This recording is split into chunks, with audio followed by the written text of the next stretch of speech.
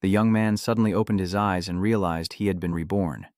Luo Chen was originally just an ordinary person from Earth, but after dying he had the chance to transmigrate to the world of cultivation. Here, Luo Chen, also known as Luo Wuji, has cultivated to become the top expert in the immortal cultivation world. Afterward, Luo Wuji made an exception and accepted a single female disciple, not only teaching her immortal techniques, but also providing her with the best cultivation resources. One day, this female disciple was captured by enemies and held hostage to lure Luo Wuji. Knowing it was a trap, Luo Wuji walked right into it, taking on all the enemies single-handedly to save her. But at the crucial moment, Luo Wuji was ambushed, falling into a deadly 10-layered formation and suffering severe injuries. Seeing that her goal had been achieved, the female disciple finally revealed her true colors. It turns out it was all her scheme. From the start, she approached Luo Wuji for the supreme martial art, the Tai Huang scripture. But because Luo Wuji refused to impart his knowledge, she was forced to act first. After some empty words, she finally revealed her true goal: to force Luo Wuji to hand over the Tai Huang Sutra, or she would show no mercy as his disciple. He was furious with her scheming, so there was no way he would easily give in to her demands. Despite his serious injuries, Luo Wuji still had enough power to attack and eliminate her. But before he could act, his own brothers ambushed him, all for the supreme martial art, the Tai Huang scripture. Seeing her master in such dire straits, the female disciple couldn't help but gloat. "Oh, master, what are you doing? Perhaps you'll beg for your life? But I'm not as merciful as you. Without the supreme emperor scripture, I'll have to carve you up piece by piece." Even dogs and cats dare to speak out of turn, while a dragon in the shallows is no match for shrimp. Even in dire straits, Luo Wuji would never let these petty people have their way. So he decided to go big, self-destructing, to take them all down with him, and by the time they realized it, it was far too late. However, with the protagonist's aura, Luo Wuji's soul was reborn into his past life's body on Earth. It took Luo Chen a while to accept this outcome. His cultivation is gone, but the Tai Huang scripture remains. It wasn't a dream. Now, he must rebuild his divine core and establish a solid foundation, then retrieve the world-shaking divine seeds scattered across Earth. Then, no one in this world will be his equal. Now, Luo Wuji is Luo Chen, and the more he thinks about it, the more excited he gets, especially looking forward to seeing that treacherous female disciple again. It's certain she'll end up in dire straits. Suddenly, Luo Chen's phone rang, breaking his train of thought. "Hello, Luo Chen. This is Zhang Xiaoman. I'm using my mother's phone. Mine died. Send me a message when you're close. My mother and I will pick you up." It was then that Luo Chen remembered Zhang Xiaoman and her debt, and couldn't help but chuckle to himself. However, this action of his was noticed by the girl sitting next to him. "What do you mean by that? Hey, don't play dumb. I saw you staring at the painting, then acting like you knew something while shaking your head. I want to ask you, what do you even know to be shaking your head like that? This is a priceless treasure. I doubt you've ever seen anything like it in your life." Seeing his granddaughter's impudence, the grandfather reprimanded her and turned to Luo Chen for his opinion. "Song heir, be respectful. Young man, did you have some insight about the painting when you shook your head earlier?" Faced with this eccentric pair, the young man simply couldn't be bothered. What was there to say about a fake painting? Upon hearing his words, they froze, stiff as boards, and quickly warned him, "Young man, you can eat whatever you want, but you can't say whatever you want. I had a master appraiser authenticate this scroll." "So what?" Unmoved, he insists it's a fake. End of discussion. Enraged, the granddaughter can't stand his nonchalant attitude. But before she could touch a hair on his head, she was stopped dead in her tracks. The experienced elder recognized the internal energy projection immediately, a skill only masters could use. Realizing they'd stumbled upon someone powerful, he stopped his granddaughter and sincerely apologized to Luo Chen, hoping for forgiveness.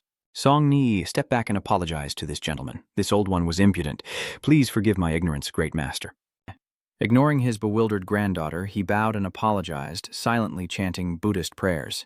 You can unleash internal energy, a rare feat among martial artists, worthy of the title Grand Master. Had he wished us harm, we would have been dead in an instant. The more he thought about it, the angrier he got at his troublemaking descendants for provoking a hornet's nest, so he smacked her head and made her apologize to Luo Chen. Seeing them so compliant, the young man decided not to pursue the matter further. Though forced to obey her grandfather, the fiery young woman seethed with resentment, while the old man eagerly sought to befriend Luo Chen, inquiring about his name and showing him his treasured scroll. Mr. Lack, please forgive my impudence, but what led you to believe this was a fake? Seeing his eagerness to learn, Luo Chen couldn't refuse and agreed to offer some guidance, and with a few waves of his hand, the painting was reduced to ashes. The two men were stunned, but Luo Chen didn't explain immediately. Instead, he grabbed a piece of paper and asked them to identify the differences in the ink marks in 3 places. In my eyes, there's no difference at all. Please enlighten me, sir. These strokes are identical. No painting could achieve this. This is clearly a sophisticated inkjet printing technique. At this point, the grandfather and grandson were completely sure that they had been swindled into selling a fake painting to the assistant. The old man was also surprised that Locke could so easily spot this tiny detail. Because with such sophisticated inkjet printing, even a master appraiser would struggle to detect it without comparing dissected sections side by side. Yet, Luo Chen discerned the real from the fake with a single glance, displaying unwavering confidence. Moreover, the old man sensed that the young man's imposing aura was far beyond that of an ordinary grandmaster. Unbeknownst to Luo Chen, he noticed the wooden box in the assistant's hands. He only wanted to take a look, but the old man, perceptive as he was, gifted it to him. A gesture so decisive that even Luo Chen was caught off guard. Although he doesn't know the box hides a seed that can awaken a godhead, he must know that anything that catches my eye is no ordinary object. It seems this old gentleman is very generous, investing a lot of capital. However, Luo Chen stated plainly that while the wooden box did contain something he needed, he didn't want to owe anyone a favor, so he would do one thing for the old man in return. Just waiting for this, the sly old man quickly pushed his granddaughter forward and asked Luo Chen to take her as a disciple. As expected, neither of them anticipated his move. But while Song-er boiled over with frustration, Luo Chen inadvertently saw the shadow of that female disciple through her. Perhaps due to the psychological trauma from the previous incident, the young man flatly refused the old man's request. But who would let him? The old fox used the excuse that Luo Chen had already agreed. A promise from a celestial venerable couldn't be taken back, could it? With no way out, he had to accept his granddaughter as a nominal disciple, but she couldn't call him master, only teacher. Then, under her grandfather's insistence, she reluctantly bowed to the young man as her teacher. Soon, the train arrived at its station, and the two parted ways until the time was right for Song-er to formally study under Luo Chen. It was then that the sleepy girl finally voiced her dissatisfaction. "Grandpa, what's gotten into you today? With your grandfather's status in Tongzhou, many masters would want you as a disciple, so why insist on having this kid as your teacher?" The old man sighed. "You're too young to understand. We're building a connection here. Song-er, there are things you don't understand, and I don't blame you, but surely you remember me mentioning Lin Huolong? Are you talking about the beastly Lin Huolong on the Heavenly Dragon board? That's right, him exactly. On the battlefield, he annihilated over 100 fully armed men with his bare fists, becoming a martial arts grandmaster in a single battle." Hearing this, Song Ni understood her grandfather's thoughts. That youngster in her eyes, Luo Chen has the potential to become another Lin Huolong. To hear you call him that kid, this, and that kid, that, it really grates on me. What do you mean, that kid? He's my master.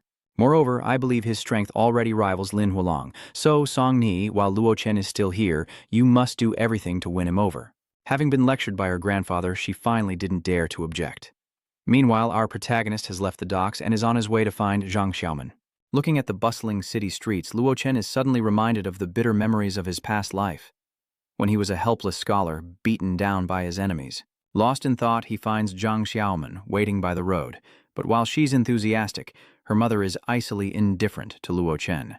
She even secretly scorned him, thinking, "This pauper as my son-in-law?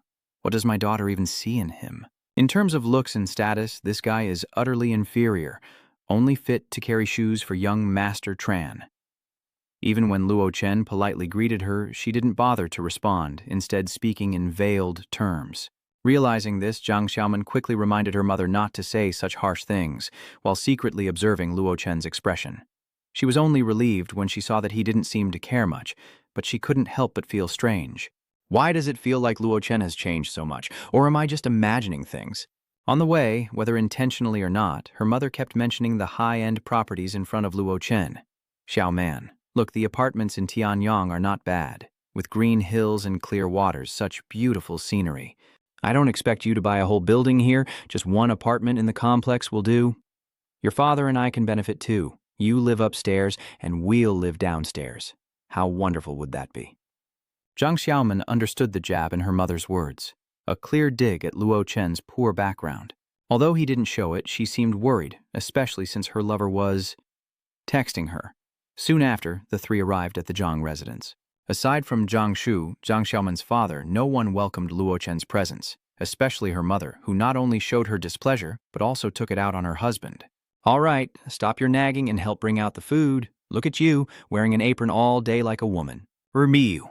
Seeing Zhang Shu's hesitation, Luo Chen joins him in the kitchen to help, but the mother continues to nag and complain to Zhang Xiaoman.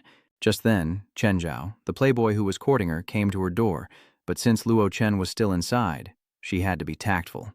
Before she could, the mother stepped in. "Oh, isn't this young Chen? Why are you here? Don't just stand outside, come in." "Auntie, this is a French perfume my friend brought back from overseas. Do you like this kind? If you don't like it, I'll have them get you a new one." While they chatted in the living room, Chen Zhao was drawn to Luo Chen's powerful aura and couldn't help but ask his mother about him. "Oh, him? He's just a college friend of Xiaoman's. His father and Uncle Wu Xi from our family were classmates. His family's from the county, and he's planning to come to Tongzhou to find work." However, the young man didn't care, so he was ignored. Still, Zhao seemed unwilling to give up the chance to show off in front of Luo Chen, constantly bragging about his connections in Tongzhou and pretending to be generous by offering to find him a job. In response to the show-off, Luo Chen simply said, "Okay." Not giving up, he turned to brag to Zhang Xiaoman, who praised him to the heavens. Meanwhile, Luo Chen, fed up with their nonsense, quickly left and skipped the meal with them. Thinking he was just sulking, Chen Zhao smugly sat down, unaware that Luo Chen had secretly tampered with him. Meanwhile, Zhang Xiaoman anxiously chased after him to explain, "Luo Chen, don't misunderstand. Chen Zhao and I are just friends." It was obviously a lie, but he didn't care about such trivial matters and simply brushed it off. Seeing Luo Chen suddenly become so cold, Zhang Xiaoman began her crocodile tears act. "I know you're sincere, but sincerity alone isn't enough in this world. You know, Chen Zhao's father is a local bigwig in Tongzhou, and he's also a major shareholder in Shangcheng Corporation. I don't expect you to be as successful as Chen Zhao, but you should at least be able to afford a house in Tongzhou. We need a stable home, right? Isn't your father's factory worth more than 3 million? My mother says if you mortgage it, this problem will be solved immediately." So Zhang Xiaoman's elaborate scheme was aimed at the Luo family's assets. After watching her act, Luo Chen could only sneer because in his past life, he was deceived by this very woman and suffered a terrible fate. At this time, Luo Chen still naively believed Zhang Xiaoman's sweet words about a home and children, so he mortgaged his father's life savings to buy her a house. But as soon as she got what she wanted, she jumped into bed with Chen Zhao. Not only did those adulterers seize the Luo family's assets, but they also had Luo Chen beaten to the point of death. Thinking back on it, he's still furious. If the time were right, he would have settled the score with them already. Of course, having been given a second chance at life, Luo Chen would never step in this pile of dung again. Instead of immediately agreeing with Zhang Xiaoman, like in his past life, he tells her to be patient and wait a little longer. Meanwhile, his mother is furious at Luo Chen for leaving, clearly disliking him, but is warm and friendly towards Chen Zhao. Especially after he gifted her some high-end perfume, she couldn't stop grinning from ear to ear. Tran Triu was about to flatter her, but then disaster struck. The ship sinks at the harbor, and a fart once released knows no restraint, and with that, Zhao Bing soils himself on the spot. The stench was so foul it nearly sent the mother into labor, leaving Chen Zhao mortified and eager to flee. There was no appetite for food now. Meanwhile, Zhang Xiaomeng noticed the commotion, unaware of the pungent aroma emanating from her boyfriend, while Luo Chen watched his humiliation with amusement. "Hey, this fart of yours smells worse than rotten eggs." Seeing that he was still stubborn, the young man taught Chen Zhao a lesson, forcing him to kneel before him. Only after tasting enough humiliation did this guy run away, devoid of any sense of shame. But this is only the beginning. Because soon, Luo Chen will reclaim everything they owe him from his past life, bit by bit. After Chen Zhao left, Zhang Xiaoman still hadn't given up on persuading Luo Chen to buy the house. She followed him all the way to the door to beg, but he wasn't fooled by her beauty. He wasn't interested and turned to leave. Anyway, the old man had already booked a room for him at the 5-star Hai Thuong Minh Nuyet Hotel, and even sent his granddaughter Song Ni to pick him up. While waiting, Luo Chen decided to stroll around town to kill time, but his scholarly, unassuming appearance made him a target for the local drivers. "Hey bro, where are you headed? You look like you're from out of town. Need a ride?" Even though Luo Chen refused outright, the driver wouldn't let up, annoying him to no end. Luckily, his student arrived in her convertible supercar, allowing him to finally ditch the pest. Even so, he remained unconvinced and continued to act high and mighty in front of both Song Ni and Luo Chen. To teach the driver a lesson, Qing Nian decided to use some of his magic, conjuring a beautiful illusion of his younger sister that only he could see. Seeing Song Ni's confusion, Luo Chen didn't bother explaining, but subtly reminded her that he was about to go to the other world.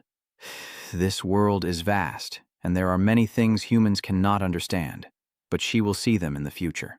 Soon after, the two arrived at the hotel to check in, and to show their sincerity, Song Ni and her grandfather had prepared the most luxurious services in Tongzhou for Luo Chen. Master, here is the key card to the presidential suite, valid for 1 month, the keys to the supercar, and a contract. After reviewing everything, Luo Chen realized they were also gifting him a company owned by the Ye family as tuition for Song Ni. Coincidentally, the company he was gifted was Tongzhou Media, where Zhang Xiaoman worked. Why not take the gifts offered? He happily accepted everything they had prepared. After settling things with Song Ni, Luo Chen went up to find his room. But before he could open the door, he heard a commotion inside. Turns out a scoundrel was trying to force himself on the beautiful Lan Boi Ni, despite her fierce resistance. But just then, Lok Tran appeared like a god and saved her life. Unaware of the situation, the scumbag, emboldened by his wealth, began to berate Luo Chen, asking where this stray dog had come from.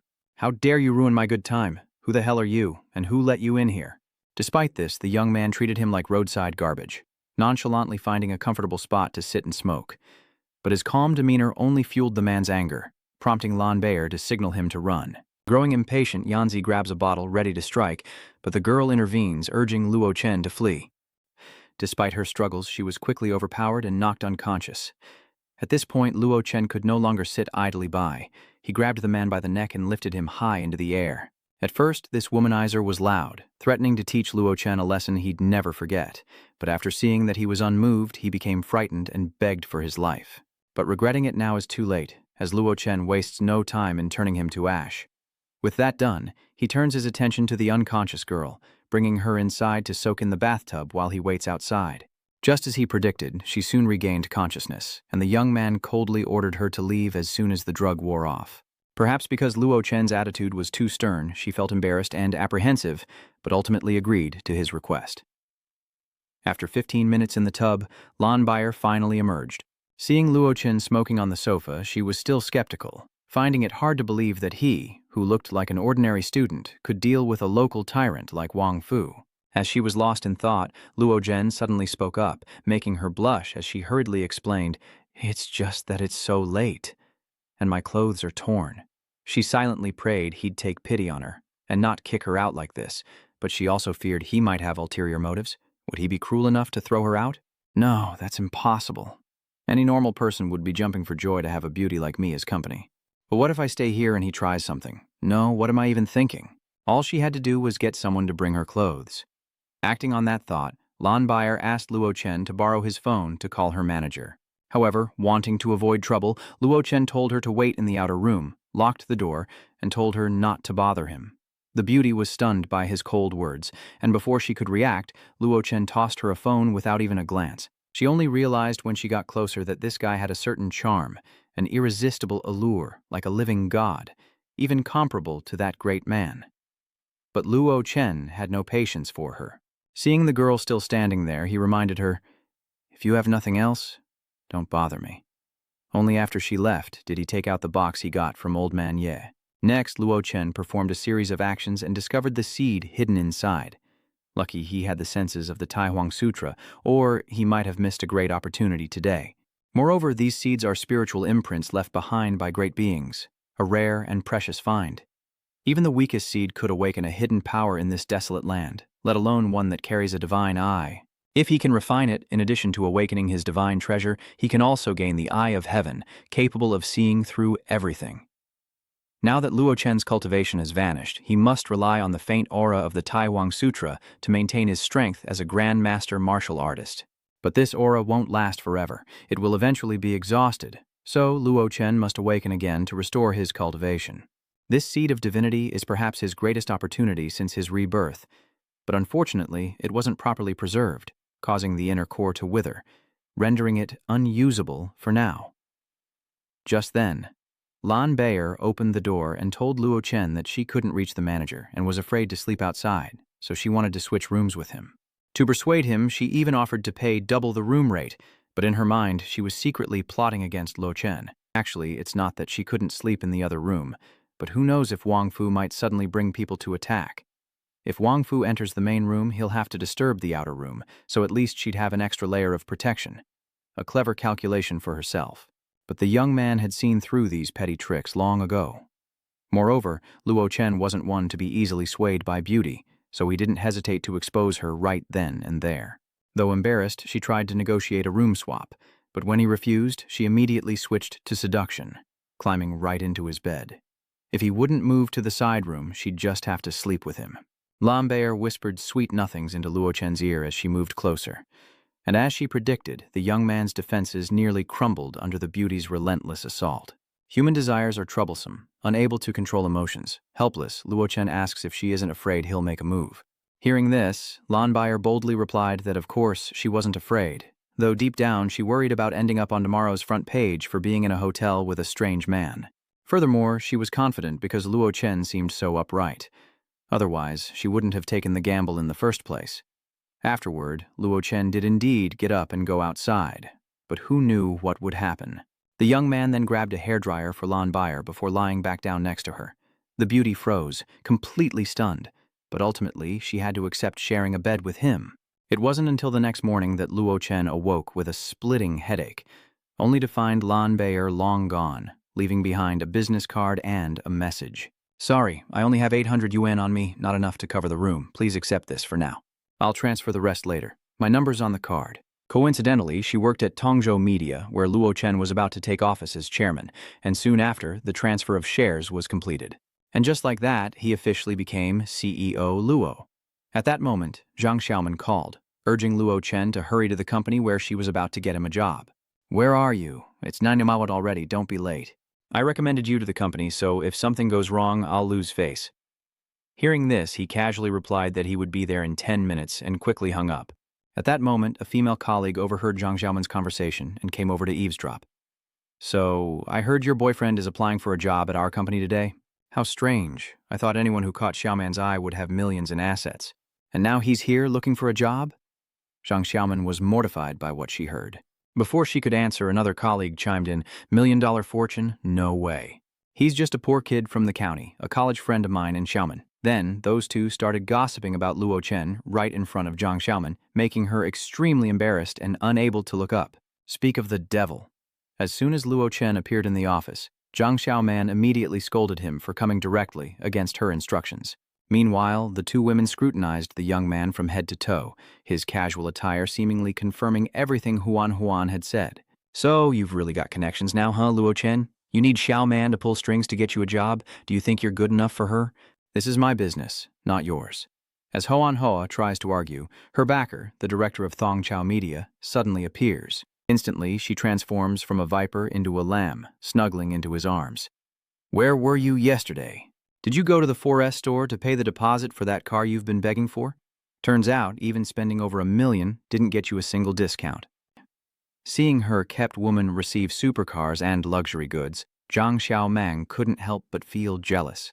Not only that, the director generously invited the entire office to dinner, making that Huan extremely proud. Soon after, he took notice of Luo Chen and learned some basic information about him through his girlfriend. "Luo Chen, is it? I'm Zhang Hai, the director of the business department. I've already spoken to HR, and you'll be working in our department from now on. If you don't understand anything, just ask me." On the surface, Zhang Hai seems friendly, a leader who cares for his subordinates, but in reality, he despises Luo Chen's humble background and resents him for winning over Zhang Xiaoman, the company beauty, so there's no way he'd let him off easy. Instead of helping him, Zhang Hai deliberately gave Luo Chen an impossible task. "I have a major client who wants to hire a spokesperson, but we've had no luck finding the right artist. I hope you can submit a signed contract that satisfies me." In reality, this major client is notoriously difficult to work with. They'd already been turned down by 3 artists, so Zhang Hai's request was designed to corner Luo Chen and force him to quit. In truth, as chairman, he didn't need to do any of this. He could have snapped his fingers and sent them all packing. However, he decided to hide his identity and accept Zhang Hai's request to see what kind of tricks he was up to at the company, which only made the venomous women look down on him even more. That guy even provokes him. Good, I like people with your fighting spirit. So, before this afternoon, find a celebrity, prepare an endorsement plan for the client. Oh, and I should remind you, if this deal falls through, the losses will be deducted from your salary. Despite the difficulty, the young man boldly declared he would summon someone immediately, a statement they dismissed as a joke, oblivious to the phone call he was making. At this point, Zhang Xiaoman finally couldn't bear the humiliation from her colleague any longer. Wasn't this just a slap in her face? But instead of defending Luo Chen, she turned her anger on him. Thankfully, the farce ended with everyone dispersing. Later, Zhang Hai went outside for a smoke and shared the story with a colleague. But as they laughed at Luo Chen, Lan Bayer, a superstar, arrived in her supercar to confront them. Meanwhile, Zhang Xiaoman continues to berate Luo Chen for taking on the task without consulting her, causing her to lose face. But he calmly retorts that she was silent when the Zhang guy was digging a hole for him. Hearing this, she immediately shut her mouth. While in the lobby, Lamborghini's fans gathered, nearly overwhelming the company's security. Seeing this, both Zhang Hai and Huan began to doubt their life choices. This is too absurd. Could that penniless wretch be behind it? The person she's looking for might not even be Luo Chen. It could just be a coincidence. Though they suspected something, they tried to reassure themselves. Who would have thought? Lan Bayer really did come at Luo Chen's request, even going so far as to visit him in his office. Immediately, the entire office was shaken. No one expected this young man to pull such a stunt, bringing in a top celebrity to sign a contract with just one phone call. Moreover, their attitudes were familiar, as if they were old friends. The reason Lamborghini obediently followed Loc Tran's instructions, disregarding her image, was because she feared the revenge of the womanizer Vuong Pu. Of course, Lamborghini had no idea that Vuong Pu had been turned to gold by Loc Tran. On the other hand, she sensed that he was no ordinary person and wanted to take this opportunity to build a relationship. She figured having him as backup would be useful if she offended anyone in the future. In fact, she regretted not getting his number this morning. Luckily, you took the initiative to contact me, and since we're in the same industry, I'm sure we'll have plenty of opportunities to connect in the future. Not only that, she openly flaunted their closeness for everyone to see. I was nearby when you called. Is this fate? Sure enough, Lamborghini's ambiguous, flirtatious words attracted the attention of many employees, especially Zhang Tio-man, who couldn't believe what she was seeing. While she was still lost in thought, Lan Bayer asked her to quickly close the door to keep the crowd out. So what if she's a big star? To order me around in front of Luo Chen, as if I have nothing better to do? How annoying. Clearly, Zhang Xiaoman felt inferior to Lan Bayer, so she cursed her in her heart. Not only was she willing to cooperate, but Lamborghini didn't want a single penny from Loc Tran, offering her services for free, as long as he agreed to one thing. At first, he thought it would be something grand, but her request was simply to have a meal together. With Luo Chen's approval, Lan Bayer left to attend to other matters, and no one dared question his abilities any further. Some even came to blows, all for the chance to back Luo Chen's plan. Though some, like Zhang Hai and Huan, were less than thrilled by his success. Damn it, with their relationship, how could Lan Bayer not have known his name from the start? She must have done it on purpose. Despite his bitterness, he couldn't do anything, nor could he find a reason to fire him right now for fear of tarnishing his reputation. Today, the whole company knows that Luo Chen signed a contract with a major client. What kind of person would I be if I fired him now? But I'll definitely get my revenge later. Humiliating the director on his first day. I can't let him get away with that. Tonight, at the department dinner, get Li Rui to call Brother Kai and teach that kid a lesson. Soon after, when it was time for the scheduled meal, Zhang Hai spent lavishly, inviting everyone to Tongzhou's largest entertainment district, Haiming Chaozhou. In contrast to the enthusiasm and gratitude of most people, Luo Chen found what he was doing boring.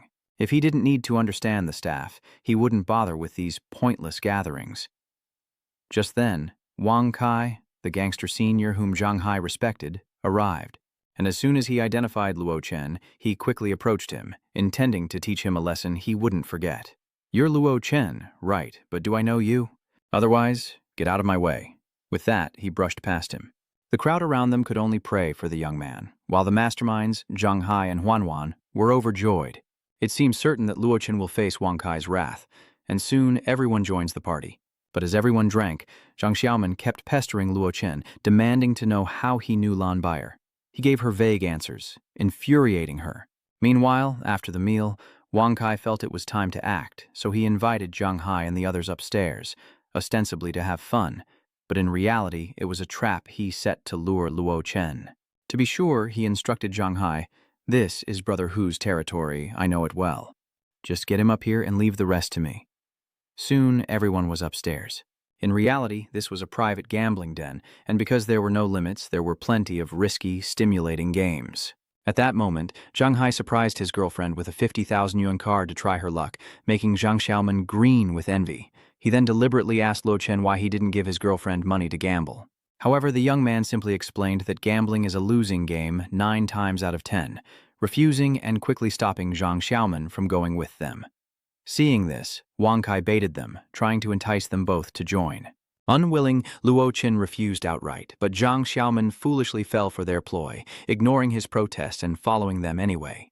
Having no choice, he went along with her. Of course, the schemers were overjoyed to see their prey caught in the trap and couldn't help but sneer at Luo Chen. Soon after, Zhang Xiaoman and the others sat down at the table.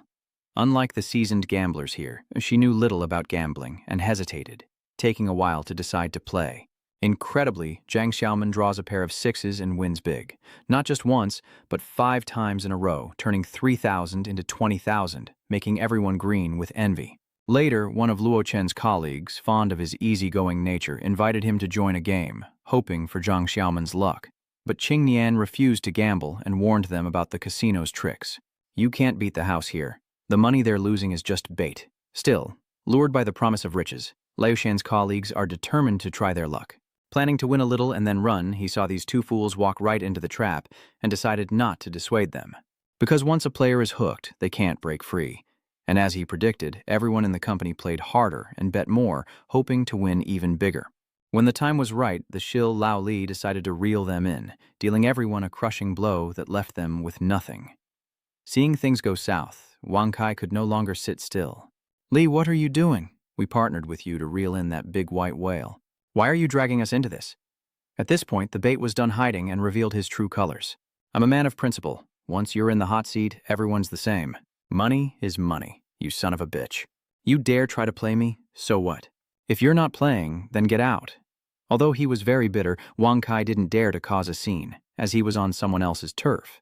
But this guy didn't stop, continuing to withdraw more money to play, just like everyone else, unwilling to give up even knowing they couldn't win. Even when Luo Chen reminded them, they refused, saying they'd already invested too much. If they couldn't recoup their losses, they'd be left with nothing. Even worse, some people recklessly took out loans and maxed out credit cards to gamble, still hopelessly dreaming of a big win. Addicted like this, there's no hope for them. Meanwhile, Zhang Hai began to doubt Wang Kai's plan, and couldn't help but ask him about it. "Kai, is there something wrong with your casino connection? Weren't we supposed to use Zhang Xiaoman to trick Luo Chen? Why did you let everyone in our company lose so much money?" Wang Kai, not knowing what to do, told him to shut up and played a series of games. The result was a total loss, and they were discreetly kicked out for running out of money, an unbearable humiliation. Finally, not just him, but everyone realized something was wrong. This bastard's cheating. He must be cheating. Winning over a dozen games in a row, who has luck like that? Because of his disruption, Wang Kai and the others were immediately warned by the casino, but he didn't stop there. In fact, the casino's actions only provoked him further. Relying on his acquaintance with Hoka, he shouted and cursed, disturbing the other players. Immediately afterward, Hoka's right-hand man Dao Ka stepped in to resolve the issue, and his mere appearance scared Wang Kai half to death. "Damn it, which bastard dares to claim they hang with Brother Hugh? Step forward and show me your face." Turns out this guy was all talk, because he clammed up the second he met a real gangster. Dao didn't even let him speak before slapping him. Forced to kneel and beg for mercy in front of everyone? Talk about pathetic. But Dao didn't stop there, turning to question the other youths who had sided with Wang Kai. "Anyone got a problem? Step up and talk to me." Immediately, the group fell into a state of cowardice, not daring to utter a word. Yet Wang Kai foolishly believed it, and accused old Li of cheating, causing him to lose everything. So foolish, he deserves a beating, and Dao Sha delivers a few more kicks. "Damn it, did I ask you?" Then he declared this the cleanest casino in Tongzhou, daring anyone to accuse him of cheating or else face Hugei's wrath. Seeing Wang Kai's miserable state, who would dare to stand up? Not even Zhang Hai dared to cause trouble. "Absolutely not. This is all just a misunderstanding, boss." Before he could finish, Dao interrupted him, demanding they continue betting without argument. Not only did he force everyone to keep betting, but he also forced them to take out high-interest loans, borrow 1, pay back 3. And as the crowd grew restless, he resorted to brute force to keep them in line. Just then, the quiet young man, Luo Chen, stood up and declared, "Lend me 100,000. Everyone around was thinking, "What the hell?" Though they tried to dissuade him, Luo Chen wouldn't listen and resolutely sat down at the table. Even when Daogi reminded him that he'd have to pay back 300,000 after borrowing 100,000, he didn't care. Just deal the cards. Not stopping there, Luo Chen upped the ante, betting everything on the first hand, shocking everyone, including Zhang Xiaoman. Some even began to pray, fearing they'd be implicated. But in the next moment, he played a pair of 2s, crushing old Li's 3 of a kind. This also provoked old Li, forcing him to continue playing with Luo Chen to recoup his losses. And after a few rounds, he lost everything, unable to win even a single game. As for Luo Chen, he naturally made a killing at the casino, raking in a total of 1.4 million, including the money everyone had lost earlier. Meanwhile, Dao was sweating bullets, wondering how he could win every hand, even when betting randomly. What's going on? I know Lao Li's skills, and he's famous for being petty, so there's no way he'd let me win. He dealt the cards himself, so there's no way that kid Lok Tran could have cheated. Just as Dao Ka was wondering whether to let Lok Tran and the others leave, the big boss Ho Ka appeared, singling out Lok Tran to stay behind. As soon as Hong Hu, the emperor of the Underworld, appeared, everyone in the company was scared stiff, afraid to even breathe, lest they attract attention. Luckily for them, Dao Ge had let them leave as soon as possible. Immediately, cowards like Zhang Hai and Wang Kai thanked him profusely and ran off. Only a few loyal individuals remained, concerned for Luo Chen's safety. But Luo Chen convinced them it was best to leave, as they couldn't solve this problem anyway. Hearing this, Zhang Xiaomang didn't even think twice before turning tail and running. 2 colleagues hesitated, then followed her out, still feeling uneasy about leaving Luo Chen in danger. The blonde even spoke up indignant, You guys have no loyalty? Luo Chen stood up for us like that. Did we even have a choice? That's Hong Hu we're talking about, not some ordinary guy." Zhang Xiaoman's words silenced the youth because they were undeniably true. Meanwhile, Luo Zhen was still inside the casino with Hong Hu's men, where Hong Hu cut to the chase, expressing his admiration for Luo Zhen's incredible card skills and his desire to speak with him. Hearing that, the young man refused without a second thought. Clearly, his cocky attitude had provoked some of Hong Hu's loyal followers. Even so, he calmly signaled his men to back down before sternly ordering Luo Zhen, "If you like being direct, then I won't beat around the bush. I'll give you 2 choices. Follow me or leave your arms behind." The youth scoffed. "Oh, I'm so scared. Come and get it." In response, Luo Chen flatly refused, even daring to challenge Hong Hu, enraging the notoriously calm man. Seemingly unable to tolerate Luo Chen's arrogance, Hong Hu immediately ordered his men to kill him. As soon as he received the order, Dao Ge rushed forward, but before he could do anything, the young man hit him with a fatal blow, ending him in an instant. Clearly, these commoners are no match for our main character. However, Luo Chen is concerned about wasting the Tai Huang Sutra. Its aura has weakened, so he needs to conserve it until he finds a usable seed. Hong Hu's men, having witnessed Luo Chen's opening move, were much wiser, no longer daring to rush in like the knife-wielding lackey. Some even speculated that he was a high-level martial artist based on that technique. But Hong Hu, unwilling to back down, reassured his men, "Don't panic, even martial artists have their limits. With our numbers, what's there to fear? Brothers, let's rush him all at once." Despite his bravado, he was terrified, partly from stirring up a hornet's nest and partly because if word got out, he'd be finished in Tongzhou. So, to resolve the situation, Hong Hu had to call for help. But before he could even reach the other end of the line, Luo Chen had already dealt with the small fries and found him. Hong Hu was in for a world of trouble. At this point, he was scared out of his wits, trembling so badly he couldn't even speak properly when the person on the other end answered. Coincidentally, the person he called for help was none other than Ye Shuangzhi, the disciple Luo Chen had recently taken in. Perhaps sensing Hong Hu's predicament, she immediately set out with her men to the casino to rescue him.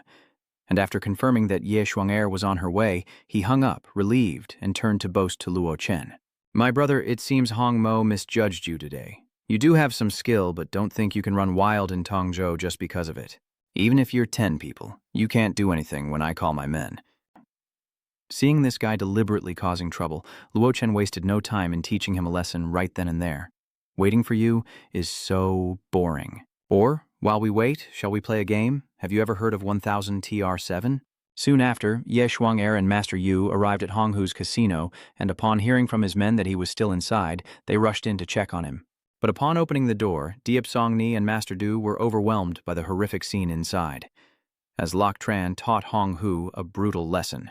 Immediately, the two rushed to check on him, but little did Ye Song-er know, Luo Chen was the one who caused all this. So, when Hong Hu brazenly accused the young man, she couldn't help but slap him across the face, then carefully apologized to him. "I'm sorry, Master. I haven't trained my dog well, and he has offended you." Under Ye Song's pressure, Hong Hu had no choice but to apologize to Luo Chen. And when he heard that Luo Chen was the man her grandfather respected, he immediately knelt down, looking utterly pathetic. However, Luo Chen didn't even bother dealing with him and just walked out. Seeing this, Ye Shuang-er wanted to step forward to explain, but before she could speak, he stopped her. Knowing that Luo Chen had spared her man, she ordered Hong Hu to kneel and thank him for his life, then quickly chased after him to give him an invitation to the Tongzhou auction. Upon receiving this, Luo Chen was quite surprised, wondering why the Ye family would take such initiative. Song-er then explained, "Do you remember the first time we met? It's the box with the painting. My grandfather saw your interest and wants to invite you to the upcoming auction, because that box was also obtained from the auction." So, after understanding everything, Luo Chen accepted the invitation without hesitation. Meanwhile, he understood that the Ye family was trying to recruit him, but they surely had their own troubles. Afterward, Luo Chen bid farewell to Shuang-er and took a taxi home. Inside the casino, Hong Hu's men were nursing their wounds from Innova and men. "Brother Hu, was that young man really the young Mrs. Master?" His subordinate's question only brought tears to his eyes. "Just drop it. We have to accept it. We were stupid enough to stir up a hornet's nest." Hong Hu then carefully instructed his men to be flexible when they meet Luo Chen in the future and ordered Dao Ge to quickly prepare a generous gift so they could personally apologize next time. Because Hong Hu was wise enough to realize that they could never be friends with someone of Luo Chen's caliber, but neither could they afford to make him an enemy. Meanwhile, the Tongzhou auction day arrived, and Luo Chen appeared at the venue as invited. Aside from Luo Chen's fresh face, the auction is filled with influential figures from the upper class. Without old Master Ye's invitation, he likely wouldn't have been able to set foot inside. Coincidentally, Luo Qin's enemy, Chen Zhao, was also at the auction, and a friend, noticing Luo Chen was new, asked him about him. "Brother Zhao, I just saw a young, unfamiliar face. I hear you know everyone. Could you check his background for me?" At first, Chen Zhao didn't care, assuming he was just a junior from some family. But when he saw it was Luo Chen, he started paying attention and introduced him to his brother. "I know this guy. He's just a hick from the county." Hearing this, the other man was clearly unconvinced, as today's auction was exclusive, and those without backing couldn't possibly attend. Though the words made sense, Chen Zhao stubbornly insisted, for pride's sake, that Luo Chen was a poor country bumpkin. "Trust me, young Master Liu. I saw him 2 days ago, and I can assure you, he's just a penniless nobody. If that's the case, there's no need to bother getting to know him. But judging by your tone, you seem quite frustrated." Faced with Liu Xiao's suspicion, he had no choice but to honestly reveal that Luo Chen was the one who dared to compete with him for a woman. Upon learning that a nobody dared to steal from his brother, the young Master Liu, in a fit of heroism, decided to step in and vent his anger for Chen Zhao. "Hey, I don't recognize you. Who are you, and how did you get in here?" But the young man couldn't care less. Unfazed by the provocation, Luo Chen dismissed him like a barking dog, and the young master was predictably furious at being ignored. Just then, the slippery Tran Triu appeared to add fuel to the fire, saying, "Lak Tran, my brother is asking you a question. Are you deaf or mute?" Yet, Luo Chen calmly retorted, "The wind rises, stirring the still lake." The two seemed unable to grasp the deeper meaning, requiring the lady beside them to explain. "The wind rises, scattering the lake's reflection. What business is it of yours?" And then, he deliberately added insult to their ignorance, saying that if they were already ugly, they should at least read a book, or else they'd need a translator just to understand the insults. "Damn it, don't try to talk to me in ancient tongues. You think I won't destroy your whole family right here and now?" The commotion drew the attention of Director Li, the area's supervisor, who rushed over to investigate, and young Master Liu immediately seized the opportunity to accuse Luo Chen of sneaking in. Hearing this, Director Li demanded that Luo Chen present his invitation, but then Luo Chen questioned why he was being singled out. With so many people around, he turned hostile, saying, "I know all of these people, so it's not necessary, but I've never seen you before. If you can't produce an invitation, we'll have to ask you to leave." But little did he know, Luo Chen actually had one. Still, those two wouldn't let it go, insisting that he must have stolen the invitation, and Director Li chimed right in. They even threatened to kick him out of the auction. Fortunately, Elder Ye and his people arrived just in time to rescue Luo Chen and teach Director Li a lesson. Who dares to kick out a distinguished guest of mine? Where do you get the nerve? Only now does Director Shu realize he's made a grave mistake, stirring up a hornet's nest. Even as he stood there dumbfounded, the two Diaps rushed over to check on Lok Tran. Witnessing such a prominent figure treat Lok Tran with such respect, Hua was immediately traumatized. Before he could recover, the Diap family seized him, ready to hand him over to Lok Tran. At this point, Director Li abandoned all shame and begged Luo Chen for his life. Although he didn't care about such trivial matters, Elder Ye decisively had his men teach him a lesson as an example to others. With that settled, he respectfully invited Luo Chen into the auction hall, while Chen Zhou and young Master Liu remained oblivious, drinking and reveling, unaware of the events unfolding in the main hall. Seeing their drunken state, the head of the Tran family, Tran Trio's father, immediately warned them, "You two young masters, behave yourselves. I heard that Master Deep has invited a distinguished guest today, so keep your eyes open and don't offend anyone." Even so, they didn't heed his warning. "Father, I'm not stupid. We know Elder Ye, so we wouldn't dare mess with anyone by his side. Furthermore, even Elder Ye would show his father some respect."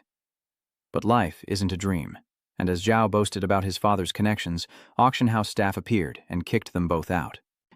Even young Master Liu suffered the same fate, and before the three could understand what was happening, they were thrown out. Even the security team leader, an acquaintance of the Tran family head, refused to speak to them. This bizarre behavior from the auction house leads him to believe his troublemaking son is involved, and he punches Zhao's picture in frustration. "That little punk, who did you offend? I've been in the game for years, and this is the first time I've been humiliated like this." At this point, Chen Zhao calmly reconsiders. But besides Luo Chen, he can't think of anyone else. Could Luo Chen really have that much influence? No way. Even if he tried, there's just no way. Clearly, this guy still refuses to accept the truth. Meanwhile, the auction had already begun, and from Luo Chen's observation, most of the items were works of art and antique toys. Growing impatient with the unremarkable items, Luo Chen was told by Master Ye to wait, for the mysterious person was about to arrive. Just as Luo Chen suspected, Ye Lao didn't invite him here for no reason. He's been following me for over a decade, and I've never doubted him. Not even for a moment. If you hadn't spotted the problem on the train last time, I'd probably still be fooled. It turns out that Elder Dai was planning to use this auction to ask Luo Chen for help, and as soon as he thought of Cao Cao, Cao Cao arrived. After exchanging glances, they quickly got into character, acting as if nothing had happened. He's quite skilled at appraising, so I invited him along today, though inwardly he resents Ye Lao's decision and scorns Luo Chen's status and abilities. His old age making Grandpa Ye senile, letting some punk be an appraiser. For this kid to be in the same industry as me is already giving him too much credit. He doesn't show any respect. He clearly looks down on others. I'll have to teach him a lesson later. Soon after, the next item up for auction was a bronze sword from the Eastern Zhou dynasty. As soon as the MC finished the introduction, Tang Zhonghe immediately turned to tell Master Ye that this was a rare find, hard to come by on the market and at a reasonable price, so they could buy it. However, Luo Chen quickly stopped him and advised Master Ye not to buy it because it was a fake. Hearing that, he just curled his lip in disdain. "Ha, brother. I didn't mention my decades of experience. I was afraid you wouldn't know. These auction items go through countless inspections to get here. Yet, Luo Chen insists it's fake, infuriating him to the point of dropping his facade. Meanwhile, Ye Shuanger found the situation strangely familiar, as if she'd seen it before. But before she could place it, he continued to rant, "If you're so capable, then all my years of appraisal experience have gone to the dogs." Faced with his harsh criticism, Luo Chen calmly replied, "Arguing is pointless. Let's just bid on it first, then send it to a few professional appraisers for simultaneous authentication." Hearing this, Tang Zhonghe felt a pang of guilt, but still tried to cover it up. At that moment, Elder Ye finally spoke, asking his granddaughter to bid on the item, and quickly turned to explain to Luo Chen, afraid of a misunderstanding. However, Elder Ye's actions inadvertently made Tang Zhonghe believe he was on his side, filling him with smug satisfaction. A mere kid dares to compete with me. I've been by Elder Ye's side longer than you've been alive. After that, Ye Shuanger successfully bid for the bronze ancient sword for 5 million. After all, this amount was nothing compared to the Ye family's vast fortune. Seeing his wish fulfilled, Tang Zhongxia was naturally overjoyed and eagerly showed it off to Elder Ye. I've been studying the Zhao dynasty recently, and one look at this sword tells me it's a precious artifact of the nobility. Fortunately, Elder Ye had a keen eye. Otherwise, he would have missed out today, thinking it would be difficult to acquire at this price. With that, Tang Zhonga deliberately glanced at Luo Chen to provoke him, but seeing that he didn't seem to care, he couldn't help but get angry, even shouting at him in front of Elder Ye, his fierce appearance completely different from his previous amiable facade. Just then, Elder Ye received news from Elder Du and immediately turned on Tang Zhonga, presenting a report on the antique's authenticity. It turns out that while pretending to agree with Duong Trung Ha, Diep secretly had the Than Dong Ko Kiem checked and was just waiting for the results to prove it was a fake to expose him. Despite the overwhelming evidence, Duong Trung Ha stubbornly denies it. How could this be, Elder Yi? Every item here passes through layers of verification. There's never been a fake. Listening to his nonsense, Ye Shuanger was itching to retort. It's because you conned my grandfather into buying all the fakes. He knew his grandfather trusted him and wouldn't have the items reevaluated, so he took advantage. Exposed like this, Tang Zhonghe was naturally ashamed and refused to admit it. It was only when Ye Shuanger presented all the evidence she'd gathered that he ran out of excuses. Elder Ye, let me explain. My family has had some recent troubles, and I needed the money urgently, so Ye Lao was unimpressed, especially since he'd given Tang Zhongxia over 10 shops, enough for a normal person to live on for generations, so his excuse was utterly pathetic. Then, Ye Shuanger directly questioned Tang Zhongxia about why he was secretly preparing such a large sum of money and what his true scheme was. Though exposed, Tang Zhonghe refused to reveal his scheme, and the impatient Master Ye ordered him taken away for questioning. Furthermore, he suspects who's pulling Tang Zhonghe's strings and wants Luo Chen's help. Soon, the auction nears its end. Today's final auction item is quite special. Please take a look at the screen. The auction item is the rights to 120 million square meters of land in Panlong Bay, with a starting price of 1 million. Yishuanger, noticing Luo Chen's interest, quickly gave him some information. Are you interested in this? A few years ago, land in Dragon Bay was worth hundreds of billions, but now it's a hot potato. The 3 developers before them all mysteriously died within a week of taking over, and construction teams suffered the same fate, losing dozens of lives in just a few short years. When the deceased were discovered, their features were completely withered, unlike anything normal. Yet their bodies bore no wounds, and no disease could be detected. In short, Dragon Bay is like cursed land where anyone involved is mysteriously doomed. What's more, according to Song Ni, a murder recently occurred there. The victim was a taxi driver. For these reasons, no one dared bid on the 120 million square meter Panlong Bay plot when the MC announced the auction, fearing they'd attract bad luck. But just before the hammer fell, Luo Chen suddenly bid 1 million to buy it outright. After the young man spoke, the entire hall fell into an eerie silence, until a few people dared to whisper.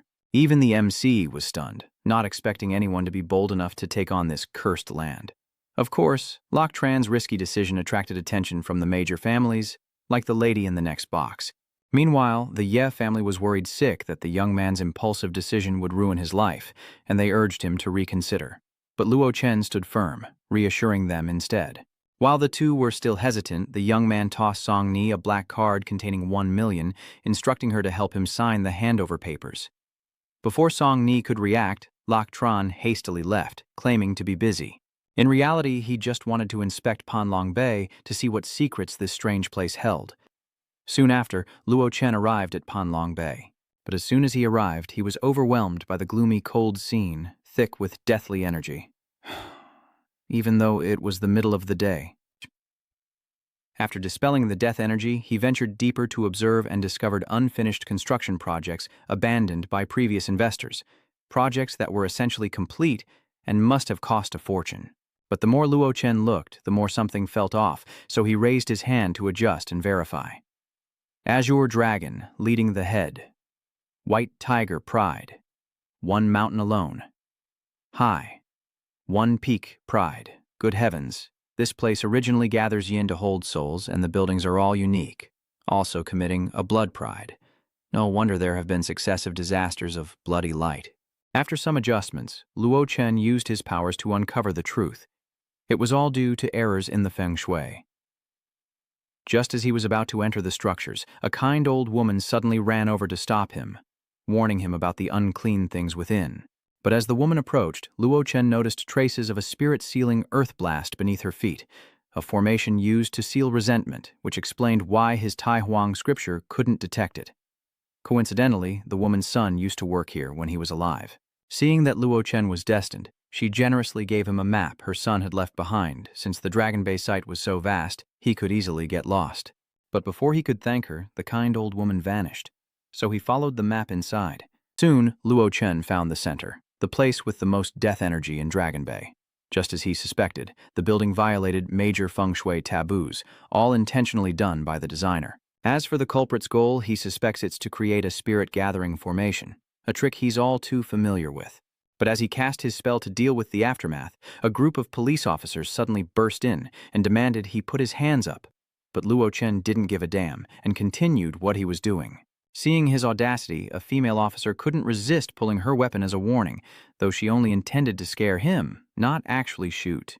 However, his colleague Wu Zhi, thinking it was real, pulled the trigger, almost shooting Luo Chen and ruining his plans. Honestly, the remaining aura of the Great Emperor Scripture was enough to subdue these people. But if he used it now, he feared he wouldn't have enough strength to deal with what was coming. On the other hand, a conflict with the police at this stage wouldn't be wise, so he decides to play it by ear. Meanwhile, the female officer begins to notice Luo Chen's demeanor. He's about my age, and he's not even fazed by the gun. He's got nerves of steel. Under the stern gaze of the police, Luo Chen calmly explained that he was only there to film as a video. A claim that Officer Shu didn't believe for a second. Filming a video? You think I was born yesterday? I think you look a lot like the serial killer who's been active in Longvin lately. In my years of experience, these types of criminals often return to the scene of the crime to check their work. With Overt King about to lose it, the policewoman interjected, "Don't jump to conclusions. We rely on evidence." Then she introduced herself to Luo Chen. "I'm Xia Mingming, Police Officer 047 from Longvin Precinct. We need you to come back to the station with us for questioning. The situation is unusual, so we appreciate your understanding. If what you say is true, we'll release you as soon as our investigation is complete. Of course, it won't take up too much of your time." Ultimately, to avoid trouble, Luo Chen decided to go with them to the police station. Even though he had no idea what was going on, something strange was about to happen. How could they have been walking for an hour and still be stuck in Panlong Bay, circling the construction site? As the three officers grew confused, Luo Chen, who saw through it all, finally spoke. "You'll never get out of here going that way. Dragon Bay is shrouded in 9 types of feng shui killing formations, covering 9 of the 12 two-hour periods of the day. Except for the Shen Yu and Wu periods, the gate of life is sealed shut at all other times." But upon hearing his explanation, Xia Mingming found it ridiculous, even considering him superstitious and wanting to lecture him on proper thinking. Even his colleagues chime in to mock the young man. Some people are just beyond help. She checked his ID and saw he was from a rural county, probably hadn't even finished high school. Thankfully, Xia Mingming still had some conscience, criticizing Luo Chen's ideas but not his background and sternly reminding her colleague. Ignoring Luo Chen's warnings, the group wandered around Panlong Bay until late at night, unable to find their way out. Except for Luo Chen, who remained calm, the other 3 seemed to be going crazy. Even so, Xia Mingming refused to change her mind, pushing Luo Chen to his limit. Finally, he demanded she unlock his handcuffs so he could lead them out. As Xia Mingming hesitated, a taxi suddenly appeared. The driver even rolled down the window and invited them in, a tempting offer in the dead of night. This immediately put all 4 of them on guard. "Hey, how did your car even get in here? What are you doing here at night?" "I just dropped off a passenger in the next city and figured I'd take in the sights rather than drive back empty." The driver's explanation seemed reasonable enough, and the 2 officers began to believe him, even wanting to get in the car to return to the police station. But Xia Ming was hesitant, unsure if she should go with the driver. Just then, Luo Chen approached and whispered to her that the driver wasn't alive, warning her to stay away if she valued her life. Perhaps the youth's words were too alarming, because Gu didn't dare approach the car, despite her colleagues' urging. Then, while instructing the driver to wait, the officer inadvertently noticed his name on the vehicle's permit. Shanglu, that name sounds familiar. And just like that, the officer remembered that it was the name of a recent murder victim at Panlong Bay. Coincidentally, they were both taxi drivers, and he was immediately overcome with dread. But before he could escape, the driver revealed his true form. Meanwhile, Xia Mingming, though terrified, still refused to trust Luo Chen, criticizing him for being superstitious and threatening to imprison him according to the law. She only stopped when she heard her colleagues scream and immediately drew her gun to investigate. Seeing how hopeless she was, the young man didn't bother saying anything. Meanwhile, the driver's vengeful spirit began attacking the police officer. Xia Mingming tried to stop it, but it was no use, and even her remaining colleague wasn't who he seemed. Luckily, Luo Chen had managed to remove his handcuffs, but before he could escape this god-forsaken place, the woman from earlier suddenly appeared. Turns out she's the Earth Spirit, a minor deity watching over this land, and she wants Luo Chen to save the police officers. But the young man refused outright, turning his back on the bewildered Earth Spirit. Refusing to give up, the Earth Spirit ran ahead to persuade Luo Chen once more, but her persistence only irritated him further. It's not noon, so if you don't want to be corrupted by the murderous aura and become a demon, leave now. You understand the map? Surely there's a way to save them, right? I beg you, please, no more victims. But no matter how much she pleaded, Luo Chen remained unmoved.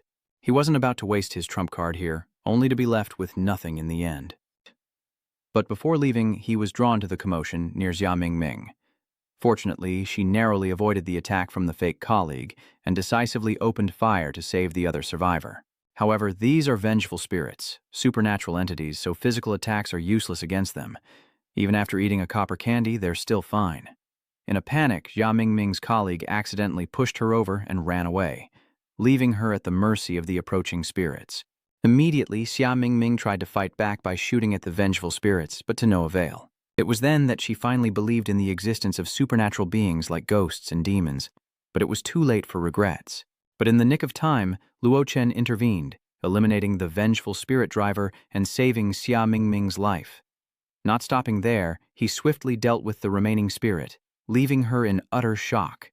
Next, Luo Chen signaled for Xia Mingming to follow him, but since her leg was injured, he had to carry her out of there. While escaping, Xia Mingming couldn't help but pepper Luo Chen with questions, but he barely paid attention, preoccupied with the Earth Spirit's earlier words. It turns out that while Xia Mingming and the others were dealing with the vengeful spirits, she took the opportunity to reveal the secret of Panlong Bay to Luo Chen.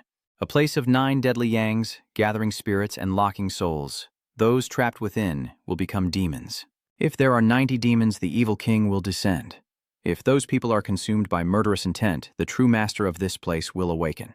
Even with all your training, you won't escape unscathed. It's clear they're trying to force Luo Chen to save them.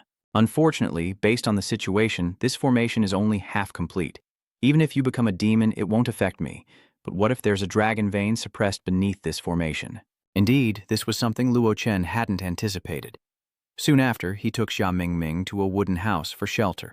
Still not understanding what was happening, she lost her patience and questioned him, "What exactly did you bring me here for? Be quiet and don't go anywhere tonight." Just then, a pillar of crimson light shot into the sky, and Luo Chen knew he had to act. Before leaving, he warned Xia Mingming not to leave the room until sunrise. Annoyed, she demanded an explanation, only to be met with sarcasm. "There's nothing to explain. It's just superstition." Seeing Luo Chen so serious, Xia Mingming was annoyed but didn't dare push it. After all, what happened today was beyond her wildest imagination. Even after experiencing it firsthand, she still couldn't believe that supernatural phenomena truly existed. Perhaps this is why Xia Mingming is even more determined about the Longwan Bay case. Tomorrow, she'll ask the police to escalate the investigation and get to the bottom of it. Just then, as Luo Chen opened the door, Xia Mingming became anxious and asked where he was going.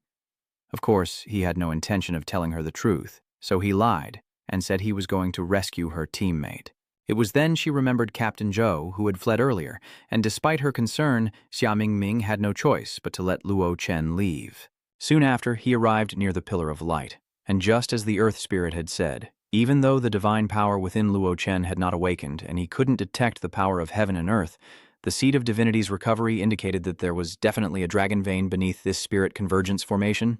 In reality, each wave of the 9 killings gathering requires 10 transformed demons to activate the formation's eye. But now, with the help of the dragon vein, Luo Chen fears that only half that number will suffice. According to Xia Mingming, there have been 43 victims in the Dragon Bay case, plus the unlucky cop, making 44, just one short of the 9 killings-linked hearts. In other words, if one more person is corrupted by the murderous aura, the formation will awaken and be completely out of control. Fortunately, Xia Mingming has the wooden house to hide in, and the aura of the Supreme Emperor scripture left by Luo Chen has not easily dissipated. The demon can't get close enough to harm her in the house. But the biggest variable now is that missing cop. Meanwhile, with Ha Dan Dan not home late into the night, her parents called her directly and even went to the police station looking for her. She tried to explain, but before she could, the line went dead, leaving her unable to contact her family. Being too reckless, she even tried to open the door to investigate, but thankfully, the Earth Spirit appeared just in time to stop her. But unbeknownst to the Earth Spirit, Xia Mingming could see her true form. Something that wasn't possible before. She began to suspect that Luo Chen had interfered somehow. Meanwhile, Xia Mingming's unlucky colleague Shu is running for his life, pursued by vengeful spirits. Cornered, he decides to go big, risking it all against them. Unexpectedly, Shu's thunderous punch worked, obliterating the vengeful spirit in an instant. But life isn't a fairy tale.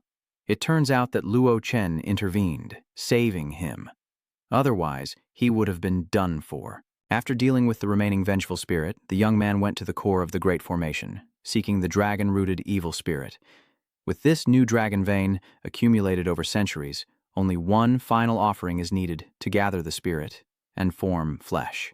Reborn against the odds, but too bad you're in the wrong place.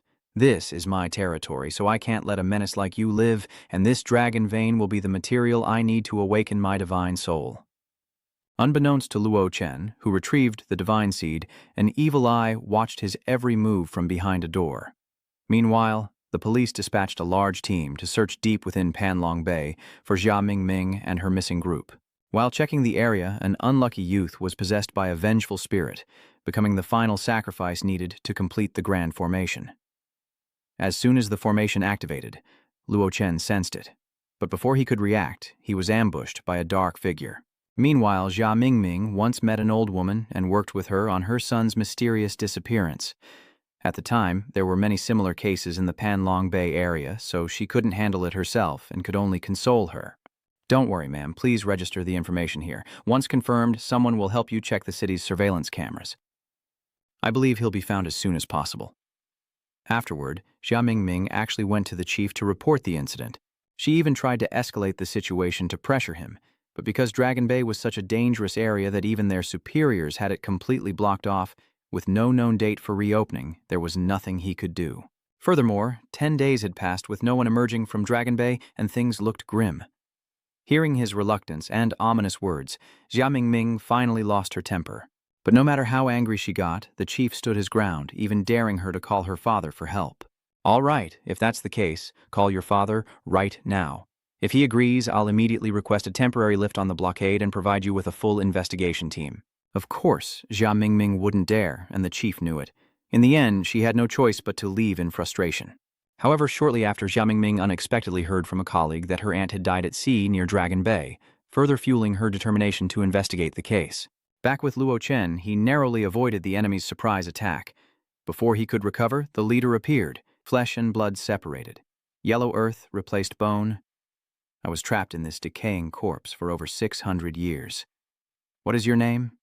You who dare steal my power of 6 years? Your crimes deserve 1,000 deaths. No sooner said than done, he lunged at Luo Chen, only to have his attack easily blocked. Finding the young man a tough opponent, the leader of the formation had to put more power into his attack to finally knock Luo Chen away. Unfortunately for him, that wasn't enough to defeat Luo Chen, who dusted himself off as if nothing had happened. A slight disappointment. He'd planned to wait until his spirit was fully restored before awakening his power, but never mind. A good target is rare. Time to test his abilities.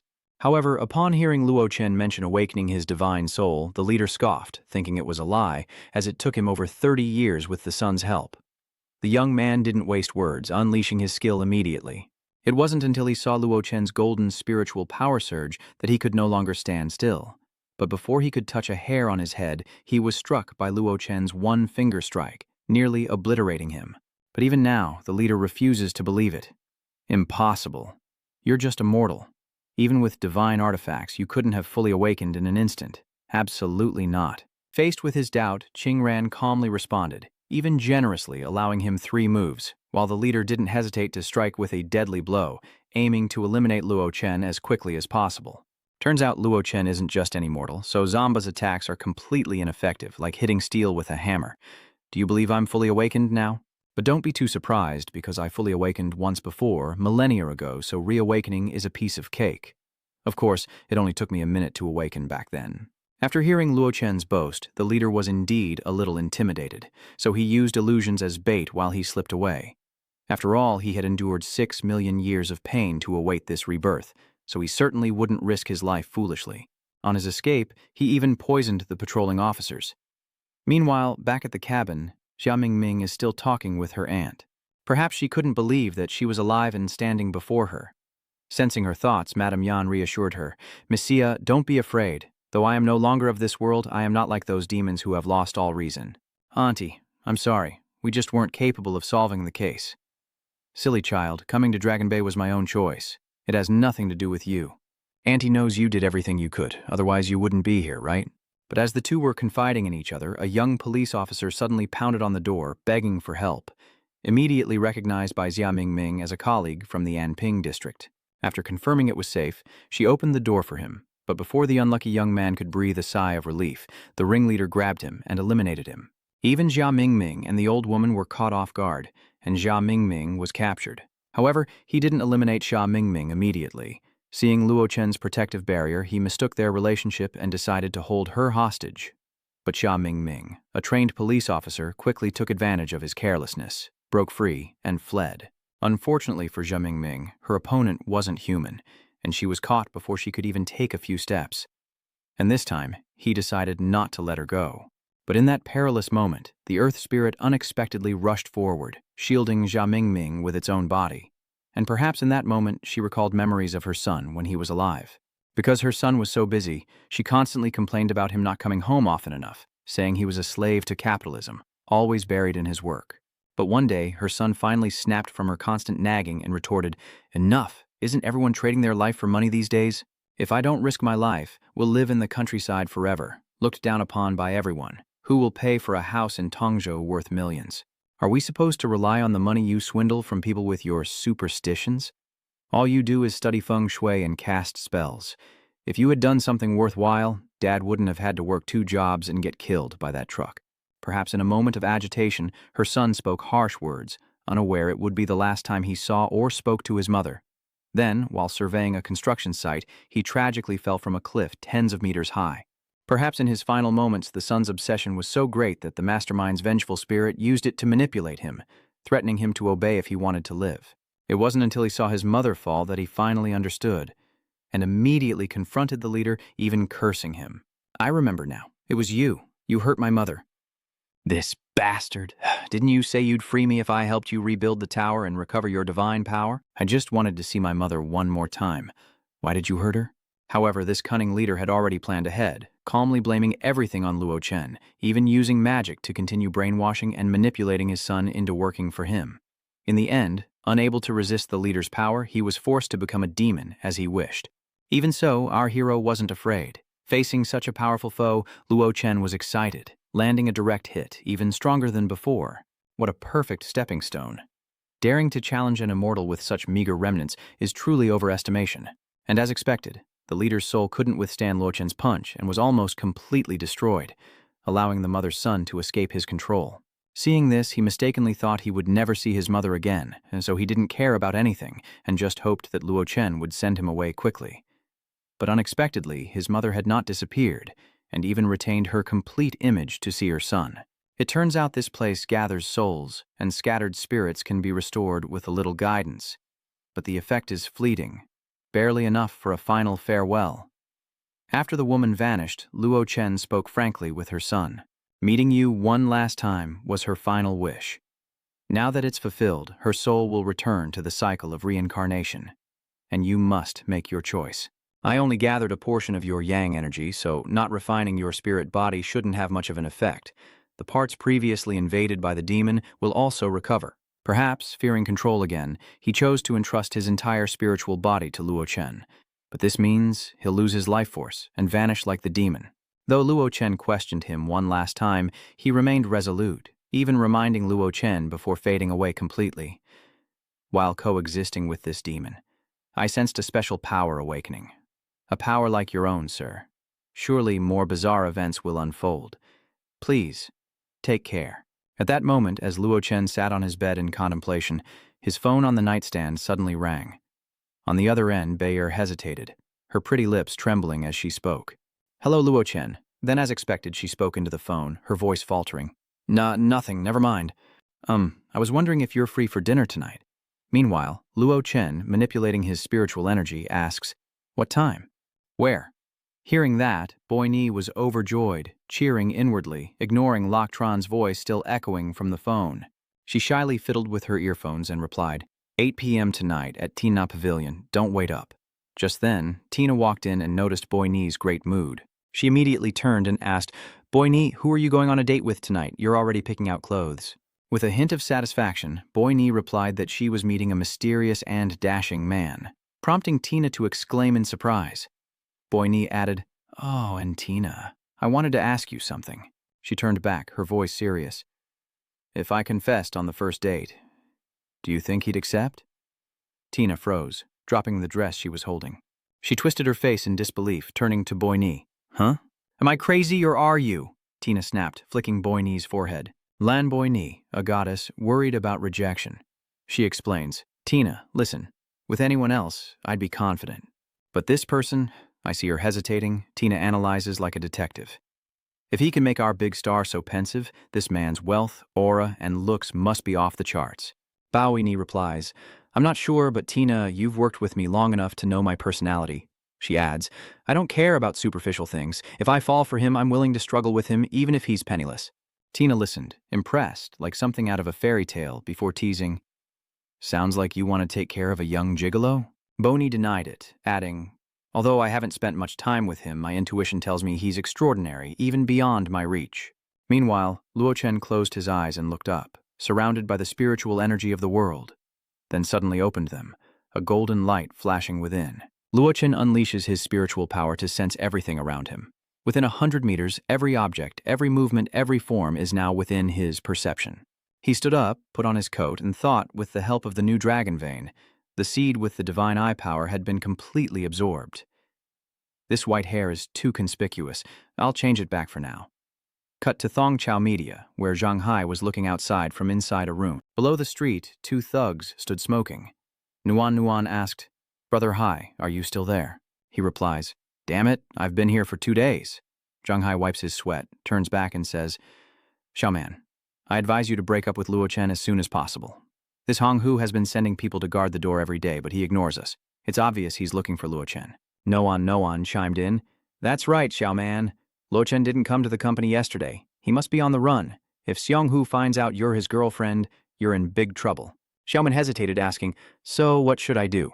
Nuan continued, "Isn't it your birthday today? Find a way to call Luo Chen over and break things off. If he refuses, Hai will use it as an opportunity to expel him, cutting all ties between Luo Chen, you, and the company. Even if Xiong Hu wanted to find us, he couldn't." Hearing this, Xiaomeng had no choice but to nod in agreement. Meanwhile, as Luo Chen waited at a red light, his phone rang and Xiaoman took the initiative to invite him to dinner. "Hey, Luo Chen, let's have dinner tonight. Are you free?" He coldly replied, "I can't tonight. I already have an appointment." Outside, people admired his convertible. Meanwhile, Xiaoman continued, "It's not just dinner. I have something to tell you." At 12:29, a message appears on his phone. "You absolutely must come to the Heavenly Elegance Pavilion at 8 tonight."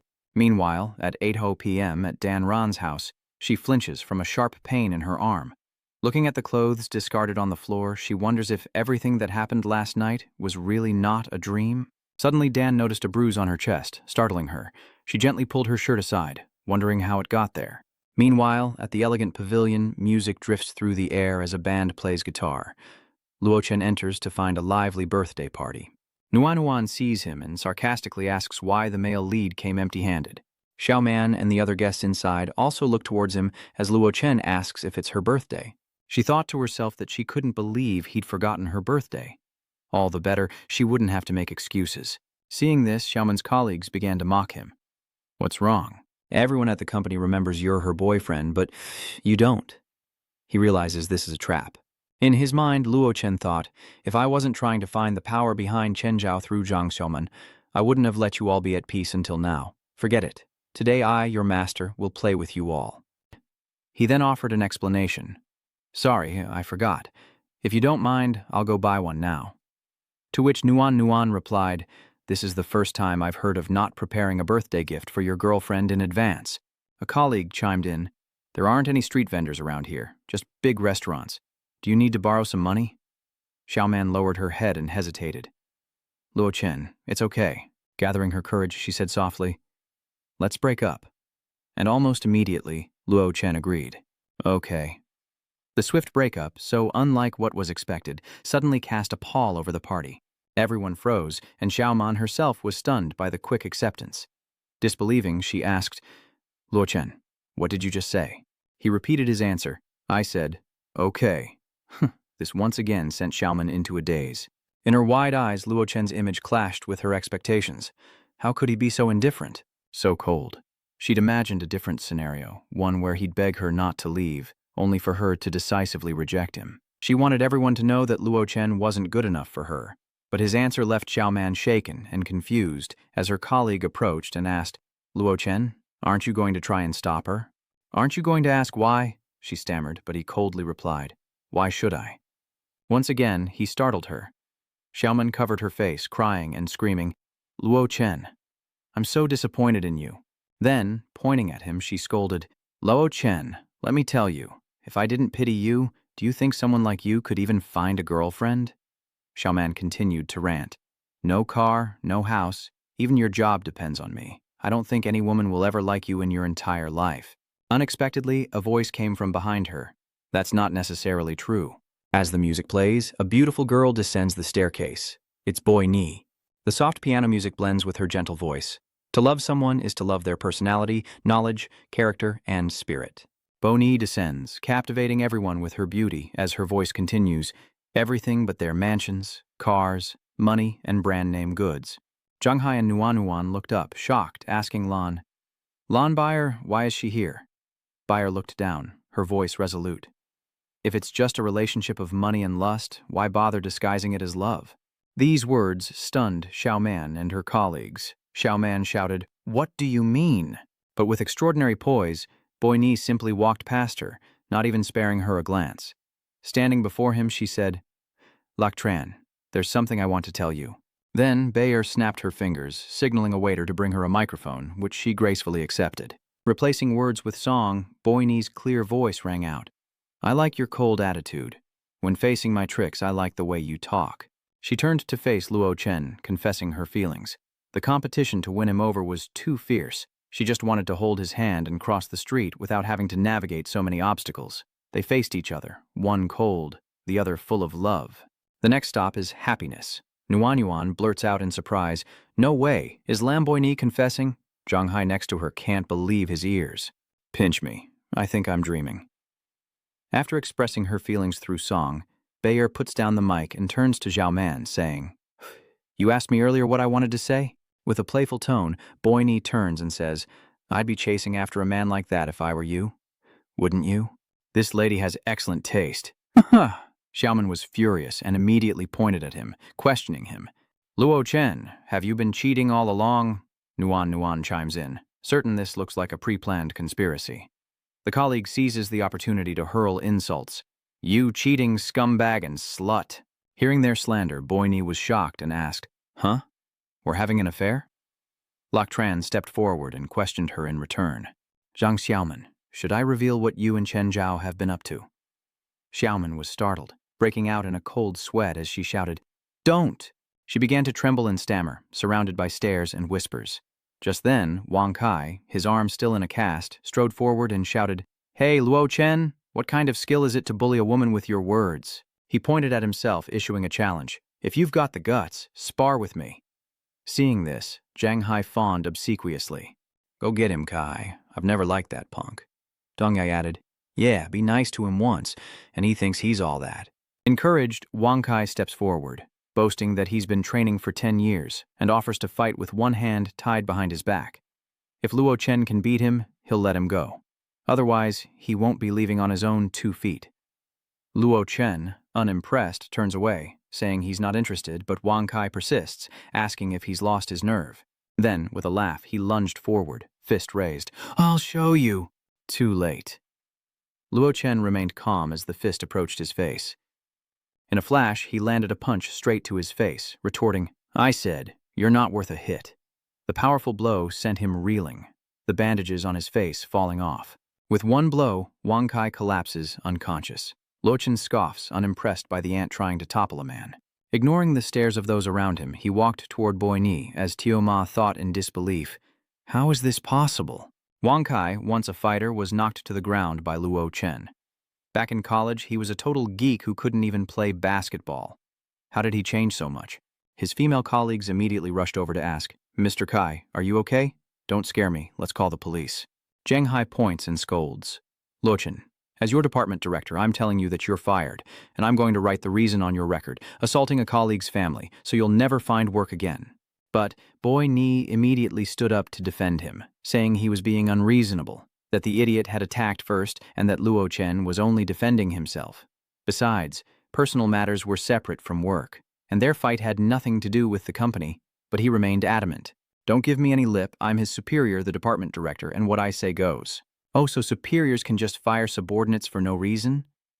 He points and replies, "You got it right. Now go back to the company, pack your things and get lost. Don't let me see you here tomorrow." He coldly handed the phone to Boi Ni, saying, "All right, make a call for me. Send the address and tell him that Lok Tran is waiting here." She immediately agreed. Zhang Hai stood there, still arrogant.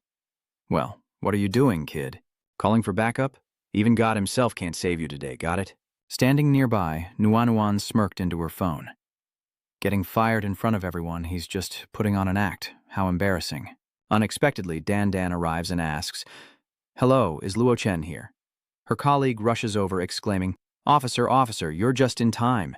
He's assaulting people, that country bumpkin. Arrest him now." Hearing this, RH looked at him in surprise, then stepped forward and asked Luo Chen, "Did you hit someone?" Bayer immediately stepped forward to explain, "Comrade police, they attacked first and are framing him. Luo Chen is innocent." RH recognized her as Lan Bei and wondered, why is this superstar here? She spoke up for Luo Chen. What was going on? And then Zhang Hai stepped forward to argue, telling the officer not to listen to her, as this was a case they had just reported, and the injured party had already been seen. They pressured Dan, demanding she arrest him no matter what, and Nuan agreed. However, she immediately raised her hand to stop them, replying, "This isn't within my jurisdiction. Our police force is very strict about authority. If you've already reported it, please wait for the police to arrive." Hearing this, the two were taken aback. "What?" She turned to Luo Chen and said, "I'm here on other business." He asked, puzzled, "You're looking for me?" Dan replied, "Yes. I want to stay with you for a few days," she added, leaving everyone in the restaurant dumbfounded. Dan, noticing everyone's expressions, realized her words came out wrong, just as Luo Chen turned to her and asked, "We're not close, are we?" She quickly waved her hands, saying, "That's not what I meant." Dan blurted out, "I just want to be by your side." She thought it would be safer that way, but didn't make it clear, causing Boi Ni to blurt out in anger. "What?" She steps right up to Dan RH, frank and direct. "I must say, is this police officer used to abusing her authority? At least you should hire someone to do this kind of confession for you." Xiao Man's colleague says, "Oh my God, 2 women fighting over 1 man is so exciting." Zhang Hai adds in a low voice, "The key is, the policewoman is just as good as Lan Bayer." "These are all well-known figures," another colleague chimed in. "You were just saying that Luo Chen would never find a girlfriend." Xiao Man stood there dumbfounded, thinking, are these idiots blind? What's so great about a man who doesn't even have a job? He walked in, witnessing the scene and exclaiming, "Heavens, I'm late!" Seeing him, Zhang Hai rushed out to greet him. "Mr. D, what brings you here?" The girls whispered, "The HR director? What's he doing here? Didn't he turn down our offer before?" The man called Dai ran up to Luo Chen and said politely, "Chairman Luo, I apologize. I didn't know you were here. Luckily, I wasn't far away. Is there anything you need me to do?" He pointed at Zhang Hai's group in Nuan, demanding, "Fire these 3. Seeing this, she rushed forward, berating him relentlessly. "Luo Chen, are you crazy? What right do you have to fire us?" "Who do you think you are?" Zhang Hai asks, finally realizing the situation. "Wait, Mr. Dish, what did you just call him?" He takes out his phone and replies, "Chairman Locke. President Locke is now the owner of our company. Is there a problem?" "Brother Dai, you're not funny at all. Luo Chen was our classmate in college. Do you think I don't know what kind of family he comes from? With his disappointing self, if he could be the boss." She was cut off as Dai raised his phone. He added that it was an electronic contract for the transfer of the company's equity, telling her to open her eyes and see clearly. Chairman Luo owns all of the company's shares and is our sole shareholder. Xiaoman is a bit skeptical. Luo Chen, is this really you? Why did you hide this from me? Why only reveal the truth after breaking up with me? She regretfully bites her nails. If you had told me sooner, how could I have listened to those two idiotic women, Noan and Li Mong? What? This is impossible. Zhang Hai trembled with anxiety, realizing he had publicly declared he would fire the chairman. The HR department has sent notices to the three of you, Mr. Ditch continued. Come to the company tomorrow to complete your resignation procedures, and then you can pack your things and leave. Noan cursed in disbelief. Damn it, she screamed. Don't get cocky, Luo Chen, Nuan declared, stepping forward. This isn't over. A voice echoed from outside, drawing everyone's attention. Who dares speak such venom? Hong Hu and his menacing crew entered the restaurant, where he rushed to fawn over someone. Ho, you're just in time. Luo Chen is inside. He signaled his men to prepare. Zhang Hai was secretly pleased, thinking, Luo Chen, I can't deal with you, but someone else can. With Hong Hu bringing so many people to stop you today, I'll see how you die. But unexpectedly, Hong Hu not only didn't attack, but shouted twice, Master Luo! And his men immediately echoed in unison. We were wrong. This display from the gangsters left Xiaoman and her colleagues frozen in shock as he bowed before him, offering something. Master Lak, this is a token of my sincerity. I hope you'll forgive my transgression the other night. Zhang Hai stammered as he looked over. What? Luo Chen glanced at his trembling hands as he walked past, saying, Forget about it. Hearing this, Hong Hu breathed a sigh of relief and gratefully thanked Luo Chen. As he left, Bayer called out, Luo Chen, wait for me! Startled, Dan asks, Hey, where do you think you're going? Sensing trouble, Zhang Hai and his crew decide to bail. Let's get out of here. But then, Dao Gezi appeared behind them, asking with a grin, who was it that said they wanted trouble with the Luo family? Zhang Hai quickly denied it. No, not me. Meanwhile, the lights went out to deal with the impolite group. While in a fully equipped room, Luo Chen sat with a worried expression. Before him stood two beautiful and talented women, locked in a fierce gaze, oblivious to the world around them. The air in the room crackled with tension as the man watched the two women vie for his attention. With a sigh, Luo Chen finally spoke, What do you two want? While Boi Ni shyly whispered, Dan was quick and blunt. I want to stay with him for a while, she says, gesturing at her rival with a sneer. Didn't Luo Chen say you two weren't close? Isn't this a little inappropriate? Dan explains that she's here on official business and asks if Boi Ni isn't lingering as well. Boi Ni retorts that she had a prior engagement with Lak Tran, unlike someone who wasn't invited. As the two argued, he stood up, turned, and coldly walked away, saying, If there's nothing else, please leave. Startled, the policewoman called out to him. Luo Chen, wait, she continued, saying words that could easily be misunderstood. After spending last night with him, her body suddenly showed some abnormalities. Words that hit Boi Ni like a gunshot. She blankly repeated those words in her head.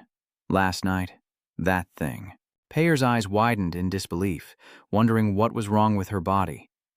Seeing the girl next to him misunderstand, Dan quickly turned to explain, It's not what you think. Payer turns away, feigning indifference. I'm not thinking anything, don't talk nonsense. She reassures herself that Luo Chen isn't one to easily give in to women, and even in situations like before, he never crossed the line. Meanwhile, R.H. approached him, gently pulling down her dress and saying, Luo Chen, please take a look at me. Hearing this, Bayer couldn't take it anymore and screamed. She was shocked as the woman brazenly untied her dress, thinking, Hey, this woman has no limits, damn it. She threw her dress aside, resolving to do the same.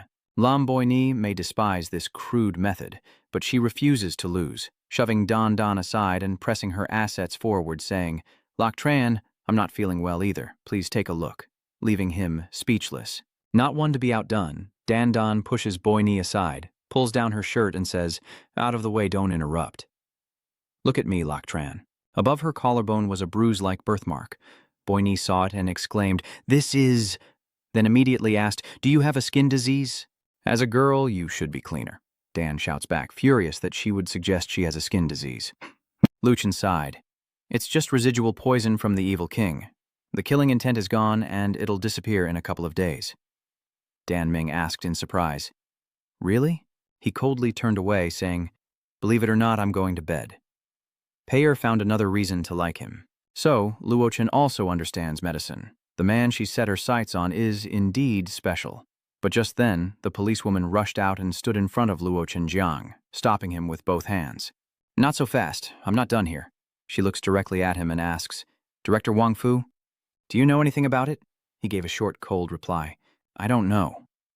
Dan Dan held up her police badge and said, Mr. Luo, I suspect that you and Lan Bayer are closely related to the disappearance of Wang Fu, and we need your cooperation in the investigation. Bai Ni wonders to herself, Wang Fu is missing? The policewoman continues. 4 days ago, Director Wang Fu disappeared at Sea Moon Bamboo Garden. We saw in the hotel's security footage that the last place Wang Fu was seen was in this room you're in. And that day, only you and Lan Bayer were at the scene. Hearing this, the actress was shocked and blurted out, What? Hearing this, Luo Chen retorted, What is it? You want to arrest me again? I saved you before. Is this your way of repaying me? Dan Dan retorted, This is called keeping things professional. Then pressed close to the policewoman, demanding evidence, leaving her speechless.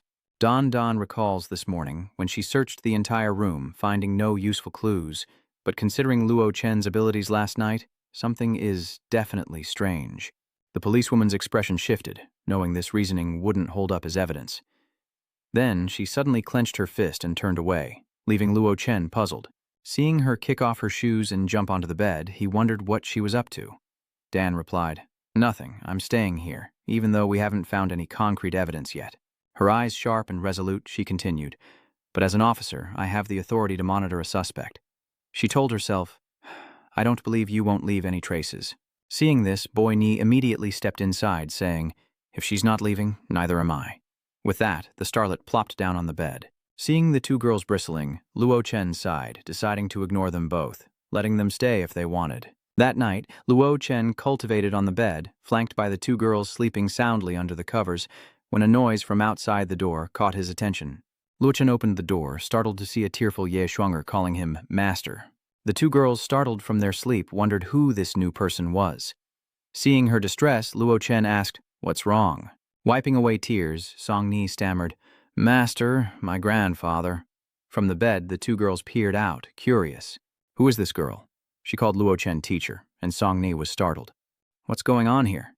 She closed her eyes and turned away, shyly wondering, Is he always this flirtatious? Luo Chen immediately stepped in front of her, demanding, Continue. Song Ni explained with her head lowered, My grandfather was ambushed and seriously injured, so I took the liberty of inviting you to help. Without hesitation, Luo Chen asked Song Ni to lead the way, surprising her. As he left, Boy Ni quickly put on a dress and chased after Luo Chen, while Ming Ming threw on a coat and said, Wait for me, where are you going? The scene shifts to the Ye family's mansion, where Song Ni enters the room where her grandfather is lying and says, Grandfather, the master has arrived? Seeing this, the head of the Ye family suddenly sat up, shocked, and asked, Mr. Lack, why are you here? The guard panicked. Elder Ye, don't get excited. The man with the goatee thought to himself, Is this the Master Luo that old Master Ye has been talking about lately? I didn't expect him to be so young. The head of the Yeo family turned to reprimand his granddaughter. How could you bother Master Luo with such a trivial matter? He suddenly coughed violently, spitting blood into his hand. A guard cried out, and Elder Ye looked on in alarm. Miss Ye, listen to me. Elder Ye's injuries are too severe. Will conservative treatment be ineffective? Song Song immediately interrupted. No, I can't. Grandpa is too old. I can't risk it. Standing there, Luo Chen sighed. Everyone except Ye Shuang, please leave. His words stunned everyone in the room. The guard bristled but was immediately cut off by Elder Ye. Please head back for now. The two of them immediately bowed and left. Then, Elder Ye, we'll take our leave. Luo Chen gestured. Ye Shuang helped her grandfather sit up, and then he secretly observed with his eye power. Luo Chen realized the penetrating force had damaged his lungs, an attack on his heart meridian from behind, coupled with the field's force constantly destroying his organs. He immediately reached out to Elder Liang Ye with his spiritual energy. Fortunately, Ye Zhengtian's body was strong. Anyone else would have died instantly or suffered crushed organs. But the Earth's spiritual energy is scarce, and he hasn't been here long enough to accumulate enough to fully heal him. Luo Chen thought to himself that this little bit of spiritual power might not be enough to heal the internal injuries. As Ye Lao coughed up blood, covering his mouth, Luo Chen withdrew his hand and said, The injuries have been removed. A few days of rest will do. Old Man Ye immediately expressed his gratitude. Thank you for saving my life, Mr. Luo, and thank you, teacher. After his granddaughter helped Elder Ye lie down, Luo Chen asked directly what had happened. He sighed and slowly recounted the events, all stemming from his youth when he was ambitious and offended some people. He never expected someone would bring a grandmaster to seek revenge. Last night, as Elder Yi returned from the corporation and stepped out of his car, that grandmaster ambushed him. His bodyguards immediately opened fire. Although they managed to disrupt the attack, they couldn't inflict any damage, allowing the assailant to break through, injure Elder Ye, and capture Song Song's third uncle. Hearing this, Luo Chen asked, "Bullets are useless against him?" Old Ye turned and replied, "That's right. That person has reached the point where he can release his inner strength, so naturally he can do it. That's right. Before awakening his divine treasure." Luo Chen fell into thoughts. Without the Tai Huang scripture, it was indeed possible to stop bullets, but once lost, it's hard to say. So, what method did those so-called grandmasters use to stop bullets? Interesting. Then he smiled and told him that since they had captured Ye Shuang's third uncle, they must have conditions to discuss, and suggested that old Ye take him along. Luo Chen thought to himself that he might as well take this opportunity to go there and investigate.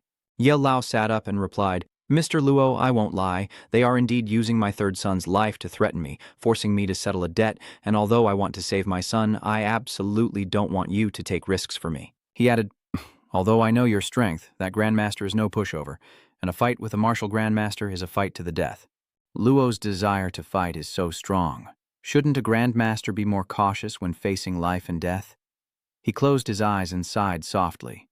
Perhaps Luo was still too young, but it seemed there was no other choice at the moment.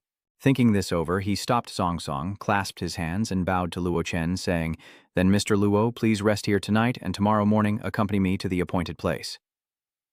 The scene shifts to Long Teng Mountain Villa the next morning, where many people are gathered on a fighting stage. A martial artist is sent flying back, coughing up blood, dust billowing everywhere. The others watched in horror as he was slammed against the wall. On the arena floor, a man with a Q hairstyle stood with his hands behind his back, confidently asking, "Who's next?" The man, dressed as a martial arts master with a bristly beard, stood there with a disdainful smile, then walked forward to ask what was going on. Honghu bowed his head and replied, "Elder Ye, young miss, club leader. Before you arrived, Grandmaster Chen, Master Qin, and Manager Zhang all fought, but as expected, they were all defeated. No one else from Tongzhou can fight him." Master Ye glanced at his fallen subordinate with concern as Honghu whispered, "Rumor has it that Director Liu brought back a top expert from abroad, but he's been holding back, waiting for you, perhaps." Seeing Master Ye's arrival, Director Liu immediately ordered, "Go! If you can defeat the man in the ring, name your price." This muscular young man, a Muay Thai king, steps forward, cracks his knuckles confidently, and says in Thai, "Consider it done, boss." Liu thought to himself, "Ye Zhengtian, you've come at the right time. Watch closely. The man I brought today will take care of that old man in the ring, and your position as the head of Tongzhou will be mine." On the stage is Mu Rongxiong, who mocks his opponent as he steps forward. Is this all Tongzhou has? Sending a foreign monkey to die? The Muay Thai champion was brimming with confidence, a confident smile on his face, while Mu Rongxiong taunted him with a beckoning hand. He immediately lunged forward with a punch, but it was easily dodged.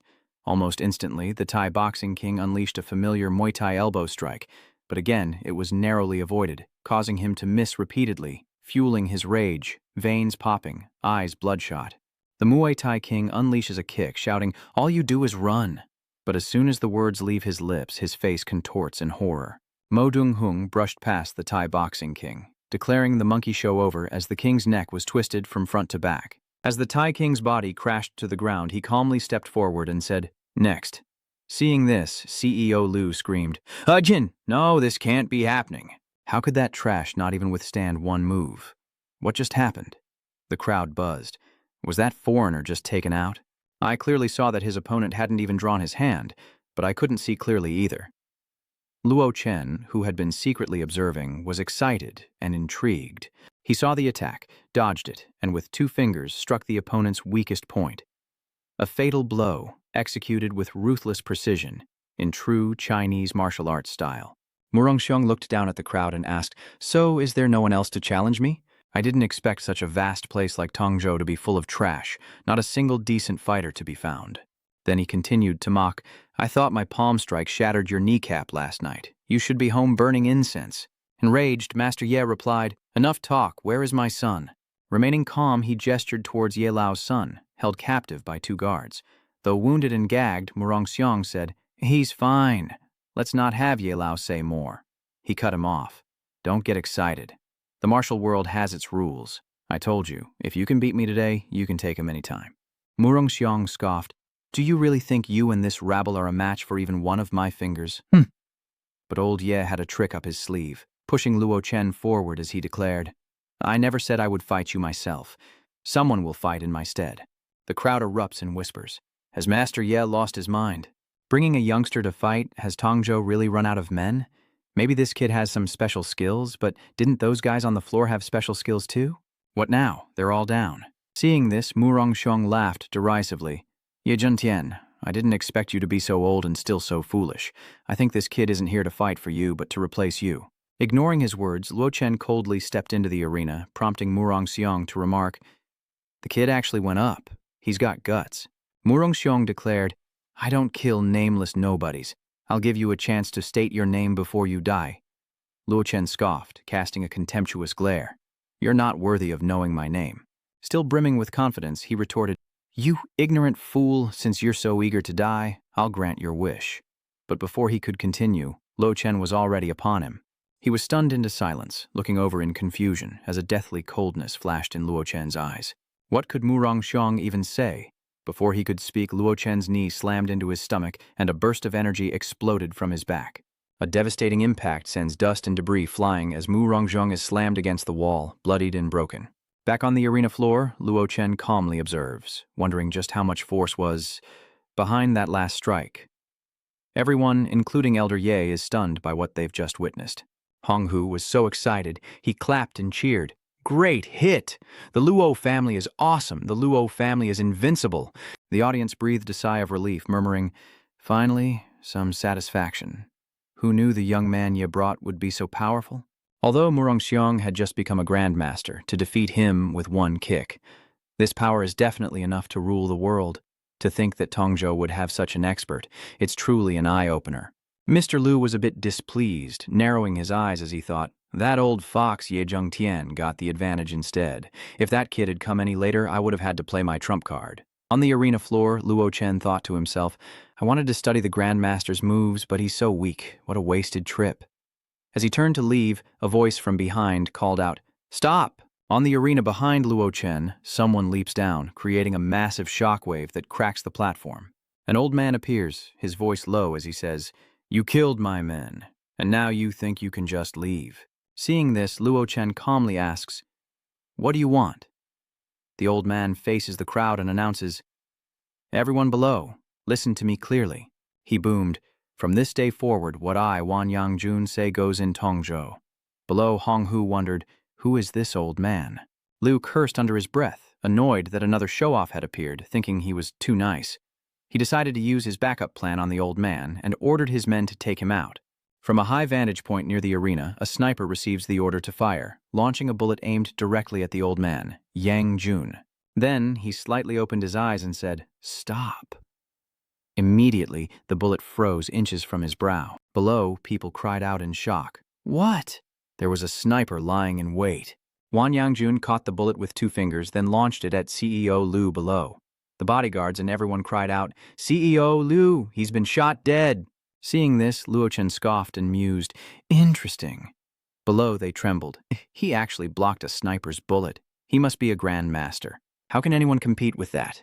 If I hadn't seen it with my own eyes, I wouldn't believe there were such godlike people in the world. Oh no, this is bad, really bad. Each person who arrives is more formidable than the last. Tongzhou is about to change. Wan Yangjun looked at him and said, "Kid, I saw your performance just now. It's rare to have such skill at such a young age." He proposed, "How about this?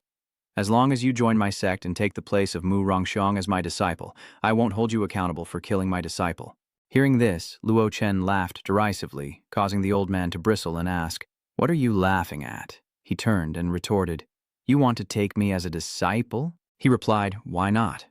With my experience, a few pointers from me would be better than years of self-cultivation, and besides..."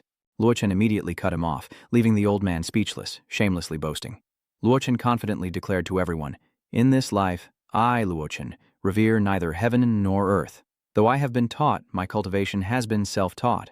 He looked up, his aura soaring, declaring that even the heavens wouldn't dare claim him as a disciple.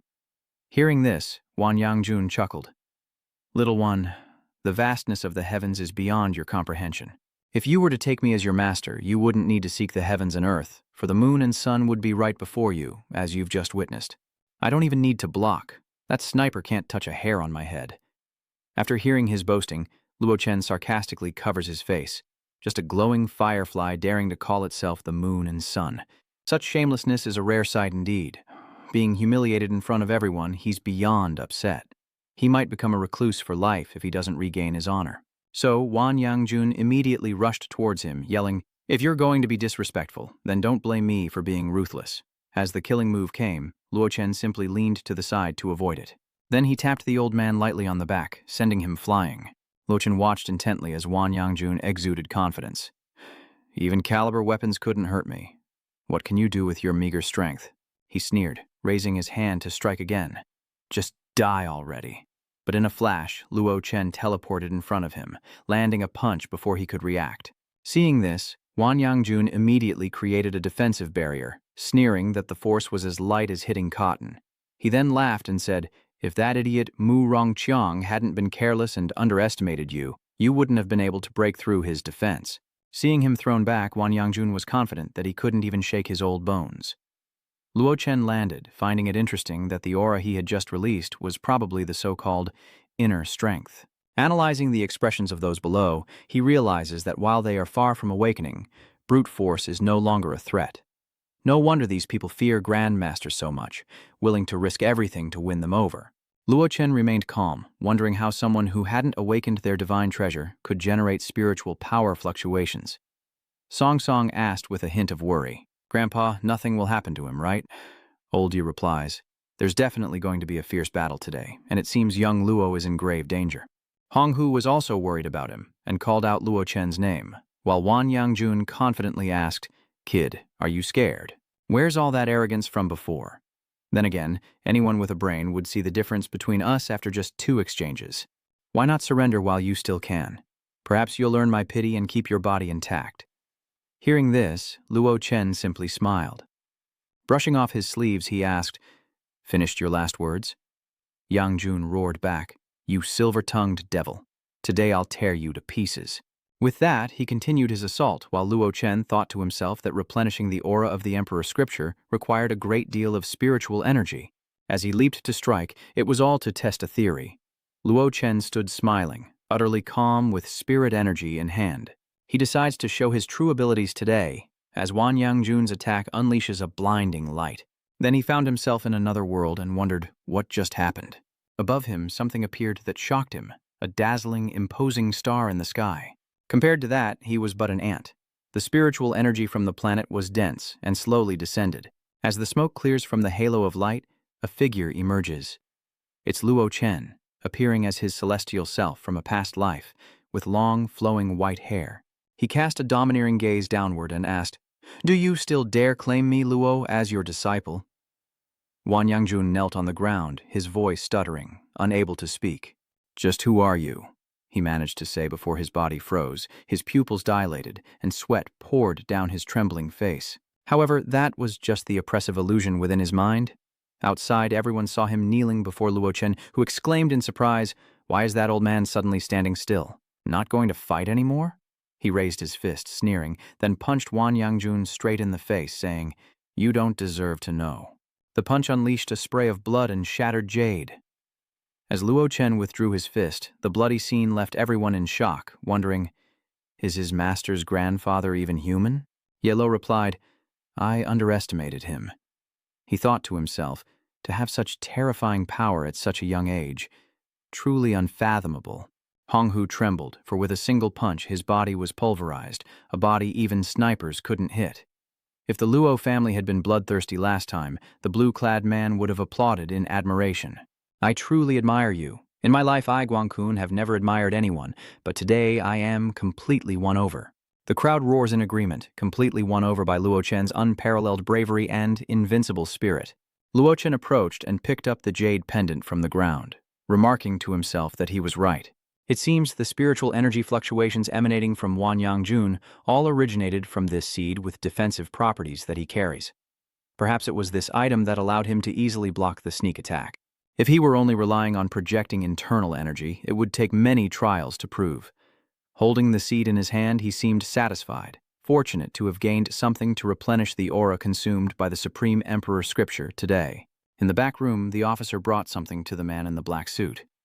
"Sir." He held it up and continued. "We've gathered the basic information on Luo Chen. Please take a look." He looked at the file on the laptop and ordered Fai Long to be notified. He had to take care of it within 3 days. With everything settled, Luo Chen leaped from the arena as Old Ye and Song Song called out, "Mr. Luo."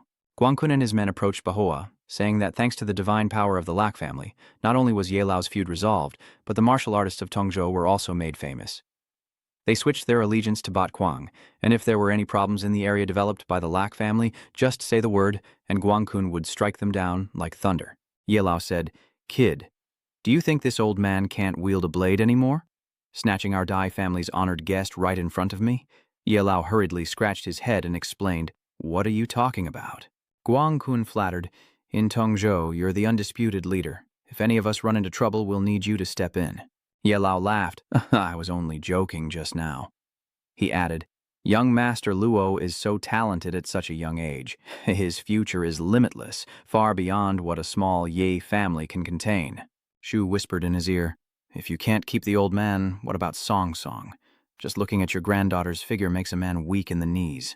To speak of his granddaughter in such a way before him, Ye Lao immediately turned his murderous gaze upon the man, who quickly covered his mouth, stammering, I didn't mean to say she wasn't worth pursuing." Ye Lao grabbed him by the neck, scolding, "Dare you joke about Song Ni? I'll teach you a lesson." His men urged Ye Lao to calm down. Meanwhile, Song Er says, "Master, thank you for helping the Ye family. I don't know how to repay you for this kindness." "Hinna," he casually replied, "It's nothing. I happen to have 2 things I need the Ye family's help with." Without hesitation, she said, "Please, tell me." Meanwhile, Ye Lao was dealing with the rabble, but it was still chaotic. Luo Chen suggested they move somewhere quieter. Cut to a hexagonal pavilion where Luo Chen asks, "Does the Ye family have a real estate development enterprise?" Shuang replies, "Yes, but it's large scale. Just tell me, it's okay, we can handle it." Hesitantly, she asks, "Master, you want—" Lac Tran cuts her off. "I need 10 billion. I want to borrow your corporation to apply for a development loan." Upon hearing the figure, Song Song was taken aback. 10 billion? Seeing her expression, he hesitated. "Is there a problem?" She quickly waved her hand. "No, not at all." He then made a grand gesture, giving a thumbs up and saying, "As long as it's your request, my grandfather will agree. So what's the second thing?" Luo Chen hesitated, then smiled and continued. "The organization is bidding to build the Panlong port. The next day we see a tall young man in a suit, Fai Long. He notices a car parked on the side of the road, gets in, and slams the door.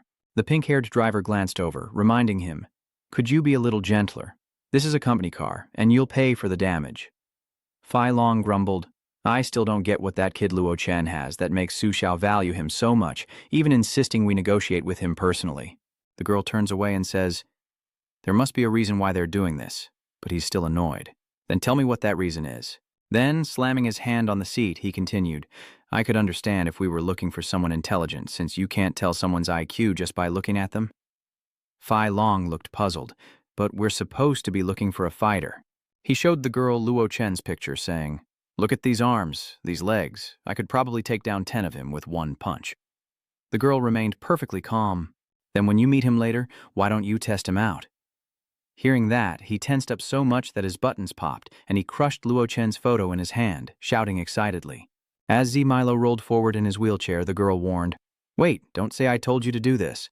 Cut to inside a hotel hallway where Luo Chen is in his room. Luo Chen studies the floating jade pendant, thinking that after a night of nurturing with the dragon vein of Panlong Port, the seed has been revived. At the same time, the jade pendant begins to crack, revealing a seed within. Ever since awakening, he's been trying to replenish the lost aura of the Tai Huang scripture through spiritual cultivation. But the problem is that spiritual energy on Earth is too scarce. Lao Chen closed his eyes, absorbing the energy. Replenishing the Tai Huang scripture's aura was difficult, barely keeping up with the drain. But now, with the seed's assistance, spiritual energy flowed continuously into his body. Now, with the seed in hand, he can easily withstand attacks from ordinary weapons, even without the protective aura of the Tai Huang scripture. But suddenly, a voice echoes from outside the door. He opened the door to find Fei Long and the pink-haired girl. She greeted him. "Hello, Luo. Sorry to bother you." Somewhat perplexed, Luo Chen asked the two visitors.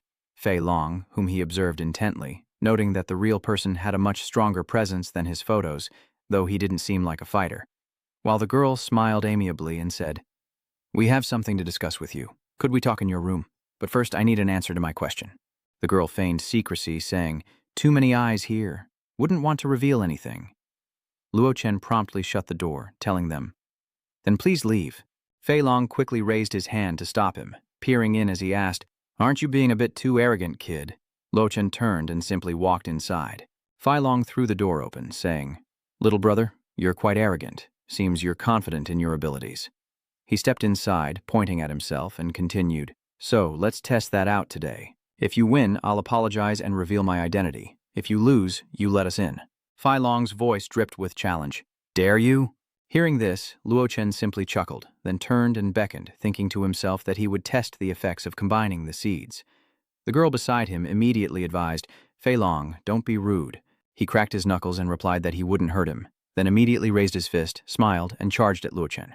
The powerful punch is easily deflected by a defensive shield, absorbing the blow from the seed, leaving Fei Long stunned as Luo Chen remains unmoved, while Fei Long is sent flying into the wall.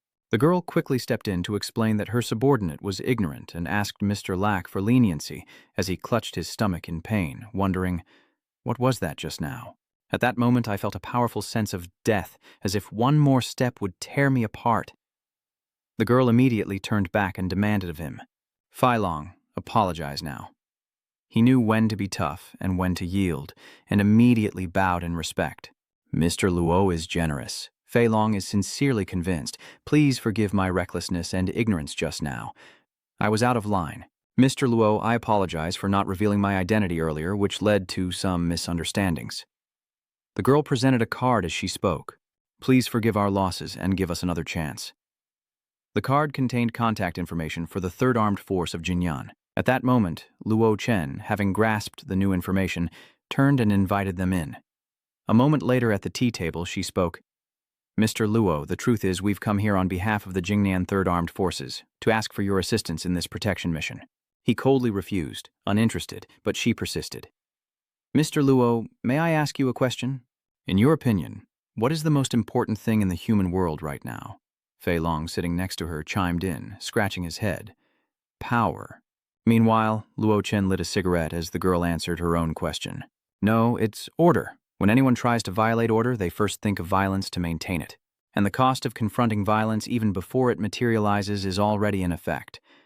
She stood and continued. "So, for the human world, order is a prerequisite for efficient operation. It's also a means of expanding violence." She picked up the ashtray, leaned in slightly, and analyzed that if Mr. Luo could complete this task, the armed forces would provide him with an identity to control order. The clever girl pointed the ashtray towards Luo Chen, concluding, "In other words, you yourself become order." He exhales a puff of smoke, a faint smile playing on his lips, amused, then sits down to ponder. "At this stage, I need an identity with enough power to facilitate resource gathering and improve seed collection efficiency. Secondly, it can also avoid some unnecessary troubles." The pink-haired girl tilted her head and asked, "Mr. Lack, what do you think?" "Tell me what you want first," Luo Chen said calmly, holding back his answer. Having gotten this far, the two exchanged a "we did it" look. A moment later, the girl placed a photo on the table saying, "This is our protection target. Please take a look." It contained a photo and information about a 15-year-old girl named Li Ping from Tongzhou, a second-year student at Tui Middle School, which made Luo Chen curious. "A student?" The girl made no attempt to hide it. "Li Ping is just a pen name. Her real name is An Ningyu. Her father is Professor An, a key researcher at the Winbond Institute of Technology, but just days ago he went missing during an overseas business trip. Through our multi-party investigation, it was determined that Professor An was being controlled by outside forces. The liaison added that Professor An's research was a top secret at Winbond. If discovered, the losses would be immeasurable. Although armed forces have launched an emergency rescue, Professor An's daughter is, in fact, the real key." She explained, "We were informed by the Institute's security. that Professor An's research results are locked in a specially encrypted server. The server password corresponds to the genetic code sequence on Nin Vu's body. Luo Chen cautiously asks, "Does the other side know about this?" She watches him pick up the photo and replies, "I don't rule out that possibility, which is why we need Mr. Luo's help." Luo Chen looked over, frank. "Okay, answer my last question. How long is the protection period?" The communications officer stammered. "Girl, I didn't even know about this." He asked why. She lowered her head and replied, "I won't hide the reason I came to you." The liaison officer hesitated. "Because we suspect that there are moles among the leaders of the armed forces." Luo Chen remained unfazed, but Fei Long was visibly startled by the revelation, his face a mask of confusion. "I've never heard of this," he wondered. The commander sighed. "Researchers sent on secret missions are heavily guarded, and those who threatened Professor An broke through heavy armed security to kidnap him, meaning they were extremely well prepared. Without someone on the inside, they couldn't have done it," she worriedly explained. "Until we find the mole, any security measures are at risk of being exposed, which is why we couldn't give you a definite deadline." As he stood up, the commander was startled. "I know this is a lot to ask, but we have no other choice." Luo Chen turned and walked away, simply saying, 3 days. He turned away coldly, declaring, "I'm only giving you 3 days." She hesitated as a phone began to ring. The commander answered her phone. "Excuse me, I need to take this call." She sighed heavily and quietly listened. "Hello?" Then, after hearing something, she gasped in shock. "What?" This also catches Luo Chen's attention, and he turns to look. Cut to the research institute, where a car screeches to a halt at the entrance, and a soldier steps out. They're capturing An Nin Vu in the back, and the leader reminds them to hurry. As the girl trembled, tears welling in her eyes and her mouth covered, the terrorist with the gun barked at her to move faster. Inside, the scientists remain unaware as armed terrorists breach the facility. The leader fired a few shots into the ceiling, then screamed for everyone to get on their knees. The researchers immediately screamed in terror. They wondered what was happening, and he immediately pointed his gun at them, making them tremble. The leader ordered his men to take the target upstairs, where the Rockies would provide backup on the 4th floor, saying he could handle things below. They immediately obeyed, with one carrying An Nin Vu and the other 2 guarding the front and rear. Outside, the commander's red car speeds through the streets as Fei Long shouts, "Boss, what the hell is going on?" How could a Ningyu be captured so quickly? Wasn't his existence just revealed to the armed forces? She worriedly replied that she hadn't expected the enemy's intelligence network to be so deeply entrenched, and that she had underestimated them. He scratched his head and cursed, "Damn it, our protection mission hasn't even started, and we've already failed. What the hell are we going to do?" Taunai raised a hand to the device in her ear, reassuring them. "Don't rush." She guessed it would take at least 2 hours starting now, and that Ning Yu had been taken to the lab. While Dao Ni believed they still had a chance to rescue her, the girl was already on the decryption table. Outside the research institute, police cars and ambulances converged as authorities locked down the area. Tu Ni's vehicle arrived, with Luo Chen by her side. Seeing them, the armed forces immediately salute. Information personnel, officers, and soldiers.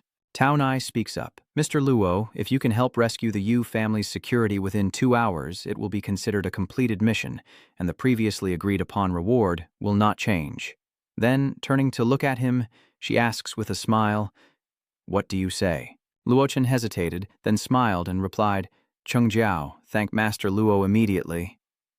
Just then, a person appeared with a sneer and looked at Tony mockingly. So the 3rd armed squad actually has the nerve to show up. They stared blankly, wondering, "The 1st armed squad? What are they doing here?" She retorted, "What business is it of yours whether we're here or not? The mission concerning An Nin Wu is our team's responsibility." He shrugged, acting as if it was nothing, and said, "If headquarters had let us get involved sooner, this never would have happened." Fei Long gave him a naive look and asked, "What do you mean? Are you looking for trouble?" He retorts, "Don't get angry." His voice dripping with sarcasm, he continues, "You made a mess of things, and now you're unhappy that someone's here to help? You'd rather stubbornly handle it yourselves?" Above, the armed forces are closing in on the target, while below, he insults the 2 men. "Do you know what I usually call people like you? Trash. Attention rescue team, attention special rescue team 1. There are still many civilians in the building, so firearms are only authorized when absolutely necessary." Receiving their orders, they acknowledged the information and quietly moved to the red emergency exit. Once the signal was given, the 2 moved forward. The door slowly opened and they stepped inside.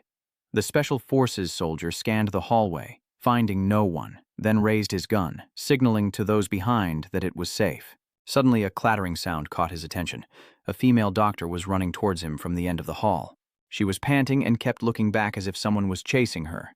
A soldier immediately stepped forward, pointed his gun at her, and shouted, "Freeze! Who goes there?" Startling her, she froze, then immediately raised her hands, tearfully pleading, "Don't shoot! The rogues are still in the main hall. I took the chance to escape. Please, save me." The Special Forces soldier ordered her to turn 360 degrees, which she immediately did. They discover an explosive device attached to the girl's back, cutting to outside the research facility where everyone is drawn to Fei Long's loud voice. He calls out to Lu Quan, pointing and challenging him to repeat himself. Ignoring him, Fei Long turned and said, "Young Master Luo, pay them no mind. The mission is more urgent." Luo Chen calmly replied, "Just dogs barking.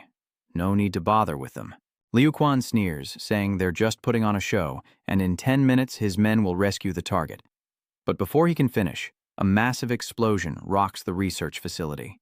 Thick black smoke billows out, causing Liu Quan to exclaim, "What's going on?" Inside the corridor, the smoke obscures everything. As the smoke cleared, a Special Forces soldier could be seen barely clinging to life, his shield covered in blood. Another cursed, only to be reminded, "Don't think, just keep going." From within the black smoke, a figure emerges. It's the terrorist leader, leaping to attack, prompting an immediate warning. "Watch out!" With a single punch, the Special Forces soldier was sent flying into the wall, the shield shattered. The soldier fell to the ground, staring at his comrade slumped against the wall, covered in blood. He looked over with worry, then desperately called out his name. "A Thang!" They stood dumbfounded, wondering what kind of power could shatter a riot shield. They immediately raised their guns, yelling to take him down. But before they could fire, 2 hands appeared out of nowhere, grabbed their faces and slammed their heads together with brutal force, splattering blood. The terrorist's eyes were ice cold, and the remaining soldier opened fire, only to stop in shock as the terrorist used his comrade as a shield. He picked up a gun, a cold smile on his face. The terrorist opened fire and spoke. "Goodbye." Below the command post, everyone is trying to contact the special rescue team. However, the assistant reported that no one was responding. Enraged, Lu Quan threw the radio to the ground, cursing. The assistant asked, "Commander, what do we do now?" He snapped back, "What do you think we can do? Quickly mobilize everyone. If this mission fails, we're done for." Suddenly, a voice came from behind. "What troubles you, Brother Quan? Perhaps I can help." This man is Aoi, and he enters with a smile, saying, "Look who I've brought." The man he brought was named Old Hong, an old man with a beard and attire that made him look like a grandmaster. Outside, it was announced that the 1st Armed Squad's special rescue team, which had entered the building earlier, had lost contact. Headquarters has approved the 3rd Armed Division to carry out the 2nd rescue operation.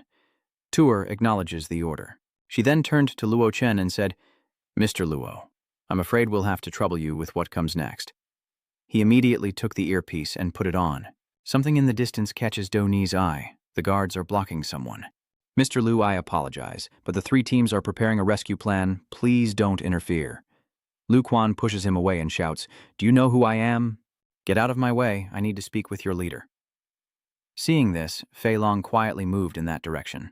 He helped up the guard and turned to Lu Quan, saying, "I can ignore your boasting from earlier, but if you dare touch one of my men..." He then drew his gun, pointed it at him, and declared, "You'll spend the rest of your life bedridden." A Wei immediately stepped in to mediate. "Officer Fei Long, calm down. We're all on the same side." Shu, seemingly skilled in martial arts, explained, "I know this mission is urgent and difficult, giving you all a headache. So I've brought someone to help. With him here, rescuing the target will be a piece of cake. Speaking of experts, I think the one behind me is even stronger." Wei stammered, and Luo Zhen turned to look at them, curious. Seeing his youth, Hong scoffs, saying he's just a greenhorn, not worthy of comparison. Fei Long leans over and asks, "Who's this old guy?" Liu Quan steps forward, pointing and scolding, "Insolence."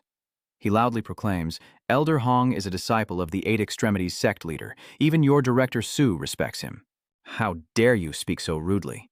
Hearing this, Ni turned and asked if the old man was a successor of the Bajiquan. What did Fei Long ask about? It sounds familiar.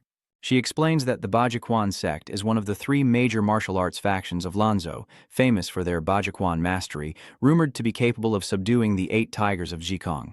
Hong Lao steps forward, saying, "Don't blame me for overstepping, but I heard Quan Lao say that this enemy is well armed and highly experienced."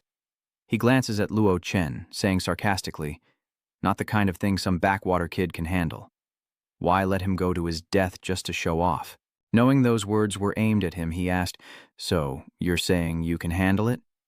The old man burst into laughter, startling Fei Long, who muttered, "What's wrong with him?" Instead of answering Luo Chen, Hong Lao ordered Awei to bring him a hot cup of tea. He respectfully offered the tea to Hong Lao, but Hong Lao stopped him, saying, "Don't give it to me, just hold it yourself." Then he boldly declared, "Before this tea gets cold, I'll bring that girl back to you." With that, he entered the research institute and told the three men, "Just you wait and see." As he walked, he muttered, "In the old days, there was Lord Guan who warmed wine to kill Hua Xiong. Today, there is Hong Mu who saves the people before his tea gets cold." Meanwhile, the commander turned to Luo Chen and said, "Let me get you a change of clothes." Meanwhile, Hong Lao opened the research institute door and stepped inside, where the leader waited with a gun slung over his shoulder. Seeing Hong, he turned and asked, "Entering through the front door, how brave?"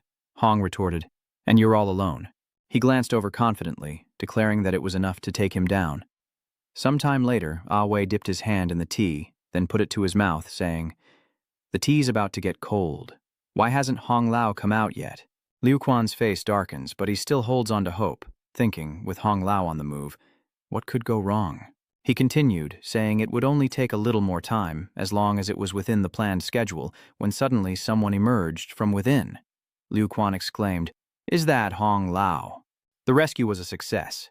"Wait a minute," he exclaimed. "Why is he alone?" Meanwhile, Hong Lao ran for his life, clutching his arm. One of his hands had been severed. He collapsed to his knees, and Awei cried out in alarm. "Elder Hong," Liu Quan stammered. That's Elder Hong," he cried out in pain. "What are you waiting for? Call an ambulance, quick."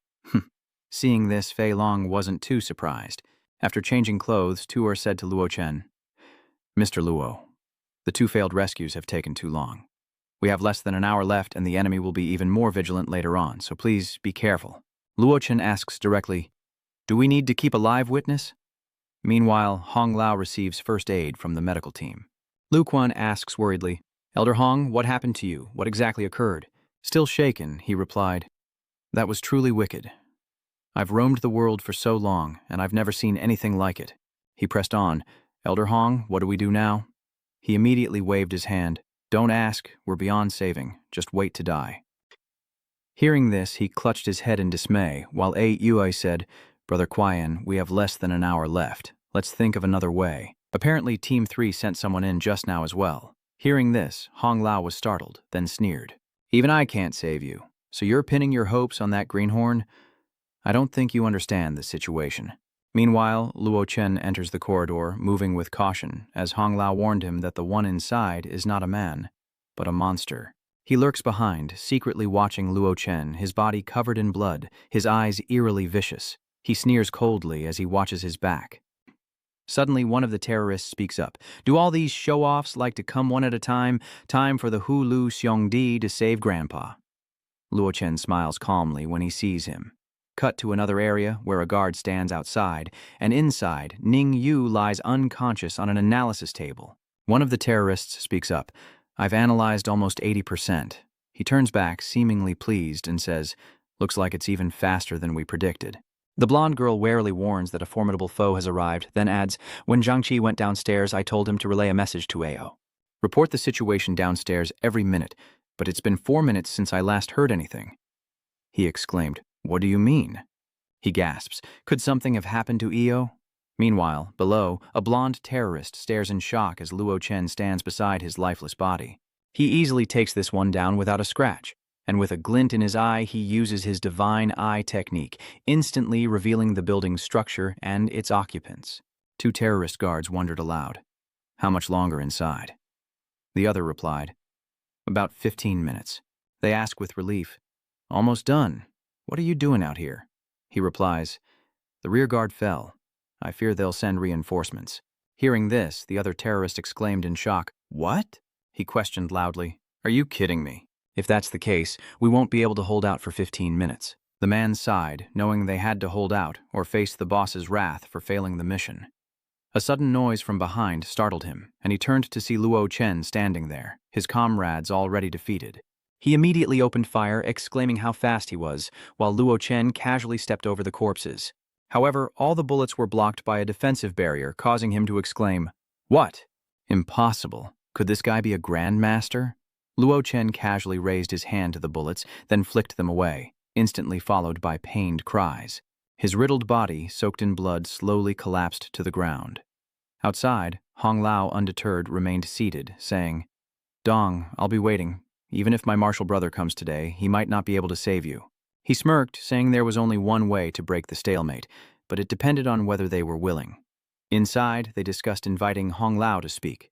He replied that if they couldn't save the girl and couldn't risk exposing their secrets, then why not just blow up the entire floor? These words made Liu Quan and Ah Wei uneasy, while Tao Ni panicked, thinking to herself. She quickly stepped forward, arguing that there were still many hostages in the building, and using weapons would surely harm innocent people. Furthermore, our rescue team has just entered. She tells Liu and the others, "There's still time."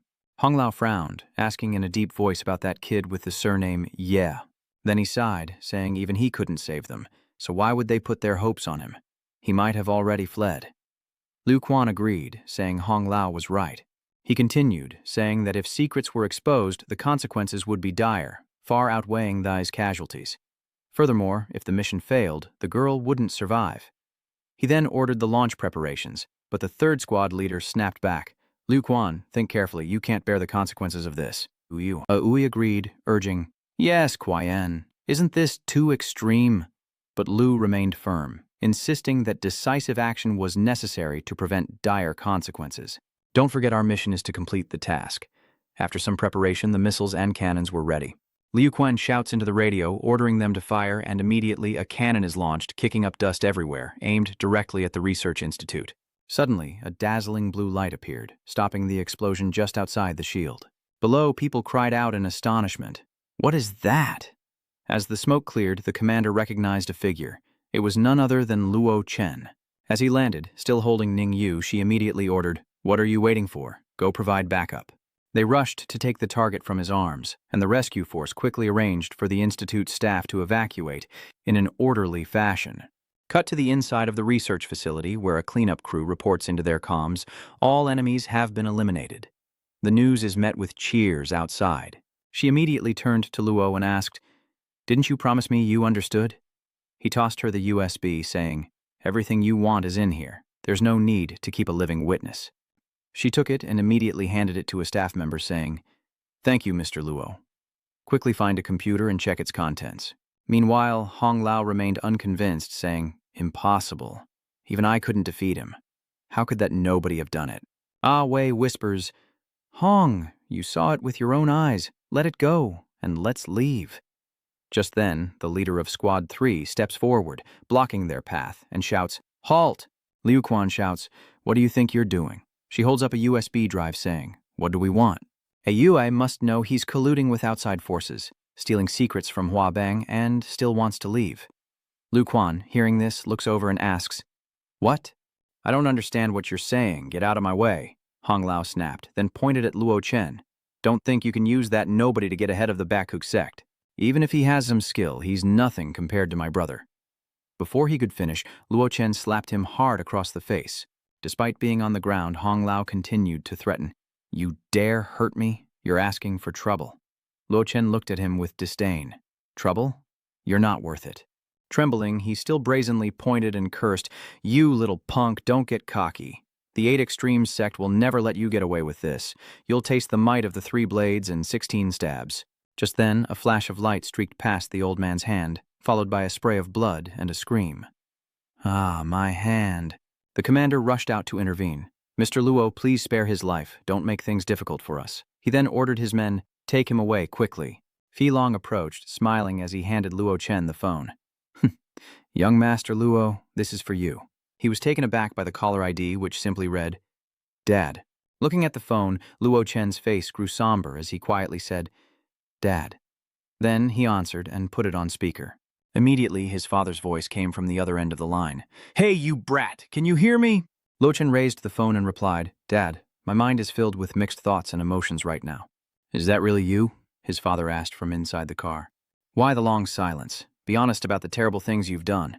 "Xiaoma, someone has gone to your father to complain. I'm telling you, if you dare wrong her, I'll skin you alive." Hearing this, Luo Chen asked, "Where are you?" His father replied, "I'm heading to Xiaoman's house. Get here quickly." Then he hung up abruptly, leaving Luo Chen staring at his phone, his spirits sinking. Back in the past, at the factory owned by Luo Chen's father, the gates were sealed. Luo Chen stood there, injured, and with his head bowed, said, "Dad, I'm sorry, it's all my fault." His father turned, gently placing a hand on his son's shoulder, offering words of encouragement. "Silly boy, how could I blame you? Who knew Xiaoman would do something like this? She lied to you, it's her fault." Luo Chen hesitated, but then flexed his muscles and cheerfully said, "It's nothing. I've weathered so many storms over the years. As long as we work together, we can survive." Half a year later, winter arrived and snow fell before a warehouse as Luo Chen transported goods. His colleagues whispered, "Isn't that old man supposed to be a business owner from the district? Why is he doing express delivery?" The other replied, "Rumor has it his son was swindled in Tonga, had his arm crippled, and bankrupted the family with debt. A real prodigal son. Now, Mr. Locke has to work extra jobs and earn every penny, but he still seems happy." Meanwhile, Luo Chen was crushing cans, counting up to 274. Looking at the scrap behind him, he thought, "When these waiting scraps are released next year, I'll be able to pay off last month's interest." As he was calculating, he suddenly stopped, sensing something was off. Looking at his watch, Luo Chen wondered, "It's almost noon. Why isn't Dad back yet? Time to pick up Dad." With that, he headed out, pulling down the shutter door. Alone and with a crippled arm, Luo Chen walked forlornly through the winter. Ahead, a crowd gathered, drawn to something. Startled, Luo Chen looked over and rushed forward as onlookers pointed and jeered. He pushed through the crowd, shouting for them to move, but police held him back, saying he wasn't authorized to approach. Luo Chen looked down, his face etched with pain as images of his father flashed before his eyes, his body trembling, tears welling up, unable to believe what was happening. The image of his smiling father promising, "This new year, I'll bring you some dumplings when I get back," flashed through his mind. But now, he lay there, covered in snow. Held back by the two officers, Luo Chen cried out in anguish, "Father." Returning to reality, he pondered that in his past life, his father's death had become a nightmare that never faded. Even after ascending to the immortal realm, achieving supreme legend amidst mountains of corpses and seas of blood, he could never let go of this grief. For this reason, Luo Chen tried every method imaginable to resurrect his father over thousands of years. It all ended in failure, and this regret gradually became an obsession, an obstacle to his breakthrough. He clenched his fist, a determined look on his face, thinking, "Since this life has been restarted, be steadfast. Everything will be completely different. Commander, as they call you, Mr. Luo, are you free now? Our leader would like to speak with you." She hesitated about the reward for this mission, but he refused, asking to talk about it later and to be taken somewhere first. Seeing his attitude, she cautiously asks, "Are you in a hurry?" He turns and coldly replies. The driver obeyed the commander's order immediately, cut to a highway where the red car of Armed Platoon 3 is moving. A video call takes place in the car as the person on the other end introduces himself. "Hello, Mr. Las. I'm Su Lingzhu, Commander-in-Chief of the Jingnan Armed Forces. Thank you so much for helping us complete this rescue and protection mission," he added. "Now, I formally invite you to be the warden of the Gyeongnam Armed Academy." Hearing this, Luo Chen sighed and replied, "A warden? I don't have time to teach others." Seeing his reaction, Lingzhu quickly explained, "Mr. Luo, please don't refuse so quickly. Those who need your guidance aren't part of a normal organization, but a special force called Bloodfend." He added, "You must have noticed in the recent battle with the foreigners, their power is extraordinary." He paused, then asked, "So what you mean is—" Ling Chu immediately followed up, "That's right. Bloodfend is like an external security force." He clasped his hands together, his face serious. "All of this is thanks to a mysterious power brought back from Kunloon, which is used to train super soldiers." The words mysterious power startled Luo Chen, who smiled and mused, "Interesting." He paused, then recalled, "In my past life, I only learned after entering the immortal realm that Earth is more than it seems. If Su Lingzhu's words are true, Kunlun may harbor a god capable of destroying the world." Lingzhu continued to persuade him. "Mr. Luo, I'm telling you this simply to show my sincerity. What Professor An is researching isn't scientific research technology, but rather the improvement plan of this mysterious Kunlun force." He added, "If you agree, we can show you all of our findings." At that moment, he replied, "Okay, I agree." While Fei Long and Ling Zhu waited, Luo Chen hesitated, then stated bluntly, "This matter must be separate from the previously agreed fee." Ling Zhu could only tap the table in relief, not expecting his request to be so simple. Then, somewhat cautiously, he asked, "Please, Mr. Luo, tell me if you require anything else." Luo Chen began, "Help me investigate a man named Chen Zhao. I need information on everyone connected to him." Sometime later, we cut to an apartment complex. After a ring of the doorbell, Xiaoman's mother came out grumbling, wondering who was pressing the bell so insistently. Ignoring her surprise, Luo Chen walked straight inside. His father stood there smiling, calling out to his son, while Xiaoman happily called out his name, Luo Chen. He immediately grabbed his hand and called out, his own trembling as he thought, "After thousands of years, I've finally met you again." Lord Lei was puzzled and asked, "Kid, what's wrong?" Regaining his composure, he let go and replied, "It's nothing. I'm sorry for troubling you, father." He calmly replied, "Good that you're okay. It only felt like half a month to me." He asked Luo Chen, "Right. Did you give tea to Uncle Zhang last time?" Hearing this, Xiaoman was a little surprised, while her mother inwardly scolded him for even bringing it up. She thought to herself, clearly Luo Chen controls a large company, but he deliberately hides it from our Xiaoman, bringing only a few bags of tea on his first visit. What a guy. Suddenly, Mr. Luo slapped him on the back, scolding, "You brat, that's rare tea I had someone buy for me. It goes for 6,000 a tile. Did you swallow it all down?" His words shocked Xiaoman, who exclaimed, 6,000 a tile? That's so expensive. Meanwhile, the mother looked like she was biting her tongue to keep from spitting blood, as the father scratched his head, explaining, "I bought it directly from the source a few days ago, so it wasn't that expensive." High market prices are due to low production and inflated advertising, Xiaoman's father explained. The tea was delivered and tasted great. He then turned to his trembling wife, who was lamenting the loss of tea worth 6,000 yuan. Those 2 bags weighed at least a pound, and even with the discount, they're worth over 100,000. And I just threw them away. Gone. Mr. Zhang immediately pulled his friend inside, saying, "Come on, let's eat before the food gets cold." Lu Chen sighed, realizing his father was too kind and that he needed to consider his feelings. The scene shifts to an awkward dinner between the two families. Mr. Luo raised his glass and confided, "Old Zhang, you know my family's situation." The two men clinked glasses and he continued, "I raised Luo Chen on my own, so I spoiled him a bit. Since he was little, I've given him everything he wanted, so he's become a little dependent. If he's done anything wrong, I apologize to you. I hope you won't hold it against him." Mr. Zhang waved it off, saying there was no such thing. "I already asked Xiaoman about it, and it seems there was just a small conflict with Luo Chen. You know how young people are." Lao then laughed, relieved that everything was all right, as we all want our children to be happy. "I also want to hold my grandson as soon as possible." Mr. Zhang added, "Isn't your arrival perfect timing? Since the children are here, let's pick a lucky day." The mother quickly interjected. "Hold on, Zhang Dali. Don't get drunk and start talking nonsense." She continued, "You want me to talk, right? You'll need to prepare the bridal chamber before we discuss anything. I won't let Xiaoman go back to the county to live." Then, turning to his daughter, he said, "This girl doesn't know how to plan for herself. I'm doing this for your own good." Old Zhang patted his friend's shoulder, saying, "Lao Luo, look, Xiaoman is still heartbroken." "Of course," Mr. Luo replied. "You're right. We can't mistreat a good girl like Xiaoman." Lok Chen sits and eats, lost in thought. In the previous life, his father had a good impression of Zhang Xiaoman.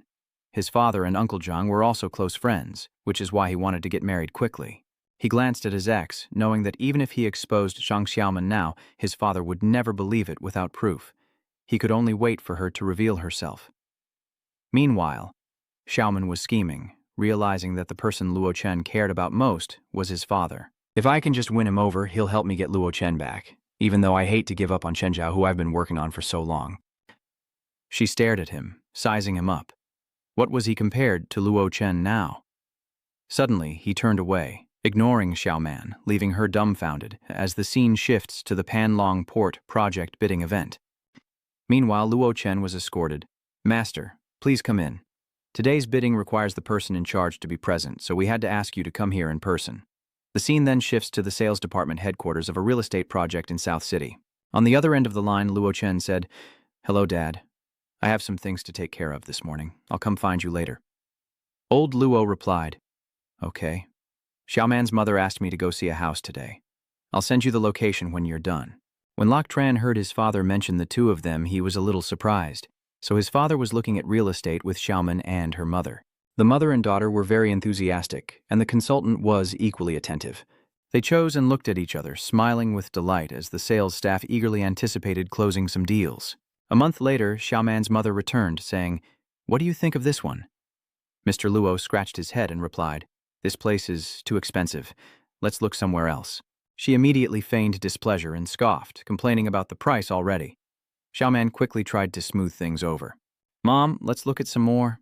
The scene shifts to a high-end villa complex in the development zone. The three sat in the project's reception room, chatting animatedly as Mr. Luo looked at his phone, reading a message from Luo Chen. "Dad, I'm done with work. I'll come find you now." Xiaoman's mother then said, "Ugh, I'm tired of looking at houses today. I'm too lazy to choose this last one. Xiaoman and I both really like it. What do you think?" Hearing this, he immediately agreed. He then turned to the staff and said, "Miss, could you please calculate the total price of this unit for me?" "Of course." She smiled and pulled out the contract. "Sir, I've calculated the total for you. Once this unit is completed, the total price will be 7.4 million, with 30% down and monthly payments." Startled, he asks, "How did you calculate that price? Isn't this area supposed to be 41,000 per square meter?" The employee explained, "That's right. But the building this lady chose is our most expensive and luxurious, and it's on a prime floor, so the price will naturally be higher than the others, but the quality is also much higher." Seeing his hesitation, Xiaoman's mother added, "What is it? Still complaining about over 7 million? We've seen 5 projects, and you've acted like this at everyone. I've been holding back with you. Just tell me if you're going to buy it or not." She waved her hand and continued, "Don't say I'm making things difficult for you with this price. Just based on your son's company, the profit from any single year could buy it, couldn't it? If you're serious, put down a deposit." Mr. Luo, stunned, asked, "What company?" Seeing his reaction, she flew into a rage, standing up and shouting, "You know your son's company better than I do, so what are you pretending for?" Xiaoman turned and whispered, "Mom, stop it. His father probably doesn't know." But she continued to press the issue. "Why can't I speak? I suspect that you've been deceived by that Luo Chen. You say the company you work for belongs to him. Would he really hide that from his father?" The harsh words stung, and he retorted, "With Luo Chen's dull appearance, he looks more like a laborer than a company owner." Old Luo countered, "Little man's mother, you're going too far." She stood up, pointing directly at him, and said, "I'm being too much? You should take a look at yourself. You can't even afford a house, and you want to marry my Xiaoman?" As little man's mother ranted, saying even the local widows wouldn't want his sons, a man interrupted, "I'm talking to you, ma'am. You're being awfully harsh." The smiling young man is none other than Honghu, a surprise to Xiaoman, but her mother continues her tirade. "Who are you calling sister? Am I wrong or what? Your son deceived my daughter. I said I owned a large company, but he couldn't even afford a house. What else could you call such a despicable person?" Hearing this, Master Luo couldn't take it anymore and stood up, while Xiaoman tried to stop her. "Mom, please stop." At the same time, Luo Chen called out to his father. Dressed in a suit, he coldly approaches, and Honghu respectfully greets him as young Master Lack.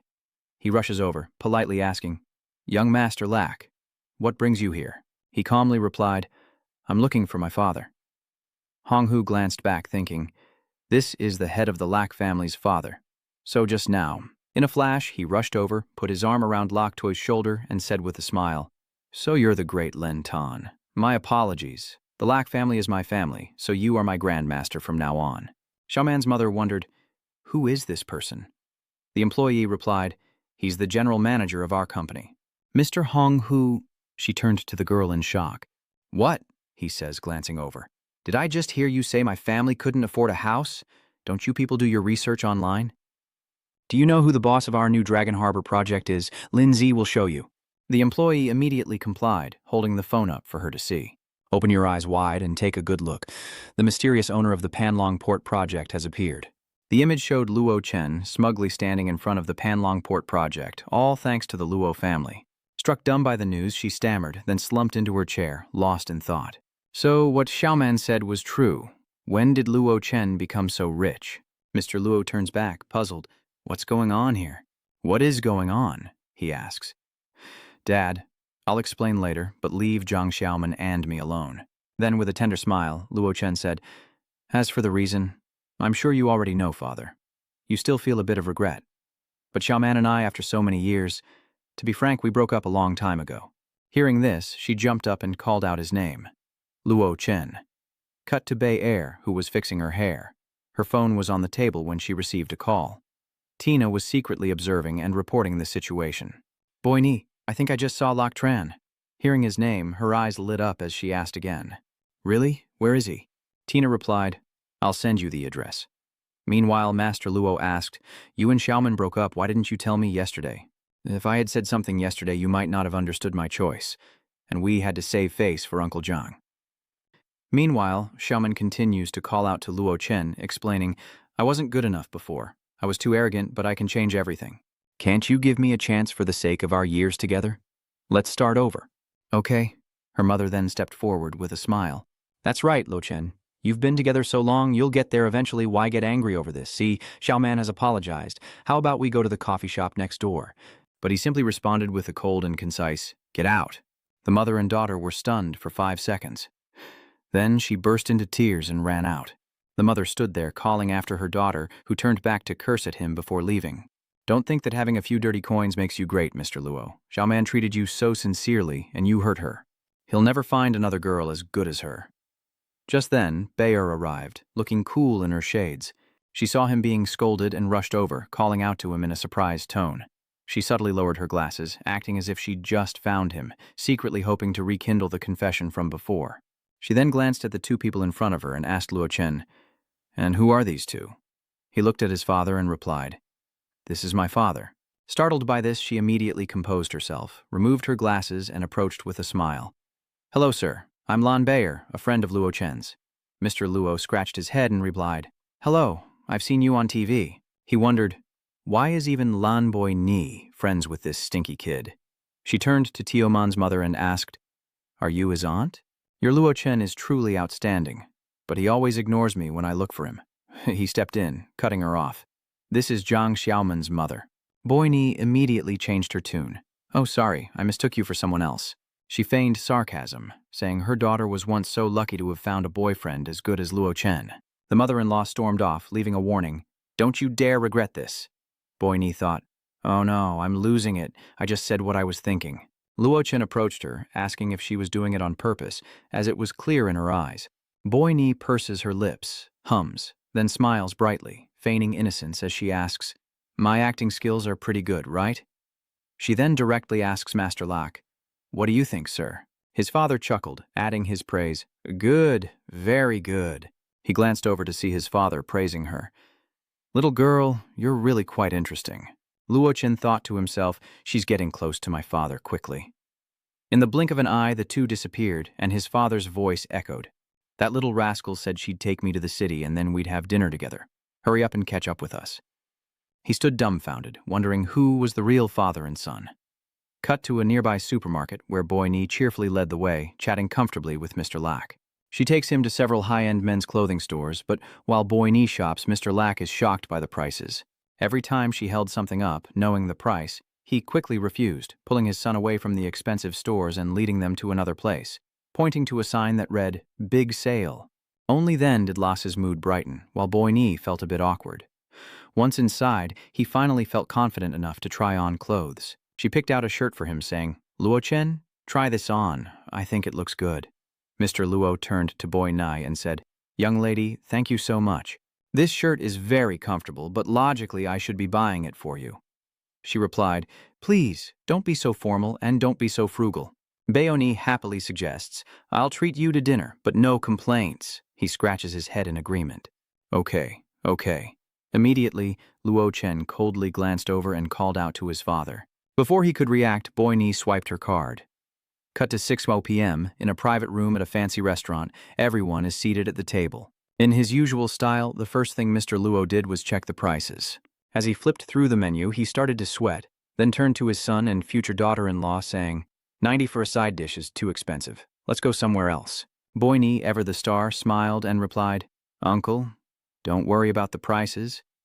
I'll read the menu and you can just choose. He hesitated, but she playfully reminded him, Uncle, you promised me. Luo Chen also tells him, Dad, it's okay, and so Father Luo sighs in acceptance. All right. Outside in the hallway, a young man with a buzz cut swaggered along, talking on his phone. Mr. Tran, where are you gallivanting about? Just then, Luo Chen opened the door and stepped out. The person on the phone was Chen Zhao, who frowned and said, "Hey, Fourth Master, could you please not video call me like that? Right now I'm enjoying a romantic footbath at Hongak's." Oh, perfect timing, as Luo Chen happens to pass by their conversation. Fourth Master says with a smile, "I'll come find you after dinner." Startled by the sight of Luo Chen in the frame, Chen Zhao replied, "Okay, you're welcome any time." Then, abruptly shoving his face close to the phone screen, he exclaimed, "Hold on, Fourth Master. Pan the camera to the side a bit. Let me get a good look at the person next to you." Hearing this, he immediately complied, and Tran Trio recognized the man as none other than Lak Tran. He hands the bill to the waiter, saying, "Just give the bill to me directly, no need to take it inside." The waiter smiles and replies, "Yes, sir." Enraged, Chenzhou cursed, "It really is Luo Chen." Seeing this, Siye asked, "President Chen, what's wrong?" He roared, "It's the guy who stole my woman and got her to block me. I, Chenzhou, have never been so humiliated." Seething, he pleaded, "Master Si, he's on your turf today. Can you mess with him a little? Help me vent this anger." The Fourth Master replied, "President Tran, I still have business to do, so I definitely can't do it openly." But then, with a scheming grin, he lowered his voice. "However, we could always deal with him discreetly." Meanwhile, inside the private room, the two had already become close. Boiling with excitement, Boy Ni hands Mr. Locke a gift, which he happily accepts. But then his phone rings, and he excuses himself to take the call. Payer noticed and said to him, "Luo Chen, Uncle's phone seems quite old. Why don't we buy him a new one after dinner?" He replied, "My dad definitely won't change it. He's had it for years and is attached to it. Besides, he only uses it for calls." This gave Boy Ni some food for thought. Outside, Mr. Locke asked, "Hello, what's wrong?" The voice on the other end replied, "Overseer Locke, something's happened. The new shipment in the warehouse. It's gone." He was shocked and exclaimed, "What? Have you reported it to the county police?" The voice on the other end replied, "Yes, they're investigating. And over here, Fourth Master is up to something with his wine glass." Manager Lack clutched his head and said, "I'm still in Tongzhou. We'll talk when I get back tomorrow morning." He hung up, realizing trouble always seemed to brew in his absence. This group is really something. They bumped into a waiter, spilling wine everywhere. The glass fell and shattered, stunning Mr. Lack. The server immediately shouts, "Old man, are you sick? What the hell are you doing playing on your phone while walking?" The young man berated him, and after a moment of silence, he quietly explained, "Young man, it was my fault. Are you all right?" But the waiter continued to point accusingly. "Who are you calling young man?" a woman asked from afar. "What's going on?" The waiter pointed at Mr. Lack, explaining, "This old man was talking on his phone and not looking where he was going and broke what I was bringing to the customers." Mr. Lack tried to explain, "Young man, let's be clear. I wasn't standing still. You ran into me from behind." The waiter continued to point and shout, "What are you talking about? I was walking just fine. How could I have bumped into you?" Luo clenched his fist, unable to argue. The woman chimed in, "Just pay for the damages. What's the fuss? We're waiting to take pictures here." She added, "Honestly, this is a high-end restaurant with a per-person cost of over 1,000. How can you just let anyone in?" She glanced mockingly. "Look at his clothes. Even the logo is upside down. Can someone like that even afford to spend money here?" She then added insult to injury, urging him to pay up and leave quickly, lest he lower the tone of the place. Mr. Lack could only sigh, not wanting to argue. Never mind. He tried to remain calm, figuring it was best not to cause any trouble for Xiao Chen. A soda probably doesn't cost much. He took out a 101 note and asked, "How much is it?" I'll pay you back," the waiter asked with a smile. 100 yuan. "Who are you trying to chase away?" The girl next to him laughed. "Even the cheapest dish here cost hundreds." The old man turned to ask, "Then how much do you say it costs?" The waiter coldly replied, "It'll be at least 1,000. Hearing the exorbitant price, Mr. Lack exclaimed in shock, 1,000? Then he asked, "Can I see the drink menu? What exactly costs so much?" He turned and retorted, "I don't have time for this. Just pay up and stop talking." Mr. Lack immediately replied, "Even if I pay, you'll still treat me like trash." She added fuel to the fire, saying, "Honestly, old man, you're so country. A high-class restaurant like this wouldn't need to scam you out of 1,000. You can't even cough up a single bill? What are you even doing here?" Just then, Luo Chen and Bayer came out and witnessed him berating his father. "Can you stop dawdling?" "I have other customers waiting, sir. Card, cash, or QR code. Your choice. Make it quick." He then turned to his father, asking what was going on. "What's going on, Dad?" the waiter said, raising his voice as soon as he saw him. This is your father, right? He wasn't watching where he was going and bumped into my young master, even spilling what he was carrying for the customers. He pointed, arrogant. Is there a problem with me asking him to pay? Mr. Luo explained, Chen, it's not like that. He bumped into my dad from behind. He continued to shout, oh, so you're still trying to argue. But then, Boy Ni stepped in to defend him. Do you have security cameras here? Show me the footage. He smugly replies, that camera's been broken for ages. Besides, you people hit someone and now you're pointing fingers? How dare you? Then she steps forward to resolve it, asking him, how much? I'll pay. The waiter held up 5 fingers and said, 5,000. Seeing this, Mr. Locke was startled and said, didn't you say 1,000 just now? Why has it changed to 5,000? Although Boy Ni is rich, money doesn't grow on trees, and she immediately retorts, 5,000? This isn't compensation, this is extortion. Unable to contain himself, Luo Chen stepped forward, demanding the manager be called. The man asked, who are you to tell me what to do? Luo Chen glared, demanding he be summoned, and the waiter ran off, shouting, fine, don't go bragging just yet. When our manager gets here, you'll regret this. The woman who had been gossiping thought to herself, who knew this old man seemed so ordinary, yet his son and daughter-in-law are so imposing? A moment later, Master Tu emerged, toothpick in hand, and said domineeringly, let's see which bastard dares disturb my meal. He flicks his toothpick aside, his face tense. The women nearby immediately fawn over him. Hello, Fourth Master. She thought to herself, the boss of Hao Tai is actually in the restaurant. This is going to be interesting. He stood in front of Luo Chen and asked, are you looking for me? He pointed to the broken glass on the floor and asked, this thing, you want 5,000 for it? The Fourth Master glanced at the waiter, who just stood there smiling before their attitudes suddenly changed. Sorry about that, they chuckled. The staff below are ignorant and made a mistake. Fourth Master rubs his head and retorts, this glass is worth 5,000, and if you add the wine inside, I want 100,000. Then he throws a challenging look at the man. Hearing this, Boy Ni exclaimed, what? I told you, you'll regret not calling my boss. Mr. Luo grimaced, standing behind him apologetically. Chen, this. The woman beside her covered her mouth and laughed, thinking, if he'd just paid the 1,000 earlier, it would have been over. Now he's acting like he's so great, and the situation is getting out of hand. Lao Chen turned back and said, Dad, it's okay. You and Boy Ni go first, and I'll come find you later. He startled, replying, how could I? I can't just leave you here alone. You think you can leave? Who said you could? The waiter shouted, running forward. Did you ask Fourth Master for permission? As he said this, a dark figure darted forward. Lo Chen casually kicked him in the gut, sending the waiter crashing to the ground at Fourth Master's feet, startling him. Old Mr. Lack turned and said, you brat, why did you have to resort to violence? There are so many of them, they'll tear you apart. He told Boy Ni, take my father away first. She blankly obeyed. She then turned to Mr. Locke and said, let's go, even if you don't want to. Unknowingly, Boy Ni worried. It seems Locke Tran is really angry today. His eyes flashed, burning with rage, veins popping as he prepared to unleash his fury. Meanwhile, the Fourth Master confidently ordered his men to let them pass. Boy Ni reassured Uncle Locke, trust me, nothing will happen to Locke Tran. Immediately after, Master C gave the order, relaying it to the first floor. The third floor is closed. A lackey brought a knife and announced, Kid, you should feel honored. I'm a businessman, so I let your wife and father go. I didn't want anyone dying in my restaurant. He pulls out a dagger, glancing up as he continues. But you won't be so lucky. If you dare touch my people, you'll pay the price. He threw the knife to the ground, and Luo Chen stepped forward, planting his foot on it. The Fourth Master sneered, demanding he pick it up, cut off his own arm, and pay 200,000. Otherwise, he wouldn't leave this place alive. And you want 200,000 on top of an arm? Luo Chen asked, still smiling. What's wrong? You don't understand human language? He stood there, smiling softly with an air of composure.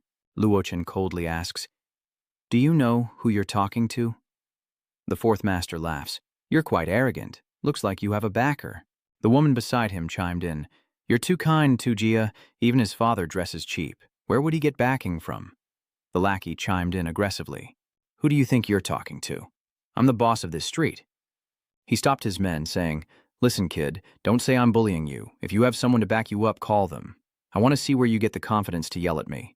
Luo Chen softly replies, okay, you wait. Fourth Master laughs, all right, kid, don't blame me for not warning you. There are less than 10 people in Tongzhou who dare to cross Shu Fourth Master. Then he frowned and looked over. You better hope whoever you call has the power to protect you, or you won't be walking out of here." He turned away and ordered his men, "Keep an eye on him for me." They smirked and obeyed as Luo Chen raised his hand to his ear, eager for a fight.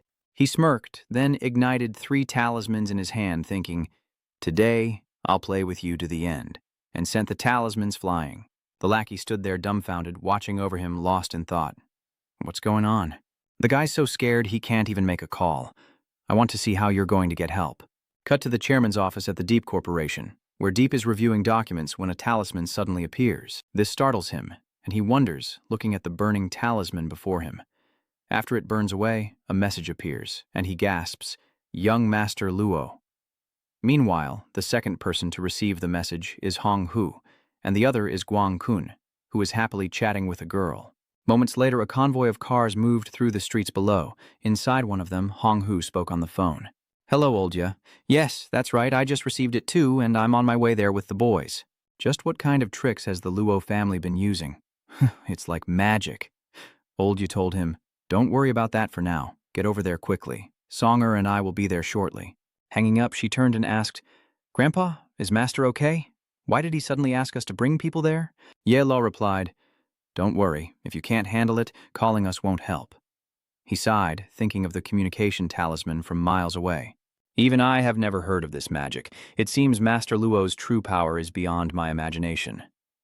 Cut to the Southern Armed Police Headquarters, where a man reports to Su Xiao that the Tongzhou Police Department has sent news.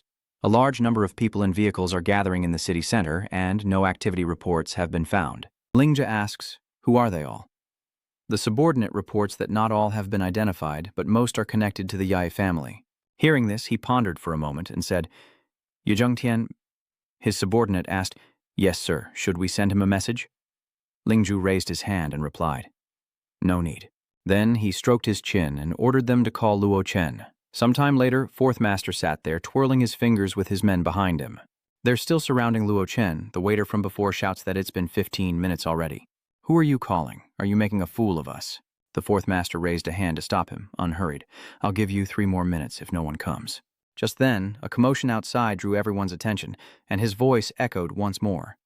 "So either your father or your woman will pay off this debt." Turns out they were 2 underlings assigned to watch over Mr. Lack and Boy Ni. Hearing this, Luo Chen simply smiled as a voice boomed from behind Si Ye. "Who's bullying my Luo family? Get out here." He turned around, startled, and upon seeing who it was, Fourth Master turned pale, breaking out in a cold sweat. He looked over and stammered, "Hong Hu," who stood there with a metal pipe in his hand and a large group of his men behind him. The Fourth Master fell out of his chair, landing on his rear in horror. The iron pipe swung down, pointing straight at his forehead, making him gasp. Hong Ho stood there, glaring, and asked, "What did you do to him?" As Hong Hu appeared, Fourth Master fell to the ground. As Luo Chen quietly approached, his phone rang again. He immediately answered, asking what was going on, and Lingju calmly explained from the other end. "Mr. Lack, forgive my prying, but has something happened on your end?" A large number of people have gathered in the city, mostly those who were at Longtang Manor that day. Luo Chen glanced at the quivering Fourth Master and asked, "Someone deceived and humiliated my father. How do you think I should handle this?" Hearing that, the man seemed to understand, startled and stammering. After that, Lingju sighed, turned off his phone, and issued an order. "Don't interfere, but ensure security is tight. We can't afford a major incident." Turning to Luo Chen, Guang Kun approached, looking around. "Wow, so many people gathered here. Looks like I'm late." Those present were startled to see him, and standing before Luo Chen, their attitude immediately changed. Guang Kun apologizes for his impudence, hoping the Luo family will forgive him. But Luo Chen replies, "There's no rush." The Fourth Master thinks fearfully. Even the great Guang Kun of the development zone has arrived. "I'm done for. I've really messed things up this time." Then he glanced over and said, "Now, let's see which fool has a death wish and dares to provoke the Luo family." He saw that look and stammered, trembling as he tried to explain. "That, Khan." I didn't get to finish my sentence. But before he could, Khan slapped him and cursed, "Do I even know you? Dare to call me Brother Khan?" He pointed, saying, "Messing with the Lo family? 10 lives wouldn't be enough for your recklessness, you hear?" The waiter bowed and stammered, Sir." His head swam as he thought, "This fool Chen Zhao is really leading me to my death. Not to mention Hong Hu, Guang Kun alone is enough to ruin me. I'm afraid Shusi won't be able to survive this disaster." At the same time, the sounds behind him were even more shocking.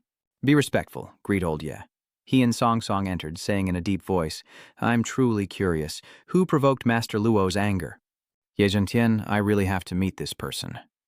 The woman beside him wondered, just who is this young Master Luo that he can command the heavyweights of Tongzhou to come to his aid? A good thing I didn't insult his father in front of him, or I'd be dead today. Standing before them, Luo Chen coldly asked, radiating murderous intent. "The glass plus the wine, 100,000. C stammered. "No, Mr. Luo, let me explain." He glanced over, ordering Hong Hu to produce the camera, who responded, "Yes, sir." Then he offered his phone with both hands, saying, "Master Luo, I've copied the original to my phone for you to view." Upon review, it was clear the waiter had deliberately framed his father, and Luo Chen's gaze made him tremble. Master Luo, he immediately confessed the truth, pointing at Fourth Master, saying, "He told me to do it. It has nothing to do with me." At that moment, you glared at him. The waiter clutched his chest in agony, then collapsed, trembling, reaching out and gasping, "Save me, Fourth Master!" Seeing this, the Fourth Master recoiled, shouting, "Don't come near me!" In the blink of an eye, the waiter dropped dead, shocking everyone present. Old Ye thinks to himself, to kill a man from afar with just a glance, without making a sound. What kind of monster is the Luo family? He continued, "Threatening me with my father, trying to kill me with your thoughts?" The Fourth Master quickly kowtowed, begging for forgiveness. "Spare me, Master Luo, it was all a misunderstanding." Luo Chen turned to Old Ye and the others. "I need you all to do me a favor. Destroy everything you see in this shop."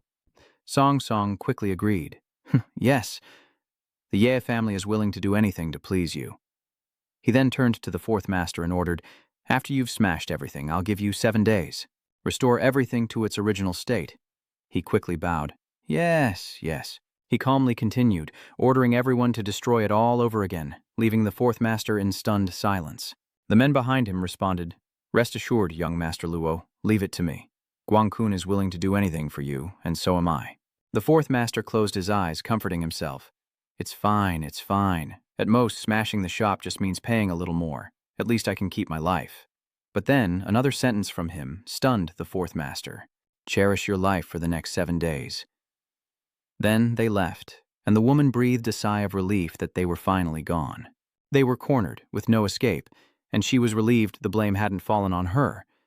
But suddenly, cracks appeared on her face, and blood flowed ceaselessly. She screamed, clutching her face, "My face!" Just then, Luo Chen and the Tongzhou leaders emerged from the restaurant. A message arrives on his phone, and he immediately checks it. It's from Fei Long saying that he's investigated Chen Zhao and sent the information to his Gmail, asking him to check it. Having read the message, Luo Chen stares into the distance, deciding it's time to deal with this guy. He heads outside, waving goodbye to Elder Ye and the others. Just then, Boy Ni and Grandpa Lack returned, rushing over to call out to Lok Tran. He looked him up and down, then questioned Han. Tran, are you all right? Why do you look so pale?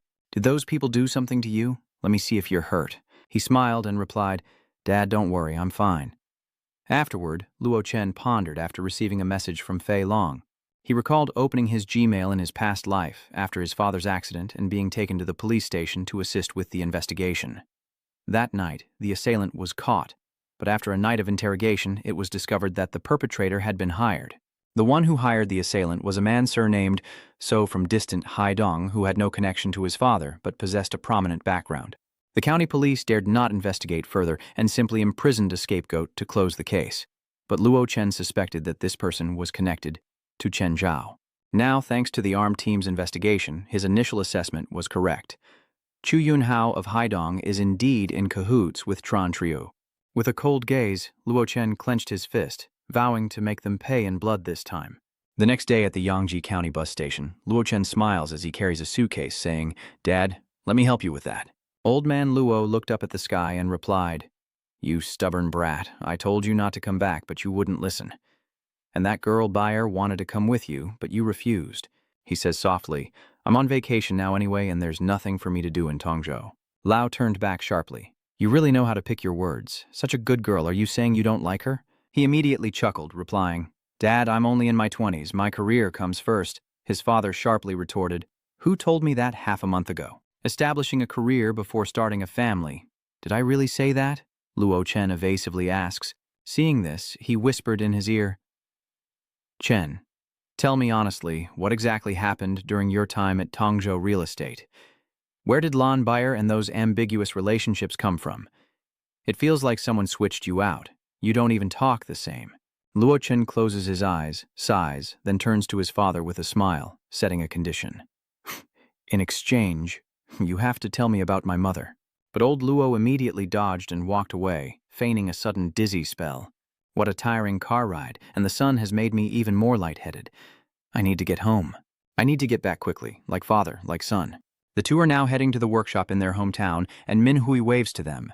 Even Lak Tran is back, he exclaimed upon seeing him. Min Hui, Men's childhood friend. At 56 years old, family issues forced him to drop out of school. Once outside, Mr. Locke asked Tiu Duong, "What's the situation?" regarding the missing shipment from before. He replied, "Uncle Luo, you're back just in time. I was just about to call you about this." Min Hui continued, "Just now, Pan Pan came over and said that they were the ones who took that batch of goods. The warehouse forgot to make a record, and Mr. Lack sighed. It's good that it wasn't lost." That day, after his father learned of Yang Minghui's situation, he helped him with tuition. After graduating, he insisted on working at my father's factory to repay the favor, and my father couldn't dissuade him, so he had to keep him. Mr. Locke then patted Min Hui's head, reminding him, "Just don't be so hasty in the future. Go to the police station later to explain and withdraw the case." Just then, Pan Pan stepped in to explain. "Uncle Luo, don't blame Min Hui for this. It's just that our new delivery staff didn't understand the rules." She brushed her hair back and said with an apologetic smile, "We've caused you trouble." Luo waves it off. "It's fine. The Jia family can pick up their order whenever they want. It's no problem."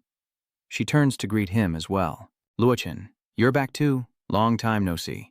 Zhang Panpan is Min Hui's publicly declared crush, and also one of the friends he hung out with back then.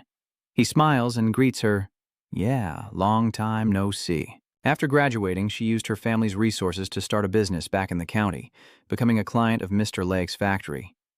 Seeing this, Min Hui whispered, "Lak Tran, why are you staring at my fan? If you dare target her, I'll be waiting under your bed tonight with a knife." In his past life, after saving up some money from working at the factory, Min Hui finally mustered the courage to confess to Truong Fan, only to be rejected. Hearing this, she grabbed his hand and asked, "Who are you calling family?" At that moment, Luo Chen assumed that the gap between them was too great, and Zhang Panpan was being held back by her family, but now it seems that things are not so simple. After that, she waved goodbye, saying, "Uncle Luo, I have some things to take care of, so I'll head out first." From the power he sensed emanating from her, he was certain that Pan Pan was a cultivator. As she left, Min Hui quickly followed. "Let me walk you out." But she politely declines, "No need, thank you." Seeing this, he realizes why, despite their mutual feelings, she can't express them. Because these two are from completely different worlds. Putting a hand on his friend's shoulder, Luo Chen advises, "Min Hui, let it go while you still can. Instead of wasting your efforts, why not move on to another target?" He retorted, "What do you know? Love is like gold. The longer it lasts, the more genuine it becomes." He turned away, focusing on his career, occasionally meeting up for late-night snacks. Cut to a moonlit night on Mount Vin Nin, the ancient forest below. In the dense forest, Pan Pan approaches a group of men in black who are waiting for her. One steps forward and asks, "Is it done?" She replied, "Yes, but I hope you senior brothers will be careful. If you need any more supplies in the future, just let me know. Taking them without permission could easily lead to unnecessary trouble." A man stepped forward, adding, "Pan Pan is right, you all need to pay attention." She bowed her head in respect to Grandmaster Zhang. He then asked everyone, "I plan to perform the ritual tonight. Are you all prepared?" They answered in unison, "Yes." As the workers left the factory, they said their goodbyes. "Mr. Yang, I'm heading out," the woman called from inside. Min Hai turns back to ask, "What is it, Aunt Lu?" The auntie handed him a phone saying, "I found this in the break room while cleaning. See if you know who dropped it." Min Hai was startled and took it, saying, "Isn't this Fan's phone?" The phone revealed a message. 7 a.m., Yongning Mountain Well. After receiving the phone, Min Hui headed to the meeting place, the message weighing on his mind. Min Hai wondered, who would ask Fan to come to a place like this in the dead of night? Could it be? He imagines his crat on a date with a handsome Han-san, calling each other sweet names. He even imagined the guy saying, Fan, will you be my girlfriend?" And then leaning in for a passionate kiss. Just the thought of it made Min Hui incredibly upset. bringing him to tears as he stormed off, muttering, "No way, I can't let this happen." Meanwhile, at the dry well, 4 men in black robes stood at each corner. Master Zhang and Pan. Pan stand facing each other as a pillar of light suddenly erupts from the well. Pan's hands forming a seal. They're performing some kind of ritual. Fan's hair unexpectedly grows longer, reaching down into the well as Minhe uses his phone's flashlight to find his way. With his phone in hand, Luo Chen asked, "Hello Yang, where are you?" "I told you, Vojen Nong Vinte, you're not going to ditch me, are you?" he replied, running. "What are you saying? Do you think I'm that kind of person?" Fan's phone is at my place. I'm bringing it to her. Order first. I'll be there soon." In the distance, a scream echoed, and Minhe paused, confused. He was drenched in sweat as he recognized Fan's voice, then hurriedly spoke into the phone. "Luo Chen, something's come up. I have to go." He asked, "Wait, where are you right now?" Minhe replied. "At the ancient well on Mount Vin Nin, something is pulling Fan's hair, causing her face to contort in pain." Master Jiangxing stood there, reminding her to hold on. Pan obeyed. Suddenly, a familiar voice called out from afar, "Minhe calling for Pan." He exclaimed in shock, "What bizarre sorcery is this?" She recognized the voice as Ming Hui. Master Zhang shifts his gaze, focusing all his attention on Ling Mai only to have a little rat sneak in. He throws the bag to the ground and asks, Fan, what's wrong?" She looked up at him and said, "Master, I'm sorry. He's my friend. He probably wasn't careful." He glared at her. "Who allowed you to interrupt the spell?" Fearfully, Fan replies, "You're awful, Grandmaster Zhang." A guard shouts, "How dare you disturb Grandmaster Zhang? Die!" With that, he launches a block of ice toward Minhe, who looks on in bewildered terror. Seeing this, Pan quickly moved, rushing over and calling out to Ming Hui. Then she dissolved the ice block with her hand and pleaded, "Masters, senior brothers, I beg you, please spare him." Min Hui stares blankly as vines suddenly erupt from the ground, ensnaring Fan's legs. She cries out, "Forget about me, just go." One of them raised his hand and cast a spell, saying, "Too late." As soon as he finished speaking, 2 earthen arms appeared and grabbed Gu Minghui. Grandmaster Zhang steps forward, saying, "A mere tool dares to defy its master." Fan trembles. "Please, spare him."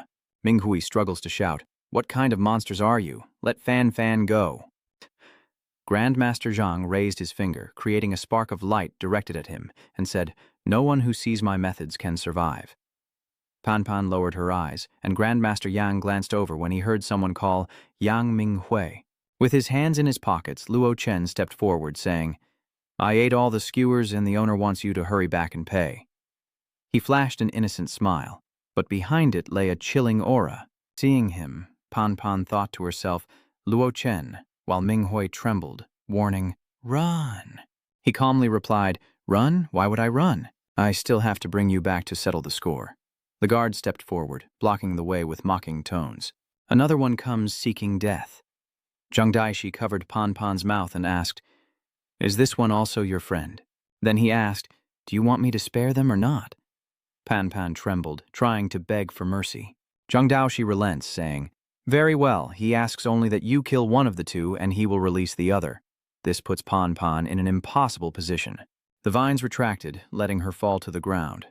Then he continued, "Choose one of the 2. Don't say I didn't give you a chance." Even in this desperate situation, Minhe tries to protect his friends, shouting, Fan, just kill me and let Luo Chen go." She lowered her head in regret, while Luo Chen pondered, "This seat, huh? It's been a while since I've heard that," he says. "How about I give you a choice?" Zhang looks over, puzzled. Luo Chen pointed, his eyes cold and commanding, and continued, "Kneel now and submit, or die." Hearing this, Master Zhang exclaimed, "What?" The guards were shocked and enraged, one of them charging forward, shouting, "You ignorant fool! How dare you disrespect a god?" Hearing the words, "divine being," Luo Chen burst out laughing. "That's the funniest joke I've ever heard. Even the celestial venerable of the immortal realm wouldn't dare call themselves a god in my presence." Unable to endure the insult, Zhang Daoshi waved his hand, sending a powerful blast of energy toward Luo Chen, easily snapping the large tree behind him in 2. Panicked, Fan thought, "We're doomed. Luo Chen has angered Grandmaster Zhang, and we're all going to die today." Ming Hui stammered a question. "Is this even human?" Luo Chen muses, sensing power without even trying, to break a tree from afar. This must be the level of an entry-level cultivator. To possess this level of cultivation in this world of diluted spiritual energy is quite rare. Unfortunately, you've provoked the wrong person. Grandmaster Zhang steps forward, saying, "Very good," to remain calm in the face of such rapid developments. He smiles and asks, "Should I say you're exceptionally brave and insightful or just foolishly clever?" Luochen looked over and coldly replied, "Try me." The guard, still enraged, yelled at him. Then, unleashing a barrage of attacks, he cursed, "Fools, seeking your own demise." But with a simple sidestep, he evaded and mocked them. "So eager? Then let's start with you." With a cold smile, Luochen raised his hand, and in a flash it struck with incredible speed, turning the man's head into a bloody pulp. The headless body fell to the ground with a thud, shocking everyone. Meanwhile, Zhang thought to himself, "A grandmaster, so young. Yet he has already attained the realm of a grandmaster through martial arts." The guards ferociously charged forward, determined to kill him together. Zhang quickly stopped them. "Fools, fall back." But at that moment, Luochen's eyes flashed with murderous intent. He smiled coldly, saying, "Too late." Then, standing still, he unleashed an invisible pressure. In a flash, everything seemed to lose its color as 3 guards froze, blood erupting everywhere. Master Zhang was stunned, and Pan Pan stared in disbelief, while Min Hui was shocked by his friend's power. Luochen stood calmly after the swift slaughter, the forest now silent. Luochen remained motionless while the 3 guards were reduced to pools of blood. Pan Pan wondered, "Is that really Luochen?" Meanwhile, Min Hui was shocked, thinking, "Heavens, the 4 senior brothers were all seeds chosen by Grandmaster Zhang, each with cultivation far surpassing mine, yet in an instant..." Grandmaster Zhang then stepped forward and said, "A martial arts grandmaster. Very good, very good. To have hope of reaching such a realm at such a young age is truly unexpected. It seems there really are geniuses in this world." He gathered his spiritual energy, saying, "Give you 20 or 30 more years, and even I would have to flee, but alas, you've met me now." Then, confidently, "Even if your abilities approach the peak of the mortal realm before true power, you're ultimately just a drop in the ocean." Hearing his boasting, Luochen just scoffed. He covered his face mockingly, then laughed, "True power. Ha ha." Grandmaster Zhang frowned and began to lecture. The sage said, "To hear the Tao in the morning, die content at night, meaning the pursuit of truth or goals is extremely urgent. I will show you some mercy and broaden your horizons before you die." He then spread his arms and shouted, 10,000 miles of ice." Behind him, huge blocks of ice appeared, immediately attacking Luochen and the others. The 2 lovers, now frozen in fear, call out to each other, "Pan Pan, Min Hui." In an instant, Min Hui was frozen solid, the ice spreading from his feet to his head, while Pan Pan was also encased, but remained conscious. "Damn it, I can't even move a finger, even with all my strength. This power is terrifying. No mortal could withstand it." Frozen in an instant, they could only think that it was all over. After casting his spell, Grandmaster Zhang stood confidently, simply scoffing. Unbeknownst to him, a familiar voice echoed from the distance. 10,000 miles of frozen land? Where does your confidence come from?" This startles him, his eyes widening as an immense pressure shatters the ice behind him, and he stutters, "Whoa, what?" Zhang Daishi looked ahead, his face etched with terror as an ice dragon's head appeared, none other than Luochen standing atop it. Compared to that enormity, Zhang Daishi was nothing more than an ant. He glared down and coldly uttered, "Get lost." Grandmaster Zhang, sensing the shift, believed him to be an awakened one, but Luochen's imposing voice continued, "Die." He immediately knelt and begged the celestial being for mercy, his head bowed low, sweat pouring down as he thought, "To awaken at such a young age, you are truly a once-in-a-millennium prodigy." Luochen landed softly in front of him. "You will announce that from this day forward, you are my servant." Master Zhang was overjoyed, thinking he was going to die here today, but this twist of fate has given him hope. He immediately kowtowed to his master, thinking that even though he was reduced to being a servant, if he served this great power well, he might get some guidance from him, and maybe with his age he still has a chance to awaken. Luochen ordered, "Now, return from whence you came. I'll find you if I need you." He immediately obeyed. After a while, the 2 unconscious friends by the fire stirred. Seeing Min Hui jolt awake, Luochen turned and asked, "Awake?" He glanced over, smiling, and asked, "What's wrong? Am I that scary?" He froze, as Pan Pan, who was sitting nearby, also woke up. Lao Chen stood up and said, "All right, it's getting late. You 2 should head down the mountain." He waved, cautioning, "And remember to keep my secret." Minhai replied, "Okay, we'll head out then. Take care of yourself." Seeing Pan Pan call out his name, he quickly caught her and said, "Let's go."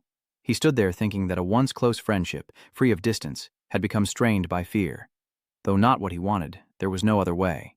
Looking at the well beside him, Luo Chen muses, "If I want to cultivate a full Tao heart in this life, it seems I still need to experience 100 battles in this mortal world." Something within the mysterious well catches his attention. Cut to the Chu family's villa in Haidong, nestled amidst dense foliage where two figures gaze at the moonlit night. The man in the chair, holding a glass, mentions Luo Chen as Chen Zhao bows behind him, saying, "Yes, fourth master has been captured by him, and he led people to smash Tai Hao. I didn't know this guy had such a powerful backer. Even the Ye family is supporting him. I fear it won't be long before they come crawling to me. How? Only you can help me now." This man is Chu Yun Hao. He wondered if this was the same Luo Chen who injured Master Hong as his tutor had mentioned. So Hao turned and smiled. Why the panic? Who in Tongzhou doesn't know the power of the So family? Who would dare lay a hand on a friend of Chu Yun Hao? Chen Zhao stammered. But what about Luo Chen? Chu Hao waved his hand dismissively. Just bring me his information, and I'll let my mentor take a look. If he has time, he might help you deal with him. He was stunned, then smiled with glee, thinking of Hao's tutor from Ao, the top expert in Haidong. Tran Trio smirked, thinking, "Lok Tran, even if you can stir up storms in Thong Chao, you're just a grasshopper to the real big shots of Haidong. Just you wait, I'm going to make sure you die this time." Cut to the Yangji County Expressway the next morning, where a black car speeds along the road. Inside the car, Tang Rupeng, holding a fan, turned to the back seat and asked, "Brother Z, today we're just delivering a challenge on behalf of the master. This is a small matter. We could have handled it. Why did you have to come personally?" The muscular man in the back spoke hesitantly. "That kid's last name is Kia. Not only did he injure Uncle Hong when he was down, but he also provoked my disciple." This man, Van Hao's master, fumed as he continued. "So you want me to wait another week?" "My fiery spirit can't wait," Xun Gao said, as Ru Feng sat there, offering a reminder. "But the master has instructed us repeatedly. This mission is only to deliver the challenge, and the rules of the 8 Extreme sect strictly forbid fighting before declaring war." Xu Ao interrupted, scoffing that Luo Chen was just a nobody in his 20s who he could crush with one hand, and they should just bring him back to Mo sect for punishment. Rules be damned. Knowing he couldn't dissuade him, Ru Feng sighed, "You're the boss. You make the call." Sometime later, at Luo Chen's home, he was cultivating, his body radiating a faint misty aura, when suddenly a dart was thrown from outside. Calmly, Luo Chen caught the tube between two fingers, noticing a small piece of cloth attached to it. Hearing the commotion, Mr. Luo knocks and asks, "Son, what's wrong? Did something happen?" Hearing a noise, he gets up and replies, "Dad, it's nothing, just something fell." Hearing his son's reply, he nodded and said before leaving, "Breakfast is ready. Come out and eat soon before it gets cold." But after speaking, there was no response from his son. He paused, then Mr. Luo curiously pressed his ear to the door. Hearing nothing, he opened the door, finding his son gone, and exclaimed, "Where is he?" Seeing the curtains billowing, he wondered, he was just under the bed. No, he must have gone outside, but how? The window's wide open, and this is the 9th floor. Meanwhile, Luo Chen had arrived to face Xu Ao's group, and upon seeing him, Yu Ao stepped forward and asked, "You're Luo Chen." You're fast," he said coldly. "Are you with the Baji sect?" Xu Ao crossed his arms and replied with a smile, "That's right, I am Xu Ao, the 7th disciple under Fong Thian Loi, the master of the Bat Extreme Gate. If you know anything about the Haidong martial artists, you'll have heard of my prestige." Then he threatened, "If you don't want to suffer the 3 blades and 16 stabs, confess quickly, cut off your own legs, and follow me back to see our leader." Luo Chen ignored him and asked, "Who gave you my address?"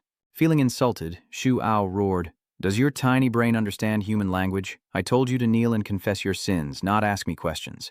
At that moment, he glared over, his voice serious. "Who was it?" Feeling belittled, Luo Chen successfully provokes Xu Ao, who raises his fist and shouts, "Damn you!" His eyes flashed as he roared, "If you want to know so badly, go ask Yan Luo Wang.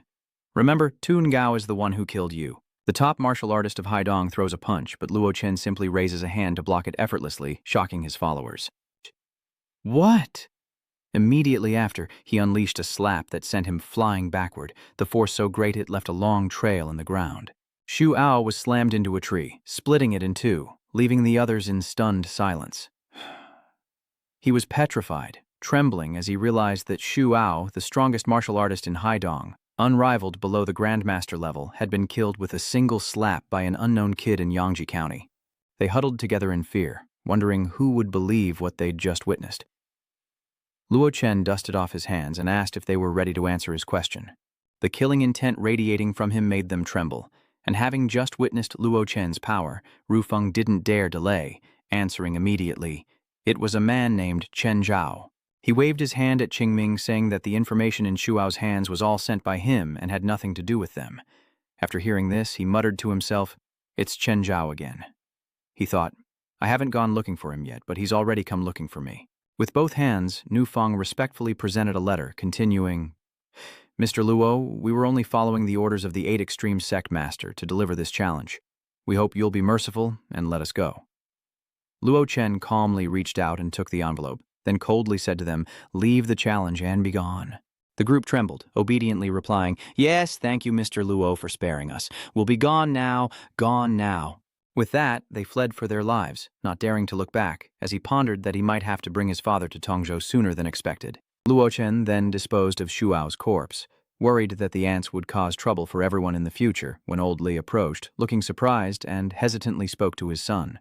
"You rascal, you still call me father?" He then lowered his voice, asking hesitantly, "Father, did you see everything?" Cut to a nearby gazebo where, after hearing his son's summary, his father asks about the magic. "Let me think," he says, analyzing that his son met a mysterious old man in Tongzhou, spent 10 yen on a cultivation method, and trained for half a month. Based on this, he'll meet many famous people and complete billion-dollar business projects. Luo Chen chuckled at the story he told his father, then replied, "It's ridiculous, isn't it? If you find it too far-fetched, I'll make up another reason for you." Mr. Lack sighed. "Forget about it. I didn't think you'd tell the truth." His eyes lowered as he asked if his father was afraid, or found his sudden changes strange. Luo replied, "It would be a lie to say it wasn't strange. How could anyone accept that in just half a month?" Then silence fell, and father and son were quiet for a moment. Then he suddenly placed his hand on his son's shoulder and said, "Just kidding, kid. Your father isn't normal either." He smiled affectionately. "As long as you're still Luo Chen, you'll always be my precious son. No one can change that. Besides, you could say you're promising and I can hold my head high." Mr. Lack continued sternly, "But I must remind you, don't abuse your power." He replied, "I know, Dad," thinking, "Indeed, no matter what I become, the only one who can accept me from the bottom of his heart is always my father." That night at the Tran family villa, Tran Triu answered a phone call asking, "Hello, what happened, Mr. Ha?" On the other end, So Hao replied, "I heard the tutor went to Vin Nguyen County this morning. He must have taken care of that Lok Tran for you." A photo of Lok Tran is stabbed with a dagger on the table as the voice continues. "He'll contact you if he transfers the car to Thong Chao, so remember to treat him well." Chenja lowered his voice. "Yes, of course. Thank you, Brother Hao." As soon as he hung up, he sat there laughing, trembling with excitement.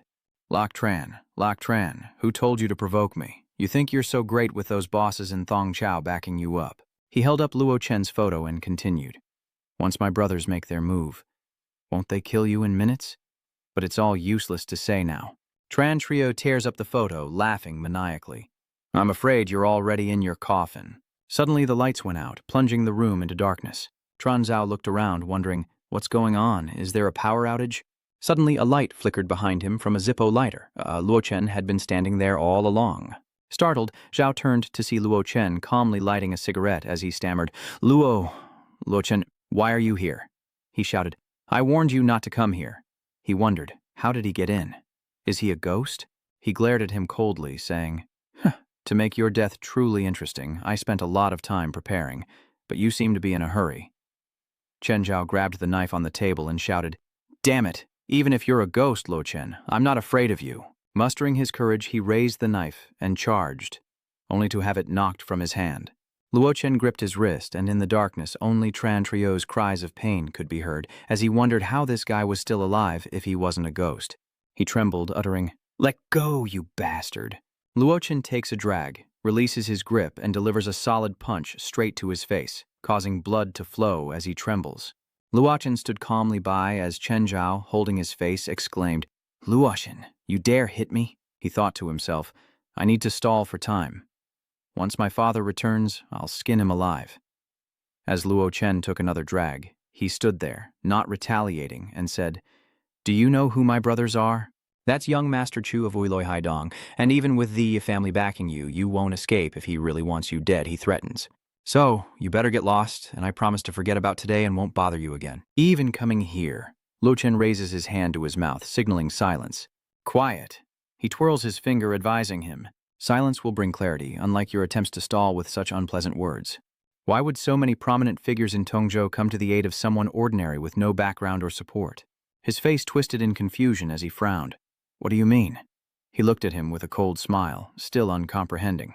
Didn't you just say the Ye family was protecting me? Then why not make a bolder assumption? For example, the reality and what you think are completely opposite. Hearing this, he was speechless. Chen Zhao stammered. No way. Don't try to fool me. You're younger than me. Even a peerless genius wouldn't be asked to protect them by the leader of Tongzhou. You're completely out of your depth, Luo Chen pressed, because you never see things through to the end. He gasped. What do you want? Suddenly, they both fell into the illusion created by Luo Chen, surrounded by skeletons and swords. He looked around, terrified, stammering, stuttering. The celestial venerable's shadow appeared behind him, eyes flashing with power as he coldly asked, "What exactly are you facing?" They lunged forward, and he screamed in terror. "No, don't kill me!" His eyes glazed over as his body was consumed by the white bones, and he cried out in despair. "Please, I don't want to die." Lao Chen softly says, "Rest assured, death is not the end for you, but rather the beginning of suffering and torment." His image fades, but his voice lingers. Remain in this endless nightmare of reincarnation. Having experienced humanity's carnage for millions of years, the light before Chen Zhao gradually narrowed and went out. Outside of reality, he sat in a chair, tears and saliva streaming down his face like a madman. Luo Chen left behind the cruelty in his mind, urging him to condense all the bloody methods. Cut to the presidential suite of the Hai Thuong Min Hotel.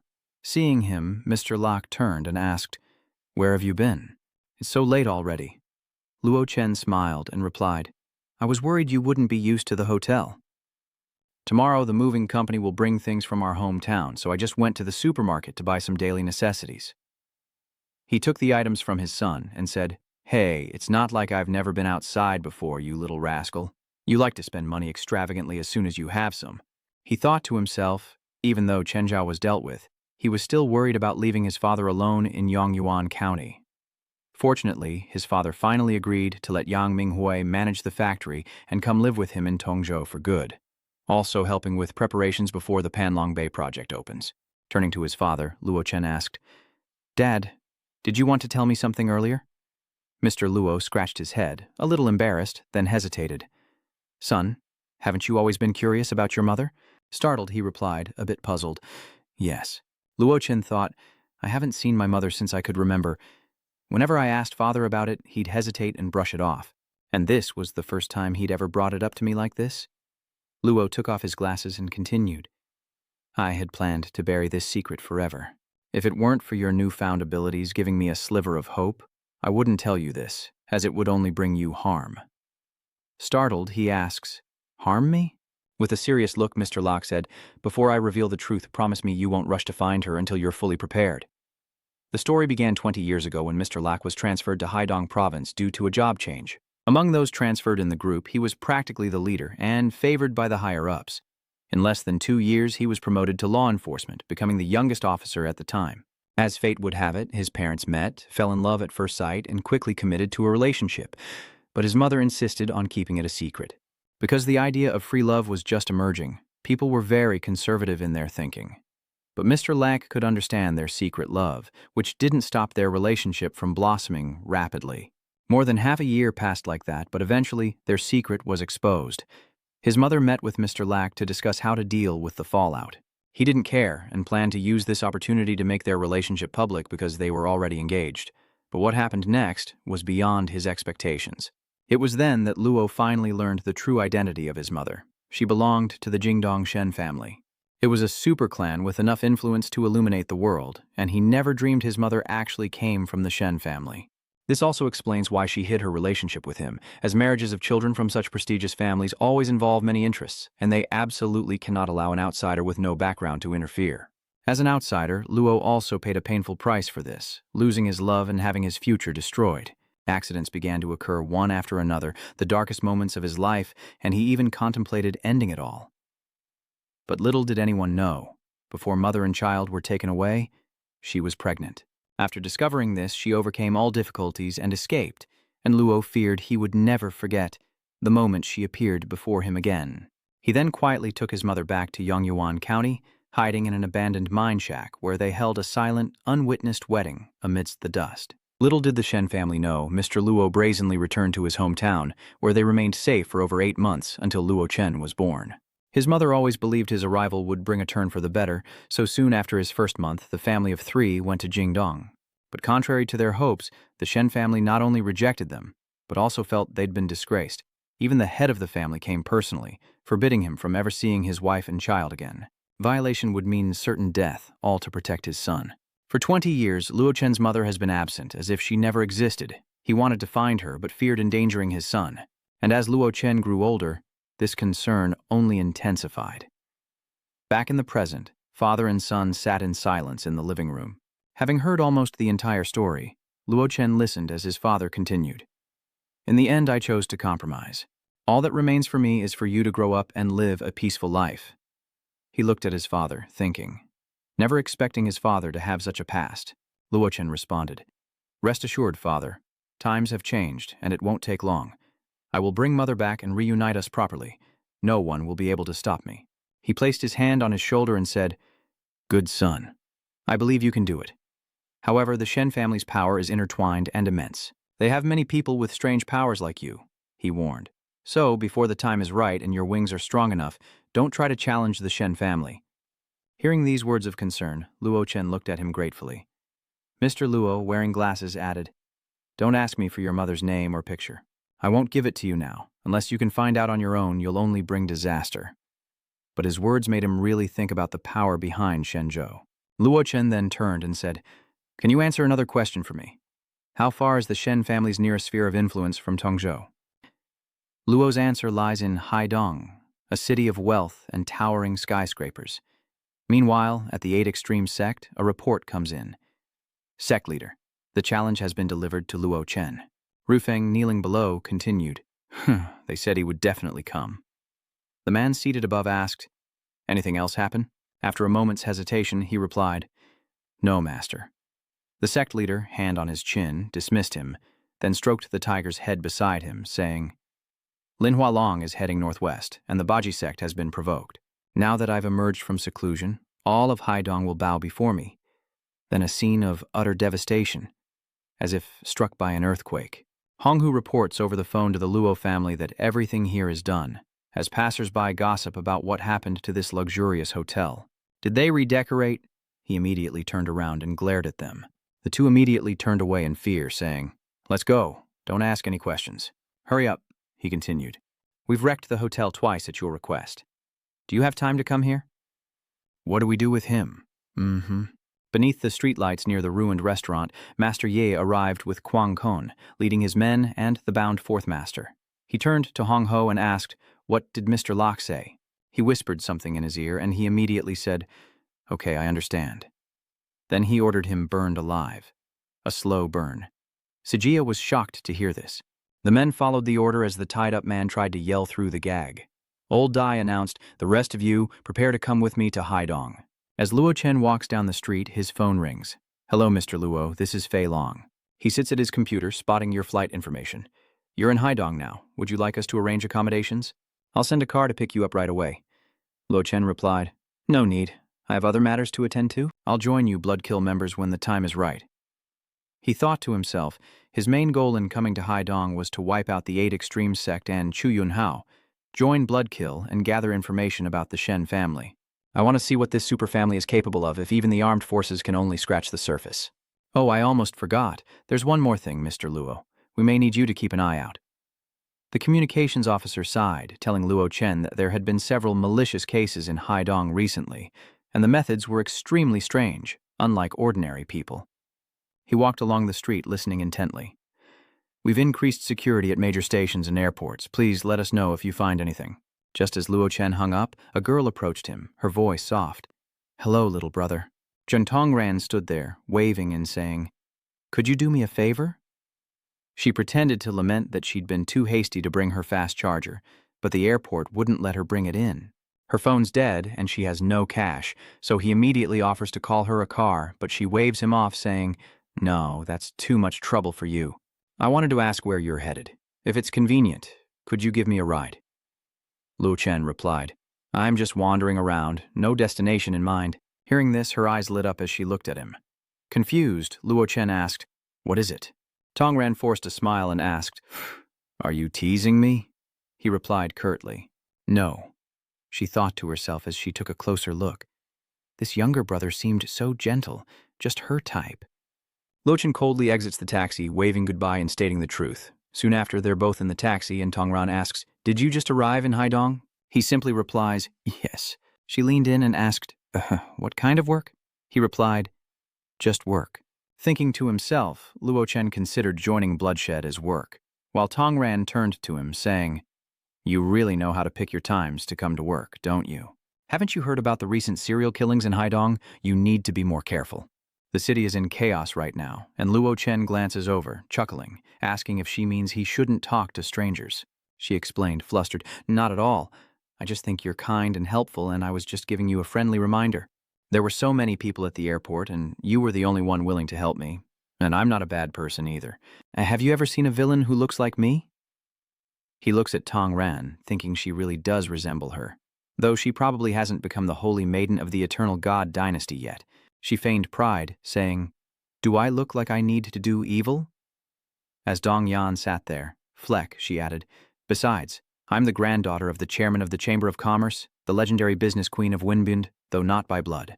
Hearing this, Luo Chen was startled and asked, "The Shen family?" He turned serious.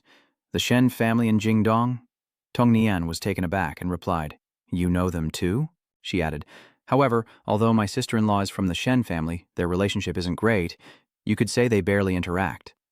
Then, with pride, she explained that her sister-in-law's success and legendary status came from building everything from scratch. "I look up to her as an example of rejecting family help and striving on my own. I dream that one day I'll be like her and make something great happen." Luo Chen rested his chin on his hand, gazing out the window, thinking that it couldn't be a coincidence that someone from the Shen family, who had separated from them, was in Haidong. Cut to a night street in Haidong. The taxi stops and Tongran smiles, saying, "We're here. You can drop us off here." The driver replies, "Okay, you two be careful." As she stepped out, she patted his shoulder and said, "Thank you so much for today. Also, after talking for so long, I still don't know your name." He replied simply, "Luo Chen." Hearing this, Tong Yan pretended to ponder, then excitedly said, "Luo Chen, then I'll call you little brother Luo Chen from now on." He was speechless. She then handed him a business card, saying, "Here, this is my card. My name is Jiang Tong Ran, so call me Sister Run Run."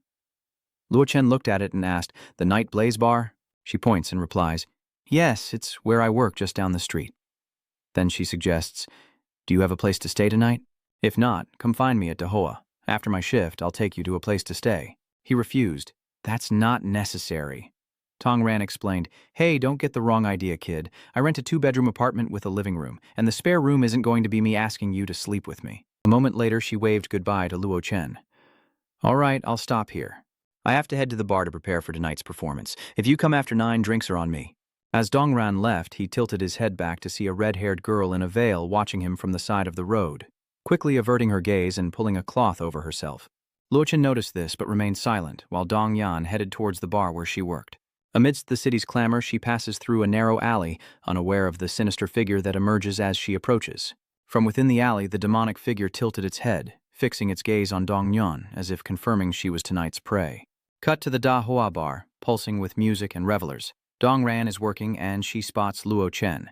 She immediately waved him over. "Luo Chen, over here." He pulled up a chair and Dong Ran asked, "You're here so early? Have you eaten? What would you like to drink?" "Still so cool, huh? Short answers are fine." She immediately gave a thumbs up, starting to mix drinks as she said, "Okay, I'll do my best to make you my specialty drink."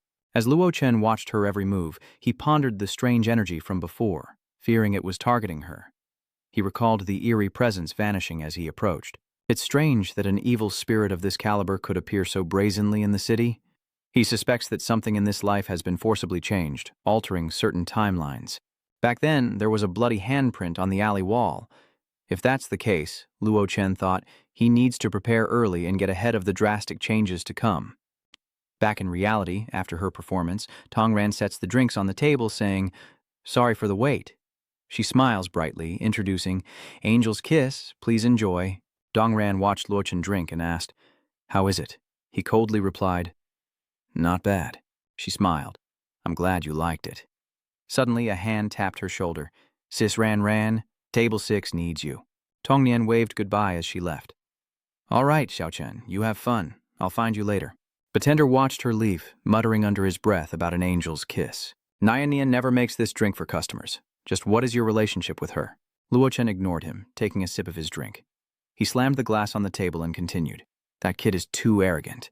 Let me tell you, Jiang Tongran is destined to be my woman." Then, in a low voice, he declared, "Anyone who dares touch a hair on her head will die." But suddenly, a commotion in the distance caught his eye. Meanwhile, another customer berates Dongran. "Beach, I have a $4 million bottle stored here, and now you're telling me my stock is gone?" She lowered her head, explaining, "Young master. So, I'm so sorry. I was away on business these past few days and didn't have time to check." The bartender was shocked and exclaimed, "Young master, so?" Luochen turned to look and thought, so it really is a small world with that Xiao Yunhao. Over there, Dong Ren is trying to appease Yunhao.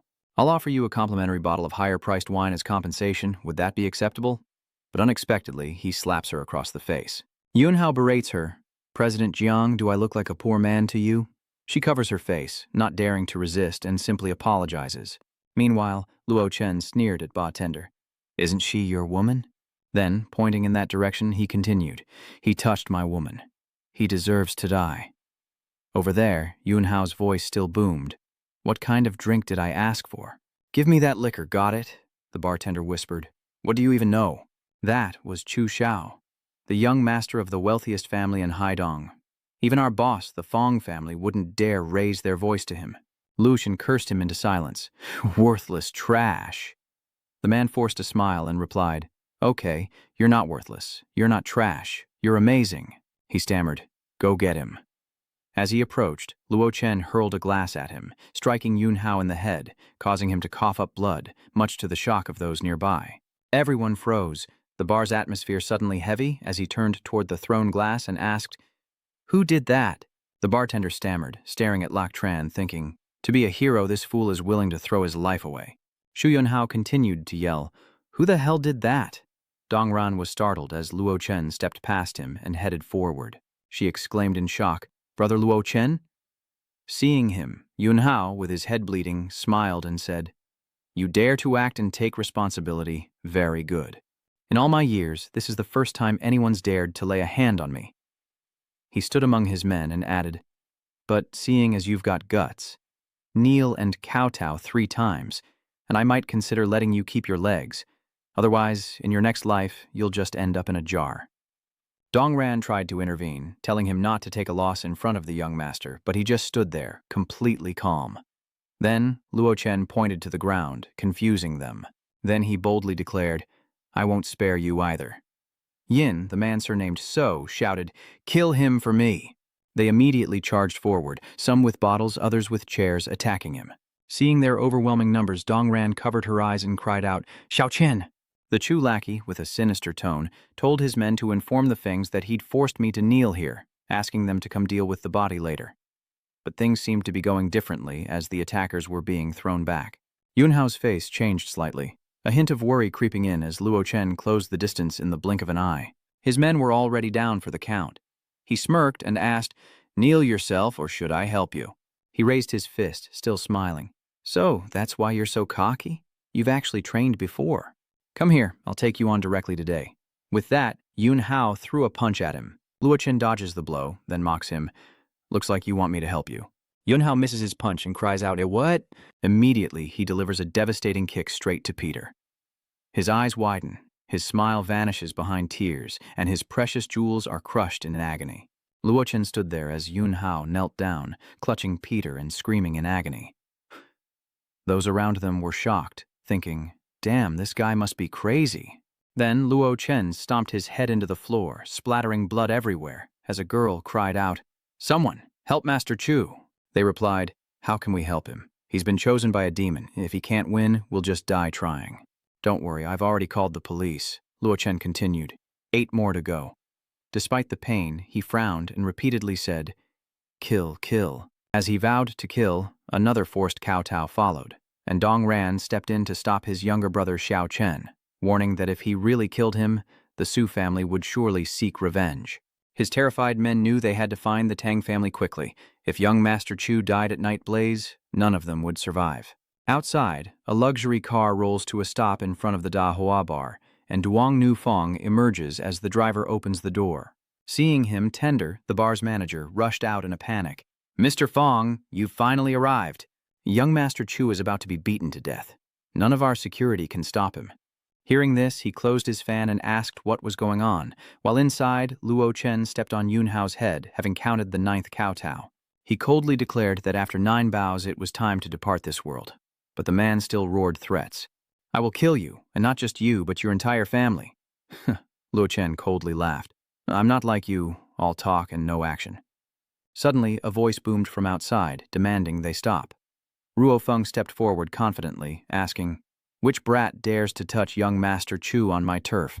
Dong Ran worried, "It's over, Wang. That guy is going to get away with it. Fong is here. He's saved." Luo Chen didn't say much, just stared at him, and instantly, Ru Feng froze. Memories of that terrifying power resurface, and he trembles, stammering, "Lord Luo, this must be the heaven-defying Lone Star fate." Luo Chen whispered, "You want to kill me?" Ru Feng trembled, terrified, and replied, "No, I wouldn't dare." Yun Hao shouts, "Tang Rofeng, what are you doing? This is happening in your territory. If you don't help me kill him today, just wait until my tutor cripples you." He adjusted his glasses and asked, "Your proud tutor?" He continued, "That damn tutor of yours was already slapped to death, and you dare mention him here." Hearing this, Yun Hao's eyes widened in fear, speechless, his only support collapsing. While Yun Hao exclaimed, "Ru Feng, what are you saying? My tutor was a top expert, second only to the Grand Master of the EC. Even a Grand Master couldn't kill him with a single blow." Ru Feng frowned and said, "Top expert, huh?" Then pointing, he continued, "Fine. If young Master So doesn't believe me, then call him now and see if he can explain how he died before drinking the broth of oblivion." Yun Hao paused, his face darkening as he recalled that the tutor had indeed become unreachable after arriving in Yangji County a few days prior. Trembling, he sat down, wondering. Could what Tang Ru Feng said really be true? How am I supposed to believe this? Meanwhile, Feng respectfully said to Luo Chen, "Master Luo, this happened on my turf, but I truly had no idea. How about I offer you Nightfire as a token of apology?" Batender wondered, just who was this guy?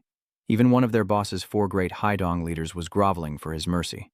And I was just showing off in front of him? He immediately waved his hand, saying, "All right, you're no longer needed here." He respectfully bowed and backed away, saying, "All right, Mr. Luo, please carry on. I'll be going now." As Feng walked away, he muttered to himself, "Damn it, I need to find a Taoist to see if I've been cursed lately. Twice now, I've been caught up in other people's messes, almost costing me my life." The bartender glanced at him, realizing he couldn't stay here any longer and needed to pack up and find work in another city tomorrow, while the man named So, sitting there, spoke up. "So you're Luo Chen, a formidable figure. Sovereign Yun Hao, I admit defeat. Spare me, and not only will I forget today, but I can ensure your duel with our sect leader is resolved fairly. Moreover, I will soon be entering bloodshed." Hearing him mention that, Luo Chen paused to consider. "Bloodshed, huh? Interesting." He continued to boast, "I could have made you the king of Haidong." He smiled and replied, "All right, you guys can go." He thought to himself, "I'll let you live a few more days." Wen Hao quickly ordered his men, "Hurry, help me up." They asked, "Where to, Brother Hao?" The place is the obstetrics and gynecology department. Though leaving, he wasn't giving up, glancing back at him, thinking, "Luo Chen, just you wait, I'll make you wish you were dead." That night, after everything was settled and work was over, the two walked together down a small path. Dong Ran blushed, thinking, "I never imagined my first time picking someone up on the street would land me such a hidden big shot. Not only is he younger, but he stood up for me and angered a local tyrant. This is too much of a Mary Sue story." She even wondered if she was the legendary chosen female lead, but she'd never tried dating someone younger. Surprised, he turned and asked, "What's wrong?" She replied, flustered, "Nothing." Tong Nian added, "I'm just a little worried. You beat Chu Yun Hao so badly just now. even though he begged for mercy. Knowing him, he's the type to say one thing and do another, plus he's a petty and vindictive. Luo Chen calmly replied, "Don't worry, he wouldn't dare cause you any trouble." She thought to herself, "I'm not worried about myself. I can find little Nian to rely on any time. He won't have a chance to act against me." Cut to somewhere else. The little butterfly reports that Luo Chen has returned. Inside, the mysterious red-haired girl was waiting. Dong Ran unlocked the door and turned on the lights. She and Luo Chen stepped inside, and she invited him in. Seeing the mess before her, Tong Nian's face darkened. "Damn it, a miscalculation." She quickly turned to him and said, "Close your eyes and turn around." After tossing the clothes into the hamper, Dong Ran said, "Okay, come in. What did you see?" He calmly replied, "My eyesight isn't great at night, and I forgot my glasses, so I didn't see anything." She pointed to the next room, saying, "Good. I usually live alone and never have guests. You can sleep in the next room. There are toiletries in the bathroom." She then heads inside, saying, "I'll get you a blanket."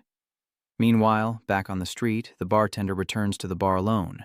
Gasping, he thought, "Damn it, I ran too fast and dropped my phone and keys at the bar. Maybe there's no one there." Behind him, an ominous aura swelled as a ghoul appeared, catching him completely off guard. A scream echoed through the alleyway, then abruptly ceased, leaving only silence. Meanwhile, Luo Chen sat cross-legged on his bed, cultivating, then suddenly opened his eyes, sensing an evil presence. Meanwhile, the ghoul was feasting on a human, blood splattered everywhere, when suddenly a talisman flew towards it.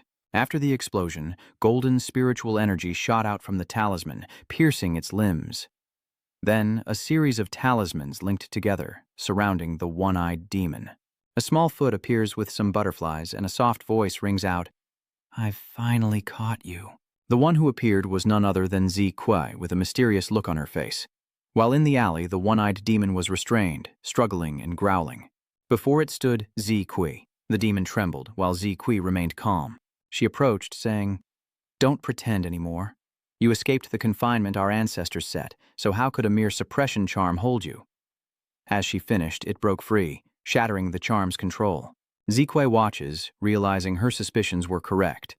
After becoming a blood zombie, it gained intelligence, feigning attacks and understanding human speech. She barely dodges its attack. The small butterflies then flew over, clinging to it, confusing the blood zombie. Shu Kui flew high, took out a small bell, and considered that she had to kill it, or the consequences would be disastrous. Shu Kui raised the bell and chanted, then shouted a final decree as the blood corpse stood dazed. "Hear my command and rise." As he spoke, the undead appeared, embracing the blood zombie's body, trying to restrain it. Shu Kui, holding the glowing talisman, rushes toward it, aiming to attach the charm to the blood zombie's forehead. It roars and struggles, but the talisman is now in place. It immediately roars, revealing rows of gruesome sharp teeth, and swiftly swats away the surrounding corpses. Zi Kui's eyes widened with worry, but the blood ghoul seized the opportunity, throwing her back with a powerful blow that sent her crashing painfully into the wall. She grimaced, thinking, "Damn it, a natural-born ghoul. How many people has this thing killed? And it's already reached enlightenment in just a few days." Before she could gather her thoughts, the blood ghoul lunged at her with sharp claws. It lands a heavy blow on Zi Kui's chest, causing blood to spurt, but the blood corpse's eyes and movements suddenly freeze. Despite the pain, Zi Kui smirks, grabbing its hands tightly. The blood ghoul, now sentient, looked confused. Zi Kui stared at it, thinking, "I can't accept this. All my years of ancient painting cultivation, only to be used to take you down with me." Then, her eyes slowly closed. "I'm sorry, Mother. The dead soul cannot continue to leave descendants. The Aphonat Mach line will end with me." At that moment, a can clattered as it was kicked. Shu Kui's fading eyes saw it and wondered, why now? Just then, Luo Chen appeared at the end of the alley, looking calm and collected. The blood ghoul turned to face him, quickly retracting its hand from Zi Kui, who collapsed to the ground, coughing up blood and screaming in pain. The blood corpse was shocked to see its arm melting away, as Zi Kui thought, "It's over."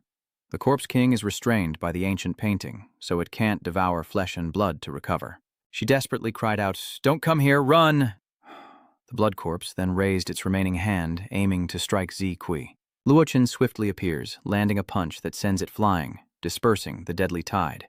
She looks up, weakly asking, "Are you a martial arts grandmaster?" Luo Chen glances down, saying, "Your eyesight is terrible." Just then, the blood ghoul turns to attack, and he prepares to counter. Shu Kui trembles as he warns, "Be careful. This thing has entered the Tao. Its body is as hard as steel. Internal energy can't stop its attacks. Shuquei pulls out a pill and continues. Take this. The Jade Orb will help you resist some of the corpse poison, but don't let it infect you with its innate corpse energy, or even the gods can't save you. Meanwhile, Luochen unleashed a flurry of punches, disorienting the blood zombie. As Zhu Kuei stared in disbelief, dropping the Yuzhou pill, Luochen seemingly teleported behind the blood zombie in the blink of an eye. Then he unleashed a devastating blow, sending it crashing headfirst into the ground, shattering the earth. Shuquei watched the overwhelming display in stunned disbelief and cried out. "Hey now," Luochen said sarcastically. "If you're a noob, don't give orders, just be quiet." After the attack, the alley was shrouded in dust. As the dust settled, Luochen stepped forward to assess the situation. Shukai, clutching his bleeding stomach, warned, "Careful, it's coming again." Seeing the blood corpse flying towards him, he thought it was still quite resilient. As it flew within reach, Luochen delivered a painful slap. While the blood corpse stared in confusion, he followed up with a powerful punch, then a barrage of blows that left it defenseless. Shuquei realized that the Zombie King's body was incredibly sturdy, impervious to ordinary force, and only special magic could harm it. Yet this man was tearing it apart with brute strength. The relentless assault makes it roar in frustration, but before it can retaliate, Luochen's fist flies again, the blow releasing death energy and dust. Shuquei blankly looks over, recognizing the blood spirit shield. Trembling, she grabs the bell and shouts, "Beast, you won't escape." Just then, Luochen turned and tapped her neck, knocking her unconscious. Elsewhere, a girl slowly opens her eyes to a ceiling fan, prompting a voice, "You're awake." Still dazed and confused, she asked him, "You? Why are you here?" And, frowning, she demands, "Why did you attack me earlier?" Lao Chen explains, "Your body was infected with too much corpse poison. If I hadn't stopped you, you'd be a pile of minced meat by now." She exclaimed, "What?" My hands felt numb, and I realized my arms were completely powerless. He's right. If I had exhausted my strength, the corpse poison would have invaded my organs. He saved me. Lao Chen warned her not to move recklessly. Although the injuries are under control, some residual poison has seeped into the blood. An external force can't dispel it. She must rely on herself. She replies, "I have a way, but I need your help." Then, pointing to the shelf, she said, "Under that shelf are some porcelain jars. Bring me the blue one." Slightly blushing, she stammered, then added, "Help me undress." Carrying the blue vial, Luo Chen asked, "Just strip you bare, or do exorcists have special rules?" The girl, eyes tightly shut, replied, "Whatever. I won't hold you responsible. Just hurry up." He let out a sound, gathered spirit energy in his hand, and in a flash blasted away her clothes. After all, she was a woman, and her terrified scream echoed outside. Cut to a hospital in Donghai, where a man announces, "Mr. Su, we've truly done everything we can. We're so sorry, but your son's injury is too severe." The doctor added, "All of our specialists have seen him, but there's nothing we can do." "What should we do?" "Damn it, what kind of bastard did this? To hurt my precious son like this?" This is an attempt to end the Chu family line. At that moment, Yun Hao, supported by a nurse, asked, "Dad, why are you so upset? What did the doctor say?" His face twisted with worry. "Am I only going to be a one-balled wonder from now on? No matter what, you must avenge me." He soothed, it's all right. You just need to rest for a while." Then he reassured him, "Don't worry, son. I've already spoken to your grandmaster. In 3 days, as soon as Luo Chen arrives, the sect leader will cripple him on the spot and hand him over to the Chu family." Yun Hao warned, "But Dad, I heard that Tang Rupeng kid say that Master Shuao was killed by him with one palm. It's not that I don't believe in the sect leader's strength, I'm just worried." CEO Chu said, "What's there to worry about? Brother Tian Loi has set up an ambush of 5. This battle will surely be earth-shattering. By then, not only will the Tai Chi masters be there, but also the Ying Yi masters of these 2 martial arts factions. And even that mysterious Taoist may come. Even if that kid is more powerful, he won't be able to make any waves." Fan Hao rejoiced, a complete encirclement. "Luochen, when you fall into my hands, I will strip your bones and fill them with boiling water." The next day at Jiang Tongran's house, Luochen stirred his coffee and said, "Let's go at noon. Aunt Tongran is there. Shangxi is opening a new center. My aunt asked me to help my younger cousin Xiao Chen. Do you want to come with me?" Sipping his coffee, he thought to himself, Shangxi again. He recalled the plump, wriggling insect in Luo Chen's hand the night before. He tossed it back into the small blue vial, accompanied by the girl's grateful voice. "Thank you," she blushed. The turbaned man continued. "We owe you our lives, Mr. Lack. Another day I, Shukui, will repay you," Luochen replied calmly. "No need for formalities. I saved you because you're useful to me.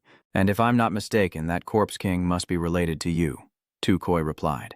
"It's more than just a connection. The Corpse King has been a benefactor to my Apo clan for millennia." She recounts that the Corpse King was originally a cultivator from the Jiangxi tribe who went mad due to injury. After death, her body was controlled by resentment, causing havoc.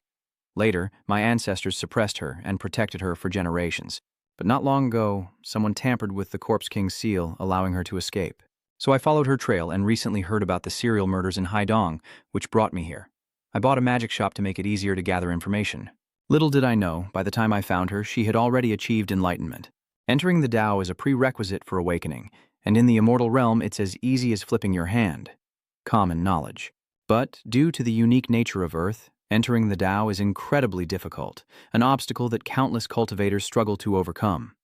This Corpse King likely had decent talent, since entering the Tao is hard enough for the living, let alone a corpse. Fortunately, Mr. Luo intervened in time, and though the Corpse King escaped using blood spirit, this kind of magic consumes a lot of energy, requiring all the flesh and blood to dissolve before slowly condensing elsewhere.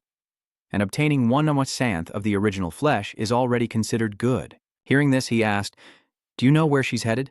She immediately replied, "The Holy Phoenix ancient town in Jiangxi, that used to be her tribe."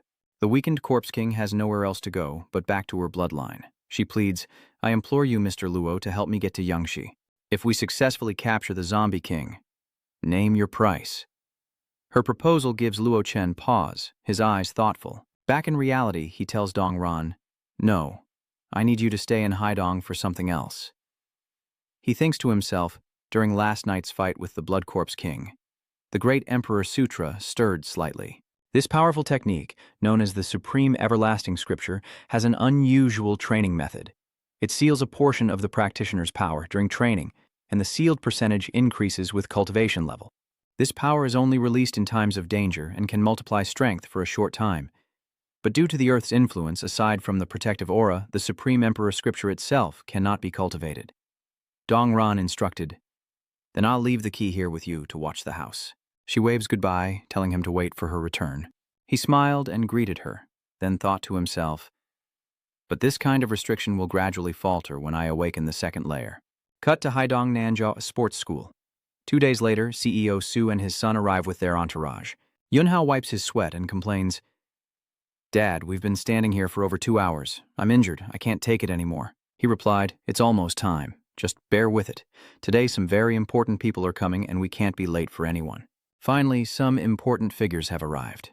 That sword-wielding Taoist practices Tai Chi swordsmanship. Chen Bakyao and the smiling old man in red is from Hunyuan Xingyi. As Master Mia arrives, CEO Chu hurries to greet them, saying they've been waiting for them.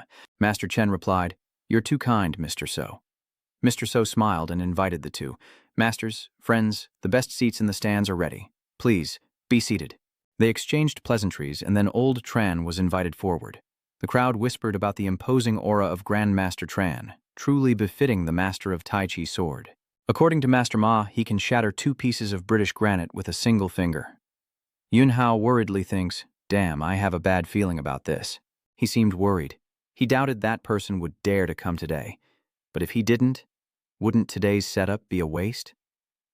Just as he stepped in before the crowd's chatter, someone else arrived.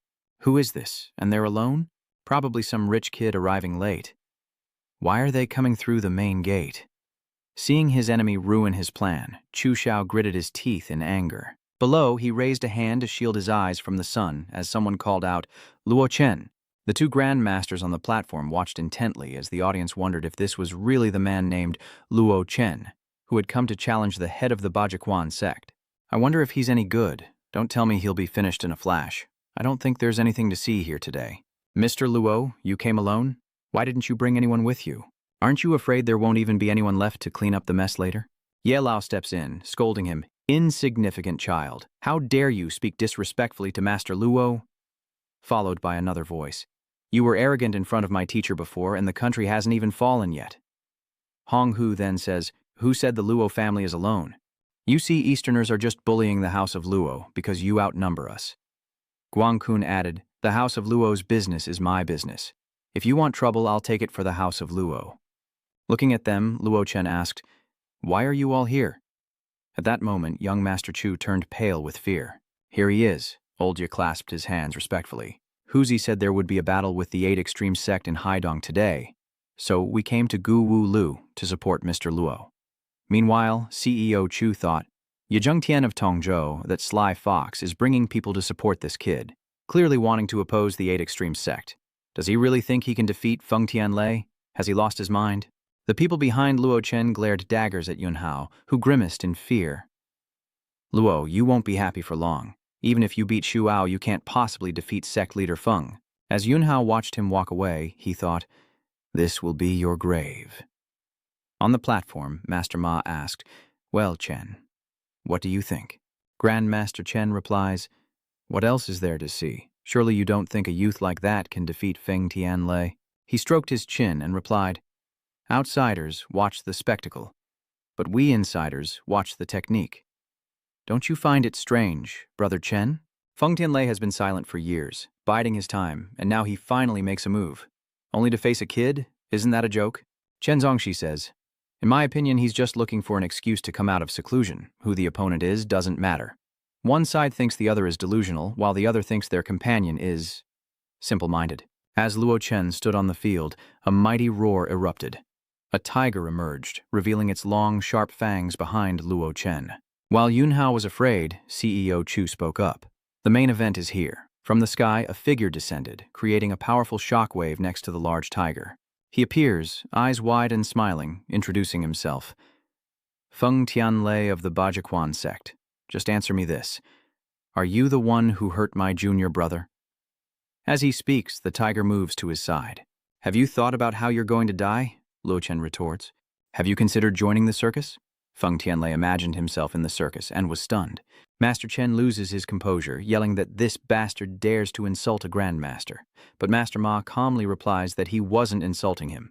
So why is he so agitated? If you're not happy, go deal with him. He immediately crossed his arms, pretending to answer. If he can defeat Feng Tianlei, then I will personally come down to learn from him. Grandmaster Ma asks, is that so? I don't believe it. I'm not backing down. While the audience babbled on, the arena below was filled with tension. Feng Tianlei looked over and sighed. This kid won't shed a tear until he sees his coffin. Lucian raises his hand, beckoning him to fight, a blatant provocation. He clenches his fist, stomps the ground, and roars, don't be so arrogant.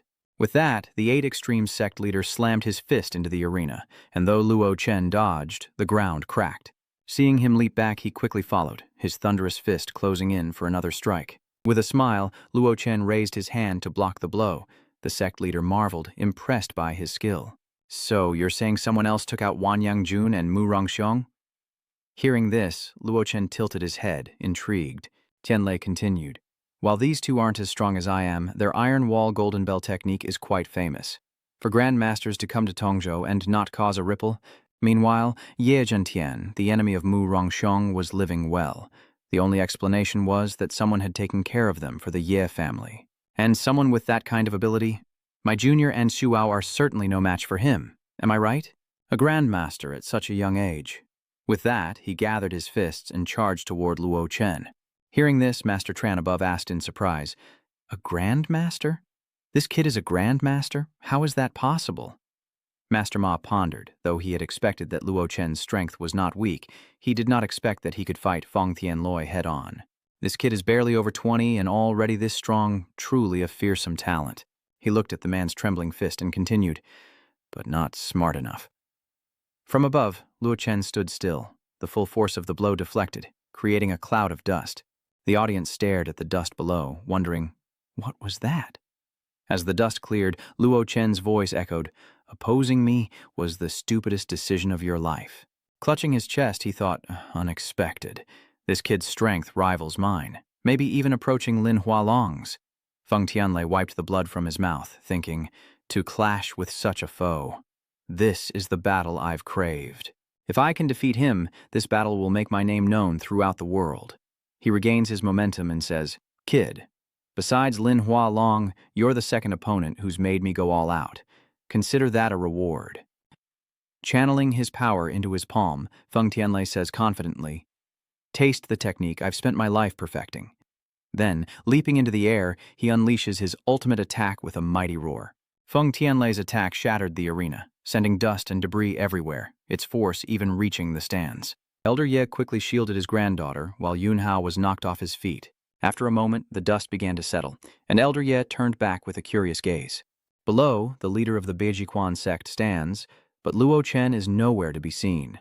Master Chen says, the Azure Sky Palm, the founding technique of Feng Tianlei to witness it today, it truly lives up to its reputation, rivaling the Tai Chi swordplay of the Tai Chi sect. Master Ma thought that even Lin Hualong wouldn't dare to face this move head-on, yet that young man didn't even try to dodge. What a waste. After landing the blow, he confidently said, so what if he's a young grandmaster? Just a wandering soul beneath my azure sky palm. Director Chu applauded. Master Feng is indeed unmatched in bravery. Well done. Yun Hao grumbled, thinking Luo Chen was lucky to have such an easy death, but if he were in his hands, he would torture him until he begged for death. The sect master looked over, shocked, as Luo Chen casually asked him, is that the best move you've learned in your life? Luo Chen stood there unscathed, looking over with a sneer. Thunderclap was utterly shocked. What? Seeing his composure, the Van Hao father and son were dumbfounded, realizing grandfather was right. That must be his true power. Having surpassed Lin Hualong, sect leader Feng cries out, impossible, this can't be happening. No one could survive a hit from my emerald void palm. Luo Chen cracked his knuckles and said, how boring. Is that all there is to a grandmaster? Seething with rage, he retorts, how dare you say that's all I am? He calmly responds, or what? Did you ever see me make the first move? This left him speechless. Suddenly, Luo Chen gathers power in his hand, a familiar sight. Feng, wide-eyed, realizes it's his own azure sky palm as Luo Chen continues, and the reason I didn't attack is because killing you is like killing a dog. With that, Luo Chen struck him straight in the chest, and the sect leader screamed in agony. This can't be. That last strike created a massive crater in the middle of the field. The Van Hao father and son couldn't believe their eyes, looking shocked. Hong Hu gave a thumbs up, marveling. The Luo family is still the Luo family after all. It's like they're cheating. Guang Kun and his men clapped and cheered. Great hit, the Luo family is mighty. Seeing Master Tran flustered, Master Ma provoked, who was it that said if he beat Feng Tianloi they'd go down and deal with him? He replied, no one asked you to chime in. He just finished a fight. If I go now, I'll be taking advantage of him. I'll wait for next time. I'll definitely go next time. The audience mocked Grandmaster Chen. What are you waiting for? If you can't win, you can't win. Is it so hard to admit? Yeah, you already said you weren't going down there. They've successfully provoked Grandmaster Tran, who's now seething with rage, veins popping, as he grabs his sword and shouts, silence! Even if he's strong, he's exhausted himself just now. A spent arrow. Do you think Tran here is afraid of him? Master Chen unsheathed his sword, declaring that he would end it in 3 moves. Luo Chen stood alone in the arena when a sword's aura struck from behind, but he easily dodged it. Luo Chen turned back to hear him continue. Tianlei had a brotherly bond with me, yet today he died at the hands of a mere boy. Master Chen stood there and said, I, Chen Baqiao, with my Tai Chi swordsmanship, must avenge him. He thought, even Feng Tianlei couldn't withstand a single move from this guy. Today, even if I manage a draw, it will be enough to make Tai Chi's sword famous. Taking advantage of the moment, CEO So cheered, well done, Master Tran, kill him, avenge Brother Tianloi. Yun Hao shouted, go, Master Tran, even if one Grandmaster can't kill him, 2 or 3 can wear him down. Then he brandished his sword and charged, shouting, prepare to die! Qin Zongxi thought to himself that he should strike quickly while his opponent was still recovering. But as soon as Luo Chen waved his hand, he was immediately pushed back and slammed into the wall of the stands. As the dust settles, his distorted face is revealed, and the Van Hao father and son once again stare wide-eyed at that kin. With that done, Luo Chen dusted off his hands and asked the crowd, anyone else want to team up and come at me at once? The 2 disciples who followed Master Tran glanced at each other, hesitant to speak. Van Hao paled with fear, wondering how Luo Chen could be so powerful after defeating 2 grandmasters, when suddenly someone shouted, look, what's that? Suddenly, a massive block of ice appears, erected on the field before Luo Chen. CEO Chu looks over and says, such divine power. A Grandmaster has arrived. Yunhao wondered, a Grandmaster? The man in black shouted, "Oh, heavens, to summon such a spectacle from thin air. Is that even possible?" He explains, "This is the mysterious figure I told you about before. Their relationship with Brother Tianlai is quite special. Rumor has it his power far surpasses even Grandmasters. Unfathomable. With him here, torturing that brat Luo will be like crushing an ant." Yunhao was secretly pleased. There's always someone stronger. "Luo Chen, you'll pay dearly for your arrogance." The 8 Extreme Sect disciple said grimly, "If the Grandmaster had arrived sooner, Master wouldn't have." The man beside him encouraged, "Rest assured, the Grandmaster will avenge our master. That brat Luo Chen will undoubtedly die." From the colossal ice block, steps appeared, descending gradually, and in moments, the ice staircase was complete. Yunhao and his father rushed forward with the disciples of the 8 Extreme Sect, raising their hands in welcome. "We respectfully welcome the Grandmaster." Unexpectedly, the Grandmaster they speak of is none other than Grandmaster Zhang. He spoke, "Rise." Luo Chen looked up, thinking, just a dog with a broken spine, yet he loves to show off. Van Hao knelt there, turning back to look at him smugly. "You fool, you're about to die, and you're just standing there dumbfounded. Were you just scared by that? Just wait until the Grandmaster comes down, I'll see how you die." Luo Chen scoffed and laughed coldly, then shouted, "You lapdog, get down here!" The crowd turned to him in shock. The disciples of the 8 Extreme Sect were furious. "Luo Chen, you dare insult Grandmaster Zhang." But what happened next shocked them all, as Grandmaster Zhang immediately rolled down the icy steps after hearing Luo Chen's call. He curled into a ball rolling past the crowd below, who gasped, "Master!" A moment later, the ball of flesh that was once Master Zhang was about to land, kneeling before Luo Chen and kowtowing twice. "Master?" The 8 Extreme Sect disciples were shocked and confused. "Master, what? What is going on?" Even Yilao and Song Song behind him were stunned, unsure of what was happening. But he smiled, saying it seemed some people still didn't understand the situation. Luo Chen stood before him and loudly asked, "Grandmaster Zhang, tell me who you are." "Master, I am but your servant," he replied, drenched in sweat. "How could this be?" Hong Hu clapped and laughed. "Ha ha, did you all enjoy kneeling?" He continued, "A truly blind lot. Bowing to a servant of the Lo family, yet daring to flaunt your power before the Lo family itself." Hearing this, CEO Chu trembled. "It's over. It's truly over." Hong Hu suddenly felt proud, thinking that kneeling before the Luo family wasn't shameful, but he would never debase himself by kneeling before their servants. Yunhao trembled, but cursed inwardly, calling them useless trash. Grandmasters and masters alike couldn't even defeat a 20-year-old kid. Luo Chen spoke as he stood up. Zhang Daishi immediately obeyed, not daring to delay. He commanded, "Your arrival is timely. You handle things here. Keep Chu Yunhao, and you know what to do with the rest, right?" Then he whispered a reminder. "Remember, everything that happens today is all your doing, Zhang Daishi." Though afraid, he happily accepted the order. "Understood, sir." 3 days later, back on the streets, Showdown and Xiaowu are talking.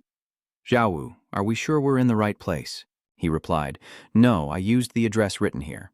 The location matches, but this area seems to have been renovated for residents, and the house numbers have been changed, so I guess we have to find it ourselves." Zidao says, slightly annoyed, "No way. If those blood-kill guys find out their trainer lives in a place like this, there's gonna be a revolt." Just as he saw Luo Chen throwing out the trash, Xiaowu ran over to call him a Xiao. Then, Xiaowu proactively asked Han, "Hello, could you tell me if Luo Chen, Mr. Luo, lives in this area?" Hearing his name, he asks what they want with him. Cut to the docks, where the waves are higher than usual today. Giant cranes busily transfer cargo containers as Xiaowu explains to Luo Chen, "Mr. Luo, the Bloodshed training base is located on Dongyao Island. We'll take a transport ship there shortly." Xiaodao thought to himself the higher-ups actually decided to let a kid in his 20s lead the monsters of Bloodshed. If Su Chang Shui hadn't personally called, he wouldn't have believed it. He sighed. Could it be because Lin Huolong went from Bloodshed to Military Blade this time at the martial arts tournament? Chief Tu thinks the Bloodshed failed, so he's finding a young man to take the blame. It doesn't look good.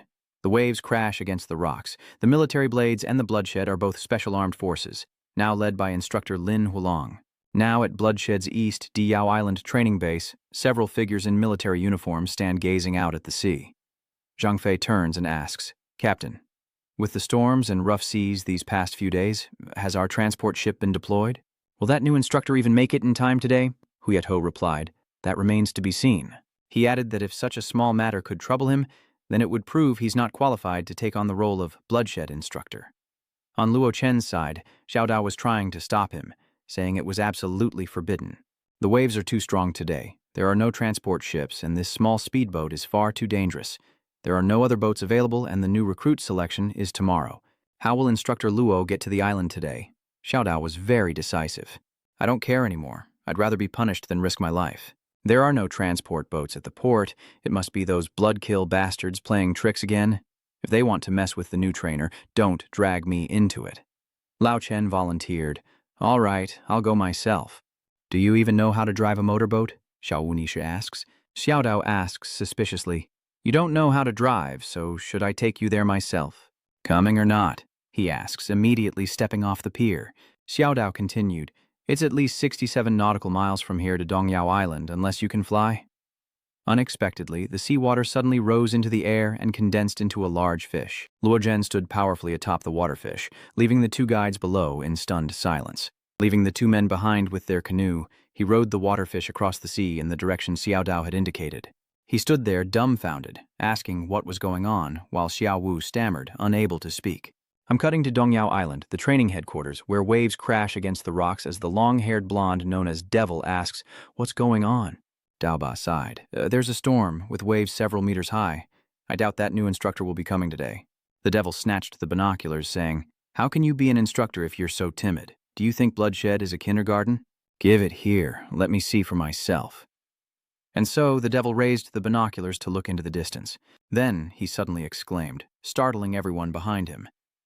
Zhang Fei shouted, Demon, what are you yelling about? Pointing to the sea, he said, Captain, I just saw someone riding a whale flying in the sky. Blood Tiger walked over and patted his head, saying, Has Zhuangzhou been playing too much? I told you to play less video games, and now you're seeing whales flying in the sky. Why don't you just say you saw Lao Tzu while you're at it? The Devil retorted, I wouldn't lie to you. See for yourself if you don't believe me. The sea churned with waves as Blood Tiger stood dumbfounded, struggling to comprehend the scene before him. Luo Chen had ridden a whale to the training island, and those below, dwarfed by its massive shadow, craned their necks, eyes wide, wondering what was happening. Then the whale explodes, creating a rain of seawater. Luo Chen sets foot on the cliff, looking down at the dumbfounded Bloodkill team below. Blood Tiger hesitated, asking, Isn't Zhang Fei supposed to be the new instructor? He stood there and announced, I am Luo Wuji, your new instructor. They were stunned. It's really him. This is going to be wild. Luo Chen continued, I heard that the previous bloodshed instructor would discuss things with the team before taking over. If that's your custom, your greeting ritual. Before Blood Tiger could even utter a word, Luo Chen coldly ordered them to attack. He narrowed his eyes at Luo Chen and explained, Head instructor Luo, it wasn't us. Not you? Luo Chen asks. Are you afraid? Come on, I'll give you all a handicap. I'll use only one hand, won't move an inch, and you can all come at me at once. Seeing their hesitation, he continued, Come on, all of you. Blood Tiger, startled, asked, What? He frowned and said, Chief Instructor Luo, that one move of yours was beyond our understanding. You must possess extraordinary power. One-on-one, we're definitely no match for you, but if you intend to challenge all of the Blood Iron, you're overestimating yourself. Luo Chen left the cliff and set foot on the island, now standing face to face with the Blood Iron team, who stared intently back. Luo Chen glanced at them and said, Make your move. The four immediately jumped forward, yelling, Brothers, charge! Zhang Fei raised his fist and shouted, I'll make the first move. But Luo Chen stopped his punch with a single finger. Zhang Fei was shocked, his face ashen, just one finger. After being knocked away, the others seized the moment to surround him. Luo Chen smiled, thinking, Their coordination is orderly. Their offense and defense are reasonable, much stronger than those mercenaries who forcibly controlled Anning martial arts before. But in his eyes, they're still too weak. The Devil gets a punch to the gut, Scarface gets a backhanded slap, and Blood Tiger is the same. In the blink of an eye, the Blood Squad was sent sprawling. Blood Tiger wondered, just what kind of monster is this guy? Without moving an inch, he defeated the elite Bloodkill squad with one hand, but he wasn't finished and ordered them to continue. Blood Tiger waved his hand. No, I'm happy to have Mr. Luo as the Bloodkill instructor. He narrowed his eyes, coldly saying, Now that you submit, remember this. From now on, Bloodkill will only heed my voice and my will." The four of them, looking a bit disheveled, stood at attention and said in unison, "Understood." Luochen waves his hand, giving them their first order. "All right, go back to sleep." Bloodfox was stunned, wondering, sleep at a time like this? Cut to the next day, a large ship awaits many cargo holds, and Uncle Chang is being called on board. He smiled and said, "Don't worry, just go through the motions. With me here, you're guaranteed to get in." Yunhao gratefully replied, "Yes, thank you, Uncle." He thought to himself, "Luochen, just you wait. Once I'm in bloodshed, whether it takes 10 or 20 years, you made me lose everything overnight. This deep blood feud, this shattered home. I, Yunhao, will repay you 1,000-fold." Cut to the Bloodshed's administrative building on the island where Ji Guo leads the new recruits, reminding them to make a good impression before opening the door. Inside, Luo Chen sits in the center, hands clasped in thought as the Bloodshed team stands in 2 rows. As Yunhao stepped inside, he thought, "This is bloodshed? Each person's aura is enough to crush arrogance. Truly terrifying." Zhuguo stepped forward with a smile, saying, "Grand Instructor Luo, I've long admired you. I am Chang Zhuguo, in charge of developing the Bloodkill's potential. Today, I've brought new recruits for selection. Here are the personnel files." After handing him the folder, he turned back to the new recruits. "Everyone, come here." As he approached, Yunhao immediately recognized a familiar face, his eyes widening in shock. Seeing him sitting there smiling, he exclaimed in shock, "Luo Chen!" Van Hao was devastated, stunned, and wondered, "Why? How is this possible?" "Why, Lok Tran?" Chiguo asked, confused. "Xiao Hao, why are you just standing there?" Luo Chen points and says, "Everyone but him can go back." Chiguo and Yunhao ask in unison. "What?" The young man behind Yunhao pointed at himself, asking, "Me?" He replies, "That's right."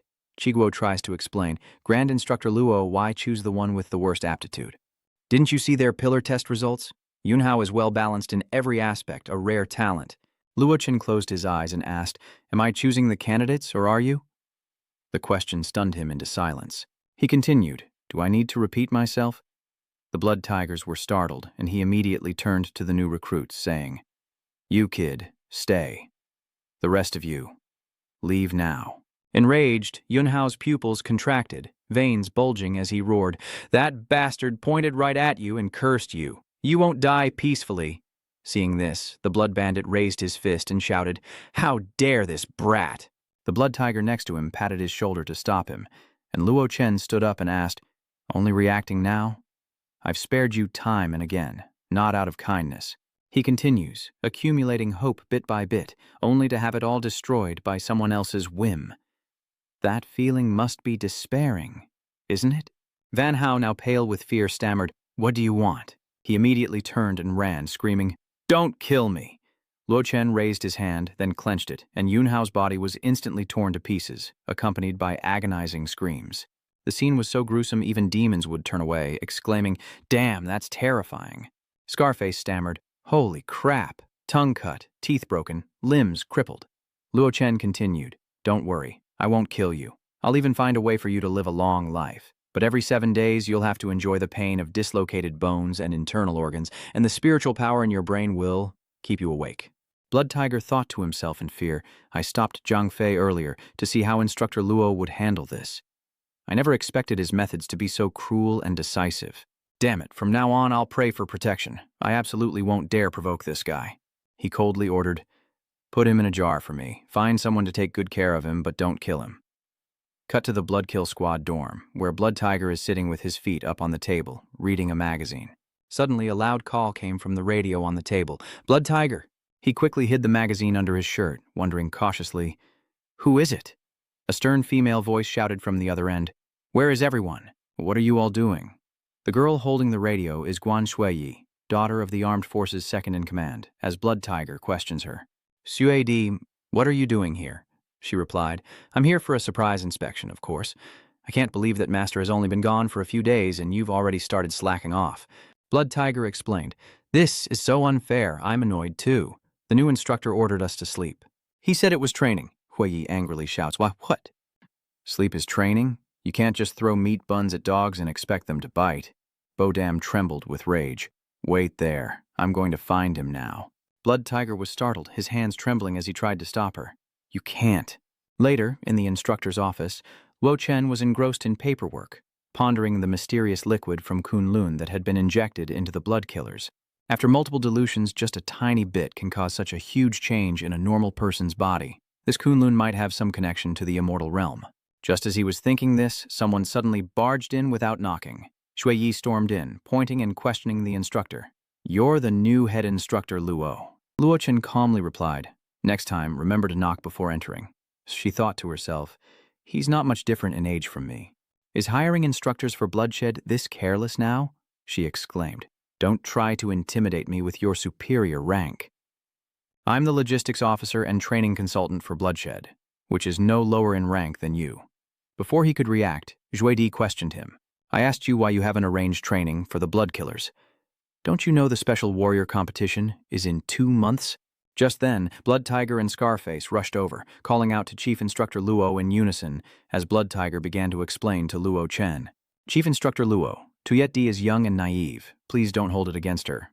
Daoba then pulled her aside, saying, "Come here." Zhua Ai reacted, asking, "Daoba, what are you doing?" She snapped, "Why are you saying I don't understand and telling him not to hold it against me?" Ba Dao raised a hand to stop her. "Please, just stop talking." Zhuidi ignored him, pushing him aside and continuing, "I'll stop, but he needs to give me a good explanation today, or else—" Just then, a leaf shot past her neck, embedding itself in the wall and cracking it. Zhuidi realizes with horror that using leaves to kill, cleanly and without a trace, proves he's a grandmaster, while Luo Chen is seething with murderous intent but trying to restrain himself. He looks over and asks in a deep voice, "Or else what?" Sui was immediately terrified and quickly replied, "We're sorry, Chief Instructor Luo. We know we were wrong." Badao stood there wondering, "We? What does that have to do with me?" Luo Chen lets it go this time, warning her to not let it happen again, to which she obediently replies, "Yes, sir."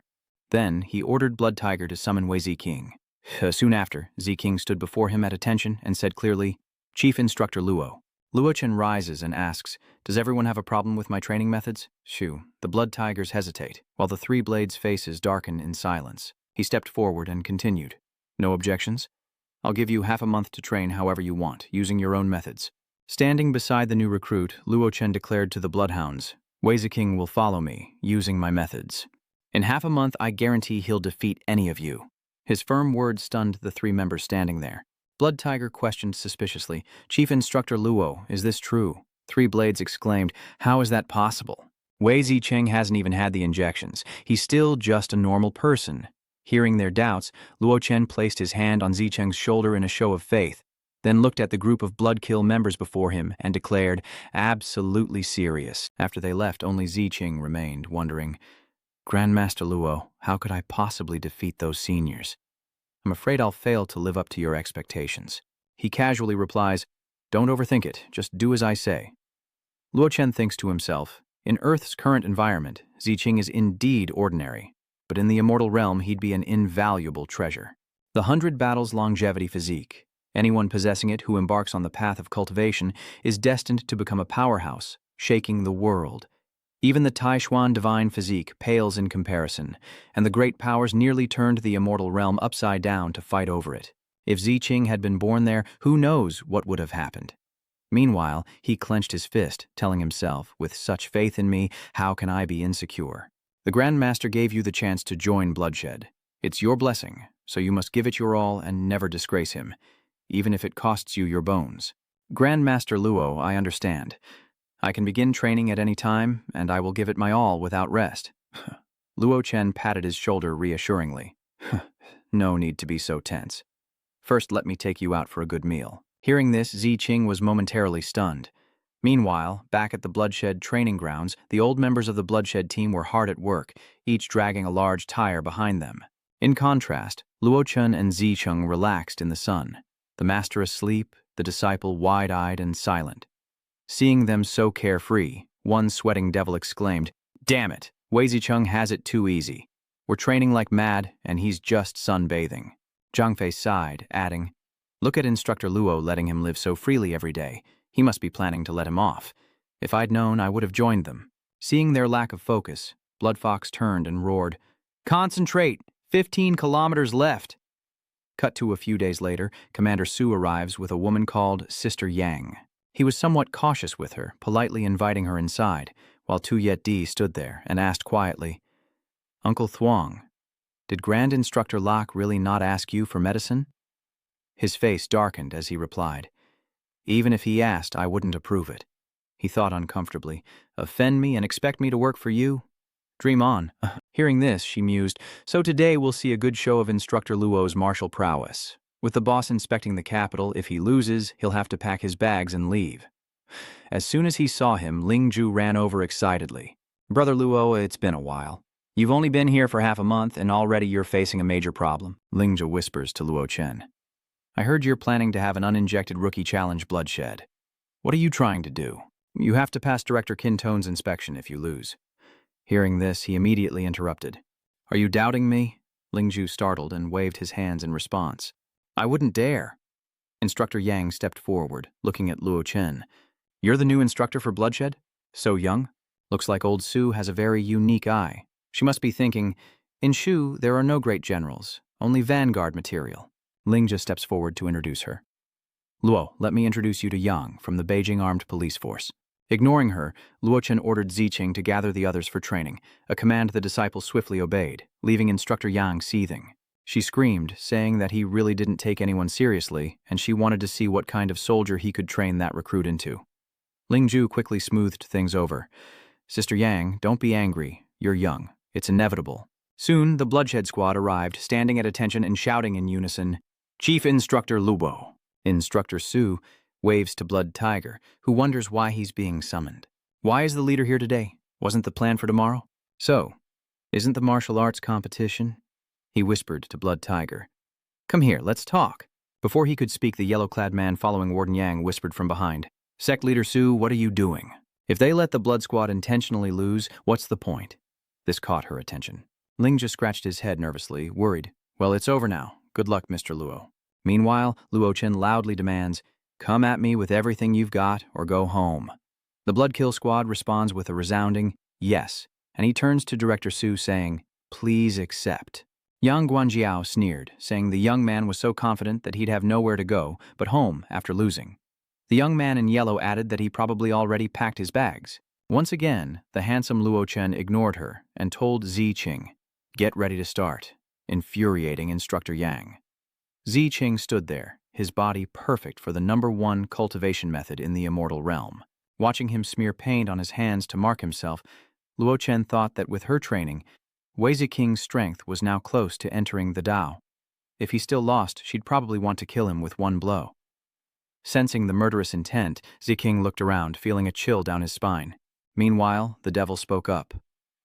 "Ziqing, sorry, the captain has given a death order. No need to hold back." With that, he looked over with a cold face and a confident smile.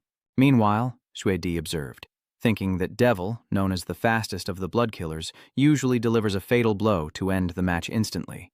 So they clearly weren't giving Wei Ziking any chance. With a mocking tone, she thought, only a fool would think that training for half a month without even injecting drugs would be enough to beat a blood killer veteran.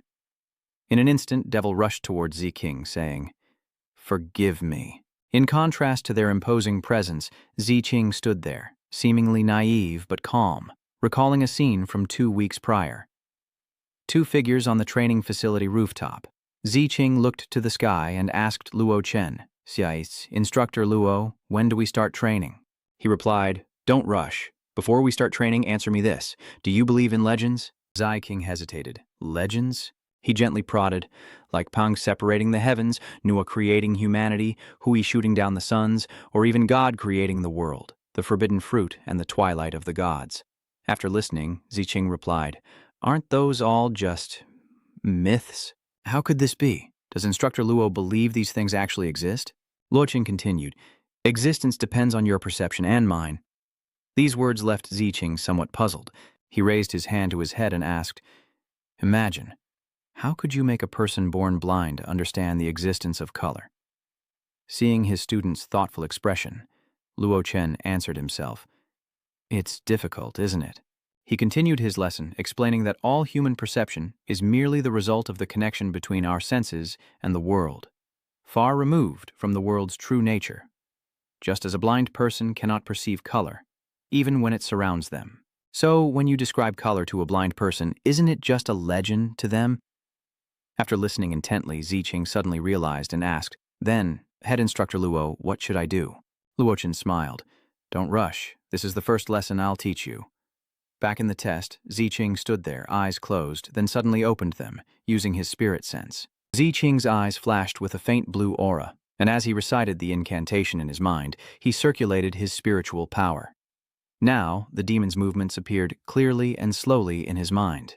At that moment, Ziqing was surprised to see the demon moving so incredibly slowly. He glanced to the side, wondering if time had slowed to a crawl, imperceptible to him. Before Ziqing now was Luo Chen's smile, while everyone else was frozen in place, causing him to jump, then look down at the demon, wondering, is this how everyone always acts in Instructor Luo's eyes? This shifts our perspective, and the demon's eyes widen in shock as Ziqing strikes him, sending him flying back, coughing up blood in a surprise attack. The force is enough to send the demon sliding. The onlookers and Instructor Su exclaimed in unison, "What?" Meanwhile, he stood there in shock, wondering, what happened? What just happened? How did I suddenly get thrown out? Blood Tiger shouts, "Devil concede!" He turned back, puzzled. "Captain, what just happened to me?" Blood Tiger replied, "If this were the battlefield, you'd already be dead." The captain tells him, "Expose the back of your neck." The demon turns his head slightly, revealing 2 streaks of cyan from the Yiziqing die on his neck. He stepped out, rubbing his neck in disbelief. Something was definitely strange. Instructor Yang watched him go, already making calculations. Zhang Fei cracked his knuckles and said, "It's my turn to try." But Blood Tiger stopped him. "Hold on, let me go." He thought to himself that Zhang Fei was as strong as the devil, so it would be the same if he went up.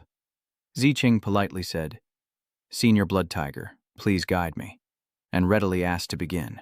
Without a word, Blood Tiger immediately charged, landing a blow that forced Ziqing to block with both arms, his stomp cracking the ground. Ziqing thought to himself, Blood Tiger is indeed powerful. Though his speed can't match Devil, his combat experience is far richer. Each move catches you off guard, disrupting the flow of your energy. Meanwhile, determined to regain his honor, he steals his resolve as Ziqing recovers and shouts, "Come on!" Blood Tiger immediately lunged, throwing a punch, but he dodged to the side, leaving an afterimage, and struck Blood Tiger with one hand. This made him exclaim in astonishment. "What?" Blood Tiger thought. "Damn it, I've become a laughingstock. The #1 fighter of Blood Kill struggling against a rookie barely managing a draw. Even if he were to win, the Blood Kill squad would still be the real loser."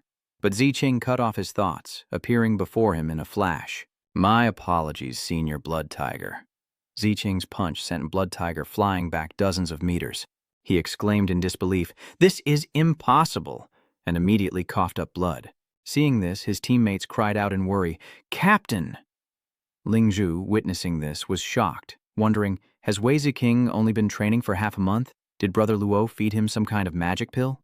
Director Yang turned, questioning, "Professor Chang, are you sure Wei Ziqing hasn't taken any drugs?"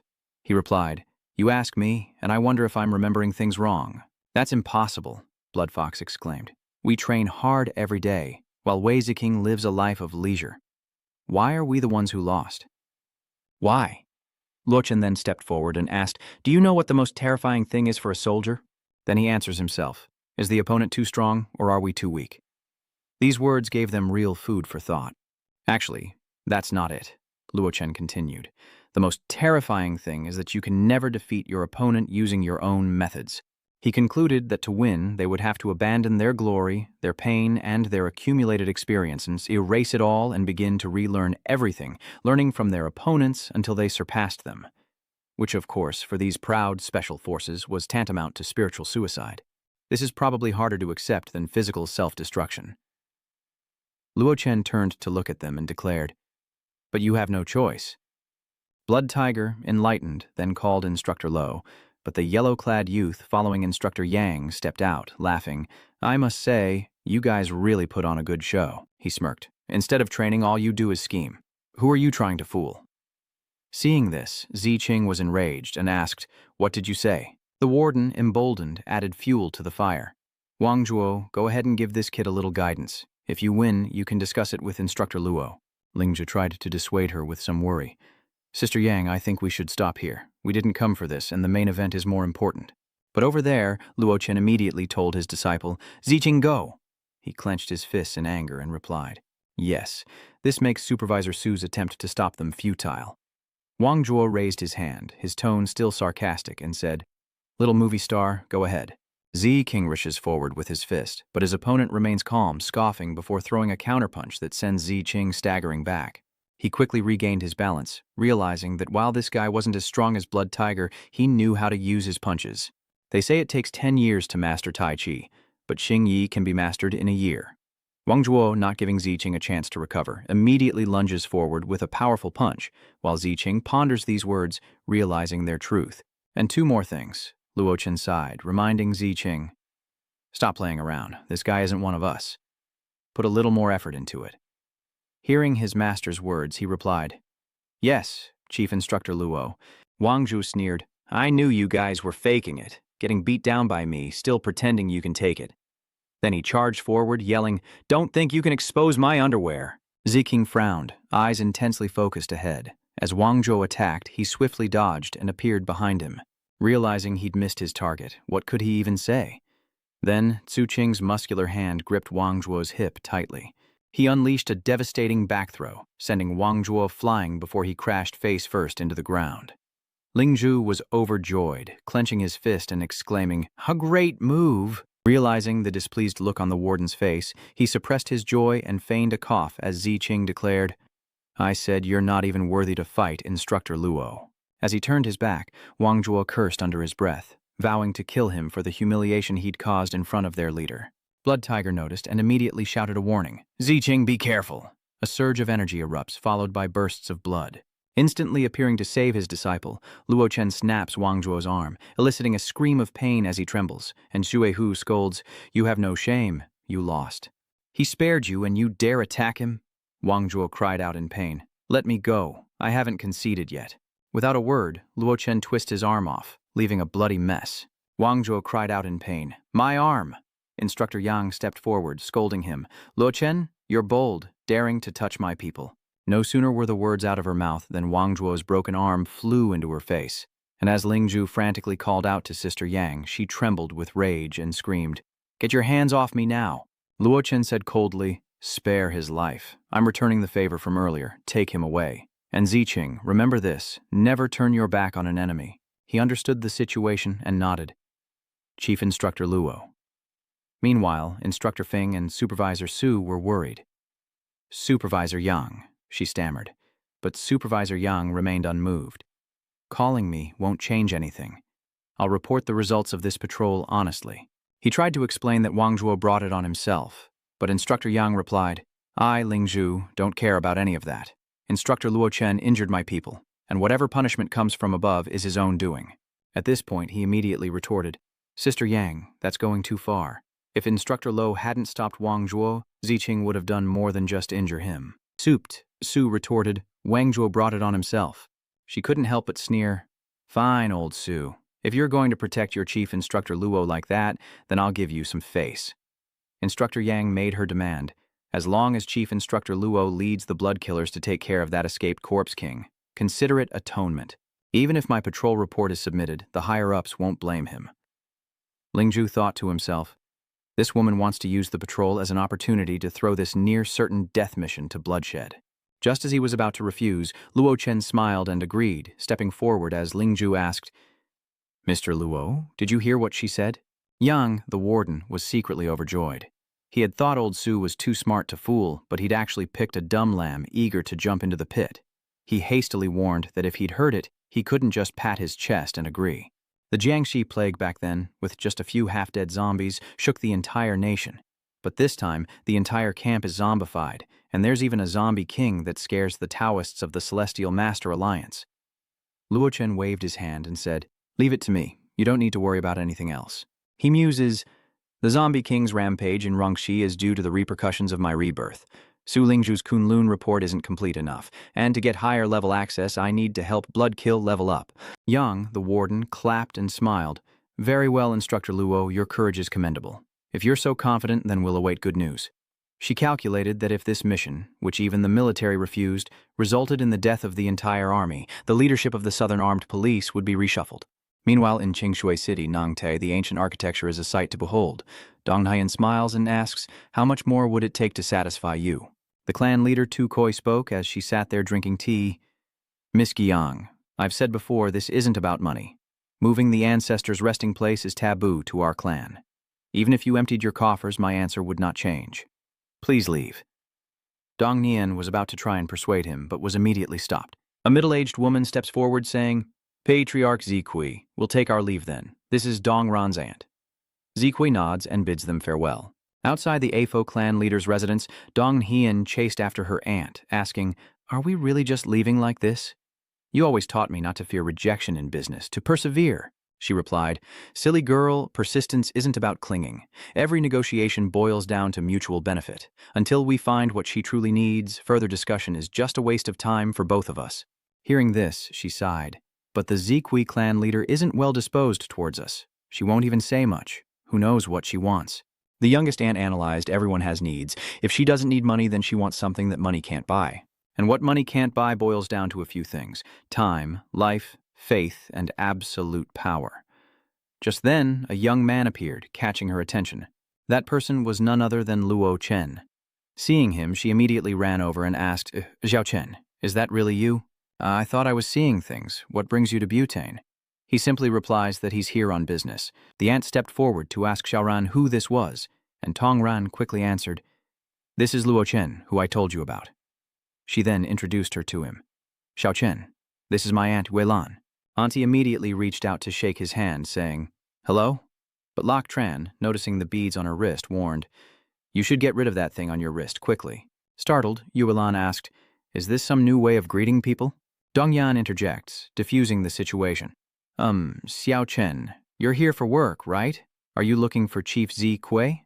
He muses, recalling A Pu Zi Kui, mentioning their clan's methods for preventing corpse poison. Despite being injected with the drug, Bloodshed and the others are still ordinary people, and close contact with the Corpse King will inevitably lead to infection. Happily, Tong Ruin says, "You two know each other? Then can I ask for your help with something?" Hearing this, Yuelan blurted out, "Xiaoran, what are you trying to do? Don't do anything rash." She immediately explained, "Aunt, trust me." Xiao Chen is sharp and he doesn't hesitate to ask her, "What is it?" And Tong Ran replies, "Her aunt wants to build an orphanage in the city center, but the land she's after belongs to a Pu's family, who refused to give it up because their ancestral temple is there." Luo Chen was curious. Why that specific plot of land? Tong Ran replied honestly, "Because it's close to schools and hospitals and well-equipped. She wants the best environment for the children." Hearing this, he confidently says, "I can help with this." Dongyan blurts out, "Really?" Moonlan sighed skeptically. "Don't make promises you can't keep." He looked at her intently and said, "But before I help, answer one question. Do you know Luo Yang Shu?"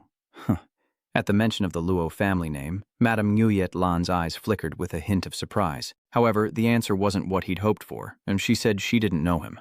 "What is it?" Luo Chen asked, seeking confirmation. And Nguyet Lan sighed. "What would I gain from lying to you?" He pondered.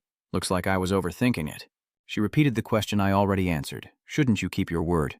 In Yue Lanner's mind, "I want to see what tricks you have up your sleeve, kid, to get what I couldn't even get with a fortune." Luo Chen stepped inside, not forgetting to speak to the two women behind him. "Let's go." They stood at the door, and Tong Ran's voice echoed from within. Tribe leader Zi Kui. Hearing this, Gudan's parasite hesitated with a sigh. Why these two? Then Zi Kui opened the door and said, "Mr. Shen, surely you're not the unreasonable type, are you?" Just a few minutes gone, and now they're back. What do they want? Tung Run hesitated. "Clan leader Zi Kui, She immediately froze, recognizing their companion and blurting out, "Young Master Luo." The four stood there dumbfounded, save for Luo Chen's friendly smile. And as the hot tea was poured, Zi Kui's voice echoed after the presentation. If he's already spoken, then there's nothing more to say. She ordered her maid Yunir to print 3 copies of the ancestral land transfer agreement for CEO Shen. The girl immediately obeyed. "Yes." Clan leader? Startled and still in disbelief, Yuelan asks. "It's settled," Luo Chen said, taking a sip of tea. Otherwise, how could it be? She thought, finding it hard to imagine that a problem even Mayor Li couldn't solve had been taken care of. With a single sentence, he resolved it. Just, what is this kid's background? Then Zikui spoke. President Shen, I've already stamped the contract. Please take it. Wilan returned the courtesy, thanking clan leader Zia Kui. Then, Tongran looked at Luo Chen and happily said, Little brother Xiaochen, thanks for your help again today. Call me when you're free and I'll treat you to a meal. Yuelan also smiled in gratitude, thinking, I'll remember this favor. If you need anything in Yangshi in the future, just ask. He let it go, saying, Forget it. You owe me a debt of gratitude you can't repay. She trembled, replying, My aunt was just being polite. Who would actually pay you back? Inwardly, she was displeased. This young man's attitude was grating. Then he called to his granddaughter. Xiaoran, let's go. She stepped outside, not forgetting to turn and wave. Then we'll take our leave. Cut to the Afu family's secret chamber. Zikui says, Young Master Luo, please, come inside. She reached into a small jar and said, You've come to the right person. Our corpse-herding lineage has spent years with the deceased, and we've learned a thing or two about defending against corpse poison. Then, Zikui handed him a small ball, continuing, The most effective is this Yu Chu. It's made from hundreds of herbs that resist decay, and if you carry it, it can absorb all the corpse poison within 5 feet. Luochen examined it, saying, Not bad, overkill for ordinary zombie poison, but it might not be enough for the Blood Zombie King. Startled, she asked, The Blood Zombie King? Could it be that the reason you came to Ruoshi this time is… He interrupts, I can't just let you give away the ancestral hall. An excited Jiao Yi says, Mr. Luo, if you can help us capture the Corpse King, you can have all the land of the Appa tribe in Rangxi, not just those 10 acres of the ancestral hall. He brushed that aside and asked for information about the Blood Corpse King. Zikui said, The Jingqi Heavenly Wing Group is an incredibly fearsome organization, and the Shi family of Rangxi releasing the Blood Corpse King was one of their claws. She continued, The Shi family wanted to claim the Corpse King as their own, but they underestimated its power. Even Shishiguai, the Shi family's ancestor, was almost killed. The Corpse King then fled to Haidong, wreaking havoc until it was forced back to Rangxi by you, Luo. Up to now, dozens of people in the Dian family's village have been zombified, and people in Thanpuang City are gradually becoming infected. Zikui narrowed her eyes and continued. The damage caused by the Blood Corpse King's use of the Blood Spirit Shield has almost been restored in a few short days, so we have no solution and can only notify the armed forces. Luochen stroked his chin and asked, If you notify the armed forces, won't the Shi family take action? She replied, The Shi family is making big moves. We've received reports that they've pulled in major Rangxi businesses to invest, preparing funds to hire grandmasters from all over to help the Shi family capture the Blood Zombie King. He followed up, Did the Shi family invite you as well? Zikui replied, But their intentions were malicious. Shizugoi has been poisoned and doesn't have much time left. If he dies, the Shi family will surely fall. Inviting me now is just their way of forcing the Apu family to hand over the Yuzhou recipe, she worried.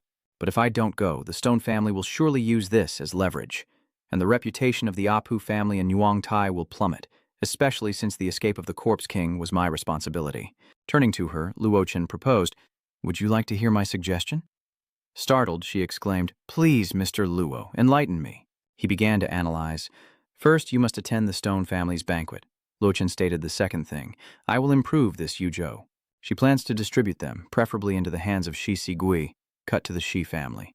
Inside, 2 men stood with the panacea in hand, obtained after witnessing Zikui freely distribute it to people infected with corpse poison. One pondered, expressing doubt, fearing something was amiss. Just then, behind him, a cane-wielding, corpse-like figure said, Jizhong, bring the Yuzhou here. If a Puzihui dares to distribute it to the people, there's definitely no problem. He obeyed, immediately handing the pill to the ghoul who urged him on. The moment he held the Yuzhou in his hand, the deathly aura within him was immediately drawn out. Black streams of death energy poured from his eyes and mouth, causing the Shu family's ghost to cry out. The 2 servants standing nearby called out anxiously, Master! After a moment, he regained his human form, no longer the dried-up corpse he had been. Then an announcement came from outside. Master Gui, young Master Jiang has arrived. This man is Jiang Yifei, the eldest son of the Tianyao group, who entered with a smile and asked, Uncle Gui, how are you? The 4th Lord of the Underworld replied, Your arrival is most opportune, young Master Jiang. Seeing him return to normal, Jiang asked, So? There's a cure for the corpse poison. 4th Devil replies, As expected of you, young Master Jiang, you guessed correctly. Yifei sat down and continued, There really is someone who can cure the Blood Corpse King's poison. Could it be the person who's been chasing after the Corpse King? The old man replied, Young Master Jiang is indeed very intelligent. He sat in the head of the family's chair and asked, All right, enough flattery, let's get down to business. What's the plan? The four fiends grinned wickedly and said, If the Apu family can research and create such a treasure, then of course we have to swallow her whole. So, capturing the Blood Corpse King is half the battle, and then we'll use the Corpse King's poison to spread the toxin. Soon, all of Xiangxi, even the entire southern region, will be in the hands of the Tianyao Corporation. Hearing this, Yifei clapped and laughed. Excellent. Uncle Guy is still a sharp sword that never dulls. Then he glared, paused, and elaborated. The four fiends reported that Apo Zikui had agreed to appear tomorrow. Besides the Sichuan Grandmaster and the Lu family's young master, they had also invited a rather famous Taoist priest from Haidong, the one who killed Feng Tianlei. Yifei smirks. As long as we can capture the Blood Corpse King and Apuzahui, agree to whatever price they ask. Cut to the happy zone, where everyone is looking up at a large screen showing the dangers of the Blood Corpse. The four fiends were delighted to see someone arrive, saying, Brother Feng Hu, long time no see. He stepped forward and replied, Old Shai, this place is really remote. Then, with a hint of reproach, if I were any older, I'd probably get lost. From behind, a young voice chimes in, Hu, family head, you jest. With your robust health, you'll be as spry as a youth in 10 years. This man is known as Young Master Lu. Isn't that Young Master Lu? Feng Hu greeted him, then lowered his voice. How can this old man compare to you, young man? To become a Grandmaster at such a young age, I doubt there's another like him in all the land. The young master was modest, not daring to boast. Shilao chuckled, and the four fiends invited them to sit. Meanwhile, Ye Fei and a mysterious old man in black robes and a hood secretly observed. He asked the old man, What about those two? The man turned and walked away, leaving behind the words, Be patient. Just then, a familiar voice in the distance caught Yifei's attention. Little Chen, you actually came? He glanced over to see Dongran greeting Luo Chen. Looks like my hunch was right. He asked curiously, What are you two doing here? Yuelan explained, the Shi family has joined forces with experts to capture the Corpse King wreaking havoc in Jiangxi. Of course, our company's here to lend a hand, but what are you doing here? We can't help you if you get kicked out. Lao Chen casually remarks, Is your assessment insulting my intelligence or your own? He ponders whether Shen Yuelan's unusual closeness is due to Jiang Tongren. Hearing this, she flew into a rage, saying, Can't you say one nice thing? If my son were like you, I'd have slapped him a few times already. He sighed teasingly. Auntie, are you trying to take advantage of me? I can't put it any other way. Besides, if your child was even a fraction of my worth, they'd probably laugh in their sleep. Yuelan reluctantly conceded, Talk about the pot calling the kettle black. At that moment, Yifei arrived, greeting them with a smile. Aunt Lan, Sister Ran, what are you two doing here? Startled, she asked, Yifei, you're here? She was just about to call you, he said warmly. You two looked like you were having fun. Weren't you going to introduce me, Nian? She honestly replied, This is Luo Chen, a friend of mine. He looked at the man warily, who extended his hand and introduced himself. Hello, I'm Jiang Yifei, Nihi Ran's cousin. But he remained unconcerned, while Ruan helpfully pointed out, Xiao Chen, my cousin wants to shake your hand. Seeing no reaction from Luo Chen, he quickly withdrew his hand, speechless with embarrassment. Then, Yifei casually approached him, whispering a warning in Luo Chen's ear. You'd better stay away from Nian. Seeing this, Yuelan spoke up loudly, while Yifei stood there smiling, exhaling with a scheming air. Then he walked away, saying, Aunt Lan, don't be angry. I was just teasing him. Everyone please take a seat. The event is about to begin. Meanwhile, Zi Kui has arrived and is sitting in the representative's seat. Above, the four fiends began their meeting. First, I welcome you all, despite the long journey, to participate in this mobilization conference to hunt down the Blood Corpse King. On behalf of the Stone Clan, I thank you all. Zikui looked at Luo Chen sitting behind him as the speaker continued to drone on. The Blood Corpse King is violent and cruel, harming Jiangxi and causing the people to suffer. Therefore, it is our responsibility as strong individuals to capture it. We cannot tolerate this. Lu Xiao steps forward, adding, Chief Shi is truly concerned for the people, pushing himself even with old wounds. I will fully cooperate. How noble of Lu Xiao, full cooperation, shirking no responsibility. Sai Gui added, Why so angry? But don't worry too much because we have with us today a comrade who has found a way to cure the Blood Corpse King's poison. Feng Hu and the others murmured, Can they cure the Blood Corpse King's poison? Who is it? Or could it be that even someone from the Medicine King Valley has arrived? He spoke from the platform. Clan leader Afo, please stand. Finally, she was called upon, still sitting there with her eyes closed. At this moment, Zikuai began to speak. Chief Thatch wants Yu Chao, I can give it to you. She rose and continued. Moreover, participating in the siege of the Blood Corpse King will help, but I have one condition. She frowned, her voice serious. The Blood Corpse King must be handed over to the Apu family. The four fiends retorted, absolutely not. Chief Apuo, don't forget who let the Blood Corpse King escape in the first place. What if you can't contain him again? Are we supposed to come to you for a second capture? Zikui pulls out a talisman and retorts, I'd like to ask Chief Shai, why is the Stone family's blood rot poison on the 7 talismans used to seal the Blood Corpse King? Leaving those present speechless, the old man retorted, hold on, don't jump to conclusions. I advise you to hand over the U Province formula. It could help everyone capture the Corpse King, and it would be considered a contribution that would excuse this matter.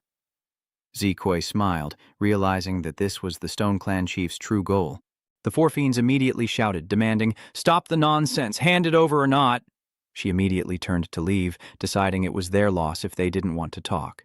Unexpectedly, the Stone family rushed in, blocking Tang Zikui with weapons, demanding, trying to leave. She frowned and asked, what is it? You want to force my hand? They replied, Chief Apu, so many people are here today to help Xiangxi get rid of the corpse curse. You are a major local family, so you must cooperate. There's no excuse. Zikuai raised his hand and sighed, replying, cooperate? I think you just want to use the name of demon extermination to forcibly steal things. Hitting a nerve, the Stone family's people fell silent as Yuelan lamented their desire for the recipe, not the product itself. Shilo has gone too far, Dongran chimed in. Indeed, isn't this a classic case of abusing power for personal gain? Suddenly, Yifei shouted, the pretense is over. What are you waiting for? Startled, Nguyet Lan turned and asked, Yifei, what are you doing? Don't interfere with my affairs, he snapped. The Stone family rushed forward, seizing her, demanding Apu exchange the formula for her release. Seeing this, Zikui frowned, somewhat resigned. Suddenly, a tremor shook the ground where she stood, sending dust flying everywhere. The Stone family members were sent flying, groaning on the ground as Luo Chen's familiar voice and footsteps echoed. I must say you've robbed the wrong person. He declared, I'm the one who has the Yuju formula. Upon seeing him, Yuelan gasped, while the man next to her, Fai, turned livid. The demon descended, laughing. Well, an inner energy martial artist, so Chief Apu brought someone along. Yuelan stepped forward to intervene. Chief, sure, it's a misunderstanding. This is my nephew. He used to be a bit out of it from martial arts training. How could he possibly have a formula? Don't listen to his nonsense. Lao Chen turned and asked, Auntie, you helped me out but took the chance to mock me. That's not very kind. She glared and scolded. You brat. Get back. This is none of your business. Inwardly, Sai Gui thought, the Afo clan is the biggest obstacle for the Tiandu group to take root in Western Jiang, and I've been planning this for a long time. The guard asked, what's this kid's background? Old Fourth Master Gui replied, just some nobody, nothing to fear. Luo Chen confidently says, Auntie, don't worry, everything will be all right. Zhang Tongran takes the younger aunt away, saying, Auntie, it's okay. If little Chen says so, he must be prepared. Trust him. As the fourth devil laughed, he shouted, Kid, you have a death wish. You think you can take Apu Zikui away by yourself? He called him naive. As he finished speaking, a guard with venomous hands lunged forward, aiming for Luo Chen's face, yelling, You want to die? But with a simple wave, he was instantly slammed to the ground. Witnessing this, the four fiends were dumbfounded, somewhat terrified. Feng Hu and Lu Xiao were also shocked.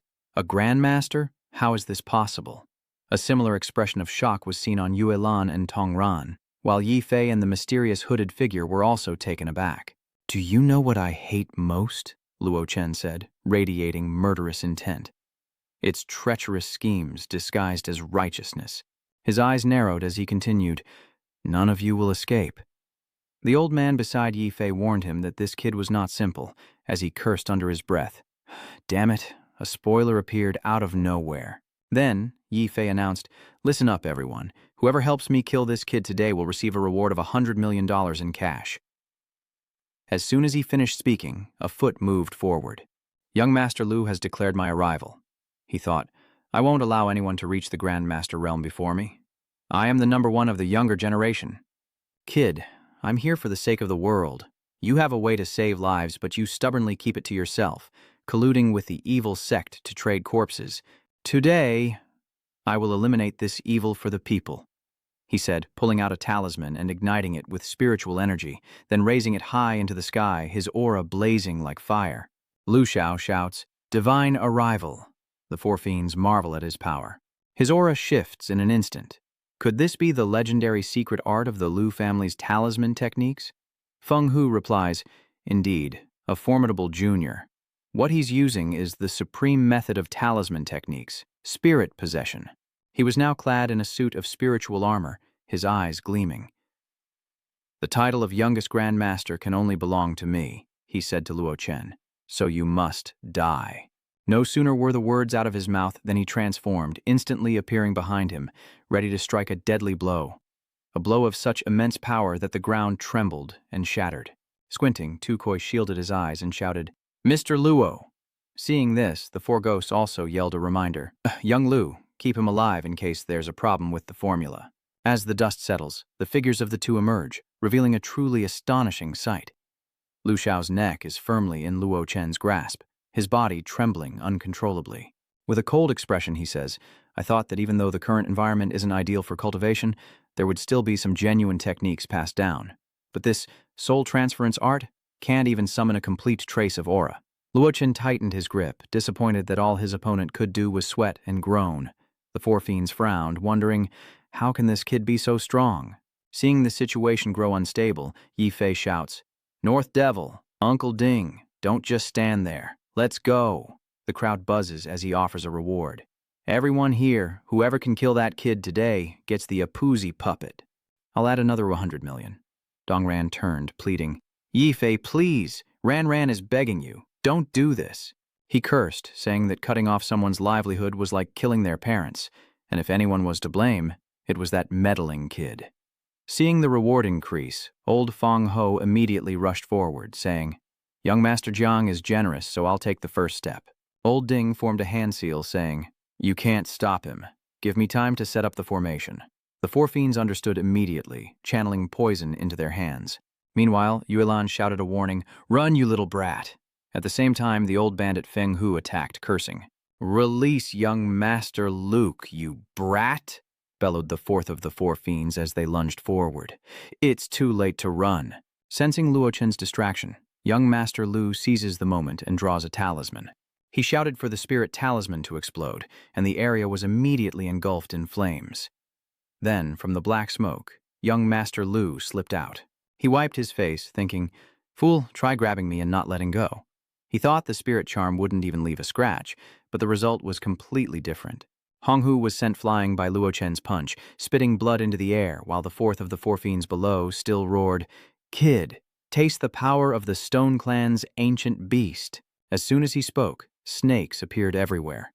Luo Chen glanced over, exuding an aura of death, and uttered a single word, "Destroy." Immediately, the fourth devil coughed up blood from the backlash, wondering how his ancient beast could be defeated.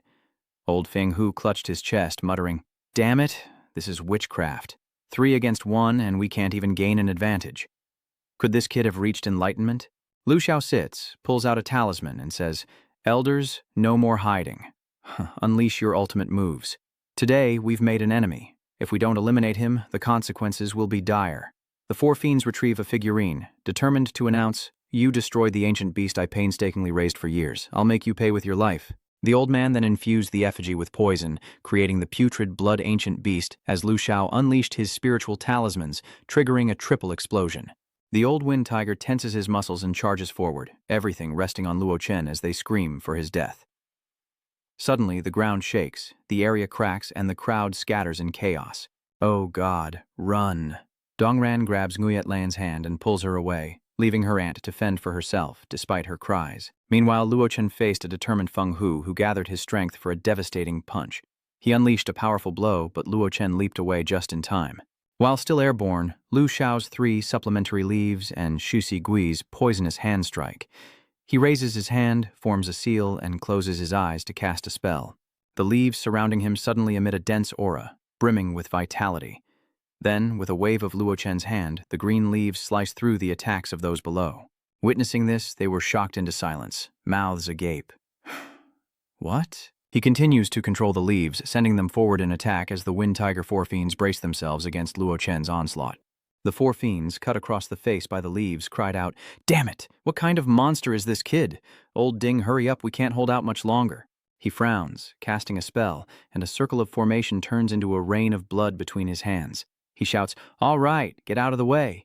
The elder shouts, and the death energy formation flies from his hands towards Luo Chen. He froze for a moment, confused, as the space around Luo Chen began to crumble like a mass grave. He held his head and smiled, marveling at the array's ability to disturb his mind. Interesting. At that moment, inside the array, Luo Chen floated amidst the debris and deadly aura. Old Ding slams his hand into the ground, shouting, "Rick Buri Array, Annihilation Earth Formation." Immediately, a massive boulder falls from above, striking the spot where Luo Chen is standing. Seeing this, Zikui cried out worriedly, "Mr. Luo!" The fourth devil sighed. "Damn it, we finally killed him. We really underestimated him earlier. If the four of us hadn't teamed up, we surely would have died." Old Feng Ho wiped his face and added, "Luckily, this kid is sentimental. To protect a foe's girl, he had to fight us to the bitter end. Otherwise, if he wanted to run, no one could have stopped him." Old Ding spoke up. "There's no time to rest, everyone. Don't forget about him." They all turned to see Zikui kneeling there, tearfully calling out to Luo. They approached her, and the fourth elder said, "Chief Apu, don't worry. Once we get the recipe, we'll send you down to see your little lover." How despicable. He ordered her capture as the ground continued to shake. Old Ding looked back in shock as a surge of spiritual energy split a massive boulder in two and severed one of the old master's arms. Startled, he exclaimed, "That's!" The fourth devil shouted, "Old Ding!" Old Feng Hu cried out, warning, "Chief Shu, watch out above." Hearing this, the fourth devil looked up to see a hand descending upon him and cried out in terror, "What?" Luo Chen slams his head into the ground, blood splattering everywhere, as Feng Hu flees in terror. This kid's still alive. Retreat. He just needs to look over and flick his fingers, and the old man's legs are instantly severed and he screams in agony. Sitting there, young Master Lu's face darkened as he trembled and muttered, "It's over." Yifei turned and muttered, "This idiot, if you want to run, just run. Why shout so loud?" At that moment, Luo Chen stood right in front of him and asked, "Why do you want to leave?" Seeing that he was a little startled, he fell back saying, "I warn you, don't come over here. Don't think that just because you beat them you can step all over me. When the mysterious Taoist from the East Sea arrives later, even if you're a peak grandmaster, you'll be no match for a master of the Tao." He asks if the mysterious Taoist killed Feng Tianlei, and Yifei points, saying, "That's right, so get lost while you still can. If you dare touch me, just wait to be crushed by him." Lao Chen sneered. "You spent 2 billion to kill me, but only offered him 70 million. Seems that Taoist isn't worth much." He stands and replies, "How arrogant. When he arrives, let's see if you still—" Then startled, Yifei asks, "Wait, how did you know I paid him 70 million? He sneered, 20 million as a show of good faith, 20 million to be on the scene, and an additional 30 million upon completion. The first payment was transferred from a Swiss private bank last night at 11:05 p.m., and the account was credited at 4 a.m. this morning." Luochen retorted, "How do I know? Why don't you guess?" Hearing this, Yifei trembled and asked, "Who exactly are you?" It was only now that Yifei realized and asked, "Could it be that you are that mysterious Taoist?" He thought, "No, the age is wrong. Could Shilao's information be incorrect?" Luochen sighed and said, "All right, don't bother guessing with that brain of yours. Just think about one thing. What do you have that's worth me taking?" He paused, a thoughtful look on his face, then his eyes flashed as if he remembered something. Yifei laughed. "Don't get too cocky. The Blood Corpse King has already infected hundreds of the Tian family. Relying on you and Pu Zikui to handle this will take a lot of effort." Sigui added. Young Master Jiang said, "That's right. As long as you let us go, we can help you deal with the 8 Blood Corpse Kings. Otherwise, even if you're an initiated one, it'll be very difficult to face this scale of ghouls alone." Luochen calmly raised his hand in response. "Oh, really? Then take a good look at what's rushing up behind you two." A large armored vehicle screeches to a halt behind them, startling Yifei and Saigui, followed by the blood squad emerging in formation, chanting in unison. Turning to them, Luochen asks, "Who told you I was alone?" Yifei glares at the fourth devil, cursing inwardly. You fool! If you hadn't been so absolute, we might have had a chance to turn things around. Now you've cut off our escape route. Luochen warned. You two better have what I need ready before I get back. The fourth devil trembled. Great one. Spare me. I have nothing. Before he could finish, a long gash appeared on his body from top to bottom. Yifei froze, witnessing the old ghost being cleaved in two as a scream echoed. Luochen walks past him, issuing a chilling warning. This will be your fate if you fail.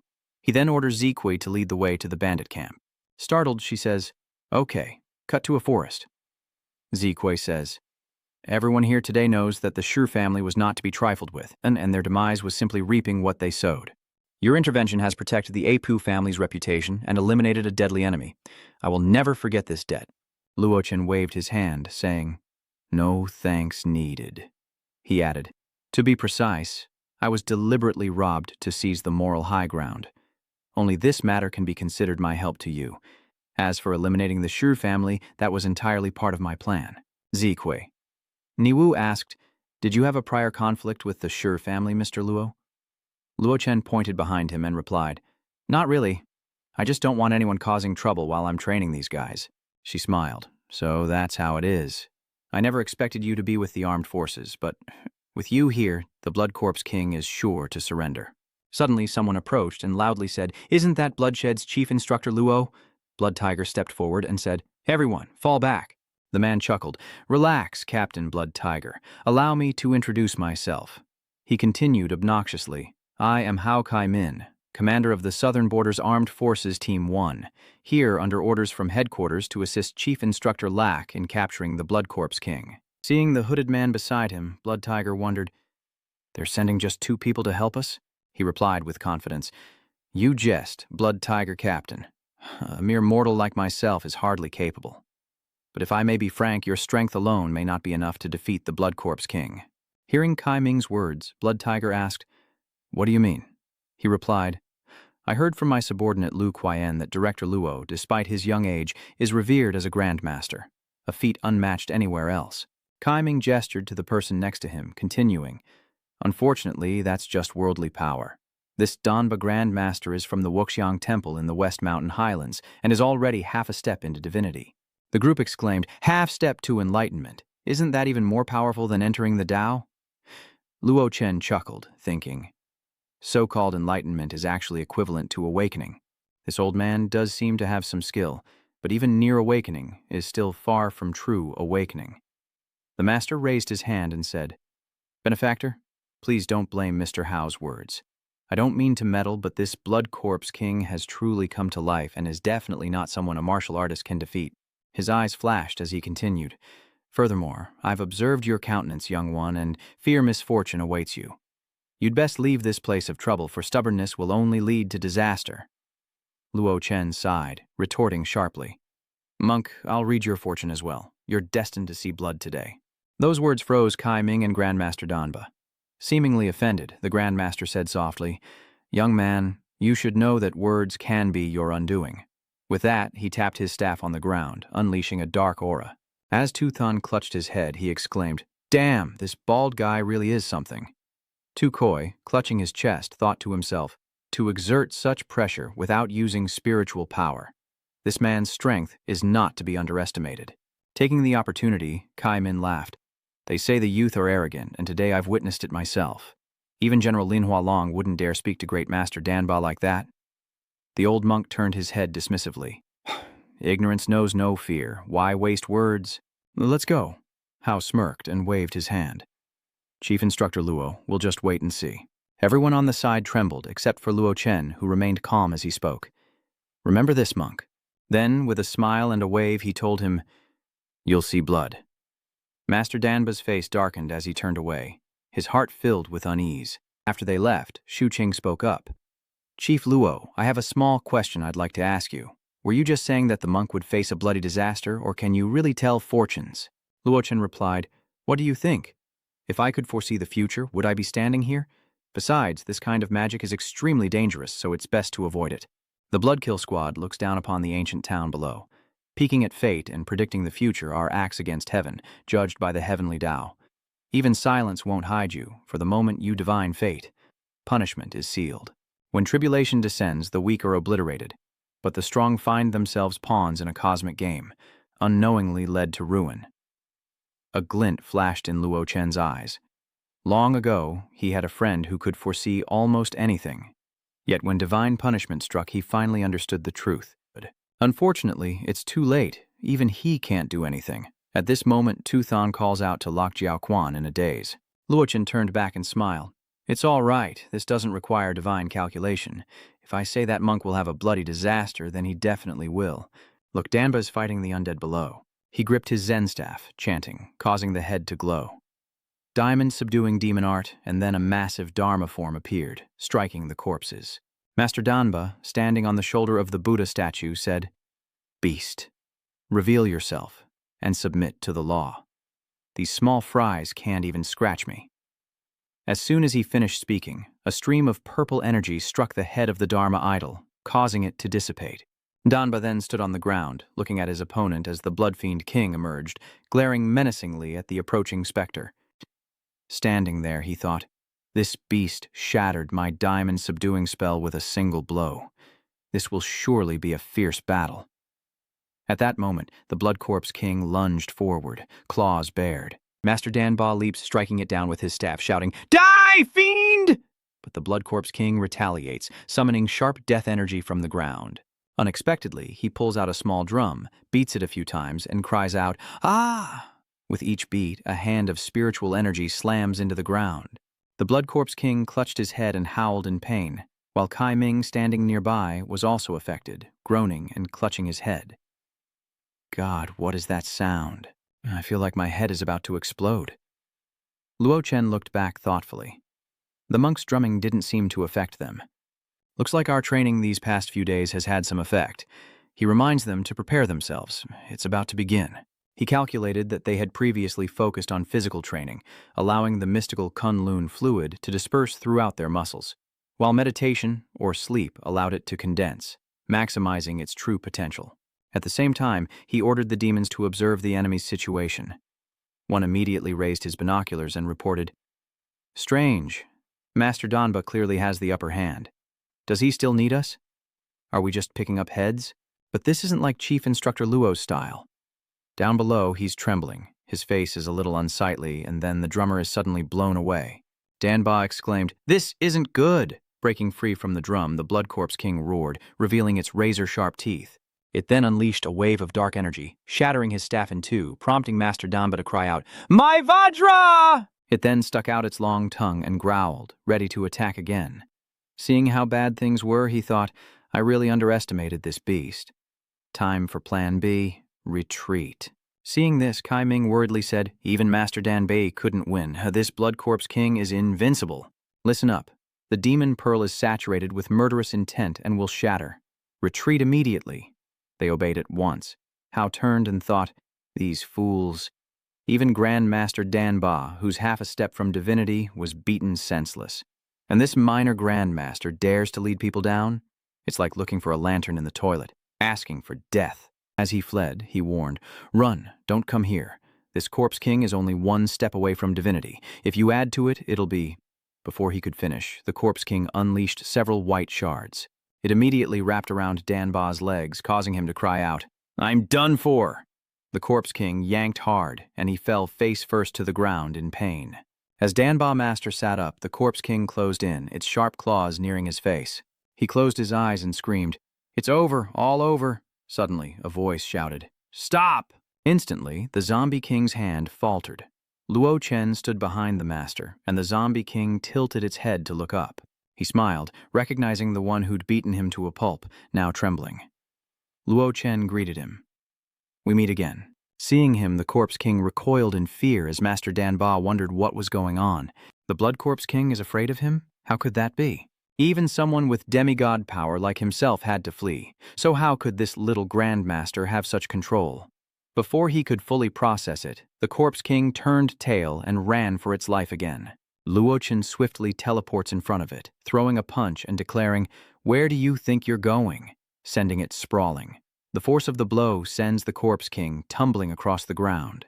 It skids for a bit but quickly regains its balance. Then the Corpse King looks around, confused, as if searching for the power of death to escape. Luo Chen approached, saying, "Don't bother. I've sealed your spiritual power. That trick won't work anymore." He then kicked it again. The Corpse King was sent flying. The Pill Refinement Grandmaster exclaimed, "Is Instructor Luo even human?" Bloodfox turned to remind him to be careful what he said, and Luo Chen turned back to tell the team, "What are you guys waiting for? Let's get to work. The sooner we finish, the sooner we rest." The team responds with a resounding yes. And so, they all pounced on the Blood Corpse King, beating him to a pulp.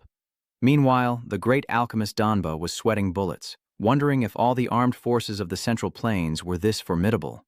"Once this is done, I'll obediently return to West Mountain." A moment later, Luo Chen kicked him, reminding him to stop playing dead and get up. He said coldly, "I'll give you two choices. Either I kill you with one blow or you follow me." Knowing his place, he immediately kowtowed in submission. Cut to a time later, the Bloodkill Squad is searching for something in the ancient town, while Kai Ming asks with concern, "Master, are you all right?" He replied, I'm fine, let's hurry." At that moment, Luo Chen suddenly stepped forward and called out, "Hey monk, stop. Ask him if he remembers the divination I just did for you." Danba Master hesitated. "Of course I remember," but then raised his hand, continuing, "This old monk may not be able to defeat that Corpse King, but luckily I have esoteric sect techniques protecting me. What bloodbath are you talking about?" Hearing this, Luo Chen said coldly, "It's not that there wasn't, it's just arriving now." As soon as he finished speaking, he slapped the man, sending blood spurting, then turned to Kai Ming and said, "Boss Hao, I almost forgot. I also divined a hexagram for you just now, and you also have a bloody disaster coming." Hearing this, he grimaced and said, "Instructor Luo."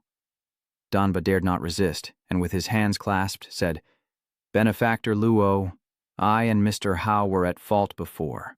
Please forgive us with your great mercy." Knowing his place, Kai Ming bowed his head. "Instructor Luo, I apologize." After chasing him away, he glanced at Grandmaster Danba and said, "Don't go just yet, monk." Seeing this, the Grandmaster anxiously asked, "Is there something else, Benefactor Luo?" Luo Chen demands to know what he saw, reminding him that when he divined his fate, there was a clear fluctuation of spiritual power, so his words must not be mere nonsense. He lowered his head and said, "Amitabha, since Benefactor Luo has noticed, then I shall speak frankly. Just now, I divined through physiognomy and saw that Benefactor Luo has a calamity." Danba continued, "I dare say, the root lies in the name itself. Your name is Lack, and the character Lack is separated into 3 parts, each going its own way, signifying separation. You may soon face a parting with a loved one because of this name." At that moment, a woman's voice called out to Chen Xiaodi from afar. It was Tong Ran, rushing over and calling out for Chen Xiaodi. Then, breathless and teary-eyed, she said, "Chen Xiaodi, something's happened." Seeing her trembling and crying, Luo Chen immediately reassured her. "What happened? Don't cry, tell me everything." Little Ant and Yifei had a huge fight about the sports meet, and then Yifei did something that made Little Ant faint. Dongran said through her tears. Even her personal physician couldn't figure out what was wrong, so she came to me. "Where is she now?" Tears still in her eyes, Tong Ran replied, "She's probably on a plane back to Jing City. I tried calling you earlier, but you were in the mountains, so I couldn't get through, as she was taken away at that time." Luo Chen then asked, "Did she still have the prayer beads on her wrist?" She recalled and answered, "The prayer beads seemed to have broken during the argument. Could that be the reason?" He then said, "That's right, I once told her that thing was problematic. The prayer beads that Nguyet Lan wore concealed a complex curse. Once activated, only the wearer's will could dispel it. No one else could help," Dongran said. "But those prayer beads were very important to her." Luoqin was curious, more important than life itself. She continued, "This Buddhist bead was a gift from a wise and enlightened master of West Mountain, said to bring peace and happiness according to the wearer's wishes." He then recounted, she often said that she had never wronged anyone in her life, except for the son she hadn't seen in over 20 years. Don't you think someone as intelligent as her knows that the rumors about the Buddha beads bringing blessings are just superstition? But even if it was superstition, she had to believe, for it was her only hope. Otherwise, she wouldn't have been able to bear the pain of separation all this time. Tongnian's words gave Luo Chen pause, but suddenly his phone began to ring. Meanwhile, feeling uneasy, Mr. Lack asks, "Hello, Chen, are you all right these days?" He replies, "Dad, I'm fine. Is something wrong?" Holding the jade pendant, he continued, "It's nothing, really. I just had an uneasy feeling today, a bad premonition, so I wanted to check on you. Turning, Luochen asks, Father, I have something I want to ask you. Recalling Yuelan's words, he questions Luo again. Is Luo Yangshu your original name, Father? He replied, No, when I took you away from the capital, I changed my name to prevent the Shen family from finding us. But I only changed my given name, not my surname. Why do you ask about this all of a sudden? Hearing this, he hesitated slightly before asking, Is Shen Yuelan my mother? His question stunned Luo Shu. The name made him so dazed that he dropped the jade ring in his hand. It fell onto the table and rolled around. After a moment of silence, Mr. Locke asked, Have you met her? Luochen simply replied, Yes. His hand trembling as he reached for the ring, he asked his son, Is she well? His voice faltered. She. Sensing something amiss, Elder Luo stood up and asked loudly, How is she? Could something have happened? Tell me, how is Nguyitlan? Luochen closed his eyes, reassuring his father, No, she's very well. My mother isn't with me right now. Dongran stood there, calling out to Xiaochen, listening to him continue. Yes, Dad. Don't worry. I'll bring her back to reunite with you soon. After hanging up, he stood motionless, images of Shen Yuelan flashing through his mind. Suddenly enraged, Luochen's eyes blazed as his true form awakened, releasing a torrent of spiritual energy that turned his hair white, and he roared. Zhang Yifei. At that moment, the heavenly Tao struck down with a golden thunder of immense power, abruptly shielding his face and calling out to Xiaochen. What's going on? Why is it suddenly like this? The Bloodkill Squad members wondered, looking up at the sky. This aura, it's Instructor Luo. Something must have happened, Shu Kui declared. The scene shifts to the stone wall, where old Feng Ho, bandaged amidst the rubble, speaks up. Lu, could you please stop pacing in front of me? Spin in circles all you want, today's events still need to be resolved. He points to his face and asks, How? Tell me, how are we supposed to resolve this? That kid's an initiate. What could I possibly offer to satisfy him? When my father found out what I'd done, he almost beat me to death. He glanced back, reassuring. What's with the panic? My brother's from the sector here, along with my father and 5 grandmasters. If that Luo Chen still wants to fight, we'll fight to the end. I don't believe he has the energy to deal with us after just finishing off the Corpse King. Just then, an immense and powerful aura descended from the sky, right in front of them. Everyone turned to look at Qijing in shock as Luochen slowly appeared, surrounded by a radiant aura. He glared, sternly asking the group, Where is Zhang Yifei? While Lu Xiao took out a talisman, Feng Hu shouted from the side, I don't know. And with that, his body completely vanished. He narrowed his eyes at the side. Lu Xiao was terrified. With a wave of his hand, Luo Chen had obliterated a grandmaster without a trace. He knelt, his face pale with fear, beads of sweat forming as he spoke frantically. The Vajra sect. I overheard Zhang Yifei mention they were heading through the northern Vajra sect. Luo Chen raised his hand, gathering spiritual energy, his face impassive. Lu Xiao pleaded, Master Luo, I've told you everything I know. Please, spare me.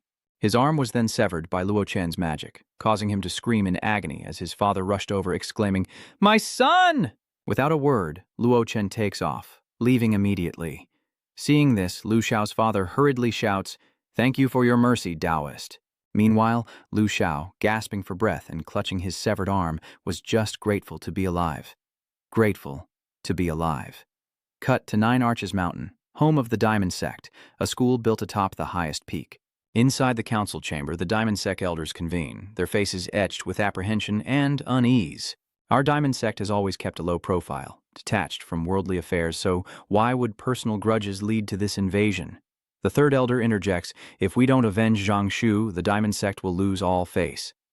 And fifth elder, if the two sides become enemies, they might bring people to our doorstep. The sect leader reassured, Fifth elder worries too much. He can't just come here as he pleases. Without a guide, he won't even find 9 Wonders Mountain, let alone the Diamond Sect. Suddenly, the room shook violently, startling everyone. What? Luo Chen, soaring high and radiating immense power, looked down and announced, Huadong Luo Wuji has come seeking someone. Gajing unleashes his flying guillotine, his chilling gaze and echoing voice promising death before dishonor. The disciples below, terrified by his aura, hurriedly said to each other, Quick, inform the sect leader. Someone has trespassed into the sect. The sect leader, followed by the elders, stepped out and said coldly, This old man isn't deaf.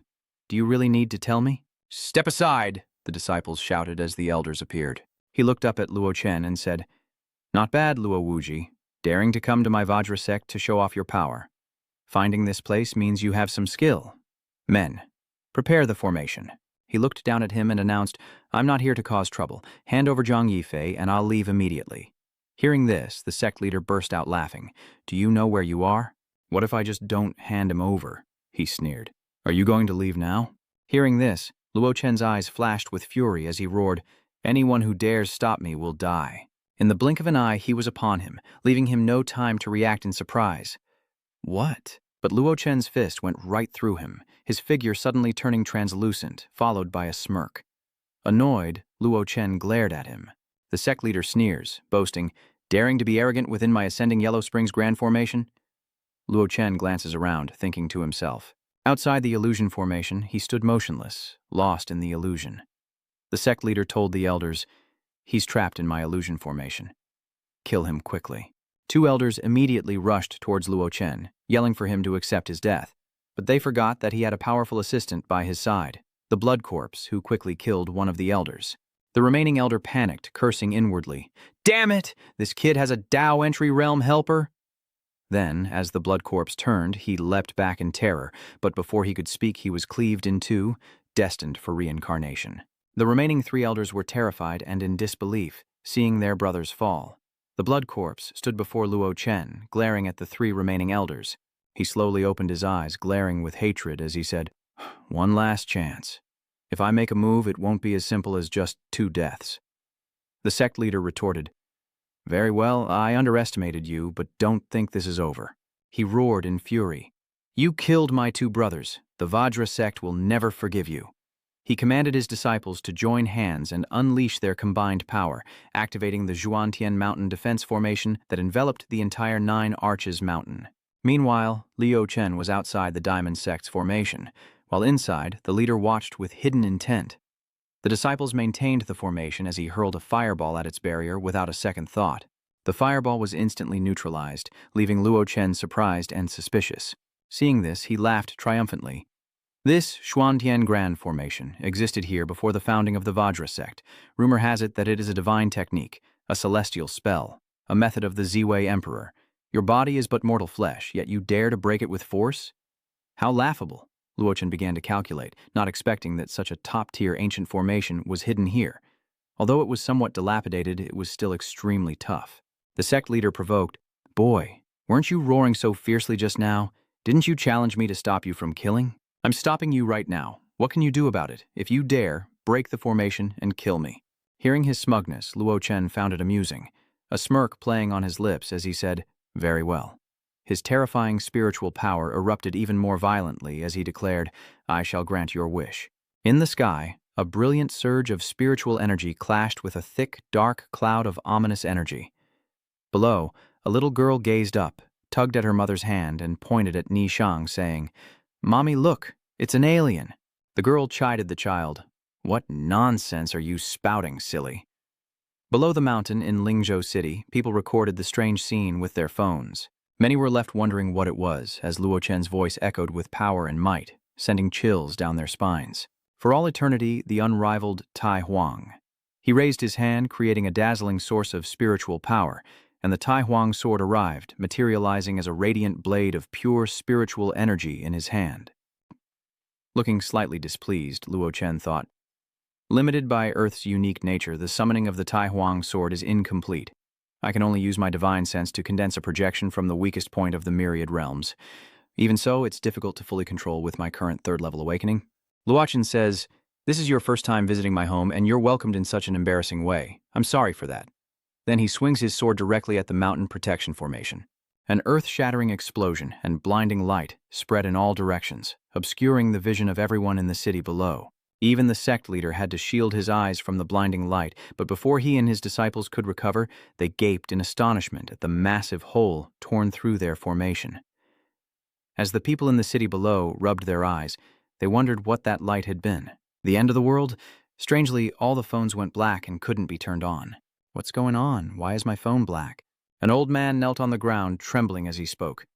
A miracle. This must be a miracle. The sect leader, trembling with fear, screamed, Just who are you? He turned and fled, desperately begging, Please, stay away! With a cold look, Luo Chen gently raised his hand, but the Diamond Sect Master's teacher appeared, stopping him. Halt! But Luo Chen paid no mind, gently clenching his fist, turning the sect leader into a cloud of flesh and blood that splattered onto his stunned master. Watching his disciples fall, their blood pooling around them, the old master's face darkened as he pointed a trembling finger at Luo Chen, shouting, "How dare you! I told you to stop, yet you killed my beloved disciple before my very eyes." Luo Chen tilted his head dismissively. "If you tell me to stop, I have to listen. If you'd listened earlier, none of this would have happened." Seeing his arrogance, the master shouted, "Are you looking for that Jiang brat?" Luo Chen lazily replied, "That was the plan, but I've changed my mind." Hearing this, the master panicked and asked, "What are you going to do?" He raised his hand, his eyes like daggers, and said coldly, "I will annihilate your entire sect." Arrogant and conceited, he summons a majestic black dragon, then roars, "Do you really think the Vajra sect has no one?"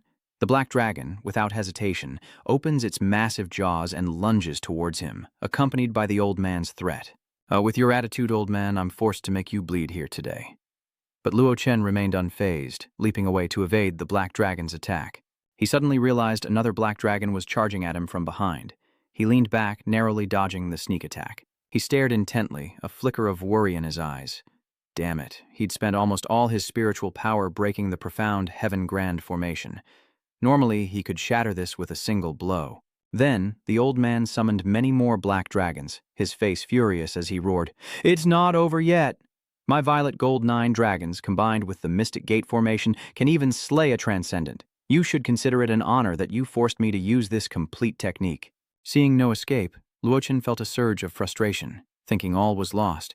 But suddenly, his eyes sharpened as he declared, "So you ants force my hand."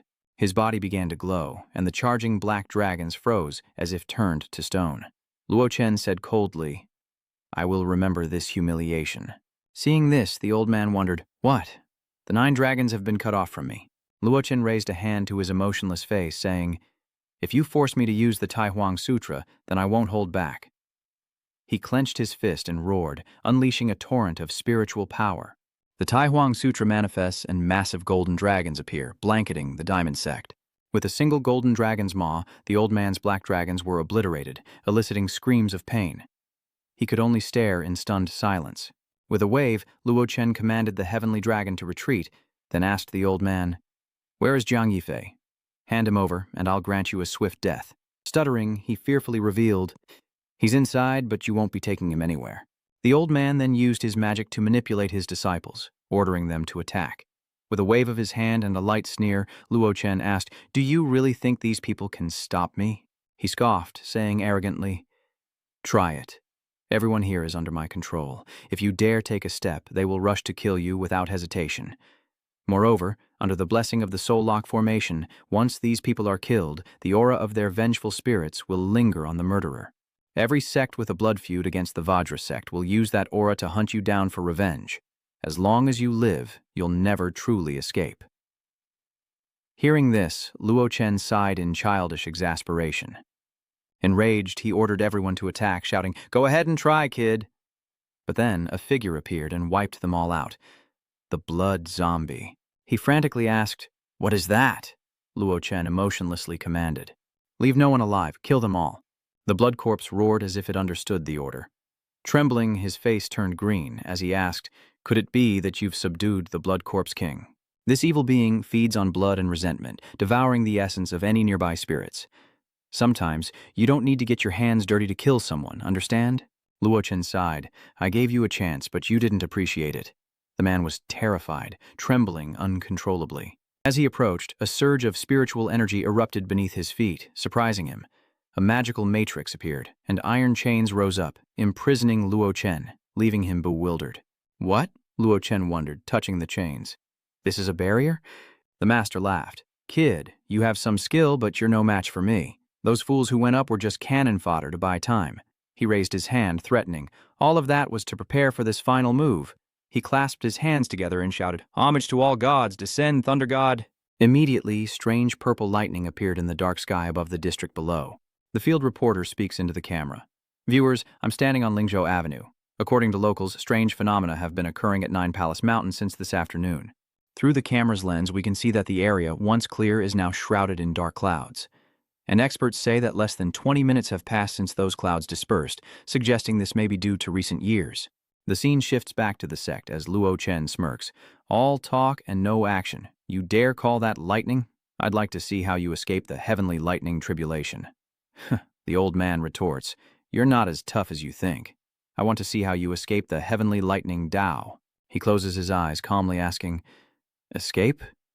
Then with a scoff, he points to the sky, unrivaled in his disdain.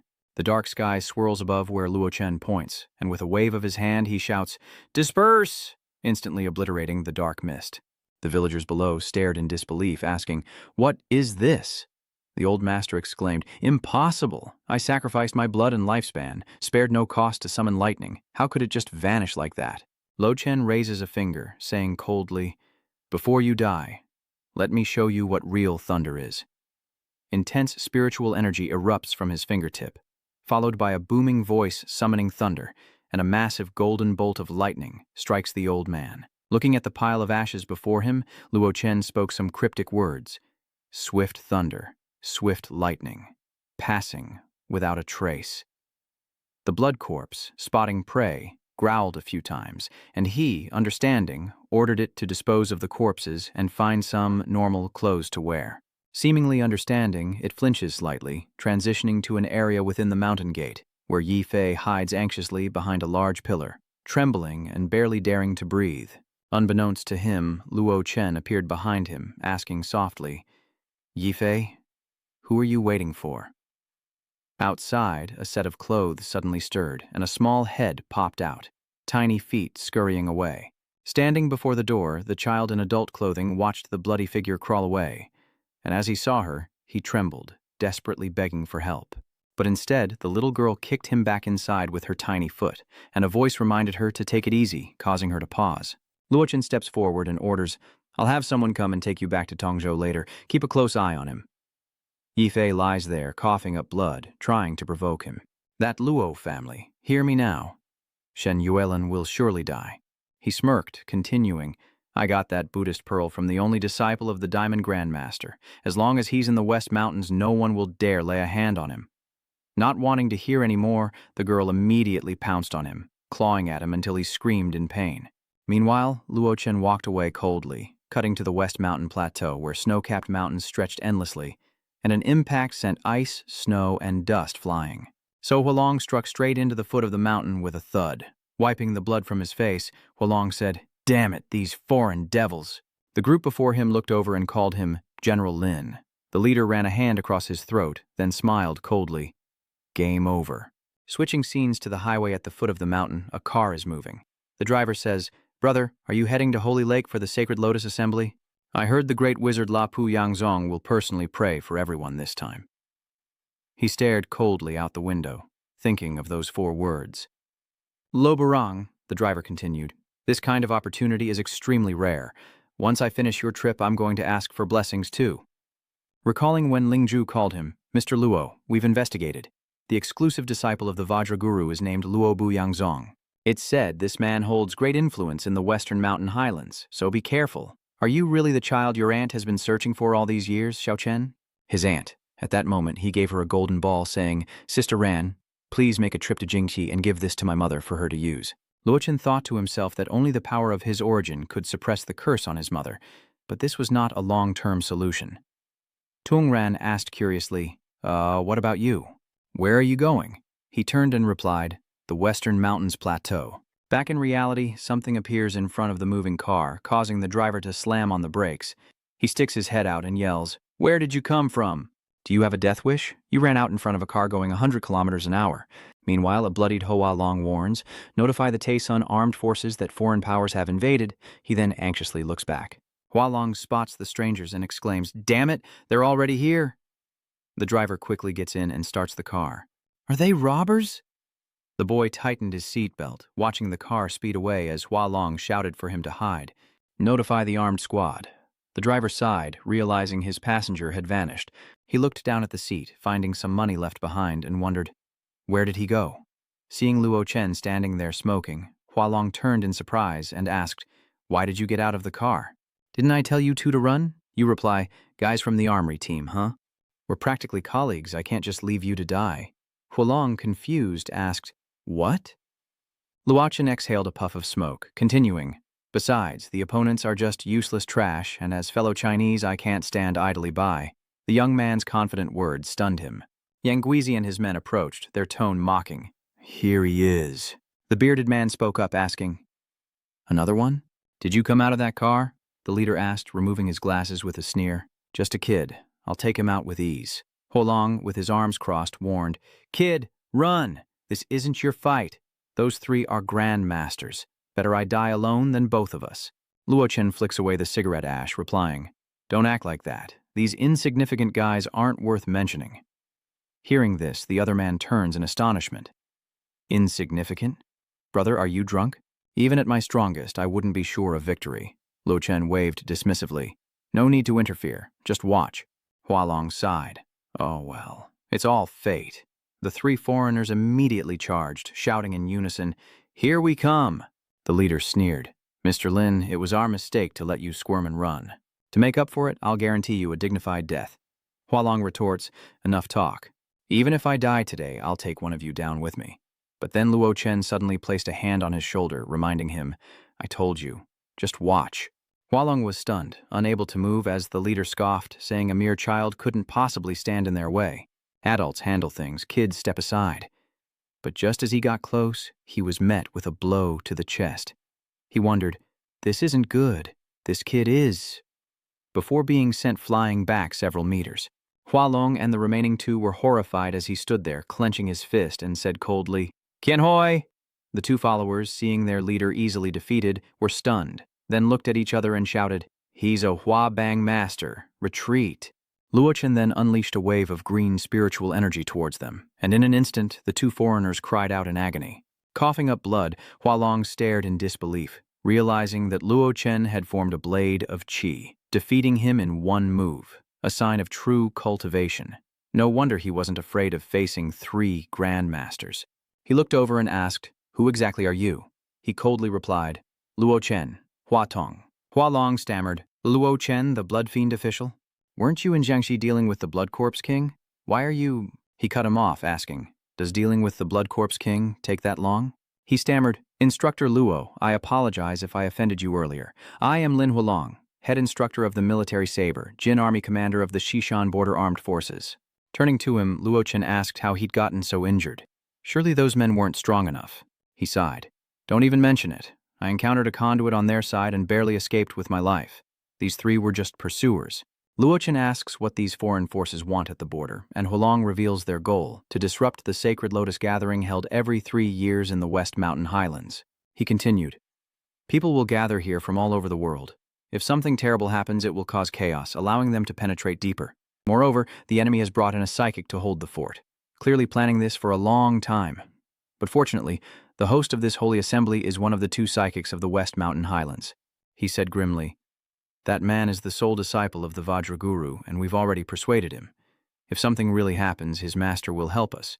By the way, Luo Jiaoguan, what brings you to the West Mountain Highlands?" Luo Chen was slightly taken aback by the question. He answered frankly, "To kill someone." Huolong was shocked. "To kill someone? The esteemed instructor Luo has traveled all this way just to kill one person? They must have done something truly unforgivable." As Luo Chen walked away, the man beside him continued, "Instructor Luo, it may be inappropriate for me to say this given my position, but if the person is truly guilty of heinous crimes, and if you need my help, just ask." Under the blue sky, white clouds, and golden sun, Huolong pointed ahead, indicating that the Lotus Assembly was being held in that valley, then turned curiously, "Who are you after, Instructor Luo? Would you care to share a little with me?" Luo Chen answers curtly, "The Luo Buyang sect." Hearing this, he exclaimed in shock, "You want to kill someone from the Luo Buyang sect?" "Instructor Luo, are you sure you're up to this?" He worried. "Do you even know what you're up against? Luo Buyangzong is the sole disciple of that Vajra Guru, who treats him more dearly than his own child." Hearing those words, he sighed in agreement. But Huolong wasn't finished, wanting to talk about Lok Jiaoquan's no-return move.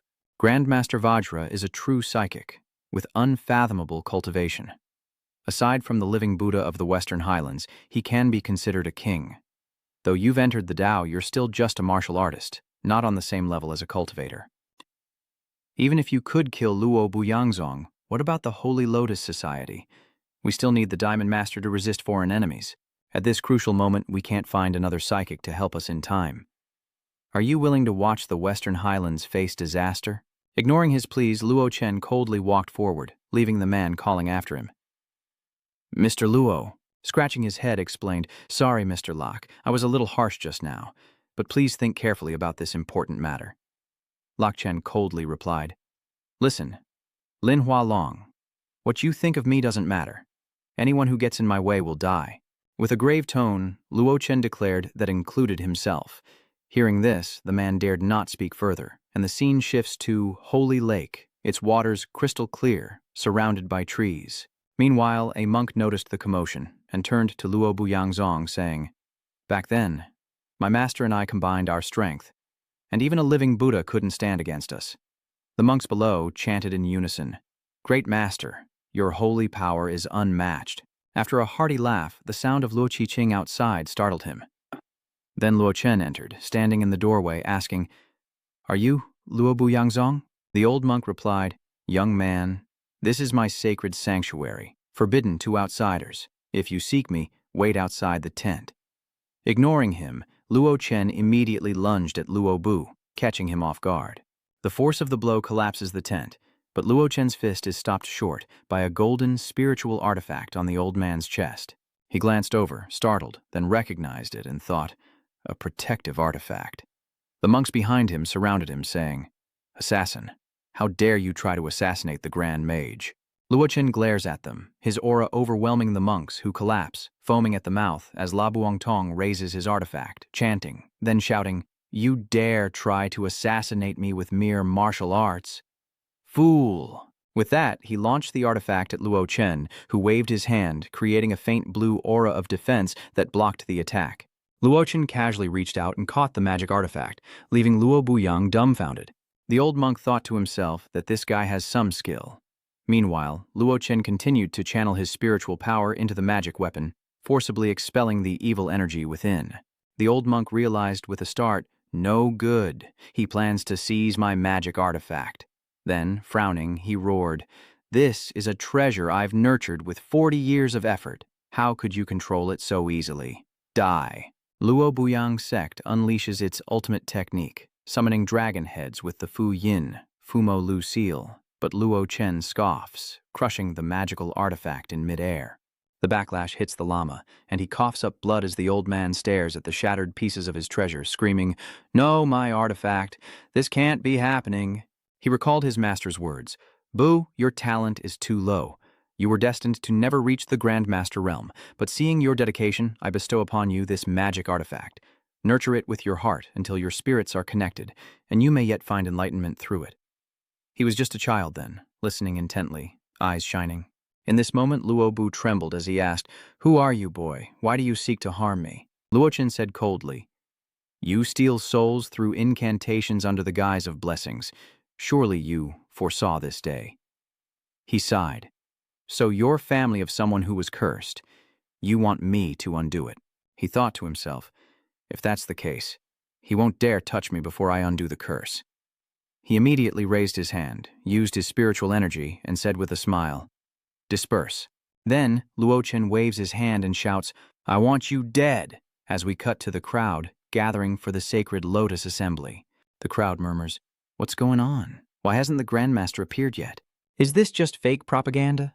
I only came because of the great wizard of the Luo Bu-Yang sect." As the monks tried to calm the crowd, promising the Grand Wizard's blessing, Luo Bu pushed through, shouting, "Get out of the way!" He thought, "Damn it, I'm being forced to use the life-saving artifact my master gave me by some punk. When I find my master, I'll tear him to pieces." But little did he know, Luo Chen was already waiting for him, smiling as he prepared to strike. "Where do you think you're going?" He intercepted him, sending him flying backwards. Lebu lay there, wondering, how is this possible? My protective prayer beads can travel miles in an instant. How could he catch up so fast? Hoa Long thought in shock. He's really going to assassinate Lebo Wang Tong. The crowd was in an uproar. Oh my God, someone is attacking the Grand Wizard. This is Lebo Wang Tong's Grand Wizard. Luo Bu cries out in fear. Don't come any closer. These people are here for me. With my influence in the Western Highlands, I can summon countless masters to fight for me. If you kill me in front of everyone, you won't escape. Luo Chen looked at him and asked, "Do you know why I've let you live until now?" He coldly pointed at him and continued, "Because to kill a man, you must kill his heart." Let these followers see. The grand mage they revered.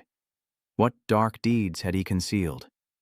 He stammered, What do you want?" Luo Chen waved his hand, and the old man screamed in agony as dark energy erupted from his mouth. Those are the souls he absorbed. The crowd looked on in disbelief. "Great mage, what is this?"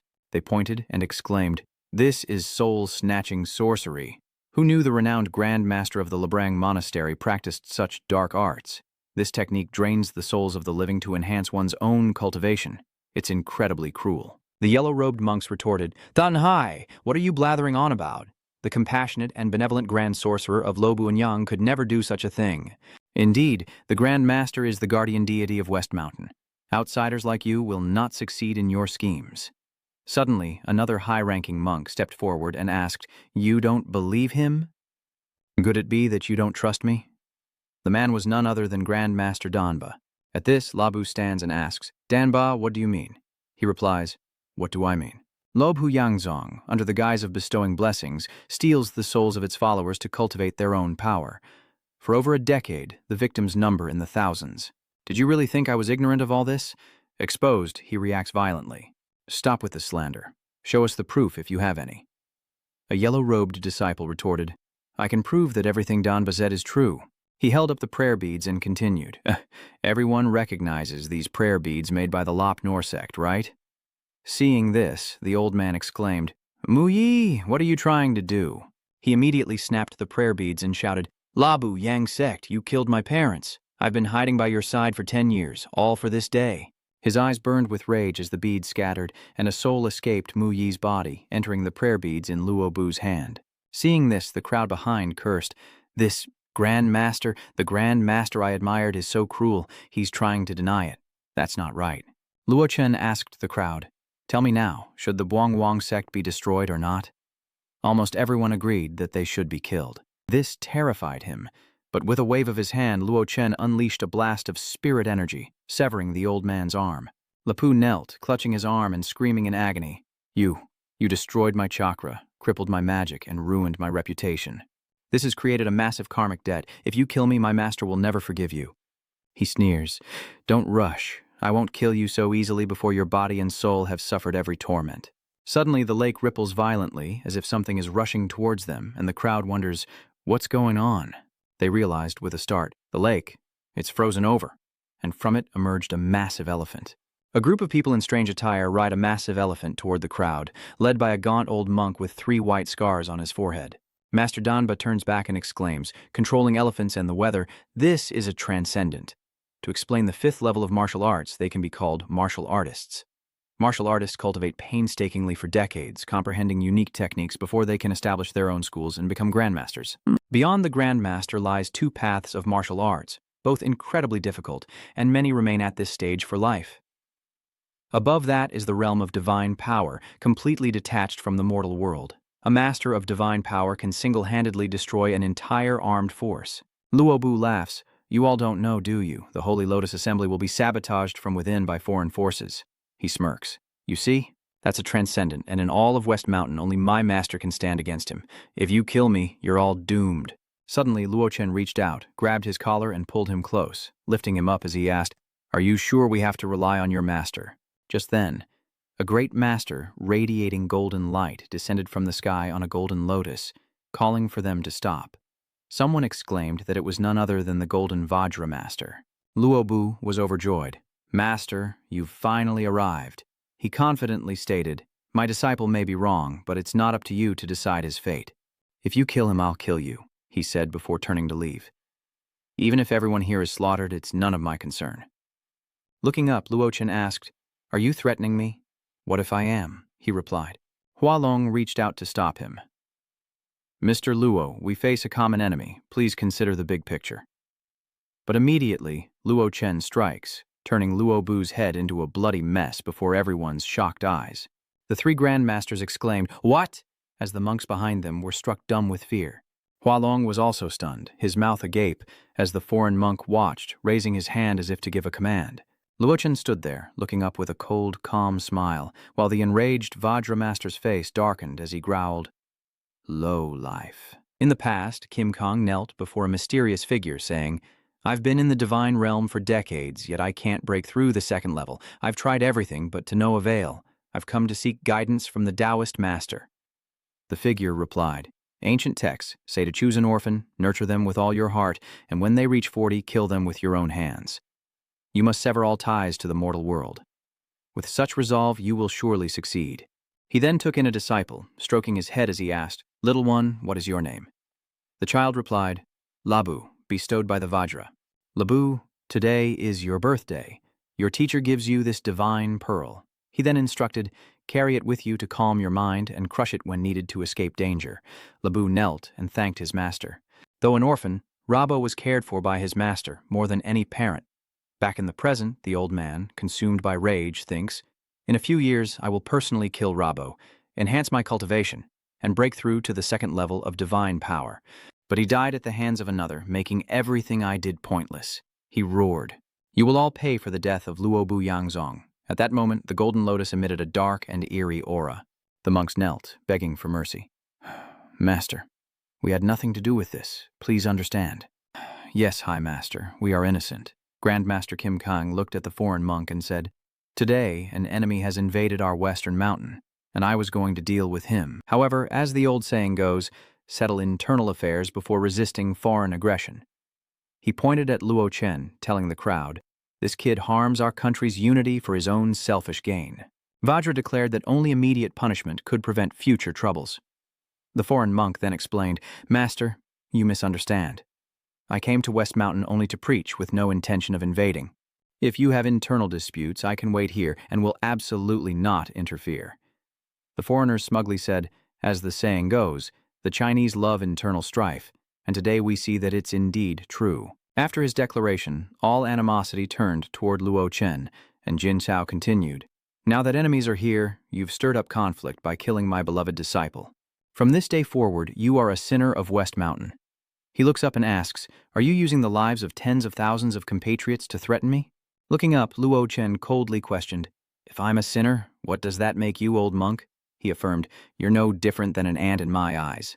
Grandmaster Kim Kong declares, "Salvation or destruction, it's all at my whim. Who dares judge me?" Luo Chen scoffs, "Based on your whim alone, you think you're worth that much? Do you really think you decide the fate of West Mountain?" He sighed, "You seem to misunderstand me. I don't just want to kill him. You can't escape responsibility for letting the Moluobu Yang sect do evil." Luochen fixed him with a deadly glare, declaring, "So you must die too." Enraged by the perceived slight, the Vajra master roared, "What?" Without pausing, he pointed at the group on the large elephant and said, "And you cuckoos listen up. If you dare invade the Hua territory, I'll tear you apart." Hearing this, the foreign monk glared and cursed, "You mongrel." Hua Riong and the others were stunned, thinking, "Is Luoxian crazy, challenging two supernatural beings at once?" They warned each other, "Let's go, we'll die if we don't." Kim Gang, gathering Black Lotus in his hand, said, "For a novice to be so arrogant is truly eye-opening. Even if you think you're going to die, there's no need to rush it." The sorcerer monk added, with his hands clasped, "I didn't intend to act against you, but you've insulted me so." The great elephant roared, its stomps equally powerful, as the monk declared, "Let me send you on your way." As he spoke, a massive pillar of ice erupted from the lake.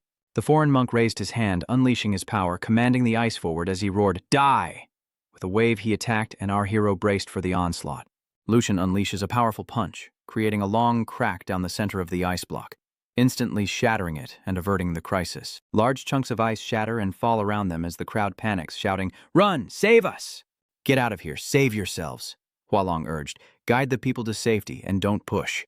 The foreign monk looked down, trembling in disbelief, thinking, My mystic ice is harder than alloy, yet this brat shattered it in one blow." Just then, the Black Lotus stealthily approached from behind, and the Vajra master waved his hand, moving to strike him from behind. Luochen creates a golden barrier to block the black mist, but cracks soon appear. Looking over, Luo Chen thought, "This black mist dissolves my spiritual power. Interesting." He saw that Black Lotus had completely enveloped Luo Chen and became smug. "My soul mist can corrode all spiritual power on contact," Kim Kong said with a confident smile. "If he doesn't escape immediately, he'll be reduced to ashes." The foreign demon monk noticed a dark figure flying out of the black mist.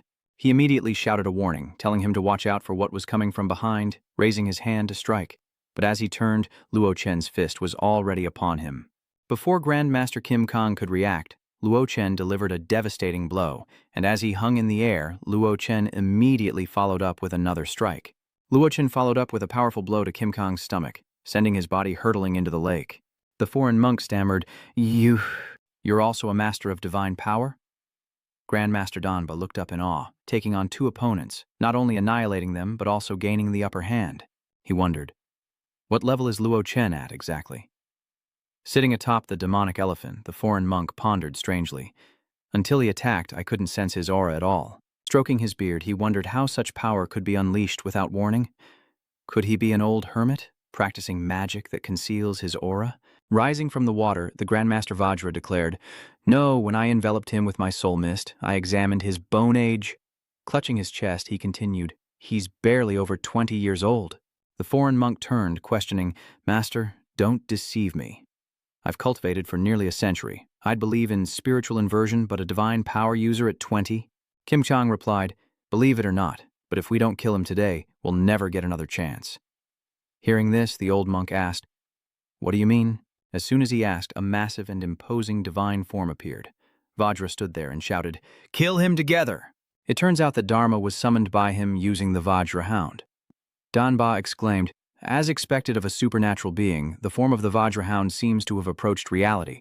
He roared, "Die, you wretch!" And the avatar immediately raised its hand to strike. Luo Chen instantly raised his hand, using his spiritual energy to block the blow. The residual force of the impact slams into the ground, and the people below scatter, screaming, "Get down! Oh God, help!" A second later, Kim Kong's Dharma idol begins to fade. The foreign monk exclaims, "To break all magic with one force, could he have achieved divinity through martial arts?" The other thinks to himself, "Damn it, he's even more powerful than I thought." Kim Kong turned and said, "Don't just stand there. If you don't act, we'll both die here." Hearing this, the foreign monk ordered, "Attack! Let the Huabang see our divine magic." Then the foreigners jumped down from the elephants, and the old man shouted, "The Tongtian order, they're using the blood demon god." A strange black mist surrounded the massive elephant. Taking the elephant as its center, streaks of energy appeared, gradually accumulating around the foreign monk. A demonic visage appears behind him, and with a confident tone he says, "Behold, this is true summoning magic. What you conjure is merely a wisp of energy, while I have manifested the very essence of a demon god." Looking at this, Luo Chen scoffed, "What is this? After waiting so long, this is all there is?" Feeling insulted, he glared at him and growled, "You," he roared, "unforgivable. Kill him for me." Immediately, a powerful stream of dark blood shot from the so-called demon god's mouth. Meanwhile, Grandmaster Kim Kong raises his hand, using the weak water heavenly form, summoning the weak water to gather before him. The two monks' auras converged on Luo Chen, creating a massive waterspout and an eerie crimson halo as the sky swirled and blinding light pierced through dissipating smoke. Meanwhile, Hualong gapes in awe. Damn, this is a battle of gods. But there, in the middle of it all, Luo Chen remains calm. He raised two fingers, muttering some cryptic words, and a small but potent flame appeared in his other hand. He's not dead yet? The Vajra Master was equally astonished. Something's not right. He points the flame towards them and utters a single word. Instantly, the fire tore through the darkness. Sensing danger, Grandmaster Kim Kang leaped up, warning, "Get out of here!" The fire grew larger, poised to strike the lake's surface, as Luo Chen floated above, flames raging beneath him. The foreign monk cried out, "Too late! What is happening?" He created a purple barrier and wondered, isn't cultivation about overcoming magic with martial prowess? "Why can he use magic?" the Vajra replied. "Your guess is as good as mine." He glanced over, thinking that although these two had awakened, their cultivation was only at the first level. This awakened realm has 9 levels in total, and the difference in strength between each level is like a chasm. Having absorbed 2 divine seeds and mastered the Tai Huang lineage's secret cultivation methods, Luo Chen had already broken through the cultivation limits of his 2 martial arts. Even without the Tai Huang scripture, he now possessed the strength of the 3rd level of awakening. The foreign monk struggled to resist, trembling as he pleaded, "Great Immortal Senior, Please forgive my ignorance. He knelt and continued. I shouldn't have trespassed in China. Please spare me for the sake of my difficult cultivation. Luo Chen looked at the flames on his fingertips and asked, Spare you? Do you remember what I said? The flames engulfed him, and his screams of pain echoed. The old man and the elephant were burned to ashes as the Diamond Master remained suspended in the blazing inferno. The flames terrified him, sweat pouring down as he cried out, Do you really want to kill me? Do you know my Taoist sect comes from the Kunloon mystic realm? Your actions today will make you an eternal enemy of my lineage, Luo Chen coldly retorted. Do you think I care? He shouted, cursing even as he burned. Just you wait. The day the wheel of samsara opens will be the day your family is destroyed. Then Vajra's body was incinerated in an instant, while the foreign disciples who followed the high monk huddled together, trembling within the barrier. Looking up, Hualong thought, to kill 2 transcendent realm fire holy foxes with one man's strength. This is no mere grandmaster. He marveled, clearly a young immortal master. If news isn't suppressed quickly, Luo Wuji's name will shake the entire cultivation world. And who knows how many reclusive old monsters will emerge because of it. A while later, the 2 foreigners knelt before Luo Chen. Sir, we truly didn't know our leader's real purpose in coming to China. He told us he was here to proselytize. Please believe us. We're just ordinary businessmen, and we only cultivate to make a little extra money. If we knew our leader's trip was to invade China, we wouldn't have dared come, even if we had 1,000 lives. He coldly demanded, Name a condition that will make me spare you. You only have one chance. Luo Chen realized they weren't lying and hadn't killed anyone, so he didn't have to kill them. They immediately offered a deal. Great, we're willing to give you 12% of the Tower Group's shares. Then, you can simply find a trading company domestically to easily enter the market outside the southwest border. This value is absolutely immeasurable. Hearing this, he immediately called old Zhang, and a shadow appeared from the bushes behind him. Luo Chen instructed him to take care of things here. After dealing with things in a month, Grandmaster Zhang clasped his hands and replied, Understood. He turned away and added, Also, don't follow me around all the time. Meanwhile, back in Jing City, Tongran says into the phone, Hello, Xiao Chen, where are you? Auntie is awake. Meanwhile, Luo Chen replied, Okay, I'm on my way. I'll be at the airport soon. She added, But Xiao Chen, you need to prepare yourself. Auntie seems a little... On the other end of the line, he immediately asked, Did my mother lose her memory? Startled, Dongran asks, How did you know? If it's just a loss of memory, then perhaps it's a blessing in disguise. Meanwhile, Nguyet Lan has fully awakened. She sat there, gazing into the distance, as the man beside her asked, Nguyet Lan, this is the situation. What are your plans? She replied, It's been 3 years. If the doctor hadn't told you that I wouldn't make it past this winter, you still wouldn't have come to see me, would you? Her brother, Shen Yu Cheng, stood up and said, Wilan, you can't say that. Grandfather always loved you the most. If you hadn't refused the marriage alliance with the Zhang family and run off to Haidong for some ordinary cadre, causing our Shen family to lose all face, we wouldn't have fallen into this. He immediately interrupted. Goch-san, say no more. What's done is done. He immediately turned and agreed. Her father, Shen Tianjun, smiled and asked Yuelan what wishes she had while her health was still relatively stable. She replied, I have only one wish, and I believe you both know it well. He paused, then sighed. I understand. Have it your way. Yucheng cries out, just like that? The scandal from back then was finally dying down. Bringing that child back now, inheritance aside, would be like ripping open the wound of the Shen family's shame. With a broken heart, Nguyet Lan cried, I only have 3 months. She glared at her brother. All I want is to see my child. Is that too much to ask? The elder Shen raised his hand to calm her. All right, calm down. Nguyet Lan, I agree to your request, but I have 2 conditions. You can bring the child here, but only the child. I don't want to see the father. His eyes flashed with ambition. Also, all projects in your hands, including all your assets, must be handed over to the Shen family for management. Of course, I'll leave you with enough money to last 3 months. That's how I feel. Without hesitation, Yuelan agreed, surprising him, but he quickly masked it with joy. And with that, they left, leaving behind a message. Your father will have Nocthon draft a contract and bring it to you later. We won't disturb your rest any further. Youngest sister Nguyet Lan, remember what you said. Dong Hien watched them leave, filled with rage. She then rushed into the room to ask her aunt if she had agreed to everything they had said. Dong Nyan, sitting by the bed, exclaimed, This is the result of her hard work for over a decade.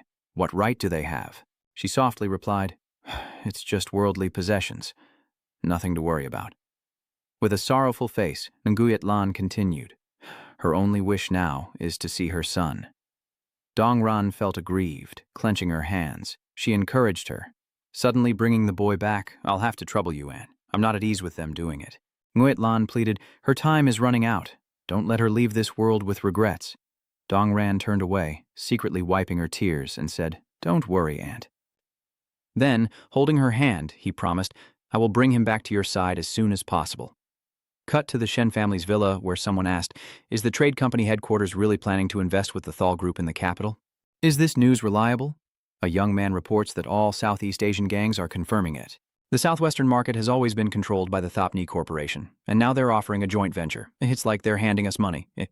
Tianjun, holding a teacup, asks, Who has that kind of influence? He replied, It's still unclear. I'm having people investigate who's really in control.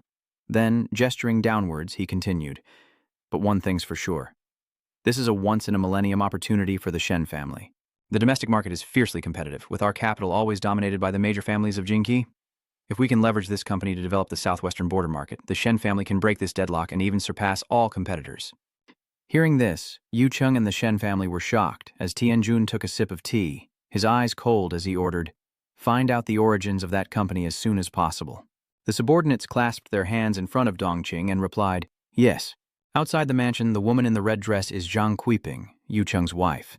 She was already waiting, greeting him with a smile as Tui Bin softly inquired, What could be so important that Ngoch Than called you all out this late? He scratched his head, replying, It's nothing, just business. You wouldn't care about that, would you? She glanced over and asked, I heard you acquired all of your sister's projects and assets today. Ngoch Than immediately brought his hand to his mouth, gesturing for her to be quiet. Tui Bin pressed on, eager for answers. Tell me everything. Doesn't that all add up to hundreds of millions? He replies, It's much more than that. But according to the old man, all this money has to go to the Shen family. She points to her husband's chest and says, Aren't you a member of the Shen family? Isn't what goes to the Shen family also ours? Then she added, Our son's birthday is next week, and I already promised to get him a supercar.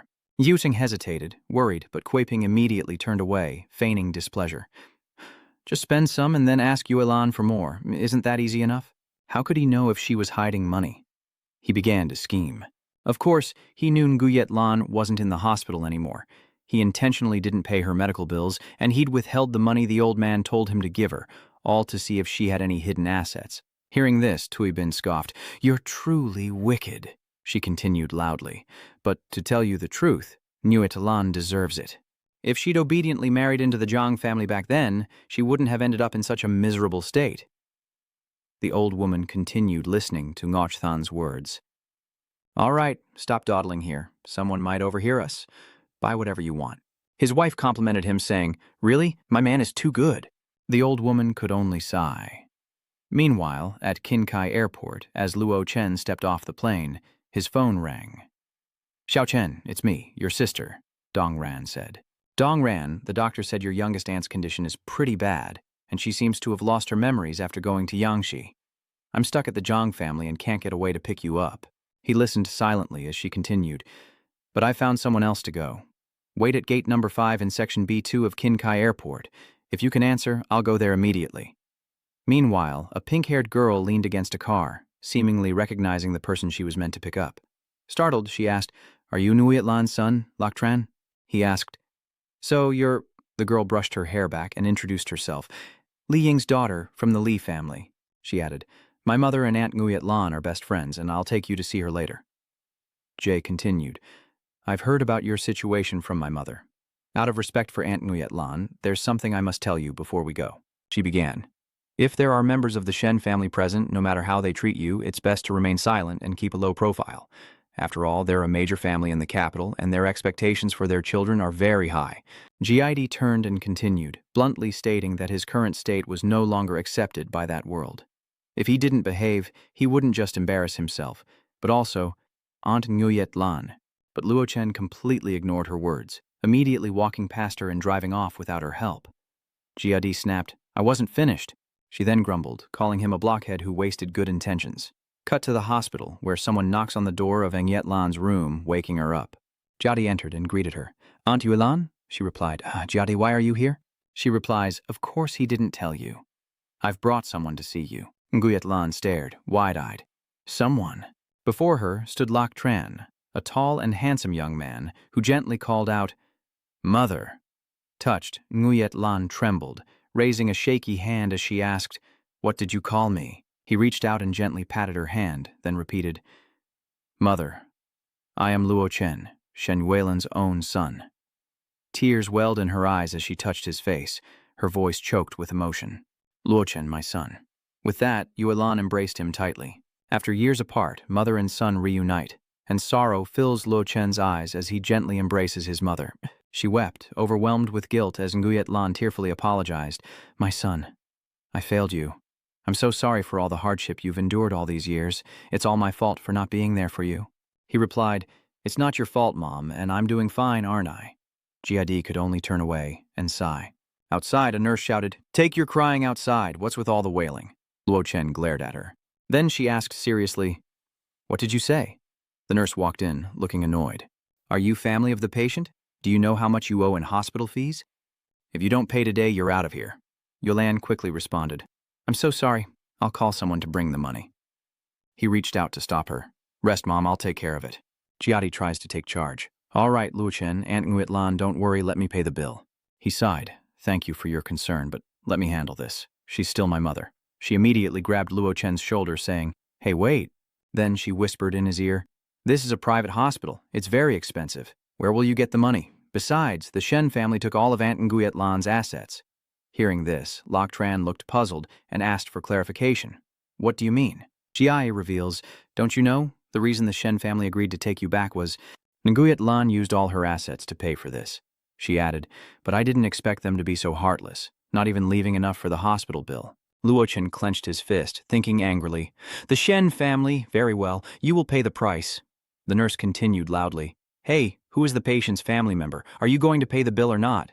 Luo Chen coldly replied, "Bring the card reader here."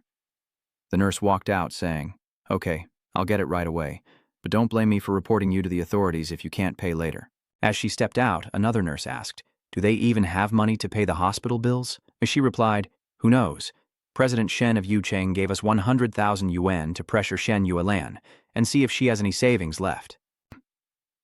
Secretly overhearing this, Luo Chen clenched his fist, the names Shen Yucheng echoing in his mind, as Yuelan said, "Xiao Chen, let Ji pay some of the fees first, and then I'll check if I have any money left to pay them." She replied, "No need. My mother sent me here for this.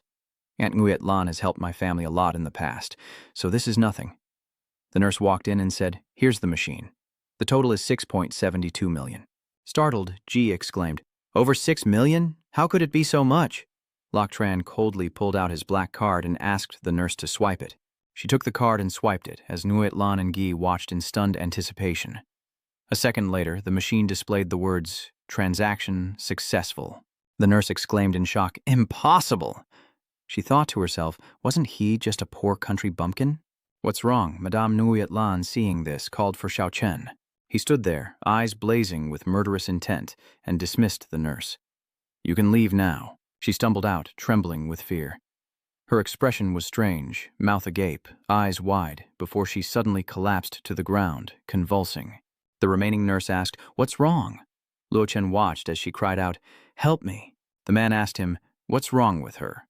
Luo Chen replied coldly, "Nothing serious, just a minor illness. She'll be fine if she's willing to pay for treatment." She stood there, dazed, tears and snot streaming down her face like a lifeless doll as he closed the door, leaving her with the words, "But if you don't have the money for treatment, just wait to die." Cut to a city bar where a young man yells into his phone, "What? Paid? Who paid?" Could it be that girl, Li Jiayi? "This is Shen Junkai, son of Shen Yucheng." He questioned suspiciously, "Shen Yuelan's son paid? Impossible.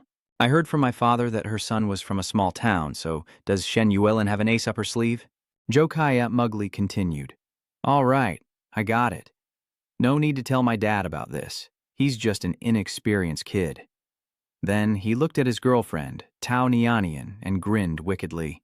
"A few tricks, and we'll have him handing over his mother's affections." Back at the hospital, Yuelan asked her son, "Xiao Chen, where did this money come from? Did your father borrow it?" He sat on the bed and replied, "It's not from him." Then Luo Chen took her hand and reassured her, You don't need to worry about the money. He continued. If I were interested in money, I'd have more than anyone in the world. Hearing her son boast, Yue Lan chuckled happily. With earnest eyes, Luo Chen pleaded, You have to trust me, Mom. She took his hand and replied, Okay, I trust you, but I want to be discharged today. Is that all right? Lao Chen immediately agreed. Okay, let's take care of the discharge papers now. He thought to himself that his mother was no longer in any danger, but the time her soul had returned was too short, and she would need some time to fully recover. He then returned to the bar where Tuan Kai was partying and had him ask, Kai, are you sure that guy will take the bait with a trap like that? He replied, Every hero has a weakness for beauty, understand? Then, looking at his girlfriend, he continued, No man can resist Nyanian. In 3 days, she'll have him willingly bankrupting himself. Suddenly, a gaunt figure in a white suit appeared before them, asking, What's all the commotion about? Those seated trembled, thinking, Why is this monster here? Junkai quickly reached out, saying, Feng, our honored guest, please have a seat. This man is Shen Junfeng. He approached and called Tuan Kai on, then coldly asked, I'm asking you, what were you talking about just now? Nim Nim stepped forward to defuse the situation. We found Tham Nguyen Lan's son, and we were planning to visit him. Upon hearing this, Junfeng grunted and turned away, taking a seat behind him. Tuan Kai secretly wiped away his sweat, relieved, as Tuan Fong asked, Is Tham Nguyen Lan's son someone I can play with? The person you've got your eye on must be interesting.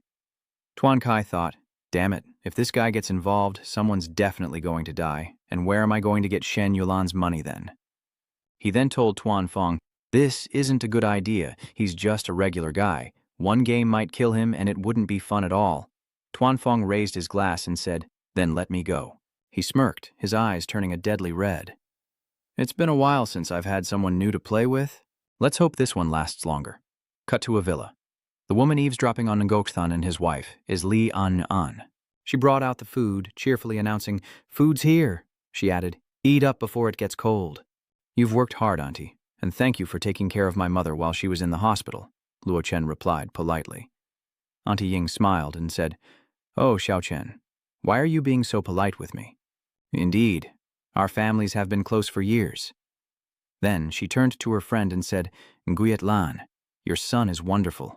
So filial and polite, 1,000 times better than those others in the Shen family. His aunt sighed, scolding her daughter, Why can't you be more like other girls? Go out and socialize instead of holing up at home and annoying me all day? The woman turns to Luo Chen and asks, By the way, Xiao Chen, do you have a girlfriend yet? What do you think of Jia Yi? Though he's a bit of a goofball, at least he's got all the right equipment. Hearing this, she spat out her rice and yelled, What are you saying, Mom? I can read your mind, Mom. Suddenly a knock echoed from the door. Auntie Anhan opened the door and asked, Who is it? Tuan Fong stood there and said, Good evening, Auntie An. He then walked straight inside without hesitation. Ji Diet yelled, Shen Junfeng, what are you doing here? He stood in the middle of the house and said, Nothing. I'm just bored and wanted to find someone to play with. Tuan Fong stood beside Nguyet Lan, overhearing that her long-lost son had been found, his cousin, no less. So, of course, he had to visit. He turned to face Luo Chen, asking, Isn't that right? He sensed the man's unusual aura and chaotic power, unlike anything gained through normal cultivation. Junfeng then presented Luo Chen with a jade ring, saying, A small gift for our first meeting. I hope you'll accept it. Jiadi glanced over, surprised, and thought, This guy's interesting. Seeing Luo Chen reach out, she immediately shouted a warning. Don't take it! The jade ring in Junfeng's hand flashed, and as Luo Chen reached for it, Jiadi leaped across the table. She grabbed her chopsticks, aimed for the jade, and swiftly snatched it from his hand, tossing it away as she ordered him to leave. Get lost. Tuan Fong stood there, spreading his hands in an innocent and confused gesture. He then turned and walked away, waving goodbye. Jia Yi, fuming, scolded Luo Chen, I told you not to accept it. Why did you anyway? Do you have any idea how close you were to disaster? That freak Tuan Fong has given away dozens of jade pendants over the years, and 9 out of 10 people who received them have died, suddenly. He calmly replies, It's nothing, just a trinket for a child. Seeing the girl's anger, Luo Chen turns to the parents and says, Mom, Uncle, don't just sit there. Let's eat. The scene shifts to a desolate desert, where a light flashes from the sky, followed by something falling, creating a large burst of light. From within the column of light, a familiar figure appears. It's none other than Luo Chen. He raised a hand, a bit curious, then looked around, wondering, A magic desert? Luo Chen clutched his head, trying to remember. No. After eating at your place, I took Mom back to the hotel to rest. After she fell asleep, I continued cultivating in the living room, and then I was forcibly teleported. Opening his eyes, Luo Chen mused, "How interesting." He looked down, sensing and realizing that only his soul had been transported. His body was likely still where he was. Nearby, similar beams of light appear, just as they did when Luo Chen was transported, and a group of strangers stand there, all looking confused. The fat man began to complain, "It's so hot, where is this?" The blonde beside her replied, "How should I know?" A man clutched his head, wondering. "I didn't drink that much tonight." The fatty looked over and asked, "Who are you people?" Before they could find an answer, sand suddenly rose from the desert and gathered in midair. Everyone looked on in confusion as the sand formed a message. Mission start. Protect Peng Jialan. Failure results in death. Luo Chen looks up, pondering, "Isn't this a trial secret realm?" In the immortal realm, powerful sects often create secret realms like this, both for disciples to cultivate and to test those seeking enlightenment. He recalls Yuan Yu. This secret realm must have been established by an ancient lineage on Earth used for trials and selection. The jade pendant Shen Junfeng gave him must be the key to opening this secret realm, and the mixed yet unique power within him was probably obtained from here as well. Since Qing Mao has spoken and the mission content has appeared, it proves that everyone has arrived. He turned to the group and said, "Welcome to our horror game, you little chickens." The young man in front of him wondered, "What do you mean? What's a horror game?" Qing Mao points and replies, "It's a game where you bet your life, and you have to complete tasks according to the game's rules. If you fail, your soul will leave this world, and your body will turn to dust." The girl over there snapped, "What the hell is that?" "A bunch of crazies." She turned to leave, thinking she had 3 other games to play tonight. Who cares about this death game? "You guys go on ahead." Seeing this, he stopped them, saying, "Don't go over there." But it seems it's too late. She's already stepped through the light. She staggers, thinking the candy she ate must have been laced with something, because she's already hallucinating after just 1 piece.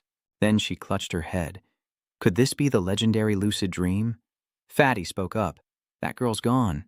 Should we go too? I can't take this heat anymore." The uncle agreed. Staying here wasn't a good idea either. But suddenly the girl screamed, "What's going on?" "Too noisy, my head hurts."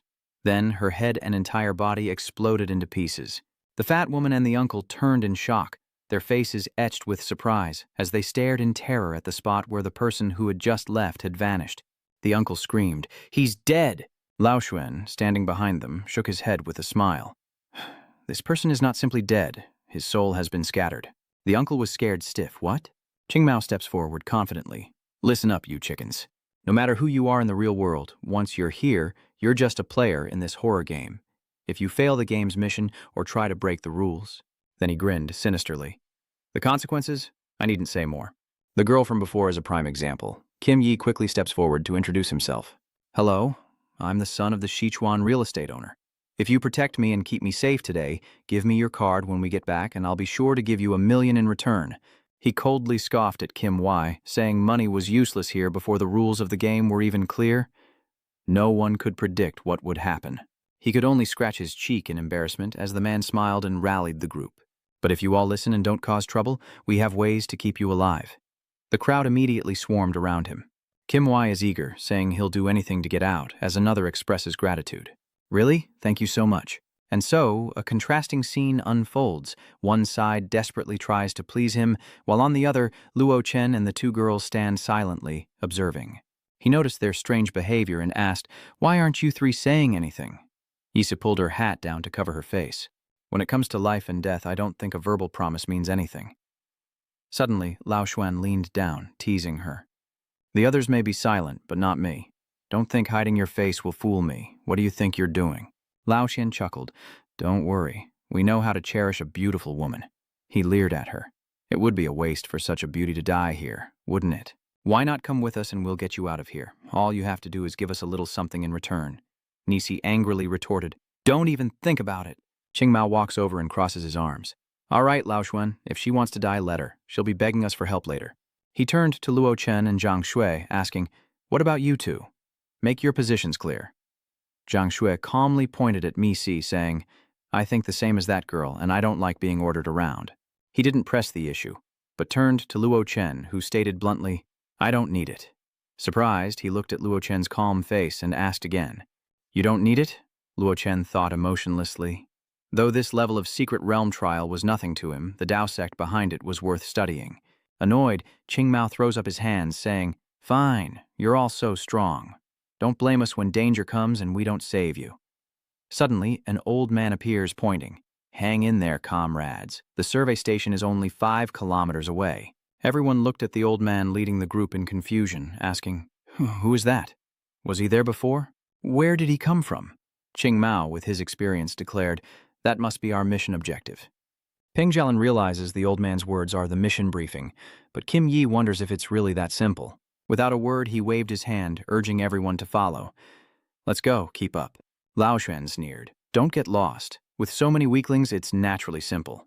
I'm afraid this team mission won't have many rewards. They traveled a long distance through the sun-baked, windy desert, and Kim Yi, drenched in sweat, complained. It's so hot. We've walked at least 3 kilometers, right? Old Zhuan frowned, wondering why nothing had happened yet. Suddenly, another Peng Jialin ran up, yelling, What are you doing? He angrily charged at the Peng Jialin in front. What are you doing? He's a fake. Stay away from him. With that, he swung his fist straight into the face of the guide, Peng Jialin, causing confusion among everyone as there were now 2 Peng Jialins.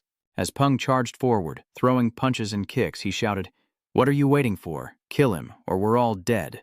The guide shouted, Don't trust him, he's the imposter. Kim Yi panicked. Oh no, aren't we supposed to protect Peng Jialin? Now there are 2 of them. How do we know who's real and who's fake? Qingmao ordered, No matter what, separate them first. If the real Peng Jialin dies, we're all done for.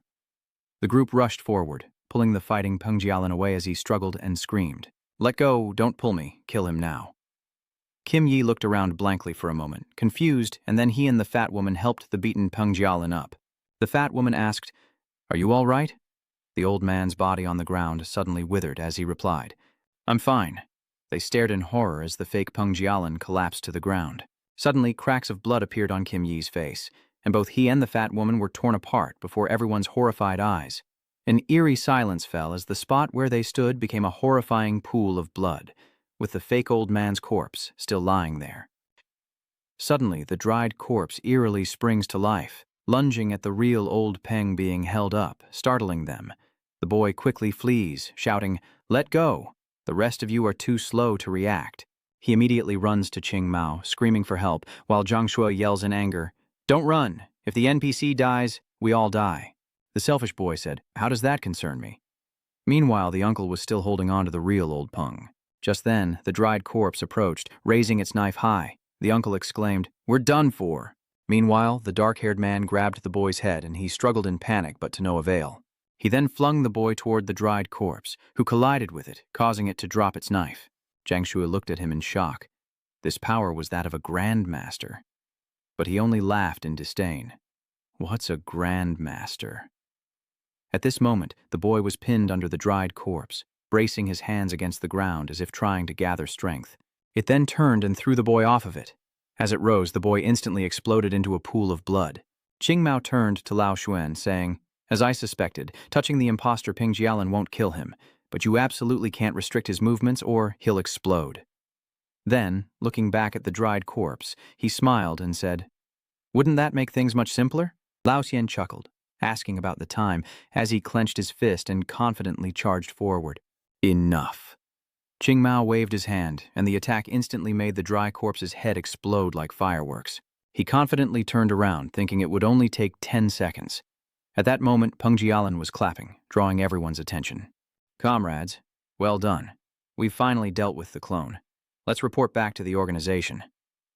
They immediately followed him into the desert. Qingmao glared at Luo Chen and the others trailing behind, displeased that these non-participants had survived. Old Huyan urged them on, saying they wouldn't be lucky forever, while Mitu pondered the clone of Professor Bang. She stared silently at the pools of blood, a sense of familiarity washing over her. Then, her face suddenly turned grave. Wait, isn't Peng Jialin a key figure in the Double Fish Jade incident? Flashback to 70 years ago when a serious scientific survey case occurred in North Xinjiang, Huabang. Back then, researchers in North Xinjiang discovered a jade pendant shaped like 2 fish, crafted from an unknown and incredibly refined material, so the research team took it back with them. But during the research, something terrifying happened. Everyone who touched the jade pendant claimed to see an exact copy of themselves. Soon after, they spontaneously exploded and died, and the entire research team vanished without a trace in the vast desert. The professor leading the team back then was Peng Jialin. She silently followed behind, her heart filled with dread. This horror game likely simulates that Pisces incident, and these people probably already knew the clones were problematic. Misi thought to herself, clearly possessing Grandmaster strength, yet holding back just now. Though danger may still lie ahead, they know they can't trust these two. She smiles back at Zhang Shui and Luo Chen, knowing that to increase their odds of survival, she must find a way to team up with them. She noticed the unchanging expression on Luo Chen's face, indifferent from beginning to end, until he suddenly looked back at her and smiled faintly. Startled by his gaze, Yisi awkwardly turns away. A base fortress appears, and Peng Jialin gestures towards it, saying, "Please wait. Someone will open the gate in 3 minutes, and this mission will be a success." Qing Mao is shocked. "What? It's just ending like this? How could this be?" Old Zhuan is confused. Logically, with more chickens, the mission shouldn't be this simple. He hesitated. Lao Xuan replied, "Never mind, we'll lose big if it really ends later." Qing Mao sinisterly pulled out a small knife and looked at the old man. "Okay, I understand." The uncle, on the other hand, seemed to ask politely. Before the man could finish, the thug slashed his throat. The man's eyes rolled back as he muttered about going home, clutching his neck as blood gushed out. Zhang Shui screamed in terror, and Yisi watched in horror as he collapsed. She questioned him loudly. "Why did you kill him? Wasn't the game over?" He licked the blood off his knife, grinning like a predator, and said, "In a horror game, completing the mission gets you a reward. Too bad the reward is fixed and will be split evenly." He lunged toward Luo Chen and the others, deciding they all had to die. Suddenly, Zhang Shui stepped in front of Misi, shielding her.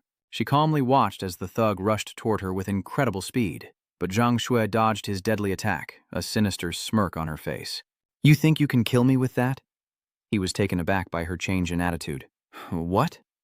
Zhang Zhu then throws a punch, hitting him square in the chest. He stumbles back, clutching his chest, saying, "Turns out this bitch is a pro." She was hiding it well, damn it. Then she turned to Me Too and said, "Don't worry, Miss Lei, with me here no one will hurt you." Me Too, surprised and wary, asked, "How do you know my last name?" Adjusting her collar, she smirked, "The young miss of the La family of Jingqi, La Me Too. How could I not know you? Your family is our company's biggest client." Old Xuan walked over and patted Qing Mao on the shoulder, saying they didn't have time to waste on her. Their urgent mission is to reduce the number of people quickly to increase the reward, so he steps forward to negotiate. "Listen up, ladies, I'm here representing the Terror Game Support Alliance, and we'd like to invite you to join us." He explained nervously, "If you're a veteran, you've probably heard of our organization. We have 2 rules. You can die at any time in the game." Lao Huan smiled, extending his hand. "First, we live and die together. If multiple members of our organization are in a game and one of them dies, the remaining members will be severely punished by the organization, unless the game rules force them to be enemies." He then sincerely recruited her. "So, if you join us, whether it's today or in the future, as long as you encounter a League member in a game, we will spare no expense to protect your safety," Qing Mao chimed in. "That's right. We have countless high-level players in our organization." Zhang Shui remained unmoved, silently observing before waving her hand dismissively. "Enough. I'm a senior business manager, for goodness sake. Spare me the impossible. Just get on with it." "What's the second condition?" Lao Xuan continued, explaining that they must eliminate players outside their organization in the game, ensuring the largest rewards for their members.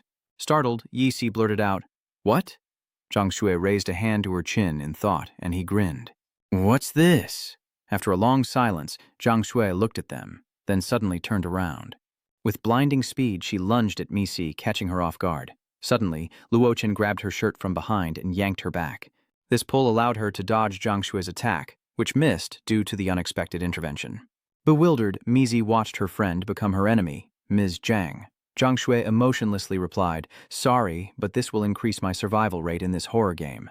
She smiles with a cruel look, more alluring than anything else. Lao Xuan watches this scene of betrayal with glee, laughing and exclaiming, "Ms. Zhang is indeed a smart one." Qing Mao pointed at Luo Chen. "We don't like killing women. That pretty girl is yours. I'll take care of this kid." Luo Chen remained calm and disdainful, thinking, "You think you can kill me?" He angrily pulls out his knife. "Don't put on airs. Those who have taken the reward will have a different aura about them." He grits his teeth. But to me, a pure weakling like you is nothing more than an ant. With a surge of power, Qing Mao lunged at Luo Chen, determined to finish him off.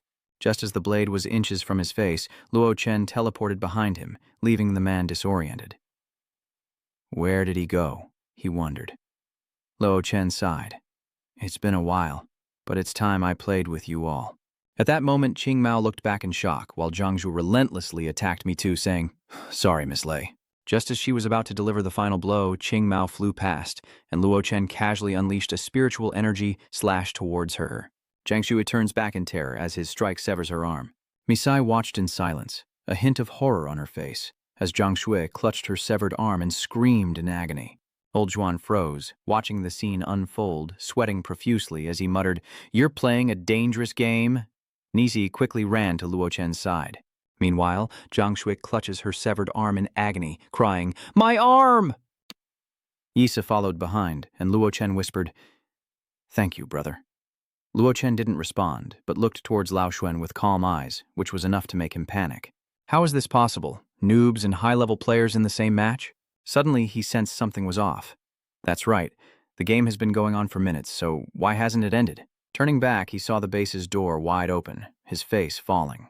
The door's open. When did that happen? He looks around, searching. Where's Peng Jilin? Suddenly, hurried footsteps echoed from within the base. Peng Jilin burst outside, yelling, Run! Behind him, countless clones surged out. Peng yelled, The base has been taken over by mimics. A clone behind him immediately smashing a shovel into his head. Another Pangolin shouts in a panic, Help me! The ones behind me are all mimics. Lao Xuan is terrified, unable to tell who is real and who is fake. This is unscientific. The settlement should have already happened. How are they still appearing? The Peng Jialin swarmed toward them. Don't believe him. I'm the real one. I'm the one who's right. Stop them. If these imposters get out, the consequences will be unimaginable. Amidst the chaos, Luo Chen recalled certain rules, adjusting the trial's content based on the candidate's abilities, his expression turning serious as he assessed the situation. It seems this horror game is completely based on the Immortal World's cultivation's secret realm, which only makes me more curious about the Dao sect behind it all. Suddenly, a voice called out from behind Zhang Shui, Great one, how about we make a deal? She proposed, I know how to tell what's real and what's fake. I did tamper with Peng Jialin's body. If you sign a contract with me and agree to help me clear the stage, I'll give you a clue. Lao Shen pleaded, Hey, me too, take me with you. Zhang Shui raised a finger, explaining that the contract was simple. A pinky promise, with both parties stating the terms. The contract takes effect upon entering the horror game, and those who break it will be killed. He coldly replied, No need. Zhang Shui's face darkened with alarm. What? She cursed, saying I wouldn't make it through the level. Even if you're a high-level player, failure means death. Luo Chen turns to the Lin family tycoons and asks, Oh, really? The old Pengs are just spouting nonsense. What are you standing around for? Come help me, kill them quickly. These buyers will be the death of us all, save me. Without hesitation, he unleashed his spiritual energy, sending the two Peng family members flying. Zhang Shui screamed in terror. Stop! What are you doing? What if I accidentally kill Professor Peng? Luo Chen replied nonchalantly. It doesn't matter. His eyes coldly surveyed her and Lao Xuan. After all, the only ones who will die are you. And with that, he continued to cut down more men. Lao Xuan, losing control, cursed, Madman, he's a madman. Zhang Shui, enraged, reached for the knife, thinking, He can't die here. Gasping for breath, she clutched the knife, realizing she had a choice. Kill him, and she might just survive. With newfound resolve, Zhang Shui charged toward him. Seeing this, Mizi panicked, thinking, This is bad, she's gotten too close to him. Immediately, Zhang Shui stabbed down into his back, yelling, Die! But unexpectedly, Misi rushed forward, taking the blow for Luo Chen. Zhang Shui panicked, trembling, her eyes widening as she said, You! Misi's body gradually weakened and fell. Beneath him, Luo Chen caught her as she fell into his arms, his expression darkening. Zhang Shui frantically blamed him, saying it was all his fault. Luo Chen's eyes flashed with murderous intent, and he waved his hand, obliterating Zhang Shui's body. This strike creates a vortex centered on Luo Chen, blowing away the elders nearby, while Lao Xuan watches, his face filled with despair.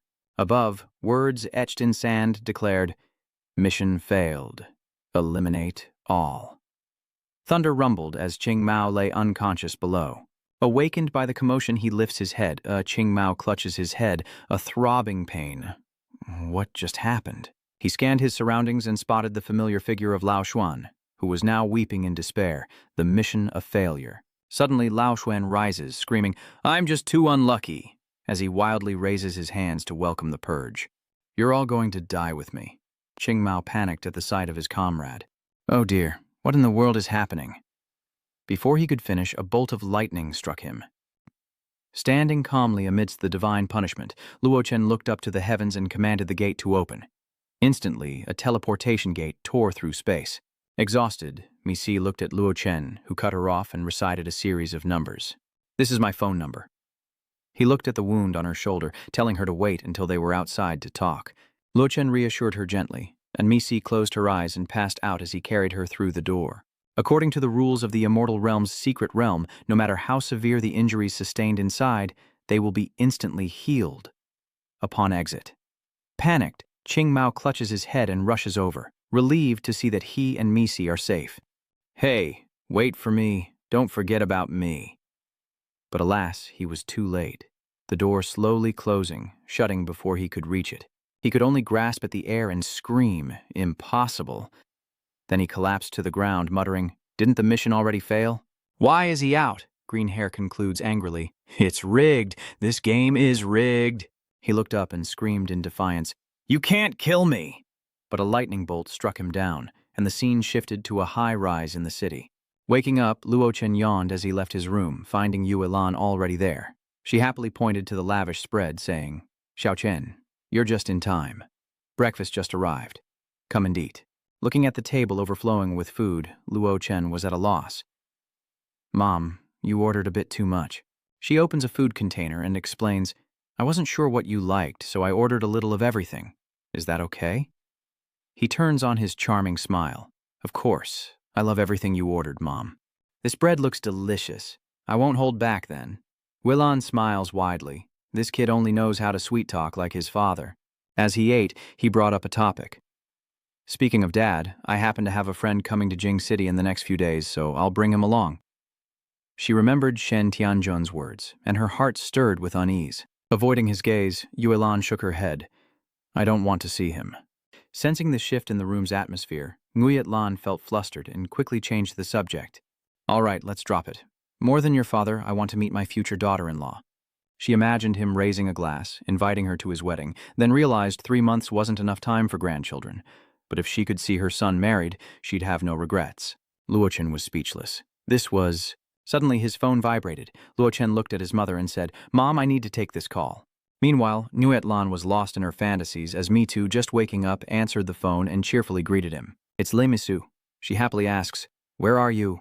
Mitu was thrilled. "It's real, it really is real." "Yesterday was no dream," he replied simply. "The capital." Issa smiled. "What a coincidence." "Great, I'm in Jingqi too." Meanwhile, Yuelan eavesdrops, curious about who he's talking to. She asks if he's free today to meet up, while her mother eavesdrops nearby.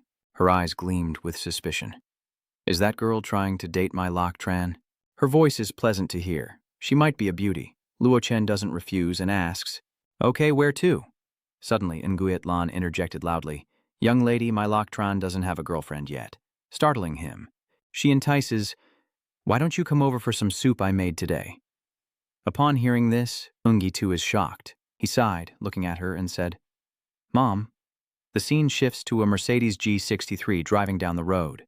Master Zhang, sitting in the car, took out his phone and said to An Men, "Master, we've arrived in Jingqi. As you instructed, everything has been taken care of." Luo Chen replied with satisfaction. "Good."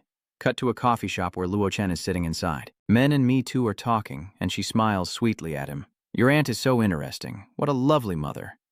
Lok Tran sweats, takes a sip of his coffee, and resigns himself to the situation.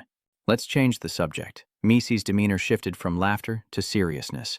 "Actually, Brother Luo, the reason I asked you here today is to ask about something." Luo Chen tells her to go on. Misi gripped her coffee cup, a hint of fear on her face. "I don't want to go through another horror game like yesterday." Sweating, she asked, "Is there a way?" Before she could finish, he interrupted. "Give me your hand." The two employees watched with wide eyes as they were about to hold hands. These two seem pretty jealous. Oh, they're about to hold hands. I wish I were the male lead. How annoying. How can anyone stand watching this public display of affection? A voice echoes from afar. I'll take this call. Just a moment.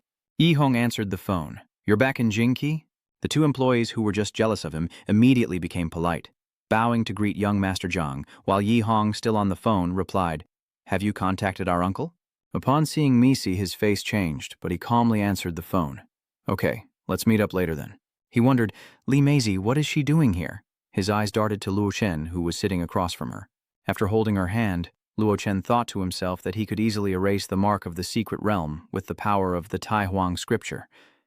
He continued to look at Macy's face, noticing a black light emanating from her hand, but in order to trace its origin and find the Taoist sect behind the terror game, he decided to keep the mark on himself for now. After a moment, he withdrew his hand, saying it was done. Macy, overjoyed, thanked him. He should respond that it's okay. Lost in thought, Luo Chen asked Macy, But I'm curious, if you trusted my abilities so much, why did you risk your life to block the attack for me last night? Dying in the game means your soul is gone forever, beyond saving. As Yisi firmly tells him, the La family always repays debts, regardless of trust. She added, Besides, Brother Luo has saved me many times. Even if he asked me to die for him now, I, Lai Misi, would have no complaints. Hong slammed the table in front of them, asking loudly, Miss Li, aren't you supposed to be very busy today? His face was arrogant, wondering why she'd waste time drinking coffee here. Nidu crossed her arms, openly showing her contempt. Jiang Yihong, since when is it your place to interfere with what I do? He replied to Misi, Miss Lei, don't be angry. I just wanted to see what kind of man could make you reject my invitation. Then he looked at this man with utter disdain. I wondered who he was. Isn't that the illegitimate son of the Shen family? How dare a man the Shen family doesn't even acknowledge stand beside Miss Li? Luo Chen calmly took a sip of his coffee and casually said, Get him out of here. The gangster's attitude shifted from disdain to rage as he yelled in his face. Very well, very well. You're the first person to be so arrogant in front of me, and I'm eager to see if you even make it home alive tonight. Zhang sighed, then chuckled. Fine, I'll give you face and let this punk slide. But as he turned away, his true colors showed, his face darkening with resentment as he muttered to himself, Bastard, just wait until I get my hands on you. Misu, filled with worry, suggested to him, Brother Lach, let me take you home later. The Jiang Yihong is all about appearances and holds grudges. He won't let this go. But Luo Chen calmly tells Misi, It's fine. If you want to repay me, just stay out of it. The scene cuts to a parked car outside a coffee shop. Inside, Jiang Yihong says to his driver with a displeased look, He's out. Follow him. Luo Chen calmly gets into the car, closing the door behind him, and tells the driver, Take me somewhere secluded. The driver replied, Yes. Cut to the Zhang family villa, where a voice echoes, Hong, ever since your good-for-nothing father passed away, Grandpa has spoiled you rotten, hasn't he? An old man holding a teacup sits in his chair, saying, You've always gotten everything you wanted. Standing beside him, Yi Hong wonders why he's bringing this up now. He held his teacup, sighed, and said, Grandpa is getting old, and one day I'll be joining your father. I'm worried about you. Although you and your cousin, Phi, are the only third-generation members of the Jiang family, there can only be one family head. Dat Hong felt a little uncomfortable as he continued. I raised you myself, so I know your personality well. Whether it's business or managing the household, you're far behind Phi. No matter how hard I try to support you, the position of head of the family won't fall to you. This man is Jiang Nan, the head of the Jiang family, as he leisurely pours tea into a cup. Looking thoughtful, he told Yi Hong, But you're still the grandson of Jiang Nan. I can't bear to see you fade away, or I won't be able to rest in peace. He smiled at him and said, So I've left you a backup plan. He then mentioned the daughter of the Li family in Qin Kai, saying that he and her father, Le Ku, were somewhat acquainted. If you can win her over, I will personally ask for her hand in marriage for you. With the Li family backing you, even if you don't become the head of the family, the Zhang family won't dare look down on you. He concluded with a serious expression, This is your only path to success. Back in reality, Yi Hong was adamant that Li Misi had to be his, and any brat who dared to covet her would die. Yi Hong, still following Luo Chen, loudly addressed his driver. Is this the place? Ahua quickly responded. Yes. With that, the driver made a sharp turn. Ahua's car sped towards Men's vehicle, as Master Zhang leaned out the window of Men's car and shouted, What are you doing? Do you even know how to drive? Is it about BQ Mai? Hong asked Fan, who was sitting in the back of his car with a sullen face. Kill them. Show me the skills of a professional assassin. But Fan was blunt, and I refused. Bewildered, Hong turned to Fan. What do you mean? Having second thoughts? Fan calmly smiled as he loaded the gun. Mr. Jiang, you misunderstand. I just think that killing such a simple, ordinary person is something you could easily do yourself. Fan continued to persuade him. A gentle squeeze of the trigger, and that hateful face will be gone forever. This is truly the most beautiful thing in the world. With that, Fan reached out, put the gun in front of Hong, and took his hand. You'll definitely enjoy this feeling, I guarantee it. Hong seems hesitant. Oh! After a moment's thought, a flicker of unease crossed his eyes, and Hong snatched the gun from Fan, still a bit disgruntled that he couldn't sit back and watch the show. But consider this mission cancelled by you, Fan said, raising his hands innocently. It's fine. I'm not interested in killing ordinary people anyway, and I don't need the money. Just then, Luo Chen's car horn blared and Master Zhang leaned out the window to shout. What the hell? I give you an inch and you take a mile? Are you trying to start something? Suddenly, gunshots rang out, piercing the car's windshield, shocking Master Zhang as Hong reached out the window, firing repeatedly at Luo Chen's car, screaming, Die! Having emptied his gun, an eerie silence fell over the surroundings. He squeezed the trigger repeatedly, but there were no bullets left. Breathing heavily in the car, Hong said to Fan with a tremor, You weren't lying. I can kill these ants in my way myself. He paused, and just when it seemed he was afraid, his face twisted into a maniacal grin as he said, So satisfying. The streets were eerily silent as Hong stepped out of the car, ordering his men to drag the body out and bury it somewhere. Hoa acknowledged the order. He eagerly opened the car door and a body tumbled out. Hong stepped on the corpse, boasting, Dare to mess with your grandpa. This is... But upon seeing the body, his face changed, realizing the person beneath his feet was Yat Fai, and he froze. He cried out, What is going on? Hong, now panicked, asked, his face darkening and sweat pouring down, Why is Yi Fei in the car? Ah Hua was also shocked, thinking, We're done for. The second young master has accidentally killed the eldest young master. Di Tong couldn't control his emotions. He was increasingly panicked. Could he have mistaken the target? No, it can't be. My target was clearly Luo Chen. At that moment, Grandmaster Zhang and Luo Chen stepped out of the car. Zhang couldn't help but mock the twitching red figure. Brother against brother, a tragic scene indeed. He continued to laugh, mocking Hong. What was that poem again? He recited, Boiling beans for soup, reduce them to mush. Beans simmer in the pot, crying out, Born of the same root, why must we slaughter each other? Mocked, Hong couldn't bear it and shouted, You too! Master Zhang then sat down next to Yi Fei's body and continued, You didn't see how heartbroken he was in the car just now, tears streaming down his face. That's what you call true anguish. Hong, now frantic, pointed his gun at the two of them, hastily clarifying, No, the people I want to kill are you. Suddenly he stops, as if realizing something. He drops his gun to the ground and haughtily orders his fans, Damn it, kill them! Help me kill them! That was your mission. Pan then pointed to Yi Fei's corpse and said to Hong, Mr. Jiang, wasn't this the person you wanted me to kill? He's dead now, so my mission is complete. Hong lost his composure, angrily shouting, Damn it, the people I told you to kill were them. With a cold face, Fan replied, Mr. Jiang, we never change targets mid-mission.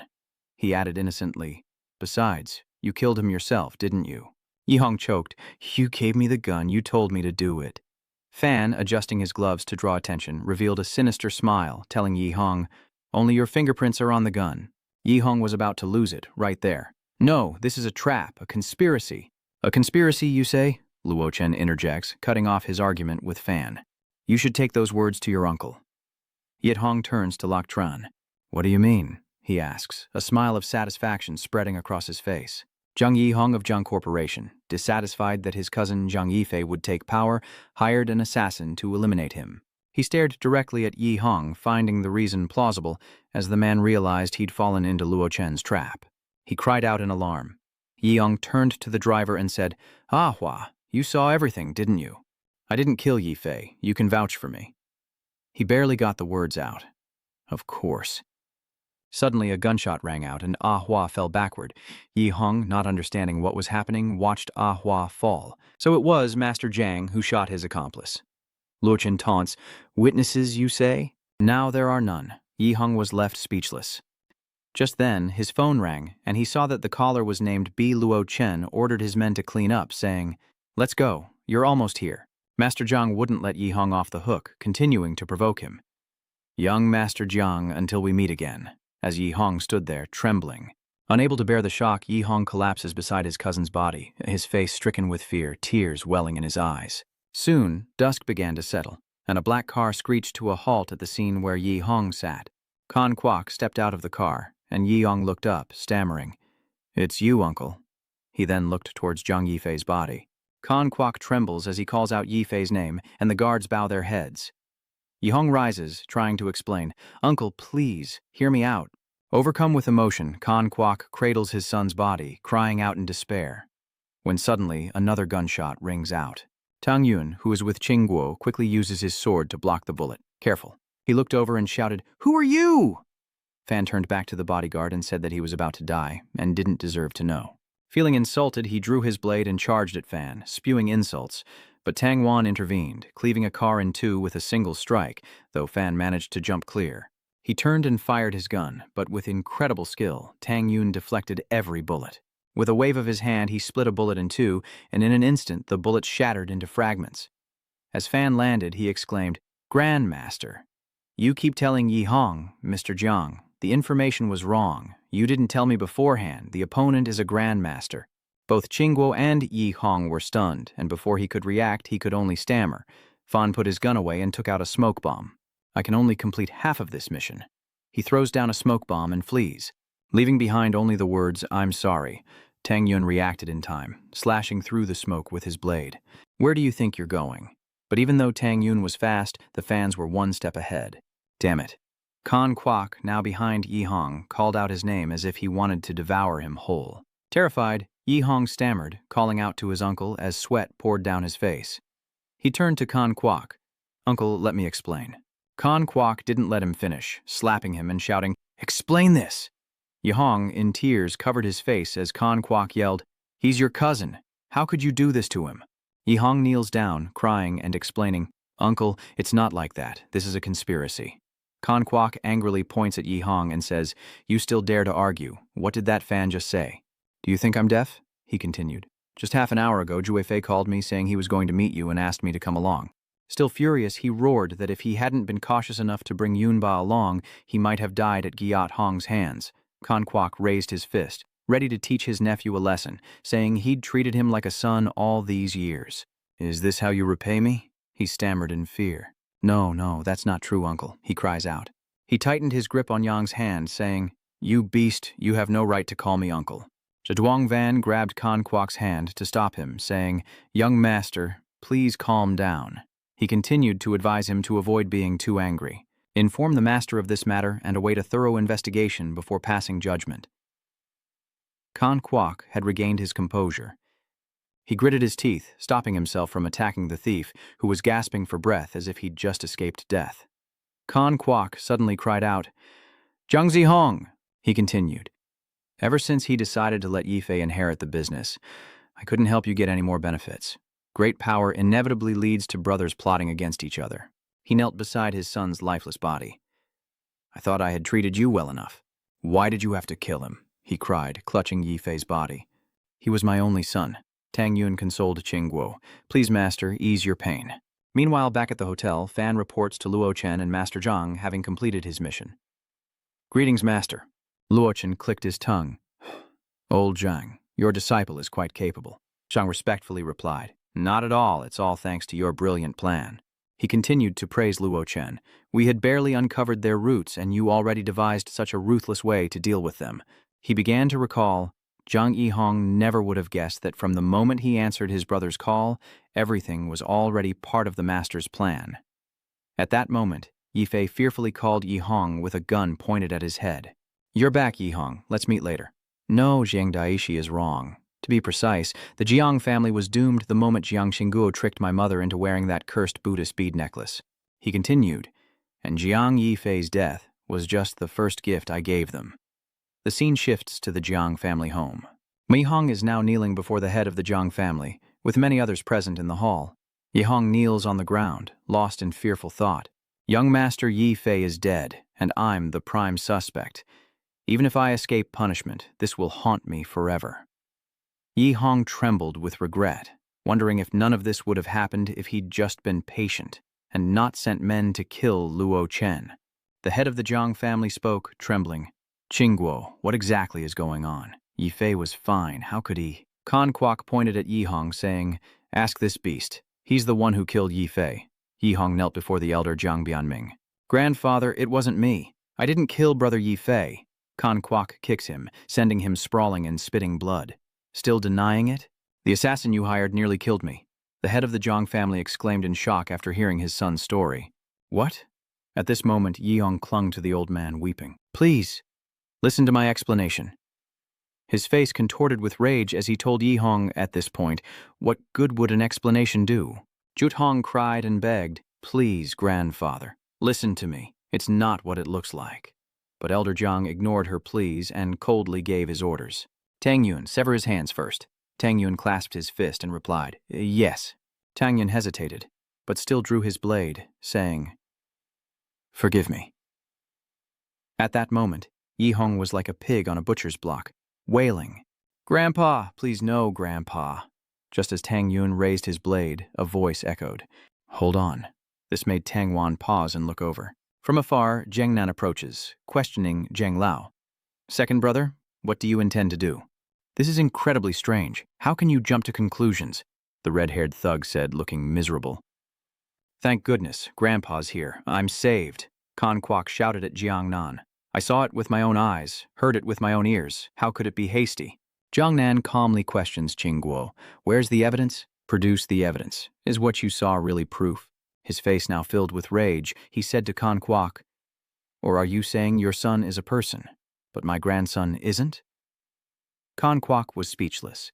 Uncle Jiang Nan softly said to the Jiang family head, "Brother, I believe someone is playing tricks, and the current situation is what they want to see."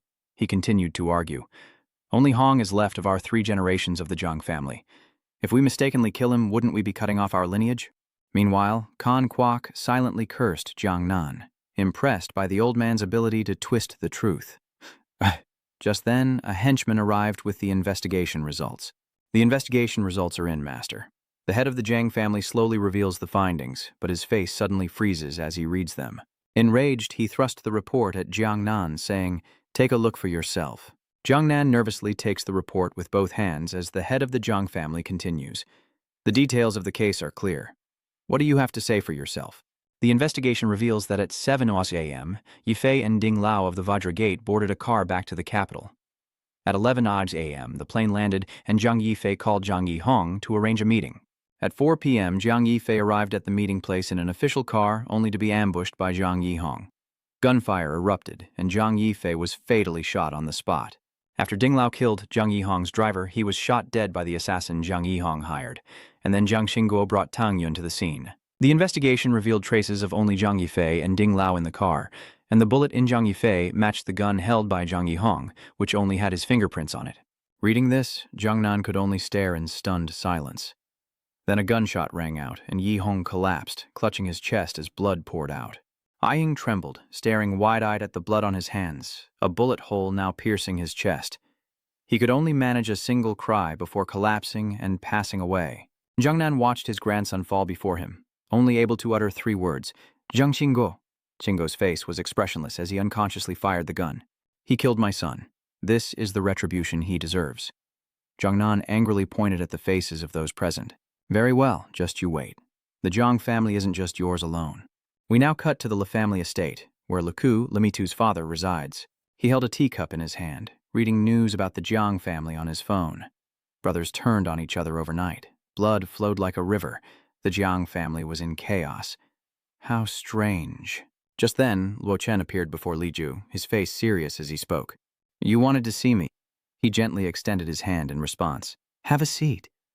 The scene shifts to morning in a high-end apartment complex, where Nguyet Lan is washing her face in the bathroom when she suddenly hears the doorbell. Nguyet Lan turned and headed for the door, saying, "Coming, coming."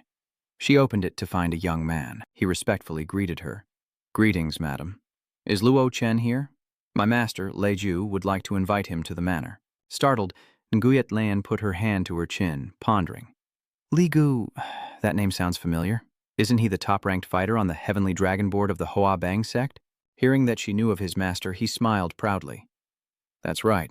With a grin, Nguyet Lan asked, "What's his story?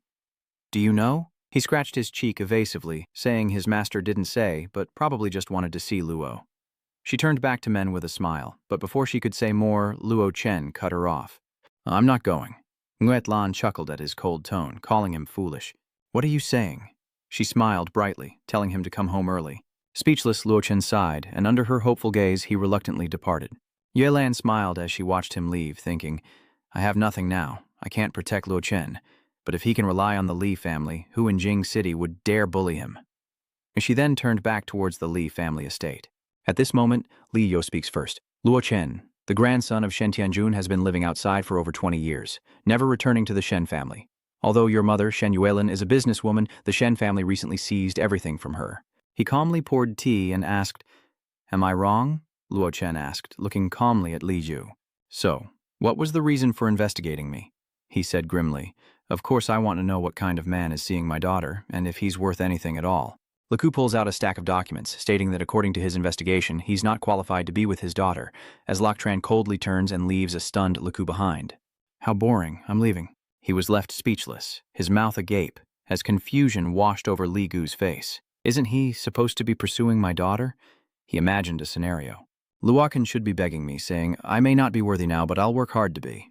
He shouted out in annoyance, "Stop right there!" Li Ju's face was full of confusion. This kid is too strange. Facing someone who's suppressing him, he shows no fear. Even the sons of prominent families would have been scared witless. Suddenly, a strange look crossed his face. Unless this kid had mastered internal energy, but that was impossible at his age. He pondered. Should he test him? As the head of the Heavenly Dragon ranking, how could he stoop to ambushing a kid? What would people think? But then, Li Jushen's voice caught Luo Chen's attention. "Hold on." He cleared his throat and spoke cautiously. "Boy, although your arrogant attitude displeases me, I'm not one to hold a grudge. For my daughter's sake, I'll give you a chance." He regained his composure, saying that although I'd passed the prime age for training, he'd make an exception and take me as a disciple, knowing the Shen family's cold attitude toward me. Leiju's voice echoed, promising that as his disciple he would never be looked down upon, but Luo Chen simply chuckled, hoping that one day the man wouldn't regret his words. Leiju clenched his fist, angered by the boy's arrogance, and wondered what his daughter saw in him. Meanwhile, Luo Chen walked outside, his hands in his pockets. Just as Ingyi Tu returned, she ran into him and greeted him, worriedly asking, "Brother Locke, are you all right? Why are you here? Was it my father? Did he do anything to you?" He calmly replies, "No." She breathes a sigh of relief. "That's good." Suddenly, Misi called out to him, "That's right, Brother Luo." With a smile, she extends an invitation. "The Bak Hoa Sun's Heaven Dragon ranking tournament is in 2 days. Do you have time? I'd like to invite you to come with me." The scene shifts to 100 Flower Mountain, where Yisu cheerfully waves to Luo Chen. "Brother Luo, over here," she excitedly shares as she sees him approach. "Hurry, Brother Luo, it's already started." Luo Chen calmly replies, "Okay." As Ni Tu approached the gate, she presented a red invitation, prompting the guards to bow and usher her inside. Inside 100 Flower Mountain, a crowd had gathered with the strongest of the heavenly ranking at the summit, including a grim-faced Leju. Below, Yu Lao and Lap Duke clash, their fists meeting in a burst of raw power. Yisi and Luochen pushed their way through the crowd, excusing themselves, but just then, in the arena, old Yu forced Lard back. The crowd below cheers with excitement, chanting, "Fight on, Elder Yu, show them your might." Yisi is surprised to see Lap Duke. Isn't today the day the Heavenly Dragon rankings are updated? Why is there a foreigner participating? An onlooker noticed her and explained, "Are you new here? You've missed some incredible fights." Although the dragon ranking was established by the Hoa Bang in principle, anyone with the ability can come here to challenge. At this moment, Radk had risen to his feet, dusting off his hands, as the person next to me too continued. "That foreigner up there is a dark horse. He's already suppressed several top 10 masters in the dragon ranking. But now that Master Yu, the second-ranked fighter on the Heavenly Dragon list, has entered the ring, the foreigner's winning streak will end here." Misi turned to face Luo Chen with a smile. "Luo, what do you think of the situation in the arena?" He calmly replied, "That old man is about to lose." Beside him, an old man with a serious expression said, "Young man, you can't just say anything you want. Master Yu hasn't even used his signature cloud palm technique, and he's already forced back that blonde fellow. How could he possibly lose?" He sighed, then chuckled, not bothering to explain.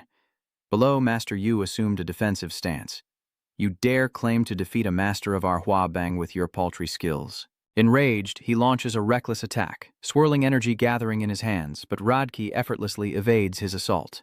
He smiled as he watched Elder Du, blinded by rage. Surely a leader wouldn't carelessly start a conflict. These are the words of the Hobang sages. Surely Elder Du understands this principle? He turned back in shock. What? Yula wondered if it was an illusion, as his speed seemed to have increased. He turned warily to look at Rad, realizing he had to use that move to end this quickly. Suddenly, Rad reached out, his hand enveloped in a strange energy. Old Yu. He lunges forward with incredible speed, declaring the startup complete as Elder Yu quickly focuses his energy into his hand. He unleashed a move to block the attack of the Cloud Leader card, creating a massive explosion that sent debris flying. The explosion was so massive it could be heard from outside, leaving onlookers disoriented by the dust. Damn, what kind of power is this? Luo Chen uses his power to shield Misi. Stand behind me. The dust gradually settles as everyone waits. Now, the figures of the two are revealed on the arena floor, which is now riddled with cracks. Elder Yu trembles, a large gash across his chest. He couldn't take it and collapsed to the arena floor while Lard remained unscathed. He took out a handkerchief to wipe the blood off his fingers and said, "Warm-up complete." The watching elder is shocked. One move, and Elder Yu's cloud formation is defeated? How is this possible? Elder Yu is second on the heavenly ranking. Even General Lin Hualong isn't his match. Ludwig tossed the handkerchief aside and looked up, taunting. "Have you seen enough, Mr. Li Yu?" Li Ju sat silently, but Lard taunted him. "It's your turn." Li Ju could no longer stand by and watch and rose to speak. "Mr. Lapduke, you're indeed formidable. I shouldn't have let Mr. Du probe you." He responded to this by taunting, "I accept your apology, Mr. La, but to challenge the top of the board, one must first defeat the second." With a disdainful tone, Lapduke said that this would ensure their utter defeat, wouldn't it? He then jumped down, accepting the challenge. If Mr. Lapduke is so confident in his strength, why bother challenging the Heavenly Dragon Board to prove it? Laku's expression darkened. Lapduke chuckled, explaining, "I heard the head of the Heavenly Dragon Board has the right to read all the martial arts secrets recorded within." His eyes flashed crimson. "I want to take them back to my nation." Li Ju asked through gritted teeth, "What did you say?" The onlookers below began to shout as well. "No way, absolutely not. How could we allow our Huabang martial arts to fall into foreign hands?" He looked at everyone and laughed, saying, "I knew you wouldn't agree, but I didn't say those words to get your opinion." Radek's face contorted, his long fingers extending, "Because anyone who stops me will meet their maker." Hearing this, Leju didn't bother saying more. He took his stance, and there was nothing left to say. "Come on." Mizi anxiously watched the two on the field. "Can my third brother Luo win?" she asked anxiously, but he coldly replied, "He can't win." This statement angered both Misi and the old man above. He pointed at him and scolded, "Whose side are you on, kid? I haven't heard a single good word from you. Boosting the enemy's morale while diminishing our own." Lao Chen remained unfazed by the accusations. If they can't win, they can't win. The difference in strength is obvious. Pretty words won't change that. "They say you're talking nonsense. These two are hard to predict. How dare you at your age comment on top martial arts experts? Even he can't predict the outcome, so don't speak carelessly." Indeed. Hearing this, Luo Chen simply chuckled to himself. As he watched the battle unfold, he thought to himself that in terms of martial arts alone, the two were evenly matched, but Lapduke clearly possessed another hidden power, a power eerily similar to that of Tuan Fong. Now Lapduke furiously attacks Laku, forcing him to jump back to evade the blow. Luochen suspects that power also originated from the Terror Game, as Li Ju summons a stele from above. He and the massive tombstone crashed down on Rude, then he quickly retreated. On the field, dust fills the air. A weary Li Ju sighs, cautiously looking around, when suddenly a voice startles him. Using his ultimate move right away, Lard quickly emerged from the dust, surprising Ju. "What?" His claws were now just centimeters from his face. "Mr. Ye, are you so afraid of me?" Yijo quickly raised his hands in defense to minimize serious injuries. Ladaki slashes across into him, and Nizi gasps in horror. "No!" The old man in the audience was also shocked by this. At this point, Lai Duke's attack had already injured Li Ju internally, and his expression darkened with disbelief. "This is impossible." He looks at the mark on his clothes. "He didn't use internal energy at all, so how did he avoid my attack and break through my defenses?" Lap Duke simply smiled. "Mr. Li, you've lost." Realizing something was amiss, Laku cried out, "That wasn't martial arts, you're a mage." Suddenly, he turned and seized Liku's neck. With a sinister laugh, Lard lifts him into the air. Are you deaf? You've lost. Hand over what I want or I'll snap your neck. Now, is there anyone else in the audience who wants to try? Lapdog's voice booms out. As a sportsman, I'll give you all a chance. Meza anxiously looks at Luo Chen, calling out to him, but he simply smiles. With a confident look, Luo Chen reassured Mezi, don't rush. With glee, Rad raised his hands, declaring, I'll count to 3. If Master Lu doesn't surrender and hand over the martial arts manual, I'll slaughter everyone here until he yields. The audience protested, Master Li, don't agree. We'll fight him to the death. That's right. There are dozens of grandmasters here today. Why should we fear him alone? He chuckled, gesturing. Very well. Hua warriors are all fearless. It's just a pity that even if you all attack together, you'll only save me time. Enraged, the crowd cursed. Then there's nothing left to say. Let's join forces and kill him. Right, no need to show any chivalry to this fiend. Kill him. Li Jiu tried to calm them. Don't be rash. His power is immeasurable. Even together you'll surely die horribly. At that moment, Lapude raised his sharp claws and looked at him. Mr. Lu seems to see things clearly, doesn't he? But I doubt they'll listen to you. If I'm going to kill you all, I'll start with the strongest to be safe. Suddenly, a voice rang out, causing him to turn around. Wait. At that moment, Luo Chen spoke up as he ascended the stairs. I'm giving you one chance.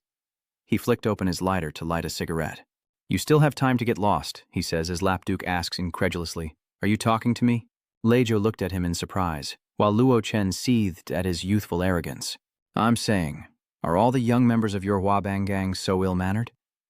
Luo Chen calmly exhaled smoke and tossed his cigarette to the ground. Very well, then this is where you'll be buried. Upon hearing this, Lapduke laughed in anger. Leijo urged, Go back! What are you doing here?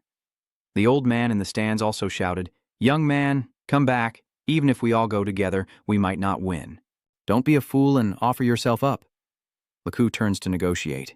Leduc, you want martial arts? I can give them to you, but you can't touch him. He's just a child.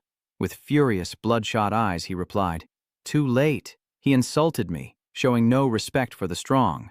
He glared back, his face filled with murderous intent. Death is simply the price he must pay.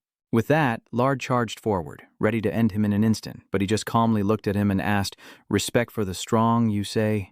His voice echoed calmly, saying he wasn't worthy. A massive explosion erupted, engulfing the arena in smoke. Li Gu closed his eyes, sadly covering his face. It's over, as the audience grew anxious. But as the dust settled, Li Gu's expression turned to shock. At this moment, Rude was slammed into a stone pillar, coughing up blood. Lard trembled, touching his cheek where a clear handprint marked his skin. He'd been hit, but by whom? When? Could it have been that kid? He gritted his teeth, warily eyeing him. No, it couldn't be. Who was it? When I rushed in front of him, he didn't react at all. Lard grumbled angrily toward the stands. Daring to ambush me. If I find you, I'll tear you apart. The crowd murmured, amazed that someone even Master Lu couldn't defeat was blown away with a single move. Could he really be this strong at his age? Aside from the Grand Master of Huadong, I can't think of anyone else. He was consumed by rage. How dare these filthy insects defile his noble body? I must... As he spoke, Luo Chen closed the distance in the blink of an eye. Then he delivered a powerful knee strike to his gut, sending Leduc flying into the air. Luo Chen swiftly appeared above him, delivering a punch that slammed him face first into the arena. Dust billows as everyone stares in stunned disbelief. As the dust settles, Luo Chen stands tall while Lapud lies beaten in a cratered arena. He coughed up blood in agony as the protagonist mercilessly stomped on his head, eliciting a pained scream. With a cold gaze, Luo Chen said to Lapude, Now tell me, is an ant beneath my foot worthy of respect? The man gritted his teeth and cursed, Kill me if you dare, Count will never forgive you. Without a word, Luo Chen stomped down, and Lapude's head exploded like fireworks, turning into a bloody mess. The scene shifts to a dark castle on a moonlit night. As she reached for the corpse of a bat, she said, These arrogant, yellow-skinned monkeys dared to kill my envoy. Her cold voice echoed through the space. Lade, I will avenge you. The scene shifts to a military base somewhere on a mountaintop. A man entered Hualong's room and reported, General Lin, this is big news. The top spot on the Heavenly Dragon Board, unchanged for over a decade, has been taken. He calmly replied, I've seen it. Not surprised. The secretary was shocked, not surprised. Could this Luo Wuji really be that powerful? Even enough to defeat Li Ju, who's topped the list for years? Huolong chuckled. Mr. Luo's true strength can't be defined by the puny heavenly dragon ranking. Even among those in the transcendent realm, he's unmatched. The scene shifts to a villa, where everyone raises a glass to celebrate Senior Luo's victory in the heavenly dragon ranking. He lifts his glass, acknowledging that in the martial world, learning knows no seniority. You're a great mentor. I'll drink to that. Li Ju respectfully raised his glass to him. Mr. Luo, please forgive my ignorance yesterday for the harsh words I spoke against you. I'll punish myself with 3 drinks as an apology. Luochen calmly waved his hand. Ignorance is no crime. Don't dwell on it. Li Ju replied with a smile. Mr. Luo is generous. The remaining members of the heavenly ranking also raised their glasses to Luo Chen. I'll also toast to you, Mr. Luo. If you hadn't killed Luo Day today, I fear none of us would have survived. From now on, Luo Wuji will lead the Huabang martial artists, and so they all raised their glasses in a toast. But in his heart, he was thinking of something else. Speaking of Lapduke, it reminded him of before he killed him, when he clearly felt a surge of spiritual energy coming from the west. Judging by the level, it's coming from someone who's awakened at least 3 layers. Luo Chen put down his glass and pondered. If this person is the Earl Rodkey mentioned, then the Dao sect behind this game of terror is likely more powerful than imagined. His expression turned cold as he resolved to bring this to a swift end. The scene shifts to the Zhang family villa, where a furious Jiangnan is tied up, struggling. Get away, don't touch me. Just then, the Zhang family head arrived, his voice as cold as ice. Why make such a fuss over something so trivial? With a malicious look, he peered down and said, Little brother, why do you have to be like this? Enraged, Jiangnan cursed back relentlessly. Damn it, stop with the fake words. If you really saw me as a brother, you'd kill him and pay for my grandson's life. I say, second uncle, stop turning things upside down here. Don't forget your grandson killed my cousin first. I was merely eliminating a scourge for the Zhang family. He glared at Kan Kwok, enraged. Stop acting. Everyone knows how cruel you are, Jiang Kan Kwok. He loudly exposes his crimes, revealing how he sought dark magic to curse Shen Yulan after she rejected him, causing her family to fall apart. Kan Kwok, twisted by the accusation, retorted, So what? What I can't have, no one can. He roared, adding that his uncle wasn't any better. Qingguo pointed at Jiangnan, ranting that the deaths of his son and daughter-in-law were nothing more than an accidental car crash. You even had the driver's family killed, not even sparing their 3-year-old child.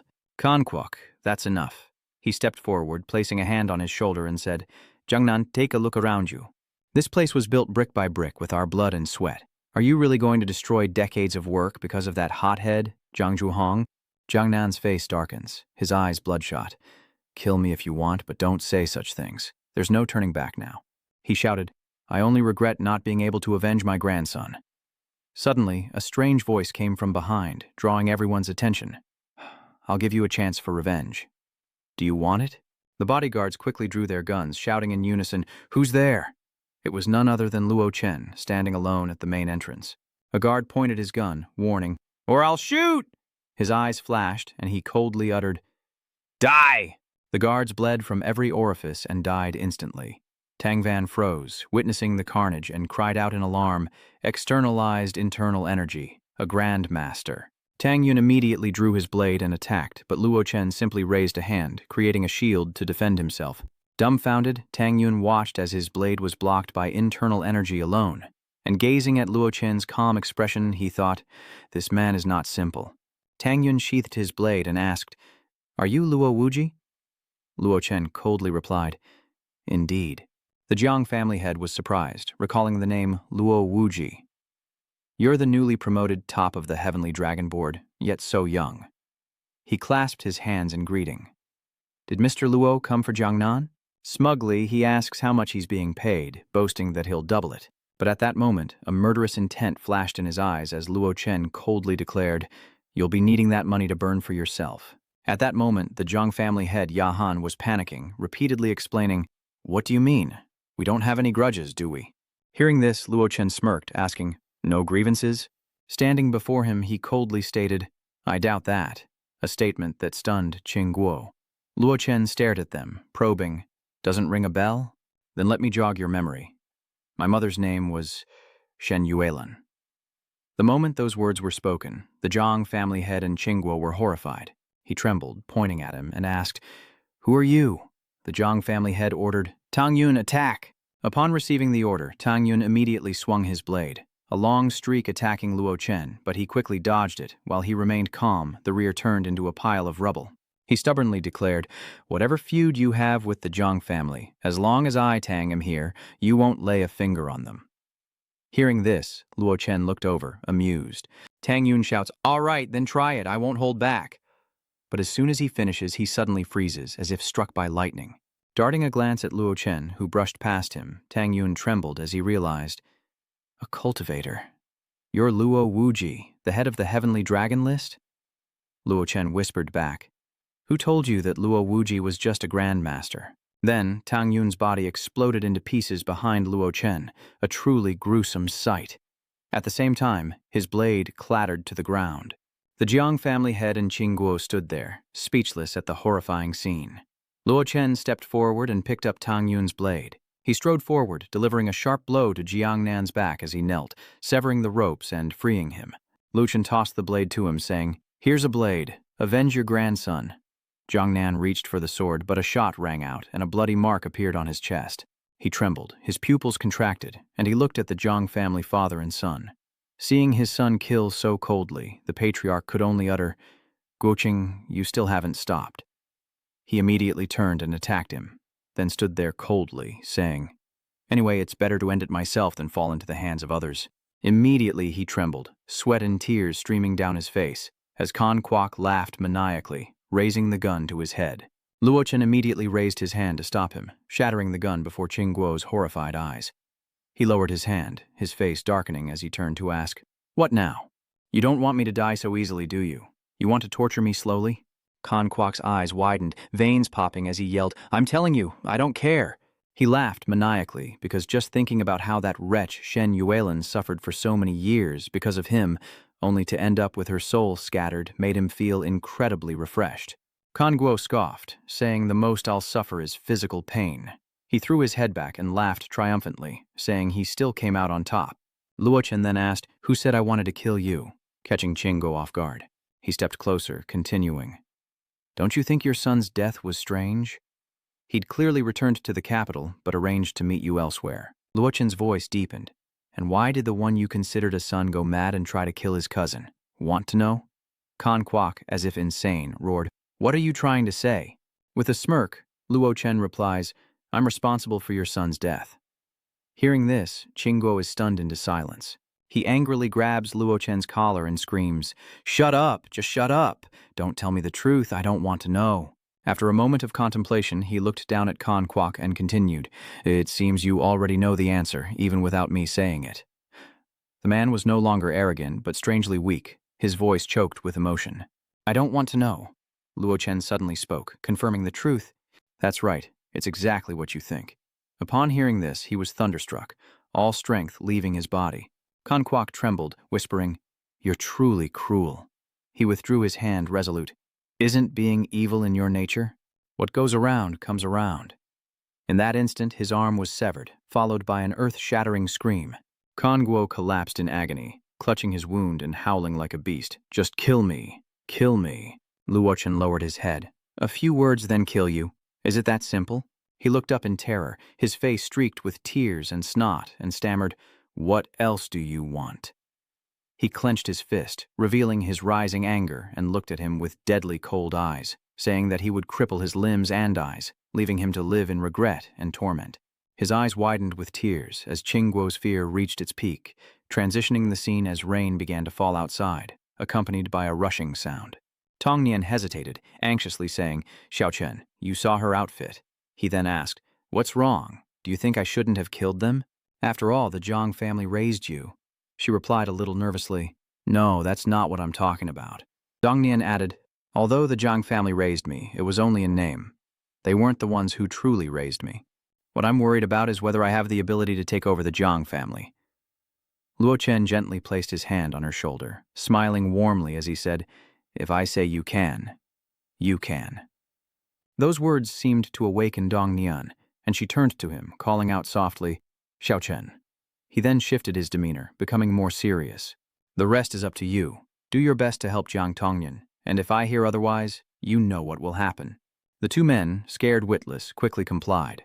Time passed, and in a towering building in the city, Master Zhang sat in a large chair, arms crossed, calmly looking at Shen Yucheng. He suddenly burst out laughing and said, "Master Zhang, our legal department has reviewed the contract, and there are absolutely no problems." Then President Shen hesitated and added, "It's just that the investment in this project is very large, and I'm afraid that in a short time." Hearing this, Master Zhang waved his hand, cutting him off. "Fine, we don't need to cooperate anymore." Shen Yucheng jumped up to stop Xiaozhang, still smiling as he said, "Wait, wait." Xiaozhang whispered in his ear, "President Shen, to be honest, you guys came to us for cooperation, and you've been reviewing the project for days now. Our boss invested resources and money, only asking you to invest 300 million, with an annual profit rate exceeding 30%. How can you hesitate at such a good deal?" Seeing him struggle, the master raised his hand, reminding him, "Xiaozhang, no need for so many words. Cooperation requires sincerity." Hearing this, he stood up and explained, "Master Zhang, we are absolutely sincere. Please don't be angry and take a seat. I'll make arrangements immediately." Then he turned and quietly called his secretary over. "Come here." The two turned their backs and began a secret conversation, with the secretary warning, "President Shen, this isn't a good idea. Withdrawing so much money at once will disrupt the capital flow of other industries." Yucheng snapped, "Those industries can be abandoned. As long as this project is completed, the Shen family will surely rise to new heights." The secretary hesitated, still uneasy, worried about potential errors, but he boomed, "Damn it, even the Tower Group is willing to open the Southwest market to cooperate with us.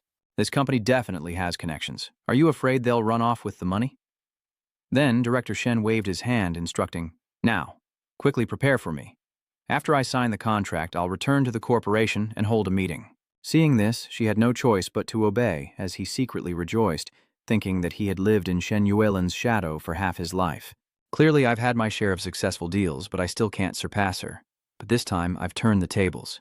Cut to a forest where a helicopter descends, creating strong gusts of wind as his familiar feet step out. Luo Chen appeared, standing tall and imposing as the Bloodkill squad respectfully greeted him in unison.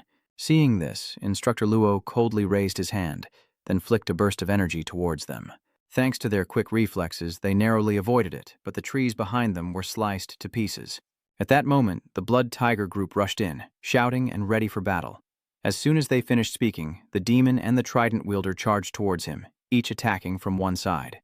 He curled his hand into a fist, aiming straight for Luo Chen, but in a split second, Luo Chen effortlessly caught his punch. At the same moment, the devil launched a sneak attack from behind, but with his keen senses, he leaned away just as the devil's arm came down. Meanwhile, Zhang Fei effortlessly lifted an armored vehicle and hurled it at Luo Chen. The others fled, but Luo Chen calmly sliced the vehicle in two. Meanwhile, Ziqing conjured a flame in his hand and hurled it towards him. It instantly transforms, the flames taking the shape of a mighty dragon, its jaws open as if to devour Luo Chen. Soon after, a massive explosion rocks the heavens and earth. Ziqing thought to himself, panicked that he'd messed up by going all out. He cried out in alarm, "Chief Instructor Luo!" But in that instant, Luo Chen appeared behind him like a gust of wind, placing a hand on Ziqing's shoulder and asking, "Where do you think you're going?" He scratched his head sheepishly, asking, "Chief Instructor Luo, are you all right?" Zhang Fei suddenly ambushes him with a neck hold, saying, "You didn't really think an attack of that caliber could do anything to Chief Instructor Luo, did you?" "So, were you really dreaming, kid?" Ziqing cries out in anger, letting go. Zhang Fei teased, "You saw me throw a car without batting an eye? Do you know what that's called?" "It's called trust." Wei Ziqing angrily retorted, "Believe what? Even an idiot knows you couldn't hit Instructor Luo." At that moment, Blood Tiger spoke up. "Instructor Luo, have we met your expectations?" Luo Chen smiled faintly, saying it was acceptable, but in his mind, he pondered that in just 1 month, these people's bodily functions had more than tripled, especially Wei Ziqing. Although he had the blessing of the 100 battles longevity body, it was astonishing that he was awakening so quickly, and it was likely all thanks to the drug injected into their bodies. Luo Chen stroked his chin, wondering if that mysterious liquid from Kunloon was the water condensed by the holy pool spirit. If that were the case, he would have to go to the Kunloon realm, no matter how dangerous it was. Yan Yili turned and requested, "Huiyi, arrange the dormitories and the information related to Kunloon for me." She immediately agreed. He also ordered that the repair costs for the armored vehicle be charged to Zhang Fei and Wei Ziqing, much to her surprise, while the two men were thunderstruck and exclaimed in unison, "What?" Cut to a forest where a flag flies atop a distant mountain peak. This is also where the armed forces are stationed. Seeing visitors, one of them steps out to greet them. Confucian Instructor Kong, long time no see. The man happily replied, "Greetings, Chief Instructor Chu." Chu Jing smirked. "Why did you come alone? Where's General Lin Hualong?" He quietly said, "General Lin is already on the plane. It'll take a while to fly here from West Mountain." Then he suddenly burst out laughing, adding, "Oh, right. I heard that your military swordsman's new enhancement injection greatly increases abilities, so you're sure to win first place this time." Kong Xiaoguang humbly replied, "You jest, Chief Chu. This competition is a free-for-all between 5 teams, and there are powerhouses like Bloodwatch." Chu Jing arrogantly dismissed his words. Okay, so they send a greenhorn to be an instructor, scheduling nothing but sleep, like it's playtime. I say, instead of Bloodwatch, they should just call them Sleepy Watch. He muttered a nervous warning. "Keep your voice down." "General Lin thinks highly of him," he scoffed derisively. "So what? I'm determined to meet him today." The scene shifts, and everyone has gathered at the military district's training ground, including Luo Chen's Bloodkill squad. Just then, Zhu Jing stepped forward, mocking him for arriving early to the competition, saying he must have been practicing his sleeping skills. Seeing him, Ziqing immediately frowned and asked, "Who is this guy?" Shui Di whispered, "The chief of a special forces team participating in the competition. He's a very annoying person, relying on his family's divine power-level martial arts to act arrogantly." He pointed at him and asked, "Are you the sleeping god?" The Confucian instructor quickly placed a hand on his shoulder, reminding him, "General Chu." Immediately, Luo Chen slaps Chu Jing, sending him flying. Another man catches him and asks worriedly, "General Chu, are you all right?" Enraged, Chu Jing pointed and yelled, "You dare hit me, you brat! Do you even know my rank is higher than yours? Insubordination is a capital offense here. Security, arrest this brat at once." In the next instant, 2 soldiers stepped forward, guns raised to block his path, when a voice suddenly called out, "Hold it!" causing them to turn in surprise. Lingzhu and Hualong stepped forward, prompting Instructor Kong to greet them respectfully. "General Su Lin, the headmaster," Chu Jing recounted, unable to hide his anger. "You two came just in time. This measly instructor dared to hit me." He then made a demand. "I know this guy is one of Principal Su's men, and out of respect for you, I can spare his life, but he must kneel and apologize." At this point, Luo Chen doesn't hold back, slapping Chu Jing to the ground, who rises in anger, clutching his face and cursing him. His face burning from the slap, he turned and shouted, "Did you see that? He hit me again!" Hearing this, Hualong and Lingzhu remained calm and indifferent, replying, "We saw it. So what?" He started to argue, but Lingzhou gestured for him to stop, saying, "Hold on, I know what you're going to say, but let me clarify. Mr. Luo handled the painted skin disaster and made a great contribution. So it's been approved that he'll be promoted to a 2nd-level general, which means his rank is now above yours." Chu Jing, in disbelief, frowned and asked, "What?" Kong Xiaoguan thought to himself, "Rank 2, wouldn't that be equal to General Lin?" Luckily, I didn't say anything wrong just now. Hualong frowned and pondered. If not for the sake of stability, with Mr. Luo's true strength, he would have been transferred there long ago. Furthermore, Lingzhu sternly reprimands, having heard everything that just happened, that it was you who provoked him first. Chu Jing apologizes to Mr. Luo. Though unwilling, he still obediently bows. "Mr. Luo, I apologize." Luo Chen coldly replied, "Get lost." Chu Jing cursed under his breath, grinding his teeth in frustration. "Luo Wuji, you wait. I can't touch you now, but the Chu family's martial saints of Qin Island will." Meanwhile, at Luo Chen's location, a man emerges to announce, "Esteemed members of the Blood Clan, the special combat competition is about to begin. Please proceed to the waiting area." He glances back and adds, "Let's go." Blood Lake happily agreed, and the guides gestured warmly, leading the way. "Esteemed leaders, this way." Sometime later, at a military base, soldiers stood guard outside. At that moment, Luo Chen, Lingzhu, and Hualong were also present. A silver-haired old man sat there, and apart from Luo Chen, the other 2 respectfully saluted. Elder Yang indifferently replied, "No need for formalities." This was Elder Yang, a high-ranking leader of the armed forces. Suddenly, he seemed to notice something, pausing as his gaze shifted to Luo Chen, who was sitting leisurely in a chair. Seeing him so unmoved, Instructor Yang spoke with displeasure. Did this man named Luo really think so little of everyone? Elder Yang immediately signaled, "All right, enough chatter." He announced, "You're all here. Let's begin." The soldiers quickly complied, ignoring her fury, and began to explain the simple rules of the Special Forces competition. Participating teams will depart from 5 points at the base of the mountain, competing for the flag at the summit. Time begins when a team member claims the flag. The team holding the flag after half an hour wins. The other teams will be ranked by the time they obtain the flag, with the highest score being the runner-up, as a man reminds his teammates in the forest. I'll say it again. Our goal isn't to compete with the sword unit for first place. Everyone knows how strong the sword clan is. Therefore, we must quickly join forces with the other two teams, prioritizing the elimination of Blood Eyes. That way, we at least have a chance at second place. Did you all hear that clearly? The remaining teammates solemnly raised their hands and answered in unison, "Understood." Back at the base, the soldier continued. "The competition has officially begun, leaders. To avoid influencing the competitors, we'll only be showing the situation at the summit." Suddenly, Ling Ju stood up and snapped, "Why only show the summit? Does that mean we can't see anything until someone reaches the top?" The man hesitated. "Well..." Meanwhile, Instructor Yang stood by with his arms crossed, commenting that the Blood Clan wouldn't win anyway. "So what if you see it?" she thought smugly. "Last time at the Blood Unit base, that brat Luo Chen embarrassed me. I wanted to teach him a lesson, so I sent the Blood Unit to deal with the zombies. Not only did he resolve the matter, but he was also exceptionally promoted 2 ranks. Thinking this, she grew angry, and Hulong, sensing the tense atmosphere, feigned a cough. Yang, the warden, bit her lip in frustration, determined to make Luo Chen pay this time, no matter what. As for Hualong, he glanced at Luo Chen, deep in thought. Though he didn't want to offend Master Lak, the saber troop was his own creation. At that moment, Lak Chen coldly told Lingju, "Sit down." Lingju was worried, but reluctantly obeyed. Cut to a desolate forest with towering, majestic mountains. Below, a red-haired man directs, "A Fong, a Lap, guard the mountain paths on both sides. The rest of you, follow me to the summit."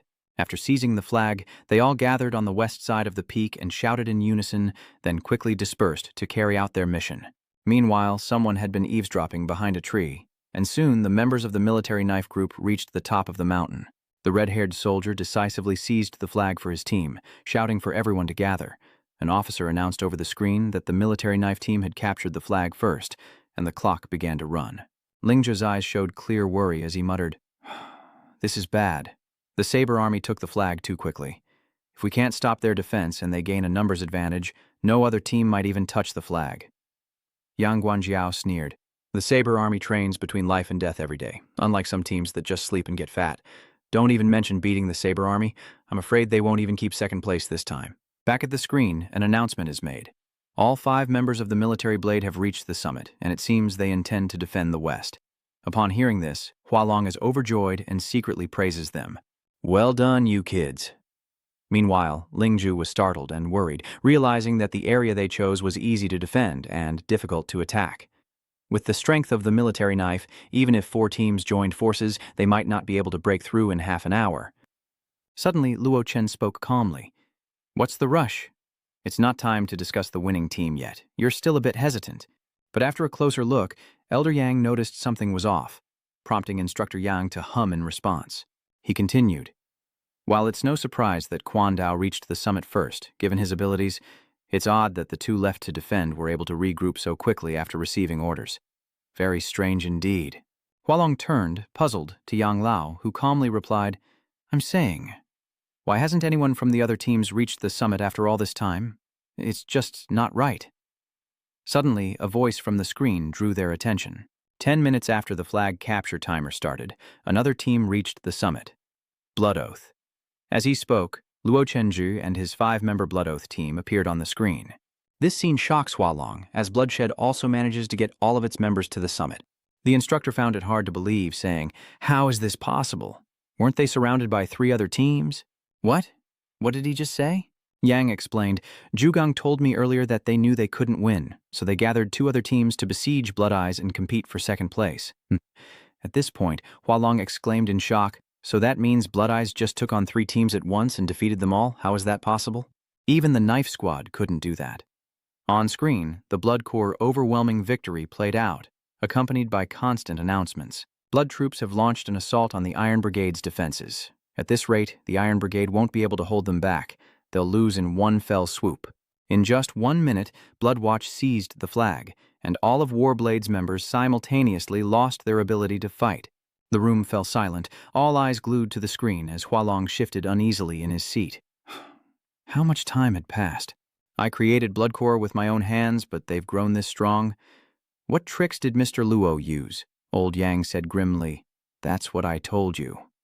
Instructor Luo may be arrogant but incompetent. If you ever give me false information like this again, you're done. She sniffled and replied, I'm sorry, Father. Ling asked curiously, Mr. Luo, others may not know, but I know very well that the Blood Clan has been asleep during this time.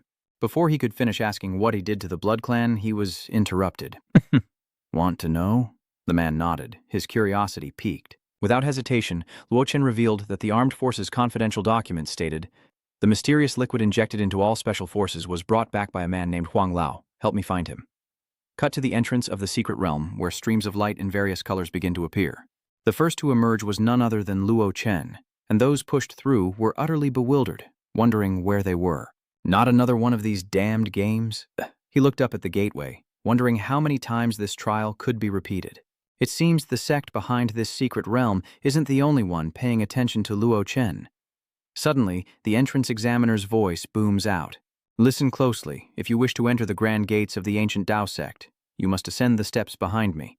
He continued loudly, adding that anyone who fails to reach the top before nightfall will die. The words immediately sparked a wave of intense confusion. What? Luo Chen pondered to himself. This game was actually an entrance exam. Having been in the Immortal realm for so long, I've never experienced this before. But with the Tai Huang scripture, I don't need to join any sect. He then relayed the information to everyone. It was currently 3/4 noon, leaving less than 3 hours until sunset, so they should make the most of their time. A man, upon hearing this, eagerly pushed forward, shouting, "Make way!" He hurried on, ignoring the girl behind him, who angrily yelled, "Are you in such a hurry to die?" The man remained silent, cursing inwardly. These fools had to climb to the seemingly endless summit within 5 hours, and even a professional mountaineer like himself had to seize every second. Suddenly, time seemed to slow, and an eerie, ominous aura emanated. Behind the gates of the Ancient Path sect, he suddenly exploded into a gruesome mess of flesh, a horrifying sight that sent those below into terrified screams. Oh heavens, did someone just die like that? The gatekeeper sighed, wondering why there were always fools who thought they were right. Next, he pointed to a pile of items and demanded, "See those things over there? Each of you carry a share up the mountain, or you'll have no face to join my sect." The young people murmured amongst themselves. After what they just witnessed, who would dare lead the pack? With a smug look, he said, "No rush, think it over." As the crowd scrambled, Luo Chen calmly walked forward, reached down, grabbed a sack, hoisted it onto his shoulder, and walked away without a word. His actions stunned them for a moment before they all rushed forward, scrambling to grab a sack. "Hurry, hurry, don't push!" The blonde-haired boy groaned, unable to bear the weight. "Damn, is it that heavy? This thing must weigh dozens of pounds. They want us to carry it up the mountain. Is this some kind of joke?" With that, the crate in his hands fell to the ground with a thud. The sect examiner looked at him with disdain, silently pointing to the girl behind him, mocking him. Humiliated and speechless, he adjusted his glasses and grunted. Then everyone walked away one by one, each carrying a sack. Meanwhile, he was coldly observing them from below, while Luo Chen continued his leisurely and effortless pace. The sweaty, blonde-haired boy desperately called out to him, "Hey, handsome, wait up!" He began to approach, saying, "You seem to be moving quite comfortably. Could you help this beauty? She's about to collapse." He added, "You must have noticed the Sun Mon ahead, right? That's the hint for this game's rules." Luo Chen didn't care about him, but still helped out of a sense of duty. "Take me there." The girl handed it to him and whispered, "Thank you," while the other flustered man shouted, "I'm not finished yet." Meanwhile, outside the main hall, a man secretly watches their every move. It's Jun Feng. He smirks, musing, someone strong enough to help others on the Ancient Path sect's steps. "Lok Tran, you're quite the toy. I'm increasingly eager to see your face twisted with fear and despair." The warm rays of the setting sun bathed the majestic mountains as everyone, exhausted, trudged up the steps.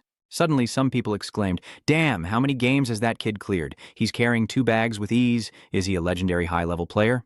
The brunette hurried over, saying cheerfully, "Hey, handsome in white, wait up." She pointed to the bag on Luo Chen's shoulder, then suggested, "I see you can still carry another bag. Help me out." He smiled faintly and asked, "Is that your attitude when asking for help?" Panting, the girl asked Luo Chen, "So, what do you want?" She suggested, "How about you give me your number and I'll consider how to repay you later?" She thought to herself, aren't insects like him just waiting to take advantage? I'll let you have a little taste first. Not only that, she brazenly taunted him, saying that she was still better than that girl, right? He coldly brushed her hand away. Then Luo Chen turned and left without hesitation, leaving the other person petrified. When she finally reacted, she snapped, "You, stop right there!" Zhang Ranran had never been ignored by a man before, and she found it utterly humiliating. The blondie rushed over, trying to mediate, saying, "Bro, you look like you've got plenty of energy, why not help her out?" Luochen glared, and the man suddenly chuckled, whispering his advice. "Such a beautiful girl, and she's willing to repay you. You won't lose out." He retorted, "If you want to help, then help. Why are you asking me?" The girl he saved suddenly tries to make peace, saying, "Handsome, with your strength, you should shoulder more of the burden." Luochen closed his eyes, sighed softly, and then spoke derisively, thinking that if it weren't for experiencing the entrance exam, he wouldn't care about the rules of the game at all. In the end, Luochen mercilessly discarded the sack as she panicked. "Hey, what are you doing?"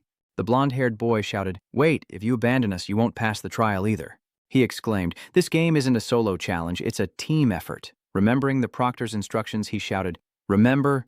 The NPC mentioned the conditions for elimination, but not for passing the trial, which was hidden in the couplet on the door. 7 stars surround the moon, illuminating the azure abyss. The azure abyss refers to the sea, so there must be a place on the mountaintop where we can see the sea. So, the condition to pass is simple. Before nightfall, 7 people must carry 3 or 4 wooden boxes each to a designated location. Hearing this, the others lost control, asking, "What? Why didn't you say so earlier?" He angrily scolded the girl. "Are you stupid?" The fewer people who know about this, the better. There are already 8 of us here, and there are bound to be more. What if more than 7 people pass through and everyone gets eliminated? She stammered. The blonde smugly turns to him. "Did you understand what I just said? Help us if you don't want to die, or you won't survive either," Luochen retorted. "The man who said that before doesn't even have bones left now." Hearing this, he became bitter. "What?" Before long, the sun slowly retreated behind the great mountains. He decisively steps onto the final step, a sense of excitement washing over Luochen as he thinks, "Interesting. So the sex training isn't some terrifying game, but a hidden realm." Lok Tran stands before the sect's entrance, a faint smile on his face as he senses a familiar presence. Widening his perspective, he realizes he's the only one who made it. Footsteps echo as a man appears, solemnly announcing that time is up. He then announced with open arms, "Congratulations on passing the entrance exam." Frowning, he asked with slight annoyance, "Why is there one person extra?" The crowd below was shocked and stood up abruptly, one of them hesitating. "It's a shame to kill everyone after they struggle to pass, but I don't know who to choose. This is a tough one." Then he pulls out a black orb and says, "The voting method is simple. Just touch this small orb, picture the person you want to eliminate in your mind, and if the orb lights up, the vote is successful." Everyone stood there, listening intently. The one with the most votes would be eliminated. He smugly concluded, "Time is precious, so please, begin." A flurry of discussion erupts. Who will they eliminate? The selection begins, and a determined brunette steps forward from the crowd. She stared silently at the orb, then turned, her gaze fixed on him with deadly intent. Without hesitation, she touched the orb, casting her vote. Meanwhile, Luochen and the others quietly watched, waiting for their turn, as the long-haired girl pondered what to do. Everyone seems to be voting for that guy. Should I? Her face couldn't hide her hesitation, but he did carry her things for half the journey. Without him, she might not have survived. Suddenly, the blonde boy appeared behind her, placing a hand on her shoulder, reminding her not to feel burdened by a dead person. He stepped forward to vote, but not without glancing back, subtly reminding her. The girl closed her eyes tightly, battling her inner demons, but when she opened them, her gaze had turned ruthless. Time slipped by, and as the sky began to change, he held the orb in his hand and announced the end of the vote. "Okay, voting is closed."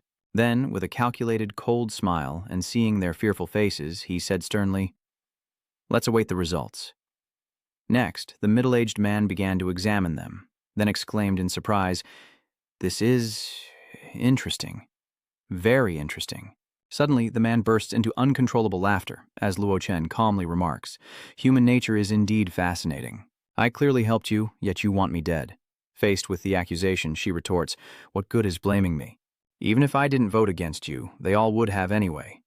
You wouldn't have survived. Why would I offend them for a dead man?" Suddenly, a strange voice echoed, drawing their attention. "Luochen, little brother, you truly haven't disappointed me." It was Junfeng who said, "I have to ask, just how much do people hate you? Why does everyone despise you so much?" Upon seeing him, the man immediately bowed.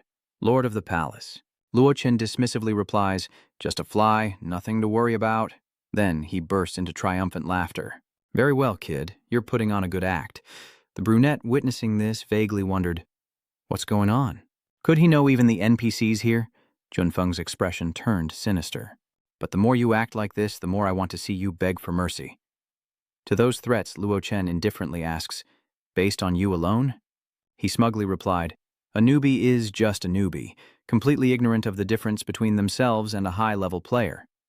Pointing at the blonde, Tuanfeng ordered, come here, I'll give you a chance. He asked suspiciously, but was met with an impatient shout. Come here now, Blondie. You have no choice. He decisively sends a surge of spiritual energy into him, and in mere seconds, the blonde's body erupts with immense spiritual power, before exploding. See that, Chenluo? Here, I am God. Tuanfeng smirks triumphantly. He spread his arms, confidently proclaiming that he controlled everything, life, soul, even bone, all subject to his will. Tuanfeng taunts him, asking if he feels despair and that before death everything will lose its meaning. Regretting the past, anticipating the future. Suddenly, he looked up to the sky and laughed uncontrollably. With a thought, they could all be gone. The next instant, Luo Chen's hand struck his face, distorting it. The force of the blow sends him flying, and the others are frozen in disbelief. He lay on the ground in disbelief, wondering what was happening. Had he really just been hit by Luo Chen? Junfeng gritted his teeth, denying the truth. It can't be. Luo Chen is someone I personally brought into this game. He was sure that Luo Chen was just a newbie, while he was a seasoned player, even with the right to manage the game. An insurmountable gap. Luo Chen coldly kicked him, sending blood spewing from his mouth. He coldly sneered, saying, big talk. I thought you were someone special, but trash is still trash, no matter how you wrap it. As he spoke, he pressed down harder, causing him to writhe in pain. With wide eyes, Junfeng screamed, let me go! Luo Chen, you beast, I'll kill you! Suddenly, a blinding light appeared in the sky behind him. It hurtled down, out of control, aimed straight at Luo Chen, accompanied by a distant sound. But just as the light attacked, Luo Chen sensed it and blocked it with a heaven-suppressing pillar. He secretly rejoiced, it's the sect leader. I'm saved! Luo Chen glanced up, whispering, you're finally here. I've been waiting. The ancient Tao sect's master appears in the sky above the secret realm, angrily declaring, you're barely on the path, yet you dare cause trouble in my ancient Tao sect. You're courting death. His eyes glow, flashing with golden lightning, as he raises 2 fingers, preparing to cast a spell. He clenched his fist and lunged down at him, but Luo Chen easily blocked the blow. Soon, a massive explosion of terrifying force erupts, filling the area with smoke and dust and affecting everyone nearby. Amidst screams, the dust settles, revealing the 2 figures now separated. Luo Chen coldly stated, the diamond glass body. He's also quite surprised. You're exceptionally tall. Junfeng, sitting on the ground, wondered, this is bad. What realm is Luo Chen even in? He muttered to himself, how could a newcomer possibly fight someone of the sect leader's caliber? Lao Chen speculated grimly. The Vajra-glazed body was a top-tier technique passed down from the Fengshan era, known as an unbreakable, perfect defense. This is definitely not a technique that a normal Dao sect would possess. If I'm not mistaken, this ancient Dao sect is likely one of the Dao sects that created this terrifying game. The sect leader sneered. So, you know my sect's technique, and it seems you came prepared. Pity, in the hundreds of years since our sect was founded, there have been at least 1,000 like you who dared to challenge me. He smugly continued, boasting that they all met their end here without exception. But he failed to notice that he had stealthily moved behind him. By the time he realized it, he had clenched his fist, decisively striking the sect leader's back. Seeing it had no effect, Luo Chen exclaimed in disbelief, what? The sect leader turned back and laughed scornfully. Useless, my Vajra-glazed body has already reached a minor level of completion. With your strength, you're just an ant trying to topple a cart. He was immediately thrown back by the sect leader. Seizing the moment, the sect leader lunges. Die! I'll cut you in 2. But as he smugly strikes, a hurried voice calls out, sect leader! Tufeng trembled, pointing in warning. Look behind you! The sect leader, visibly annoyed, berates him, saying a single move kill is nothing to see, and even if he's strong, he can't withstand a blow from my Vajra-glazed body. He anxiously shouts, no, look behind you. He turned in disbelief, only to see Luo Chen moving like the wind, and in a flash the sect leader was defeated, his head severed. Junfeng stood there, stunned, repeatedly calling out, "Sect leader." Luochen suddenly pondered, recalling his battle with the Vajra sect years ago, and the illusionary techniques replicated from the Taihuang scripture's mirror image hand. Of course, it couldn't be said that this person was too careless, leading to such a deception. To drop one's guard before confirming an enemy's death was indeed an act of utter foolishness. He knelt beside the body in disbelief, muttering, "How could this be?" Then, Tuanfeng screamed in anguish. How could the sect leader be killed in the very game he created? Am I dreaming? Hearing this, Luo Chen approached and asked, "Is it that hard to accept? Then let me tell you a secret." Luo Chen calmly pointed to the sect leader on the ground. "I can kill him because in the real world I possess the same power." His face filled with panic as he asked, "Just who are you?" Luo Chen leans in close to Junfeng, whispering something in his ear, a strange language that makes his face change. Then he begins to laugh, a frantic, trembling sound. Junfeng hung his head, trembling with self-reproach. "I can't believe I dared to try and kill you." He laughed maniacally, then wailed in despair. The Shen family is finished, truly finished. Luochen turns and slowly walks away as Junfeng explodes. Then he puts his hands in his pockets and strides out with a cold, imposing aura. Suddenly, one of the crowd knelt and begged, "Great Immortal, I was wrong. It was this woman who led everyone to vote." Without another word, Luochen ended his life. The girl he'd saved earlier knelt down in terror, begging him for mercy. "Please, don't kill me," she begged, weeping. "I'm young, I don't want to die." Luochen coldly glanced at her and said, "You deserve to die the most." The girl trembled, looking at Luochen with a panicked expression, before exploding in front of everyone's horrified eyes. The brown-haired girl, paralyzed with fear, cried out, "No!" Lak Tran's face darkened with rage, his eyes blazing as he looked at the group before him, and then, without hesitation, he detonated them all in a horrific scene of death. Now only Luo Chen remains, standing before the ancient Tao sect, cut to the exterior of a lavish white mansion. A maid gently knocks, calling out, "Young Master Tuanfeng, your midnight snack is here." Smiling, she held the tray and opened the door slightly. "Young Master Tuanfeng, may I come in?" Suddenly, the maid's eyes widened as she stared blankly into the room, the tray falling from her grasp and shattering as she screamed. There, Tuanfeng stood motionless, his body pale and lifeless, while elsewhere, a door creaked open. Standing before the circle of light, Luo Chen pondered. He never expected to find the complete diamond-glazed body technique here. He reached out, considering that the ancient Tao sect was just a minor player in this terrifying game, their strength relatively weak. Otherwise, they wouldn't need to use their own land to open a mystic realm. Luochen picked it up and examined it closely, wondering how such a weak sect could possess such a powerful technique. Just how strong are the major factions behind the scenes? Luochen quickly takes the scroll, but strangely, they act like they don't see him, someone trying to ruin their game, even indulging him a little. It directly enters his forehead. What could their purpose be? Suddenly, Luo Chen's eyes snapped open, scanning his surroundings as the room began to shake violently. The scene shifts to another place, the sky ominously dark, the air harsh. A massive, ferocious black dragon emerges from behind the mountains. Below, a figure in Western expeditionary armor gazes up at the monster, its maw agape, gathering a massive fireball.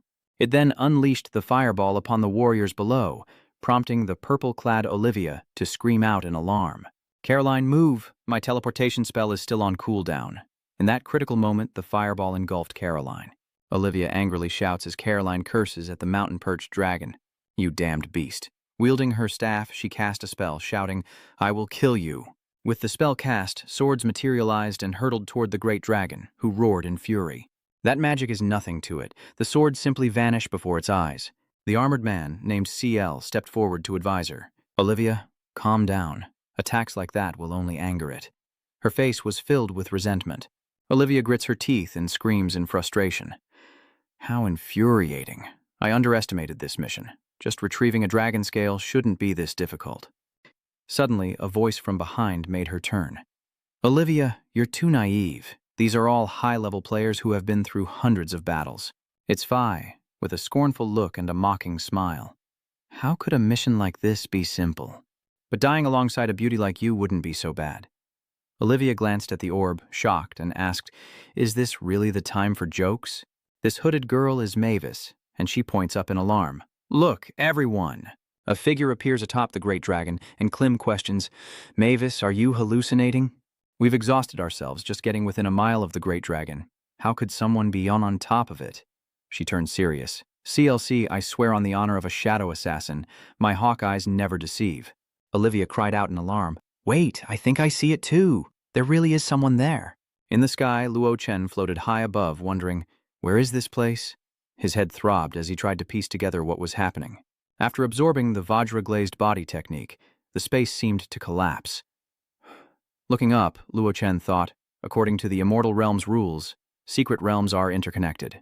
So I must be in another one now. He sighed wearily, unaware that a giant dragon was rapidly approaching beneath him, as Mavis leaped onto a rock, her teammates now noticing him as well. Mavis shouts, "Hey, you up there, get out of the way, it's dangerous." Mavis is cautious, realizing he might not be a player, and the game has already begun, a situation she's never seen before. Quietly observing, the great dragon begins to fly toward him, the distance now mere inches.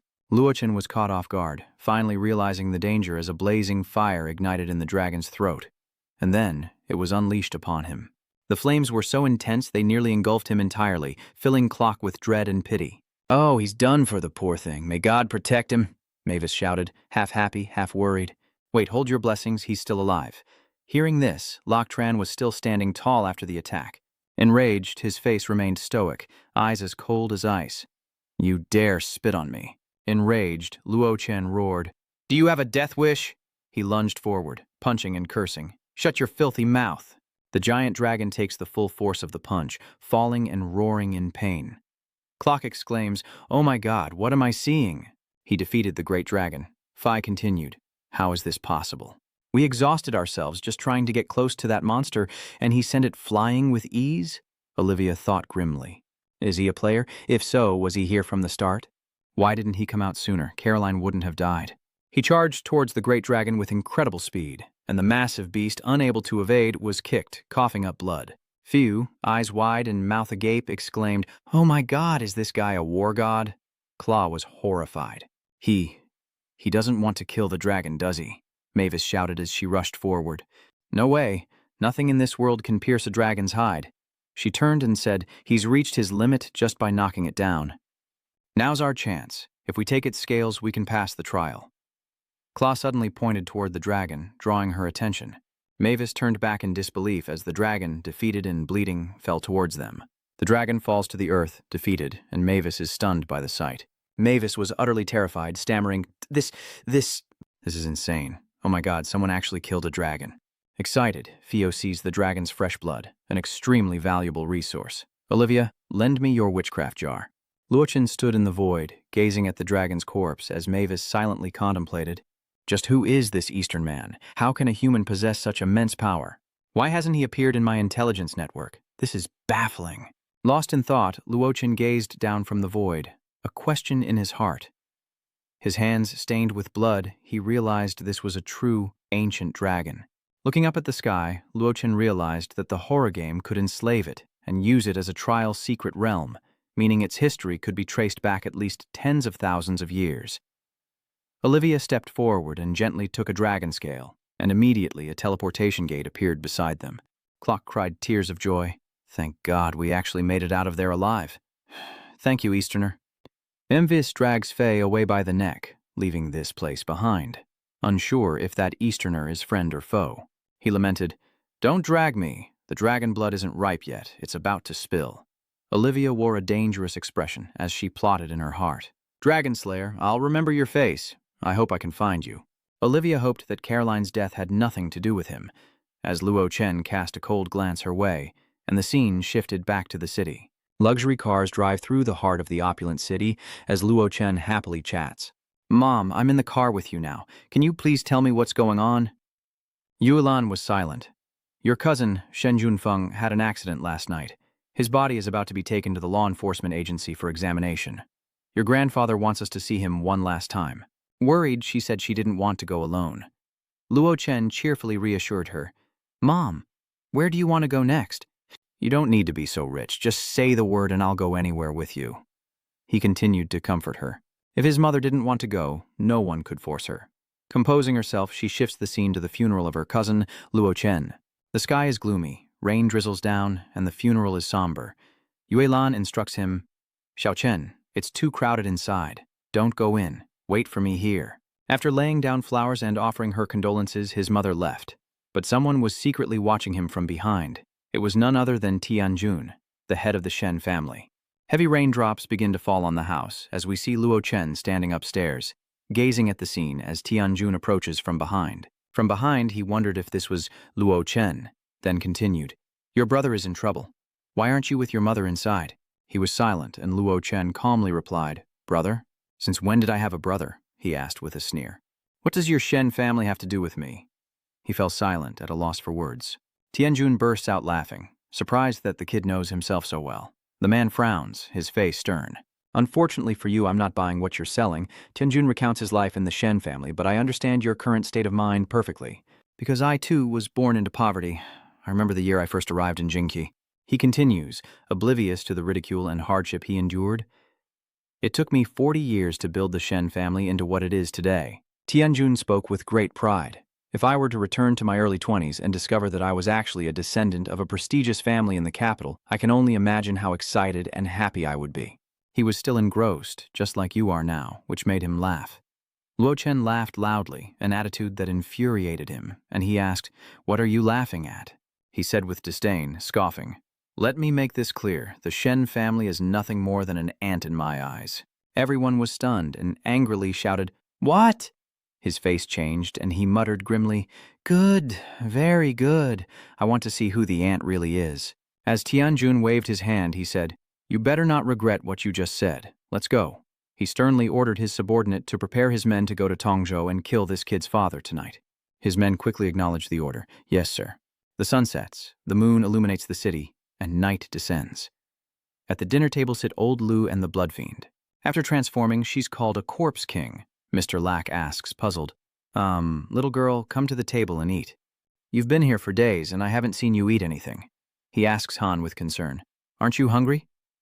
Luo puts his hand in front of the girl, but the Blood Fiend just stares, sniffing the air.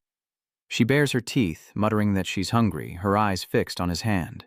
The blood corpse imagined pouncing and biting him, but as she fantasized about sinking her teeth into his arm, Luo Chen appeared behind her, eyes filled with icy rage. The Blood Fiend's eyes showed panic. She reluctantly released Elder Luo's hand as Luo Chen's anger reached its peak. Terrified, the Blood Fiend transformed into a monster, growling, while Elder Luo choked. Wiping his mouth, Mr. Lack pondered, wondering where that kid had found this strange girl, supposedly staying with them, yet eager to do everything. Meanwhile, the girl was terrified, and he kept thinking, either standing blankly after finishing something or wandering around the neighborhood.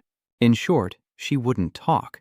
Mr. Lack recalled that, and the biggest headache was that every time he called Lactron to ask about her, he would only say, "Dad, don't worry about it." He sighed with worry. "How can I not care? She's so young. If something's wrong, maybe it can be treated. I'll make time to take her to the hospital for a checkup tomorrow." Now, the scene shifts to nighttime. Unbeknownst to her, strangers were rapidly approaching. They stealthily hopped over the wooden fence, one pointing and whispering, "Boss Ding, target is house number IOA1. The men, under the Shen family's orders, cursed in anger. "Damn it, this Luo guy really knows how to live. This neighborhood would cost 200,000 to 300,000 yuan per square meter in the capital." The blood corpse suddenly turns its back to them in front of the house, and one of them points at her, telling their leader, Dung, that there seems to be someone there. He stepped forward, pointing and asking, "Hey, little girl, is the Luo family's house behind you?" The blood corpse turned its head, a bloodthirsty look in its eyes, and an angry Dung stepped forward to stand right behind it. He then slapped the girl hard across the face, before grabbing her collar and yelling, "I'm asking you a question. What are you grinding your teeth at?" He continued to scream at the blood corpse to answer his question, or he'd break its neck. He'd count to 3. He counted to 1, and just as he finished, a beeping sound came from the nearby camera, followed by Luo Chen's voice saying, "Ahem, little blood fiend." He asked again, "Little blood corpse, can you hear me?" Luo Chen looked at the screen and announced, "I'll make an exception for you tonight." He tells Little Blood Corpse that the people in front of her are all food, and they don't understand what's going on. Food? What game is this? Who's talking? Little Blood Corpse's eyes glowed red. Hearing this, she looked at him with hungry, drooling eyes, and in a frenzy, Blood Corpse bit him to death. After biting him, she glanced at the others, who panicked and ran, screaming, "Monster! Run! Help!" But alas, the blood fiend was too fast, quickly catching up to them. The security cameras showed a gruesome scene, with no survivors and blood everywhere. Master Zhang reports, "Master, everything is ready with the Shen family." The next morning at the Shen residence, Tianjun solemnly sips tea when Yucheng enters, saying, "Father, good news." He respectfully adds, "Both Luo Wuji of the Heavenly Dragon ranking and the mysterious tycoon behind Master Zhang have agreed to attend the banquet." Tianjun was overjoyed. "Excellent. This is truly excellent. With these two attending my 70th birthday, the Shen family will undoubtedly rise to new heights, perhaps even becoming the leading family in the capital." He raised his teacup and said, "Yucheng, well done. Have a drink with me." He clasped his hands in front of him and replied, "Yes, sir." Cut to a luxurious high-rise where Jiadi rings the doorbell. Luo Chen answers, surprised, and asks, "Li Jiadi?" She looked at him affectionately and asked, "Do you have time? Let's talk privately." The two of them went into the living room, and she tossed her bag onto the couch, asking, "I heard you challenged Old Man Shen at Shen Junfeng's funeral. You've got some nerve." He calmly sat down, resting his chin on his hand. "Why? Are you here to question me on his behalf?" She replied seriously, "Not exactly. Or perhaps on the contrary, I'm here to advise you to leave Jingqi." Luo Chen was both surprised and confused.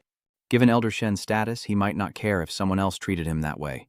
But you're different because your father cost the Shen family their chance to marry into the Zhang family. Shen Tianjun harbors resentment over this, and he's bound to take it out on you. Whether it's for your own future or for Yue Lan, I advise you to leave their sight as soon as possible. He calmly replied, "I appreciate the good intentions, but I'll handle this myself." Jiadi sighed. "I knew it would be like this. Luo Chen, you're too self-righteous," he scoffed. "Shen Tianjun's 70th birthday is the day after tomorrow. You'll be there, won't you?" She nodded, a little naive. "Yeah, Luo Chen looks like he's got something planned. Then she'll see who's really in the right." Cut to the Shen family's mountaintop villa, where luxury cars line up one after another. Luxurious guests were everywhere, receiving attentive service, as Nothan led Tui Bin to the party. "Honey, don't be angry. Father is only doing this for the sake of the Shen family. Because I wanted to throw a birthday party for Dad. How could your son Tuanfeng's coming-of-age ceremony be so carelessly handled?" In seeing his wife's displeasure, he tried to explain, "You don't understand. Your father is just using the birthday party as a pretext. The main point of today's party is to invite the head of the Heavenly Dragon List and that mysterious tycoon behind Master Zhang. If those two tycoons personally attend, our Shen family's prestige will skyrocket." He continued to coax her, seeing that Tui Bin was still angry. "All right, I'll buy you another 2 ammo bag after the birthday party today." His wife glared angrily. "What do you mean? My son's coming-of-age gift is only worth 1 bag?" She grumbled, demanding at least 2, and Yu Qing reluctantly agreed. "Fine, 2 it is." Kui Ping glared back menacingly, then called out, "Isn't that little Yue Lan over there?" Nguyet Lan smiled. "Hello, second sister." The wife feigned a laugh. "I heard your child was found. Why not bring them today to be recognized by the family?" Nguyet Lan replied, "He's busy today and can't make it." She thought to herself that she had intentionally kept Luo Chen away from the birthday banquet, as she had already decided to leave this troubled place with him after today. She smirked. "Oh, couldn't make it? Seems like he's a busy man if he can't even attend his grandfather's birthday. He must be making hundreds of millions a year, right?" Nguyet Lan nods, brushing her off, saying it's no concern of hers, and if there's nothing else, she'll head inside, leaving the woman to seethe, plotting her downfall. The hall buzzed with people in conversation as Yue Lan entered and greeted her father, much to the surprise of Tianjun and Yu Cheng. Embarrassed, she presented her gift, saying, "Happy birthday, this is for you." Tianjun coldly says, "Take it back, I don't need it." Yue Lan is surprised and flustered, asking, "Father, what do you mean?" Yu King sneers, "You have the nerve to ask, what has your son done? Don't you even know?" He pointed at Yue Lan, yelling, "A bastard raised by trash dares to call the Shen family ants. It's outrageous that Yu Cheng couldn't finish his sentence." Enraged, she retorted, "Shen Yu Cheng, say one more word, and I'll tear your mouth apart." Tianjun, upon hearing this, stood up and cursed. Moonlight froze, her emotions reaching a breaking point as he continued his tirade. "Moonlight, you're becoming more and more outrageous. For that ignorant fool, you'd defy your own father and brother?" With tears welling, Yue Lan tried to explain. "Father, Luo Chen isn't like that." Tianjun cuts her off. "I don't want to hear your explanations." He declared, "Today is a good day for the Shen family, so I'll give you one last chance. If you agree to cut ties with Luo Chen and make him leave the capital, I'll let everything else go." He coldly replied that if she didn't, she needn't come back, and that he could pretend he never had a daughter like her. The choice was hers. He left her there, humiliated by the jeers of the partygoers. Overcoming her weakness, Yuelan resolutely replied, "There's no choice to make. Luo Chen is your grandson, and he always will be." He frowned. Very well, you good-for-nothing son. I'd like to see—" Suddenly, Luo Chen appears and asks, "See what?" This voice made Tianjun freeze, and Yuelo was shocked to see him standing outside. She cries out, "Xiao Chen!" while he calmly approaches. She runs to him, asking, "Why are you here?" He softly replies, "My mother is being bullied. Of course I have to come." Luo Chen's eyes flashed with coldness. "Rest assured, mother. I will avenge all the humiliations you've suffered." Tianjun points at the mother and son, saying, "Yuelan, do you see? This is your good son, arrogant and ignorant, with no respect for anyone." The others sneered as he asked if they even compared to the 3 generations of the Shen family, to which Luo Chen indifferently replied, "You dare compare the Shen family's trash to me? This is a great humiliation to me." Tianjun gritted his teeth. Yu Cheng chuckled, interjecting, "Little sister Yuelan, didn't you give birth to an idiot?" His wife, Tui Bin, added, "Like mother, like son. What kind of mother raises someone like this?" Nguyet Lan quickly intervened. "Xiao Chen, don't talk nonsense. This is the Shen family. If they get angry, something will happen." The man from the Shen family signaled to the guards, ordering them to teach the boy a lesson in respect. They acknowledged the order. Startled, Nguyet Lan turned and asked, "What do you want?" as the guard lunged at her, shouting, "Get out of the way!" Just as the fist was about to strike, the guard froze, a look of confusion on his face, before Luo Chen sent him flying into the wall, dead before Tianjun's eyes. Everyone, including Tianjun, was shocked. A grandmaster. Yuelan turned to Luo Chen in surprise. "Xiao Chen, you—" Suddenly, her body tensed, as if her memories were returning. Memories flood her mind, and Nguyet Lan clutches her head in pain, her eyes widening as she looks at Luo Chen. He placed his hand on her shoulder. "Mother." A headache caused her to suddenly remember. "Xiao Chen, I remember now." He frowned in response. "Yes." Luo Chen thought to himself. He had been by his mother's side, nurturing her damaged soul. His eyes lowered, thinking it would take longer for his mother's memory to fully recover, but it healed sooner than expected under such intense stimulation. "I'm sure he's better. I think you need to reevaluate him." Sweat dripped down Tianjun's face as regret filled his mind. Chen Luo was so young, yet already a grandmaster. His future was as immeasurable. If Zizai had brought him back in the first place, the Shen family would surely have prospered for another 100 years. "What's wrong? Cat got your tongue." She laughed with disdain. "Weren't you all saying that Shen Yuelan's son was useless? Why don't you continue with your performance?" Tianjun stood there, unable to utter a single word in response. He reluctantly said to her, "Nguyet Lan, I admit I misjudged him, but blood is thicker than water. We're family. Can't we talk this over?" Suddenly, a resolute voice echoed, "There's nothing to talk about." Luo, flanked by the blood guard, confronted Tianjun. "Shen Tianjun, wipe that look off your face." He continued sternly, "It's too late for you to do anything now." Standing beside him, Nguyet Lan looked deeply moved, calling out to him with emotion, "Lao Lak," as she rushed to embrace him, and he returned the gesture. Growing tired of the reunion, Tianjun wonders aloud, "How are you still alive? Didn't I send the elders after you?" Realizing something was amiss, Yuelan turned, her voice laced with fury. "Shen Tianjun, what did you just say?"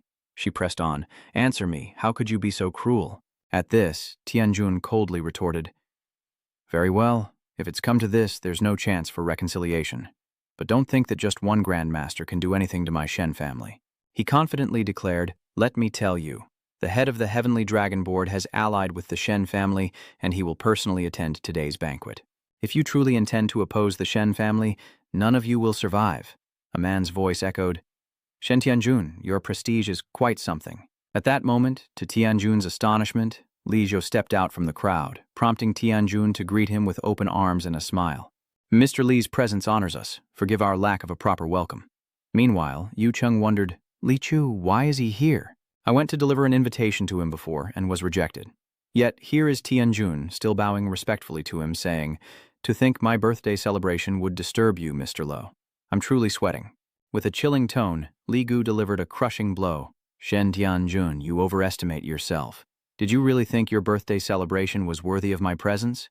He asked, startled, what I meant, and I replied, I'm here at the invitation of the head of the Heavenly Dragon List, and it has nothing to do with your Shen family. Tianjun was furious but helpless and forced himself to say, "In that case, Mr. Li, please enjoy yourself." After inviting Li Yo in, he approached Luo Chen, respectfully clasping his hands and greeting him.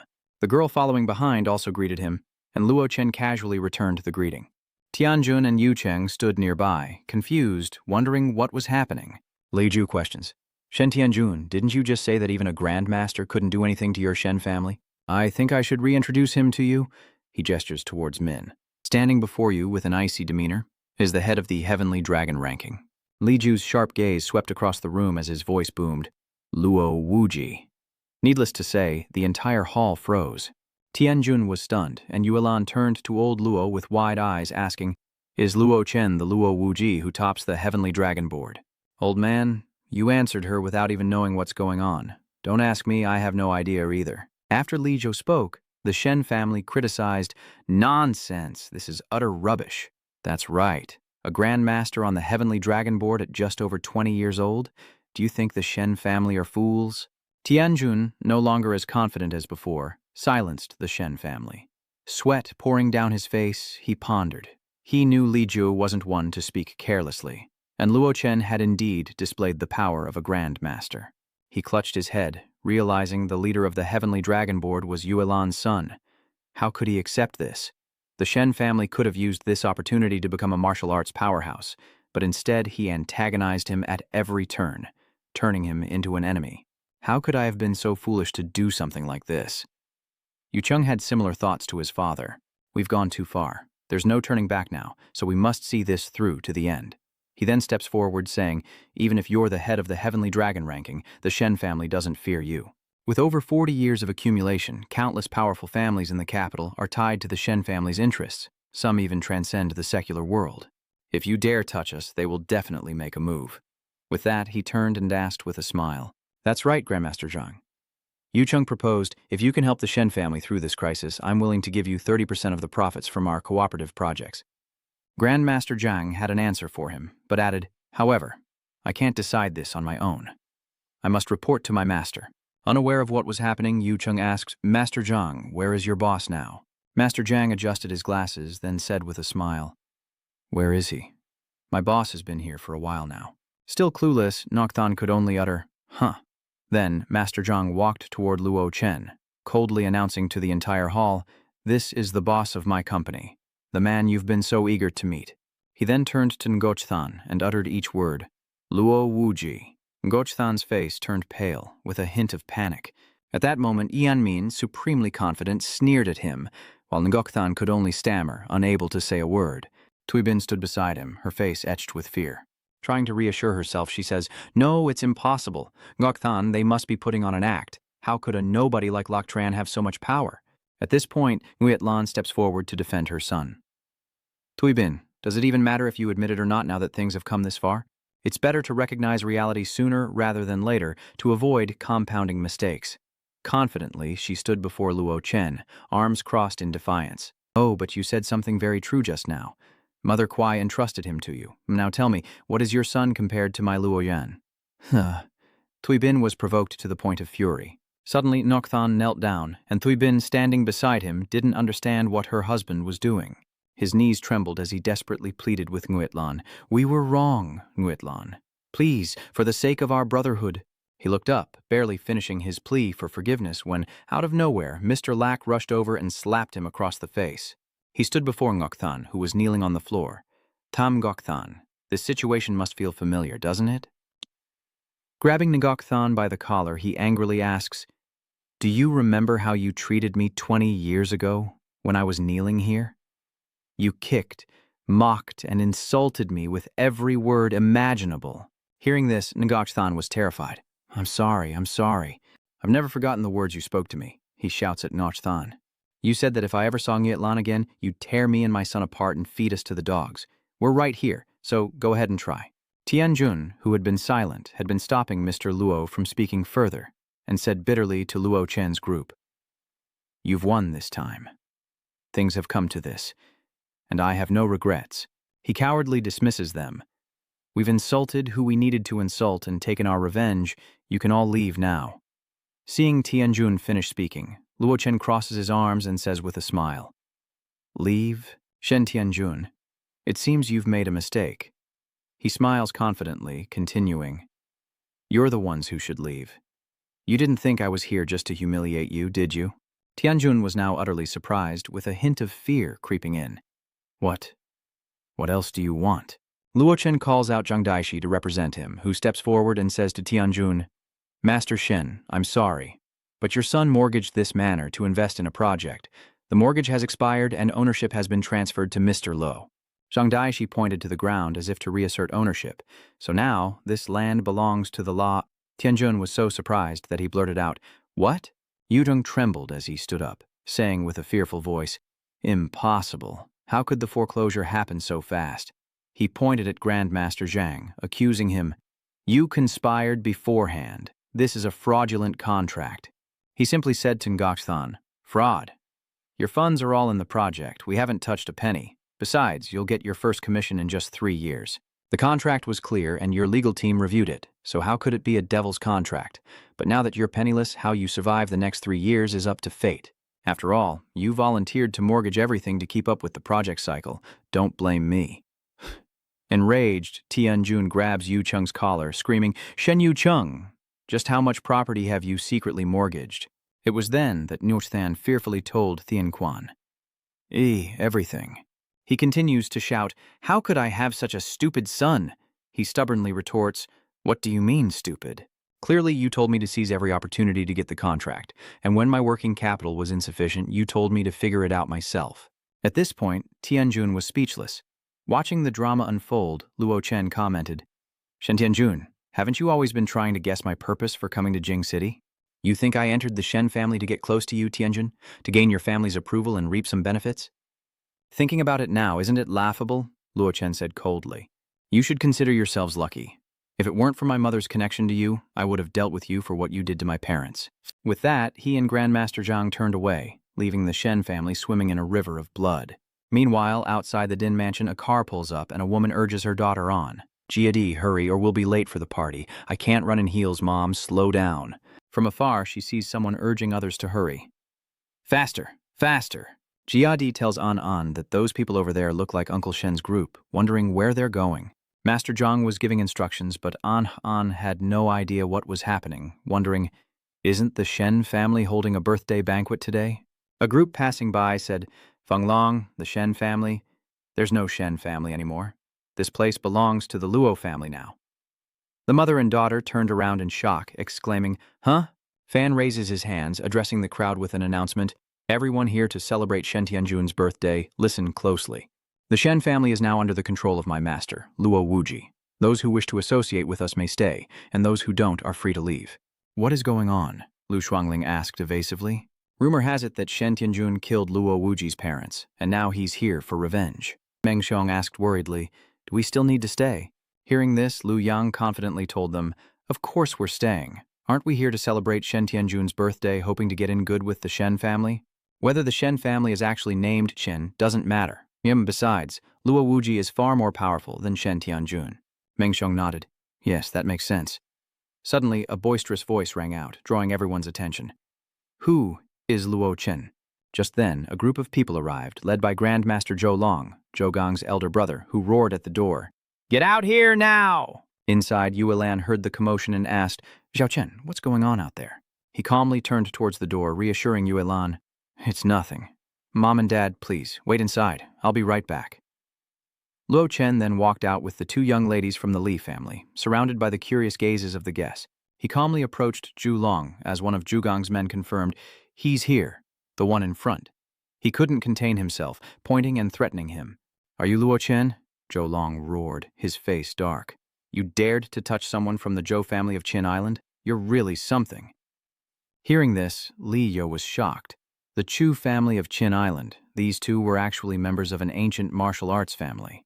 Nizi is curious to know more. Is the Zhu family very powerful? Li Gu's face darkened as he recalled the tragedy from years ago. A shocking massacre that occurred 20 years prior. The Grand Masters of the Heavenly Dragon rankings were nearly all killed. The cause remains a mystery, but it was undoubtedly the work of the Zhou family of Qin Island. What's frightening is that the original leaders of the Heavenly Dragon Board had already attained enlightenment through martial arts, their true strength far surpassing today's grandmasters. So Luo Chen asked him, "Who are you?" with a cold expression. Enraged by Luo Chen's words, Chu Jing curses, "You little bastard, you don't remember hitting me. Are you doing this on purpose? You better beg for my forgiveness today. I won't leave any of you alive." An Men didn't let him utter another word, delivering a resounding slap that sent Chu Jing reeling. Seeing his brother fall in front of everyone, Chu Long's face twisted in anger, while Luo Chen casually stretched his wrist, completely disregarding the Chu brothers. He hasn't learned his lesson from the last beating. Guess he needs another one. Blinded by rage, Chu Long summoned a flaming blade, his hideous face contorted as he roared, "How dare you strike my brother in front of me?" He quickly ducked down and swung his blade, aiming to cut him in half. "You've got a death wish." Leisure was shocked, assessing the blade in his hand. Inner energy made manifest. This man is an initiate. He stood in front of Misi and shouted at the onlookers, "Scatter!" Hearing this, the onlookers wisely retreated, as Chu Long quickly closed in to attack Luo Chen. But he simply raised his hand, creating an invisible barrier that stopped him, shocking him inwardly. What? He blocked it barehanded? Then Mi quickly lowered his center of gravity, and Luo Chen clenched his fist, ready to retaliate. Meanwhile, Chu Kan, still reeling from Men's slap, clutched his face in pain when a sharp crack echoed, startling him. Before him, Chu Long flew at the speed of light, making him tremble. He threw Chu Long down hard in front of Chu Jing. He cradles his brother, face ashen, blood gushing from his mouth as he cries out, "Brother Long!" Zhou Jing grits his teeth, glaring at the nonchalant Luo Chen, his heart filled with humiliation. Brother Long was instantly killed. Could it be that Luo Wuji has become a martial saint? Chu Jing tried to reassure himself, telling himself it was impossible. The Tai family said it takes centuries to become a martial saint, and he looks to be only 20. Seeing nothing left to do here, Luo Chen gave an order. "Van, take him away. I don't want to kill anyone in front of my parents." He quickly acknowledged the order. His parents rushed out, panicked, while Nguyet Lan looked on with worry. "Xiaochen, are you all right?" Old man Luo was startled as well, looking at him. What was that commotion? What happened? Luo Chen chuckled. I'm fine. Just a couple of crazies wandered in, I had them taken care of." With that, he brought his parents inside, while Fan pulled out his gun, aiming it at Zhou Jing's head as a threat. Know your place and get lost. Being humiliated in front of everyone filled Chu Jing with bitter resentment. He roared, "Just you wait, Luo Chen. The Chu family will issue a martial decree against you, and then all the martial saints in the world will be your enemies. You won't live long." As Luo Chen turned away as if nothing had happened, a furious Zhu Jing helped Chu Long away, when suddenly a voice explained, "A martial decree is a policy of alliance and opposition among the families of the martial saints, and it can be initiated by any martial saint from any family. The condemned will be hunted by all martial arts families, a decree that chills the blood of every martial artist." Yang strokes his beard, saying, "The person you've provoked this time is not so forgiving." Luo Chen coldly looks at him, asking, "What is it?" He walked past him and sighed. "I heard you're looking for someone investigating old Huang, the one who brought the enhancement drug from Kunloon. I wonder if Mr. Luo plans to go to Kunloon." An Min was surprised to hear the name of Kunloon Mountain. "What is it? Can you help me find him?" Yang Lao confidently replied, "Of course." He looked at him seriously. "After I make arrangements, you will lead a team to Kunloon in 3 days." "What do you mean?" Luo Chen asked calmly. "Conditions," Elder Yang said, his eyes turning grim. "If the Chu family really issues a military order against you, I hope Mr. Luo will show no mercy. Kill them if you have to." The scene shifts to a snow-covered mountain range, where a car speeds along. Inside, a group of people huddled together as Kandu spoke. "Mr. Huang, what do you think Mr. Duong is planning?" Old Huang calmly replied, "What do you mean? What's the meaning of this?" She frowned, looking at him. "Don't play dumb." Kandu analyzed, "With your strength and experience in Kunloon, you should be the captain. Why did Duong choose a rookie to lead?" Tang Hui sits, arms crossed, and says indignantly, "Isn't it just that the guy named Yang doesn't trust us? The Special Forces enhancement drugs were clearly brought back by my master." He was fuming and cursing, blaming it all on those useless guys. But old Huang cut Tang Hui off. "All right, Xiao Hui, the higher-ups have their reasons," he kindly explained, looking out the window. "From Mr. Yang's perspective, his choice is understandable, especially since I led the team last time." After a long drive, they arrive at the snow mountain. A voice echoes, "Of the 10 who went, Only I returned. The convoy halts at a flagged location, and an announcement is made. You've arrived at the rendezvous point. The old man said to Chen Yu from inside the car, I won't be getting out. I'm too old and need to conserve my energy. You all go on ahead. Hearing this, she went off to explore, stopping in front of a white car and exhaled a cold breath as she thought, this must be the team leader's car, right? I didn't expect them to arrive before us. She approached out of curiosity, sizing them up in her mind. Perhaps this person is more trustworthy than I thought. But upon seeing the scene behind the car, Chen Yu was stunned. Before them was a table laden with enticing dishes and bottles of exquisite wine, gleaming invitingly. Lao Chen reclined in his chair, savoring the wine, while Jue Shi happily devoured a chicken leg, much to everyone's astonishment. Min noticed their presence and invited them to join the feast, saying, You must be the squad on a mission to Kunloon. Come on, sit down and have something to eat. Jin Yu was visibly annoyed, screaming inwardly. Eat this, he says. Like this is some kind of vacation? Though annoyed, she had to greet him with the corpse. Hello, I'm Kandu, the advisor for this operation, she said, but he only gave a curt reply. Luochen and Jin Yu point towards the blood corpse, and she asks, Excuse me, Mr. Luo, but who is this girl? She asked worriedly, Are you planning to bring her along on this mission? Luo Chen simply smiled and replied, Of course. Hearing this, Duong Hui angrily muttered, Is this guy some young master? He even brings a servant girl along. Renjun had a different thought, saying it didn't seem like a servant girl who eats more heartily than her master at the table. Meanwhile, Qiandu was still earnestly trying to dissuade him. Mr. Luo, you must think carefully. The Kunloon region is incredibly dangerous. Even grandmasters often venture there and never return.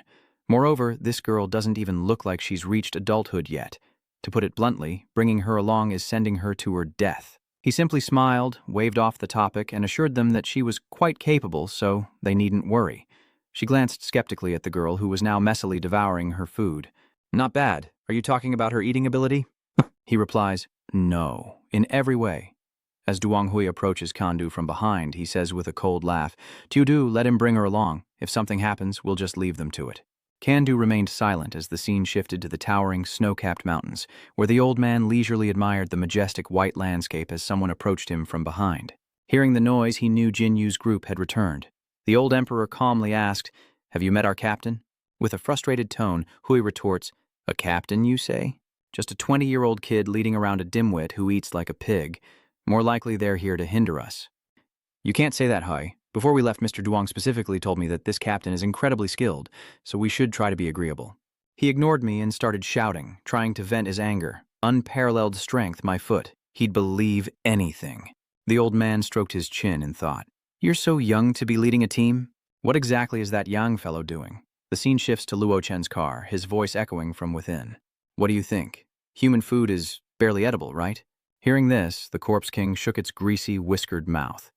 Seeing this, Luo Chen glared at the Corpse King, his eyes full of murderous intent. Seeing his frightening demeanor, she didn't dare refuse, and reluctantly nodded in agreement as he reached out to comfort the Corpse King, telling her to get used to it before entering Kuru. It seems we won't be out of here for at least 10 days. The sky is gradually turning a dreamy, purplish hue. The snow-white mountains of morning have turned a dreamy lavender, lending an eerie calm as the old emperor and Luo Chen's caravan continue along the narrow mountain path. Looking at the changing scenery, Jin Yu felt a growing sense of unease.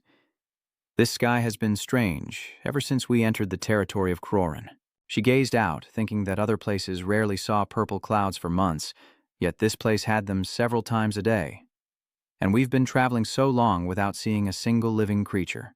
This Kunloon is truly eerie, the old man said, stopping them. Let's stop here for today. It's too dangerous to enter the mountains after dark. Finally, the group stopped and set up camp here. Tang Hui, carrying a box, reminded everyone, Make sure the tents are secure. The wind is strong here. That was Luo Chen, observing the surroundings. We've reached the inner perimeter of the Kunloon Mountains. I suggest you don't sleep outside. It's safer to stay in the vehicles for the night. But no one listened to him, silently moving their things and ignoring his warning. Tang Hui muttered to himself, Besides Professor Yu Jia, the weakest among us is still a Grand Master. This fool thinks something out here can threaten us. Shen Jun scoffed. This young master probably thinks we're all like him, but he should have said something before leaving. If there was a luxury sleeper car, I wouldn't be sleeping outside. The old man crossed his arms, asking Luo Chen what took him so long. Captain Luo, if you're scared, maybe you shouldn't enter the mountains and just wait for us here where it's safest. Without a word, he simply left, leaving me to my sleep. Have fun, you guys. The group watched as he and the blood corpse entered the vehicle, the sky growing darker. An eerie wind howls through the mountains as a shadowy figure emerges from the peaks. Unbeknownst to them, a snow leopard lurked around their camp, its eyes glowing with an eerie, deadly red. Meanwhile, above the mountain, the sky is painted with beautiful auroras as Xiaoli sings through the night, embarrassing the girls who hide in the corners. Men turn around to relieve themselves. He strolled along, savoring the sensation, eyes closed in bliss. Suddenly, a dark shadow flashed behind Xiaoli at an extreme speed, making him uneasy as he looked back and muttered, "What was that sound just now?" Hesitantly, Xiaoli approached the tent, muttering, "Am I hearing things?" Suddenly, he noticed an open tent and wondered, why is Renjun's tent open like that? Driven by curiosity, Xiaoli peeked inside the tent and called out to Junzi, but the sight that greeted him was horrifying. Renjun lay on the ground, gravely wounded. Xiaoli screamed in horror, the sound echoing through the glacial mountains, waking the rest of the team. Eyes still closed, Duang Hui stumbles outside, asking what's going on. Still half asleep, Jinru asked, "Was that little Li's voice?" At this moment, he fell to the ground in fear, pointing into the tent. "He's dead. The nobleman is dead." The old emperor asked, startled, "What?" Tang Hui shouts in disbelief, "No way." Renjun is a master body cultivator, his physical strength far surpassing others of his level. He lifts the tent flap and steps inside. "All right, step aside and let me see." But upon looking inside, Tang Hui turned to Xiaoli and scolded, "Hey Xiaoli, are you out of your mind from sleep?" He lifted the tent flap, pointing angrily at the empty clothes. "You're telling me that Yunzi is dead? Where is he?" Tang Hui, woken in the middle of the night, was furious. "Xiaoli, what are you playing at?" Xiaoli is also scared. "This is impossible. I clearly saw it just now." Luo Chen remained silent as he observed the scene. Tang Hui angrily points at himself, saying, "Are you saying we're blind?" Just then, Brother Men sniffed something and pondered. "Something's not right. Though the body is gone, I can still smell blood in the air." Suddenly, a voice calls out, "What are you two doing up so early?" Just then, Shenjun returned, holding a rabbit in his hand, and cheerfully suggested, "How about we feast on this rabbit for breakfast?" Xiaoli trembled at the sight of him, as if he'd seen a ghost. Lord Ren." Tang Hui sighed and approached him, asking, "Mister, it's not even dawn yet. Where have you been?" He chuckled, explaining, "I woke up early with nothing to do, so I went to find some local delicacies to spice up everyone's breakfast." Luo Chen arrived to confront him, questioning why foraging for food required such haste, leaving him no time to pack up his tent. Shenjun angrily retorted, "What are you implying?" And Mian slowly pointed out his mistakes, failing to report and leaving the team without permission. "As the captain, I have the right to disqualify him from this mission. You've angered him to the point of trembling." Lao Huang steps in to defend Shenjun, saying, "Captain Luo, Junzi has never lived in an armed unit, so he's unaware of some of the rules. Show some respect and drop it. This guy's got issues. I suggest we keep him here, but Lao Huang doesn't trust him. I've sensed his aura. It's definitely Renjun. I'll take responsibility if there's a problem." He then confidently stated his reasoning. Renjun was also a grandmaster, and therefore more useful than the girl in his car. Min, not wanting to waste any more words, brushed past him with a sidelong kick. "Whatever makes you happy." The old man waved his hand, signaling them to prepare to set off, as the rest of the journey would have to be on foot. Everyone shouts in unison, the scene shifts, and strong winds now blow across the mountain. Two figures trek through the mountains, their calls echoing through the wind. "Senior Khan, Tu Li, Master." Deng Hui looked around anxiously. "We're done for. We were in the middle of the group. How did we get separated? Master is definitely going to scold us again." Renjun frowned. "What can we do? The weather in Kunloon is unpredictable, and with such heavy snow, even if we could fly, it wouldn't help." Suddenly, he pointed and told him, "Ahui, let's find a place to hide. It'll be easier to find them when the snow stops." Tang Hui nodded. "Okay, for now, that's all we can do." Meanwhile, back in the snowy mountain range, the wind howled, and the path ahead was narrow and treacherous. Kandu dejectedly said to Lao Huang, "I'm sorry, Lao Huang. I can't hold on much longer. Can we rest for a moment?" He replied, "Of course, Professor, rest up. When the snow lightens, I'll use divination to find their location." The old emperor frowned, lost in thought. Strange. I heard Tang Hui and the others talking just now. How could they disappear in less than 2 minutes? Back with Tang Hui and Renjun, the wind still howled as they discovered a cave in the snowy mountain. Seemingly exhausted, Tang Hui asked suspiciously, Junzi, this is your first time here, right? He looked at Ren Jun with concern, voicing his doubts. How did you find a cave in this blizzard? His sudden stop caught me off guard. Oh, what the hell? Why'd you stop all of a sudden? Duong Hui snapped. Ren Jun turned to him, his face revealing decaying zombie-like wounds. Tang Hui paled at the sight and cried out, Ren Jun, you! His agonizing scream echoed through the mountains as the blizzard raged on. Luo Chen's group was down to 3 people. Suddenly, Luo Chen's eyes lit up, as if he'd noticed something. He immediately signaled everyone to stop, prompting Xiaoli to ask, Captain Luo, what's wrong? He coldly replied, someone's fighting there, as the other pressed. Is it Huang Lao's group? Luo Chen turned and headed that way, calling back, let's go take a look. He hurriedly followed, shouting, wait for me, the snow-covered peaks obscuring their view. Before a cave entrance, 2 figures clashed. One was the old emperor, who charged forward, shouting, insolent whelp, how dare you act up before your master, Changba? The other figure is Ren Jun, possessed, and the old emperor charges him, yelling, just die already.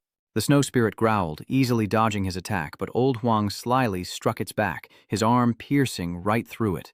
In the next instant, its body exploded and vanished into the frozen air, and his face slowly returned to normal. Thanks, Bat Jia, the soul within him replied. It was nothing.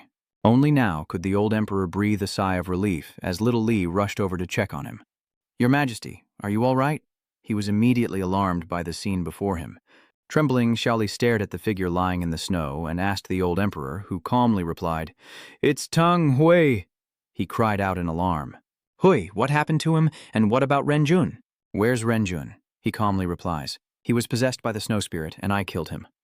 Meanwhile, the blood corpse suddenly noticed Tang Hui lying at the edge of the cave.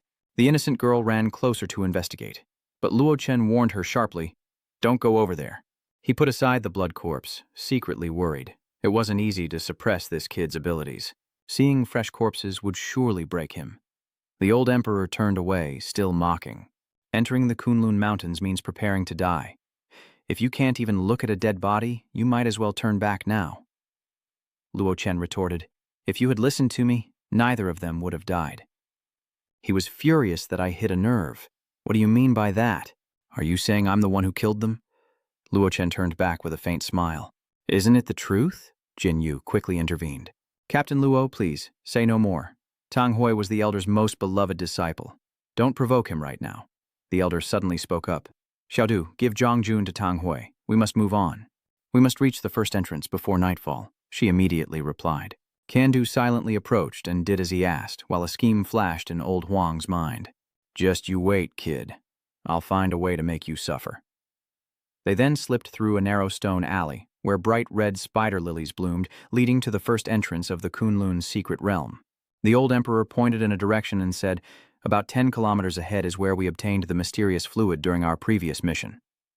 Ignoring him, Luo Chen wondered, this Kunloon mountain, known as the Land of the Gods, how could it have flowers of the underworld, symbols of death? Could the changes in Kunloon, like the snow spirit's ambush on Ren Jun, be related? What kind of flower is this? It's so beautiful. Luo Chen shouts urgently, Don't touch it! Suddenly, a sarcastic voice cuts through the conversation, saying, Making a mountain out of a molehill. What's wrong with touching a common wildflower? Luo Chen glanced at him and said, This flower is clearly problematic. Can't you see that? I'm a divine being, after all. The old emperor smugly picked up the flower. With me here, what problem can't be solved? He stared intently, pondering. Picking this flower will definitely trigger the snow spirits. Half the team died here on the last mission. As long as I don't interfere, that Luo guy is as good as dead. Suddenly, a loud noise startled everyone, and 2 massive white snow foxes appeared, growling fiercely. Confused, Jin Yu wondered, What is this? Xiaoli chimed in. I think we can rule out cats. The old man sighed and turned to him. Captain Luo, the previous battle drained too much of my energy. I can barely protect Professor Yu. Of course, if you're willing to kneel and beg, I'm not one to stand by and watch you die. Ignoring the danger, Luo Chen tells Shueisha, I'm counting on you. Suddenly, another snow tiger appears behind them. Xiaoli sees this and cries out in alarm, Captain Luo, behind you! In that critical moment, Shueisha rushes forward without hesitation. Blood Corpse raised her sharp claws, her eyes bloodshot with ferocity, and in a flash, she effortlessly took them down. Everyone else watched in disbelief, exclaiming, What? What? Old Huang shouted in disbelief. A divine spirit? This little girl actually has such power. At that moment, the snow foxes on the other side howled ferociously, and the blood corpse girl responded in kind, baring her fangs and growling back. They fell silent, stepping back cautiously before the girl when a strange hand gently touched the beast's head. Suddenly startled, Luo Chen saw a girl in white appear, and he immediately realized she was the Snow Queen, ruler of the Snow Domain. It seems the spread of the spider lilies and the rampaging snow spirits are all under her control. Suddenly, she reached out towards the blood corpse, while Luo Chen was still lost in thought, wondering why such a powerful sect as Kunloon was letting this happen. He wondered why they would let this thing run rampant at their doorstep, as the Snow Maiden's spiritual energy relentlessly assaulted the girl. The blood corpse growls, the girl's body frozen, encased in ice, but she leaps forward relentlessly, attacking everyone. The old emperor swiftly dodged the attack with ease, then decisively raised his hand to his mouth and shouted, "Eighth Master Chang, save me!" As he spoke, a pair of massive, ferocious eyes appeared behind him to back him up, while before him charged the Snow Woman. He gasped, "The Snow Woman!" At the same time, Master Changba exploded in anger, cursing him, "You fool, if she catches you, you're as good as dead." Changbaya didn't want to mess with this thing. The old emperor frantically begged for help. "Master Ba, you can't abandon me." In the next moment, the Snow Woman unhesitatingly reached out and tightened her grip around his neck. Having no other choice, the old emperor frantically turned to him for help. "Captain Luo, save me." To that plea, Luo Chen coldly replied, "Save you? Fine, just kneel and beg me." Beside him, Jinyu cried out in shock. "While old Huang is screaming for his life, you're calmly assessing the situation. But in his current state, it seems impossible." Seeing this, Xiaoli quickly interjected, "Captain Luo, we're all partners on this mission. Please save old Huang." Luo Chen glanced at him, hesitating. It seemed only this kid truly saw him as the captain. Out of respect for Zhao Li, he agreed to help. "All right, you saved his life." Xiaoli was overjoyed to hear that. Captain Luo Dai never expected the tiny blood zombie to break free from the ice on her own. He looked at her with admiration, then bargained, "Defeat her with all you've got, and you can choose your reward." Fueled by this, the blood corpse glared at her, enraged, flashing her sharp iron claws before leaping forward with lightning speed. Without hesitation, the Snow Woman tossed old Huang aside, setting her sights on the blood fiend as the two clashed like savage beasts in the suffocating atmosphere. Even the snow foxes below were wary, while Luo Chen calmly turned and walked away. "Leave her to me, let's move on." The old man limped to his feet and asked, "Move on? Where to? Your path ends here. Separating from that girl was the worst decision of your life."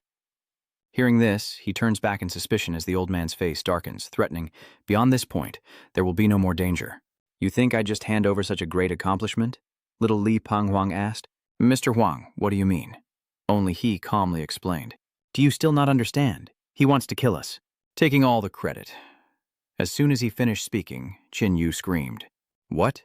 He looked at him, scolding. "Lord Huang, Captain Luo just saved you. How can you repay kindness with evil?" The old emperor sneered. "He didn't save me out of kindness, so why should I be grateful? Rest assured, kid, since you're so understanding, I'll make your death painless."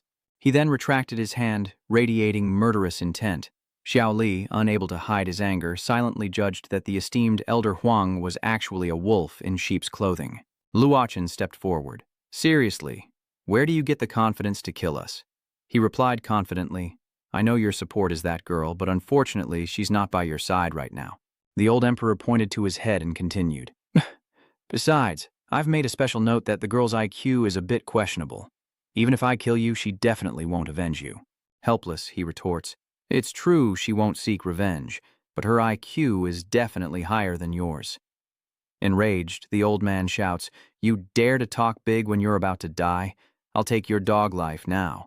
Just as he was about to strike, he was met with a devastating blow to the face, sending him flying and crashing to the ground.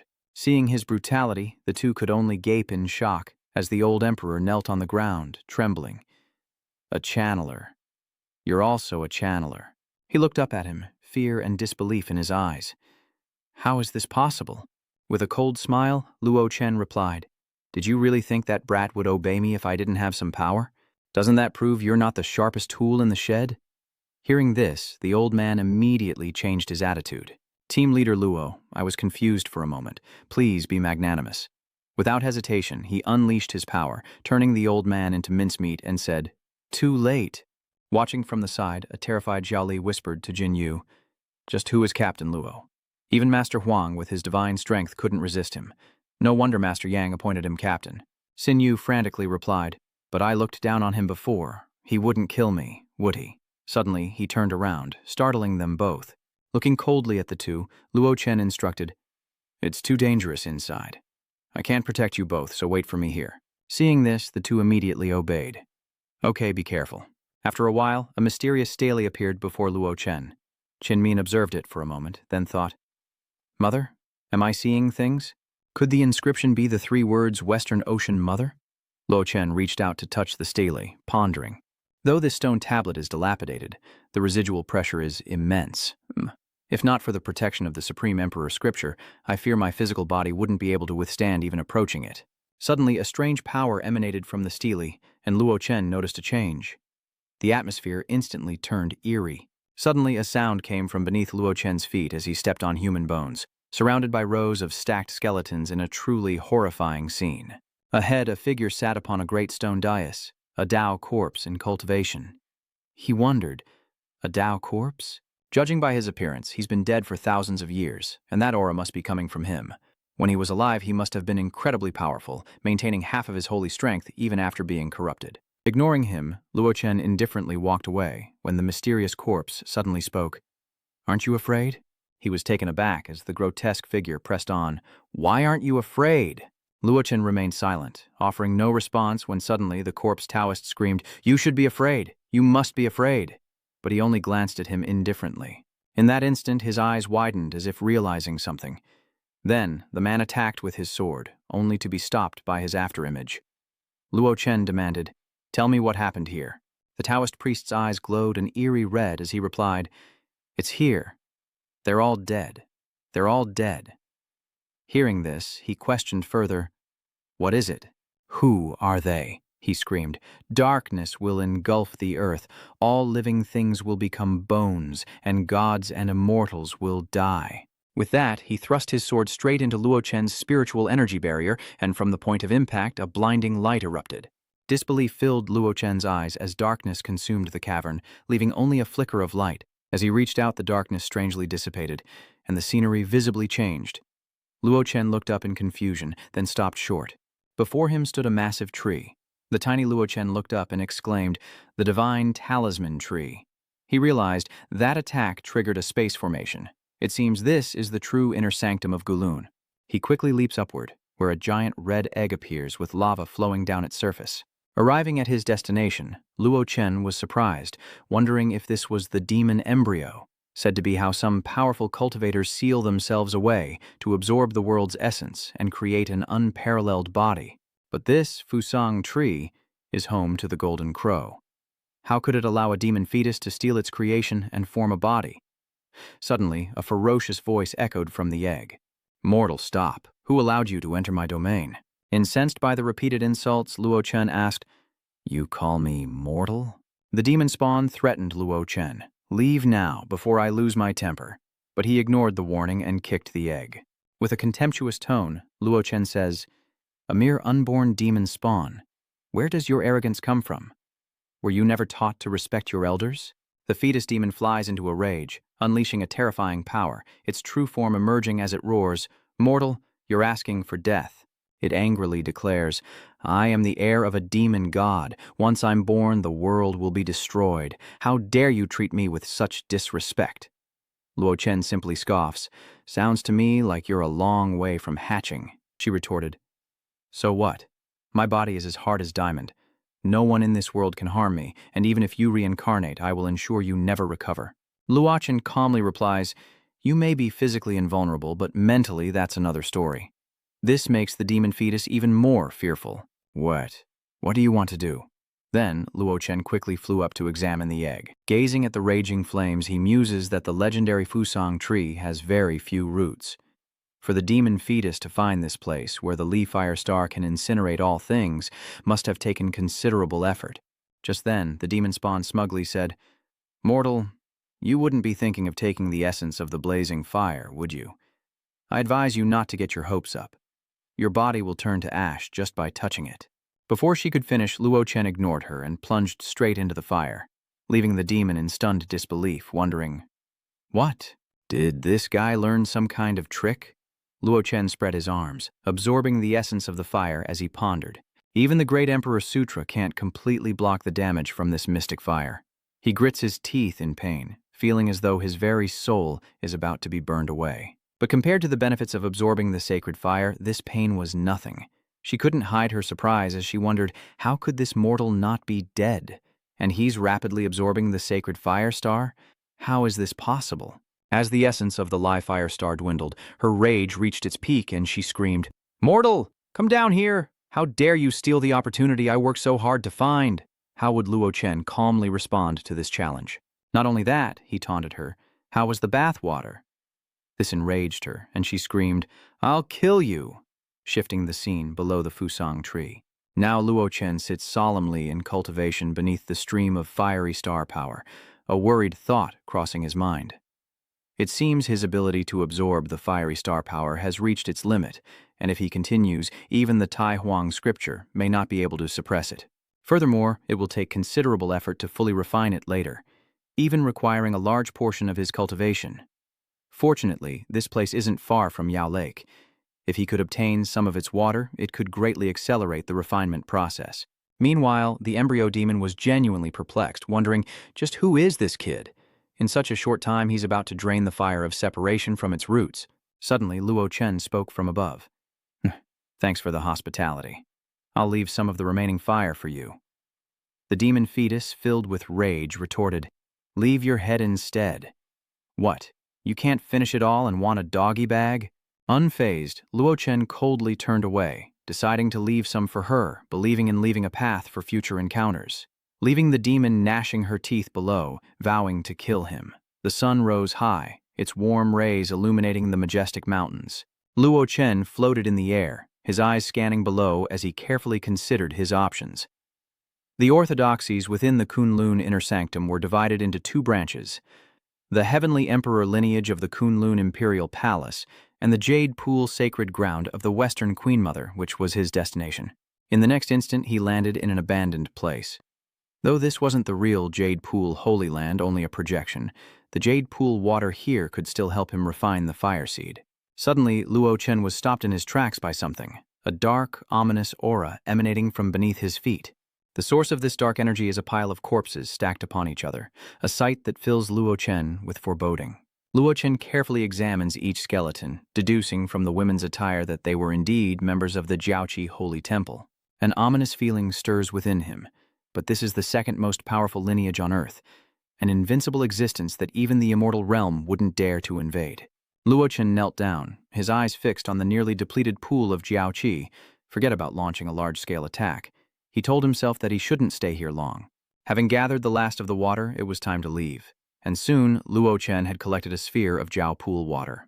He couldn't help but worry. If even the homeland of the myriad gods had fallen, something even bigger was likely coming. Cut back to the Blood Corpse and Snow Woman, who were incredibly tense. She brandishes her sharp claws and charges forward, while the girl fiercely displays her terrifying power. Suddenly, both sides stopped fighting. The Snow Woman sighed, wiping the sweat from her face. Meanwhile, the Blood Corpse collapses onto the snow, exhausted. But in an instant, she's back on her feet, retreating instead of attacking, leaving the Snow Woman itching for a fight. She quickly regains her composure and pursues the Blood Corpse, who, in her haste to escape, crashes into someone. That person was none other than our hero, who stopped the Snow Woman in her tracks. The blood zombie, now empowered, angrily turns back, growling. Luo Chen pats the girl's head reassuringly, then says, "Professor Jin, could you please take this little one back to Tongzhou? She'll know where to go at the airport." And so Jin Yu agreed. "Okay." The Blood Corpse reluctantly turned and pointed at the Snow Woman, but he chuckled, saying, "Once the Snow Woman latches on, she won't let go until you're dead, and I don't have time for that. You're both immortal anyway, so I doubt either of you can do anything to each other. Just take her back with you." These words stunned the Blood Corpse, while the Snow Woman smirked triumphantly. Scene change. Silver City Casino. Meanwhile, Luo Chen was on the phone, cheerfully saying, Mom, don't worry, I'll be back in half a month at the latest. Mom, enjoy some time alone with Dad. Don't worry about me." He hung up, and Longdi pondered worriedly. After leaving Kowloon, the fire essence within me has become even more violent. If I don't take the time to refine it, I fear I'll truly explode and die. But before that, he needed to find a place to stay, since this small town was one of the places with the richest spiritual energy. The snow in the sky grew heavier, covering the sky. Below, the streets bustle despite the harsh weather as Luo Chen stands with Shinner, who gestures warmly, "This is the one. Let me show you the rooms." But he waved it off, saying frankly, "No need. I think it's quite good." Han Ni was slightly surprised to hear that. Before the girl could respond, a voice cut in. 50,000 a month. Thoi Hao swaggered over, holding out his hand as he declared, 3 months deposit, 6 months rent, and a total discount of 500,000. He became uneasy as soon as he saw Han Ni. Getting no response, Thoi Hao quickly turned aggressive. "Are you renting or not? Then get out." Shin Ni immediately stepped in to defuse the situation. "Kui Hao, what are you doing?" She then turned to negotiate with Luo Chen. "Don't listen to him, mister. The room is 1,800 a month with a third for the deposit." "Shinner, isn't your wife an idiot? If you rent this place to me, we can live together and I'll give you 30,000 a month. Wouldn't that be great?" That poor guy probably can't even afford the 1,800. Now out of patience, she angrily shouts, "How? I'll say it again. I can't be your mistress, so stop bothering me. Once I rent out the ancestral home, I'm going back to the city." Suddenly, Luo Chen's cold voice cut through the argument. "I'll rent it for 50,000. Hearing this, he angrily charged forward. "Damn it, is your brain made of mush? Can't understand the situation, can you? You just had to make me do it." Shinnai quickly tries to intervene. "How, please don't!" In the next instant, he threw a punch, sending Kui Hao flying back in front of Shinner's horrified eyes. He clutched his cheek in pain and screamed, "You dare hit me? You've got a death wish." With that, Kui Hao scrambled to his feet and ran. "Just you wait, I won't let you leave Silver City." Finally, Luo Chen calmly turned and left, declaring he wouldn't rent the place after all, prompting her to call out in a panic, "Sir, Before Zinner could finish, he turned with a tender smile. "How much to buy it?" she asked, stunned. He cries out, "Huh?" Cut to Luo Chen, sitting in the courtyard, refining the lihuo. Live fire engulfs him, and after a time, Luo Chen suddenly explodes with power. A surge of energy emanates around him. After finishing his training, he reflects that forcing the refining of the separation fire with his current third level of awakening was indeed a bit of a stretch. Even with simultaneous diamond glaze body cultivation, he couldn't completely digest the power of incineration produced by the Li fire. Luo Chen looked at the Li fire in his hand and continued to ponder. "This energy is incredibly volatile. I almost lost control. If it were to explode, the whole town would be reduced to ashes." The next moment, he placed his hand on the ground, the only way to gradually dissipate the power through the earth. But the small town is covered in ice and snow every year, and he might experience the feeling of a monster appearing. The heat has melted all the ice and snow from his house, leaving soot behind. Separated by only a wall, two opposing forces exist. On one side, it's sweltering. On the other, freezing. Suddenly, the girl Xiaowu, who was training, is greatly affected, breaking out in a sweat. She couldn't hide her confusion. Why was it suddenly so hot? Xiaoyu's master, who was resting, suddenly spoke, telling her to calm her mind and nurture her energy. She turns back, puzzled. "But Elder, don't you think the weather's strange today? It's never been this hot in Bakthan in the summer." The old man reminded her, "Xiaoyu, as my only disciple, Yang Tiangang, you may one day inherit my martial authority.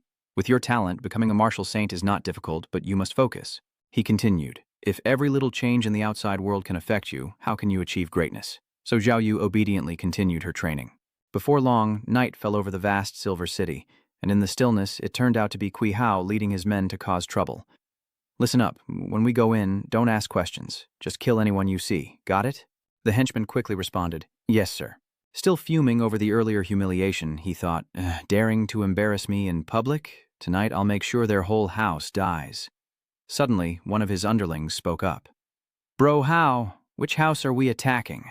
The houses on this street all look the same." An enraged Thoi Hao punched him and yelled, "Look at the door and the sign. Why are you asking me? Damn it, I've only been here a few times myself, but it's definitely around here. Look for a house number starting with 4. The man in white looked around and pointed. "There's no sign here, and the only number 4 is next door." He smirked deviously, then barked out an order. "Then break down this door for me."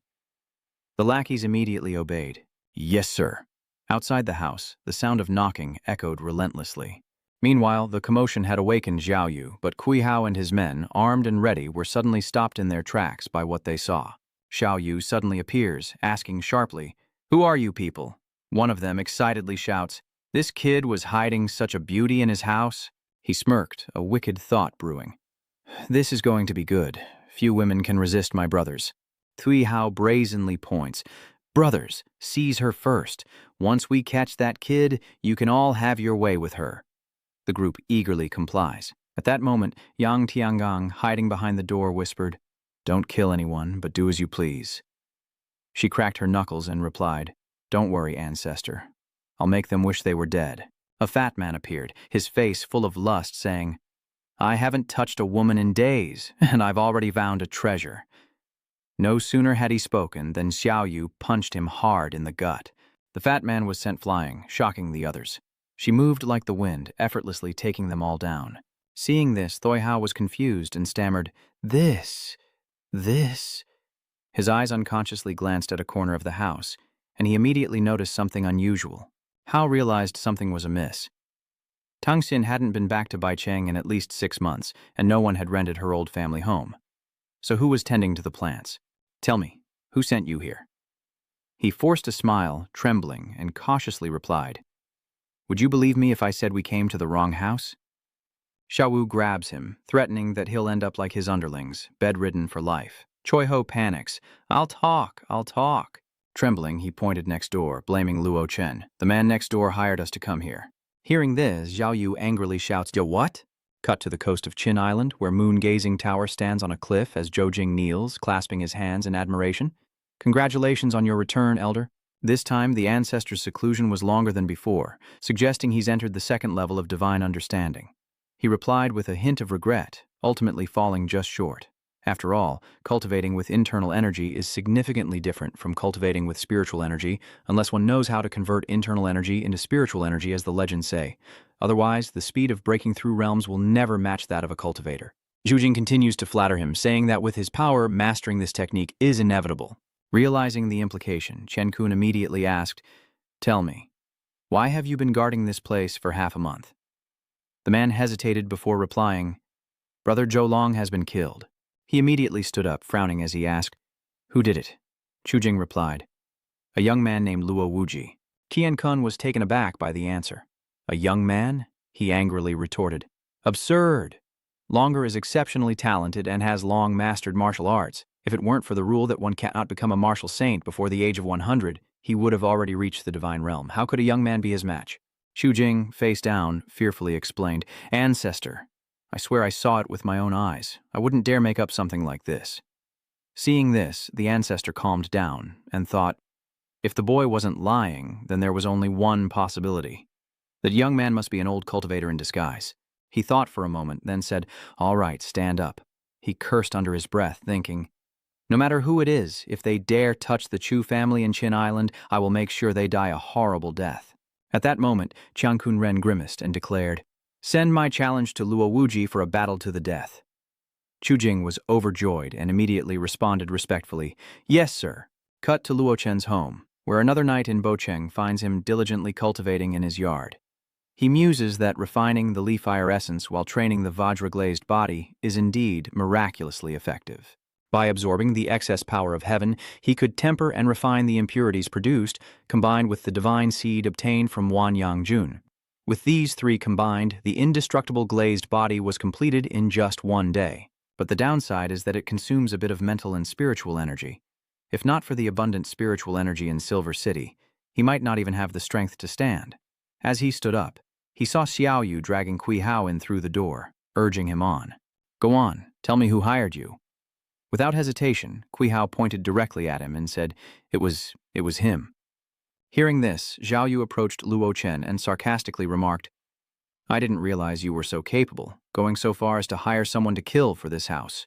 Hao smugly thought, You deliberately left out the house number, causing my men to go to the wrong house and get beaten to a pulp by this woman. If you're going to play this game, I'll give you a taste of your own medicine. Confused, Luo Chen asks, Do you know me? The fierce woman points at him, unleashing a torrent of abuse. Stop acting. If you confess and cripple yourself, kneel and apologize, then obediently get out of Silver City, and I might consider sparing your life. He sneered and said contemptuously, I don't know what's wrong with you, but I advise you to get your facts straight before causing trouble. Don't be foolish now and regret it for the rest of your life. Hearing this, Kui Hao immediately looked away. Hearing this, she flew into a rage, unleashing her attack while shouting, "You're really asking for it. Let's see if you can still talk tough when my fist lands." She lunged forward with a powerful blow, but our hero easily blocked it. The energy from her fist instantly dissipated, and Xiaoyu was bewildered by Luo Chen's internal energy defense. She wondered aloud, "Are you a grandmaster?" As Luo Chen raised his hand, he scolded her, saying she was too young to be so vicious, trying to cripple someone before understanding the situation. Just then, the old man, Duong Thien Quang, arrived and shouted for them to stop, but as soon as he did, Tu Vu was sent flying towards him. He caught Xiaoyu and frantically called her name, then looked down at the bloodied abdomen in horror. Young Tiangang collapsed, cradling Xiaoyu's body, cursing inwardly at her shattered core and lost inner power. This brat dared to cripple Xiaowu's martial arts. He then erupted in fury, shouting, "You destroyed the poison cat I painstakingly cultivated. Even if you die 1,000 deaths, it won't be enough to quell the hatred in my heart." Hao was sent flying into a wall, screaming in terror, "Who the hell did I mess with today?" Yang Tiangang, eyes wide and menacing, summoned radiant energy around his hands, declaring, "Since I took control of the tribunal by force, I've rarely fought. You're the first whelp, so consider it a reward to witness the power of a martial saint." A golden dragon was then summoned from his technique. With an icy expression, Luo Chen calmly gathers his strength, musing that the man can manipulate internal energy to a level comparable to spiritual power. He's indeed skilled. The old man immediately attacks, foolishly thinking his master-level internal energy can stop me. Incredibly, Luo Chen easily blocked his fierce attack, dissolving it in the blink of an eye. Yang Tiangang was bewildered, wondering how he was unharmed. How can this be? In the entire Hoa Bang martial world, only a handful could withstand one of my blows. He then complimented him, saying, "You're not bad, kid. You might actually be an interesting opponent." Hearing this, he placed a hand on his chest and said disdainfully, "An opponent? With your abilities, you're not worthy to be my opponent." Tiangong laughed heartily and retorted, "In my 2 centuries, I've slain countless geniuses, but never have I encountered such arrogance." The more he spoke, the more dismissive Luo Chen became, saying his vision was too limited. "I've killed over 800 like you who overestimate themselves." Reaching his limit, he growled, "What? How dare a mere child with too much hair insult me?" With that, he raised his hand, forming a seal, preparing to unleash a classic technique.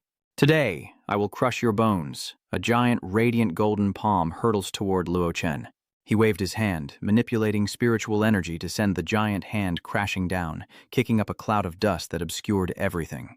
Tiangang was relieved, taking a deep breath as he said, "To witness the supreme divine skill that I've sealed away for so many years before death is quite the bargain for you, kid." Suddenly, Kui Hao pointed behind him, screaming in fear, "That!" Tiangang slowly turned his head in worry, while the other trembled in fear as Luo Chen cheerfully waved and said, "Hello," leaving the old man utterly bewildered.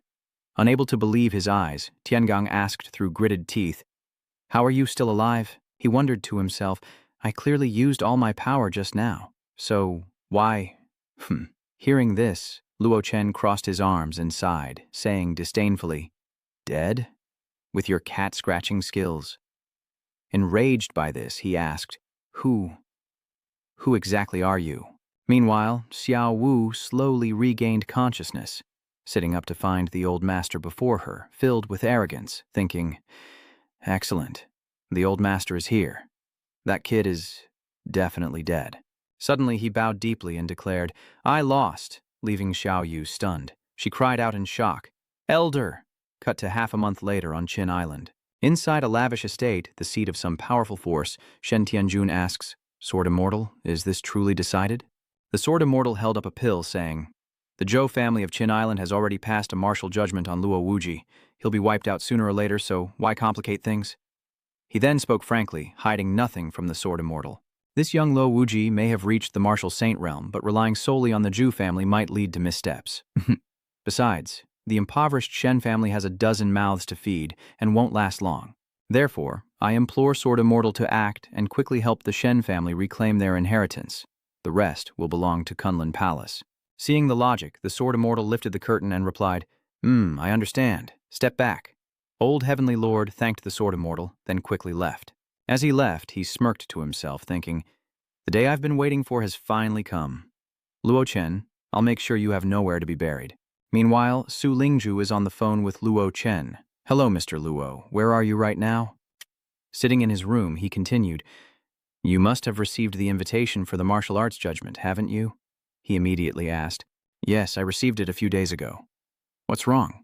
Lingzhi reports that things are not looking good. The Zhu family has apparently recruited 5 martial saints to oppose him. Furthermore, the Death Goddess Assassin Squad, known to be close to Zhou Qiankun, has also entered the country and is heading towards Qin Island. Perhaps you should avoid the brunt of the attack for now. Return to the armed forces. At least there, I can guarantee no one would dare lay a hand on you. Lao Chen simply replied, No need, I've already arrived. He was confused. Arrived? Where have you arrived? At this moment, our Luo has already arrived at Qin Island by yacht. From the mountaintop, a voice booms. Ancestor. The martial saints have answered your call and arrived on the island. They've located Luo Wuji's hiding place and can set out to kill him this afternoon. The old man in the tower asks Xu Jing, Where is the leader? Any news? The ghoul below reported that they had word half a month ago that he was coming, but they haven't heard from him since. He exhaled, raising his hand in response. Very well, then ignore him. Go and prepare. After all, it's overkill for the 5 of us to kill one high-level mage. Hearing this, Xu Jing clasped his hands in front of him, accepting the order. This junior will take his leave. Back at the mountain peak, sometime later, as Xu Jing was descending, someone rushed over in a panic, saying, Young master, this is bad. The man pointed back and reported, A strange ship has entered the North Harbor, and dozens of us couldn't stop it. What? He asked loudly, Who are these people? The subordinate replied, Unknown, but they call themselves Luo Wuji. At the docks, our main character stands before a super yacht, surrounded by motionless bodies, when a voice from the mainland startles the crowd. Are you Luo Wuji? They looked up at the 5 figures floating in the air, awestruck. It's the Patriarch. The Patriarch is here. Heavens, look behind him. It's 5 martial saints gathered together. In a flash, they landed before Luo Chen, who asked, Are you Zhu Qiankun? You look so washed out. Not even as good as my old neighbor. These contemptuous words enraged the Chu family patriarch and his entourage. He roared, Luo Wuji, you have a death wish. Not only do you fail to kneel before the holy mandate arbiter, but you dare insult the prestige of the martial saints. You've come seeking your own destruction, and even in death you won't be able to atone for your sins. The old man next to him, Wu Kong, laughed and said, This kid knows he's about to die, so he's putting on a show to be remembered. Sei Luo Chen scoffed. The hunchback is wrong. I just think it's easier to crush their ant nest than to let the ants crawl into my house and kill them one by one. His words were like salt in their wounds, enraging the Zhou family, and the bald man roared, You dare call us ants? You have a death wish. The Chu family elder states, Enough talk, just kill him. But suddenly, a voice from behind stops them. Hold on. A man descended on a sword, saying, Please, hold your fire. I have some business with him. Old Qiankun thought to himself, Sword Immortal Xu Jingtian, why is he here? Seeing him, the Zhou family immediately paid their respects, and the Zhou family elder wondered, Could Luo Wuji be a member of Kunloon Sword Palace? Oh no. If the Kunlun Sword Palace gets involved, things could get complicated. Qin Tian descended, saying, To rely on martial arts at such a young age, he truly is a promising seed. It's just a pity he's the most hated rebellious son of our Kunlun Sword Palace. Hearing this, the old master exclaimed, Martial arts? Isn't Luo Wuji a mage, and he's really only 20 years old? Old Jing Tian continued, Return all assets to the Shen family. Kneel and apologize to your grandfather to atone for your shortcomings, and I'll make an exception to invite you to Kunlun Sword Palace. With my protection, no one will dare touch you. Hearing this, the old celestial lord whispered, Sword Immortal, this isn't what we discussed. Weren't we here to kill Luo Wuji? Kyungcheon retorted, Are you trying to tell me how to do my job? Do you really think someone like you could ever hire me? He immediately chuckled nervously, not daring to respond. Luo Chen retorted, You people are interesting. Either you overestimate yourselves or you don't take me, Luo, seriously at all. He smirks confidently. Let me be blunt. Then pointing at the Zhou family, You lot? Pointing directly at Jing Tian, Luo Chen declared, Including you. I don't give a damn. His contemptuous tone stunned the Chu family elders. Hearing this, old Jing Tian shouted, What did you say? Tianjun rejoiced. That Luo family really produced a capable son. Giving him a way out, yet he insists on rushing to his death. Quickly kill him. The Sword Immortal gestured. Please. This matter is no longer the concern of my Kunloon Sword Palace. Given the green light, the Zhou family immediately attacked, and Qiankun leaped up, displaying his magic, creating a water dragon as he declared. "Luo Wuji, you're doomed," Zhou Jing exclaimed. "So this is the power of a martial saint?" "Just a hand, yet it possesses such power." The crowd behind them screamed and fled. "We have to run," Qin Thian thought, remembering the rumors that the spiritual energy in the world had gradually thinned out due to an incident 1,000 years ago. Later, most cultivators began to develop martial arts, the most important thing in cultivation, and after generations of inheritance, they finally found a way to convert internal force into spiritual energy, a powerful technique. However, most of these methods have been lost today, with only a few martial saint families retaining some, and the Zhou family's secret is one of them. Zhou Qiankun's move had condensed true essence close to spiritual power, and this kid Luo was definitely no match for him. But unexpectedly, Luo Chen stood there and gently waved his hand, creating a golden stream of spiritual power that directly struck the Zhou family patriarch's water dragon. With a wave, he split the dragon of true essence in two, and before the Zhou family elder could understand, Luo Chen was already behind him. He raises his hand again, slapping the old man so hard he spits blood in agony. The force sends him crashing down, kicking up dust and debris. Old Wukong exclaimed in confusion. "This kid is indeed a Dharma cultivator." Old Jing Tian interrupted. "No, I'm certain he used internal force just now." Lord Zhuo asked, "Inner strength? How is that possible?" He's so young. Even if he started training in the womb, he couldn't possibly crush a martial saint." From above, Luo Chen continued to smile mockingly. "Is this all the Chu family's martial saint is capable of?" He looked down at the old man kneeling on the ground with disdain. "Looks like what I said before wasn't accurate enough. My neighbor is 10 times stronger than you lot." Unable to bear the humiliation, the Chu family elder roared, "What the hell are you babbling about?" "How hateful, truly hateful," he declared with resolve, eyes blazing. "Even if it costs me my life's energy, I will kill you today." Suddenly, the sky turns a dark and ominous black, accompanied by flashes of lightning. Below, the Chu family elder raises his hand to the heavens, lightning coiling around him, his eyes darkening as he shouts, "Sword, come!" The commotion was so great that even the sword Immortal stood there, speechless. A strange sword appeared from the sky. The 7-star Dragon Abyss sword. Who knew that Zhou Xiankun was hiding such a divine weapon? As the sword plunged into the ground, he arrogantly declared, "I once used this sword to slay 37,000 people." Then, the Chu family elder grabbed the 7-star Dragon Abyss sword and proclaimed, "Today, with this divine weapon in hand, I shall use your blood to consecrate it." He roared, "Die!" and instantly, a beam of green sword energy shot towards Luo Chen. He goaded his allies. "Now's our chance, brothers. Combine your strength and kill Luo Wuji." The three behind him attacked in unison, 5 streams of spiritual energy converging on him, but Luo Chen simply scoffed. Ants trying to shake a tree. His eyes gleaming with power, he calmly states, "Hoping to defeat a dragon." Laojin shouts, "How laughable," as he creates a golden barrier of immense power.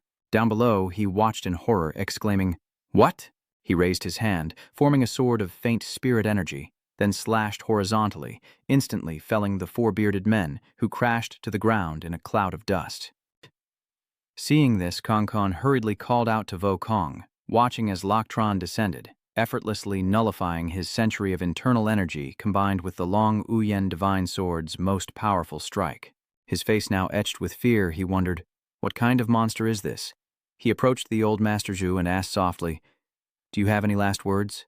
He stammered, No, you can't kill me. I'm a martial saint of the Chu duel of martial prowess. If you kill me, our leader will never forgive you." Luo Chen crossed his arms, asking about sect leader Yang Tiangang.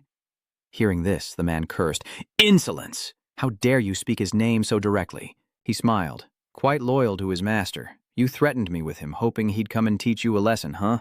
So, Yang Tiangang, are you coming out or not?" From the crowd, an old man wearing a hat to hide his identity was startled by the call of his name, and then, knowing he couldn't ignore it, sighed. As he removed his hat, the Chu family patriarch exclaimed, "Senior Yang, why?" Hearing this, old Yang Tiangang retorted, "Why did I hide, you ask?" Hiding his face, overwhelmed, the old man pointed at himself and said, "Because I am the old man next door he spoke of." He widened his eyes and roared, "Because I'm blind! Because I can't beat him! Because I can't afford to provoke Luo Wuji, understand?" His words were like a slap in the face to Qiankun. He stammered something, Then Elder Yang turned to address the crowd. You all heard it clearly. This is just a personal feud between Luo Wuji and the Zhou family. He solemnly declared that it has nothing to do with him and will be resolved with force. The crowd stood in stunned silence, no one daring to utter a word, as Elder Yang clasped his hands and bowed to Luo Chen. What do you think, Mr. Luo? He waved his hand in response. All right, you can go. He bowed his head in gratitude. Thank you, young Master Locke, old Jing Tian thought to himself as he watched. Single-handedly, he swept through all the martial saints. If he can't work for the Kunloon Sword Palace, he'll become a threat. Lost in thought, he unconsciously sensed a surge of spiritual energy, and the Zhou family patriarch laughed triumphantly. She's here. She's finally here. The sky turns black and a ghostly skull appears. He shouted, My ultimate trump card, the goddess of death. Looking at the commotion in the sky, Qian Gang wondered, the goddess of death? Could it be the night assassin known as the strongest assassin in the Western continent? Qian Kun actually managed to hire her? Qian Kun's expression turned manic as he laughed and said to him, Look, Luo, I don't believe even an international powerhouse like the goddess of death can save you. In the sky, a skull-like face appeared in the stormy clouds. Even King Sky couldn't help but sigh in admiration. As expected of a world-renowned assassin, even her aura is deadly. He frowned, calculating in his mind that it seemed he wouldn't need to act personally today, as Luo Wuji was sure to die here. At that moment, lightning struck, and streams of black air gradually coalesced into the form of a girl. Old Qiankun excitedly shouted, Goddess of Death, welcome. Your arrival is perfectly timed. He gleefully reached out towards Luo Chen. It's him! He trespassed on the Zhou family and killed my descendants. You must tear him apart for me. The black mist dissipated, revealing a familiar figure. Mavis. She coldly reassured him, Mr. Zhou, there's no need to panic. Mavis, with a flash of murderous intent, declared that only by maintaining composure at all times, no matter the enemy or their actions. Suddenly, Luo Chen interrupted with a wave, and upon seeing him, she was stunned into silence. A moment later, Mavis stammered in a panic. The Dragon Slayer. Darkness fell over An Men's face as he threatened, I hear you want to kill me. Mavis, startled and terrified, bowed her head, explaining sincerely, Your Excellency, Slayer of Dragons, I unintentionally offended you. Please forgive my transgression. After her words, the entire group fell silent. At this moment, Tiangang, Qiankun, and Tianjun were terrified and wondered aloud. You killed a dragon? Unintentionally offended? Begging for forgiveness? Luo Chen looked at him and smirked. It seems the person you called doesn't dare to attack me. He approached and said, How about I give you a chance? Think about who else can help you. Qiankun exclaimed in disbelief. Just who are you? With a murderous glint in his eyes, Luo Chen said grimly, Does a dead man need to know? He screamed in terror. No, don't kill me! Ignoring him, An Min simply turned him into fireworks, his screams still echoing. No. Tiangang solemnly assesses Luo Chen's strength. Since the establishment of the Martial Power Tribunal, it has recruited 8 martial saints, each a peerless master who has lived for centuries. And now, more than half are dead, as worry etches itself onto his aged face. From now on, it seems no one in the Martial Arts Alliance will be able to compete with Luo Wuji. That's not something you should touch. Why are you scared? Jing Tian sneered. Do you still want to make a move on me? He said smugly, holding the sword. Don't think that beating that martial artist makes you invincible. My sword sect of the cultivation world is extremely famous, not a place someone like you can provoke. With a dark look, Luo Chen coldly stated that he had used up his last chance. I'm curious to see how a martial artist like you will stand against a supernatural cultivator like me. Kill. Tianjun rejoiced, thinking, Luo Chen, you're really something. Why didn't I treat you better at the start? Now you've offended Kunloon Sword Palace in an instant. Even if you had 10 lives, you wouldn't survive today. With a smile, he used transposition, saying, Who told you I cultivated martial arts? The sword pierces him, and he coughs up blood in disbelief, realizing Luo Chen is a cultivator. Men calmly looks back at Cain Thian and taunts, I'm the one who should be surprised. After so many battles, you're the first to be critically injured by the image swap technique. His words enraged him, and he cursed, Bastard! Qin Thian, enraged, grabbed his sword, yelling about the audacity of toying with him, and unleashed a sword attack towards Lok Tran. The sword energy flew towards him with incredible speed, but he simply raised his hand. A sword-shaped pillar of light then appeared behind Luo Chen. With a wave of his hand, the pillar of light moved forward, piercing through Jing Tian's attack. He raised his hand, attempting to create a defensive barrier, but it was utterly useless. An intense light erupted from the point of impact, and fragments scattered in his astonishment. Kyungchun's protective aura shattered into pieces, and he cried out in terror. A third-stage divine ability. Jingtian reeled from Luo Chen's attack, realizing that blow was definitely at the third level of divine power. Just what kind of monster is Luo Wuji? Seeing his dominance, Tianjun trembled with fear. It's over. It's over. A look of utter despair washed over his face as he realized the Shen family was doomed.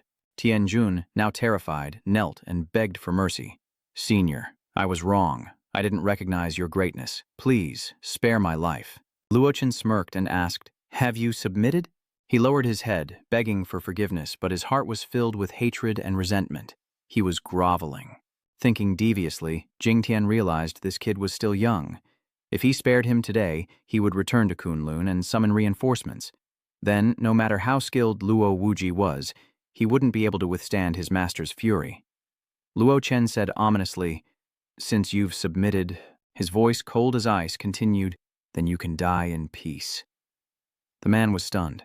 What? Jingtian asked, terrified as he crawled backward. I surrender. You can't kill me. It's against the rules. But with a calm gesture, Luo Chen turned his head into fireworks. My rules are the only rules. The scene shifts to a mountain that pierces the clouds. At this moment, Qing Mang knelt on one knee and reported, Master, the Gonglun Sword Palace and our Qingcheng Mountain have been allies for 100 years. Now that Xu Jingtian has been killed, Qing Mang requests to go down the mountain to avenge him, with your permission. The man addressed as master granted his request. Yes, your dragon-waving arm is complete. It's time for a trial, he continued. Go, but be careful. Whoever killed Xu Jingtian is no ordinary person. Qing Mang clasped his fist and replied, Yes, master. The scene shifts to a seaside location, the sky painted with the colors of twilight as Luo Chen sits inside a house across from Mavis, who is calmly pouring water for him. Luo Chen asked, Tell me, how much do you know about the terror game? She smiled charmingly and replied, You slayed a dragon, sir. You're certainly straightforward enough, but how much I know isn't important. What matters is how much you want to know. Mavis, eyes wide, tells Luo Chen, After all, we're assassins. Intelligence is second only to life. He raises his teacup and says bluntly, I don't like beating around the bush. What are your conditions? She then told Luo Chen that only as allies facing a common enemy could she freely share hard-earned information. He raised his teacup, smiled slightly, and asked, What kind of pact? She replied, Any form will do. I believe the Dragon Slayer values promises like gold. Mavis raised her teacup and continued, Now that the covenant is complete, I'll be frank. Actually, the reason I came to Huabang this time is because of the terror game. Hearing this, he raised an eyebrow with interest. She mused, The horror game has existed in Western history for quite some time, and many influential figures in Western civilization were players. I've also encountered Easterners in the game a few times. Clearly, this isn't just a Western phenomenon. Mavis, gazing at the tea in her hands, combined the number of ancient people with the game's mortality rate, stating that before the modern population boom, almost everyone had participated in the terror game. Luo Chen was puzzled. What was their goal? She uttered the phrase, spirit of the mind. This revelation startled him as Mavis continued, explaining that among the countless planets in the universe, only a fraction harbor life. The real reason is that those living planets lack a vital heart of spirit to sustain life. A treasure beyond compare, even in the immortal realm. His eyes narrowed as he thought to himself, though the Tai Huang scripture is known as the strongest technique of all time, it has some flaws. If he could obtain the spirit of mind to make up for them, he wouldn't have been betrayed by those ungrateful wretches in his past life's final battle. Mavis solemnly explains that the horror game's constant recruitment of players is to find a suitable candidate for the spirit of the heart, but she doesn't know the deeper purpose. Luo Chen raises his hand to his chin, voicing his thoughts. How do they find this suitable chosen one? Only through the game? She replied, Yes, but not entirely. Mavis raised a finger and continued, The game is actually divided into two types. The first type involves being summoned into the game, like a lottery. Because there are so many newbies, they have to go through many rounds to attract the game master's attention. She continued, The second type requires players to actively participate. The horror game will reset the game in various locations around the world. Usually only top-tier players or those confident in their abilities dare to delve deep. Of course, the higher the risk, the greater the reward. Mavis closed her eyes and said, I'll give you another piece of information. One I think you'll find interesting. The game arranged in Han will open soon, and I heard the reward for the winner this time is a clue to the heart of the spirit. Luo Chen's expression turned serious as he asked, "So you came to Huabang to participate in this selection?" She chuckled nervously, waving her hand. "Me? Forget about it. Though I'm no weakling, I'm still a bit short when facing true powerhouses. You ask about true powerhouses?" Mavis recalls an image of a white wolf, speaking of Sulev, son of the Snow Country Wolf King. He's also one of the seeded players in this selection. Ansh Mi tilted his head indifferently, so it seems there's more than one powerhouse. She tries to explain, saying it's true, but with Luo Chen's strength, there shouldn't be too many problems. Perhaps Luo Chen can use this battle to become one of the top players. Luo Chen chuckled softly. "You're wrong. I've never considered these players my opponents." Mavis is shocked to hear him say that. "What do you mean? Are you saying you want to oppose the force behind this terrifying game?" Luo Chen calmly took a sip of tea, exhaled, and chuckled. "Do I look like I'm joking?" Mavis leaned back in her chair, saying, "Mr. Luo, I know you're strong, but I must advise you, countless powerful figures have emerged in the last 1,000 years. Luo Chen calmly adjusts Mavis's state of mind, saying it's because she hasn't met him yet. She silently curses in her heart. This guy's insane. Absolutely insane. Facing that terrifying game, Mavis rose and quietly said, "If that's the case, I'll take my leave." She was secretly planning her escape, unable to stay there any longer. Being around this dangerous man would only bring trouble. He coldly replied, "I know what you're thinking. Too bad, you missed a good opportunity." Hearing this, she wore a face that said, "Yeah, right," thinking, "A good opportunity? An opportunity to die?" Mavis stood up, wanting to get out of there. "Mr. Lake, you and I are allies, so consider this my compensation for breaking the contract. I'll provide some minor assistance. Someone will meet you in an hour, and he's connected to this terrifying game." She watched him calmly drink his tea as she politely said her goodbyes. "That's all I can say. Good luck." Mavis's voice was stern, hoping they wouldn't become enemies one day as the scene faded tonight. A man in a suit entered his room, speaking politely. "Greetings, Mr. Luo, I am Yu." He bowed gracefully. "Korea, I mean it." Without wasting words, Luo Chen said, "Get to the point." And so he explained it all again. "We sincerely wish to ally with Mr. Luo and hope you can protect our chosen one, Ju Wan, in the terrifying game." Luo Chen muttered, slightly annoyed. "Another alliance. The woman who recommended you, didn't she tell you anything?"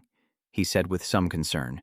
"Of course, I know that Mr. Luo doesn't want to submit to the scary game, so I came to your house. I've approached many before, but none dared accept." Intrigued, he gestured to a chair, inviting him to sit and explain. Ryaguk sat down and began to explain the terrifying game designed by Kaoi. "Perhaps you've heard of it. The rules of this game are actually quite simple. All players compete to snatch the crystal skull within the spirit gate. He conjures a purple flame on his fingertip and continues. Perhaps Mr. Luo has already noticed the difference. The energy I wield is neither internal force nor spiritual power, but a unique ability." Diaguchi explains the levels in the horror game, telling him that his ability to control the weather in Korea is due to being a level 6 esper. Luo Chen raised an eyebrow, asking, "A level 6 esper?" He continued, "These so-called espers are not the martial arts or cultivation of the East, nor the divine powers or ancient bloodlines of the West, but rather a special ability possessed by the human body after its potential has been unlocked. There are 9 levels of espers in total, with level 1 being the lowest and level 9 being the highest. In comparison, level 3 is equivalent to your Huabang's Grandmaster, and above level 5 is the divine level." Guk's expression darkened as he said, "But my ability wasn't innate. It relies on a sacred well in the Song family. But coincidentally, the target of this game is the crystal skull that will appear in the sacred well." Luo Chen was doubtful, so he worried that the players would destroy the well when they plundered the crystal skull. He replied, "That's right, and from what I know, there are at least 8 level 8 psychics participating in this game." He then produced a glowing seed, saying, "I know this is incredibly dangerous, so as a token of my sincerity, I've prepared this for Mr. Luo." The man looked at the object, puzzled, as Luo Chen reached for it. Diaguke quickly summarized its use. "This is a mutant fruit, one of the primary energy sources for mutants. He says you can get one by completing certain tasks in the game. Most espers in this world are born through this very method." Diaguch turned to Luo Chen and said, "But the strange fruit in your hand, Mr. Luo, didn't come from the scary game, but from the holy well. Legend says that after the death of a great official, one of the 6 great demons, its overwhelming demonic power will condense into this..." He looks at the strange fruit, inwardly assessing that it resembles a divine seed, only with unstable energy levels, but the fact that the terrifying game can create its own strange fruits is indeed a bit surprising. Luochen agrees, "Okay, I'll take the job." He smiles and clasps his hands together. "Thank you, Mr. Luo, I am deeply grateful." Then I'll prepare to escort Mr. Luo to Goryeo. The scene shifts to an airport 2 days later, where Luo Chen emerges to find a line of bodyguards and a car waiting for him. Dia happily gestures for Luo Chen to enter the car, when suddenly his phone rings. Luo Chen answered. "Hello," the voice on the other end responded. "Hello, Mr. Luo," Ling Ju said anxiously. "Did you kill Xu Jingtian of Kunloon Sword Palace a few days ago? The cultivators of Kunloon Sword Palace and Qingcheng Mountain are hunting you for revenge. Qingcheng Mountain has even sent their #1 genius." Xing Luochen calmly replied, "Tell them not to bother looking for me. I'm in the Gaoli prefecture." Ling Ju was bewildered by his attitude. "That's not what I meant." The phone beeped, signaling that the other end had hung up, and he sighed as he looked at it. The scene shifts to a village as beams of light rain down from the sky. People appear everywhere wondering, "This is that terrifying game, isn't it? I was running for my life yesterday, and now I'm here again?" Luo Chen silently observed his surroundings, noticing that there seemed to be quite a few more people this time. An NPC appeared, welcoming them. "Welcome to the battle for merit, where only those who earn enough points," his grim face threatened, "will qualify for the next trial. The search for the crystal skull." The NPC explained the rules. Everyone starts with 10 merit points, which can be exchanged or stolen. Reaching 10,000 points grants access to the crystal skull trial. If your merit reaches 0, you're eliminated. The time limit is 12 hours, starting now. Outraged, the crowd cries out at the impossible goal of 10,000 merit points. "Are you kidding? To steal that many points, I'd have to defeat at least 1,000 people. That crystal skeleton thing, I never even considered participating. Can I just drop out? If I give my merit points to someone else, will I be eliminated?" He reassured himself. Elimination doesn't mean death. If anyone wants to quit, just transfer all their merit points to someone else by thinking of the recipient, stating the amount, and the merit points to be transferred. The NPC's eyes were dark and inscrutable as his voice droned on. "I needn't elaborate on the act of plunder. Incapacitate or kill your opponent." Then he vanished into thin air, leaving me with nothing more to say. "The rest is up to you to consider." The crowd murmured in doubt and speculation. Wow, is this some kind of massive act of charity? How rare. Who knew a horror game could have such a gentle side? Luo Chen's eyes gleam with contemplation. One person is worth 10 merit points, and everyone here combined probably isn't worth 3,000. If we're going by the rules of the Immortal Realm's secret realm, there must be a higher training area. He knelt down, reaching out to examine the ground, when a sudden scream caught his attention. Meanwhile, the large man lifted someone up as the terrified boy begged, "Please, let's talk this over. I'll give you my merit points, just don't kill me." The man laughed. "This game is amazing. No order, no laws, a true paradise for murder." With that, he slammed the boy's face into the ground, splattering blood everywhere as the deranged awakened one shouted, "Merit points? I don't need merit points. Today I just want to kill to my heart's content." Everyone was terrified of his massive figure scattering in every direction. A level 4 aberrant? Isn't this supposed to be a newbie village? How could there be such a high-level player? Stop gawking and run. He quickly gives chase, saying, "Trying to run?" The awakened one then slammed his fist into the ground with glee, boasting that no one could ever escape his sight. Amidst the chaotic crowd, Luo Chen silently contemplates. About 100 kilometers away, there's a stronghold with a population of around 10,000. He glanced around, estimating that many of them were probably criminals, and calmly muttered that he'd go take a look. Daija notices him, angered by Luo Chen's lack of fear. "What, you think you can ignore me?" Dika roared, throwing a punch. "You're asking for death," Luo Chen says, bored. Then his body exploded into pieces, leaving the players speechless with terror. Among the crowd, a white-haired girl smirked, noting that he could obliterate a level 4 mutant with just his aura. This was Chiba Kaiko, and she watched with amusement. What an interesting person. The scene shifts as Luo Chen arrives at a new city, where someone takes notice of him. They reached out to stop him, shouting, "Not enough merit points. You can't enter without 100 points. Luo Chen scoffed, questioning their authority. "Oh, how many merit points do you have?" He raised his eyebrows and said 320. "What about it?" Meng calmly replied, "If I beat you, can I go in then?" He exclaimed in disbelief, "You gatekeeper is furious and scolding nonsense. A newbie with only a few dozen merit points dares to barge into Golden Wind City?" Do you know our city lord is a level 5 esper? Suddenly, Ai Bakei spoke up, trading 100 merit points as she walked forward, drawing his attention. Chikeiko said, I've given him the merit points, so can we go in now? He hesitated, but before he could decide, she led him inside. Let's go. And with that, the two of them successfully entered the city. As they walked, he asked, Why did you help me back there? We don't even know each other, do we? Shibachiko chuckled, pointing at herself. Aren't we acquainted now? Luo Chen gave her a cold look.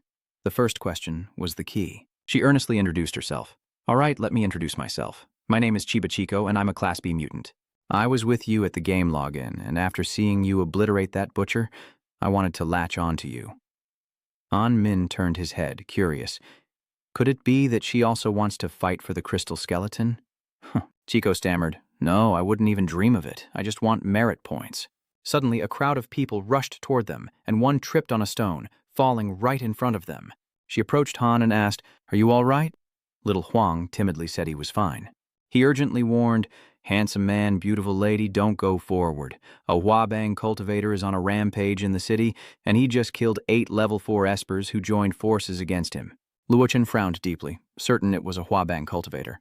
He replied, Yes, I think his name is something like Than Mang. He thought to himself, Than Mang, so he really did find his way to Han. Without hesitation, Luo Chen continued forward.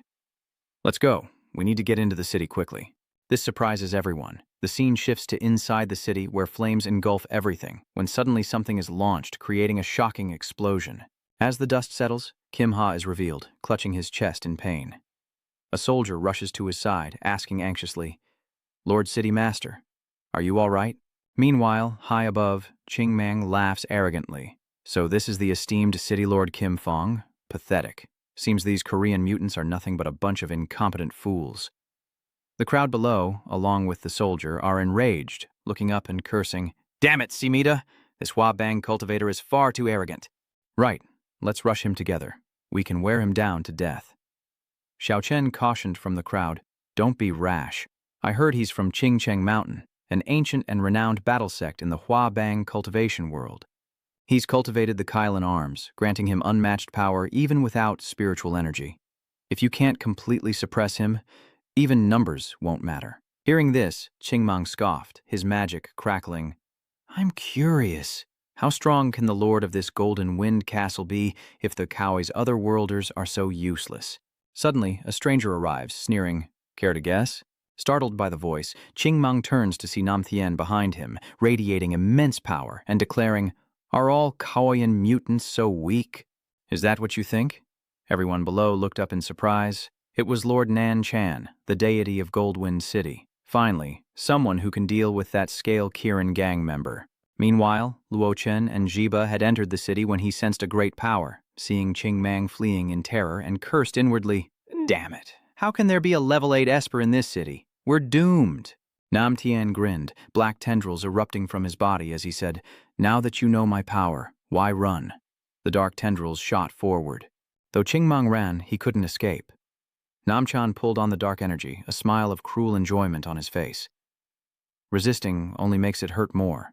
The dark tendrils wrapped around him, constricting him painfully as Than Mang begged, Senior, spare me. I was wrong. Please, spare me. Suddenly Nan Chan appeared before him, delivering a powerful kick that sent Qing Mang crashing down. With a loud crash, Qing Mang hit the ground, kicking up dust as Nam Thien landed and scoffed, Is that all the power you've got? He looked at the trembling Thun Mang and continued to mock, Isn't Tanthan Mountain considered a famous sect in the Hobang cultivation world? I can't believe there's such a useless wretch. Nam Thien grinned, then said, Kneel and hand over your merits. Then admit that your Hoabang's magic is stolen from us, Goryo. Admit you're all thieves, and I'll let this go. Trembling with fear, Qing Mang kowtowed. Yes, Huabang's magic is trash, all stolen from Korea. Please, senior, spare me. Hearing this, he casually ordered, Good dog, now get out of here. Little Huang cheered, praising the god for avenging their fellow Korean mutants, while Xiao Chen added that the flower sect's magic was trash, stolen from them, yet they dared to be arrogant in Korea. Suddenly, a fist struck Xiao Chen, sending him crashing to the ground. Enraged, he clutched his face and roared, Who the hell dared to hit me? Luochen calmly approaches. You insignificant gnats dare to claim our Huabang's magic is stolen from you? Nam Thon notices the commotion and steps forward. So, you're here to avenge that cur who ran away with his tail between his legs? With a cold face, he retorted, Wrong, I'm representing the Flower Gang. Chibaike anxiously said, Mr. Luo, what are you doing? He's an 8th level mutant, he replies calmly. It's fine. Luo Chen thought that this level 8 Esper would be perfect for attracting the attention of the horror game. Nam Chan asked with interest, Which sect of Huabang do you belong to then? I am my own master, Anmin declared confidently, then scoffed. An amateur, then. Even your prestigious Huabang sects are no match for me, yet an amateur dares to challenge me? Try it, then. Nam Tien attacked him with dark energy, determined to kill him, sending the energy spears flying towards Lak Tran. He closed his eyes and shouted, Stop! Immediately, the dark energy froze in place. Nam Tien was horrified. What? What was happening? His body is paralyzed. Wasn't he only releasing the most basic magic? How is this possible?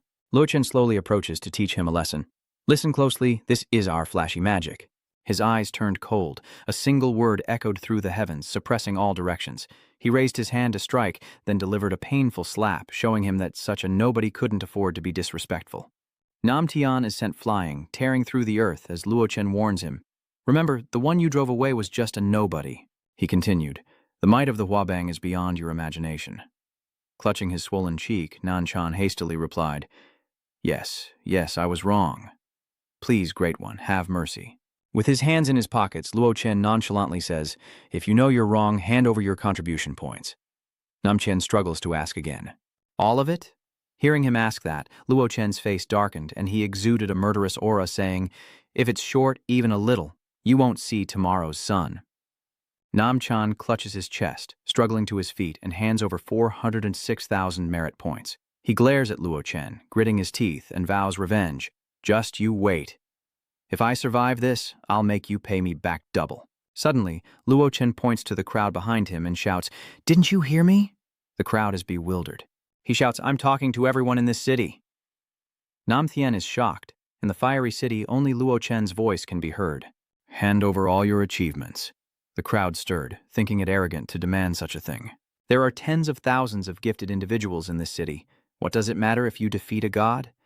This kid has probably never heard the saying, many ants can kill an elephant. Shiba Keiko pleaded from behind, Mr. Locke, that's enough.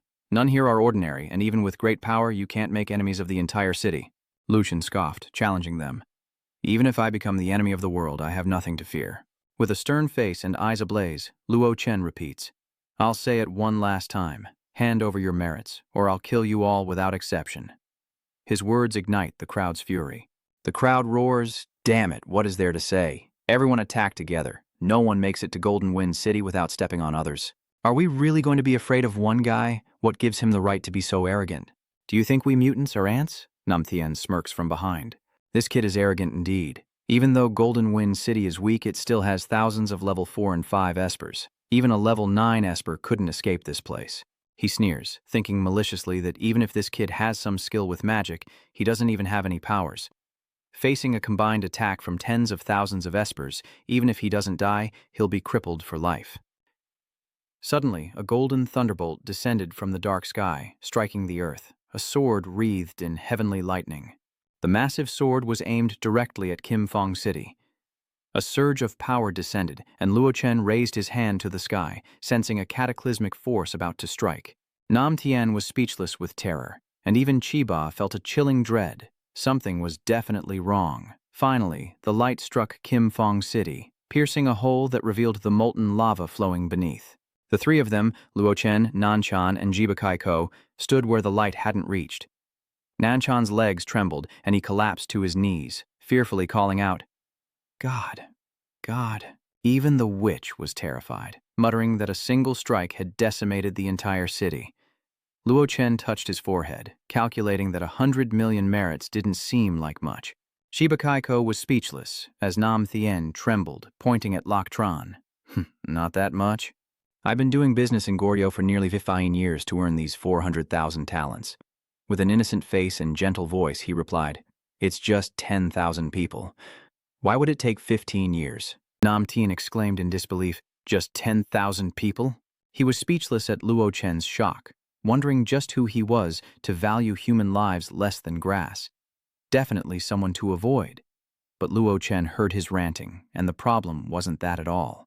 Nam Qian continues, saying that those who can participate in the battle for merit are all level 1 espers, considered to be the chosen seeds of the horror game. Nam Tian added, I've heard of level 8 mutants being erased by the game for indiscriminately killing based on merit.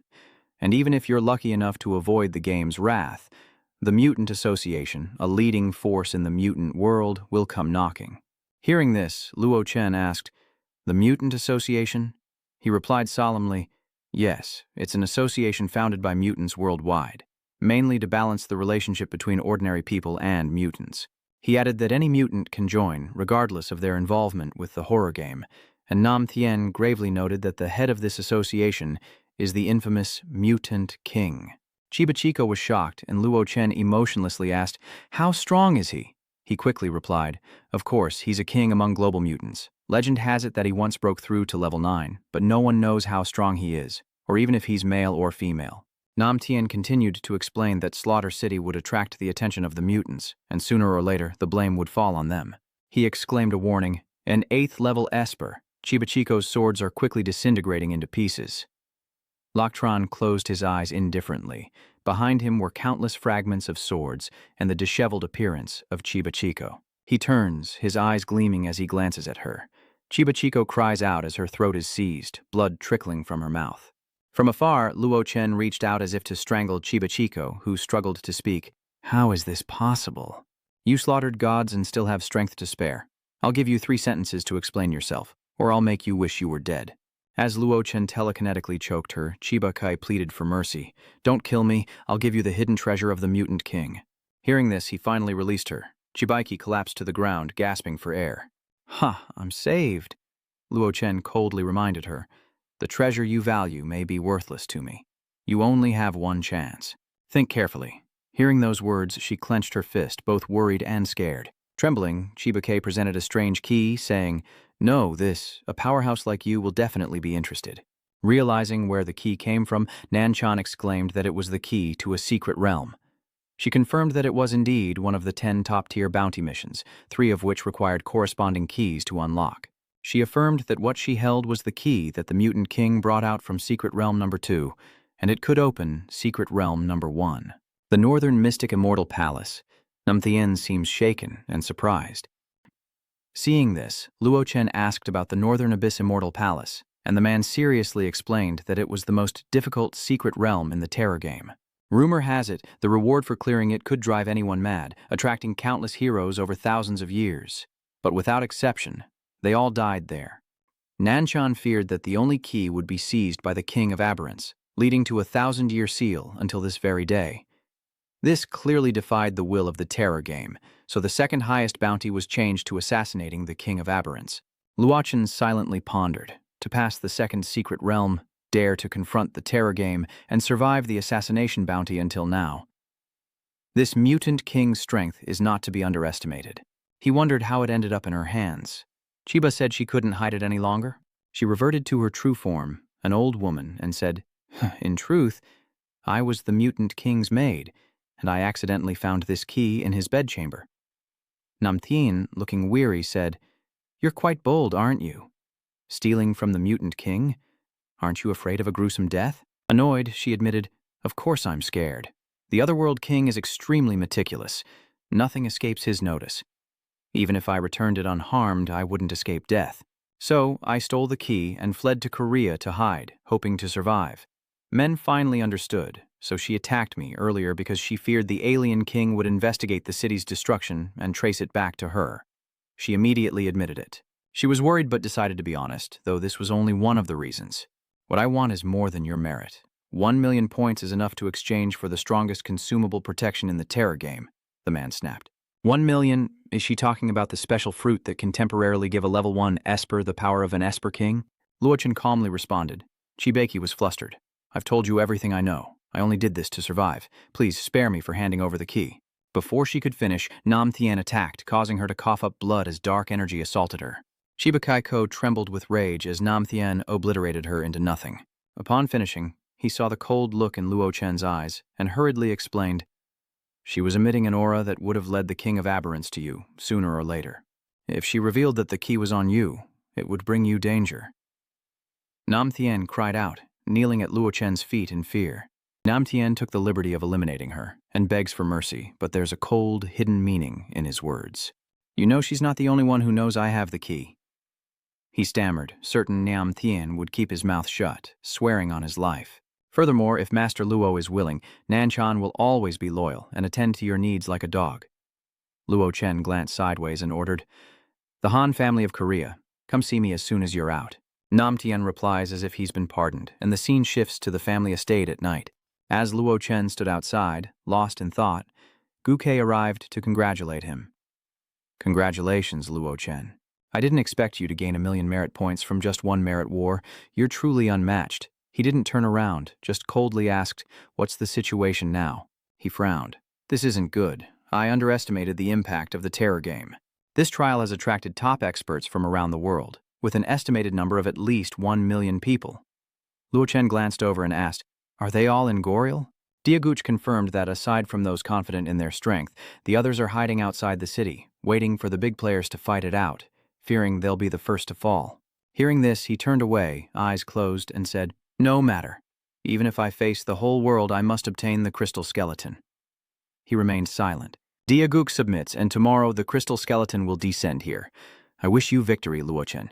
Luo Chen said nothing as he walked away, leaving that place and heading towards his room where Nam Tien was waiting. He asked, "Did you bring it back?" Holding the mysterious stone, the man replied, "Yes, master. I've exchanged it. Please, take a look." Nam Tien handed him the stone, and as he examined it closely, he mused that a power comparable to a mutant king did pique his curiosity. Sitting back in his chair, Luo Chen crossed his legs and gazed at the purple stone hovering in the air. Then, stroking his chin, he wondered, "Why can't I move this with my mind?" Nam Tien awkwardly explains, "Master, this treasure seems to be for rapidly increasing abilities, but the user must already possess them." Lao Chen crosses his arms and asks, "So I have to become an esper?" Nam Tien ventured a guess. "Probably," he added. "However, for a cultivator like you to become an esper might not be easy. You'll need to prepare some merit points and exchange them for an esper fruit first. If I remember correctly, even the most basic mutant fruit costs over 300,000 san yin." He held out a glittering golden fruit and asked if this was it. Nam Tien was shocked. This is a high-level mutant fruit." His jaw dropped in disbelief. This level of exotic fruit couldn't even be exchanged for contribution points, and could only be found in the top 20 secret realms. Luo Chen truly had a grand background. Clearing his throat, Nam Tien regained his composure and said, "But master, just the exotic fruit isn't quite enough." Lok Tran, unconcerned, popped the fruit into his mouth. He frantically tries to stop him as he nonchalantly chews the fruit. This is not good. Nam Tien panicked, thinking, it's over, something's about to happen. Those who cultivate magic and directly consume mystic fruit will experience a violent clash between their spiritual power and the fruit's energy. Without specialized protective artifacts, they risk losing all their power or even instant death. His face suddenly darkens, his heart pounding. Luo Chen frowns, his eyes blazing. The strange fruit ignited the flames within him, and they began to devour it piece by piece, leaving him tense, as if engulfed in a raging fire. What's going on? It's like the Grand Emperor Cannon is suppressing all the spiritual energy in my body, and it's using separation fire to destroy the strange fruit. The flames gradually break down the strange fruit. Luo Chen curses under his breath, frustrated that his body is completely out of control. Gritting his teeth, sweat pouring down his face, he knew that if this continued, the fruit's energy would be completely dissipated. He had to gamble.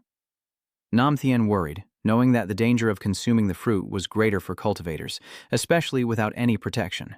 Gritting his teeth, he decides that if he doesn't immediately interrupt the fruit's fusion, his master will surely die. Severing his meridians and isolating his spiritual power might be the only way to save him. Nam Tien cries out, "Master, forgive my disrespect," and strikes at Luo Chen, who is seated. But Nam Tien's attack was stopped by a shield surrounding Luo Chen. He recoiled in shock, wondering what was happening. Nam Chan anxiously asked, "Master, are you all right?" Luo Chen rubbed his head and gave a brief reply. "Phew." He sighed in relief, barely managing to seal the power of the Tai Huang scripture in time, narrowly avoiding annihilation by it and the strange fruit. Regaining his composure, he realized he couldn't use the Tai Huang scripture until he understood why it rejected the strange fruit. Looking at the flame in his hand, Luo Chen thought, "At least I'm considered a mutant now." In the city's outskirts, the air hangs heavy with silence, broken only by the rustling leaves as a figure appears on the cliff, sniffing the air. He then turned to report, "There are over 2 million people gathered below, but aside from 5 level 8 mutants, the rest are just there to watch. Master Slipe, it seems we should head over there as well." With a stern look, Su Leip said, "No rush. The crystal skeleton won't descend for a few more hours." A glint of calculation flashed in his eyes. A powerful figure was approaching. Suddenly, a voice echoed, "Are you talking about me?" To LP turned to look at the startled minion, explaining, "She's a countess of the Blood Clan, appearing from the void." This made the minion wonder, "This power, is it from the Blood Clan?" The henchman bared his fangs and claws, lunging at her, shouting, "Lord Su Hyuk!" He thought to himself that even under the slightest scent of the werewolves, this person was dangerous. Su Hyuk stopped him in his tracks. "Don't get excited, she's not an enemy," he explains. "At least the feud between the vampires and werewolves doesn't concern her, does it?" The Count replied smoothly. Mr. Solip remains as composed as ever. Solip began, "Seeing you here, I'm still a bit surprised by your eccentric personality, which doesn't quite fit in with the group. Besides researching trivial things, why would you be interested in this kind of training?" She mused. "You understand me well." The Countess smirks. "Indeed, as you say, I'm not here for the trials, but for revenge. A scoundrel killed my blood servant. My messenger spotted him a few days ago, hiding in the lower house. He suggested, 'Looks like we have an opportunity to join forces. I'll help you catch him, and you'll help me get the crystal skeleton?'" She tilted her head, thinking, "Well, I hate forming relationships with humans, but if it's Mr. Solep, I might give it a try." He smiled in agreement. "Very well, it's decided then." Solep asked seriously, "What was the name of the blood servant you killed?"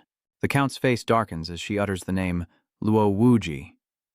At a well, an ominous and deadly aura emanates, and a mysterious red circle gradually appears around the well's mouth in a village. At that moment, a crowd gathered around the well. Luo Chen watched from afar, turning as he heard Daguk's voice. "Young Master Luo, the number of people here for the trial far exceeds my expectations." He held out an object, adding that it was to prevent any unforeseen events. "Please accept this, just in case." Luo Chen quietly examined the item in his hand and asked, "This is Dia explaining the situation. The sacred well hides a teleportation array that I spent a great deal to set up years ago. You only need to channel your power into this ocarina to bypass the defenses and enter the sacred well, giving you the advantage when the crystal skeleton appears." After hearing this, he stared at the item with a look of disdain and said nothing. He clasped his hands in a salute and added, "I know that with your strength, Mr. Luo, you must despise this kind of help. But as long as the goal is achieved, why care about the means? Wouldn't it be better to just grab the crystal skeleton and run? In short, it's easier than staying to fight these international tycoons." More and more people gathered around the well, waiting quietly. A sudden whirlwind appears, causing some to look up. The Count says with a proud look, "No matter how many times I hear it, the roar of the Wolf Clan is still so frightening." Suleiman replied sternly, "This is my most gentle entrance." People were surprised and commented, "A peak level 8 mutant, the son of the Wolf King Su Yab. It seems the big players are close enough. This place is no longer ours. Let's go." The redhead hesitated. "But the chance to see international powerhouses up close is rare." Old White Hair sat on a thundercloud, looking down and commenting, "I knew that toilet-crazed mutt would show up. But who is that woman beside him? That disgusting scent? It's like a high-ranking vampire." He glanced over at Heavenly Ghost, who was usually so talkative. Why so silent today? Unlike his usual self, Tianguai remained silent as Luo Chen clutched the artifact given to him by the original Dia, while everyone around them hurriedly evacuated. As one ran past him, the level 1 mutant anxiously warned, "Kid, don't go forward. It's about to get crazy in there." "Hey, my brother's talking to you. Are you deaf? Even level 7 mutants are retreating." "Why would a level 1 mutant like you go in there to die?" the black-haired man said, stopping him. "Forget it. Let him go show off. Any stray blast from a level 8 mutant will turn him to ash." The redhead scoffs, calling them reckless. A voice echoes, and the two turn around. "The ones who overestimate themselves are you two fools." The red-haired man scowled, watching him calmly cradle his sword. "Old man, what did you say?" He gripped his sword hilt, ready to strike. Then with lightning speed, he slashed horizontally, bisecting the red-haired man. Gently closing his eyes, he sheathed his sword, saying, "While I may be old, I still hate hearing that word that symbolizes decay." The black-haired man, terrified, was speechless as he passed by. standing behind Luo Chen and solemnly saying, "Moreover, as a strong man, if you let these ignorant ants provoke you, it will damage the prestige of the Huabang cultivators. Am I right?" He slowly and deliberately spoke his name, Luo Wuji. Meanwhile, Blood Maiden and Su Lia also overheard this exchange. They immediately turned to him in surprise as Luo Chen smirked and asked, "From the Kunloon Sword Palace?" He smirked, confidently saying, "You're surprisingly calm, but knowing my identity, you must be prepared to die, Tie Yi." He frowned and asked, "You're the one who killed Count's bloodslave, Lapduke? Why do you look so weak?" He recalls and casually replies, "Radke, I think I stepped on a bug once. I want to see if your strength matches your boasting."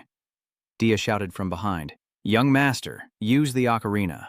Don't linger. There are only 15 minutes left before the crystal skeleton descends." "Now is the time," Old Man Bai Mao overheard and wondered. "The ocarina flute." The old man is shocked to see the flute in Luo Chen's hand. Old White Hair panics, realizing the instrument contains teleportation powers, and the teleportation point is linked to the landing site of the crystal skeleton. The heavenly demon appears out of nowhere, bypassing Su Lep and arriving in front of Luo Chen. The heavenly ghost's composure stuns Su Lep, who asks, "You're Luo Wuji, aren't you? Hand over the ocarina in your hand, and I guarantee your safety." So Lep angrily shouted, "Tiangui, what do you mean by this? This is the man I intend to kill. Do you mean to stand against me?" He turns back, replying, "And what if I do?" "You don't seem to have ever beaten me," he retorted, as Su Lep clenched his fists, ready to tear him apart. Even White Hair joins in from above, urging Luo Wuji to ally with them. He pointed at him, insisting this was his only chance to live, while the Kunloon Sword Palace members watched uncomfortably, thinking, "Those barbaric fools are like leeches to blood." With a blank expression, Luo Chen held up the flute and asked, "You want this?" Old White Hair raised his hand, guaranteeing, "That's right. Give me the ocarina, and I'll guarantee your safe retreat." With a cold sneer and eyes full of contempt, Luo Chen crushed the flute in his hand.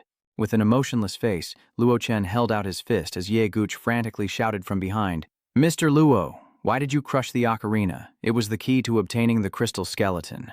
He released his fist, watching the flute fragments fall, and said to Yang Daegu, "I, Luo Wuji, don't need this." "But these people," Luo Chen said, hands in his pockets, looking at the crowd before him with arrogance. "Anyone who dares to stand in my way will be killed." Su Lep had never seen anyone so arrogant, and his voice deepened. "What?" Even the old White Hair was furious at Luo Chen's arrogance, while Blood Wraith covered her mouth, snickering. "I can't believe even you were underestimated." He angrily replied, "Everyone calls me a madman, but I never thought there'd be someone crazier than me. Still, I look forward to seeing this guy torn apart in despair." The Kunloon Sword Palace disciple realized he was here to retrieve the 7-star Dragon Abyss sword, and Luo Wuji couldn't die before revealing the location of the green sword. He frowned, guessing that Luo Chen had likely deduced his intentions upon learning his identity.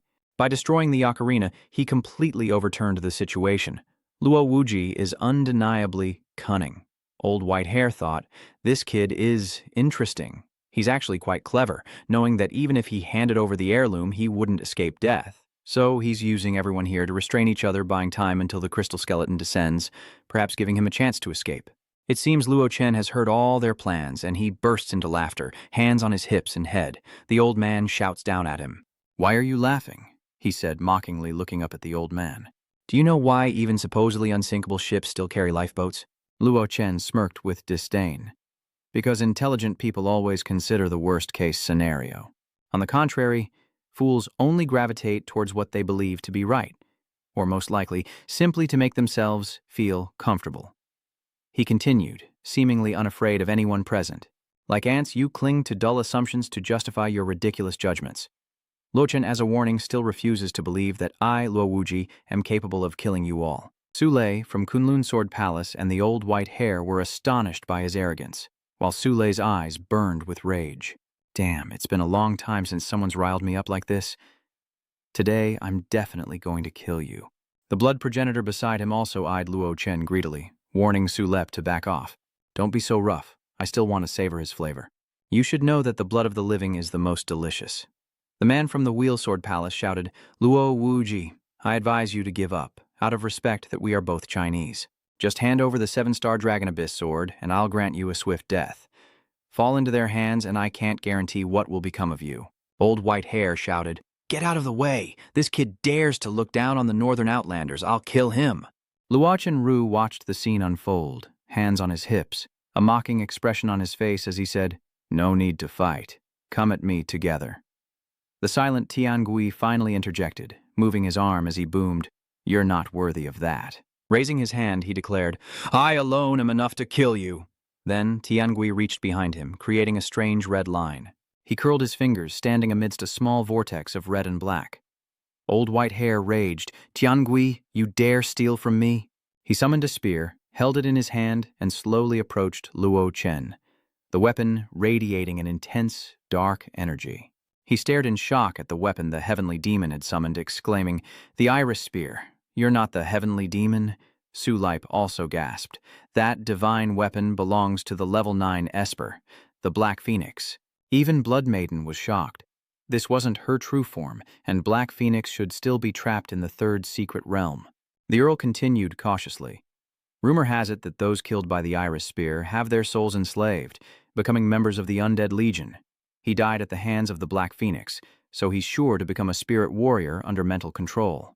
Holding his demonic spear, Tiangui said to Luo Chen, "Luo Wuji, you may hide it well, but you can't fool me." He continued, "Discarding protective magic tools, directly fusing strange fruits, and forcibly converting abilities has exhausted most of your cultivation. You're now weak and foolish." Luo Chen scoffed, closing his eyes as he said, "It's more than enough to deal with you."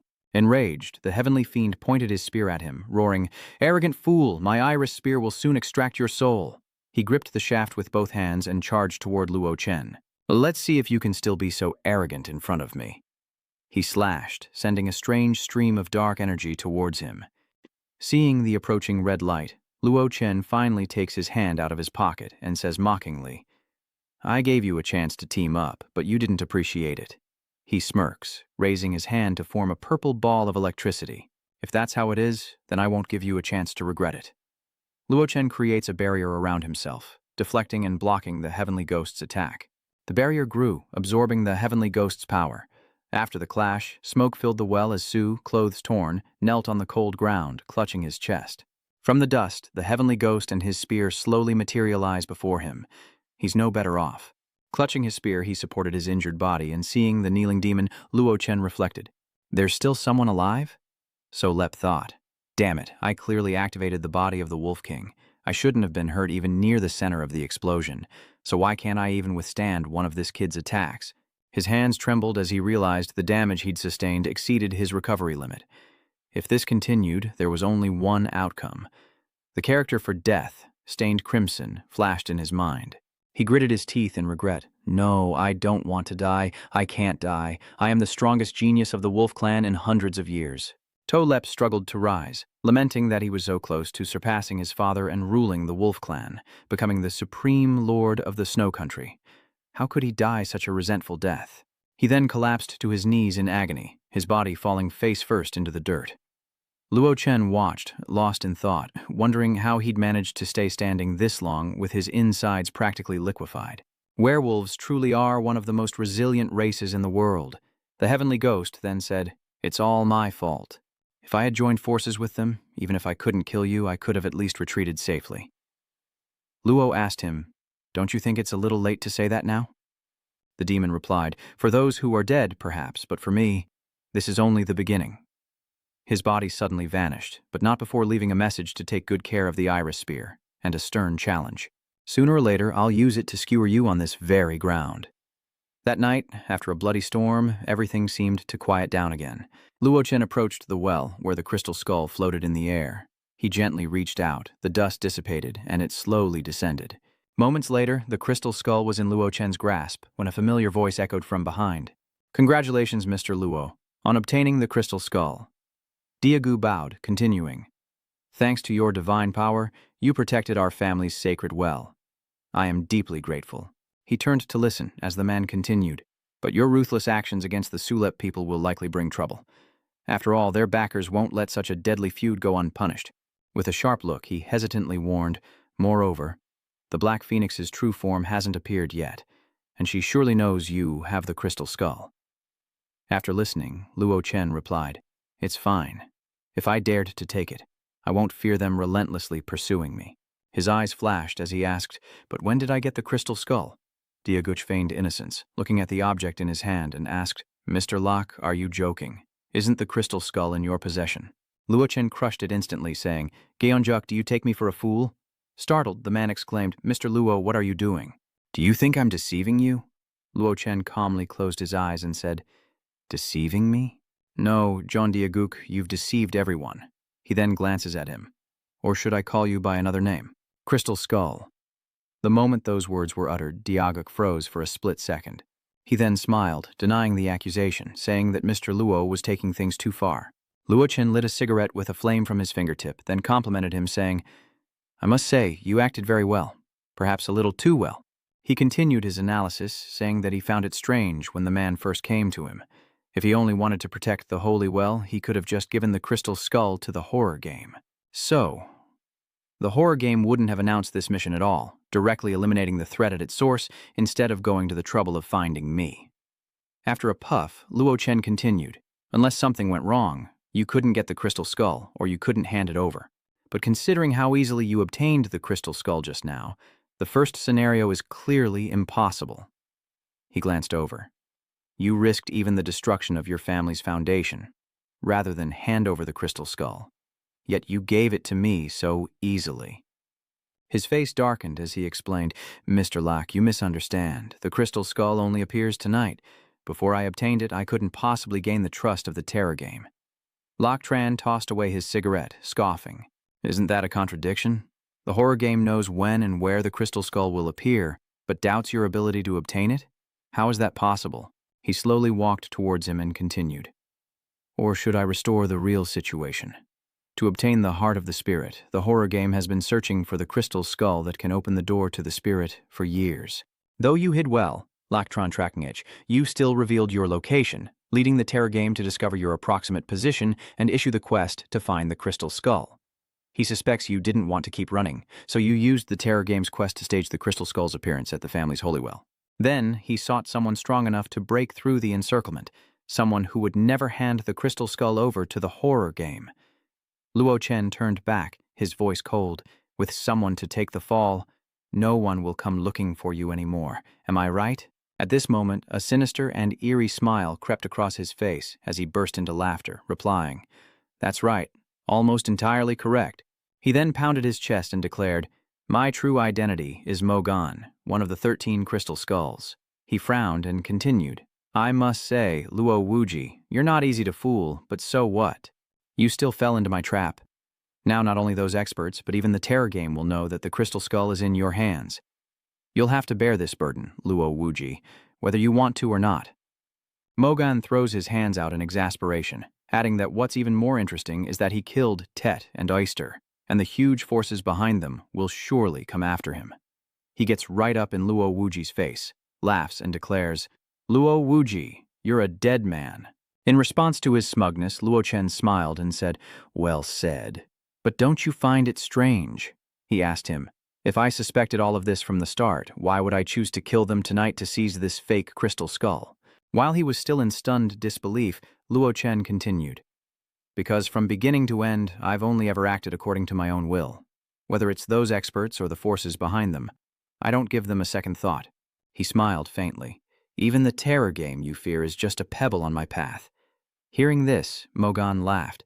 "I thought you were powerful and intelligent, but you're just a foolish madman." He continued, "As a reward for seeing through my identity, I'll give you some insight so you don't die ignorant and become a laughingstock." Mokan spread his arms, revealing, "The terror game isn't as simple as you imagine. If you think it's just a powerful faction, you're sorely mistaken. Because what it controls isn't just certain people or forces, but all of humanity. The prophecies recorded in this strange book have mostly come true to this day." Mokan continued, "You must know that the world is vast, and the variables are many. It is infinite. Even those fortune-telling masters who dedicate their lives to studying destiny can't predict events happening next month with 100% accuracy, let alone the world's situation after a 1,000-year prophecy." Hearing this, Luo Chen asked with some curiosity, "So he clenched his fist decisively. So this Tuibei 2 is not a book of prophecy at all, but an actual plan." He listened intently as Mo Qian continued to laugh, explaining that it was a plan orchestrated by the horror game throughout history to control humanity. Do you understand now? The horror game, and you have never been on the same level? It existed long before our current civilization, when Earth was known by another name. Luo Chen interjects, the planet of fallen immortals. He froze, as if struck by lightning. Mogan asked curiously, you know about it too? Planet of buried immortals is the name the immortal realm gave to Earth.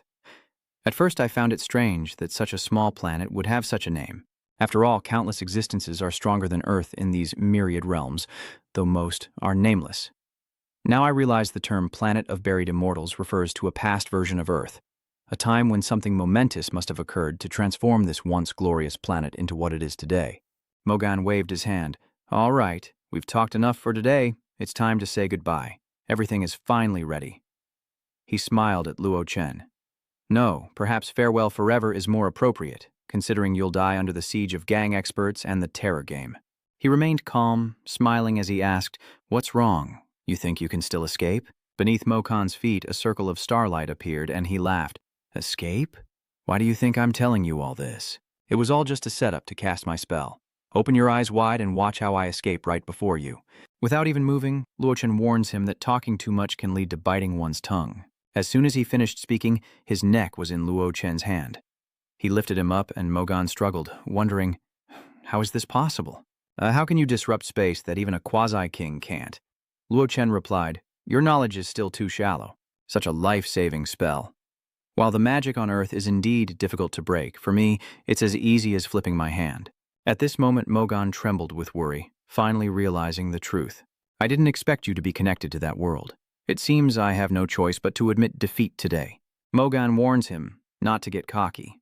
Once he reveals his true form, the game will easily track him, and soon he'll clash with... Luo Chen remained cold and expressionless, laughing as he taunted, saying that without breaking through, he could never stand against the terror game. And with that, Luo Chen crushed his neck, creating a blinding light. Emerald spiritual energy emanates from his fingertips as the crystal skull falls into Luo Chen's grasp, transitioning to a dark and mysterious cellar. The werewolf, strung up and tortured, screams in agony, desperately asking what other clues there are besides the energy signature of a level 9 mutant and the aura of an Eastern cultivator. Continue, he said. The werewolf painfully replied, I'm truly finished. Lord Solip insisted I not follow him then. I didn't dare disobey. By the time I got to that dried-up well, all I found was Lord Tolip's body. With that, the spy sobbed and begged for mercy. Great Wolf King, I've told you everything I know. Please spare me. Liat stepped forward, grabbed his brother's neck, and shouted for him to be quiet. Failing to protect Lord Tolip was a capital offense, and you bring back no useful information. How dare you beg for mercy from the Wolf King? Just then, a deep, raspy voice echoed from the side.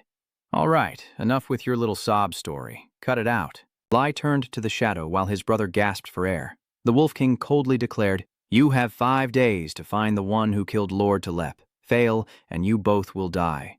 Cut to a high-rise building downtown where Qingma asks, how is that matter I asked you to do going? Yigang replies, reporting to the High Immortal, there has been progress. I've had people investigate thoroughly. Luo Wuji took a private plane to Goriel, South Korea.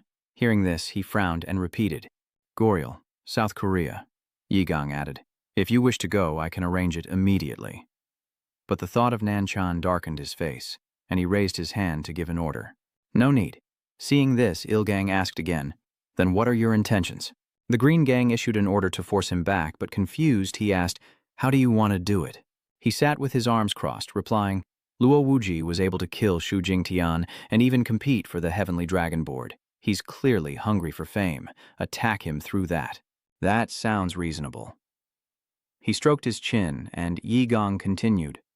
I heard that Luo Wuji previously accepted a nominal disciple in Tongzhou, and his parents seem to have recently moved back from Jingqi. Strike the snake at its most vulnerable point.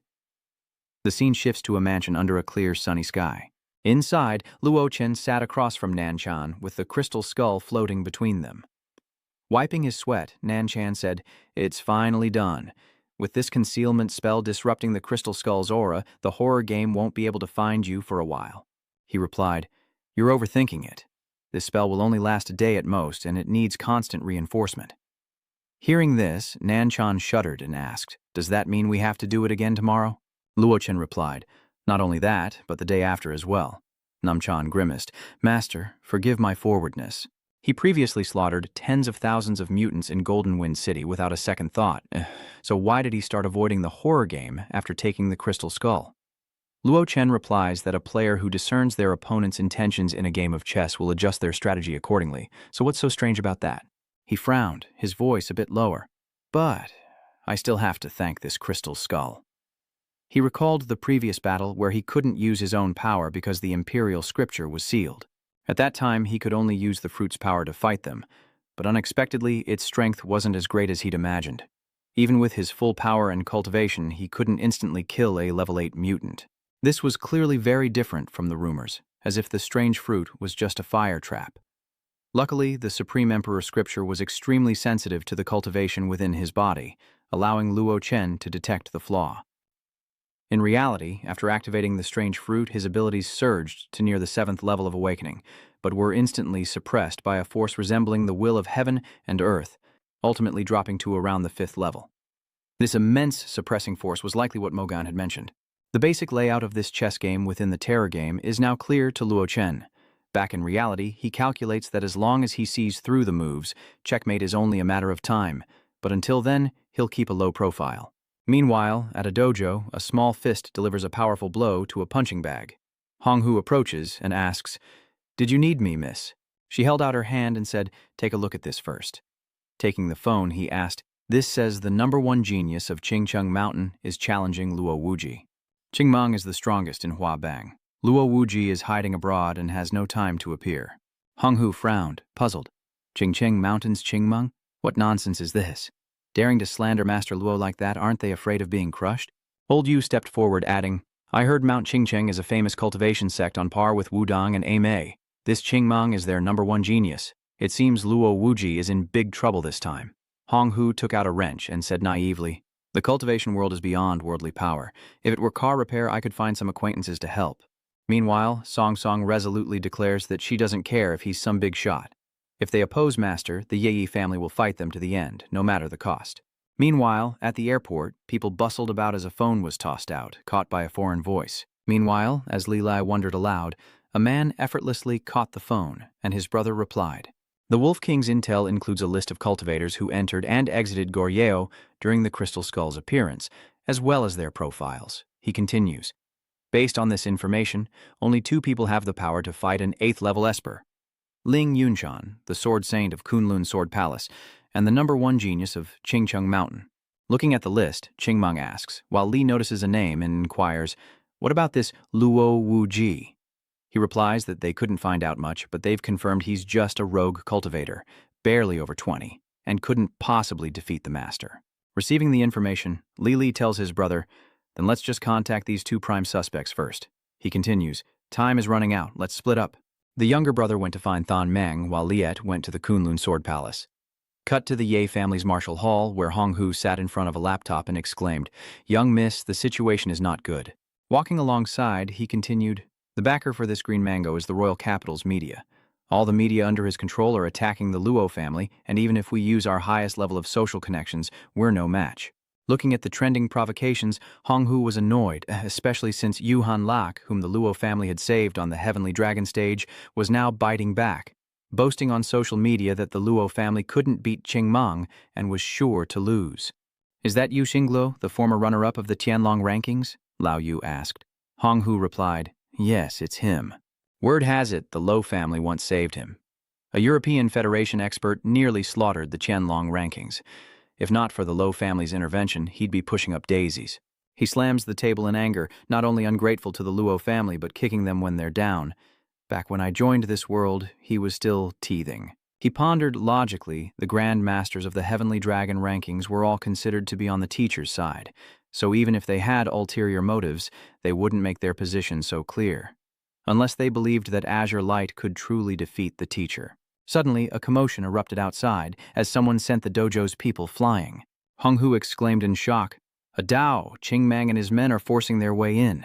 Then he feigned a head rub, radiating a murderous aura.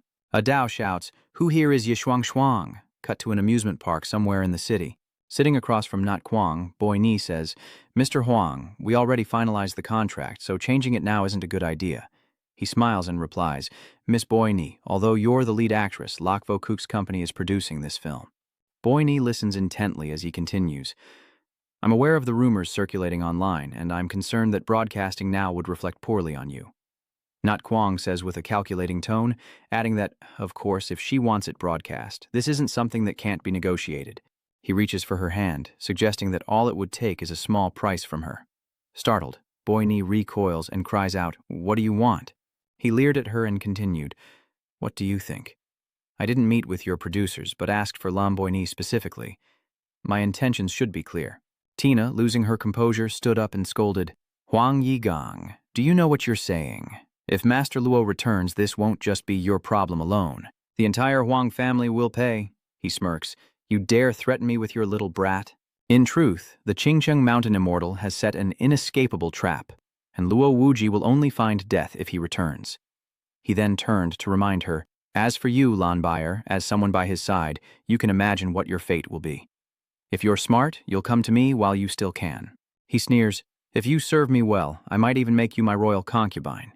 It wouldn't be official, but it's better than following that good-for-nothing Luo Wuji." Unable to bear it any longer, Bayer stood up and slapped him across the face. Yigang clutched his chalk and cursed, "Damn it, you dare hit me!" Pyre declares, "I can tolerate you insulting me, but Mr. Luo is far beyond comparison to trash like you." He stands up, slams the table, and shouts, "Fine, you're good. When you see Luo Wuji's corpse, let's see if you're still so arrogant." He then ordered his men to tie up the two women, a command they grimly obeyed as Yigang smirked. Meanwhile, Boy Ni, looking worried, turns back to the Ye family's martial arts hall and asks the young man before her, "Who are you?" Instantly, a surge of spiritual energy strikes her shoulder, and old Yu cries out, "A cultivator! Hong Hu, catch her!" "My young miss," Thun Min said sternly. "Now it's my turn to ask the questions, you hear?" Hong Hu roared, "You son of a bitch, daring to touch my young lady, I don't care what kind of cultivator you are." "I'm going all in today," he said, raising his fist and charging forward while Song stood behind, trying to stop him. But it was too late. But before he could reach him, Hong Hu was sent flying backwards. Old Yu thought to himself, "Damn it, this is a real gang fight. No holds barred." He gritted his teeth and calculated, "But this punk has already stepped up. How can I, Old Yu, lose face?" Thinking this, he boldly steps in front of Qing Mang, raising his hands in a defensive stance. Qing Mang glares at Lao Yu and shouts, "Get out of here." Before he could react, cuts appeared on Old Yu's body and blood spurted out. He collapsed to his knees in agony. Seeing him lying face down and motionless, Song Song cried out in alarm, "Master Yu!" Thunmeng, however, simply sneered at them, mocking, "What a bunch of useless trash. Is this all that hangs around Luo Wuji? And he calls himself the #1 genius of Hua Bang," his underlings mocked. "I think that title should still belong to Supreme Immortal Qing Mang." Song Song then replied, "What's so impressive about a cultivator defeating a few ordinary people? Trash like you aren't even worthy to carry my master's books." The disciples, stung by the insult, immediately retorted, "What did you say? You wretched woman, you're asking for death." Jingmang held back his men and said, "So you must be Ye Song Song." Gritting his teeth, he asked seriously, "Tell me, where is Luo Wuji? Call him here and I might spare you." Song Song clenched her fists and replied, "Too bad. I can't reach my master, or you'd already be a goner." Hearing that, he laughs, "Me, torn to pieces? If Luo Wuji is so powerful, then why hasn't he shown himself?" He scoffed, "Or is he just afraid of me? Don't even mention a rogue cultivator like Luo Wuji. Even international tycoons are no match for Qing Mang." Suddenly, a voice from behind caught Qing Mang's attention. Before him stood the werewolf Lai, who asked, "Are you the head of the Hua Bang, Qing Mang?" The lackey pointed and shouted, "Where did this old white devil come from, daring to call the immortal Qing Mang by his given name?" Needless to say, with a wave of his hand, he severed the arm that had pointed at him. The underling writhes on the ground, screaming in agony as Qing Mang realizes they're werewolves. He immediately changed his tone, saying softly, "We don't seem to have any grudges, do we?" He asked gravely, "Have you ever been to Han?" Qing Mu asked, "What's wrong?" He wondered if he had carelessly killed someone from the Wolf Clan back in Jinfeng City. Impossible, their aura is unmistakable. The werewolf's face darkens as he raises his claws, saying, "Then you're the one." Terrified, Muck realizes it's an 8th-level mutant as the scene shifts to an abandoned royal estate where Yi Gang asks, "What's the situation with the Azure Radiant Celestial?" His subordinate replied that they'd found Luo Wuji's disciple, but there was still no news of Luo Wuji, and that Bayer and Tina were tied up. The man surnamed Huang frowned and asked, "Still no news?" He muses that Ye Shuangshuang is only an honorary disciple, and in times like these, Luo Wuji probably wouldn't care about her life or death. He continued, "What about Luo Wuji's parents? Have you found them?" The subordinate replied, "They've been found, hiding in Panlong Bay. Yi Gong orders, send men to watch them. Once the azure-clad immortal finishes, we'll move." He rubs his chin, smugly adding, "I don't believe he'll still hold back if we kill his parents." Can Luo Wuji continue to hide in Korea like a coward? Hearing his family is threatened, Bayer struggles, though gagged, to cry out. Her eyes now reflected worry, fear, and helplessness as the man surnamed Huang approached, saying, "Don't worry, girl. After we kill Luo Wuji, I'll display his head before your bed so you can witness our greatest harmony." With his twisted laughter, Boy Ni's eyes welled up as she turned towards the dojo where Song Song was. Inside, Thon Mang lay motionless on the floor. Blood splattered everywhere. The werewolf standing nearby sneered, saying she was too weak and they'd picked the wrong person. Meanwhile, the plate holding the sandwich shattered on the floor. Pyre points at him, yelling, "Get out! I'd rather starve than eat a single grain of your rice." The lackey retorted, "Eat if you want to," then turned and ordered her to be tied up again. Then they taped her mouth shut, and the lackey laughed as he left. As they left, slamming the door behind them, Boyni eyed the shards on the floor, a plan forming in her mind. A sharp shard of glass catches her eye, while at the dojo, a truck pulls up to the front. Inside, the werewolf pulls out his phone, and as he raises it to his ear, the other line immediately asks, "How is it?" He steps on the blue-robed man and replies, "Couldn't even withstand 2 moves. I crushed him. Definitely not him." Switching to the airport, the werewolf asks, "What about your side?" Light, on the plane, replied, "I just ran into people from the Kunloon Sword Palace, and am on my way to Tongzhou. The swordmaster who came to Korea earlier is probably dead. His life tablet has been destroyed." The werewolf was shocked and asked, "Dead?" Liat replies, "Yes, but it's fine. I've gained a more important clue." He continues, "This sword saint came to Korea to find an enemy named Luo Wuji. I heard that not long ago another high-level cultivator from Kunlun Sword Palace died at his hands." Hearing this, the werewolf turned and walked out, saying, "I understand. Let's gather in Tongzhou first." Back at the warehouse where Boyni is being held, she tries to signal to Tina, who understands and looks over. She looked down and used her foot to pull the shard towards her, then kicked it to Tina, sending it gliding across the floor. The 2 women exchange a look and nod in understanding. Outside, it seems midday has passed, and the sky turns a reddish brown. Inside, Tina uses a shard of the broken plate to cut through her restraints, and succeeds. She throws the rope to the floor, dusts herself off, and approaches Boy Ni. The first step is to remove her gag. Tina calls out, "Boy Ni," but she's immediately cut off. "Tina, listen to me." Boy Ni looked out the window and said, "Can you pretend that you're still tied up? I'll jump out the window later, and if they chase me, you take the opportunity to escape. Then go to house number 2 in Dragon Bay Villa and tell Luo Chen's parents what's happening." Tina asked worriedly, "But what about you?" She replied, "I'll be fine, trust me. There's no time to overthink this." Tina didn't question it. She just did as she was told and began cutting the ropes, binding Boy Ni. She turned and added, "No matter what, you can't let anything happen to Luo Chen's family." Then, Boy Ni walked over and opened the window.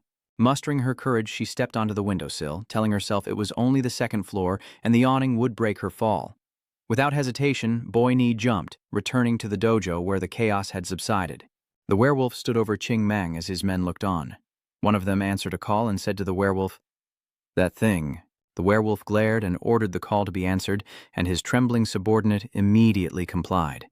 The Yigang underling on the other end asked, "Hello, what's up? Where is Qingmeng Shangxian?" He puts the call on speaker and replies, "We haven't finished here. This Ye Shuangshuang doesn't know where Luo Wuji is, and we can't contact him." The voice on the other end instructed, "All right, then proceed with Plan B. We've located Luo Wuji's parents' residence. The exact location has been sent to you." The werewolf's face darkened as he repeated Luo Wuji's name, then turned back towards the warehouse where Bayer was being held. She jumps down, but the wet ground causes her to slip and fall. Clutching her leg in pain, she says, "Damn it, I've twisted my ankle." She squints up at the slick roof, realizing it's impossible to stand on. Upstairs, the buzz-cut lackey glances down, spots her, and shouts, "Boss, we've got a problem. Lon Boynese escaped." The boss ordered, "You stay here and watch the Four Eyes, the rest of you after her." Tina sat feigning discomfort from the glare below, while Bayer lamented her uselessness, unable to buy Tina any time. "I can't get caught," she thought. "Even if it costs me my life, I have to get the message to Luo Chen." Suddenly, an engine roars nearby, and she glances over to see Dan on a motorcycle in front of Boyne. Pulling up her hood, Dan called out Lan Boyne's name, then quickly helped her onto the bike, her voice full of concern. "Easy now. Take it slow." Dan quickly revs the engine, asking Han if her leg is okay and what just happened. Boyne replies that they can talk later. "First, take me to Panlong Bay." Dan asks curiously about Panlong Bay. "But I'm still on a mission." Suddenly, gunshots rang out behind them, a bullet whizzing past her face, startling Dan. The boss orders them to shoot the tires, but the idiot CEO wants them alive. Just then, Boyne urged, "No need for explanations, just go." Dan immediately hit the gas. The motorcycle's tires screech as it accelerates, the two girls speeding off into the night. Cut to that night at Luo Chen's Dragon Bay Villa, where his father angrily slams his hand on the keyboard, furious at the online vitriol directed at his son. Meanwhile, Nguyet Lan calmly said, "Why are you so anxious? We raised our son, yet you don't understand him at all. Has he ever suffered a loss in these kinds of situations?" Hearing this, the husband turned to ask, "But shouldn't we at least respond to this? Look at how they're smearing her name online." She sighs, looking at Boyne's magazine. "More than this, I'm worried about when Tu Lac will seriously date a girl." Her face radiating excitement. After all, enemies can be many, but a lover can only be one. Outside, two girls flee from a pursuing car. Boyne shouts, "Damn it! They caught up. They're relentless. Can we find a way to stop them?" Dan couldn't respond. The pager was just static, and they couldn't contact anyone for help. They must have installed some kind of signal jammer in the car. Bayer worried. "What do we do? If we can't shake them, even if we get the news to Panlong Bay, Luo Chen's parents won't have time to escape." Dan replies, "It's okay. They only have one homemade gun, and their shooting skills are terrible. Once we reach Panlong Bay, I'm confident I can take them all down." Just then, a bullet hits the rear axle of their car. "I hit it! I actually hit it!" the henchman shouts excitedly. Inside the car, the boss kicked the seat and yelled, "What's there to be proud of? You wasted an entire M-series magazine. You shoot like a dog." Meanwhile, Ming Ming's car is spinning out of control. Boney shouts, "Are you trying to kill us?" as their car careens off the road and into the nearby forest. The men in the car shout, "This is bad. They've turned into the forest. The cars can't follow." The boss orders them to get out and chase. "Quickly!" Meanwhile, Dan frantically shouted, "We're done for. The brakes are shot. We can't stop. Hold on tight." Boyne, trusting her completely, wrapped her arms around her waist. Dawn froze, savoring the soft, sweet sensation, closing her eyes and smiling with delight.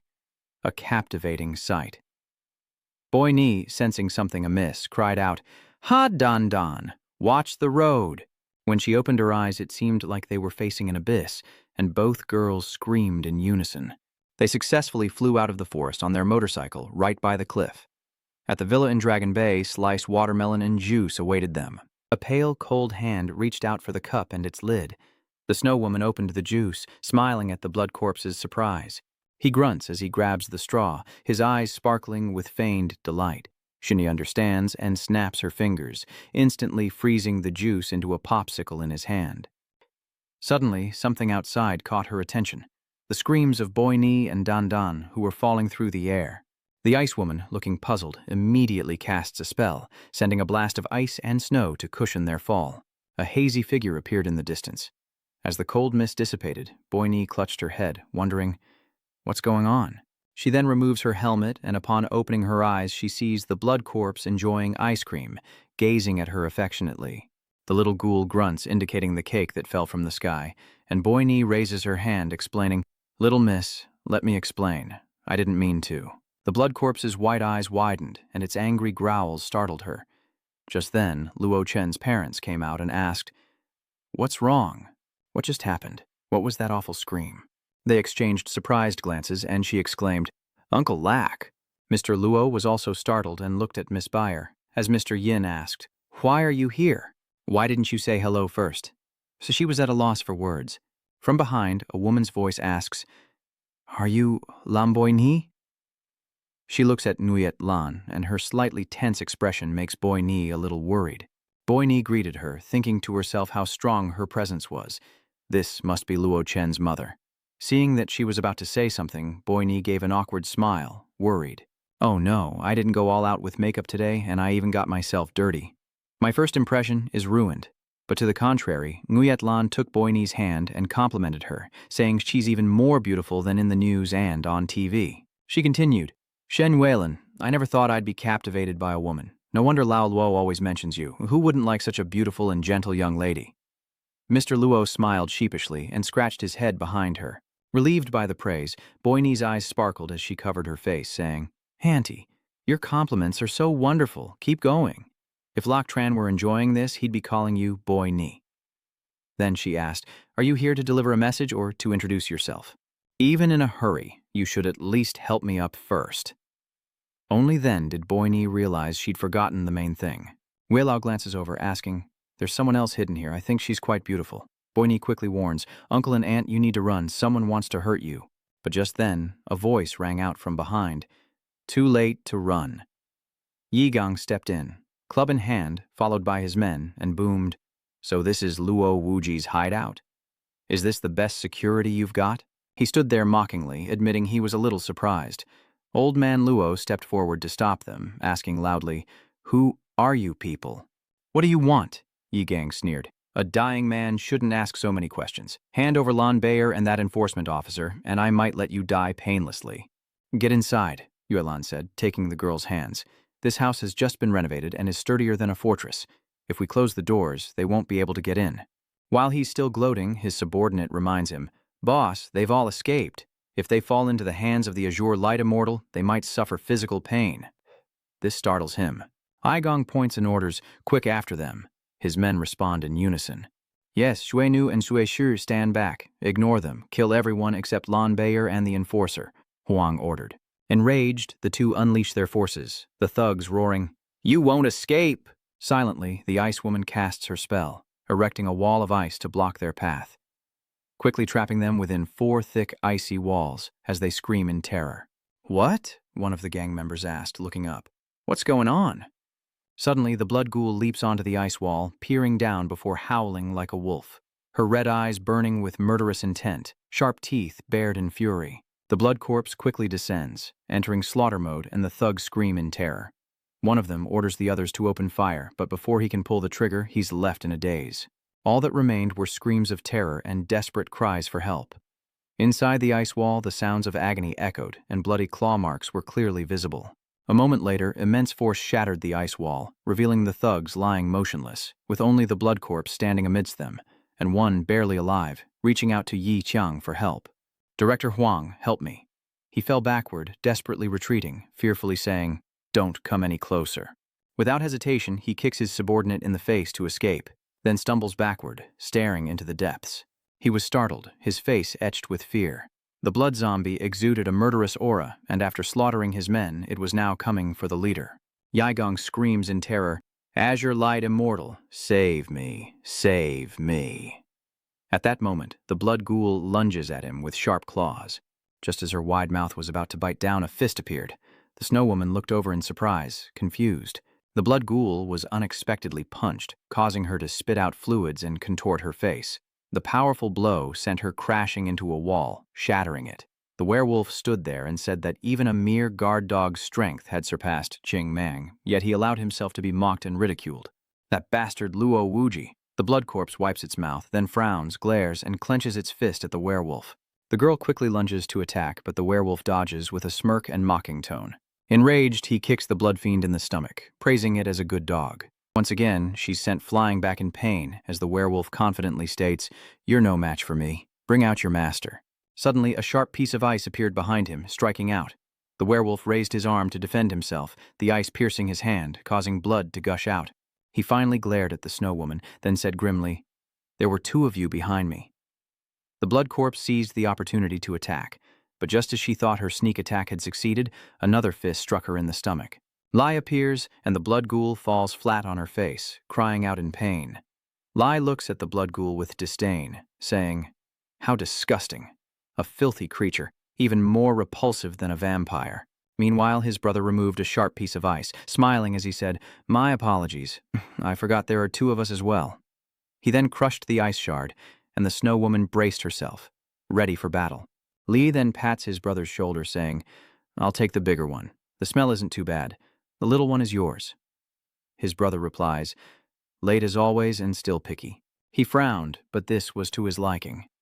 Cut to the Armed Forces building, where a phone is ringing. Ling picks up the phone. The person on the other end reports that General Su of the northern border has discovered a mutant trespassing and moving south very quickly. The Outer Defense Armed Forces failed to stop him. "Please advise." He was shocked and exclaimed, "What?" Back at the Blood Corpse's house, the lights are still on, the fight rages on, and the Blood Corpse is taking a beating. It seems she's no match for him, barely able to block his attacks. He quickly dodges back, preparing to throw another punch, but Blood Corpse's eyes remain tightly shut. But as she let her guard down, a sneak attack came from behind. She cried out in pain, as the werewolf smugly remarked that these elite monsters were the most troublesome before the boss appeared. With a sly grin, he spoke. "Too bad your combat skills are still green. That strength is just a slightly tougher sandbag." Just then, a blue string viciously tightened around his wrist. Using her power, the snow woman bound both of their hands at once, causing Lai to angrily shout, "You've got time to meddle in other people's affairs. What, you think I don't exist?" As he spoke, he threw a punch towards her.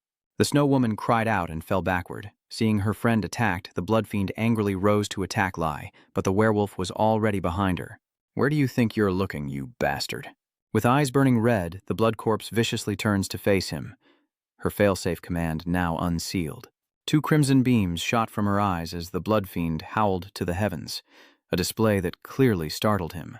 Meanwhile, inside an ancient house bathed in daylight, Luochen meditates with Nanchan by his side, when a sudden feeling washes over him and his face changes. Nam Tian asks, puzzled, "Master, isn't the seal complete yet?" He sighed dejectedly. "I'm really about to be drained dry. Not even 10 million yang tonics could make up for this." Luochen continued absorbing, replying calmly, "Just a little more." Nam Chuan trembled. "You said that yesterday, too. It was almost done 100 million times." Immediately after, Luochen opened his eyes and said seriously, "First, use the interdiction formation." Nam Chan didn't understand, and cried out in surprise as Luochen continued, "There's a thief in the house." Meanwhile, the blood corpse relentlessly attacks the two figures, her hand now stained purple, targeting Lai, who can't help but sigh. He was too fast. He didn't expect his hand to be covered in a purple slime after being attacked. Not giving him time to rest, the blood corpse growls, ready to attack again, as the werewolf roars from behind. "Hey you, your opponent is me, don't get confused." But then he suddenly felt a sharp pain that made him freeze, and he instinctively turned around. The snow woman was already waiting, the ice covering her eyes now gone, her clear, beautiful blue eyes fixed on the two figures. The move she used was the Lost Snow Domain, and he felt surrounded by snowy mountains. The werewolf was startled, thinking it was a mental attack, but he tried to remain calm, looking at her with a sneer. "Fool, werewolves' magic resistance is the natural enemy of this kind of magic. Even if you control all the power, you can't hurt me." The snow woman looked at him with disdain, her silence speaking volumes of her disgust. He glared back, cursing her as brainless. "All right, let's see who can outlast who." Meanwhile, Lai is busy fighting the blood fiend he trash-talked earlier, but now Lai is terrified. What the hell? After only a short time, this thing seems to have completely adapted to my fighting style.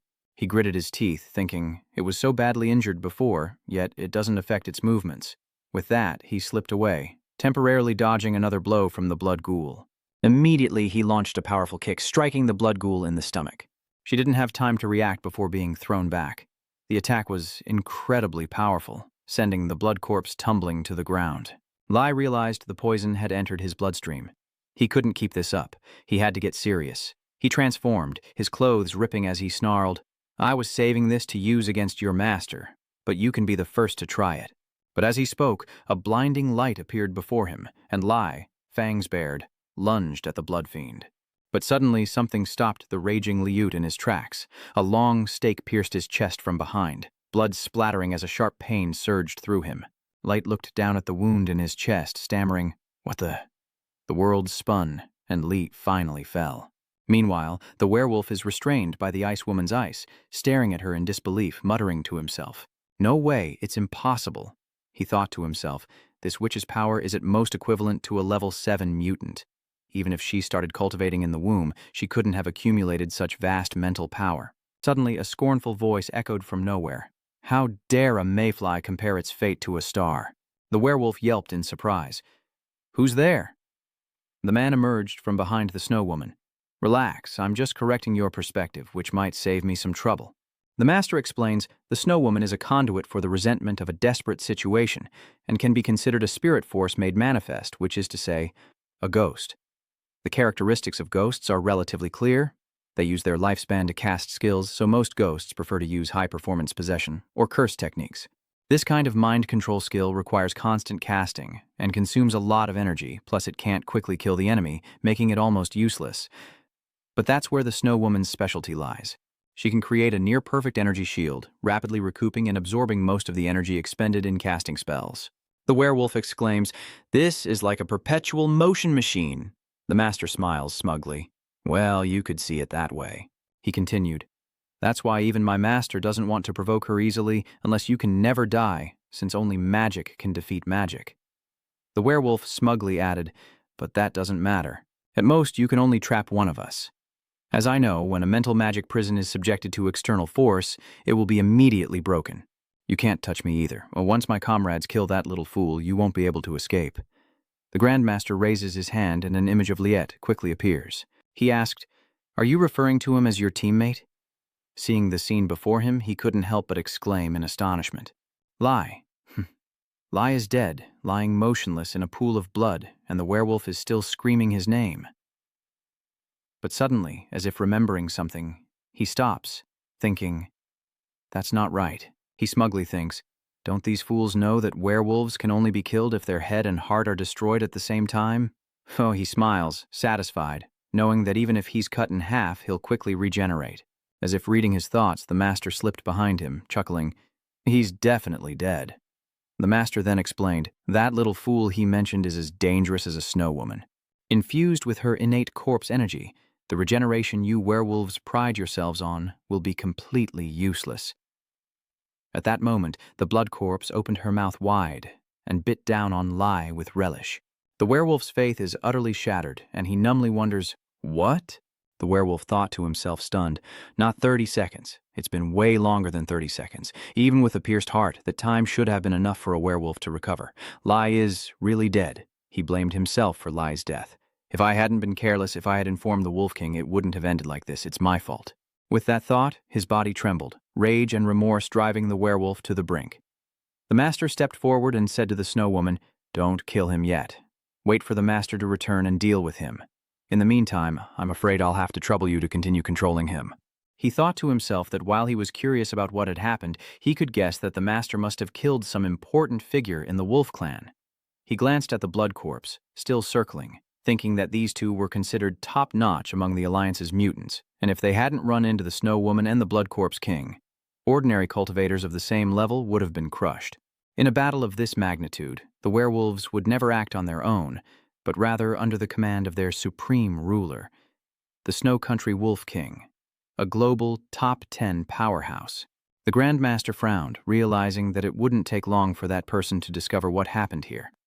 With the clan's elites killed, it was likely that they would personally intervene, and if they arrived before the master returned, things would truly be worse. Lost in thought, a small explosion suddenly erupts beside the master. He dodges in shock as the attacks continue.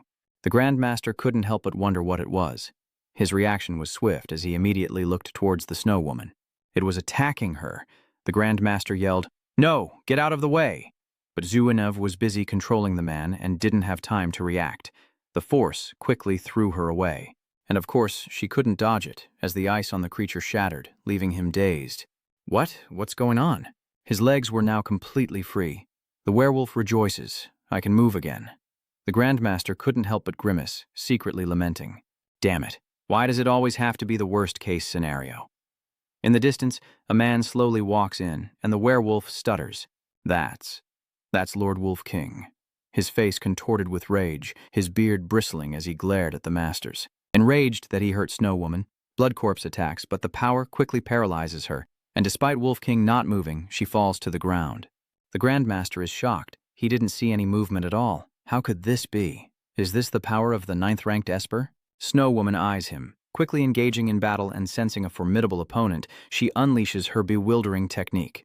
Not only did the attack fail against the Wolf King, but the Snow Woman was countered, sent reeling back as the Grand Master watched on in growing alarm.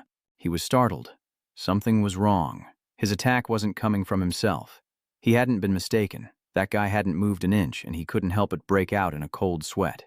The blood skill domain howls in fear and stands still. Simply put, a skill domain predistributes one's energy in a certain area, so when an enemy in that area releases a skill, these energies converge at incredible speed, unleashing a special attack on the enemy. A skill so difficult to counter, it's nearly invincible in a battle between equals. But the Snow Woman's spirit imprisonment requires locking onto the opponent's eyes for 3 seconds to activate, which is impossible in this situation. The Blood Corpse. King's innate corpse energy requires close proximity, and close combat with the Wolf King offers no chance of victory. Thinking this, the Grand Master's face turned as dark as the bottom of a pot, and he cried out helplessly, "This is a dead end."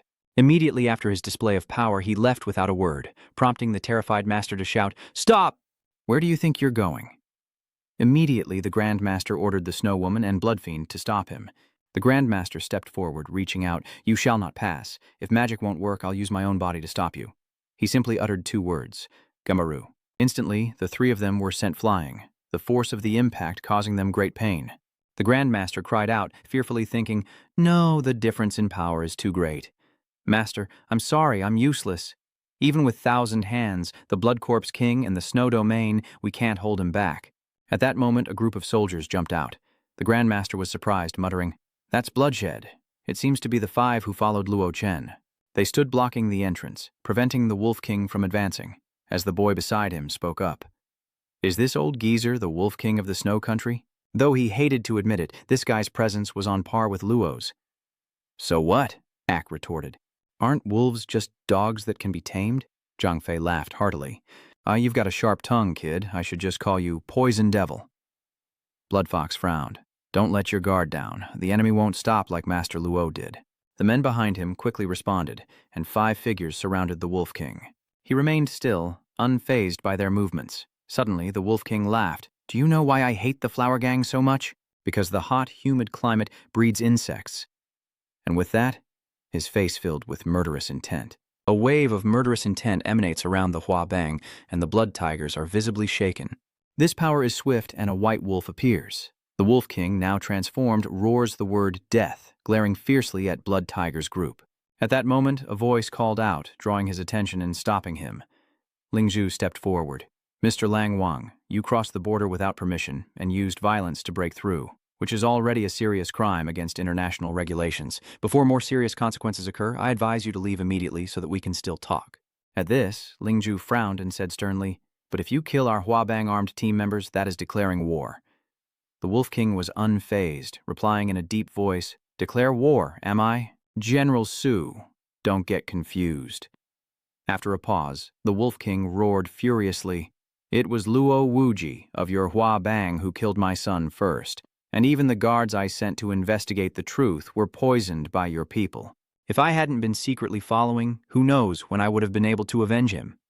Lang Chu shouts, "Kaolak isn't here. Who are you going to take revenge on?" I thought mutants and cultivators alike had to abide by the rule of not harming family members. The Wolf King, still stubborn, roared, "I don't care." Gathering his inner strength, he roared, "Today, I will slaughter Luo Wuji's entire family. Anyone who dares to interfere will die." The ground beneath him cracked from the force of his rage. Ling Zhu and the others stood firm, their imposing aura causing everyone to momentarily back down, while Zhuehu and his group hesitated to attack, and everyone temporarily held their positions.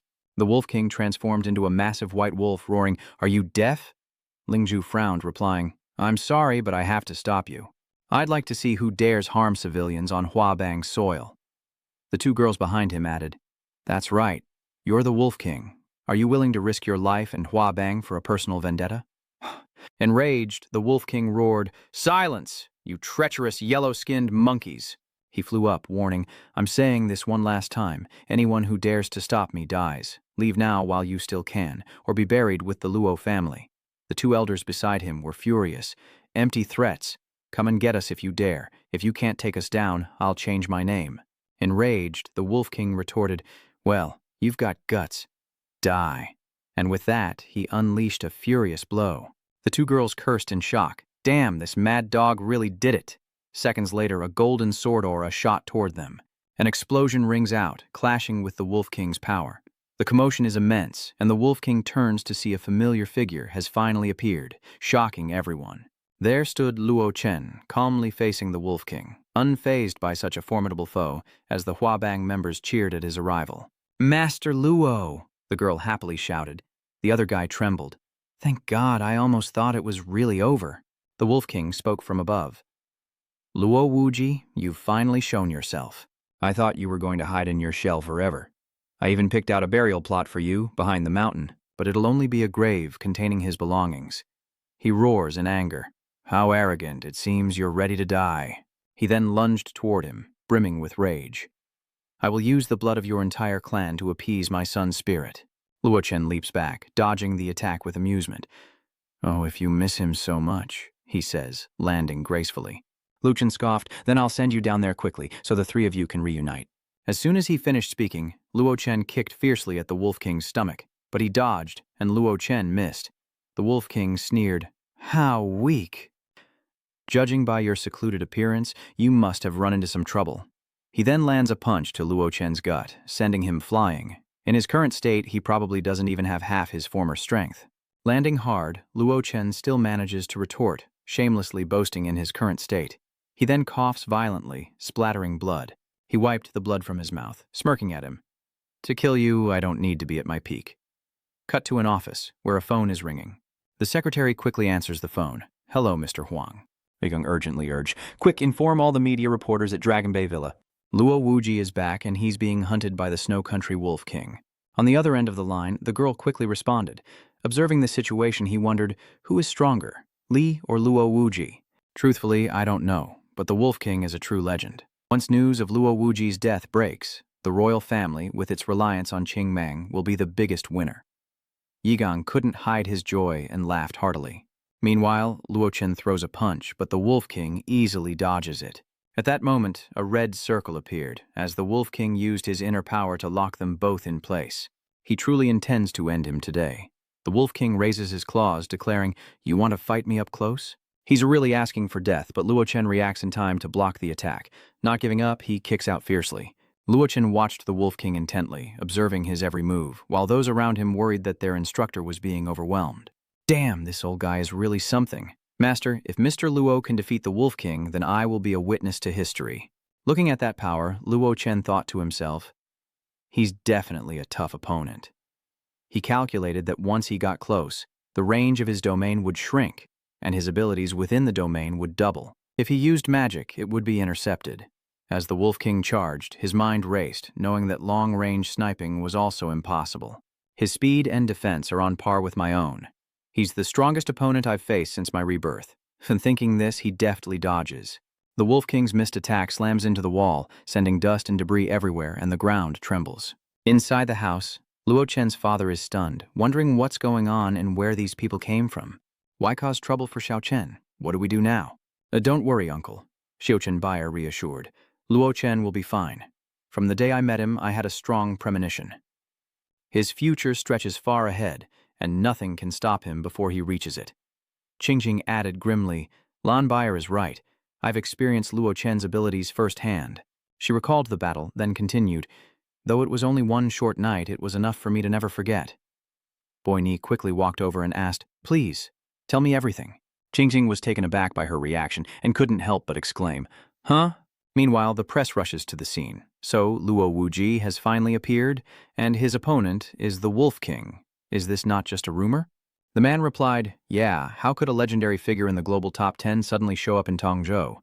Real or fake, we can't miss this." The crowd spotted a white werewolf fighting a young man and exclaimed, "I see it! Look over there!" They scrambled for their equipment, picking up the pace. "Don't get too close. Be careful not to get hurt." The Werewolf King attacked, saying, "Boy, weren't you so arrogant just now, saying you could kill me without being at your peak? Why so silent now? He thought he had the upper hand, so he just kept provoking me." Luo Chen, unfazed, punched him hard in the face. "So talkative. Not bad, you finally dare to fight back. Well, the promotion's over. Are you ready? This time I'm taking back what's mine. Luo Chen stood silently until something caught his attention. A massive blue force descends from the sky, crushing the Wolf King and sending the reporters reeling. Everyone nearby couldn't help but wonder what was going on. Lingzhu was stunned. 3 men had appeared in the sky. Lingzhou quickly recognized them as cultivators from Shifang Mountain. He speculated that they were here to suppress the news of the Wolf King's breakthrough of the military border, and that reinforcements were too late. One of them looked at him haughtily and said, "You're Luo Wuji, right? This is none of your business." "Get out of the way," he said, his face undisguisedly scornful. Outside, the crowd buzzed. "Is that a cultivator from the Huabang in the north? Don't you even recognize Kim Ngan-duk? He's a prominent figure in our southern cultivation world. Rumor has it he was a referee for several Huabang cultivator tournaments, possessing immense power. Even Luo Wuji would fear him. Can he defeat the Wolf King? If he can't, no one else stands a chance." Meanwhile, Luo Chen nonchalantly replies, "Tell me to get lost? Who do you think you are?" He replied, "You'll find out soon enough. If it weren't to save face for the Huabang cultivators, I would have waited until the Wolf King was dead before making my move. My 9 cauldrons. Dragon-binding formation can't be broken, not even by the gods." At that moment, the Wolf King was already behind him. The sharp hand extended, ready to strike, as his men cried out, "Elder Kim!" But the Wolf King's claws had already landed. Kim Lao was sent flying, his wig blasted off by the force, leaving the onlookers stunned. Kim Lao fell to the ground, coughing in pain as everyone anxiously crowded around him, asking, Kim Lao, are you all right?" A voice rings out, ordering the live stream to be cut, as concerned voices echo in the background. "Are you all right, Elder Kim?" But he had already fainted. The 2 men who followed him then gathered their inner strength, looked at the Wolf King and shouted, "Attack!" With a light sweep, one of the 2 vanished, and before the Wolf King could turn, another fell. The remaining man trembled, muttering, "Monster." Sweat poured down his face, now pale with the realization that he couldn't win. Immediately, the Wolf King showed no mercy, eliminating the remaining opponent. The Grand Master was stunned, finding it hard to believe that even though Jin Yanda was only at the 6th level of awakening, his skills could truly achieve such a rapid, super-level annihilation if they hit the enemy. Nam Tian calmly smiles and explains that the legendary Ma Ling Chi Kai artifact can block any magic. The Grand Master gasps, "What?" His face darkened. He trembled and asked, "How can such a thing exist in this world?" Nam Tian recounted, "If I hadn't seen it with my own eyes, I wouldn't have believed it. But luckily, the werewolf clan can only cultivate the strength of their flesh. When faced with opponents of the same level, their final combat ability is quite weak. Otherwise, the Wolf King would be at the top of the strategy board, and the Master would likely be in grave danger this time." He turned to look at him, thinking that the previous meal wasn't to his liking, so he should continue to enjoy his main course. At that moment, a bright flare shot straight into the sky, one he created. As it ascended, it exploded like fireworks. The Wolf King looked up, puzzled, and asked, "What trick are you playing now?" He wondered if it was a signal flare. In an instant, it enveloped them both. The Wolf King sneered, "Useless. With the armor of the demonic wolf, any magic that touches me will be dispelled. Such a wall can't trap me," he sneers, but Luo Chen calmly replies, "Don't misunderstand. I just don't want to be disturbed. Before I kill you." With that, he flew towards him. The punch to the Wolf King's chest surprises him. He asks if Luo Chen wants to fight him up close, calling him foolish. With that, a hint of amusement flickered in the Wolf King's eyes, as if he saw him as a fool showing off, while Kim Lao woke up and rubbed his head, unable to help but speak. "Ouch, ouch," someone whispered. "Are you all right, Elder Kim? Have some water."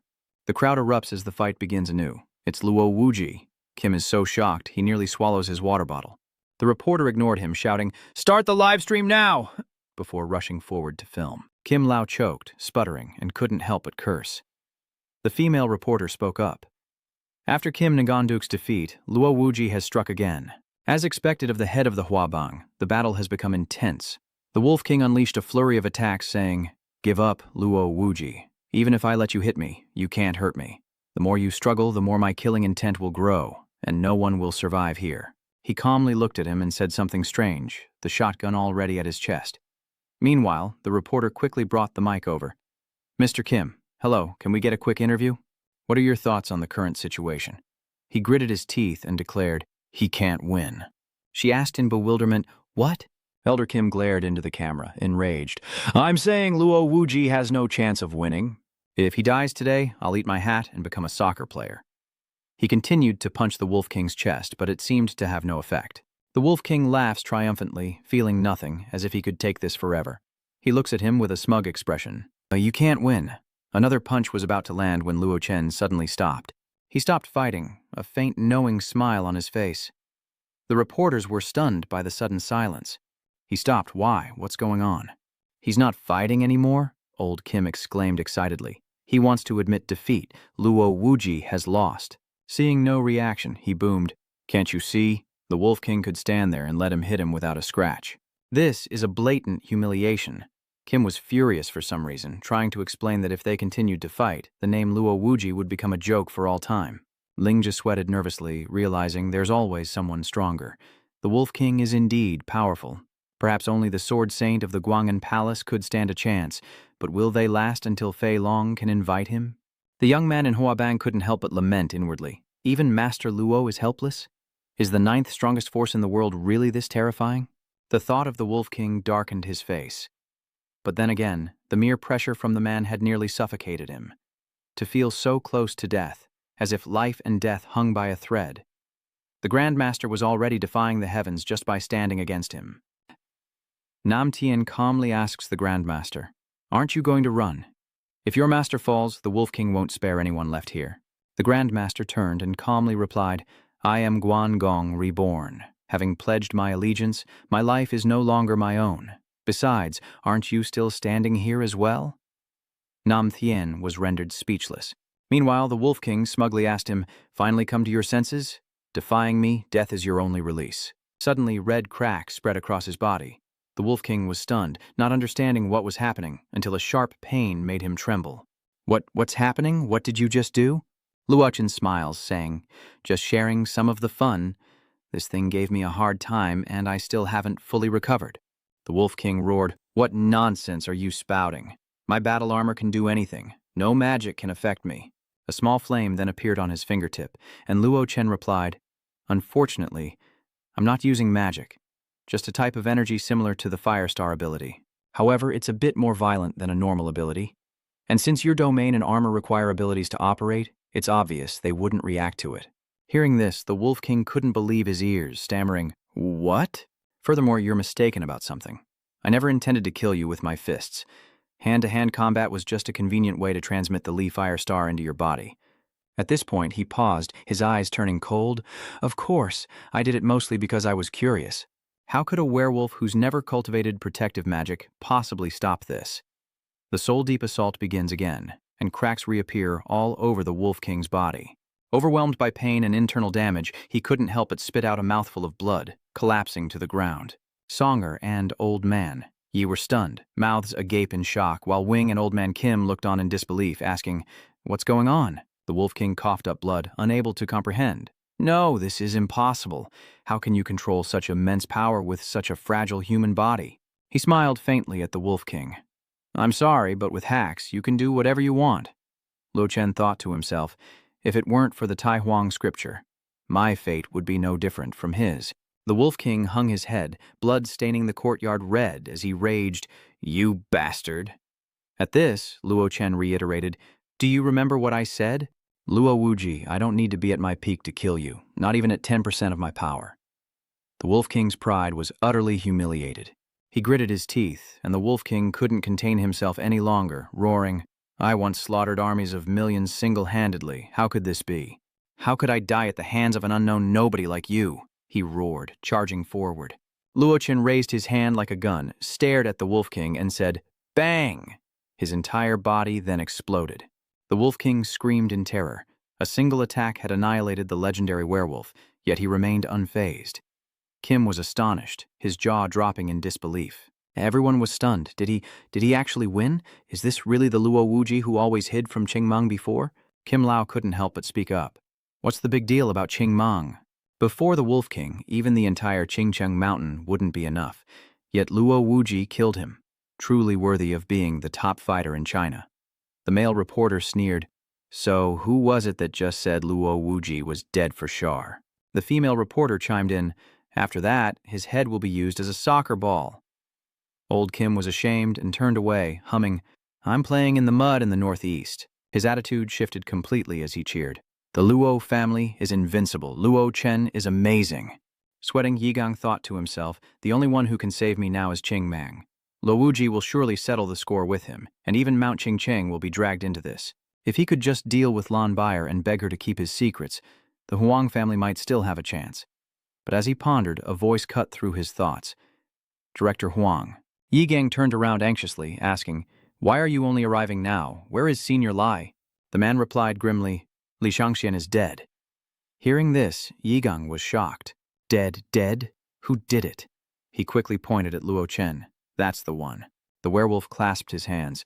"Please, don't kill me. If the Wolf King dies, the Wolf Clan will be consumed by hatred, and war will erupt between our gangs. But if you let me return, I promise the Wolf Clan won't set foot in the Hua Gang's territory." Luo Chen glanced at the blood corpse sulking as he held the snow woman and asked coldly, "You're responsible for their injuries, aren't you? You didn't come to Panlong Bay for sightseeing, did you?" He stammered, That was the Wolf King's order." Luo Chen approached him and continued, "Remember this. Anyone who dares touch my people, Luo Wuji, will face only one end." The werewolf trembled, seemingly aware of his fate, tears streaming down his face as he muttered, "No." The moment he finished speaking, the werewolf exploded, mirroring the death of the Wolf King, only managing one last scream. No, Yigang had been watching from the sidelines the entire time, so of course he saw everything. The scene before him terrified Yigang, causing him to fall to his knees. It's over. There's no escape. In despair, he makes the most foolish decision of his life. I, Huang Yigang, never imagined that a lifetime of cleverness would be undone by a single moment of folly. Everyone rushed over in a panic. "Director Huang, what are you doing?" A loud bang echoed, and everyone instinctively squeezed their eyes shut. He seems to have overexerted himself. Luo Chen coughed a few times, thinking, "Damn it," forcing the use of the Li Huo essence while his powers are still unstable and activating the Tai Huang scripture. The three forces are clashing, and his body feels like it's about to break apart. His steps faltered.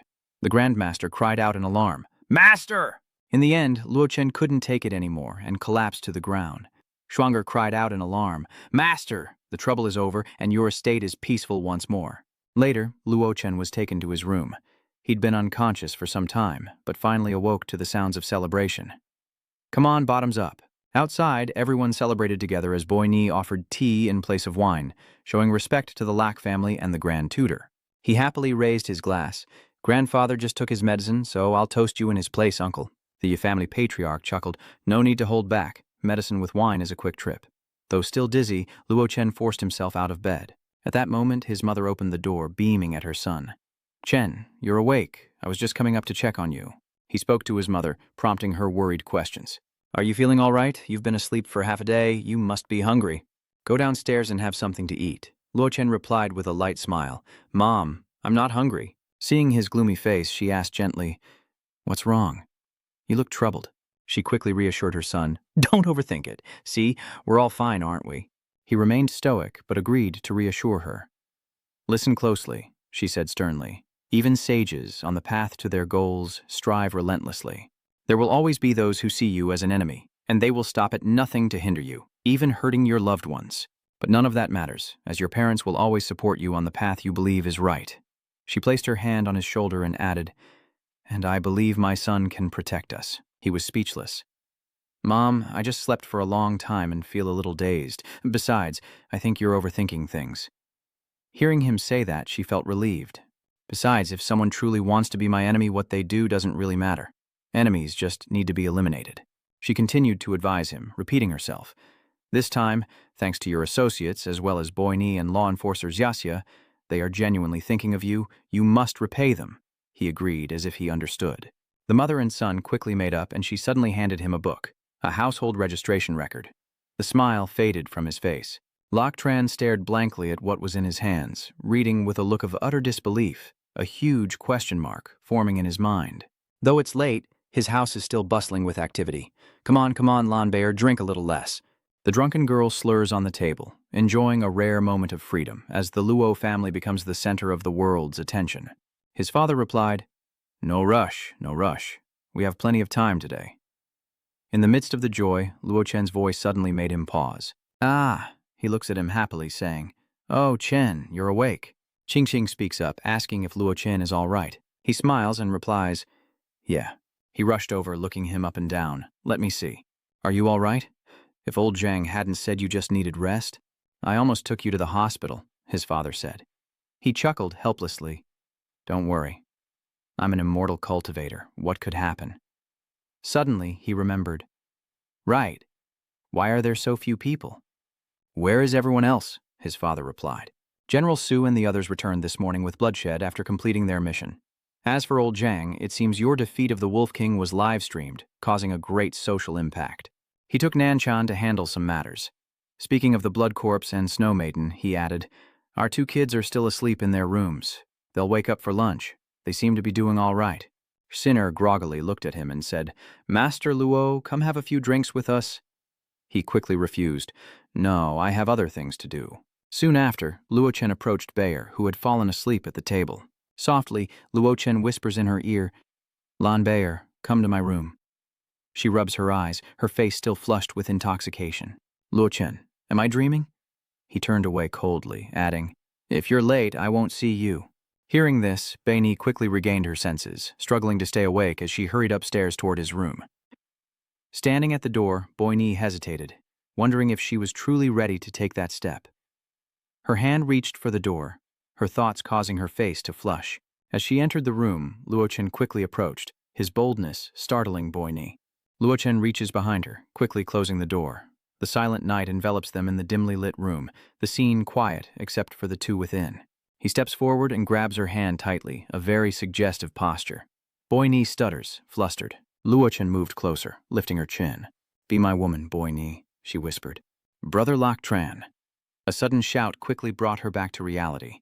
Lam Beini realizes it was all just a fantasy as Luo Chen calmly sits down and looks at her. "Why are you standing there dumbfounded? Come on in." Still blushing, Beini hesitantly asks Lak Tran, Is there a reason you called me here alone?"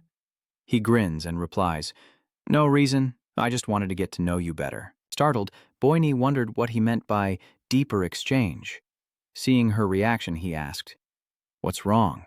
Beini stammered, "No, it's nothing, please continue." Luo Chen turned serious again and asked her a question. Did she want to become stronger? She didn't understand what he meant and could only utter a confused sound. Hesitantly, Beini asked, "What are you referring to?" She wondered if motherhood equated to strength, but Lao Chen continued, reminding her that she had already witnessed it. These things were once only found in myths. Though legends from different countries have their own embellishments, they prove that these things are not mere fabrications. Soon, this world will face a great change, and certain preparations must be made now. Of course, all of this still depends on her own will, and if she decides, I can be her guide. Hearing this, Beini quickly understood, and after a moment of contemplation, she resolutely declared, "I agree. I want to become stronger, and if nothing else, being able to follow in Luo Chen's footsteps is enough." He looked at her and smiled contentedly. "Good." Luo Chen pointed. "Get on the bed. It'll be easier to do it there." Boer was shocked. "Huh." After a long while, they both settled into position. Having digested the Fire Spirit Pearl, his strength has now increased to the 6th level of awakening. Using the Taihuang scripture's inherited methods, even with pure spiritual energy and no divine seed, one can awaken the divine treasure to a certain extent. A slightly embarrassed Beini asked softly, Is there a required position?" Luo Chen calmly replied, "Just give me your hand." Boer hesitated, her eyes filled with confusion, unsure of what he wanted to do, but she reached out anyway. As their hands touch, a surge of energy arises, startling her. This is, she thinks, eyes tightly shut, her breath quickening. There's a surge of heat entering my body. Luo Chen guided, "Don't resist, relax, follow your instincts, or the awakening will be dangerously interrupted." Boiling over, Beini trembled, struggling to reply, Okay. I'll try my best." She closed her eyes, muttering as if hypnotizing herself. Follow your instincts, follow your instincts." Meanwhile, Luo Chen, with his eyes closed, declared, "I must exert my power now." Beini struggles to hold on, her heart crying out, "I can't take it anymore." Finally, overcome by an unknown sensation, she screams. Outside, everyone hears the suggestive sounds and glances nervously toward his room. Everyone heard it, and they all gathered together, including his embarrassed father. "That was Miss Beini's scream." Songni asks, "A scream? Doesn't sound like it." Immediately after, Luo Chen steps out. "Xiaqingqing, Come here for a moment. It seems everyone is overthinking things. Everyone was startled and looked at her. Qingjing blushed and pointed to herself, asking, "Oh, me?" She shyly glanced around, then stammered, "Girls, this isn't very good." Song Ni teased with a laugh. "Then don't go there." The boy next to him chimed in with a laugh, criticizing her but being honest. Chen Luo quickly opened the door and Qingqing slowly stepped inside as he urged, "Come in." As soon as he entered, the door slammed shut, creating a suggestive atmosphere, and everyone listened intently, curious about what was happening inside. Inside the room, Than Than cried out, "Luo Chen, let's begin." Startled, those outside blushed crimson. Inside, her spiritual energy began to awaken, and Than Than moaned, "I can't. My body can't handle the sweeping power." Song Ni and the guy next to her were stunned, wondering what exactly they were doing in there. The door quickly opened, and Luo Chen stepped out, looking at Song as he spoke, leaving everyone stunned. The guy next to her excitedly says, "Young miss, you're finally up." Song Ni retorts, embarrassed, "What do you mean, finally me?" I was just a little curious, that's all. I didn't want to experience it." Elder Ye interjected. "All right, enough talk. Hurry up since the master's calling. Tonight, his house will be in chaos again." Wearily, Boy Ni said, "Sheching-ching, move a little. You're crushing me." Ching-ching, exhausted and spent, had finally completed her awakening. Song Ni watched them, thinking, is awakening spiritual power really that tiring? These two are such noobs. Her face flushed. She thought to herself, "Stay calm. Master is probably just practicing his technique." Luo Chen calmly crossed his arms and told her to take off her clothes.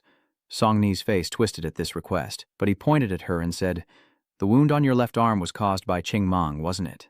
She shyly recalls the events, then says, "Yes." Luo Chen continues, "Let me take a look." Song Ni agreed, revealing a long, open wound that looked incredibly painful. He saw it and thought, indeed, it's soul-severing poison. This toxin has no immediate adverse effects, making it difficult to detect. But once spiritual power is cultivated, the victim's soul will instantly shatter. Worried, Songer asked, "Master, is something wrong?" Lao Chen reassured her, "It's nothing. This level of toxin isn't difficult to remove. It just requires a bit of effort." She asked in surprise, "Poison?" Lao Chen explained, "Yes, you're only a nominal disciple, so I shouldn't be teaching you the true Dharma, but you were injured because of me, so this could be considered your good fortune." Song Ni stammered, "You're imparting true techniques to me? Am I dreaming?" Immediately, he channeled his inner power, a small flame appearing on his fingertip. "I will transmit a strand of controlled separation fire from your acupoint into your dantian. The process might be a little painful as it flows through your body, but your physique will improve drastically." Hearing this, Song Ni excitedly shouts, "Bring it on, master! I can take it!"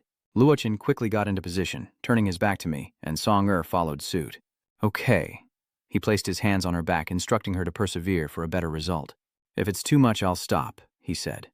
Song Ni meekly hummed in response, but as the inner energy flowed in, she couldn't help but cry out, thinking, "It's so hot." Song Ni pouted, secretly lamenting her suffering as her body felt like it was submerged in lava, the intense heat pouring in through her pores, threatening to melt her internal organs. Outside, the boy in pink couldn't help but wonder what was going on. "Why is it so quiet inside after the young lady went in?" Yilao asked grimly. "What kind of commotion do you want? What do you want Song Ni to become?" Inside the room, Lao Chen reassured her, persisting, "You're about to break through your limits. The pain will lessen greatly afterward." Song Ni's body trembled uncontrollably as she cried out in pain, "No, no." Seeing her breathing become erratic, Luo Chen guided her to regulate it. "I can't hear what you're saying." Song Ni gasped. "Master?" Luo Chen asks if she can't hold on any longer. He speaks as Song Ni sweats profusely, still in the throes of awakening. "All right, more than half of the spiritual power has been transferred, so it's basically done." Song Ni is struggling to answer, "No, master, I want to become stronger," as she continues to awaken. Song Ni cried out, "I can take it. I want to awaken my power and become stronger. Master, please help me." Song Ni's screams made the two outside anxious as the poor old man clutched the red tiger, stiffening at the strange sounds. After a struggle, all four collapsed to the ground, exhausted. Luo Chen sighed, finally ready. Though it's only the most basic awakening, it's enough to cope with the coming changes and fluctuations. At the same time, he senses a strange aura outside his window. And of course, Luo Chen quickly noticed it as well, silently observing for a moment. The scene shifts to a beach where a gentle breeze blows and waves crash softly against the shore. A platinum-haired girl stands with her back to him. As Luo Chen arrives, she speaks, "You're fast." Seeing his silence, she glances over. "Aren't you going to say goodbye to your family?" Silently observing, Luo Chen recognizes the iris spear and identifies the girl as the Black Phoenix, realizing what has happened. Frowning, he asks, "What have you done to Nan Chan?" She turned to him asking, "How do you think I should feel?" An 8th-level mutant dared to touch my divine weapon. Besides obliterating her body, I can't think of a lighter punishment. As she finished speaking, Luo Chen immediately launched an attack. Black Phoenix observes his power, startled. What? But at that moment, a towering figure appeared, shielding her. He used his shield to block Luo Chen's powerful attack, somewhat suppressing his strength. Black Phoenix sneers. Who knew the great Luo Wuji would care so much about the life of a mere servant? But rest assured, I'm not here to kill you. Just hand over the crystal skull and I might spare your life. If your true self were here today, I might have to think about it, but sadly, these small fries are no match for me. Hearing this, she couldn't help but feel annoyed. His arrogance was too much. Black Phoenix smirks. Shrimp. The shield bearer charges, yelling, "I'll show you how shrimp eat little shrimp like you." As he struck, Luo Chen nimbly leaped away, narrowly avoiding the blow, only for another assailant to strike from behind. He glared at Luo Chen, then roared, "Die!" Unlike the buzzcut guy, this one's attack was a bit more flamboyant. But how could Luo Chen just stand there and take the hit, and somehow he's already behind the guy? A powerful fist was unleashed, and he barely had time to turn his head. The Black Phoenix raised her spear, Iris, enhancing her defense. At the same time, Luo Chen's fist, imbued with immense power, struck out, but it seems he'd let his guard down. That attack caught him off guard. What? At that moment, Luo Chen was sent flying, caught off guard, and sent sprawling. But before he could fall, Luo Chen quickly regained his balance, much to the Black Phoenix's satisfaction. The combined strength of these 3 great villains is no less than a level 9 mutant. I almost exhausted my entire legion of undead to kill and enslave them. You can't possibly win. Luo Chen sneers, unimpressed. A 3-person battle formation, is it? More troublesome than I thought, but shrimp are still just shrimp. As he said that, he immediately charged forward, while the 2 men roared, channeling their inner strength for one last desperate attack. Dodging and weaving, Luo Chen pondered that the Black Phoenix's true form seemed to possess bodies, moving through the auras of fallen warriors. With that, he sped forward, knowing that when possessed, a phoenix mark would appear on the host's forehead, enhancing both attack and defense. Attack power is enhanced, but judging by their coordination, even if their souls are enslaved by Iris, some basic consciousness remains. This forced takeover will inevitably cause a delay, like when a human takes over a self-driving car. And for a team of 3, that's a fatal flaw. With that thought, a triumphant smile crept across his lips. And so, Luo Chen fearlessly charged forward, heedless of the attack heading straight for him. A gust of wind extinguished the remaining embers, and a sense of unease washed over the Black Phoenix as she observed the situation. "This isn't good," she cried. The mark on his forehead suddenly glowed, and his face filled with panic. But before he could react, Luo Chen appeared behind him. His speed catches them off guard, as Luo Chen lands a fatal blow to his abdomen, sending blood flying. Luo Chen's hand swiftly withdrew, leaving a gaping hole in the man's back, and a wave of pain caused him to scream out, while the mark on Black Phoenix's forehead suddenly lit up. Luo Chen ignored the bald man, dodging past him straight towards her. The Black Phoenix quickly took flight, shouting orders to stop him. At her command, the man charged forward with his shield, eyes bloodshot as she seized the opportunity to escape, inwardly shaken. Damn it, even the 3 henchmen couldn't stop him. What kind of monster is Luo Wuji? Like a demon, he stood before her. You wanted the crystal skull, didn't you? Why are you running? Before she could answer, a slap landed hard across Black Phoenix's face, instantly swelling her cheek. The slap looked gentle, but it sent her sprawling. Black Phoenix dazedly clutched her face and stood up. You dare slap me? Luo Chen calmly delivers another powerful slap. What's there to be afraid of? Her face stung, her eyes averted, but she couldn't help but curse. I'll kill you. Her cheeks now swollen and red, she seethed with rage. Just you wait. Suddenly, a strange sensation washes over her, and the Black Phoenix is startled. She raises her hands to observe them. What is this? My consciousness is trapped within this body. She glared at Luo Chen, demanding, What have you done to me? He calmly replies, Just a little confinement spell. He smiles, adding, Too many people run when they can't win, forcing me to learn some capture techniques. Black Phoenix stammered in fury. You, this is impossible. Luo Chen sighed. What's impossible? Even the Blood Corpse King's Blood Spirit Shield and the Crystal Skull's space manipulation couldn't escape my grasp. So don't bother struggling with your basic escape tactics. It was then that the Black Phoenix became wary, realizing this bastard was stronger than she imagined. Now trapped in this body, if she were killed, her true form would also be severely wounded. For now, she could only... Thinking quickly, she put on her most amicable smile and said, I surrender. I didn't harm Nan Chan. I only knocked him out and stole the iris spear. He nodded, satisfied. It seemed she was smart enough to spare her life. Black Phoenix breathed a sigh of relief as Lao Chen continued. But whether I let you go or not depends on your performance. Startled, Black Phoenix forced a smile and asked, What do you mean? Lao Chen continued, As far as I know, apart from the mutant Dragon King, almost all mutants on the power rankings take orders from the Terror game. You're a member. You knew the Crystal Skull was on me and you didn't report it. Why? Black Phoenix replied calmly. Is that even a question? I just wanted to beat you and take the Crystal Skull for myself. But Luo Chen retorted, It's not that simple. Deceiving your superiors like that is basically treason. Is one measly Crystal Skull worth all this risk? The Black Phoenix pouted. Don't worry. The game of terror is also an obstacle I must overcome. The enemy of my enemy is my friend. Finally, she sighed and recounted, Since you're being so honest, I'll tell you the truth. Have you ever heard of the Great Flood in legends, Mr. Luo? Every civilization, east and west, has clear records of this cataclysmic flood. Many believe it's a shared memory passed down through human civilizations, as floods are a common natural disaster. But in reality, this wasn't a clumsy fabrication, but an accurate truth that actually happened. Moreover, the one who caused this world-ending disaster was... Hearing this, he quickly interrupted. The Black Phoenix agreed, adding that their motive was simple, to block and disrupt the Earth's spiritual energy, which would spell the end for all cultivators. And so, the great powers of Earth united and desperately resisted, igniting a silent, world-ending war. The Great Flood recorded in ancient civilizations was just the tip of the iceberg in that war.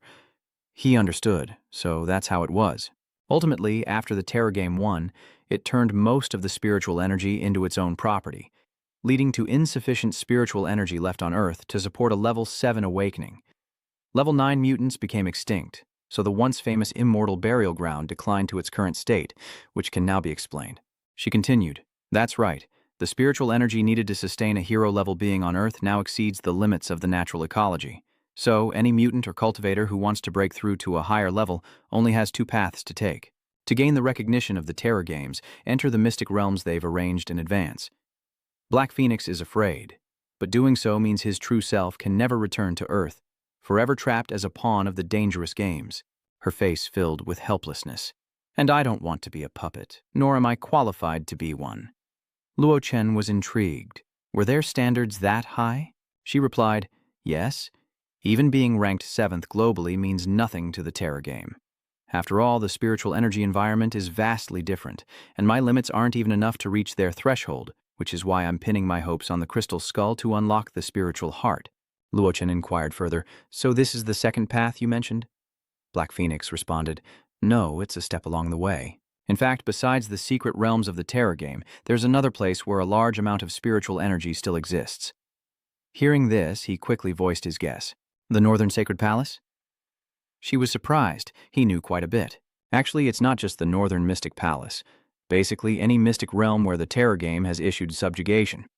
Mission still contains a great deal of spiritual power, and the guardians of these mystic realms are the Earth forces that survived that great war, and they're all hostile to the Terror Game. He continued, So you want the Spirit Heart, then borrow their power to break through? Black Phoenix replied, That's the idea, but it's extremely difficult to work with them. After all, they've been hiding for thousands of years under the investigation of the Terror Game, so their strength is unquestionable, especially the North Mystic Immortal Palace, which ranks first unless they reveal themselves. If I can't rely on divine artifacts, the key to the divine realm is out. But there's only one in the world, and it's in the hands of the Mutant King. So my plan is just on paper, as good as impossible. Luo Chen sighed. Then why did you hide from the Terror Game and steal my crystal skull? She was flustered, saying that no matter how difficult it was, she had to take the first step. Suddenly, Luo Chen seemed to sense something. Black Phoenix sensed something was off about him and curiously stepped forward, asking, What is it? Luo Chen said nothing, silently reaching out as a magic circle quickly enveloped her. Black Phoenix cried out in alarm. "Hey, what are you doing?" Before everything fell silent, leaving only him behind.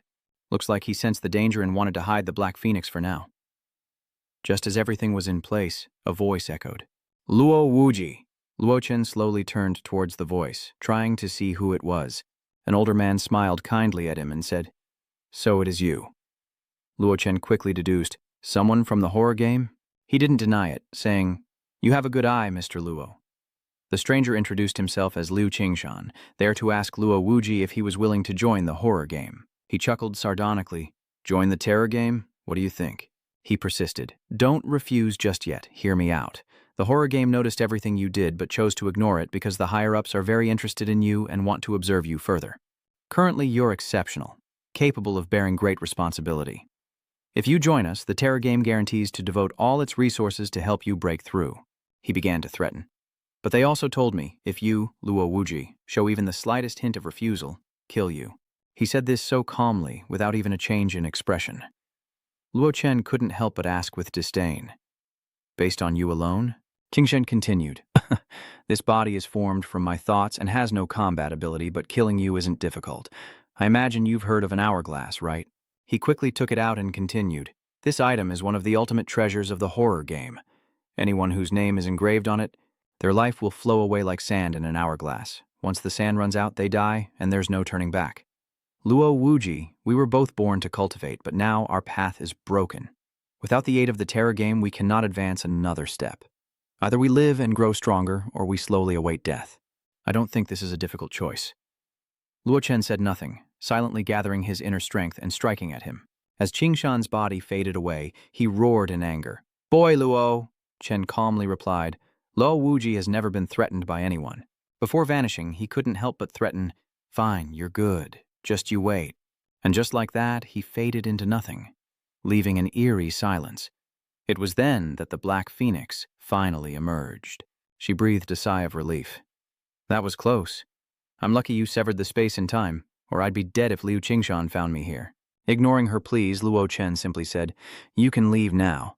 Black Phoenix called out, "Wait, why didn't you agree to Liu Qingshan's offer? The chronometer is no joke. Many powerful beings were killed by it during the initial world-ending war. You can't escape. It's not too late to turn back and find them." He remained indifferent, saying he didn't need it. "Many have tried to kill me, but they all ended up dead, and I lived on." Black Phoenix stared blankly after he spoke, and the scene shifts to a large antique-style villa.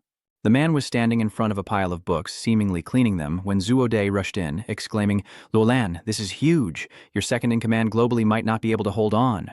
The man named La Lan remained unfazed. "Next time, remember to knock." He hastily continued, "Listen, the Game of Terror has announced a new mission, changing the original Second Secret Realm mission, and the rewards remain the same. Only now did Lalan become interested. What did they change it to?" Toddy was excited, a look of determination on his face. "Kill Luo Wuji." Lan Lan, eyes on his book, says, "Luo Wuji, the Huabang cultivator who killed the Wolf King a few days ago." Zudi adds, "That's right. I heard his name was even etched on the hourglass." Hearing this, Lalan slammed her book shut. Inscribed on the hourglass, this man is important enough for the Game of Terror to take notice. He wondered if they were using such a powerful weapon, why publicize a bounty? Lalan speculated that perhaps this person was connected to the Ancient Covenant. These words led him to speculate. If that's the case, should they get involved? Lan Lan declared, "Of course we should. Though the horror game seems to control everything, the will of the world prevents them from interfering too much with Earth's affairs. And that mutant king has been unreliable lately, so we, as the second and fourth strongest, are the true rulers now. If the spirit energy seal wavers, everything will be reshuffled." Zuda continued, "But if Luo Wuji is truly backed by the Ancient Covenant, wouldn't we be courting danger by acting rashly?" Lan Lan reassured him, "Don't worry. No one who's winning at the table will allow anyone to flip it over. Benefiting from the spiritual seal, we are not the only ones at the peak of Earth's power. And what we just discussed is still just speculation. For now, let's set up surveillance orbs to monitor energy fluctuations everywhere. Once we find Luo Wuji, we'll decide what to do next."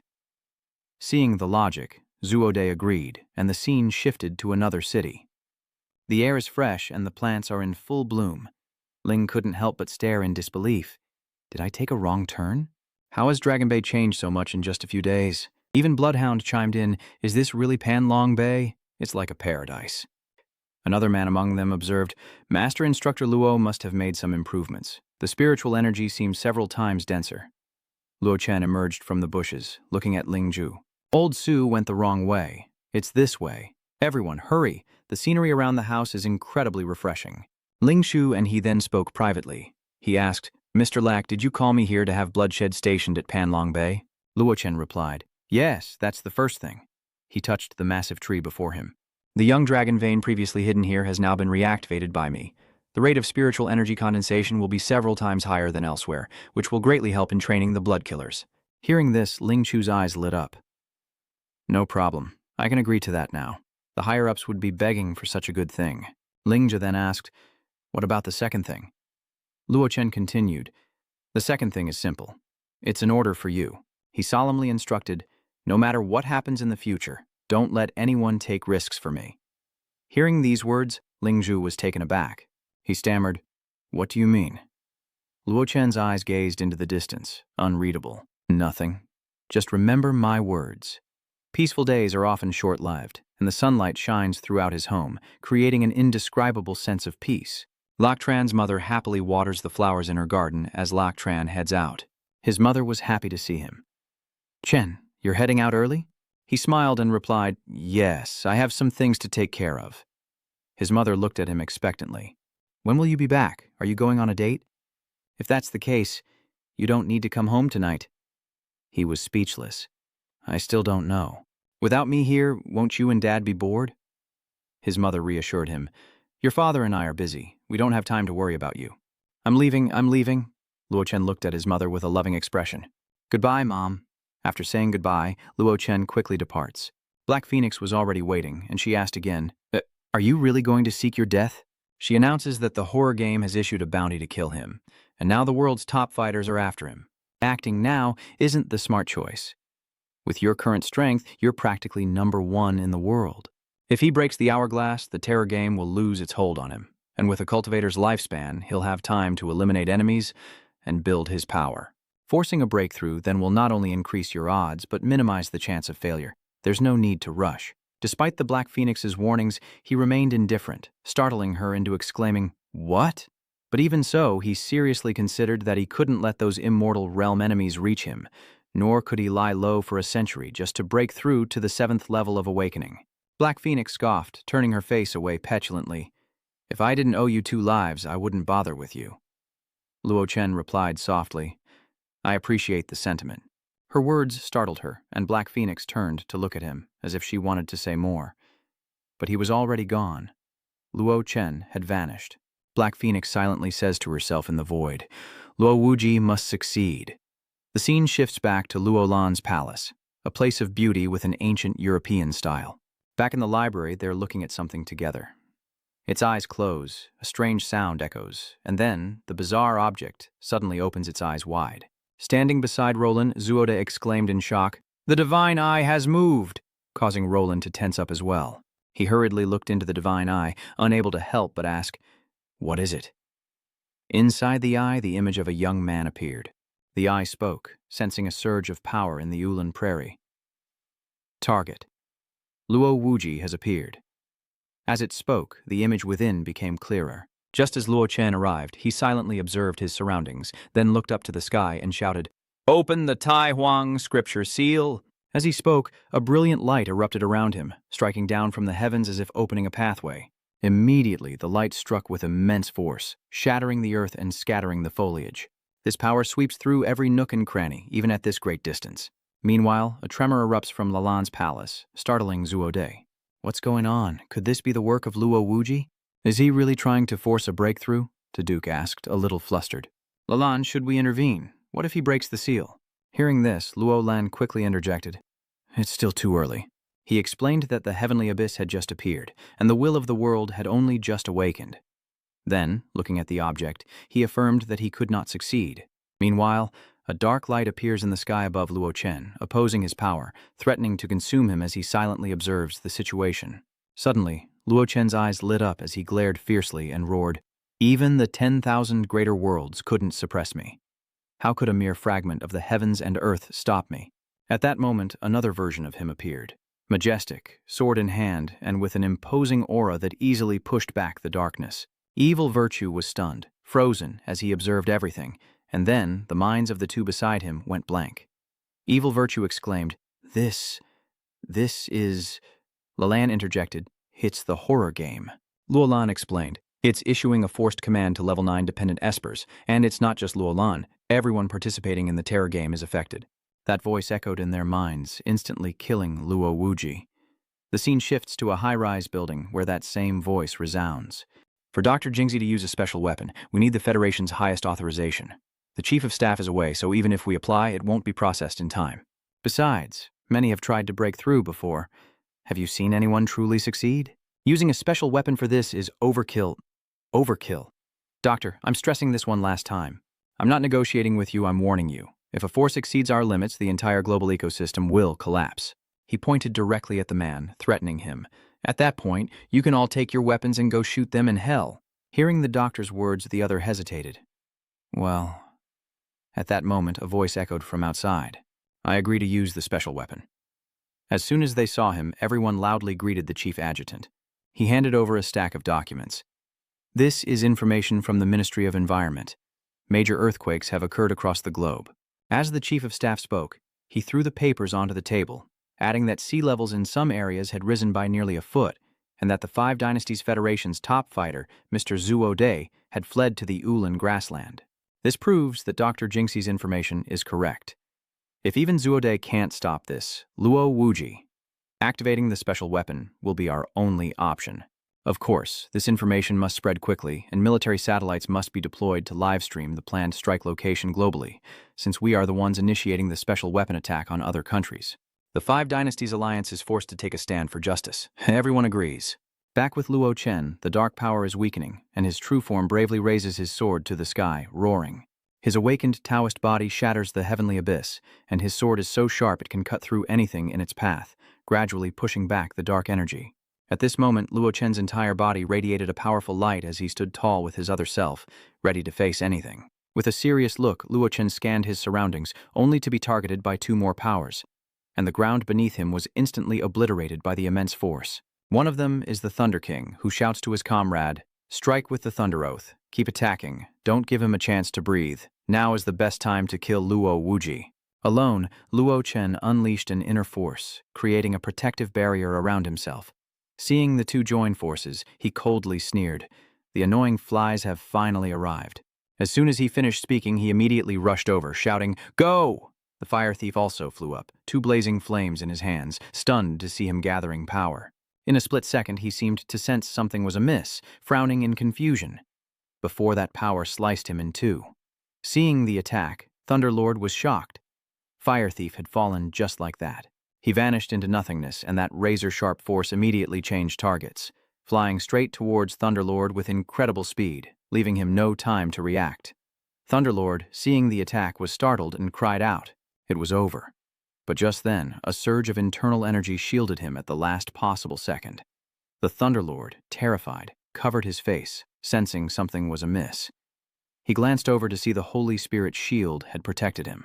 Lei Wang looked over, finally seeing them arrive. It was Luo Lan who had come just in time. Zuo Dai sighed. You were too reckless, Lei Wang. If we'd been a step slower, you'd have been killed like the fire thief. The Thunderlord angrily shouts, Isn't it because this Olog Wuji is too strange? Clearly a level 9 mutant, 7th awakening, yet he can unleash power far beyond his peers. Draw your weapons. Those worthy of having their names etched on the hourglass are not to be underestimated. It's just a pity he sought death to break through. Daliushi added, Let's hurry and finish this so we can go home. Lan is still the most cautious. He spoke. Not yet. It's not time. He's only reached the second stage of his breakthrough, and a great deal of power still resides within him. But as the breakthrough gets closer, the will of heaven and earth will be many times stronger, until it condenses into a suppressing seal, forcing out all of his cultivation. Lan calculated. When that happens, we'll join forces, and that will be Luo Wuji's end. Meanwhile, he and his true form charged together to break the formation, his sword radiating power, forcing it back. Just as he was about to defeat it, Luo Chen roared, Break, evil! causing Zuode to gasp in shock. The heavenly realm has been breached. Even the Thunder King is astonished, calling him a monster, a true monster.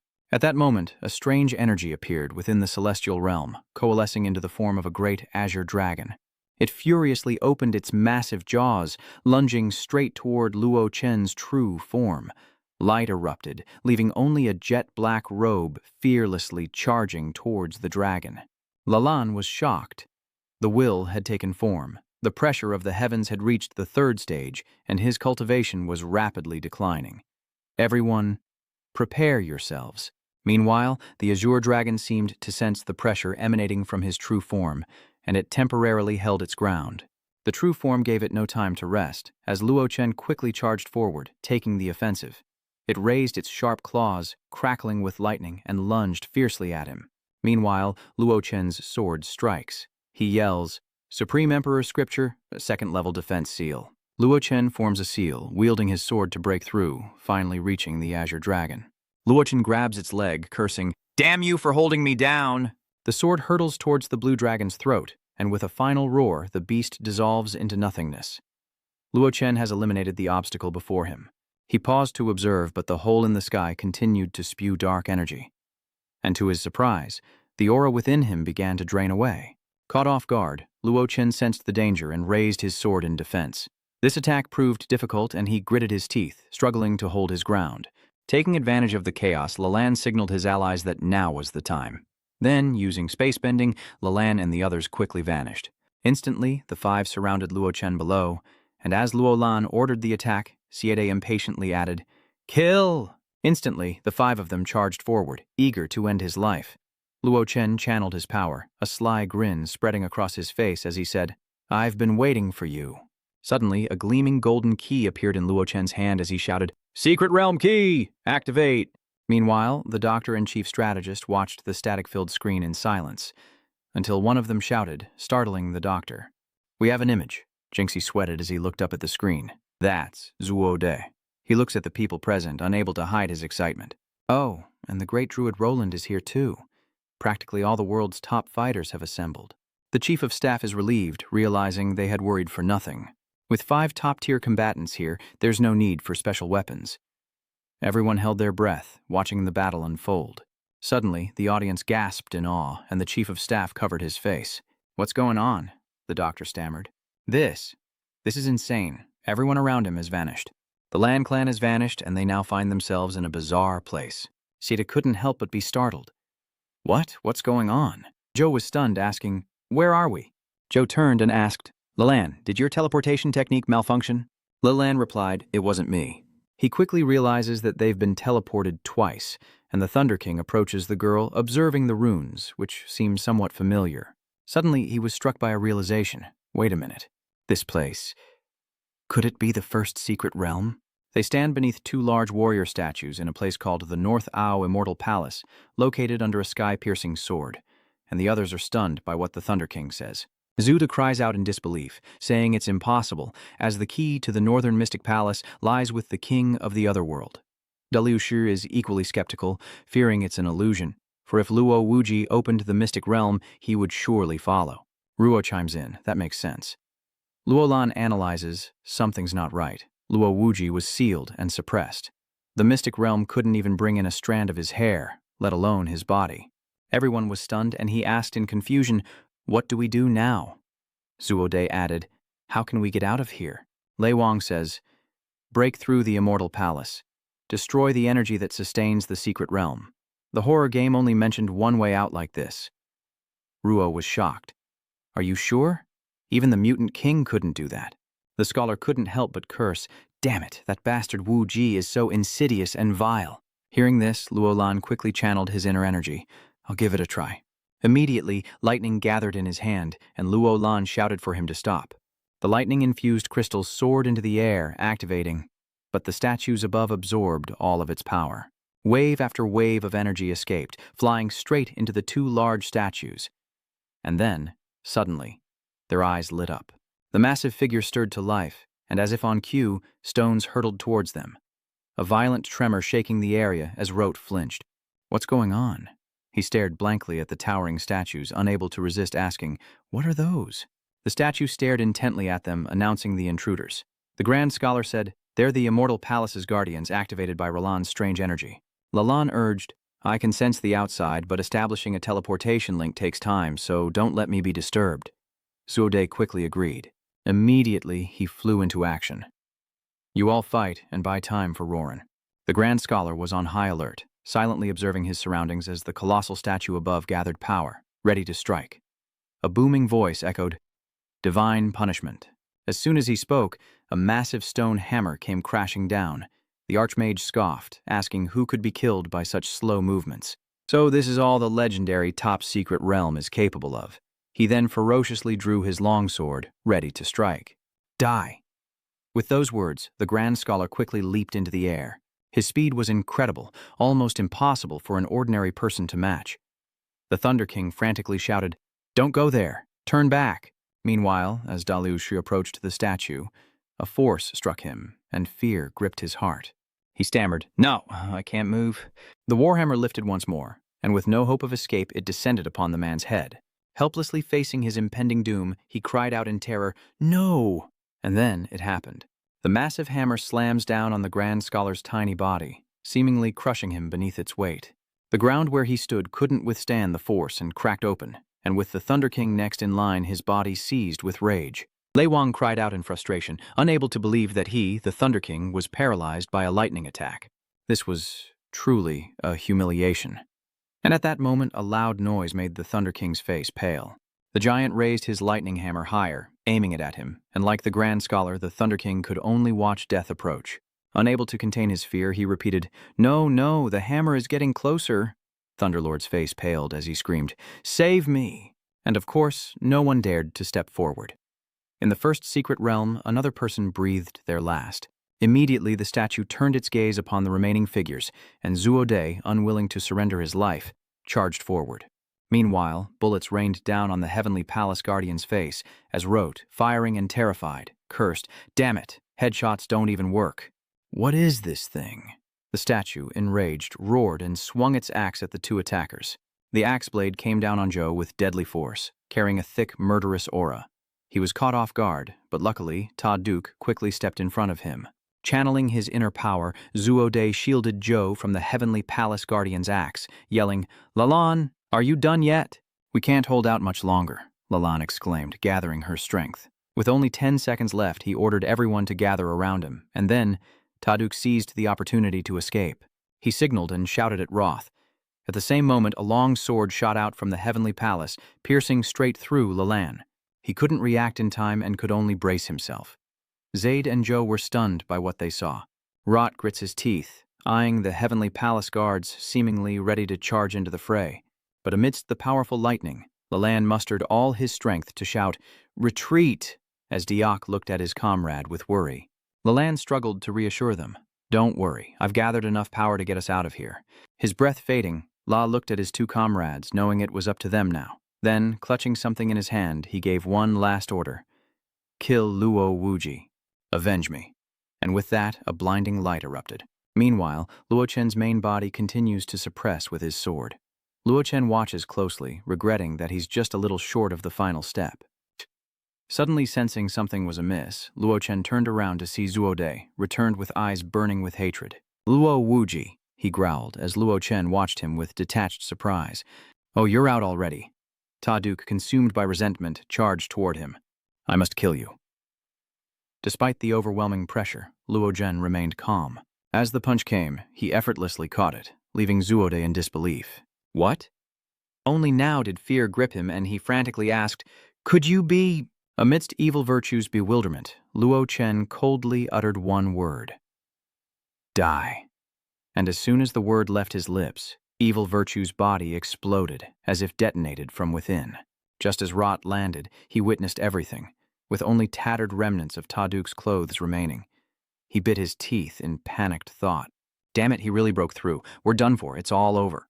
Thinking this, he quickly turned and ran to save his life, but Luo Chen coldly shouted, "You think you can escape?" and immediately launched a powerful attack. Of course, Roth couldn't defeat Luo Chen and could only accept his fate. On the Chief of Staff's screen, the image of Roth being fatally attacked was clearly displayed. Everyone saw it. The doctor couldn't help but shout, "Lord Rote!" The chief of staff couldn't believe it. "Is Luo Wuji even human?" An officer shouted, pointing at the screen. "Everyone, look, what is that?" From the sky, a stream of purple light appeared, coalescing into a single form, an aura gradually revealing a face, its features becoming clearer and clearer. Finally, his true form begins to materialize, and the others cheer at the sight of another Luo Wuji.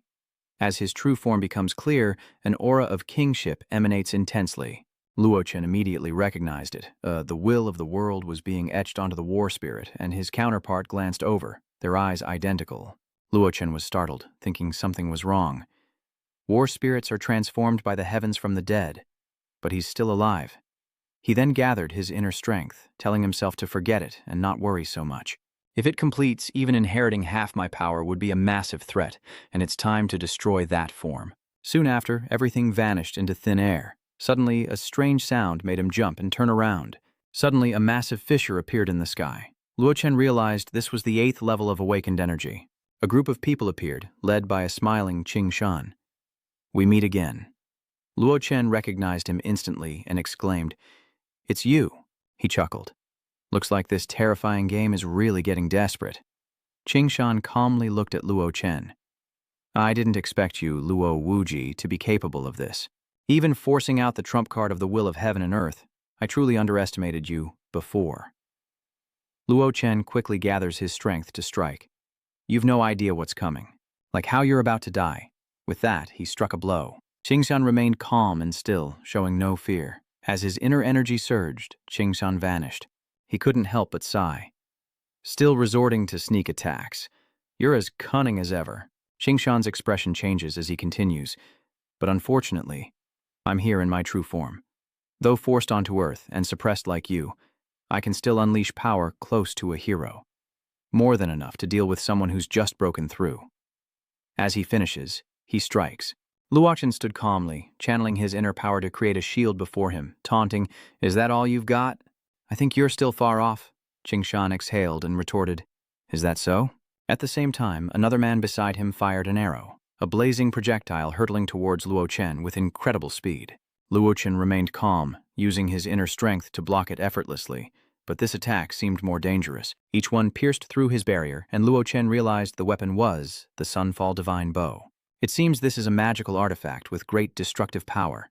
Behind him, another man quickly attacked, wielding a long knife towards Luo Chen. He couldn't help but exclaim, "So fast!" The wielder of the twin blades then leaped into the air, attacking Luo Chen.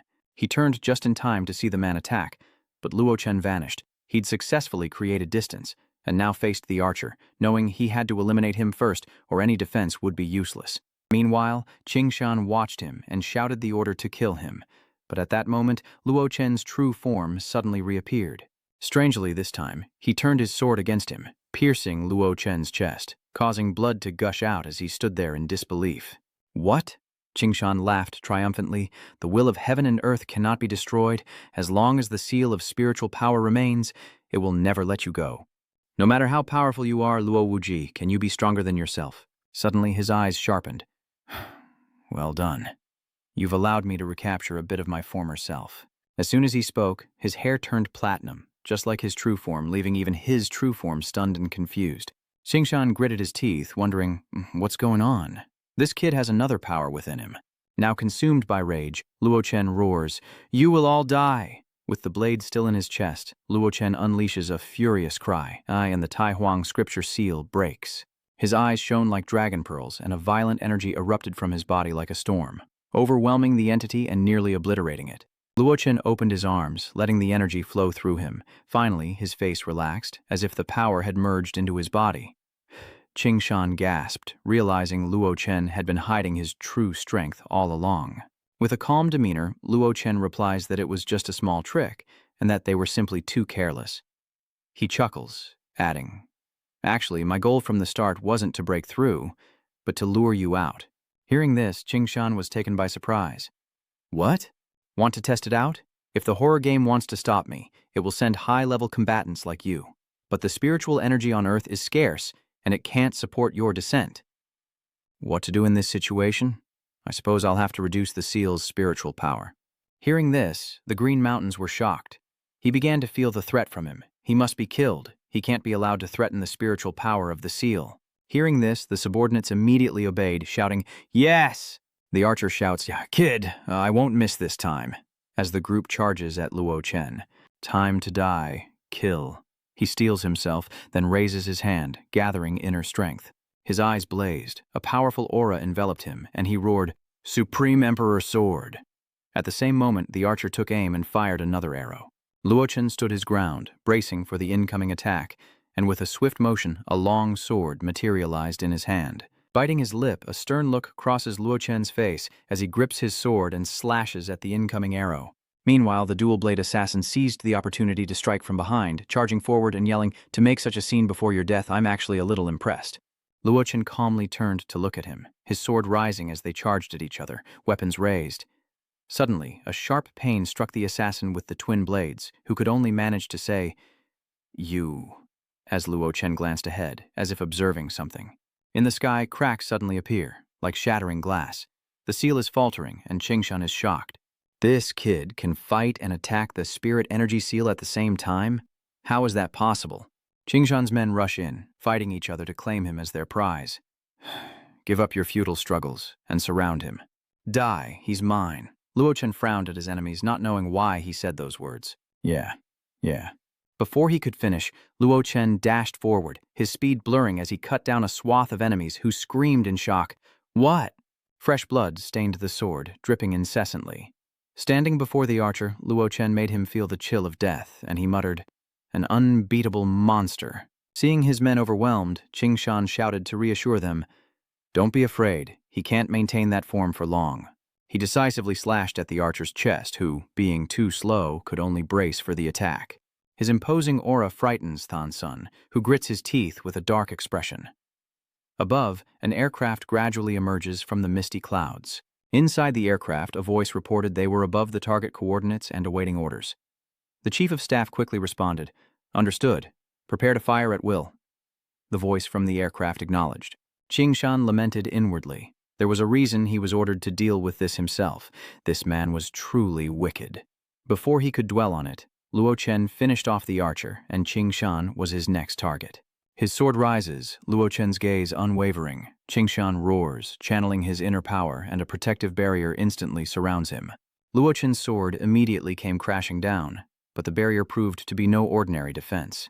Luo Chen frowned, gripping his sword tighter, but his strength seemed insufficient, and he was undeniably weaker than before. Qingshan smirked, finally seeing his chance. The boy's spiritual energy was fading. Just a few more seconds, and it would be completely depleted. Seizing the opportunity, he braced himself with one hand while forming a seal with the other, chanting a powerful command. Immediately, a barrage of arrows fueled by his power shot toward him. Looking in that direction, Luo Chen frowned as he assessed the situation. Quickly, he leaped into action, successfully dodging dozens of Tan Sun's attacks at once. But as he looked up, Luo Chen was overwhelmed. The arrows kept coming, as if they were equipped with endless engines. Instead of dodging, Luo Chen stood still and raised his hand. Behind him, Qingshan appeared, saying coldly, "It's over, kid. Die." As he finished speaking, he threw a fierce punch, but instead struck the sword. Startled, he wondered, "What?" A powerful force emanates from the sword, throwing Qingshan back, and this power is so terrifying that even a formidable player like him can't withstand it. He feels as if his internal organs have been struck, and fresh blood spills from his mouth. The sword. It can control the owner's spiritual power and cultivation? Qingshan exclaimed in disbelief. Luo Chen was indeed a formidable opponent. Qingshan couldn't believe his eyes. How could such a bizarre technique exist? He was even forced to use the life-saving methods of the great Emperor Scripture. With that, he tightened his grip on his sword, a mocking look on his face. "How commendable," he sneered. It was then that true fear finally dawned in his eyes as Qingshan muttered, No, don't kill me." But it was too late. Luo Chen never forgave those who intended to kill him. No, despite his screams, Luo Chen coldly struck, and in an instant, Liu Qingshan was gone from the world. Then a beam of light swept across the sky, piercing the deep ravine. Immediately afterward, everything vanished as if it never happened, disappearing quickly. The mountain in this place shattered by that power. An earthquake rumbled through the city as that strange light illuminated the dark sky, shaking the doctor, the division chief, and the ground itself. while the screens flickered with static. Everyone inside was shocked. What was going on? "Is this the world's end?" the doctor exclaimed anxiously. Chief of Staff, after a moment's thought, grabbed his radio and ordered Squad 509 to deploy the special weapon immediately. He seems panicked, his veins bulging. Meanwhile, the energy around Luo Chen coalesces into a large, encompassing circle. The energy takes shape, resembling both a dragon and tree roots, while Luo Chen, exhausted, sweats and pants, his hair now shorter.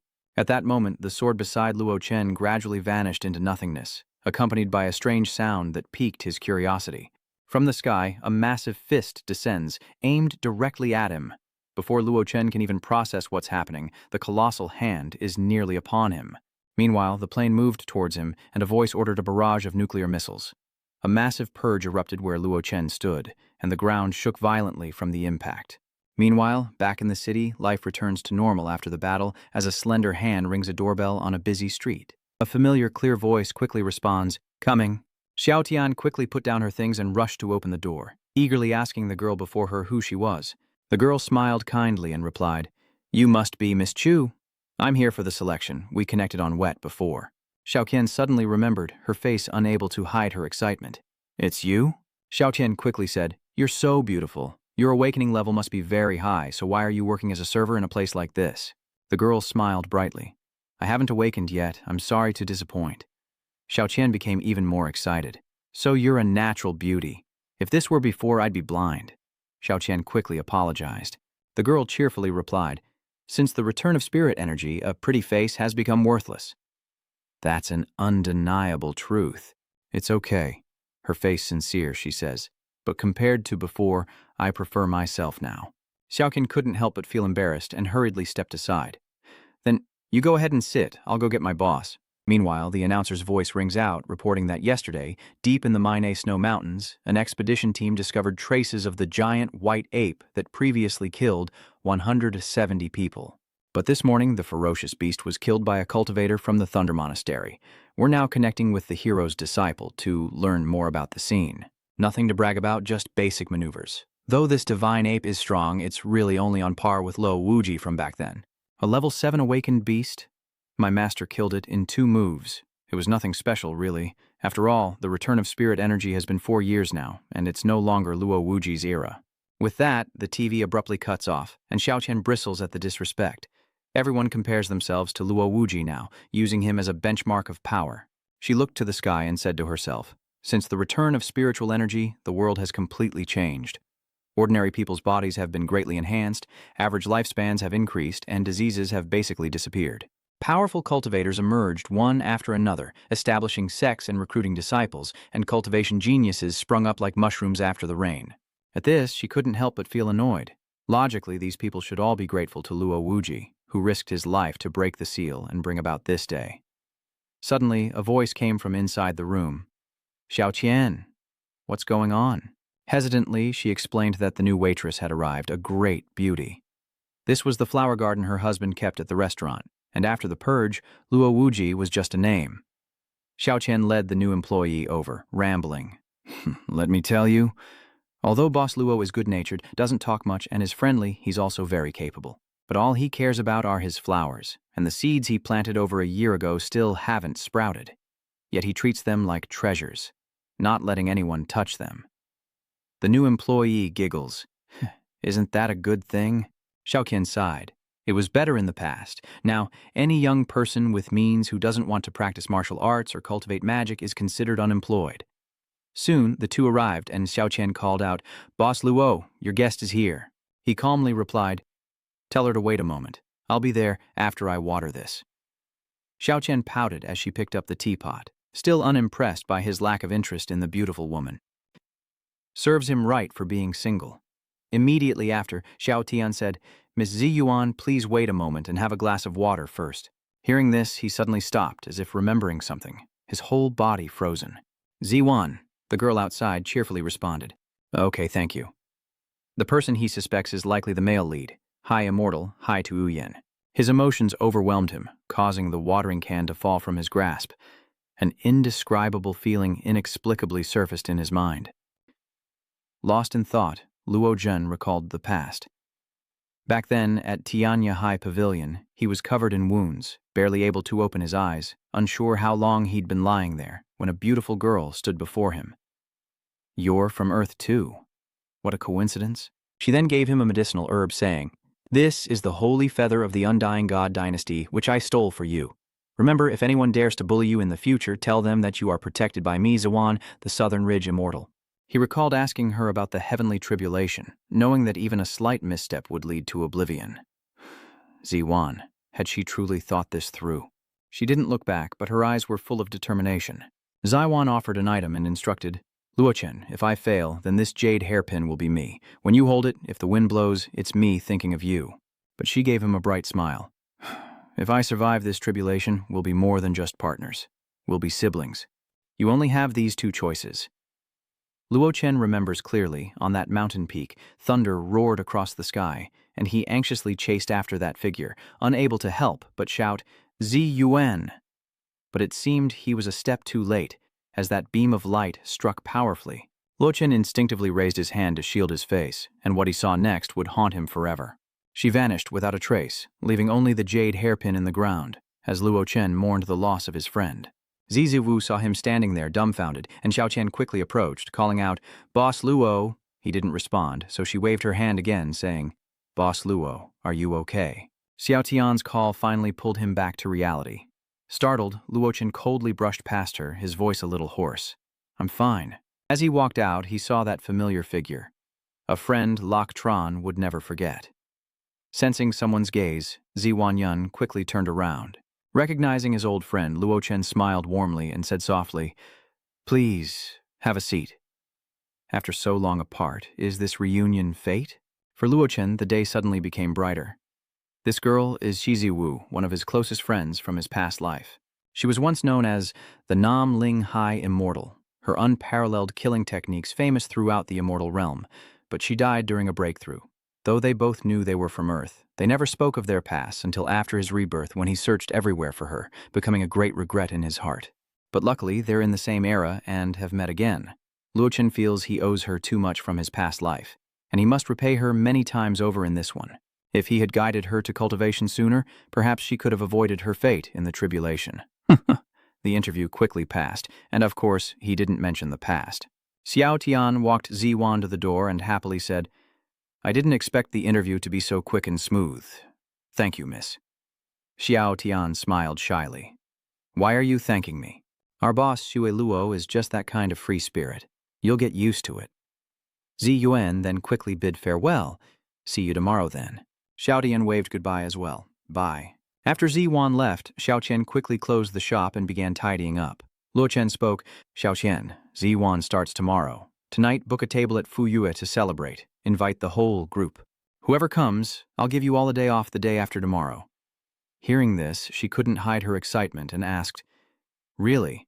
Xiao Tian immediately teased, "I actually believed that nonsense about beauty not being an advantage. Why didn't I see you caring so much when I first started?" Luo Chen looked at her, smiling brightly. "Want to know why?" Xiao Tian excitedly replies, "I want to." He leans in close and whispers, "You're working overtime tonight." Hearing about overtime, Xiao Tian cried out in alarm, "Boss Luo, I was wrong." His small bar was located in a fairly busy neighborhood. His business hours stretched from afternoon to the next evening, and since it wasn't a large operation, he worked directly behind the bar. Xiao Qian watched as Luo Chen busied himself making drinks. She glanced over and reminded him, "Boss Luo, the reservation time has arrived, but there are still some customers there." Luo Chen smiled slightly. "Take the Aster team ahead. I'll handle the rest. Your female colleagues will be easier to get along with. I'll come when the atmosphere is right." Xiao Qian happily flattered him, saying, "As expected of Boss Luo, so VIP, so charismatic." Meanwhile, at the Yongdian pharmacy, most of the lights were off, and a low voice echoed within. "Xiaoluo, this wine is still half full. Help me put it away."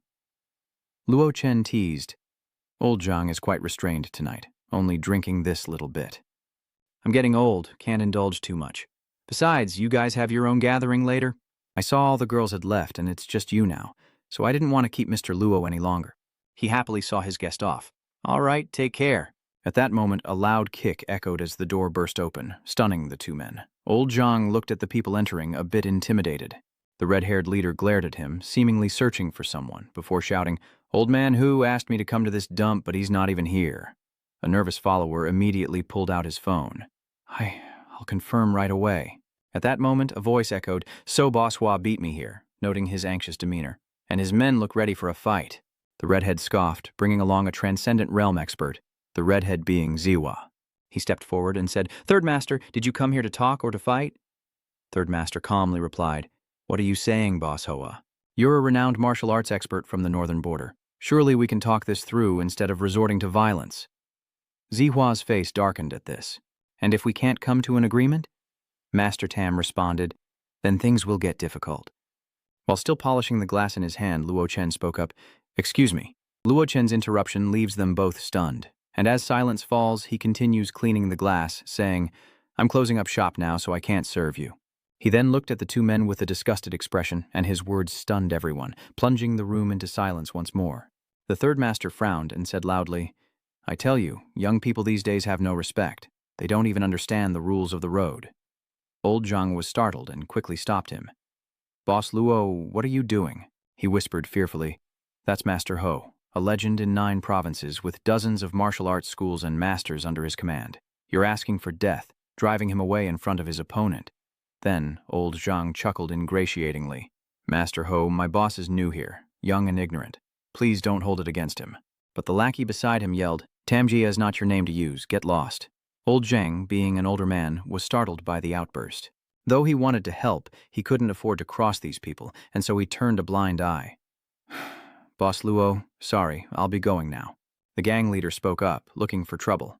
"Kid, it seems you've been doing business here without so much as a hello." He nonchalantly replies, "You being the boss here, I don't recall giving you permission."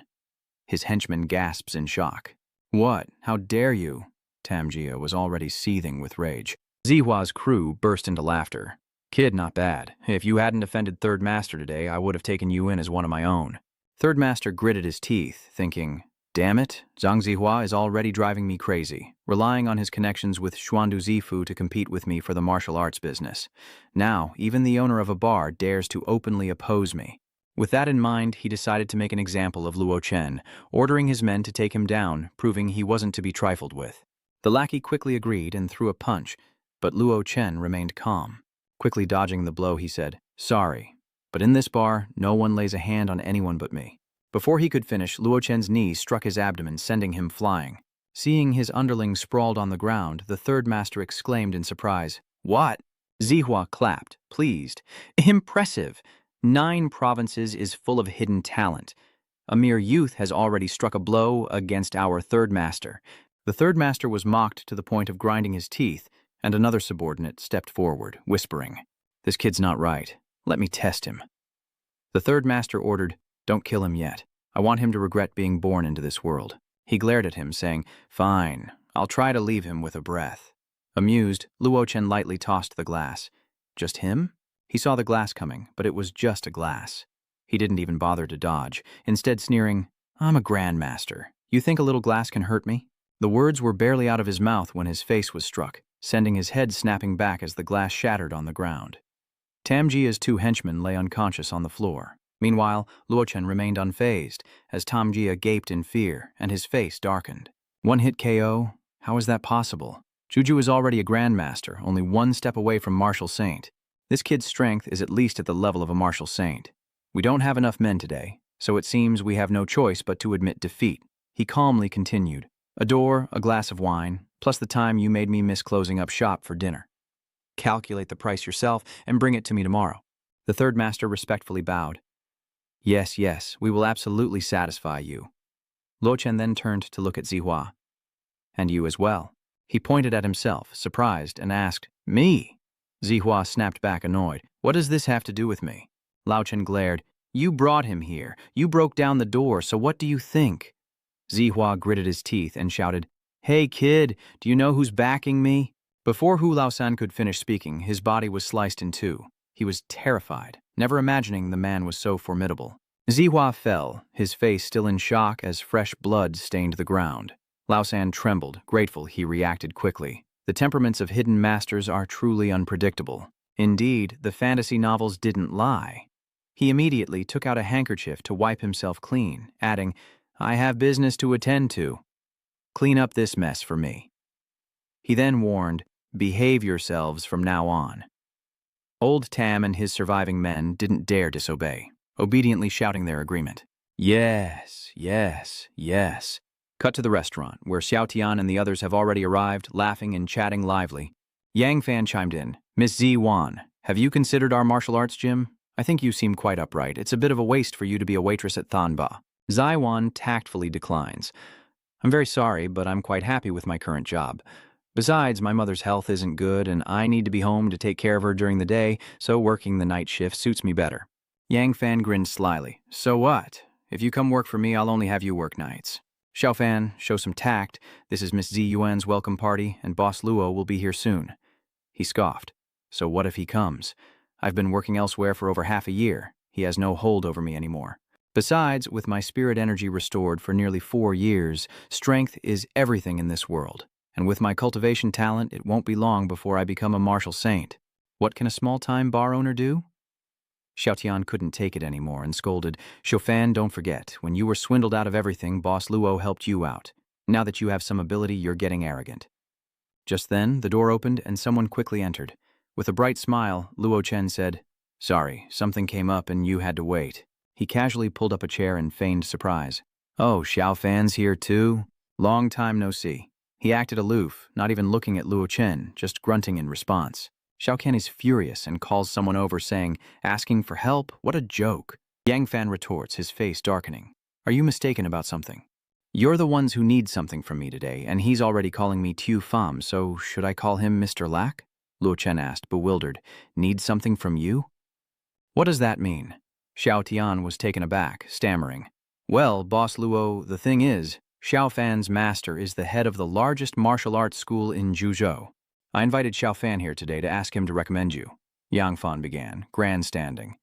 "Listen, even though martial arts schools have become basic academies since the return of spirit energy, the threshold for masters like us is still very high. Whether I can help or not ultimately depends on Mr. Lack's performance."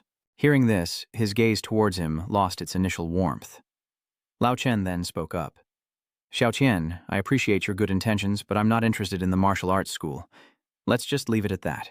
Xiao Qian is annoyed that Luo Yang Fan keeps saying he's not interested. He knows he's just making excuses.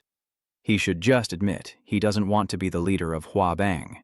Xiao Qian couldn't take it anymore. She slammed the table and stood up, shouting, "Xiao Fan, is that how you talk to Boss Luo?" He scoffed. "What? Is there a problem with what I said? Am I not allowed to say that? I gave him an opportunity and he didn't take it, and now he's acting up in front of me. Everyone knows that. It's not like I'm begging him." Luo Chen took a sip of water and glanced over indifferently. Xiao Qian was annoyed, her eyes wide. "Xiao Fan, be quiet. He's just pushing his luck." "Zhou Qian, I think with my current status, you should call me Brother Fan. Stop calling me Little Fan all the time. Yang Fan, you—" Luo Chen, his face darkening, couldn't listen anymore. "All right, Xiao Qian. Tell him to get out and stop bothering everyone's meal." Yang Fan stood up, pointing. You think you're a big shot, Luo Chen? Do you think I'm someone you can order around now?" Luo Chen calmly retorted, "So, what else do you want to do?" He scoffed and quickly reached for a bottle next to him. Yang Fan stammered, "Because you helped me before, I'll only cripple one of your arms today as an apology." Outside, Luo Chen recognized the approaching footsteps, and a knock echoed through the door. With measured calm, Luo Chen simply said, "Enter." The people outside were familiar faces, and they cheerfully apologized. "Sorry to bother you. Master Luo, here are the keys to the shop, all cleaned and ready. Sorry for the trouble today." Yang Fan stammered, visibly shaken by the newcomer. "Master, that's my disciple." Juju looked over, puzzled. "Xiao Fan, what are you doing here?" Luo Chen couldn't help but ask. "That's your disciple." Juju thought to himself, if Yang Fan could offer Master Luo wine, their relationship couldn't be too bad. Maybe I can rely on him and latch onto the big boss Luo. He immediately tried to get on Luo's good side. That's right. Who knew my disciple would know Mr. Luo? What a coincidence." Luo Chen immediately flashed a smile, but his disciple just said, "He wants to cripple one of my arms." Hearing this, the smile froze on Juju's face, his body seemingly turning to stone as sweat poured down, and he trembled. This Mr. Luo sure likes to joke around. Chen Luo's face suddenly darkened as he said coldly, "Do I look like I'm joking?" Hearing this, Zhujo knew it was no laughing matter. He cried out in alarm as Zhujo turned to Yang Fan, his eyes bloodshot with rage. "You little snitch." Yang Fan paled, stammering, "Master, I'm not a leopard," the third master roared. "Zhuju, what in the world are you doing?" Daring to clash with Boss Lack. Caught in the crossfire, he couldn't help but be startled. Zhujo immediately knelt down, saying, "Boss, Mr. Luo, I'm sorry, I misidentified you." Zhuju must deal with this blind and rebellious disciple. Xiaoqian watched in stunned silence, lost in thought. Since when did Boss Lack have this kind of power? I've never seen him associate with anyone else while working quietly at the bar. Yang Fan finally begged, weeping, Boss Yue, I was wrong, and I was really wrong." He was sweating, his face pale, and he clasped his hands together. "Please spare me," he begged, but Lao Chen coldly refused. "No, you're not wrong. It's my fault for not seeing people clearly."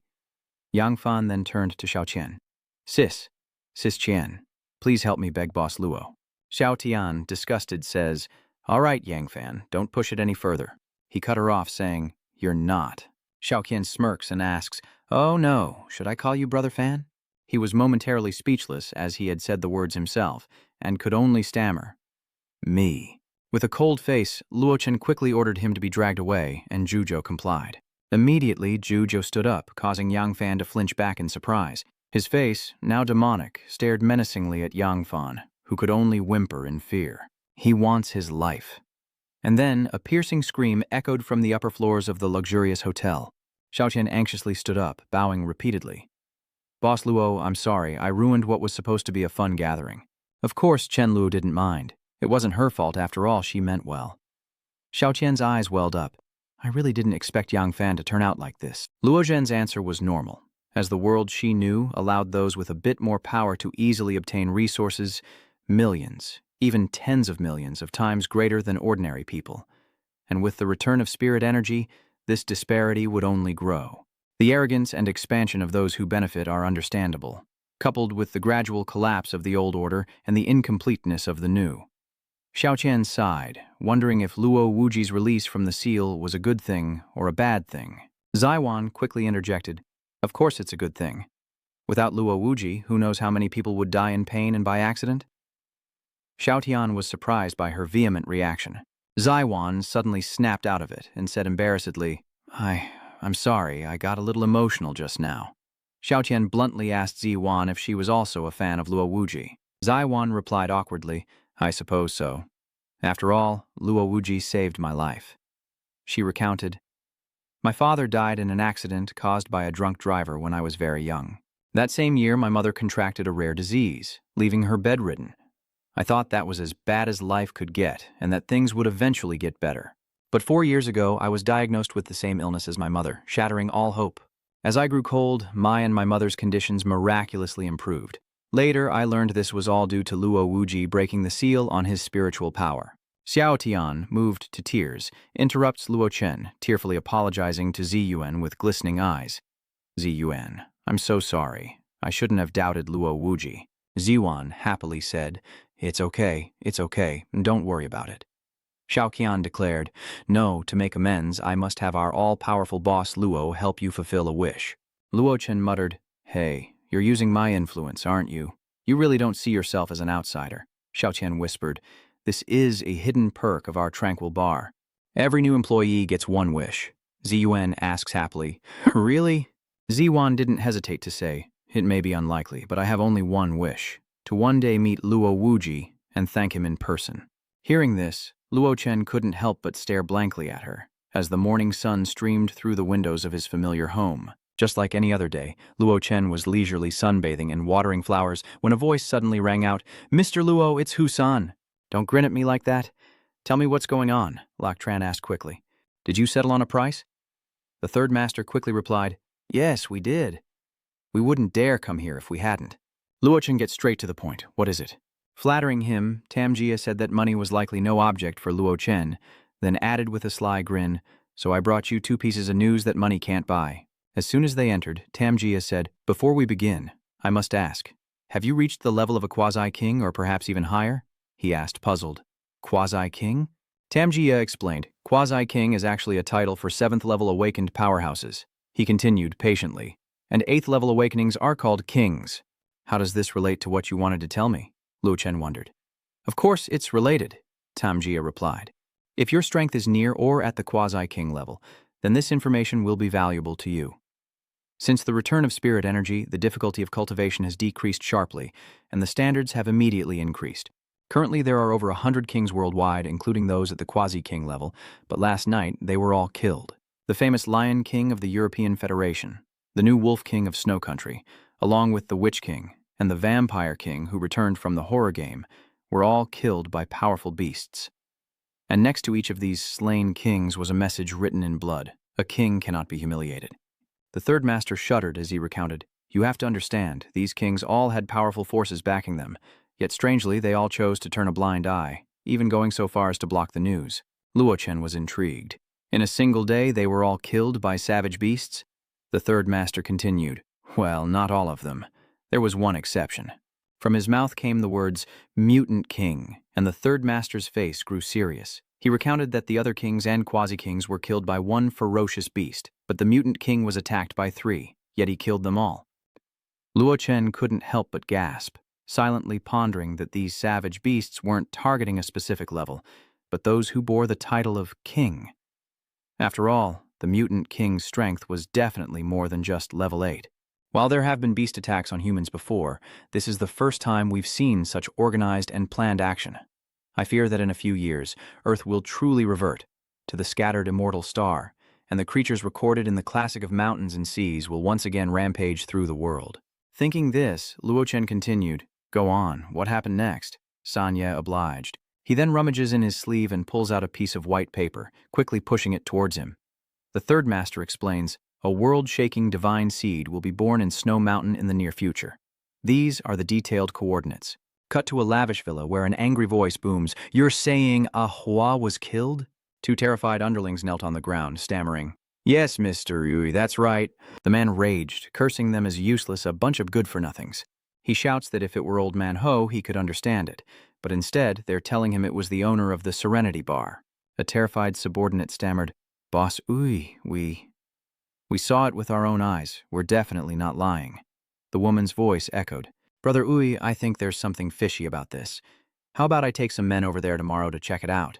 She smirked, coldly assuring that if their words were true, she'd guarantee no one would survive at that tranquil bar in 2 days.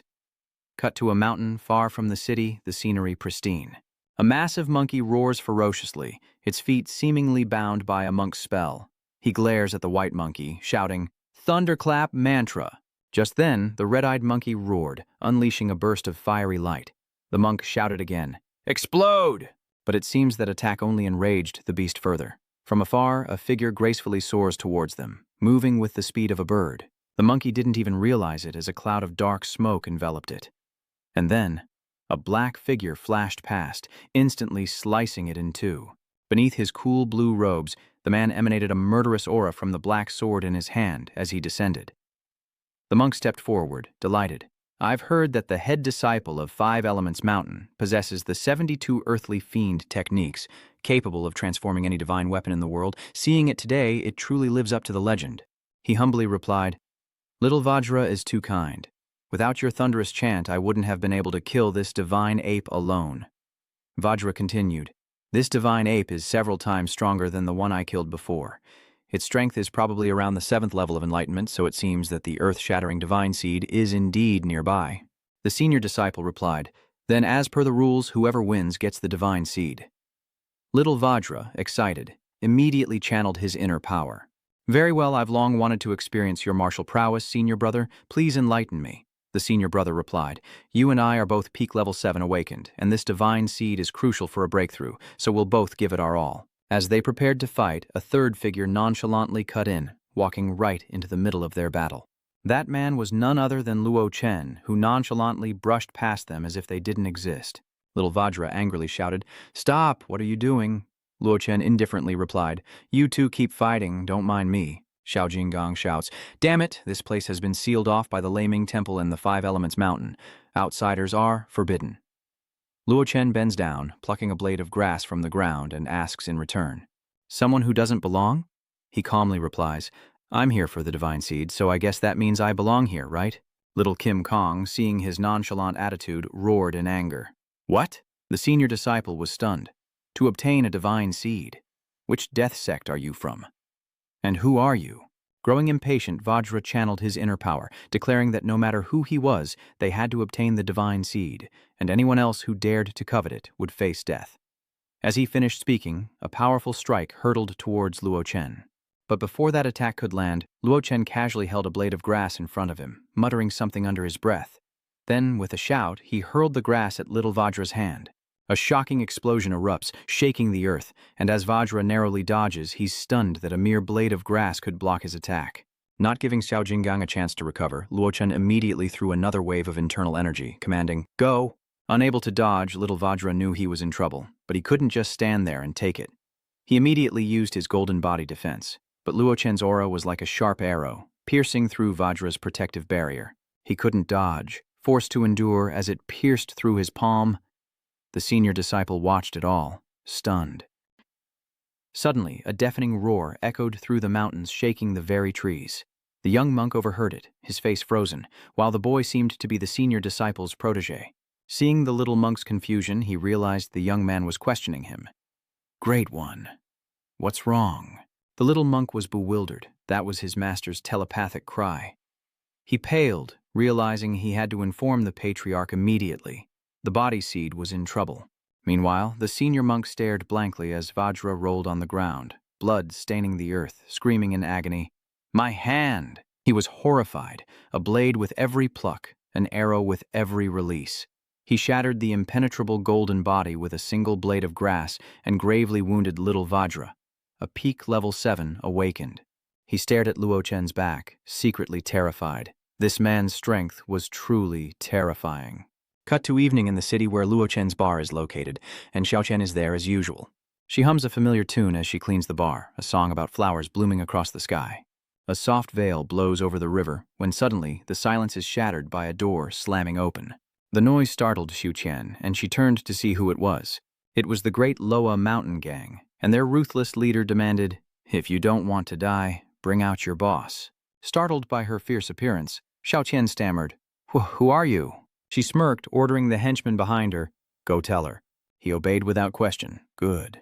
Immediately, he unleashed a powerful surge of inner energy towards Xiao Qian. Immediately, the dark energy turned into a rope, tightening around Xiao Qian's neck, causing her to cry out in pain. The woman sneered.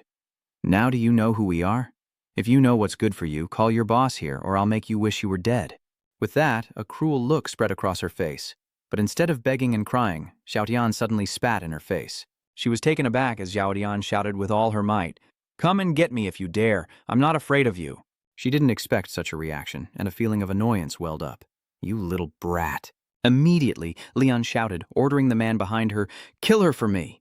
He immediately replied, Understood. He channeled his inner strength, and the two ropes in his hands began to move. The man coldly declares execute, and Tiu Tian's neck is instantly constricted by what appears to be a rope. This startled her. Back at Luo Chen's house, he was alone in the garden. He pondered, gazing at the pot before him. Since the seal was broken, the earth's spiritual energy had increased, and what were once rare divine seeds were now born every year. If nothing unexpected happens, the immortal realm will notice this place soon, and a bloody storm will likely follow. With that thought, he clenched the tiny seed in his hand, and the condensation process began. So, before that happens, Luo Chen must feed this pot until it's full, preparing for his return to that world. The pot quickly absorbs everything he pours into it, glowing brighter and brighter. Lok Chen silently observed it for a long time, but it was still just an ordinary pot of sand. He reached out and picked up a handful of sand to examine it, but nothing seemed out of the ordinary. Luo Chen couldn't help but sigh. After absorbing so much essence from the god-level seed, there was still no sign of germination. He looked at the pot of sand, thinking he would have to stay here for a while longer, since only a place like 9 provinces could accommodate its growth. Meanwhile, at his bar, Ziwan sits alone, a blissful smile gracing her lips as she scrolls through the newsfeed. Suddenly sensing someone approaching, she composes herself and looks up. Seeing him, Ziwan quickly greets him. Hello, Boss Luo. What's got you so happy? Luo Chen asked curiously. Excited, she held up her iPad and said, that little simpleton is still waiting for her to continue. Ziwan was surprised. President Luo, haven't you been following the news? It's been trending for the past 2 days. She recounts how a divine seed of immense power appeared on Snow Mountain, and the Snowbright Temple and Five Elements Mountain sent their champions to compete for it, only for a third party to steal the seed before they could even fight.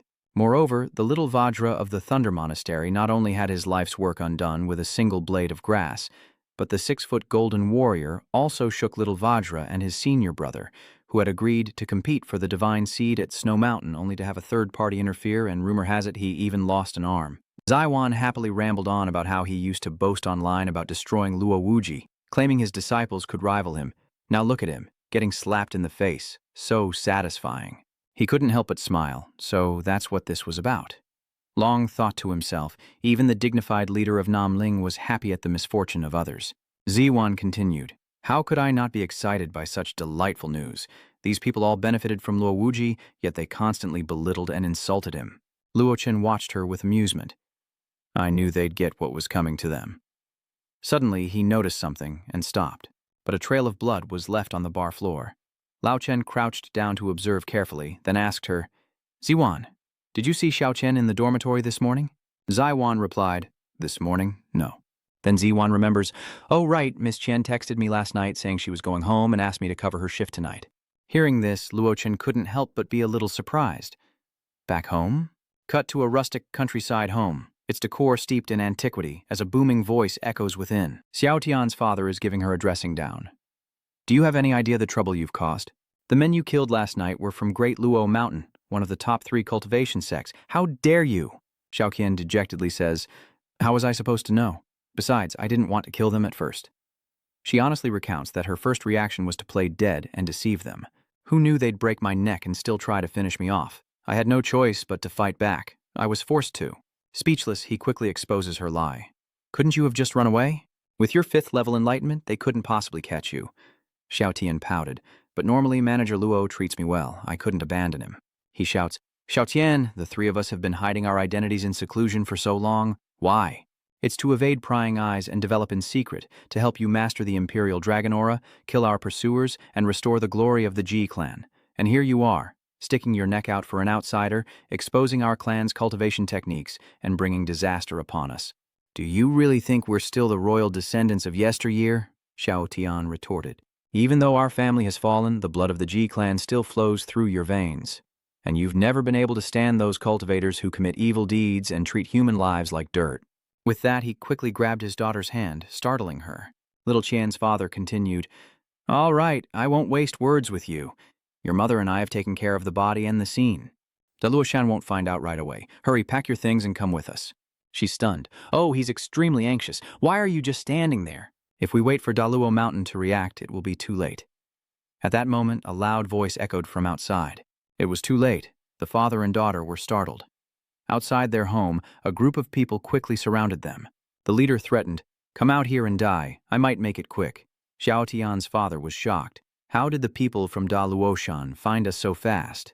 She guessed that the one who escaped must have returned to report. Frustrated, he asked his daughter, "What do you mean?" Xiao Tian scratched her head and chuckled. 3 people came last night, but I only killed 2. Hearing this, her father stammered in a panic. "Did you trick me?" Outside, the group continued to wait in the sweltering heat. The door to Yao Tian's house finally opens, and a figure slowly emerges, causing the leader to frown in displeasure. "Why are you alone? Is this about last night? Where's Xiao Tian's father?" "If that's the case, then I apologize in advance." Then, with a serious face, he said, "A life for a life is only fair. I'll accept whatever punishment you deem fit." Ningyu smirked. As expected of the Ji family, one of the 9 great royal clans, even in decline, their bearing remains extraordinary. He then darkened, "But you weren't the killer, and your life has no value to me." Xiao Tian's father grew wary. "What do you want?" He wondered how this man knew his identity. He's playing a dangerous game. The Ji family still possesses the legacy of the Imperial Dragon Aura, don't you? Xiao Tian's father was stunned by this revelation. He couldn't believe this man knew so much. Immediately, he feigned ignorance. "You jest, sir. Most of the 9 royal families have lost their lineage. We are but a minor branch of the Ji family. The ancestor has been dead for years. The dragon energy is gone." He wasted no time, attacking with a fierce blow. "Does it exist? His words mean nothing. That power surged forth, but Xiao Tian's father didn't intend to fight back. Just as the man's inner force was about to strike them, a surge of power blocked it. That person was none other than Xiao Tian, and her father, unable to contain his worry, shouted, "Chen Tian, I'm confused. Didn't I send you into the secret passage? Why did you come back? Your royal dragon energy isn't fully developed. Forcing it will cost you your lifespan." Xiao Tian exclaimed urgently, "There's no time to worry about that now. I won't abandon my father." The man then said, "I knew I wasn't wrong. What this girl used last night was royal power."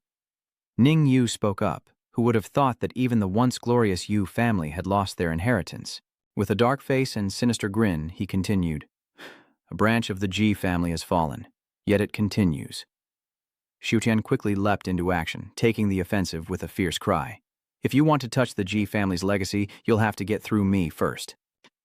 Ning Yu immediately pointed a finger and chanted, "Second form, eradication, and rebirth." Instantly, a dark energy flew straight towards Xiao Qian. After all, she's young and no match for the power of her elders. She seems injured, collapsing to the ground, and her father rushes to her side, shouting, "Xiao Qian!" He laughs, saying he wanted to see the power of the Imperial Dragon Aura, but she hasn't learned anything, so instead of wasting it, she should hand over the inheritance. If he can use this to seize the power of the royal family, Daluo Shan will surely be unstoppable. The day I rule the world, I'll pour a drink on your graves. But Luo Chen quickly arrived, declaring that day would never come. Everyone looked at him, his face still cold and expressionless. Ning Yu heard the powerful voice and turned to look. He studied him for a moment, then asked simply, "Who are you?" Luo Chen glanced over disdainfully. "I heard you wanted to experience the power of the Zodiac Dragon," he shouted. "What?" Could he know? The old man wondered to himself. He almost had me there. Turns out he's just a low-level awakened. Well, whatever. More than enough to kill you. He scoffed. Kill me? The yellow dragon aura was created by the celestial emperor for Nuwa. Without the destiny of a king, you can't control it. Someone with your shallow footing and weak aura couldn't master it in 1,000 years. Gathering his inner strength, with a dark glint in his eyes, he tells the old man, "Then watch closely." Then his hands danced in the air as the brilliant golden light seemed to possess a spirit of its own. Luo Chen raised his hand to the sky and roared, "Supreme Emperor Scripture, mirror image hand." The light soared to the heavens, crackling with lightning, leaving the onlookers dumbstruck and gaping in awe. Even Ning Yu was stunned, unable to believe his eyes. What is that? Xiao Tian's father was dumbfounded, stammering, This. She gasped in shock as golden lightning crackled in Luo Chen's eyes. He exclaimed, "The aura of the yellow dragon." Immediately, a massive golden dragon emerged from the clouds.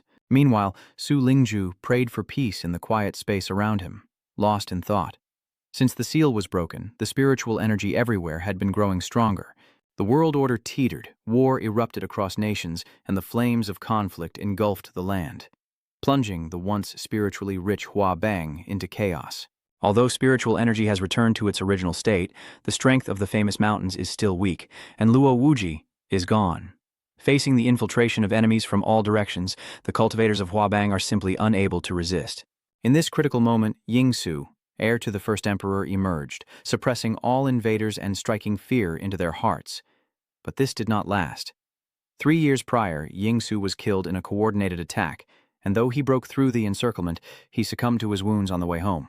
With the House of Ying silent on Yingsu's death, rumors spread far and wide, and speculation ran rampant. Soon after, the sacred mountains stirred, many outstanding successors emerged, and the war gradually subsided. And so, Yingsu's name faded from memory, and the once great prodigy vanished into obscurity. The man beside him lamented, "Both young Master Yingsu and Luo Wuji were truly a pity." The two men slowly stood up when a voice echoed from behind, "You've come to offer incense to the young master again." Startled, they turned to face the sound. Before them stood a kindly old woman, advanced in years.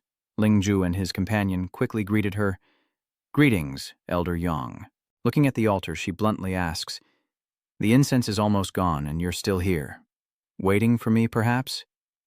Then a gentle smile graces her face. She cut to the chase. "This is about the spirit tide." Lingju stepped forward, knowing nothing escapes her gaze. He continued, The various famous mountains are all trying to seize the initiative before the spirit tide arrives, and have recently closed their gates one after another to recuperate and accumulate power. I'm worried that during this time, Huabang will be unguarded and external forces will take the opportunity to launch a sneak attack, just like 4 years ago. Hearing this, her expression turned somber. Though retired, Mr. Su's heart remains with the nation. The old man is ashamed, but with Ying Su gone, the Ying family can't help. Ling Ju's aide added, "Please don't refuse, Elder Ying. I have a plan to subdue them without a fight," she exclaimed in surprise. "I just received word that someone in 9 provinces is using Imperial Dragon energy, and they're a young man." Hearing this, Elder Doan immediately asked, "What do you mean?" Suddenly, her eyes grew deep. "Don't tell me you want that person to impersonate the heir?" He continued, "Elder Yong, I know this sounds absurd, but we have no other choice. After all, the young master's reputation is known throughout the land, and few know the truth." At that moment, a sharp voice cut through their conversation. "I don't agree."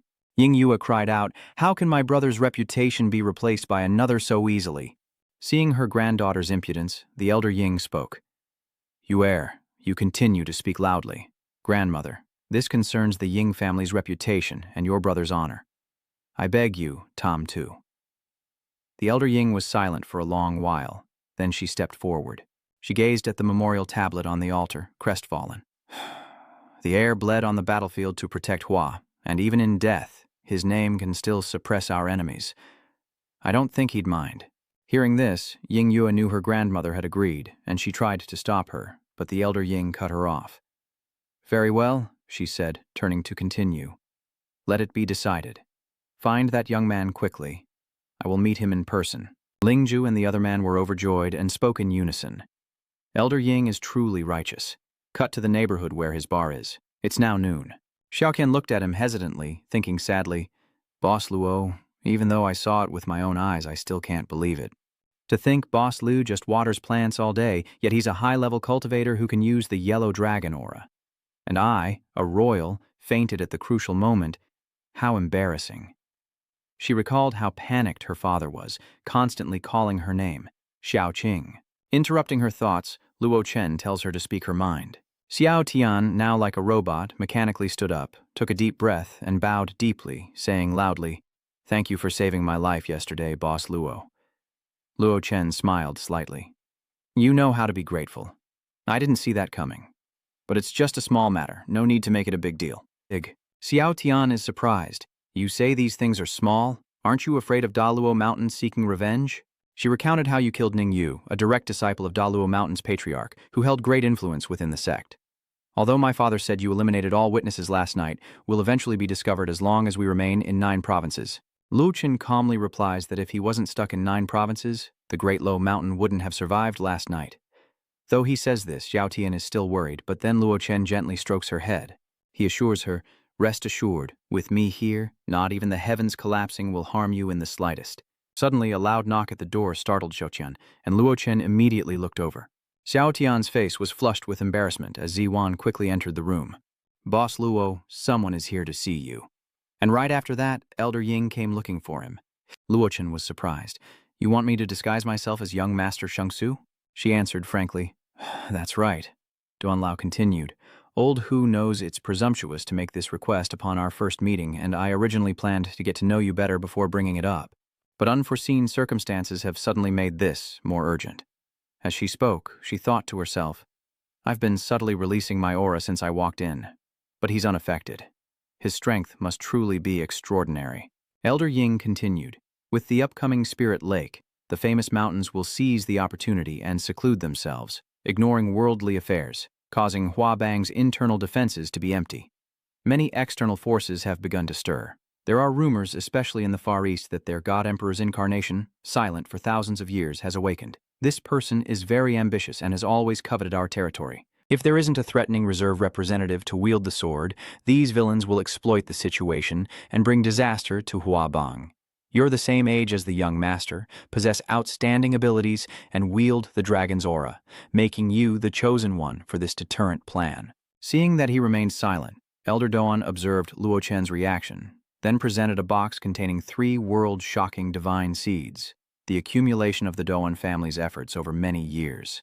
"She is sincere, and if you agree, they are yours." After remaining silent, Luo Chen finally speaks, "Take them back." Thinking he wouldn't accept, the elder sadly withdrew her hand, then suddenly knelt down. This action startled him. Luo Chen quickly stepped forward to help her up. "What are you doing, old woman?" "Get up quickly," Elder Doan continued. "Young friend, Doan Su is dead, and the future of the Doan family is lost. If chaos returns, I fear we won't be able to protect ourselves. So, this isn't just for the Wabang, but for the Ying family as well. I hope you can help us."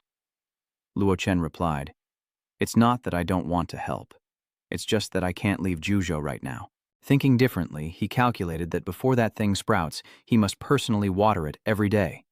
Elder Ying patiently said, "Little friend, to be honest, this threat wasn't just my idea. It's the best plan we could come up with after discussing it with General Su of Longdu." Hearing this, Luo Chen asked in surprise, "General Su?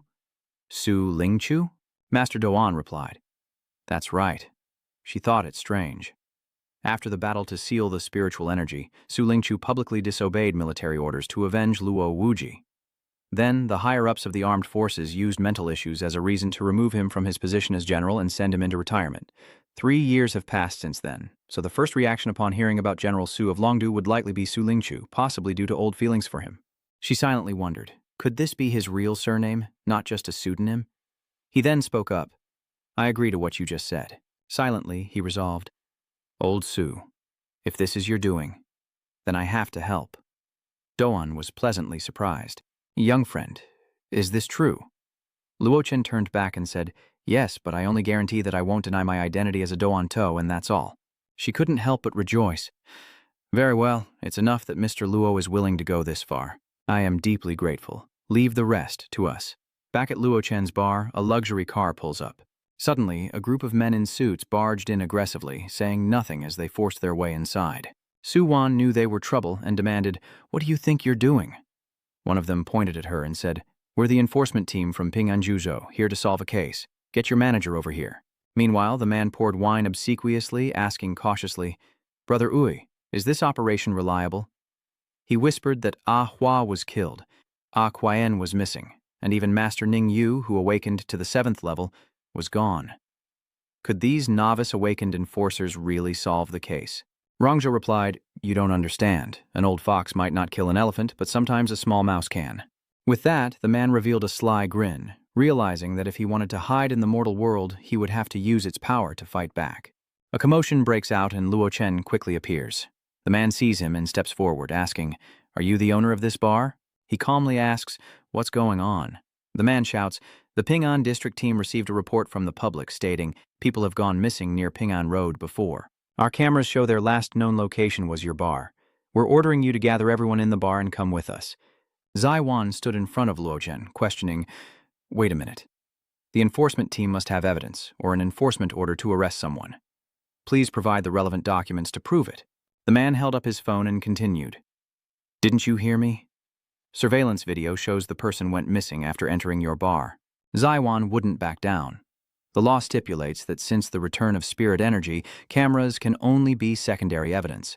She made a valid point, rendering him speechless. But then, a commanding voice echoed. "Guo Mingwei, the chief inspector of the Southwest region, is ordered to investigate the Binan bar, and he seems even more arrogant than the loudmouth from before." "Nothing left to say now, little girl?" Ziwan retorts, finding herself momentarily speechless, and she can't help but scoff. Zheng Wei then loudly ordered everyone to be taken away, as the man beside him shouted clearly. At that moment, a familiar voice rang out in anger. "Let's see who dares." Min Yue recognized the immense power in her voice, a high-level cultivator. Elder Ying emerged, furiously slamming her staff on the ground. "Guo Mingwei, is it?" She frowned and continued, "I've heard your great Luo mountain has become quite famous lately." Mingwei was stunned. Grand Elder Ying, what was she doing here? She glared at him and shouted, "Do I need to report my whereabouts to you, Guo Mingwei?" He was now drenched in sweat, realizing that wasn't what he meant to imply. Inwardly, he despaired. What was going on? Could the person behind this bar really be from the Doan family? Thinking quickly, he flattered, "Elder Doan, is this owner an acquaintance of yours?" Ying Liao replied, "An acquaintance?" She pointed at Luo Chen and said, "He is the heir of the Ying family. What do you think?" The news hit them like a bolt from the blue, leaving Ming Wei and his group pale with shock, while Ziwan stared at him in stunned surprise. Boss Luo is the heir of the Duan family? Min Wei couldn't understand what was happening. How can this be? Wasn't Yingsu dead? Ignoring them, the elder of the Duan family slams her staff, unleashing a powerful force that sends Mingwei and his group reeling. Faced with her imposing aura, Mingwei paled with fear as the elder's rage filled the air. She coldly asked, "What did you just say?" Startled, Mingwei clasped his hands and bowed his head. "Elder Yang, young master. I sincerely apologize for my reckless words." He quickly flattered, "If this is the Doan family's territory, then there's definitely no problem." The other added, "That's right. The young master is the great hero who saved Huabang. How could he be involved in the disappearance case?" "It was our mistake." Luo Chen, who had been silent until now, turned to look at Elder Ying, who smiled kindly and nodded. Understanding the situation, Luo Chen simply said, "Get lost." As a result, the Great Low Mountain has come knocking, and it probably won't be long before the outside world learns of today's events. Meanwhile, Mingwei and the others hurriedly replied, "Yes, yes, yes, let's go." And so they scrambled to flee. The luxury car had arrived with such fanfare, only to now hastily depart. High above, a familiar figure secretly watches Luo Chen's residence. Little Vajra looks at him and asks, "Senior brother, what do you think? Will you make a move?" The figure silently turned away. "Let's go. He's not someone you can afford to provoke." Xiaojin Gong was furious. "What about my severed arm?" The other person replied, "You're lucky he didn't kill you." He explained that even Daluo Mountain wouldn't dare to act presumptuously in front of young Master Yingsu, and they'd have to wait for their master to return before discussing it further. Kim Gong wondered, hasn't young Master Yingsu been in hiding for a long time? There were even rumors that he was already dead. Now, with the spirit tide approaching and the true elites secluded in that terrifying game, his sudden appearance is suspicious. Plus, the bartender's appearance is slightly off from Yingsu, so it's likely an imposter. Hearing this, the holy senior disciple immediately said, "It's Illusion Valley art," he explained, "a type of spiritual power that envelops the entire body, a high-level variation of disguise art that changes one's appearance. Simply put, the way you and I see him, his height, build, even his face, is all different. Though I can sense traces of magic on him, I still can't see his true face. This kind of trick only works on low-level people." Kim Gang, upon hearing this, couldn't help but angrily curse, "Damn it!" Cut to a remote mountain, shrouded in towering trees. In an abandoned factory, bodies lie strewn about. All police officers. One of the survivors weakly says, "You want the list of cultivators in the armed forces headquarters." The red-haired man continues, "That's right. If General Li is willing to cooperate, once the Divine Emperor is fully restored and unifies Asia, he will surely bestow supreme glory upon you." The wounded officer, hearing this, laughed and flipped him off. "Screw your honor. I'd rather die than be a traitor." He coldly stared at him, then feigned regret with a sigh. "If that's how it is, then I'm afraid you'll have to die." The officer's body trembled uncontrollably as blood splattered everywhere, sealing the brave policeman's fate, while two figures in traditional Japanese clothing observed from afar. A pair of childlike figures, a boy and a girl, are actually terrifying puppets. After the man finishes the kill, he approaches them with a dark look. He bowed respectfully. "Please forgive me, masters. I've ruined everything." The two dolls spoke in unison.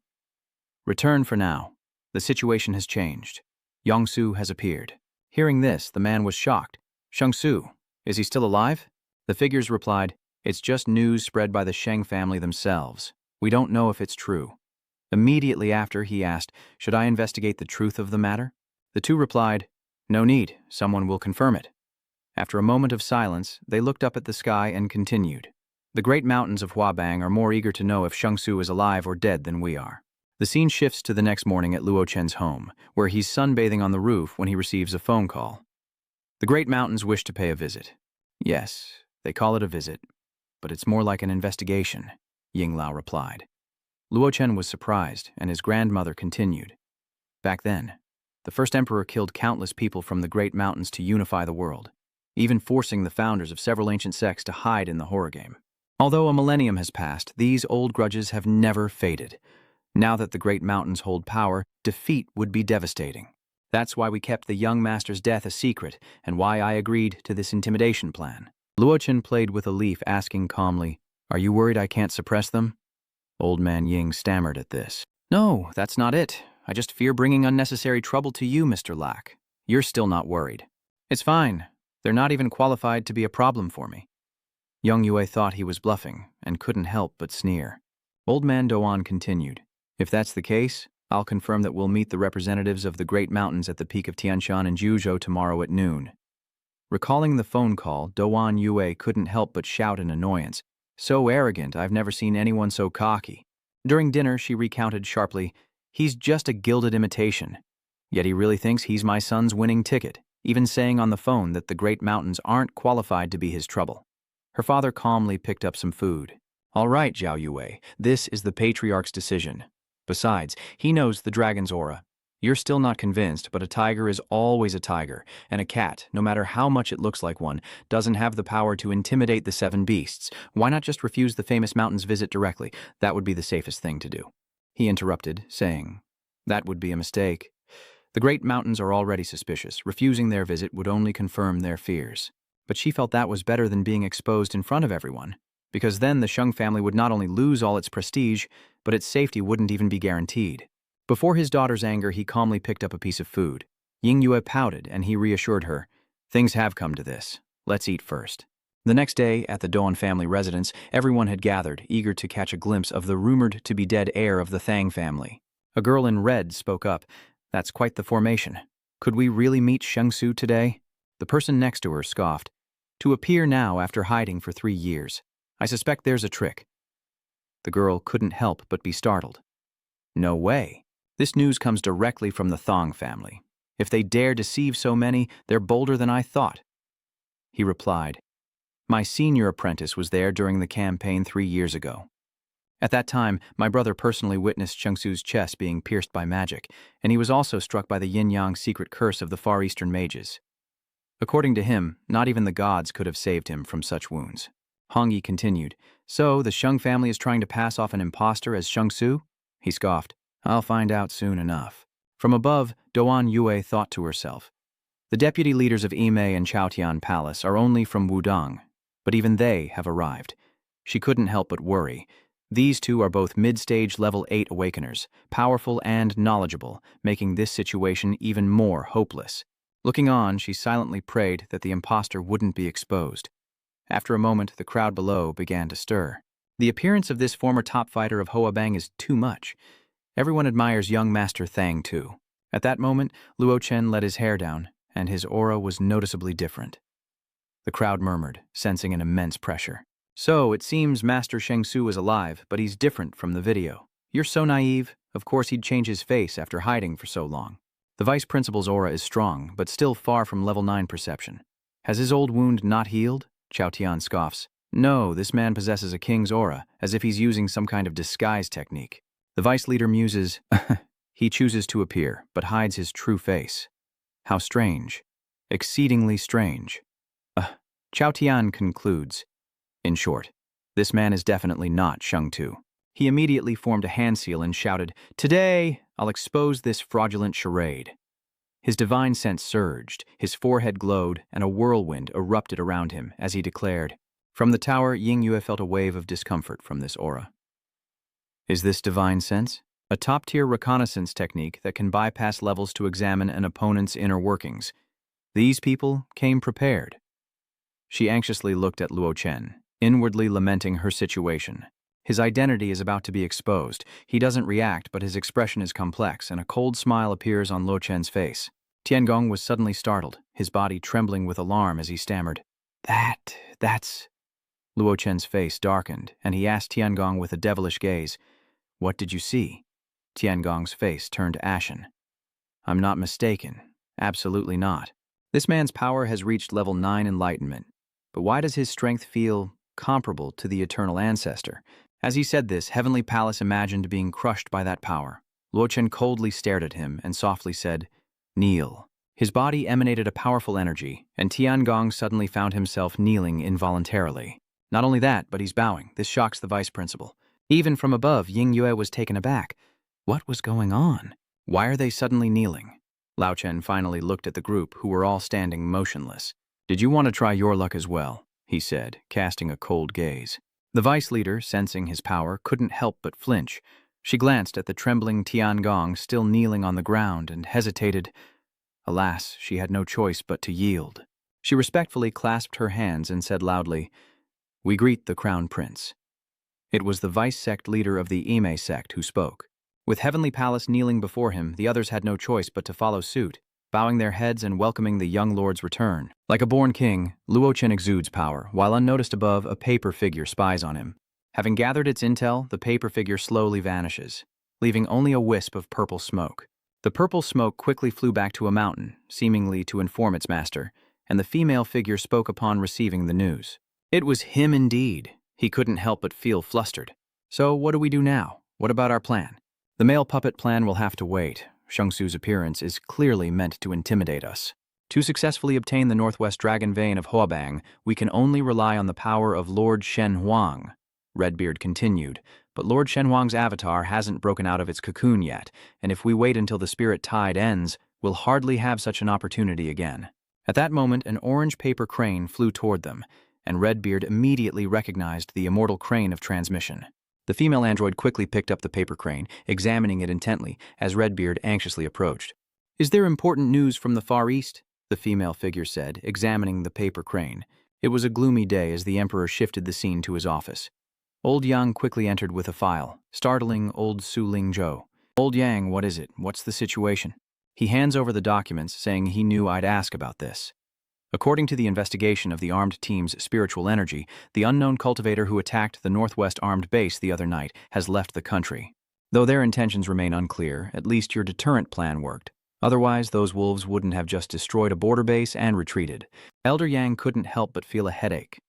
The current situation was unstable, and driving the enemy away was already a feat.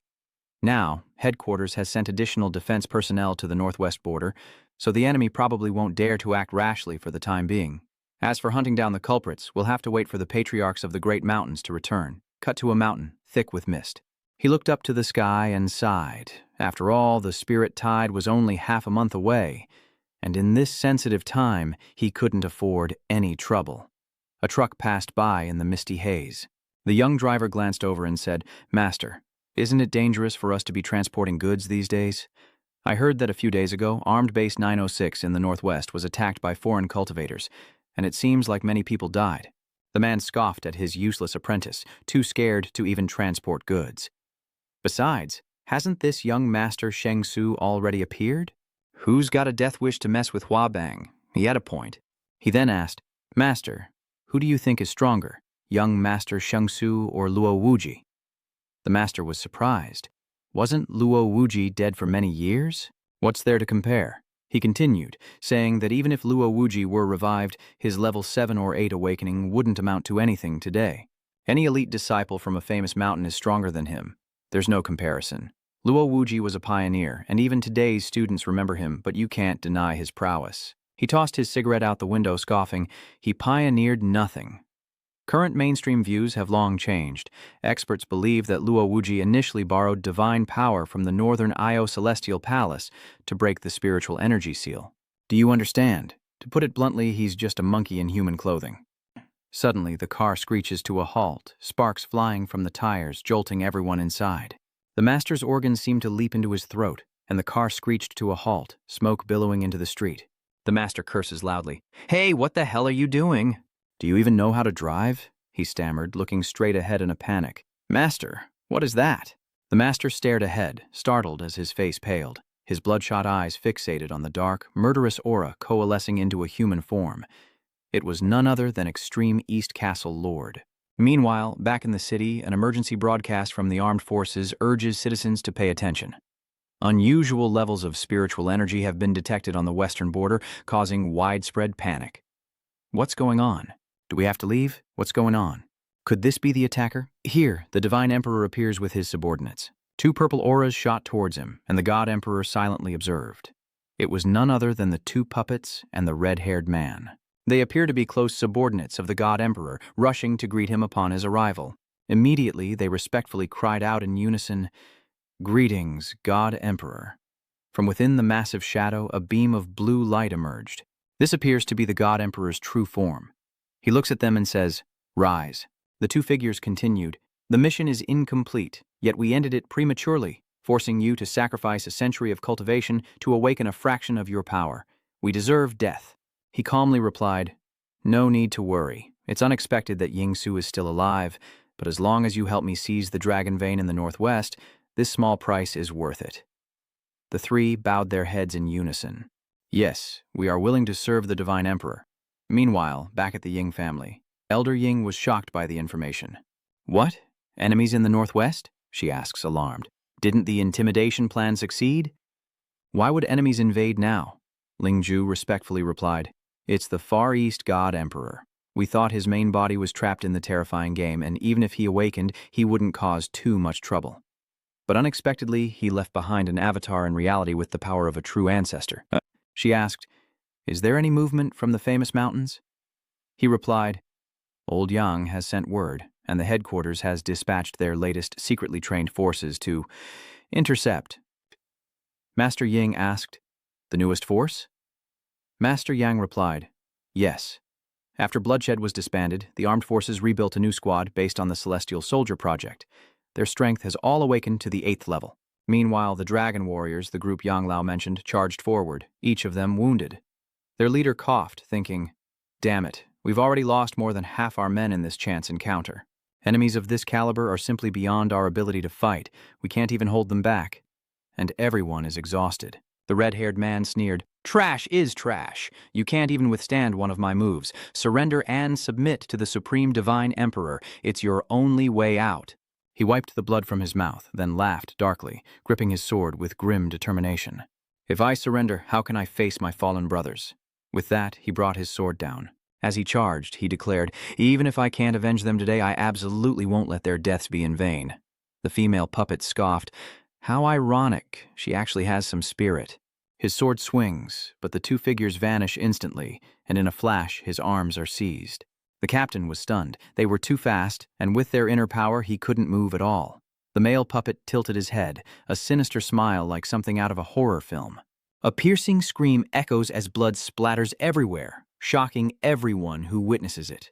One of them yelled, and the captain led the charge. They quickly struck the two figures, shouting, "Kill!" Red Turban, of course, wouldn't sit this out.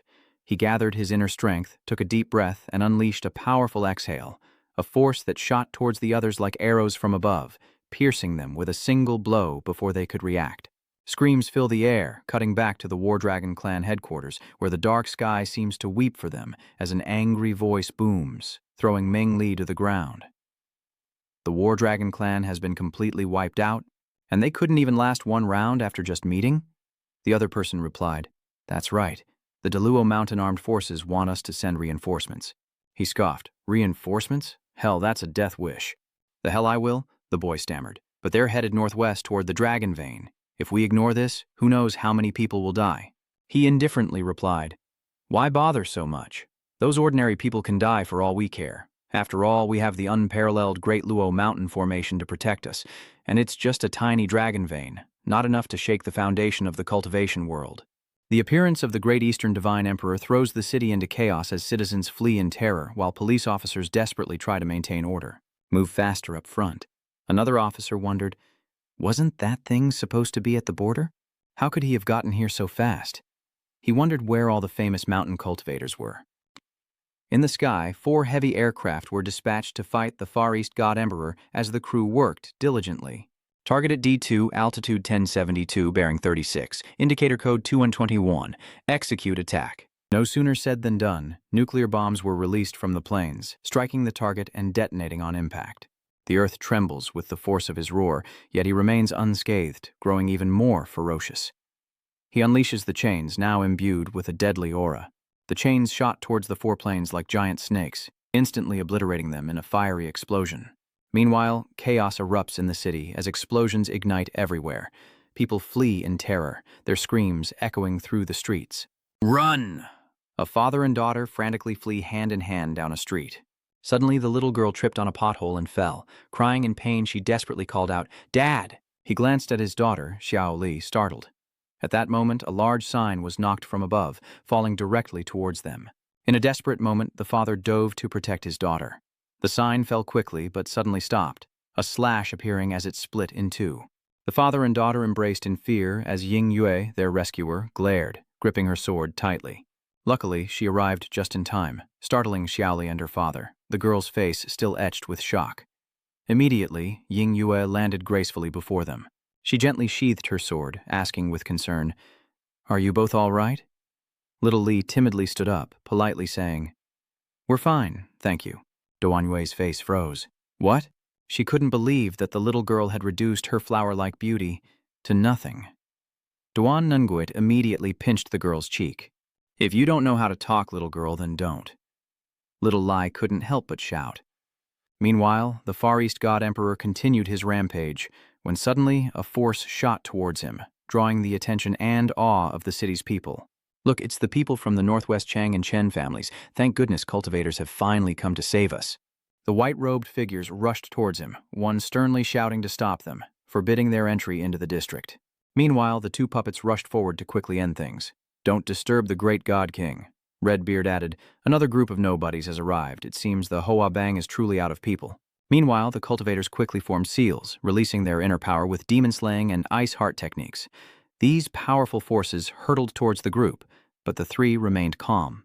Immediately, the two humanoid puppets channeled their inner power to resist, and so, a Taijitu gently appeared, deflecting the cultivators' attacks. The others were shocked. It was the yin-yang sect's soul-devouring formation. But they weren't just defending, they were gradually gathering energy to counterattack. The leader quickly warned, Scatter! This is an evil art. You're dead if you get caught. He then turned to assess the enemy's situation. The massive yin-yang energy surged like a spider's web, and he cried out, We're done for! There's no time!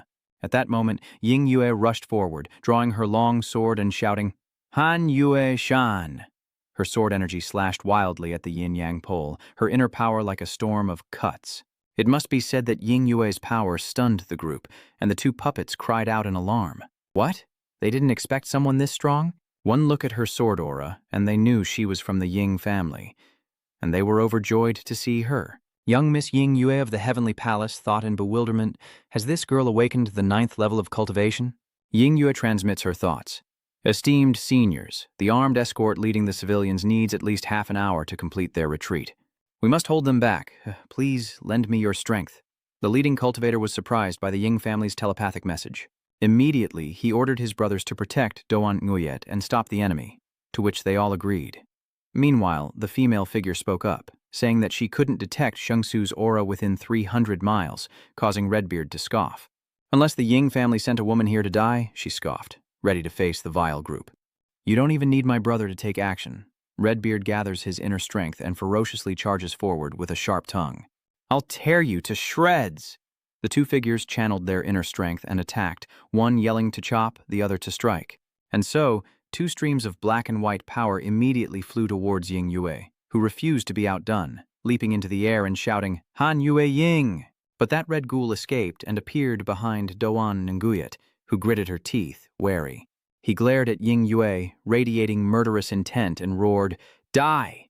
He was too fast. Ying Yue didn't have time to react, not even to turn around. Meanwhile, the cultivators quickly channeled their inner power to assist her, unleashing a heaven-forbidden, earth-solidifying formation. At that moment, a chain seemed to bind the red-bearded man's legs. He looked down in shock, realizing, this is a trap. Seeing her chance, Young Wol drew her sword, Han Nguyet, and with a look of resolve and fury, cried out, And so, a swift and decisive sword strike descends upon Redbeard. The observing cultivators seize the moment, seeing an opportunity to strike. Seeing their comrades on the defensive, the lackeys of the Eastern Divine Emperor formed a battle array, Lu Yi and Bi Qiangkunzuo Fa. Yingwe was shocked. She didn't expect them to have any other tricks up their sleeves. With a single word, destroy, a massive force was unleashed upon the small, resilient girl. Sensing the danger, Doan Nguyet urgently tells everyone behind her to retreat, and she immediately dodges to the side. She silently observed the situation, but things didn't go as planned. The cultivators didn't retreat in time, and all of them suffered casualties. She watched them in dismay. Doan Nguyet's face pales as a massive explosion rocks the entire city. Below, the people continue to flee in terror, their screams for help echoing. Seeing people charred by that terrifying power, Ying Yue could only glare at Senior Shen. The two puppets laughed gleefully, unable to withstand a single blow. Before the great God Emperor, all resistance is futile. Doan Nguyet estimates that in less than 10 minutes the power gap is too vast, and if this continues, Mount Lai will be destroyed in an instant. Below, nearly 10,000 civilians remained in the city, and Little Lai's father was trapped beneath the rubble. He lay there unconscious, and Little Lai began to panic. "Wake up, Daddy, please." But no matter how much she called out, her father remained silent. Xiaoli cried out in despair. "Where is my aunt?" Yingyue faced the god emperor of the Eastern Peak in despair. "Brother, forgive me. Nguyet Ni fears she must break her promise. I cannot protect the land you loved in your stead." She spoke as if in repentance, unable to carry his will to a more distant place. Duan Yue closed her eyes, thinking she would forever be bathed in her brother's twilight. But this time, she wanted to shine with her own light. As she said this, a powerful inner force surged, and Duan Yue's entire body seemed to ignite. The puppet man is shocked. What's happening? Her power suddenly increased several times over. The henchmen of the Far East saw at once that she was sacrificing her kingly power, intending to take them down with her, and ordered her stopped. Meanwhile, Xiaoli desperately pleaded with those around her to save her father. He coldly shoved the little girl away, saying, "Get out of the way." Xiaoli falls weakly to the ground as a voice echoes in Ying Yue's mind. "A mortal is like a candle, only able to light a single room. When the wind rises, it will be extinguished." At the same time, she fought like a woman possessed, her clothes stained crimson with blood, a ruler's name, like the sun and moon. At that moment, the Far East God Emperor unleashed massive chains as that voice echoed in Ying Yue's mind, declaring the world was everywhere. Suddenly, a powerful aura descended from the dark clouds, enveloping Ying Yue in a pure light, as if to protect her. Even the lackeys of the Eastern God Emperor are affected, the intense light dissolving the dark chains. The extreme East God Emperor seems to be weakening as Ying Yue gazes in astonishment at the events unfolding before her. From the sky, a tall figure in black robes appears, standing before Ying Yue. It is the spirit of the first emperor, Ying Zheng. Meanwhile, back at the Ying residence, the family elder was in a panic, wondering what Ying Yue had done. "How could you not notice someone so big?" Her father was sweating bullets. "I knew it. I can't control your daughter Ying Yue's personality. I don't want to hear your excuses. If anything happens to Yer today, you're dead and our Ying family is finished." He stammered, but she cut him off. "Don't son me. Hurry and set off to Mount Li with me." At that moment, the sword on the stand suddenly trembled, startling the elder and Ying Yue's father, who both turned to see the sword flowing with energy, and they were horrified. The Qin Emperor's sword that the ancestor left behind. What is happening? Old Ying approached, speculating in bewilderment. "This aura, could it be?" The golden light grew, enveloping the sky. The first emperor's power surges, and he stands tall and majestic as the awestruck citizens below murmur in amazement. "Look, what is that?" a voice cried out, as Zhao's ancestor, the eternal emperor, drained Ying Yue's strength. When he lived, the first emperor united 6 nations and stabilized the foundation of the 9 provinces. He channeled his inner power, and a mighty army appeared, exuding overwhelming force. The souls of the first emperor and his powerful warriors, transformed into dragon spirits, protecting Huabang and ensuring its prosperity. Ying Yue, using her sword for support, spoke with reverence. "Long live the emperor." At that moment, he waved his hand, ordering his army to charge, and with a mighty roar they surged toward the enemy. Meanwhile, the celestial emperor of the East's army was ready for war, with him standing amidst his surrounded subordinates, as 2 of his puppets panicked. "Let's get out of here." The henchman beside him panicked. "Oh, what the hell is going on?" Immediately after, the army of the Water Emperor charged forward, killing many of the Far East God Emperor's subordinates with a single spear thrust. Screams erupted as the male puppet fled, pursued relentlessly by Qin Shi Huang's soldiers. Just as his life hung by a thread, a chain flew in from afar. Too fast for the soldier to react, and in an instant, both he and his horse were struck. Finally, the God Emperor of the Far East makes his move, unleashing a barrage of chains from his long claws. And of course, the Qin soldiers are no match for such terrifying power. But it seems the Water Emperor remains unfazed as he raises his hand once more. The remaining spearmen stand ready to charge as the great Eastern Divine Emperor coldly speaks. "As expected, my presence has stirred you. But alas, Yingzheng, you are dead. Even your 10,000 soldiers are buried in this terrible game. Before me now, you are but a lingering thought." With that, he channeled his inner power and struck again, the massive chains now aimed directly at the unflinching emperor. A king's cold gaze pierces the demon, as if to crush him with a look. Yingzheng raises his hand, and with a flick of his dragon-emblazoned robe. From afar, an unseen force hurtled toward the God Emperor of the Far East, abruptly halting his chains in midair. He had been so smug. But now, witnessing the events unfolding in the Far East, the God Emperor was shocked. What? From the dark clouds, ferocious golden dragons emerged with gaping maws as Ying Yue watched in shock. This power, it's the first Emperor's legendary technique. 9 dragons attacking at once with the aura of the 9 heavens. But the celestial Emperor of the Far East wouldn't be outdone, gathering his inner strength and shouting, "Yin and Yang, reverse!" As the attack explodes, devastation reigns. The God Emperor of the Far East can't help but sigh, worthy of being called the #1 secret attack technique of all time. Truly domineering. It's just a shame you're not Yingjung himself, unable to fully unleash the 9-fold dragon chi. But out of respect for you, I shall return the favor in full measure. He then waved his hand and shouted, "Open your eyes and watch closely." This is the true magic of the formation. The first Emperor was shocked, staring blankly at him. At the same time, cracks suddenly appeared beneath his feet, as if he were standing in hell itself. And Ying Yue also sensed the anomaly. Her face paled as she realized it was the Yin-Yang School's mountain and rivers formation, and the first Emperor was quickly falling into a disadvantageous position. This is a superclass formation comparable to the 3 great deadly formations, rumored to be able to Yanhua all things in the world. The soldiers of the first Emperor, because of that power, quickly disappeared in agony. Ying Yue panicked. Damn it, the first Emperor's lingering spirit has no self-awareness, only moving forward, never retreating. Being trapped in the mountains and rivers formation and resisting only accelerates his own demise. It seems a trace of his shattered soul still wants to fight back, but there's no way forward. Great Eastern Divine Emperor laughs, "It's useless, Yingjang. You can't change anything." He continues to unleash the chains. The national fortune of Huabang, maintained for over 1,000 years, is about to change hands. With that, the first Emperor was struck by a fierce blow. While back at the Ying household, cracks began to appear on the blade of the sword on the shelf. Quickly after, the sword shattered without any impact, leaving the mother and son stunned. Ying Yue's father is frantic. What just happened? I was just about to establish a connection. What? Ying Lao bent down and picked up a fragment of the blade, the residual thoughts of the previous Emperor. Her face now shows a fading sadness, while the chains pierce through the first Emperor's body. His last breath of energy fades away, leaving the first Emperor to watch helplessly as his enemies gloat. Ying Yue cries out in anguish, reaching for him. "My Emperor." Old Ying grieves, clenching his sword until his hands bleed. His Majesty, who has been gone for thousands of years, cannot rest in peace. Even his lingering spirit sought to protect Huabang. Why is there no movement from the Great Mountains? But the city had already descended into chaos, a desolate wasteland.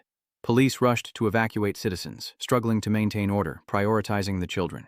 At the same time, the ground suddenly cracks open and massive fissures quickly form. Before the stunned eyes of the crowd, a scene of utter devastation begins to unfold. The police were stunned by this phenomenon, gaping in disbelief as the Far East God Emperor entered the city. Where would he go? Everything crumbles before him. His destructive power is immense, and everything is turning to ruin. Below, 2 policemen seethe with rage. Have all of Huabang's cultivators fallen? How could they let these dwarves invade the city? It seems that aside from the Ying family and the Northwest, the great mountain names have never appeared, a mountain that has already been abandoned. Meanwhile, a gentlewoman soothes her son. "Don't be afraid. Mommy will protect you." The boy, Nishir, asked, "Mommy, where's Luo Wuji? Will he come save us? You always said Luo Wuji was a great hero, that he'd come and chase the bad guys away." "Right?" Faced with her son's innocent question, she hesitated. "He will—" A gentle, troubled smile appears on the mother's face, perhaps unsure how to explain it to the boy. Hesitating, she gently stroked her son's head and said, "They will come, I'm sure of it." Meanwhile, Don Nuit felt helpless, telling herself that no one else would come. Duan Nuyet looked weary. It was all over. Meanwhile, the Supreme East God Emperor scoffed, remarking that the beggar clan of 1,000 years later had fallen so far as to rely on vengeful spirits and defeated soldiers for protection. How utterly pathetic. With that, he focuses his inner strength and strikes forward.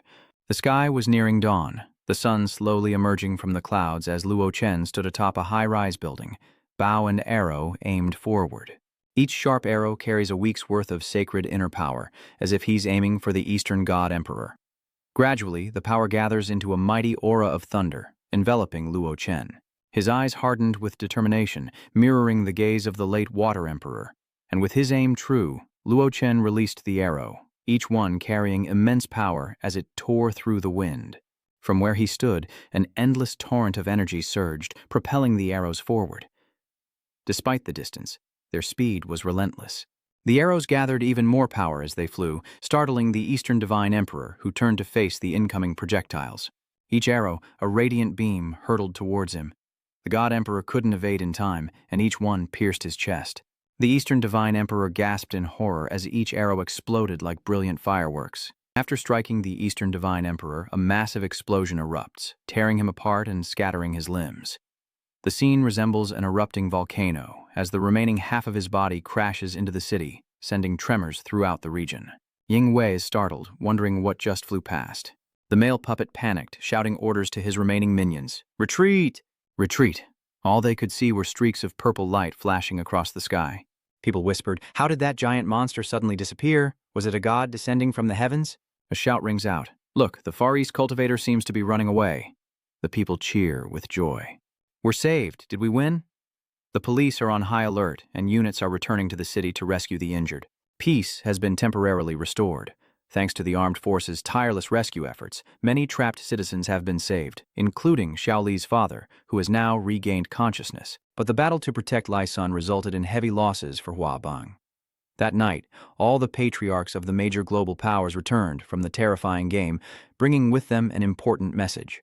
Meanwhile, a meeting is underway, and the awakened from the terrifying game declare, "The spirit tide is coming, and savage beasts will emerge." The leader commands all factions to set aside their grievances and unite against the common enemy. Yang Lao was surprised. Who would join forces with the Far East to fight the beasts? Do they intend to just let this go? Master Doan replied, "Those pirates killed so many of us, destroyed half of Lai Sun City, and Yuer sacrificed her kingly power because of them. Now her meridians are broken, and she's exhausted and unconscious." She frowned and said coldly, "How can we just shake hands and make peace because of one sentence from the scary game, with such a blood feud between us?" Elder Yang tries to calm her. "Elder Ying, I know this sounds absurd, but no single nation can withstand the beastly onslaught alone. The monsters that attacked the kings were only a fraction of what's to come. The cultivation world has decided to join forces with the Far East, and they've even invited their representatives to participate." With that, he sighed, realizing that their objections were likely futile. Meanwhile, a plane descended from the sky. From afar, two figures entered as the crowd erupted. "Eastern scum, get out of Huabang! Blood debts must be paid. Get out of here!" But the two who entered remained unfazed. One of them smugly said, "I was just trampled by my master a few days ago, and now you dare to rush up and call me out." "These weak Huabang pigs." The girl beside him said cautiously, "Mr. Sakamoto, please watch your words and avoid bloodshed with the Huabang. Now that we're on their turf, it's best to keep a low profile." Sakamoto smirked. "No need to worry, Sakurako. This is an order from the dreaded Game Master. Who would dare resist? Besides, the Huabang needs our strength to resist the emerging beasts of the East Sea. For these two reasons alone, the Huabang's cultivation world won't let anything happen to us. They'll even treat us as honored guests, preparing food and fine wine to welcome us." From afar, two people in Chinese attire quickly came to greet them. Elder Chen stepped forward and said, "Are you Mr. Sakamoto and Ms. Sakurako?" Sakamoto replied, "Greetings, Chief Chen." Sakurako echoed the sentiment. Sakamoto extended his hand. "I'm here representing the Far East's cultivation world to sincerely apologize to Huabang, and I hope you won't hold it against us as our two factions join forces to weather the spirit tide." Headmaster Chen welcomes Sakamoto, saying that for the sake of our common interests, the past is behind us. He beams, "Headmaster Chen, your righteousness is appreciated, and I'm grateful for your support during this time." The chief said sternly, "It's nothing. Chen Guanchong dares not boast about anything else, but I do have some influence in Kyushu." Meanwhile, the people continued to shout, "Get out of here, you extreme East dogs." Sakamoto laughs. "No wonder your people are so enthusiastic." He chuckles nervously. "Just a rabble, don't worry about them. You can rest assured with me here." Chao Tiangong steps forward, obsequiously offering his hand to Sakamoto, further enraging the crowd who had hoped the returning heroes would avenge them, not appease the enemy. "Do you even deserve to face the heroes who defended this nation? You dogs, take your Far East and get out of Huabang." Startled, Quanchong gathered his inner strength, pointed at the crowd, and roared for silence, his aura causing them to reel as their minds began to spin. One of the elders couldn't take it anymore and vomited blood, crying out in pain as he collapsed to the ground, shocking the girl. "Shh, Quan Chong angrily shouts, asking what all the noise is about. How can the righteous Huabang treat guests this way? The girl couldn't help but curse. Shameless old man, you have no honor, so how can you speak of propriety? Hearing himself slandered, Quan Chong flew into a rage, glaring at her as the crowd continued their abuse. Yes, you bow and scrape to the enemy but attack your own people. Your sacred mountain is full of traitors. You don't deserve to be called one of the Huabang. The insults finally break his composure. You rabble, die! No sooner had he spoken than he unleashed a wave of inner energy, leaving the defenseless civilians frozen in fear. Another moment, and that force would have harmed everyone. But just then, a figure rushed forward, stopping abruptly in front of the crowd. Another force arrives just in time, successfully blocking the attack. It's none other than Luo Quan. He effortlessly blocked the attack with one hand, as the girl, regaining her senses, glanced over, stammering. Here, Guanchong's face is flushed with rage. He shouted, "Who is it?" Tiangong recognized him at once and exclaimed in surprise, "It's him." The man glanced over. "Do you know him?" Tiangong blurts out, "It's young master Ying Su." Luo Zhen's eyes turned cold as he gazed at the two men, and the crowd gasped in astonishment at the name. Guanchong feigned composure and stepped forward. "So it's the young lord. May I ask what brings you here?" He casually pointed to the crowd behind him. Naturally, the same as them. Hearing Luo Chen say that, he knew they weren't allies, and glared at him. Tiangong fearfully covered his face and whispered, "Elder Chen, he interrupted you. It's okay. When the Far East Divine Emperor came to cause trouble before, Ying Su didn't even show his face. He frowned, guessing that his strength was not what it once was, and there was no need to fear him. Then, Guanchong immediately spoke up. Your Highness, it's one thing for these commoners to be ignorant, but surely you know better? Now, the East Sea is in turmoil, and an unparalleled beast is about to emerge, one that even true ancestors will struggle to defeat. If the major human powers don't join forces, they will surely be destroyed. I represent the cultivation world of Huabang, and our alliance with the Far East is an act of righteousness. Do you have a problem with that? Lo Chen could no longer stay silent, finding their words grating. Great righteousness? Is slaughtering innocent people your idea of righteousness? The sudden exposure caught Guanchong off guard, leaving him momentarily speechless. Hold on, he shouted. Ying Su, I'm warning you again. The spirit tide is coming. If you dare touch Mr. Sakamoto, you're gambling with the lives of tens of thousands of people, a consequence you can't bear.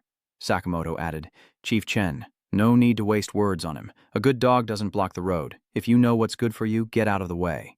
Without a word, Luo Chen frowned and clenched his fist, instantly seizing Sakamoto by the throat, who gasped in terror. Guanzhong was shocked, turning to see the man struggling, fear gripping his heart. Mr. Sakamoto. Guanzhong, enraged, roared with fury, his hair standing on end. Ye Ying Su, how dare you? But Luo Chen remained silent. He clenched his fist tightly while Sakamoto was twisted like a dancing bird. He cried out in agony, and soon Sakamoto was beaten to the ground, his eyes rolled back in his head. Sakurako watched in horror, screaming as tears streamed down her face. Meanwhile, Luo Chen casually waved his hand, remaining perfectly still. Sakurako vanished into thin air, gone before she could even react, leaving Guanchong aghast at the sight. It was then that he felt true fear, as everyone else trembled in silence before Luo Chen's might. With a dark look, he warned Guanchong, Remember this, there is nothing I wouldn't dare to do. He still had the nerve to say, Ying Su, today will be your undoing, and even the full might of the Ying family won't be able to protect you. But Luo Chen, faced with his cunning words, simply replied, Is that so? He suddenly falters. What do you want to do? He replies, What do you think? Luo Chen points at Sakamoto. Those two deserve to die. But the most deserving of death here is you? With that, he turned grim and pointed directly at the old man. Guanchong shouts, What, you want to kill me? Do you know my master is Wang Zhangcheng, the Daluoshan patriarch, and my ancestor is Chen Beishuan? Ask around about what happens to those who cross me. Lu Chen looked at everyone. You all heard that, right? He claims to represent the cultivation world, a disciple of Daluo Mountain's true ancestor with an influential background, yet he ignores the nation's enemies and obeys them instead, a crime worthy of death. With that, he glared at him as if looking at a criminal, and Guanchong finally felt fear. He boomed, Wait, he won't live another day. And Guanchong's body immediately exploded. The Heavenly Palace disciple who had been watching was shocked. Pointing directly at him, Luo Zhen declares, I killed him, and it has nothing to do with the Ying family. He continues grimly, If anyone wants revenge, come find me in 9 provinces. Immediately, Luochen turned and left, admired by countless onlookers who silently parted to clear his path. No one knew what to say, and only after he left did they snap back to reality. Applause erupted as the people cheered. Bravo, a great kill, a true hero. Meanwhile, at a large sect near the mountain, Sakamoto's body is quickly brought back, now just a cold, lifeless corpse. A voice asks, "What did the elder say?" His corpse didn't even have time to close its eyes, and the old man beside him spoke, saying that the one who killed him had awakened to the peak of the 9th level. The man beside him is shocked. What? That self-proclaimed young Master Su has already reached the 9th level of awakening? The old man pondered, his ancestor's piercing gaze able to see the deceased's final moments. This judgment was undoubtedly accurate. The other man scoffed. I thought some old monster had returned in disguise after achieving the ancestral transformation realm. To think he'd challenge our sacred mountain with that little power? Does he really believe the yellow dragon aura is invincible? The old man continued. Returning to one's roots is impossible. Such a thing would cause a huge commotion, impossible to hide, and even with years of restored spiritual power, reaching that level takes time, not something that can be done overnight. The man then asked, so what are the elders planning to do? After all, he still carries the name of the Doan family, so we can't just kill him. Turning away, he implied that the clan would grant him an honorable death, before coldly ordering, summon Xia Zhanshu. 3 days later, during the Battle of 9 Provinces, Luochen focused his inner strength, sowing something strange into the pot. And as the 3 oars landed, a small sprout immediately emerged. The light seeped into the sand, nourishing the seed within the pot. After absorbing the 3 divine seeds given by Master Ying, this pot is finally showing some progress. It's still a ways off from sprouting, but at least I don't have to watch it every day. One less thing to worry about? Just then, a knock at the door broke his train of thought. Zaiwan hurried in. Boss Luo, someone from the Ying family is here to see you. Luochen calmly says, send them in. And the group quickly gathers. Ying's mother worried. Young friend, why don't you hide in a horror game for a while? I have some acquaintances in there who might be able to help you. Luochen calmly sips his tea as she worriedly continues. Once this storm passes, apologize to the great mountains, and this will be over. Luochen remains unfazed. You're too late. I've already accepted their challenge. Ying Yue's father couldn't help but glance at her in surprise. Mother, you can't be serious. Lord Ying was stunned. Young man, your opponent is a true ancestor. I know you're strong, but surely not at the ancestral transformation level. Do you know how different those 2 levels are? He nonchalantly hummed in response, thinking to himself, since the return of my spiritual power, the Supreme Emperor Scripture has been autonomously cultivating within me. Breaking through to the primal ancestor realm isn't actually that difficult. Chen muttered to himself, this time, I must forge my own path and make up for the shortcomings of the great Emperor Sutra, preparing to ascend to the immortal realm. He then angrily shouted, you knew all this and still accepted the challenge? Do you want the Ying family to be doomed with you? The elder of the Ying clan quickly stopped his son, then patiently said, young friend, cultivation is not easy. You are still young, and with your talent, you are destined for greatness. Why risk such a promising future for a moment of anger? Luochen remained calm, pouring himself another cup of tea, unconcerned by the Ying elder's worries. He raised his glass, dismissing them. If there's nothing else, please leave. It seems the news of Wang Changqing's challenge had already reached Yingsu, spreading rapidly through the cultivation world.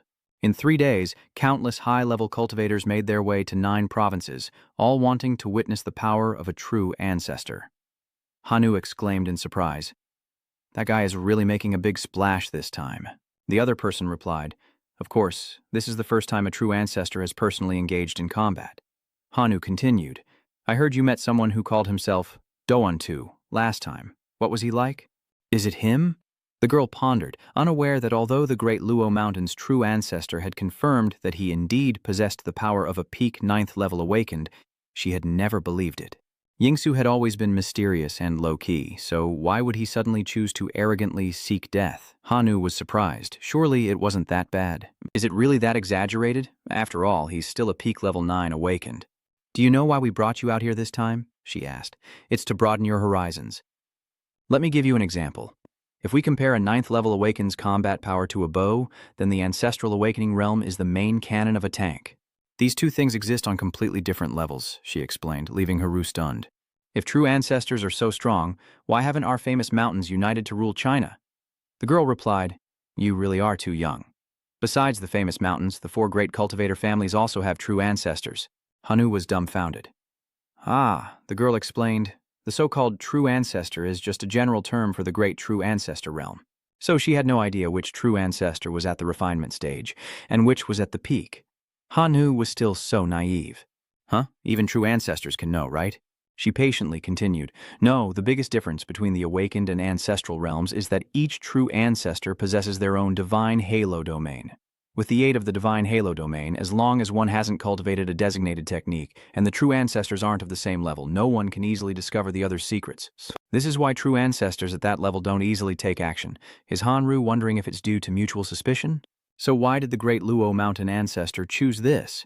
The girl looked up to the sky because this battle was like an insect under his feet, not worth worrying about revealing his strength. At that moment, lightning struck from the sky, and clouds obscured the heavens.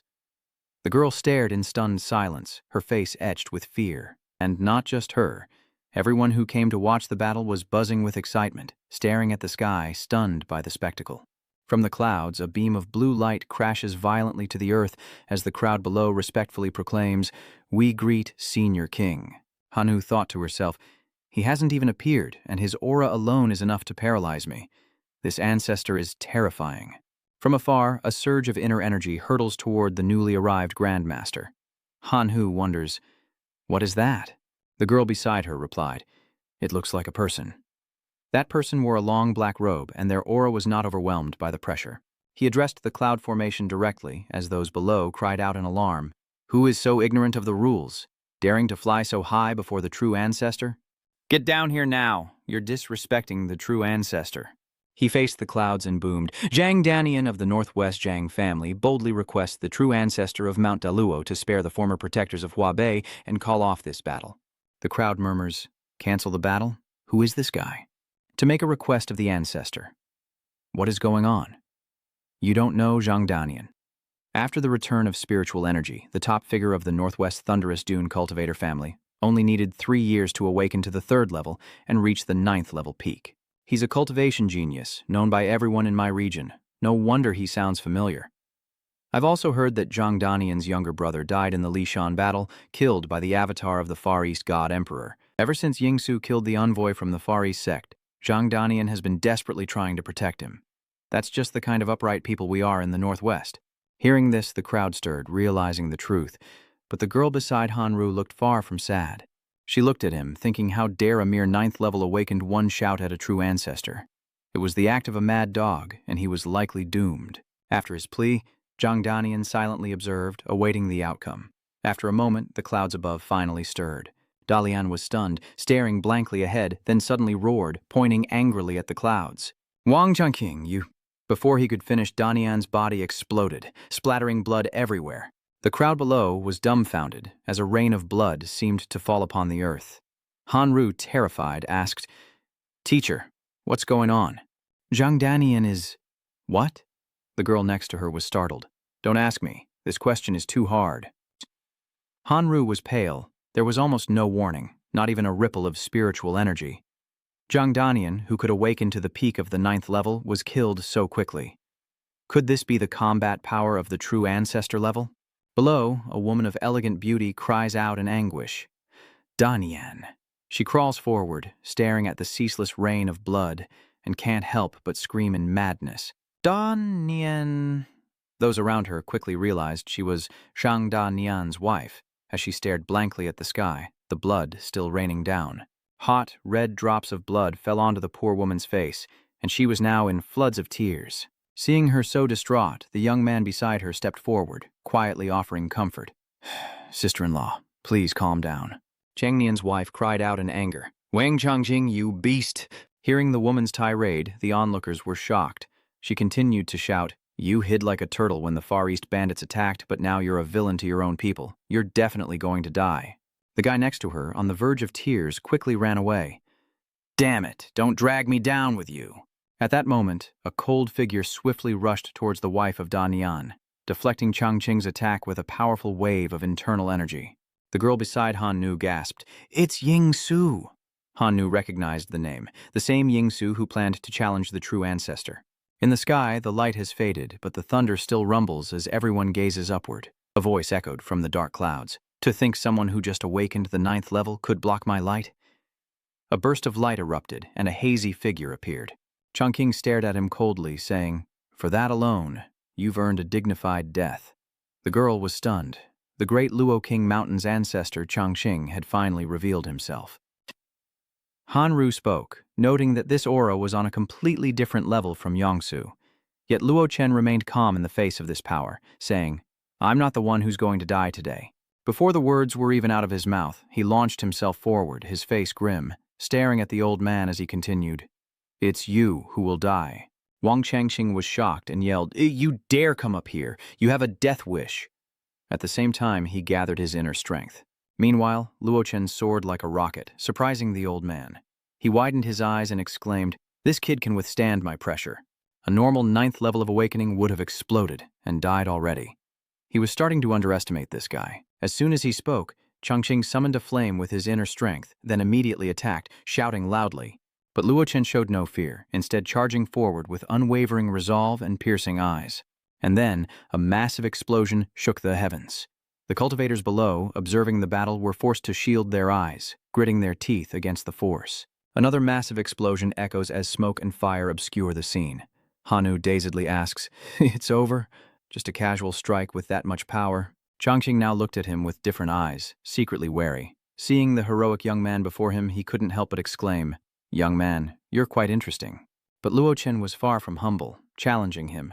"Come on, but you go first." His aura made the old man bristle with anger.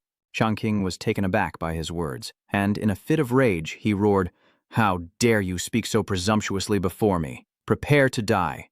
With that, he unleashed a fatal blow towards Luo Chen, seemingly putting all his power into this one strike. The force of the attack was like a missile barrage, but Luo Chen stood calmly. As danger approached, he casually raised a hand to his forehead, forming a seal and chanting, "Defend." And just like that, his entire body was enveloped in a sphere of power. Chongqing was shocked and cried out, "This is the diamond-glazed body." Luo Chen smiled faintly, while the others below were stunned. Wasn't this a high-level technique from our Laming Temple? Even our headmaster couldn't learn it. How could Yingsu know this? What's going on? Why are they just trading blows like that? As Xiaomi had said, Luo Chen dismissively added, "I'll give you one last chance to seize the opportunity." Chongqing frowned. This kid is indeed impressive. No wonder he dares to be so arrogant with the famous mountains. With your strength, you could be considered the pinnacle of the true ancestors, but unfortunately, my realm surpasses yours. Moreover, a millennium ago, I was unrivaled in my stage for 200 years. And then, out of boredom, I entered a terrifying game to break through. This gap isn't something you can overcome with mere talent. The divine halo domain opens, and with that, he unleashes his inner power. Chongqing's eyes turn red with rage. The girl is only dealing with a 9th level awakening, yet a true ancestor is using a divine halo. Everyone murmurs this is truly a difference in power.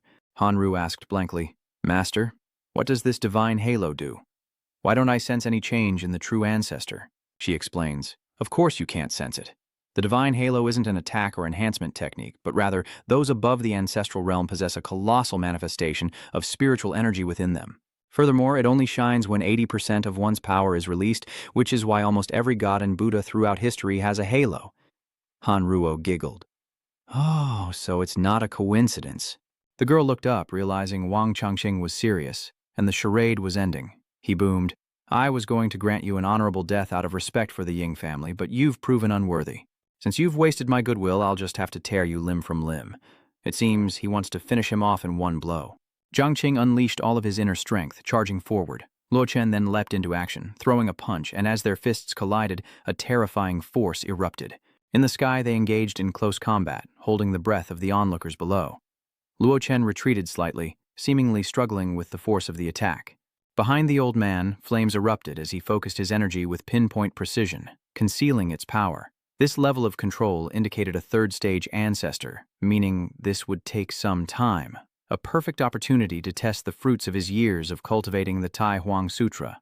With a smug look, the old man asked, "Well, do you feel the difference in absolute power yet? Without the aid of realms, no matter how high your level of magic is, it's just rootless art." Luo Chen calmly started his hand, feeling as though it was just a numb arm from sleeping on it. He continued, saying that Luo Chen's spiritual energy was clearly depleted, yet he still dared to be stubborn. As he spoke, Changqing gathered another surge of internal energy in his palm. He roared, declaring Luo Chen beyond help. The 36 celestial axes shook the heavens as a powerful light, like a long sword, pierced towards Luo Chen. For some reason, he didn't dodge or resist, just stood there, taking the blow. But perhaps it was all according to Luo Chen's plan. When the moment arrived, he knew it was. Now, meanwhile, Zhang Cheng sensed something was off. Why wasn't he dodging? He even spread his arms wide as if awaiting the dragon's attack, while a transcendent power descended from the sky, protecting Luo Chen from the blow. For some reason, lightning began to strike down from the sky, and Zhang Cheng looked up in a panic, his forehead bulging with veins from the tension. This is a lightning tribulation. Seeing the young man's aura rising, he cried out in shock. "You've broken through."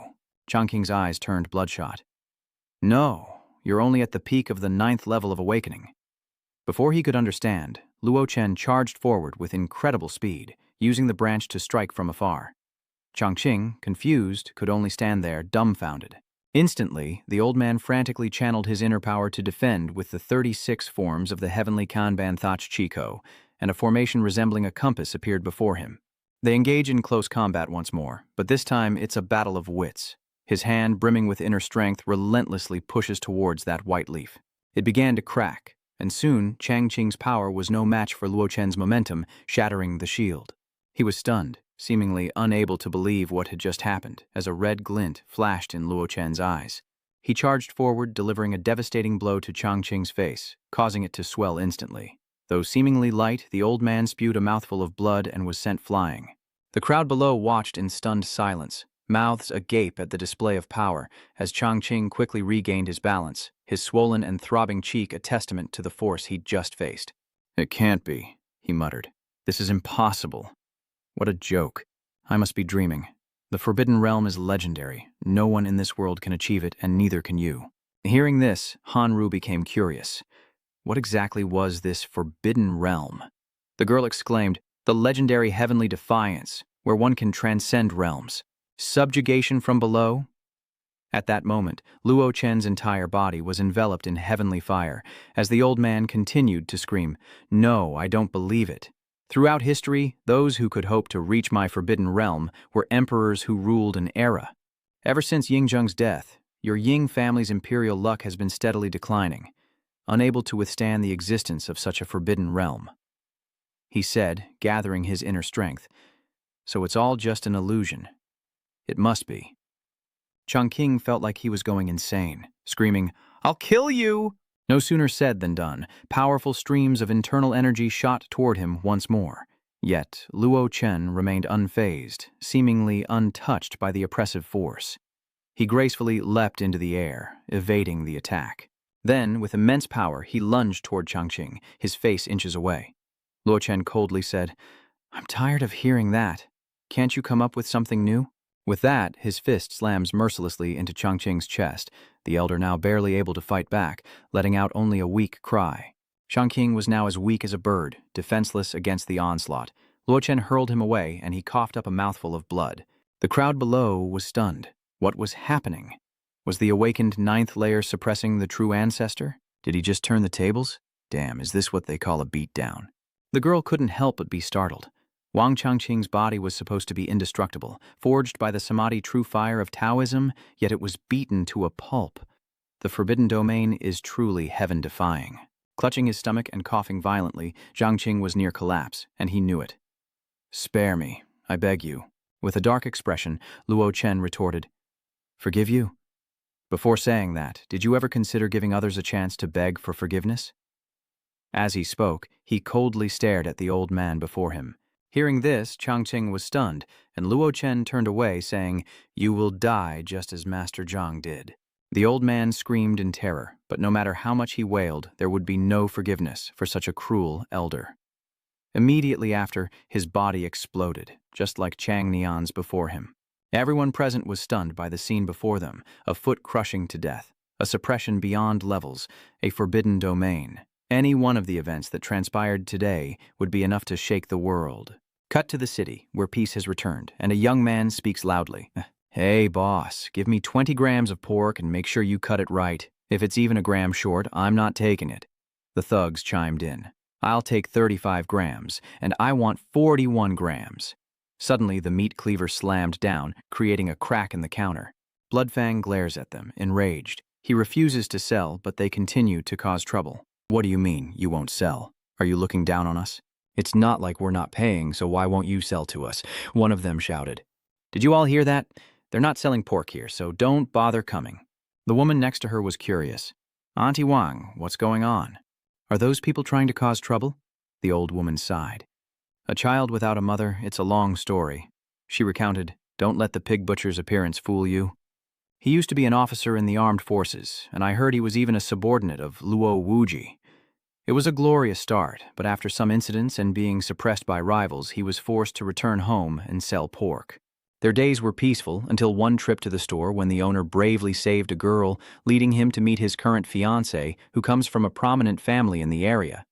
A customer wondered, isn't that great? She continued, it's good, but the girl's family doesn't approve and she has another suitor. The troublemakers are his men. Intrigued, the woman asked, who is it? The old woman continued, saying I definitely wouldn't know him. It's the infamous young master of Tianyang City, Li Ye. As she spoke, he appeared, a man with a large mole near his mouth, instantly unlikable. The lackeys greeted him respectfully. Young Master Li, he sneered, approaching Blood Tiger with a grin.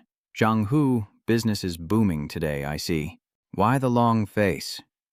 Huyet Hu was trying to restrain himself, not wanting to cause trouble. Li Ye remained arrogant, clicking his tongue. This pork is only 20 or 30 yuan a pound. How much meat do you have to sell to afford a wedding? He continued, we know each other, so it's fate. How about I lend you some money? After all, your fiancé was my high school classmate. We can't keep her waiting, right? Li Ye smirks. Just let me go first on your wedding night. Hearing this, Blood Fox is so angry that veins pop out on his forehead. He slams the cleaver down, cleaving the meat into pieces, and roars at Li Ye, what did you say? Seeing his anger, Li Ye became even more pleased, a wide grin spreading across his face as he mocked, Captain Zhang Hu, are you angry? Drawing your blade on me? I know you're skilled. In a fight, none here could match you. But do you dare to lay a hand on me? The more he spoke, the more veins popped out on Zhang Hu's forehead. He boasted, how many people did your boss Lak Vo Kuk offend? So many outside forces want his head. Sling Chu risked her own future to barely protect you all. If you dare lay a hand on me today, even just a scuffle, the higher-ups in Jinghe will crush you and your brothers in an instant. Everything he said was true, but then a familiar voice fiercely shouted, startling him. Li Ye coldly glared at him and said, how many times have I warned you? Stop causing trouble for Brother Yu. Don't you understand? Li Ye whined, I just can't understand it. You and I have been classmates for years, and our families are well matched. Why would you choose such a boorish man? Do you know what they're saying about me in this market? That the young master of the Lai family is worth less than a pig butcher. Han Nu stubbornly retorted, how is it any of your business who I marry? Who I marry is none of your concern. With that, she looked at Blood Tiger and said, Brother Tiger, let's go. Before he could even process it, she firmly grasped Blood Tiger's hand.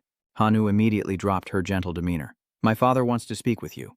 Blood Tiger happily agreed, and together they walked hand in hand past Li Yayop and his burning gaze.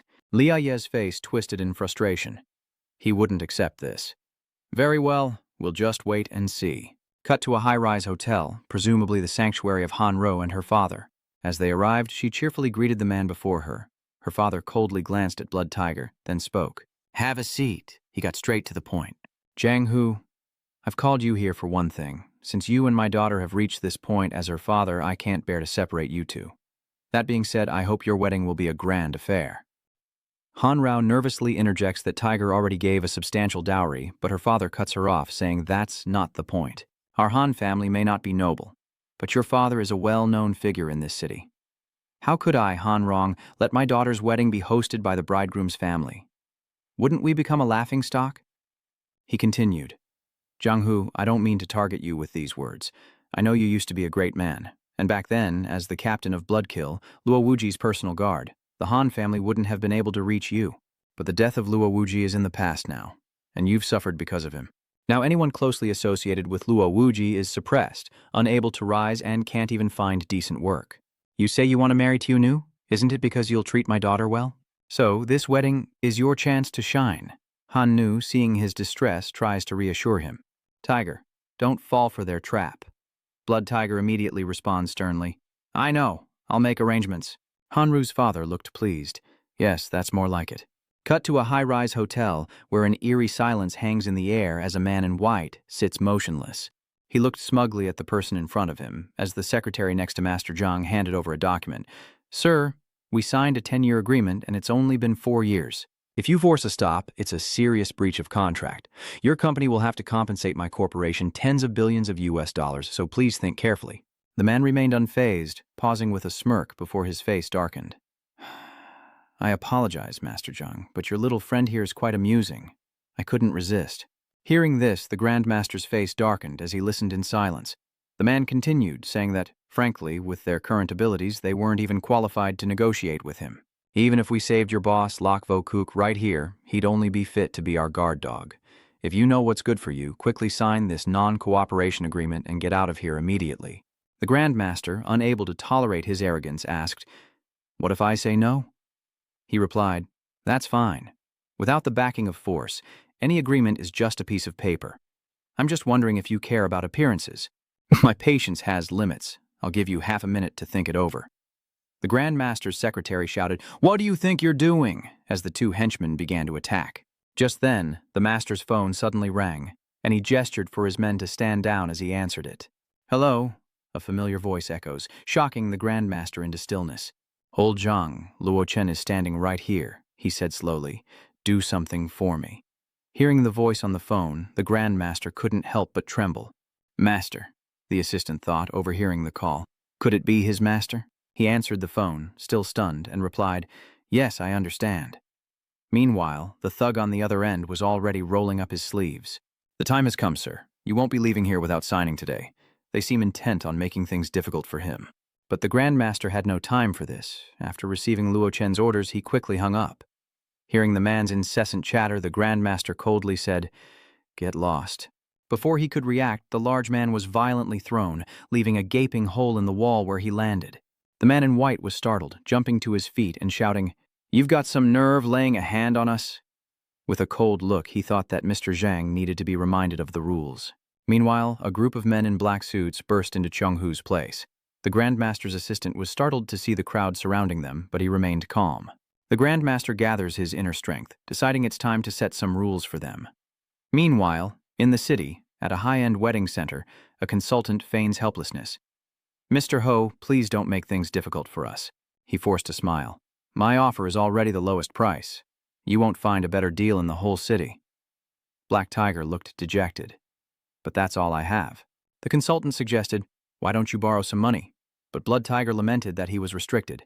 The consultant then said, How about borrowing from your relatives? Blood Tiger replies, I have no family, I'm all alone. What about friends? But Bloodfang retorted, I never borrow money from friends. Silence filled the air, and the advisor was at a loss for words. After a pause, he honestly advises, Brother Tiger, if I were in your position, I wouldn't even think about marriage. A wedding will wipe out all your savings, and then married life will just be pure suffering. Hearing this, a sense of disappointment and helplessness washes over him, and weariness is etched on Blood Tiger's face. At that moment, an angry voice echoed from outside the door. Do you even know how to talk to people? It was none other than Blood Tiger's old teammates. Is it just 100,000 yuan? They shouted. Who are you looking down on? That's right. I'll cover whatever Tiger is short for his wedding. The newcomers immediately began to argue. Ghost, why did you steal my line? Hey, don't go too far, you three. We agreed to do this together. Blood Tiger was overjoyed to see his brothers. He exclaimed, Ziqing, Daoba, Devil Zhang Fei, what are you all doing here? The four stood straight, grinning foolishly at Blood Tiger, but then Blood Tiger's face fell. Didn't the higher-ups only approve a one-day gathering? The others loudly replied, Who cares? Bloodkill is disbanded, so how can their armed forces control us? Besides, this is Tiger's celebration, so we had to come early. The devil stepped forward, teasing. Ho didn't say that when he came to us. Daoba's always been sweet on your wife. Watch out. Daoba was shocked, his hair standing on end. Hey. Z King chimes in. I can make eggs. What else did he say? It's just a fun dumpling. Daoba's heart pounded as he yelled, he can't take it anymore. He frantically covered Ziqing's mouth. Shut up, you blabbermouth. Since Bloodshed disbanded, Blood Tiger hadn't seen his comrades in a long time. Seeing them chattering in front of him now, he couldn't help but laugh out loud. Zhang Fei immediately returned to the main topic and looking at the consultant and saying impatiently, what are you standing there for? Hurry up and bring out the most lucrative plan your shop has to offer. The consultant's attitude immediately shifted. He grinned. Ah, yes. Cut to the high-rise building where the master's company is located. It seems he hasn't finished things yet. Inside the office, everything was a mess, and the man was sprawled on the ground. The Grandmaster, like a demon, looked down on him with arrogance, but even as he trembled, the man stubbornly retorted, are you trying to die? Do you know who's backing me?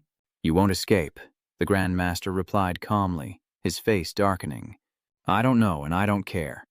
As he spoke, he gathered his inner strength, confident that no one he couldn't handle existed in this world, as long as the boy returned. The man couldn't believe the Grandmaster's reaction, and now he was truly afraid. Wait, wait! Immediately after, a scream pierced the air. Blood splattered, and he was no more. Time passed swiftly, and it was soon evening at Li Ye's private villa. In his room, he smugly asks his subordinate, how are the arrangements coming along? The man replies, everything is set. We've confirmed Zhang Hu's route and timing for picking up the bride. There's absolutely no mistake. Li Ye was pleased. Very good, he plotted. Just you wait, Zhang Hu, I'm going to give you a surprise gift this time. A few days later, Blood Tiger's wedding day finally arrives, and the streets erupt with celebratory fireworks. Dressed in a sharp suit and holding a bouquet, he couldn't hide his happiness. Is everything ready? The remaining 4 members of the assassin squad were also excited for him, saying in unison, all set. Immediately, Bloodhound happily announced, all right, brothers, let's move out. Qingzi added, let's go get the bride. Their car speeds down the main road, the wedding procession small since the groom has no family. But it's a joyous day, and Bloodfox feels like flowers are blooming all around him. Amidst the joyful atmosphere, one of Li Yop's henchmen was secretly watching. The wedding car stopped at a red light, and he quickly took out his phone to make a call. Turns out he was calling none other than Li Yop, who answered and was immediately informed, President Li, they've arrived. Li Ye's car also stopped at the red light next to them, and he replied, okay. Li Ye, watching the wedding procession with a sly grin, orders, everyone, get ready. With that, 3 cars sped up from behind. Unable to accept that his love is marrying Blood Fox, Li Ye will stop at nothing to sabotage the wedding. Immediately, white cars speed up, crashing directly into his vehicle. Inside the car, a collision sends tremors through the vehicle, startling Hu Yet-ho. Up front, the driver struggles to maintain control. The car rammed them again, shattering the windshield, and the force sent Hu Yet-ho's vehicle spinning. Quickly, all the cars in the wedding procession were blocked by Li Ye's men, and Blood Fox swiftly exited his vehicle to assess the situation. His face betrayed the tension he felt seeing the man before him. What the hell are you doing? Li Ye stepped out, dramatically recognizing him, and boomed, isn't that Zhang Hu? Seeing his foe, veins popped on his face in anger. Li Ye continued to taunt him. Are you in a hurry to pick up your bride? Why didn't you tell me sooner? I could find someone to clear the path for you. What a disaster to have an accident on such an important day. How unlucky. Hu Yet-ho knew he was behind this, and he couldn't help but yell. Li, on the other hand, was thrilled. Oh, come on, Brother Hu, don't be angry. It's just an accident. Look, even the traffic lights are broken on this road, and with the fog this morning, it's normal to miss the brakes, so don't blame me. Qingzu immediately stepped forward and shouted, nonsense! You're clearly doing this on purpose. Daoba chimed in, you dare cause trouble on my brother's happy day? You've got a death wish. Blood Tiger held him back. Daoba, calm down. Li Ye sneered, what's wrong? You want to hit me? Try it and see what happens to you. Blood Tiger, enraged by his expression, barely restrained himself from shouting, Li Ye, don't go too far. I've already spoken to every major hotel and restaurant in the city, including the wedding venue you booked. Today, they won't be providing you with any services. The woman Li Ye can't have, you, Zhang Hu, won't get either. He pointed directly at Blood Fox, declaring, dream on if you think you're getting married. At that moment, 5 gleaming luxury cars sped toward them from afar. The commotion was so great that Blood Tiger couldn't help but turn to look in surprise. But instead of 5 cars, a convoy of 10 luxury vehicles surrounded them, and a familiar figure stepped out, followed by a group of people. Li Yi asked, bewildered. Where did these people come from? His subordinate was equally puzzled. I've already cleared things with the transportation department. This road is likely closed now. Knowing they can't afford to cross him, the bloodhounds instinctively step back. The person who arrived was Doan Niu Yet. She respectfully bowed and announced, "The Doan family of Jingyi wishes Xia Huihu a happy wedding." At the same time, people took turns speaking. The Zhang family of the Northwest wishes Xia Huihu a happy wedding. Hu-san from Juju wishes Xia Shuihu a happy marriage. With such a commotion, Blood Tiger was stunned, unable to process it all. You guys, Li Yi the lackey was shocked. Businessmen from the capital. The Zhang family of the Northwest. Aren't they a renowned clan in the cultivation world? He's sweating bullets. What in the world is going on? At that moment, helicopters rapidly approached from the sky, seemingly in coordination for the wedding procession. Dao Ba was stunned. Helicopters too? Who are these people? Even the demons are dumbfounded. How should I know? Ask Mr. He. Blood Tiger stares blankly at the sky. Don't ask me. I'm more confused than you are. Suddenly, a strange hand lands on his shoulder. What are you looking at? Hearing that familiar voice, Blood Fox turned around in surprise to see Luo Chen smiling warmly at him, saying, Go quickly and get your bride. We've been through thick and thin together. He couldn't help but exclaim with joy upon seeing the man, General Luo. Luo Chen gestures for silence, saying, Shh, no need to make a scene. Listen, I've arranged everything for the wedding and the hotel. You just go pick up your bride. Leave this to me. At that moment, a box containing the wedding rings was presented. A large diamond ring nestled inside. It shimmered with wealth, and Blood Fox trembled, tears welling up in his eyes. Is it really you? This isn't a dream, is it? With a gentle smile, Luo Chen says, Don't cry to me on such a happy day. Save it for later. Bloodhound quickly wiped away his tears, his face darkening as he said, But my feud with Li Ye shouldn't involve you. I want to settle it myself. Towards his own men, Luo Chen always wore a gentle expression as he respected his brother's decisions. Luo Chen simply smiled, replying casually, All right, just don't get yourself too dirty. I don't have a suit ready for you. Blood Fox quickly obeyed, then smirked as he approached Li Ye. He finally feels the pressure. With Luo Chen back, bloodshed is unstoppable, and Li Ye is no match. His two henchmen quickly stepped forward to block, and Li Ye retreated in a panic as Blood Fox channeled his inner power, a white tiger appearing behind him with a ferocious roar. Immediately after, the three men were sent flying. They couldn't resist at all. Li Ye shouted in panic, Zhang Hu, what do you want? I'm warning you, if you don't want to drag your brothers down with you, get out of here. Don't think you're so tough just because you have a cultivator backing you. Everyone has connections. He continued to shout out his lineage. Don't forget, my cousin is none other than Li Haoran. The demon repeats blankly, Haoran. That name sounds familiar. Could it be the newly promoted cultivator celebrity? Dao Ba asks in surprise. What? The demon continued. This person is very influential in the country, has many loyal followers, and rumor has it that he has considerable backing. A few words from him could cause a storm. In short, he's not someone to provoke easily. Shu Qing worried. Should we stop Brother Hu? Zhang Fei replied. It's fine. Don't you understand him? Among us blood killers, the captain is the most rational. Li Ye continued to shout. Are you scared now, Zhang? Do you still dare touch me? Do you want to see the news of a former Luo Wuji soldier bullying civilians spread everywhere, ruining Luo Wuji's reputation completely? With that, Blood Tiger couldn't hold back, and immediately kicked him in the stomach. A mouthful of blood spewed from Li Ye's mouth, and he was stunned. True to his reputation as the leader of the Blood Killers, Blood Tiger's inner strength is not to be trifled with. Li Ye is sent flying from the car, leaving the four brothers outside speechless with shock. Zhang Fei hesitated, and Li Ye quickly stood up, gritting his teeth. You'll regret this. Blood Tiger stepped forward and choked him. Then you won't get to see it. Li Ye cried out, No, you wouldn't dare, you absolutely wouldn't dare kill me. If you kill me, your brothers won't survive either. Blood Tiger stares coldly at him. Let me tell you a secret. Do you know who I was just talking to? He's back. Li Ye didn't understand what he was saying, stunned into silence as Blood Tiger, with eyes like a demon, continued, This world will tremble. Immediately, Blood Tiger applied more force and blood splattered everywhere. Li Ye was no more. Meanwhile, at Han Ru's house, her father was on the phone, urging someone, Hello, Zhang Hu, where are you? What time is it? My honored guests are about to arrive at the hotel and I don't even see your motorcade. He smirked, thinking that young Master Li's plan had succeeded. If the wedding was ruined, Zhang Hu would have no face to pursue his daughter. With that thought, he yelled, "Listen up, Jong-hoo, this is your last minute. If the groom's party doesn't show, you can just get lost, and you'll never see my daughter again." Hanrua sat in the bridal chamber, her face clouded with worry for her fiancé. Brother who? Meanwhile, Jong-hoo was on his way. His joy doubled, and his happiness was plain on his face. "Mr. Han, don't get worked up. Why don't you look up at the sky first?" Han instinctively looked up. 3 helicopters roared overhead. This welcoming party is way too extravagant. Before he could hang up, 3 helicopters headed his way. Bloodhound couldn't wait any longer, happily opening the door and waving, a groom on his wedding day. He shouted, "Hello, how could ordinary people witness this?" He's dumbfounded. Meanwhile, back at security, word of the commotion spreads quickly. Mingwei slams his fist on the table, furious.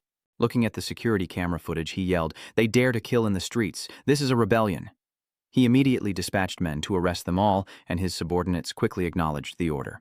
"Yes," Haoran continued. "Mr. Guo, are you mistaken? Jong-hoo killed my brother. Are we just going to let them live?" Hearing this, Mingwei was speechless, a look of frustration quickly spreading across his face. Min-ui reassured him, "Haoran, I understand how you feel, but I'm still part of the armed forces, and this kind of action, this order and justice is still necessary." Haoran interrupted, "Don't waste your breath on me. I don't need you to take action, just a little help. Someone else will take care of the rest." "That's right, Mr. Shen," he said, trying to ingratiate himself with the newcomer, a gaunt figure with a sinister air, all skin and bones. Min-ui was taken aback. When did this high-level cultivator arrive? He quickly stood up, smiled brightly at the man, and asked Haoran who he was. Haoran turned and coldly introduced him. Shen Jun-kai, Luo Wuji's cousin. Hearing this, Mingwei couldn't help but pale and grit his teeth. "Shen Jun-kai, the heir of Ho Ching who appeared 2 years ago?" The other man rasped. "I hate that introduction." Min-ui was shocked, thinking that this man's cultivation was said to be high, mysterious, and his methods so sinister that even the great Luo mountain behind him didn't dare provoke him easily. How could Li Haoran be associated with him? Haoran smiled brightly and said, "Sorry, I won't do it again." Min-ui forced a smile and quickly asked, "What do you want me to do?" Haoran replied, "Mr. Shen wants the Dragon Basin, and we need to create the momentum for it. Jong-hoo killed someone in the street, which I can use to stir up public opinion, but that's not enough. After all, Luo Wuji was abrasive in life, so Mr. Shen needs a good reason to attack. Besides, Shen Yuelin has the Dragon Coiling Loan and is his junior." Minwei was shocked. "So, you want to use the government's name to seize the Dragon Coiling Loan?" Haoran spoke calmly, and Minwei couldn't help but feel a little scared. "So you're saying I'm easier to offend than that dead guy Luo Wuji?" Saying this, he glared at Min-ui with rage, bloodlust instantly appearing in his eyes. Seeing his attitude, Min-ui was startled. "I absolutely didn't mean that." Min-wei bowed. "I'll get right to it." Junkai thought to himself, "It's a pity Luo Wuji can't see this. Those powerful figures who once made me look up to them now bow before me. And of course, I owe it all to you. If the Shen family hadn't been ruined by you, I wouldn't have ended up on the streets. I wouldn't have sought your power in Yangji County or entered the back mountains when the spiritual energy returned to witness that billowing black smoke. Even in death, you couldn't have imagined that the ancient well in the back mountains held the will of Ho King, the ancestor of all zombies. It was an eerie black smoke that engulfed Junkai as he fled in terror. That will chose them to be its successors. Back then, you wreaked havoc on the Shen family, turning them from a prominent family in the capital into a laughingstock. Back then, I hated Luo Wuji so much I wanted to tear him apart. But now he's just dust, and I'm soaring through the sky. What you could obtain, I will obtain as well. Elsewhere, at a TV station, Haoran puts on an act saying my brother is just an ordinary person. How could those bastards do something like that? The reporter interjects. Mr. Lee, you say that Luo Wuji's old acquaintances have been acting tyrannically in his name, treating human lives like dirt. But where did you get this information? He continues. Isn't this incident proof enough? Luckily, I'm Li Ye's cousin. Would you reporters even know if it were someone else? The foolish reporters were easily led on. What he said made sense. It was rumored that Luo Wuji was tyrannical and killed many people back when he was around. The rabble rouses, and indeed, even with the abundance of spiritual energy, such blatant murder is too much. Cut to Haoran's home after the press conference. Inside his room, Junkai asked with a dark look, "How did it go?" The man reported, "The press conference was a great success, currently trending at #1, and it seems there's no support for Luo Wuji this time." Junkai was pleased. He then asked, "What about the armed team?" The man continued, We have the documents, and there were no obstacles along the way. Even Su Lingchu and Old Yang in the Northern Territory said nothing. Tuan Kai calmly replied that when a tree falls, the monkeys scatter. They know there's no saving this. With that, he coldly ordered them to prepare to take over Dragon Coil Mountain, and the man quickly acknowledged. And so, they moved swiftly, their vehicle traversing the high mountains as the driver anxiously asked, "Brother Nothak, will we be in danger when we reach Panlong Bay? I heard that Luo Wuji has 2 evil spirits that he keeps, and they're incredibly powerful. Before the return of spiritual energy, they could kill the most elite warriors of the Wolf Clan. Besides, the spiritual energy at Dragon Coil Mountain is almost on par with Kunloon now." Natha patted the box he was holding and reassured, "Don't worry." He seemed very pleased with himself, but Mr. Shen had already prepared for this. Cut to Ling Ju, who seemed to be heading somewhere in a hurry. As he opened the door, Ling Ju was startled by the figure before him.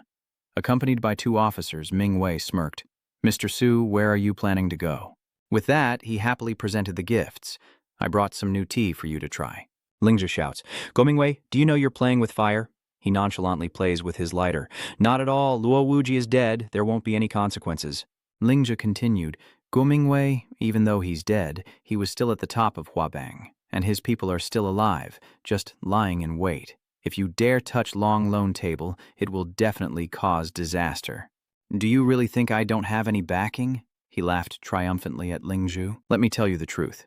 Mr. Shen asked me to seize Dragon Bay this time, but in reality, the Great Mountains are secretly manipulating things. Otherwise, do you think I'd be so stupid? I'd never do anything I wasn't absolutely sure of. Rest assured and enjoy your tea. Finding someone to provoke these days isn't easy." Ling Ju fell silent. A massive explosion erupts, but a strong barrier has been erected around the area, with only a small crack appearing at the barrier's main entrance. Nuota was annoyed, cursing Luo Wuji for setting up so many formations around Dragon Bay. If not for the soul-shifting ring given by Mr. Shen, we wouldn't even be able to move the outer shell.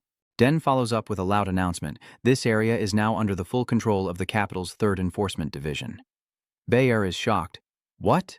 She couldn't help but wonder, another government-sealed document? Nuota looked at her and uttered nonsense. "Do you understand?" The beauty was stunned. Boy Ni glared at him, sensing he was nothing but trouble. At that moment, a voice echoed, stating that this area didn't seem to be under their jurisdiction. She fiercely retorted, pointing out the illegal investigation process and questioning her right to object.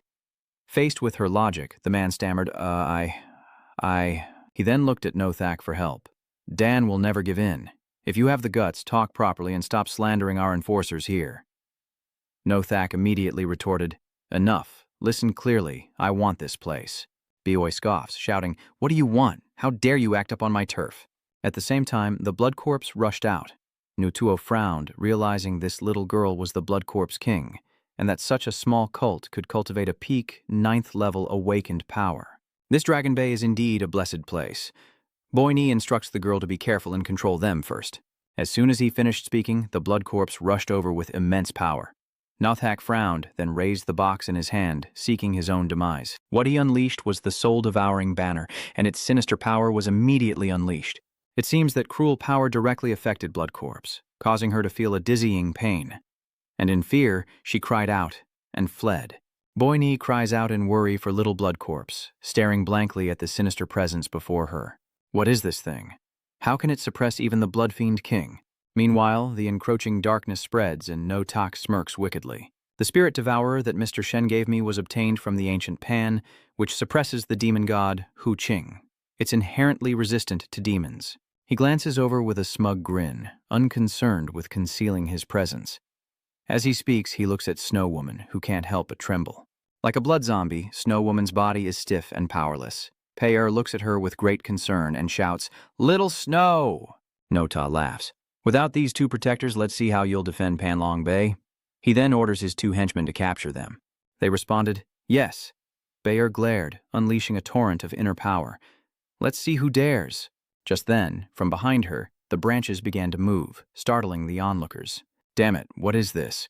Nothak knew at a glance it was manipulation magic. She'd awakened the power of the 7th level. The man beside him pointed and shouted, "I remember now, she's Lam Boi Ni, the star who was with Lak Vo Kuk." As Nothak watched her body emit a powerful stream of inner energy, he thought, Lam Boi Ni. Isn't she supposed to be an ordinary person? Only 3 years on Dragon's Coil could yield such growth. No wonder the great mountains covet this place. Meanwhile, his terrified underling cried out, "Help! Stay away!" Nuota turned around, assessing the situation, and finally spoke. "Looks like I'll have to handle this myself." He raised his hand, glaring at Boigny, and roared. Instantly, the trees around them were torn apart, sap gushing from the wounds. Realizing this, Boigny is surprised that he's a formidable opponent. Then he charges, "Even though Mr. Shen wants me to take you alive, it doesn't mean I can't hurt you." But Boigny wouldn't give up either, immediately raising her hand to gather her inner strength. The assassin strikes, sneering at her futile struggles, when suddenly a powerful force erupts before her. Payer was stunned, and the slave tower was also surprised, gritting his teeth as he stared at her.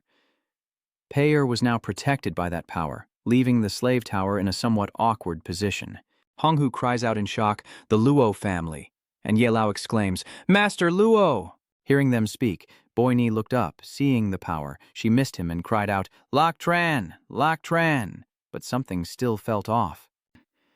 She stammered, "No, this is—" Noth laughed.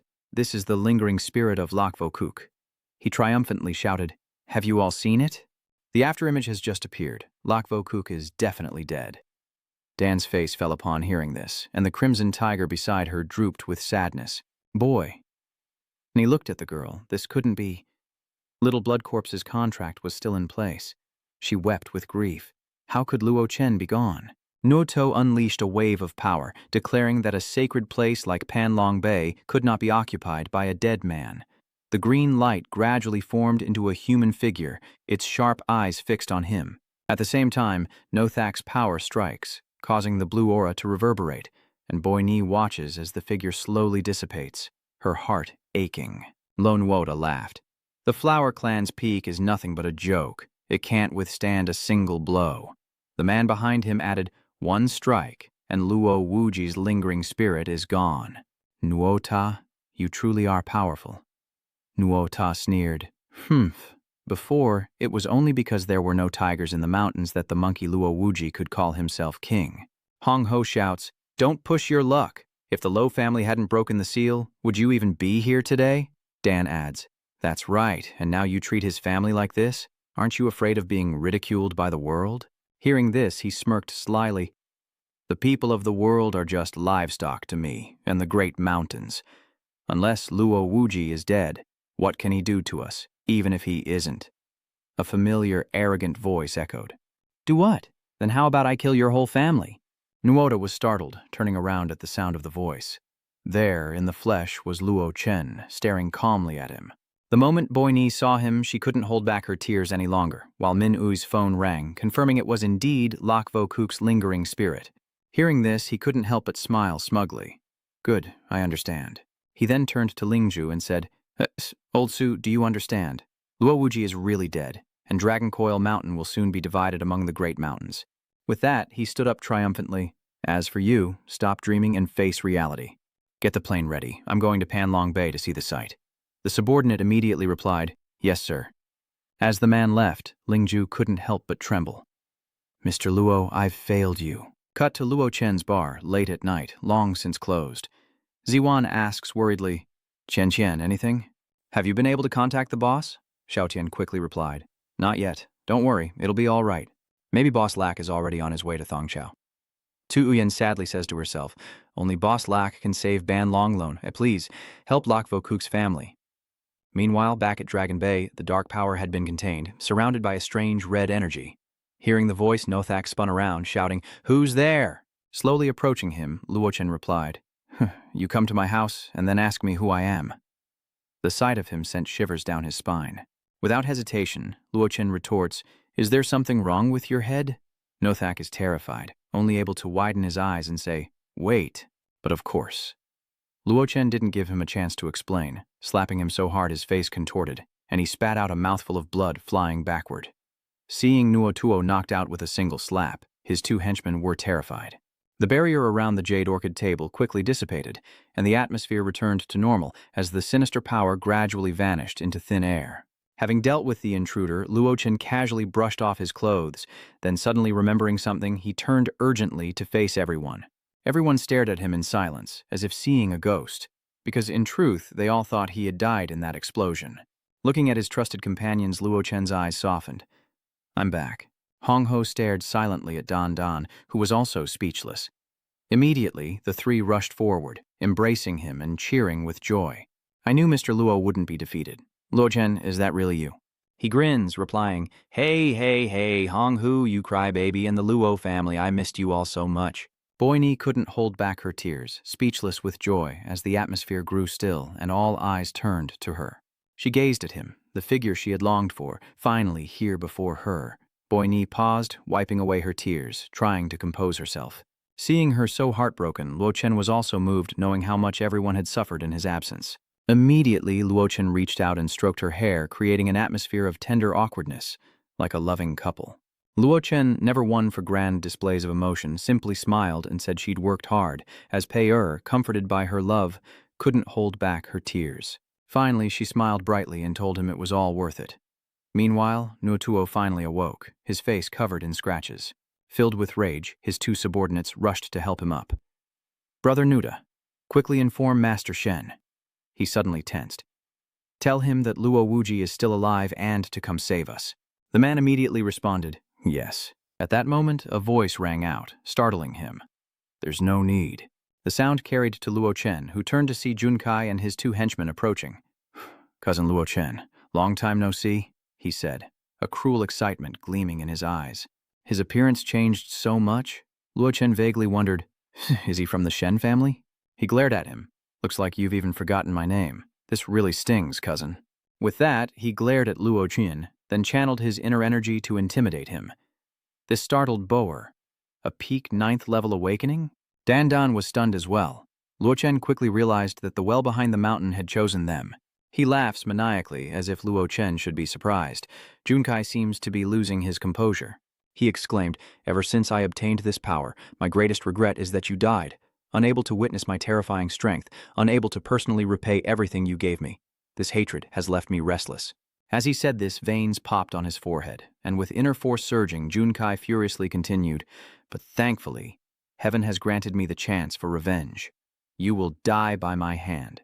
As he says this, his arm transforms into a sharp blade, and he slashes, declaring, This is the fate of Luo Wuji. Instantly, two streams of power from those strikes shot toward Luo Chen, who remained calm amidst the imposing energy. Looking at him with disdain, Luo Chen didn't even need to move to show his contempt. It was clear he was no match. Luo Chen coldly stated, Trash is trash, and will never rise above it. As he spoke, he quickly lunged toward him. Luo Chen's speed startled Junkai, and in an instant a foot struck his neck, the sound of breaking bones echoing as Junkai's fragile body went flying. Another tremor shook the ground, and Junkai's fall looked incredibly heavy. On Boini's side, the shockwave forces everyone to shield their faces, and Hong Ho can't help but sigh, as expected of the Locke family, still so domineering after all these years.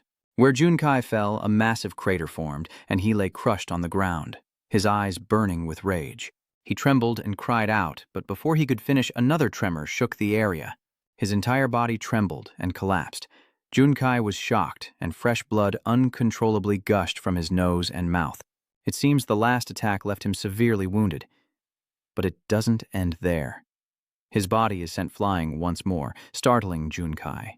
He sneers, So, you're Shen Junkai?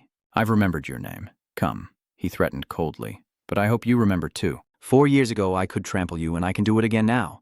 Veins bulge on Junkai's forehead as he glares, and finally shouts, unable to bear the humiliation any longer. Stop hiding! Come out together! Instantly, strange blue lights emerged from the dark clouds. These figures, dressed in white, looked like righteous warriors, but were actually in league with Tuan Kai. Boiling with worry, Boini shouts a warning to Lok Tran, It's a trap! Immediately following the order, they unleashed the demon-slaughtering strike in unison.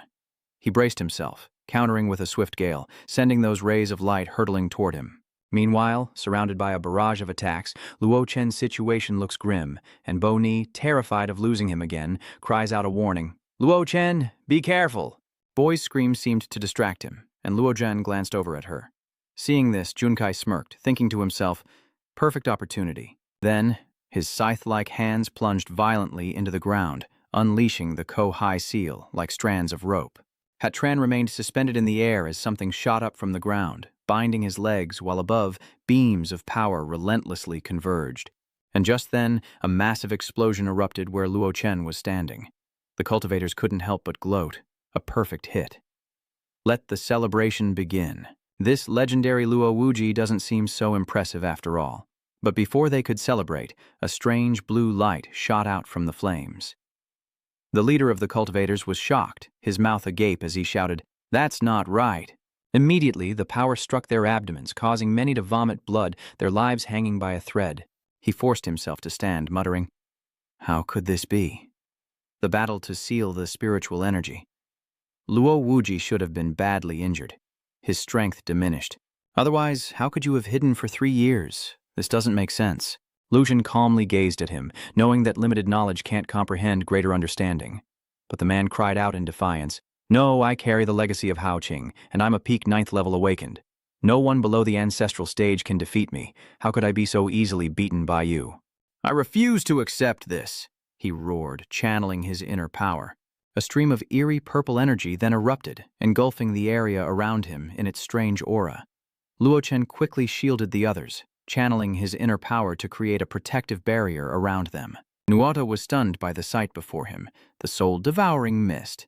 He hurriedly fled, shouting that contact with this would mean the destruction of one's very soul. Hearing this, the 3 of them took off as fast as they could, but human speed was no match for the smoke, and they were quickly engulfed. A horrifying scream of pain echoed as the slave thrall struggled in vain. It seemed Junkai was ready to take him down with him. He screamed, "Even if it costs me my life, I'll kill you." His eyes burned with hatred. As soon as he finished speaking, Tuan Kai charged at Lok Tran like a moth to a flame. Lok Tran looked at him with the eyes of a man who was already dead, then channeled his inner energy and raised his hand. His power struck Junkai's arm like a rocket blast, sending him crashing to the ground in agony. Luo Chen then stepped forward, stomping on his face as he cried out in pain.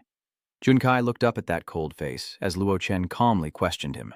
Fu Truok, his mouth full of blood, still arrogantly shouted, "Lok Wuji, don't get cocky. You just killed the core disciples of the Great Mountains. Their ancestors will never forgive you. Your good days are over." Hearing this, his expression remained unchanged, even calmer than before. "Is that so?" He immediately removed his foot and continued, "Then I'll give you a chance. Call someone." The man couldn't help but stare blankly at him.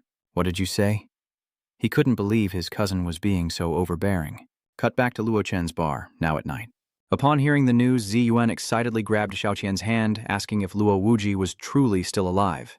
Xiao Tian held up her phone and continued, "That's not the point anymore. The point is that Luo Wuji has declared war on the true ancestors of the Great Mountains." Zi Yuan was taken aback by this. Are the true ancestors really that strong? Didn't Boss Luo easily crush one last time? Xiao Qian explained, "That's because he's the son of the Su family with a forbidden domain."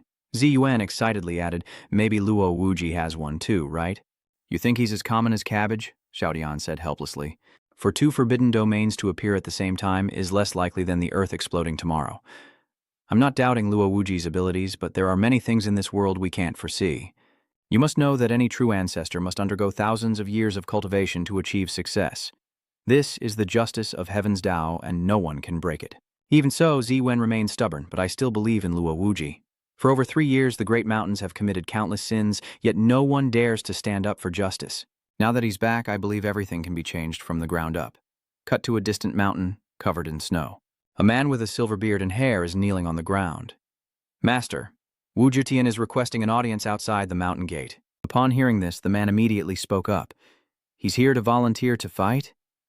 The old man quickly responded, "Master, your wisdom is unmatched." He continued, "It's rumored that Wu Jutian went to Wang Changqing and Yingsu's battle in 9 provinces a few days ago, but he hid in the shadows the whole time, never making a move, and became a laughingstock. This time, they're probably going to try and save face by killing Luo Wuji." He said sternly, "Let him go, and inform the Yao family while you're at it. Imi and Shenong Valley together." Hearing this, the old man was shocked. The old man continued, "Master, I'm afraid this is a bit inappropriate. Luo Wuji is only a 9th level awakened, and we're sending out 4 true ancestors this time. It's hard to avoid the appearance of misusing talent." He interjected, "Even a small task requires our full effort, especially since Luo Wuji owes Kun Jiandian a blood debt. We must eliminate him no matter what. The old man could only listen respectfully. Understood. Meanwhile, dark clouds suddenly gather above Luo Chen. Thunder rumbles, and with one arm gone, a battered Junkai sees the sky and cries out in joy, "They're here!" He laughed maniacally as 4 true ancestors descended at once. "Luo Wuji, you're finished." Elsewhere, a plane takes off, speeding towards his home. On the plane, Elder Yang asks, "Elder Ying, we're approaching Panlong Bay. Have you contacted Su Juzhou yet?" She worries as her messages remain unanswered and her calls go unpicked. Yang Lao looked at her, flustered, and asked, "What do we do?" Ling Chu replied sternly, "It's fine. As long as the news of Luo Chen being alive is true, nothing else matters. Knowing him, he wouldn't do anything he wasn't sure of." Elder Yang couldn't help but worry, but their opponents were ancestral humans, and Ling Ju remained calm as ever. Suddenly, the plane was rocked by a violent tremor. Inside, Ling Ju was violently shaken, utterly astonished, while a flustered Yang Lao contacted the cockpit. "What's happening up there?" Unlike Elder Yang, Elder Ying calmly ordered an emergency landing. From the screen, she knew that true ancestors were ahead. Within the light, 4 figures quickly materialized. An old man with snow-white hair and beard, adorned in magnificent robes. He emanates an immortal aura, gazing at Dragon Bay Table, marveling at such abundant spiritual energy outside the famous mountains. The ancestor of the Emi sect chuckled, "This Luo Wuji has done us Sacred Mountain a favor?" Ying Lao glanced at the man, a look of horror washing over her face. The old man sensed eyes on him, scanning his surroundings. Then, locking onto his target, his eyes glowed a fierce red. Instantly, the screen on Elder Ying's side shattered, her face pale with fear. Ling Ju and Elder Ying were startled, and they both cried out, "Elder Ying, are you all right?" She quickly regained her composure, saying it was nothing serious, just that her exquisite spirit eye magic had been broken. Ling Ju couldn't help but ask her curiously, "What's the background of these patriarchs?" Duan Lao sighed. "Even the Duan family's top-notch probing technique can detect him. It's An Tuzi, the current master of Shennong Valley.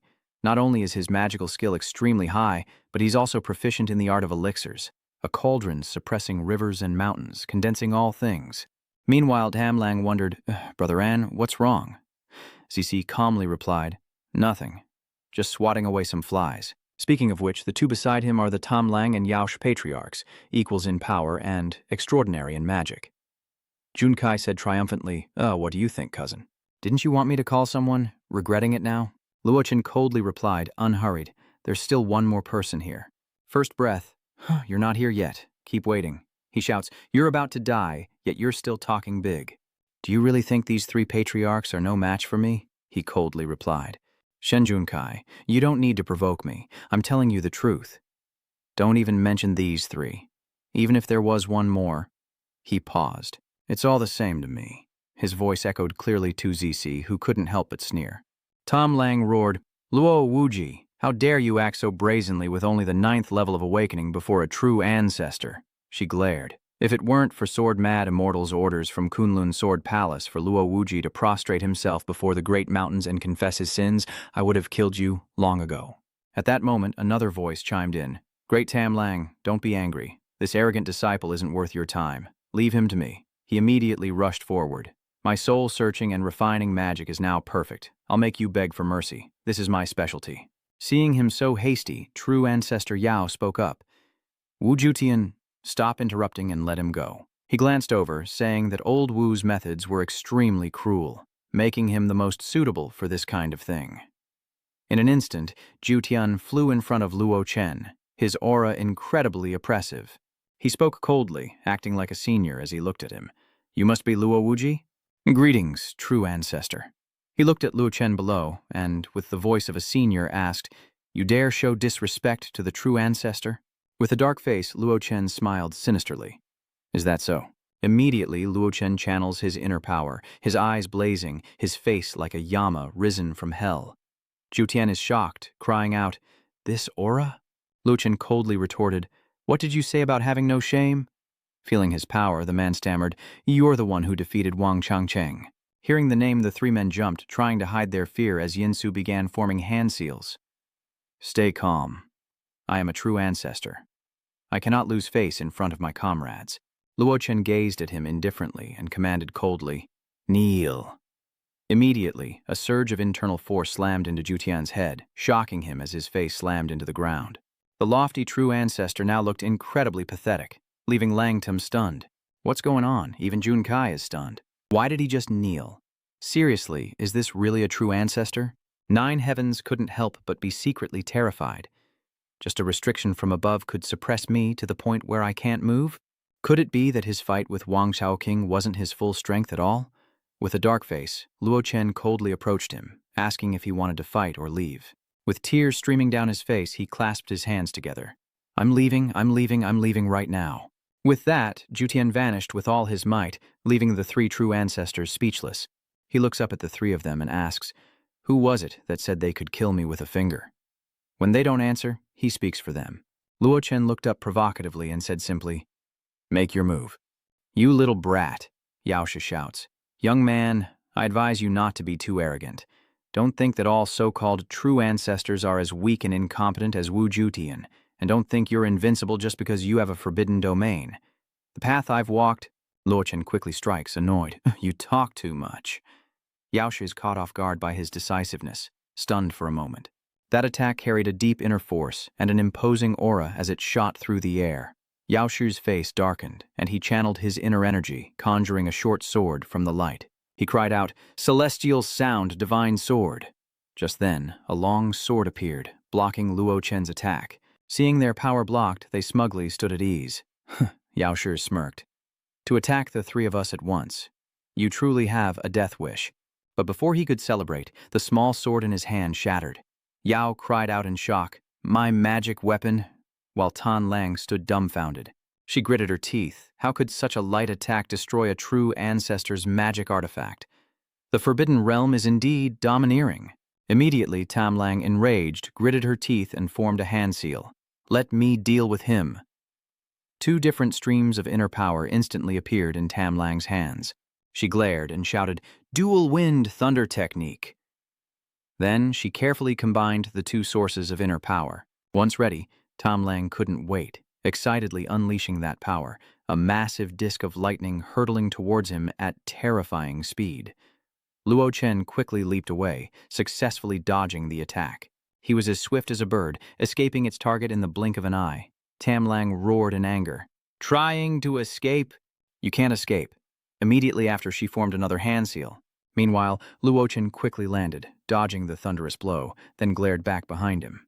Luo Chen immediately raises his hand, channeling his inner power, and a protective barrier quickly appears before him.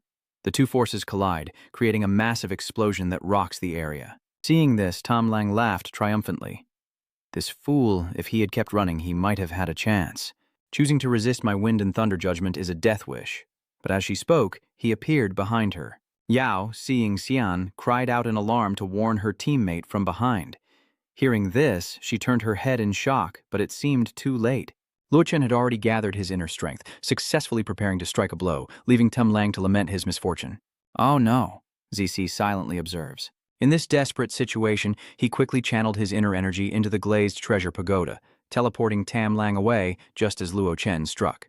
Seeing his target gone, he scanned the area, quickly understanding the situation when he spotted the large pagoda behind ZC. He stood there calmly as the Star Plunderer emerged from the large tower, her heart pounding, sweat dripping from her brow. That was close, thank you. ZC then shouted, Stop showing off, this kid is not ordinary, let's take him down together. Hearing ZC's words, Tam Lang quickly channeled her inner strength and shouted, Kill! Yao Shi widened his eyes and cast a spell, saying, Don't give him a chance to breathe. Seeing him as a threat that couldn't be left alive, Tan Lang quickly used the wind blade to attack, but this time, Luo Chen didn't dodge, standing his ground ready to meet her with a punch. A palm strike landed squarely on Tam Lang's arm, causing her to flinch. The arm seemed to crack and break, and a sharp pain shot through her. Greedwolf is sent flying, letting out a panicked scream, but it's too late. Yao, seeing his ally fall, begins to cast the secret art of the purple sun sword technique. More than 10 sword auras appeared in the sky, all aimed at Luo Chen's head, and immediately shot down. Luo Chen stood silently, channeling his inner power as the approaching swords radiated immense energy. The tiny Luo Chen and his shield seemed incredibly fragile, yet in an instant the sword energy shattered. Seeing his chance, ZC formed a seal, chanting and striking, causing a fiery cauldron to appear beneath Luo Chen's feet, bubbling intensely. It was like a cauldron of boiling oil from the depths of hell, and yet his face remained unchanged. Seeing his chance, ZC roared, and the cauldron unleashed a torrent of fire, a volcanic eruption, a fiery dragon ascending to the heavens. Faced with such power, it seemed no life could escape. Soon, nothing remained where Luo Chen stood, and silence fell. Below, Junkai watches the battle unfold, a triumphant grin spreading across his face. Is it finally over? Luo Wuji, so this is the end for you? Weren't you so arrogant just a moment ago? A frog in a well dares to look down on a true ancestor. This time, there won't even be scraps left. Greedy Wolf is terrified. It's finally over. This brat actually made me suffer this much. Yao was also shocked. The Forbidden Domain is indeed terrifying. If it weren't for Brother An, we would probably be dead today. Zishu responded, My Dao fire can easily destroy even a fellow human ancestor. How much trouble can a level 9 Forbidden Territory awakening cause? At that moment, a voice echoed, louder than he could imagine. Startled by the voice, Zishu turned around to see Luo Chen standing there unharmed, while the other three looked on in astonishment. He forms a seal, and a small flame appears on his fingertips, wanting to play with fire. Try my free fire. No sooner were the words spoken than Luo Chen launched forward, the small flame erupting into a raging inferno as it neared its target. The flames scorched Yaoshi's hand, startling him. The temperature made Zisi's eyes widen, and he quickly channeled his inner power to strike the mountain and river seal. Immediately, Luo Chen's flames were completely absorbed, but only for a moment before the cauldron began to crack. This was beyond his expectations. Zisi couldn't believe his eyes and shouted, "What is this?" Moments later, the cauldron couldn't withstand it any longer, and it exploded. Zissou suffered the backlash, and blood gushed out uncontrollably. Now terrified, Tom Lang stared at the scene and screamed, "Brother An!" But Luo Chen gave them no chance to recover, striking directly at Tom Lang. Luo Chen aimed a blow directly at her face, and Tam Lang, who was already no match for him, was knocked to the ground with a single strike. She was knocked to the ground right in front of Junkai, startling him, and before he could react, another figure came crashing down beside him. Junkai couldn't help but scream, staring in shock at Yao Shi, whose face was swollen and covered in blood, lying flat on the ground. Meanwhile, everything remained calm within the protective circle. Old Ye anxiously asked, "Miss Boy Ni, what's the situation? They seem to be fighting fiercely." Getting no response, he turned back in surprise, only to find the kids unconcerned, playing cards. Bayer happily declares, "I'm the landlord, I go first." Just as she lays down 3 pairs, the blood corpse seems flustered. She frowned, contemplating her next move, while Hong Hu watched her gleefully. "Come now, little girl, let me teach you. Your cousin grew up in a casino, you know." Dan lashes out with a kick, cursing, "Get lost, you damn lolicon." Hong Yu retorts, annoyed, "Who's the damn child molester? Be careful, or I'll sue you for defamation." Breaking the law knowingly is a more serious offense, Dan threatened loudly. How dare these commoners accuse this one? Looking at the scene before him, Old Deep was speechless at these youngsters. The last one standing was ZC, to whom he coldly said, "You're the only one left." Lo Chen calmly asked, "Will you kneel and beg for mercy, or shall I help you?" Hearing this, he was furious. A dignified man humiliated in such a way. ZC channels his inner power, releasing a burst of light as he says, "Damn it, it seems I have no choice but to use that." The round pill floats up and he shouts, "Luo Wuji, don't get too cocky. I'll pour my power into this, and even if it costs me my life, I'll take you down with me." But to that powerful attack, Luo Chen simply reached out, drawing it effortlessly to him, leaving ZC in utter shock. The treasure he was so proud of now inexplicably refused to acknowledge its master, shocking ZC. What kind of sorcery is this? To so easily sever my connection to my magic treasure. Lak Tran calmly picks it up, observing it. He couldn't help but speak with a hint of amusement as Zishu glared and shouted, "No, that's my inner core. Give it back to me." He chuckled, replying, "Mine? How ridiculous. Whatever falls from the sky into dragon coil belongs to the Luo family." As soon as he finished speaking, Luo Chen coldly struck at him.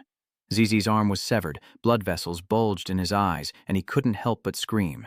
He couldn't withstand the power, and blood quickly splattered as another one fell. Seeing the strongest of the 3 ancestral pillars fall, Junkai below was shocked. Only now did he tremble before his power. They're all dead. But Luo Chen ruthlessly stomps on his chest again, glancing at his cousin, Shen Junkai. "Is this all the support your backer had?" He screamed in agony, unable to believe just how powerful Luo Chen was, and couldn't answer for a moment. I spared the Shen family in the past, considering it a chance for you, but you didn't know how to cherish it. Junkai immediately knelt. My cousin was wrong. Please spare me. I'll do anything. Luochen looked at the defeated man at his feet, repeating, Anything? Clinging to this newfound hope, he immediately replied with a smile, Anything. Luochen, standing above him, simply smiled faintly. Good, good. Immediately, he looked towards the distant mountain he had carefully protected with his power and called out, Your little blood corpse. His voice echoed across the mountain. Blood corpse, time to eat. The girl was focused on her card game when she suddenly flinched. Boigny heard it too and immediately turned around. It was Luo Chen's voice. Did they finish fighting? Red Tiger wondered. What's with the meal?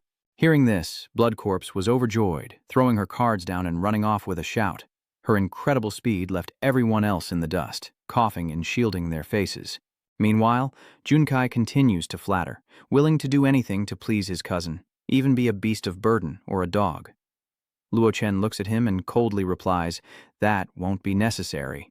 Seeing that Tuan Kai still didn't understand, he continued, Just be her friend. As Loctron finished speaking, Huyet Thi quickly flew over. The girl bared her claws and sharp teeth at him, as Junkai turned in shock at the loud sound. You'll scare him before he can say anything else. The blood corpse pounced, ready to enjoy its meal, as screams erupted and blood began to flow. Witnessing everything, Tutu cried out in shock, Luo Wuji, death is better than humiliation. If you dare humiliate our ancestor like this, just wait for the Holy Sun to descend and destroy your entire family. Without answering, he turned to the blood corpse and instructed, Little blood corpse, you can play with these people for a while longer. Luochen smiled at the little girl, saying, Don't be too hasty. Since the blood corpse is allowed by its master, she certainly won't let him off. As soon as she finished speaking, the girl stood before Zizi and roared, making his hair stand on end. He screamed, Luo Wuji, your family of fiends will be punished by justice. Meanwhile, a foot hurries after the blood fiend as Honghu wipes the sweat from his brow, exhausted. The girl is fast. Meanwhile, she's focused on enjoying her meal. She chomps down on the meat and Honghu hears a bone-chilling crack, wondering, what was that? He took a few more steps, seeing the blood corpse still feasting on Junkai's body on the ground. Hearing the strange noise, she turned her head fiercely, her eyes still bloodshot, her bloody nails still there, a far cry from her usual cute appearance. Meanwhile, back at Luo Chen's house, a pair of soaking wet pants hangs on the line as Oldya asks Han worriedly, Huzi, how are you doing? Are you feeling better? He couldn't help but ask, wondering what he had just witnessed. Honghu covers his face. Don't mention it. His eyes begin to water. I've been in this business for years, spilled so much blood, made so much money. I have enemies, people who want me dead, sure, but nobody should want to eat me. Old Dai was shocked, and Dan teased, Don't worry, Huzi, you can always go to Jiangxi for a few years of training. I'm sure you can become an excellent corpse. Boinai couldn't help but laugh as he threatened, Say one more word, and I'll do something rash right here. Boer was cheerful, and Brother Biao was calm as she continued to tease, Little blood guardian likes fresh blood. With that, the two girls laughed cruelly, and Honghu cried out helplessly, Master Luo, help me. I don't want to be here anymore. Seeing the joyful scene before him, Luochen couldn't help but smile warmly, when suddenly a voice startled him. Brother Luo? He quickly looked over. Was that the familiar figure in his usual elegant suit? Lingzhi fought back tears, saying, I knew you'd make it. That's great. He smiled brightly at Lingzhi and said, Old Su, long time no see. Lingzhi quickly interrupted, firing off questions. Where have you been all these years? Do you know what we've... Suddenly, Luochen stepped forward and patted him on the shoulder. We can reminisce later. I'm taking you somewhere first. He said seriously to Ling Chu, I have a gift for you. Cut to a large building back in the bustling city far from where Luo Chen was. Ming Wei was rushing around. Quick, quick, quick, set up a perimeter. Don't let a single fly through. He frantically gave orders to keep an eye on Panlong Bay Airport and to notify Mount Daluo and Kunloon Sword Palace the moment Luo Wuji entered the city. Mingwei was flustered. He couldn't believe Luo Wuji was still alive, beads of sweat forming on his brow. Even the four true ancestors of the Great Mountains couldn't stop him. I'm done for. Good thing I didn't choose Dragon Bay last night or I'd have walked right into my own demise. But with Luo Wuji's vengeful nature, it's only a matter of time before he comes for me. I have to find a way to save myself. Lost in thought, he didn't notice two strangers enter his room. Lao Chen and Ling Zhu had arrived, and the latter greeted him with a bright smile. Mingwei looked as if he'd seen a ghost, screaming and recoiling, hitting the wall as he stammered, Luo Wuji. Lingju couldn't help but feel intrigued. Guomingwei, you seem quite afraid to see us. His whole body trembled, but he tried to remain calm as he replied, Afraid? Why would I be afraid? I couldn't be happier. I didn't expect the head of the Wabang, Mr. Luo, to return. He then feigned enthusiasm, shouting, Someone, we have honored guests. Bring out our finest tea. The air in the room suddenly grew heavy, and the three fell into a tense silence. He felt a wave of pressure bearing down on him, and he swallowed hard. Lingja couldn't help but laugh, asking, Guomingwei, are you still pretending? He continued to play act. Elder Su, what do you mean by that? I don't quite understand. Suddenly, a powerful force gripped his neck, making it hard for Mingwei to breathe. He was lifted up by Luo Chen and felt like his body was about to explode, and screamed in terror. Luo Chen stared at the villain before him, coldly asking, Do you understand now? Mingwei stubbornly shouted, Luo Wuji, we have no grievances. But before he could finish, Luo Chen's hand tightened around his throat. His neck was squeezed even tighter, and Mingwei felt like he couldn't get a single breath. He begins to peel back the mask of threats. Luo Wuji, don't forget who I am. I have more than just Mount Daishan behind me. I also have the Kunloon Sword Palace. Luo Chen said calmly, Of course I know that, which is why I'm offering you as a sacrifice. Mingwei looked at him in fear, screaming in despair, What do you want? Immediately, Luo Chen's hand decisively squeezed his throat. Mingwei coughed up blood, feeling the world spin as Luo Chen coldly uttered, You don't need to know why you're dying. Meanwhile, at a distant, snow-covered mountain, a familiar figure sits leisurely atop a high wall. Hearing footsteps, the sword-mad celestial calmly spoke without opening his eyes. What is it? The old man reported, Your Honor, we received a message today from Luo Wuji and the Great Mountains, saying that we should send a representative to Dragon Bay tomorrow to discuss important matters. He paused, then added, He also said that anyone who doesn't go will die. The Sword Demon Lord's expression shifts, shocked by such arrogance. He continues, I haven't even sought him out for killing Guomingwei, and yet he comes looking for me. The old man nervously said, Your Honor, the other famous mountains are awaiting your word. He immediately added, Issue my decree. No one is to be sent there tomorrow. Though the old man was afraid, Zhonghui still obeyed his master's orders. Yes, the venerable one scoffed, I want to see what waves this Luo Wuji can make. The scene shifts to a mountain with incredibly beautiful scenery. Inside the pavilion, Nine Heaven's disciple spoke up. Master, Sword Fiend has declared that anyone who goes to Dragonstream tomorrow will be an enemy of the Kunloon Sword Palace. He couldn't help but worry. What should we do? To go, or not to go, mused Jiu Tian. You decide. Luo Wuji dares to kill even Guomingwei, clearly declaring war on the famous mountain forces. He knew that no matter which side he chose, he and Sword Maniac and their 5 Elements Mountain would offend one of them. With that, Jiu Tian reluctantly placed a white piece on the board. Meanwhile, in the bustling city, motorcycles flowed smoothly down the streets, as crowds of people, both ordinary citizens and members of various sects, moved about. Ling Ju spoke from within the room. Brother Luo, what do you intend to discuss by bringing representatives of the Great Mountains here today? Luo Chen had simply signed a spirit contract to prevent them from interfering in worldly affairs without permission. Hearing this, he couldn't help but rejoice. Lak is truly a man of loyalty, worthy of being called the pinnacle of the Hua clan. Meanwhile, the Grand Master quickly and respectfully entered, and the man asked, How did it go? The Master reported that representatives from 5 Elements Mountain, Dragon Tiger Mountain, and Mao Mountain have arrived, and the spirit power contract has been signed. Other famous mountains, including Kunloon Sword Palace, have clearly stated, Ling Ju interrupted, Absolutely not coming. The Master stammered.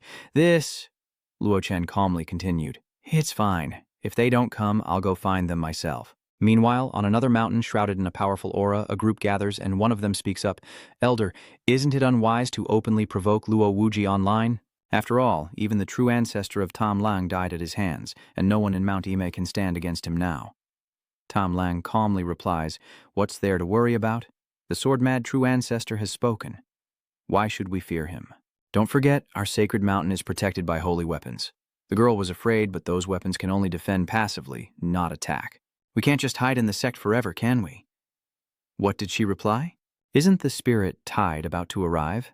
When the terrifying saint from the game descends, Luo Wuji will surely meet his end. I don't believe he's just some insignificant rogue cultivator who can stand against a peak-level reversion to Ancestry Saint. Hearing this, the girl seemed somewhat appeased and said that was right. She cackled. Even if we can't touch Luo Wuji for now, what can he do to me with a sacred weapon? At that moment, a voice echoed from outside. Nothing much. Just kill you all. Hearing this, they were both shocked, especially Tom Lang, who stared blankly in disbelief. Luo Chen was already standing outside the Amisex gate, calmly looking in. After using his inner force to project his voice, he now stood still, waiting for someone to come out. They didn't keep Luo Chen waiting long. Two powerful bursts of energy erupted from within, and Madame Tom Lang quickly descended. Luo Wuji, what do you mean by this? Could he be trying to cause a cataclysmic disaster? Gathering his inner strength, he coldly stared at her. I've already said, those who don't come will die. It seems this attack was meant as a warning, striking the protective barrier instead of her directly, causing a violent tremor that collapses the surrounding earth. Under his power, a large hole finally appeared in the protective barrier. The noise startled Tom Lang, who turned to look, biting her lip with a tense frown. She shouts, if that's how you want it, then don't blame us for being rude.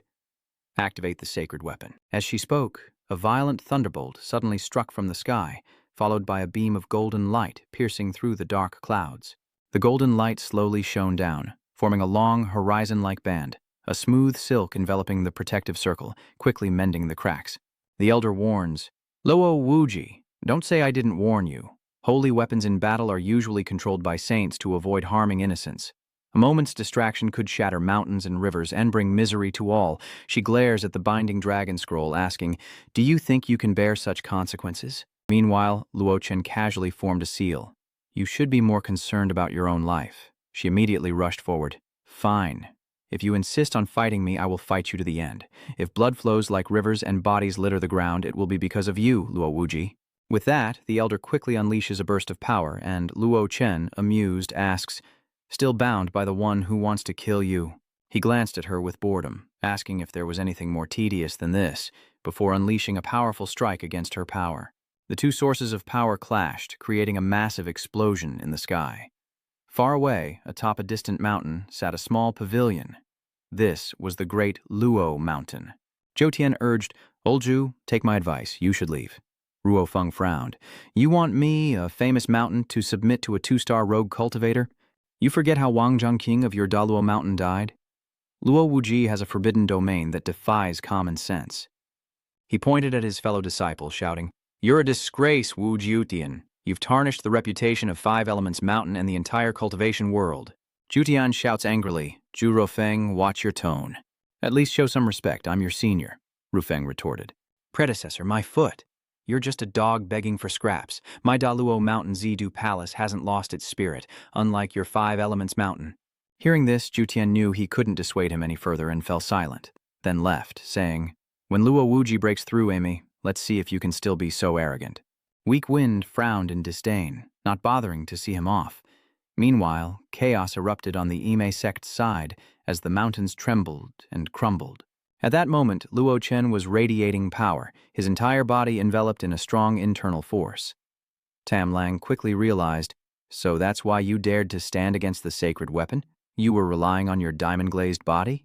I must admit, you do possess some skill, but sadly your defense is too high to be of any use. Is that so? Luo Chen asked, frowning as he formed a seal. Then I'll do as you wish. As he pointed to the sky, a golden dragon appeared, its aura surging. As it appeared, an attack ferociously struck the golden dragon's aura, a powerful force hurtling towards Tam Lang. Not to be outdone, she countered with her own power, surrounding herself with protective fabric as the two forces clashed in a battle of overwhelming energy. Her face darkened as she muttered, I thought it was something, but it's just this? Tam Lang laughs triumphantly. Though the Zodiac Dragon Aura is the strongest attack of the Eternal, it ultimately uses the soul as its trigger. But the Dragon Taming Manual innately suppresses the dragon race. Even a real dragon would be helpless. Luo Chen raised his hand and said calmly, What's the rush? What's the rush? This is only the beginning. As soon as he finished speaking, a mysterious smile appeared on his lips. The dragon immediately grew another head. It roared relentlessly. Tam Lang's disciples were shocked. Each additional dragon aura doubles its attack power. Tam Lang remained unfazed. Before the holy weapon, it was merely another insect, nothing to fear. The dragon then emerged from the clouds, unleashing a powerful surge of inner energy. And there's more. Another one appears in the distance. In an instant, 6 dragons gather into a pack. They were incredibly ferocious, and the woman trembled uncontrollably. This was perhaps the first time she'd seen such a sight, but it seemed there was more than one. Now Tom Lang is truly terrified, unable to believe what she's seeing. How could this be? He had no imperial aura to defend against the 6 dragon energies. Luo Chen ignored her reaction and roared fiercely. As she spoke, the 6 dragons unleashed their power. The dragon's aura surged towards Tam Lang, leaving her stunned and helpless as she realized she couldn't fight back. And then, a deafening roar echoed through the mountains, shaking them to their core. Though she knew she couldn't win, she wouldn't surrender without a fight. Tam Lang focuses her inner energy to reinforce the silk ribbons, but against the dragon's might, her power is nothing. The protective barrier shattered instantly, leaving her frozen amidst the remnants of her own power. Tom Lang coughed up blood and cried out, "The power of the holy light has dissipated." Luo Chen calmly replied, "Use whatever tricks you have left, because if you don't, I'll start killing people." Tom Lang, shocked by his arrogance, cried out, "Are you sure you want to do this, Luo Wuji?" Before she could finish, a massive force struck, shocking Tam Lang like an atomic bomb hitting the earth, instantly shattering her defenses. The Imei-sect's residence began to crumble, with debris flying everywhere. Tam Lang looked over, startled by the sheer power. Luo Chen scoffed, "What wouldn't I dare do? Do you think you can stop me?" Enraged, Tam Lang cursed, "Luo Wuji, you demon, you've committed a sin that will surely be punished by the heavens." Looking at the shrewish woman before him, Luo Chen said calmly, "Is that so?" Suddenly, it seemed as if Greed Wolf realized something, and she was momentarily startled. Immediately, she recognized the woman beside her, screaming, "Me, run!" But before Mi could react, her body exploded before Tam Lang's eyes. Luo Chen continued, "Then I'd really like to experience what you call divine punishment." Her most beloved disciple died before her eyes, and she was trembling with rage. It was then that Tom Lang realized the gravity of the situation, tearfully saying, "You've won. Whatever you want me to sign, I'll sign." Luo Chen coldly gathered his inner strength, looking at her as if she were already dead. It was too late to sign now. Meanwhile, back at Shenlong Valley, the scene remains peaceful as 2 disciples rush to report to Anzizi. "Master, Mount Imi has fallen, and the entire outer sect has been destroyed. Luo Wuji is on his way to Divine Dragon Valley. What should we do?" "Master, please advise," he said as he stepped forward. Anzishu quickly sensed that aura. "What need is there for instruction when you've already arrived?"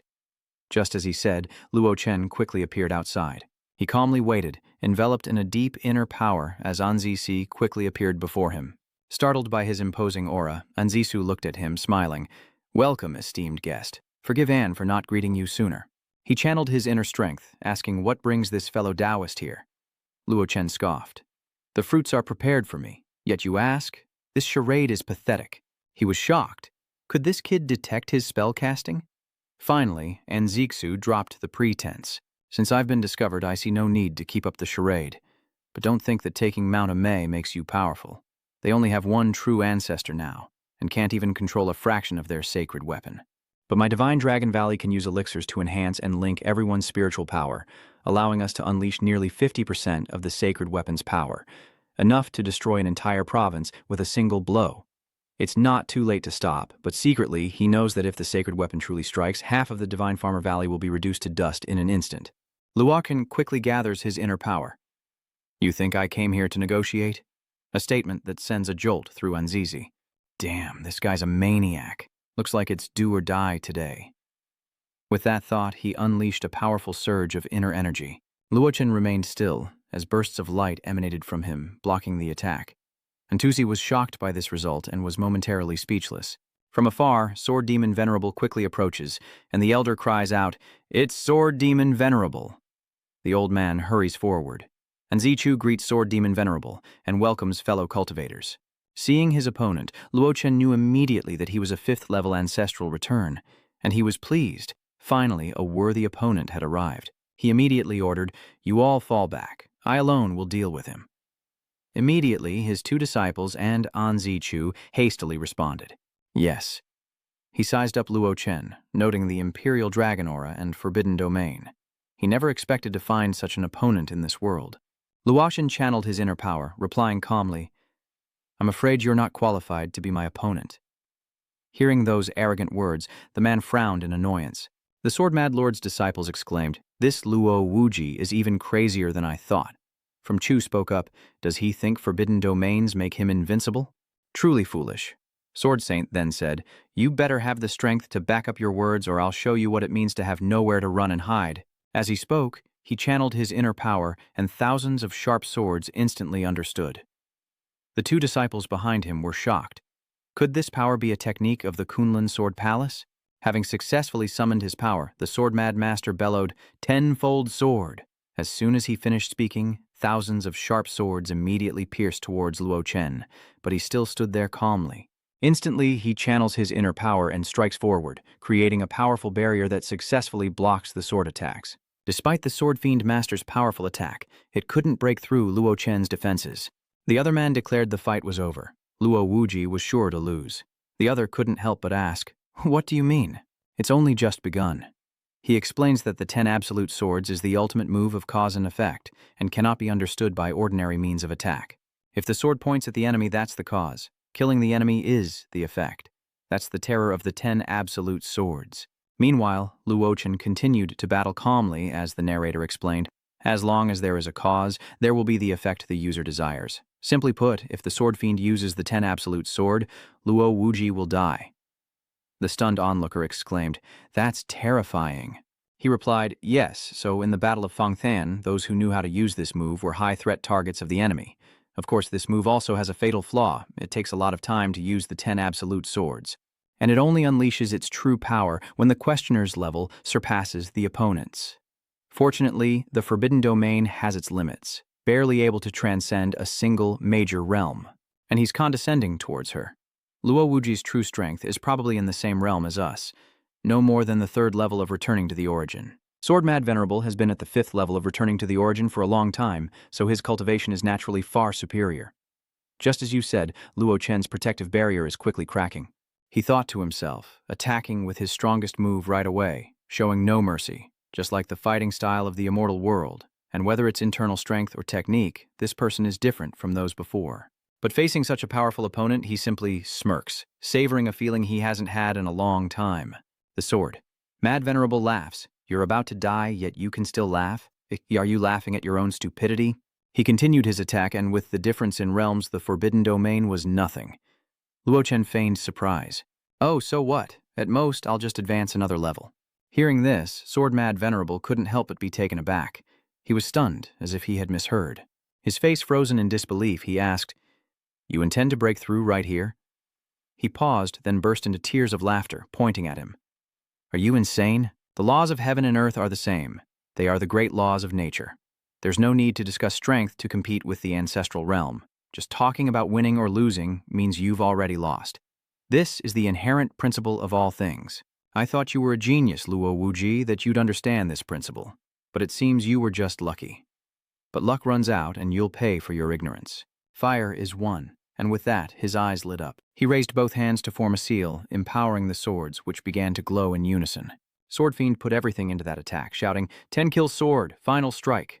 And so, a massive sword hurtled toward Luo Chen, cracking his protective barrier before shattering it completely. Luo Chen uses his bare hands to block the sword, its power immense. His hands are like solid pillars, pushing it back. A massive explosion quickly erupts before the 3 onlookers. The Sword Fiend's disciple is visibly startled, wondering what's happening. This isn't the effect of the 10 absolute sword, and even Zichu is shocked.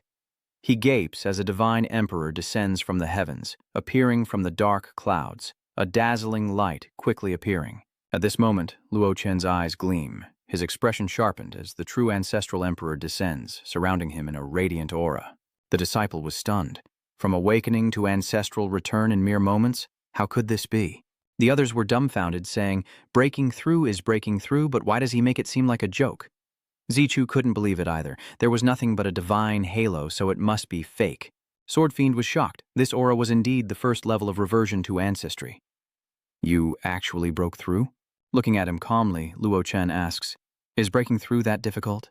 He thought to himself, if it weren't for escaping Tai Huangji and hiding the 2 pots he secretly planted, the spiritual energy of the 1st spiritual tide would have been enough for him to break through to the ancestral return realm. Not to mention the spiritual power now is several times greater than it was 3 years ago. Unconvinced, he gritted his teeth and glared at him. "Don't get too cocky. The sword demon channels his inner power, thinking, so what if you broke through and have a forbidden domain? You're still only at my level. Instantly, a surge of inner energy materialized, coalescing into a short sword as he roared, "My millennium of cultivation will crush you." Luchin scoffed, "First we're equals, now you'll crush me." He channeled his inner power, remarking that his opponent was lucky to have survived this long. Instantly, the markings on Luo Chen's back became clear, startling sword demon. Aura detonation? What is he doing? Before he could understand, Luo Chen attacked again with haste. Sword Mad instinctively recoiled in fear, raising his sword and shouting, "The Zhuanyuan sword formation!" Luchin used only his bare hands to strike the sword, forcing Sword Fiend back as his prized weapon shattered into pieces. Sword Demon was stunned, and before he could speak, a powerful punch landed in his gut, sending him flying. At that moment, Sword Fiend was terrified by the young man's power. He screamed, but Luo Chen appeared behind him, saying, "You're just a frog in a well, daring to call me ignorant." He delivers a brutal kick to his back. "Now tell me." This power was too much for Sword Fiend to bear. He cried out, then spat blood. Luo Chen coldly asked, "How do you plan to make me pay?" His hand then cracked its knuckles, fingers squeezing hard, as Sword Demon felt his body being controlled. He froze, stiff as a puppet, as Sword Fiend felt the immense pressure emanating from Luo Chen. He screamed, "Zichu, save me!" The three onlookers were frozen in fear. With his last breath, Sword Fiend cried out, "Activate the Holy Shield!" But as the words left his lips, Luo Chen clenched his fist, just as he had with Ming Wei. Fresh blood splattered across the sky, a truly enraging sight. The crimson liquid coated Zichu's robes, causing him to flinch. And now, Sword Mad Venerable is no more. After dealing with the leader, Luo Chen glances over at the three spectators. Of course, none of them had the strength to fight anymore, and they quickly surrendered. Meanwhile, back at the Grandmaster's, everyone is lined up to sign the agreement. Annoyed, the Grandmaster waves his hand, urging them on. "Hurry up, last one." At the Kunloon Sword Palace, Zhu Tian spots a familiar face and quickly leans out, sneering. "Oh, it's Zhou Aogu."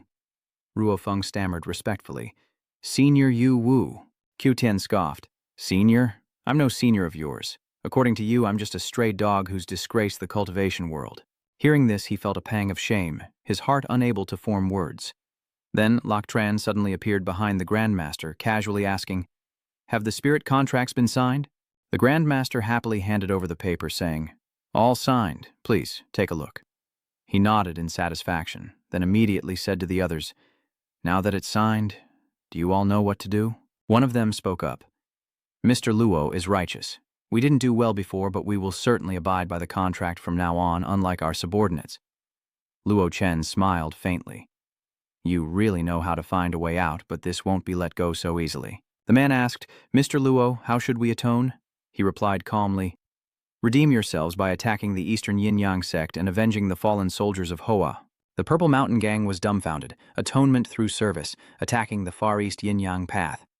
This... Luo Chen's face turned cold. "What is it? Do you all seem to have some objections?" One of them spoke up. "Mr. Luo, please forgive me for speaking frankly about the past of the Far East. It's not that we didn't want to avenge, but the adult of that terrifying game had already spoken. With the coming of the spirit tide, countless ferocious beasts and demons will emerge, and the great human powers will likely prepare for battle." He exclaimed, "After all, they are our true enemies." Luo Chen smirks. "So what are you saying?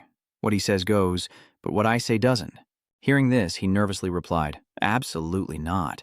It's not about who decides. The relationships between the cultivation factions of each nation are complex. Once a fight breaks out, it could trigger a global war between cultivators. Not even a saint would dare to do that." Without a word, Luo Chen reached out and squeezed his neck, cutting off his breath. He gasped for air, but Luo Chen didn't want to kill anyone here, just intimidate them before letting go, and then he said fiercely, "I see you all still don't understand the situation, do you? Did you think I was negotiating with you?" He clenched his fist and struck the extreme East Yin-Yang path. "This is an order, and anyone who dares to speak out of turn will suffer the same fate." Everyone was terrified into silence by the horror before them. Juqian thought dumbly, "We're all true ancestors here, and he won't even give us a chance to explain."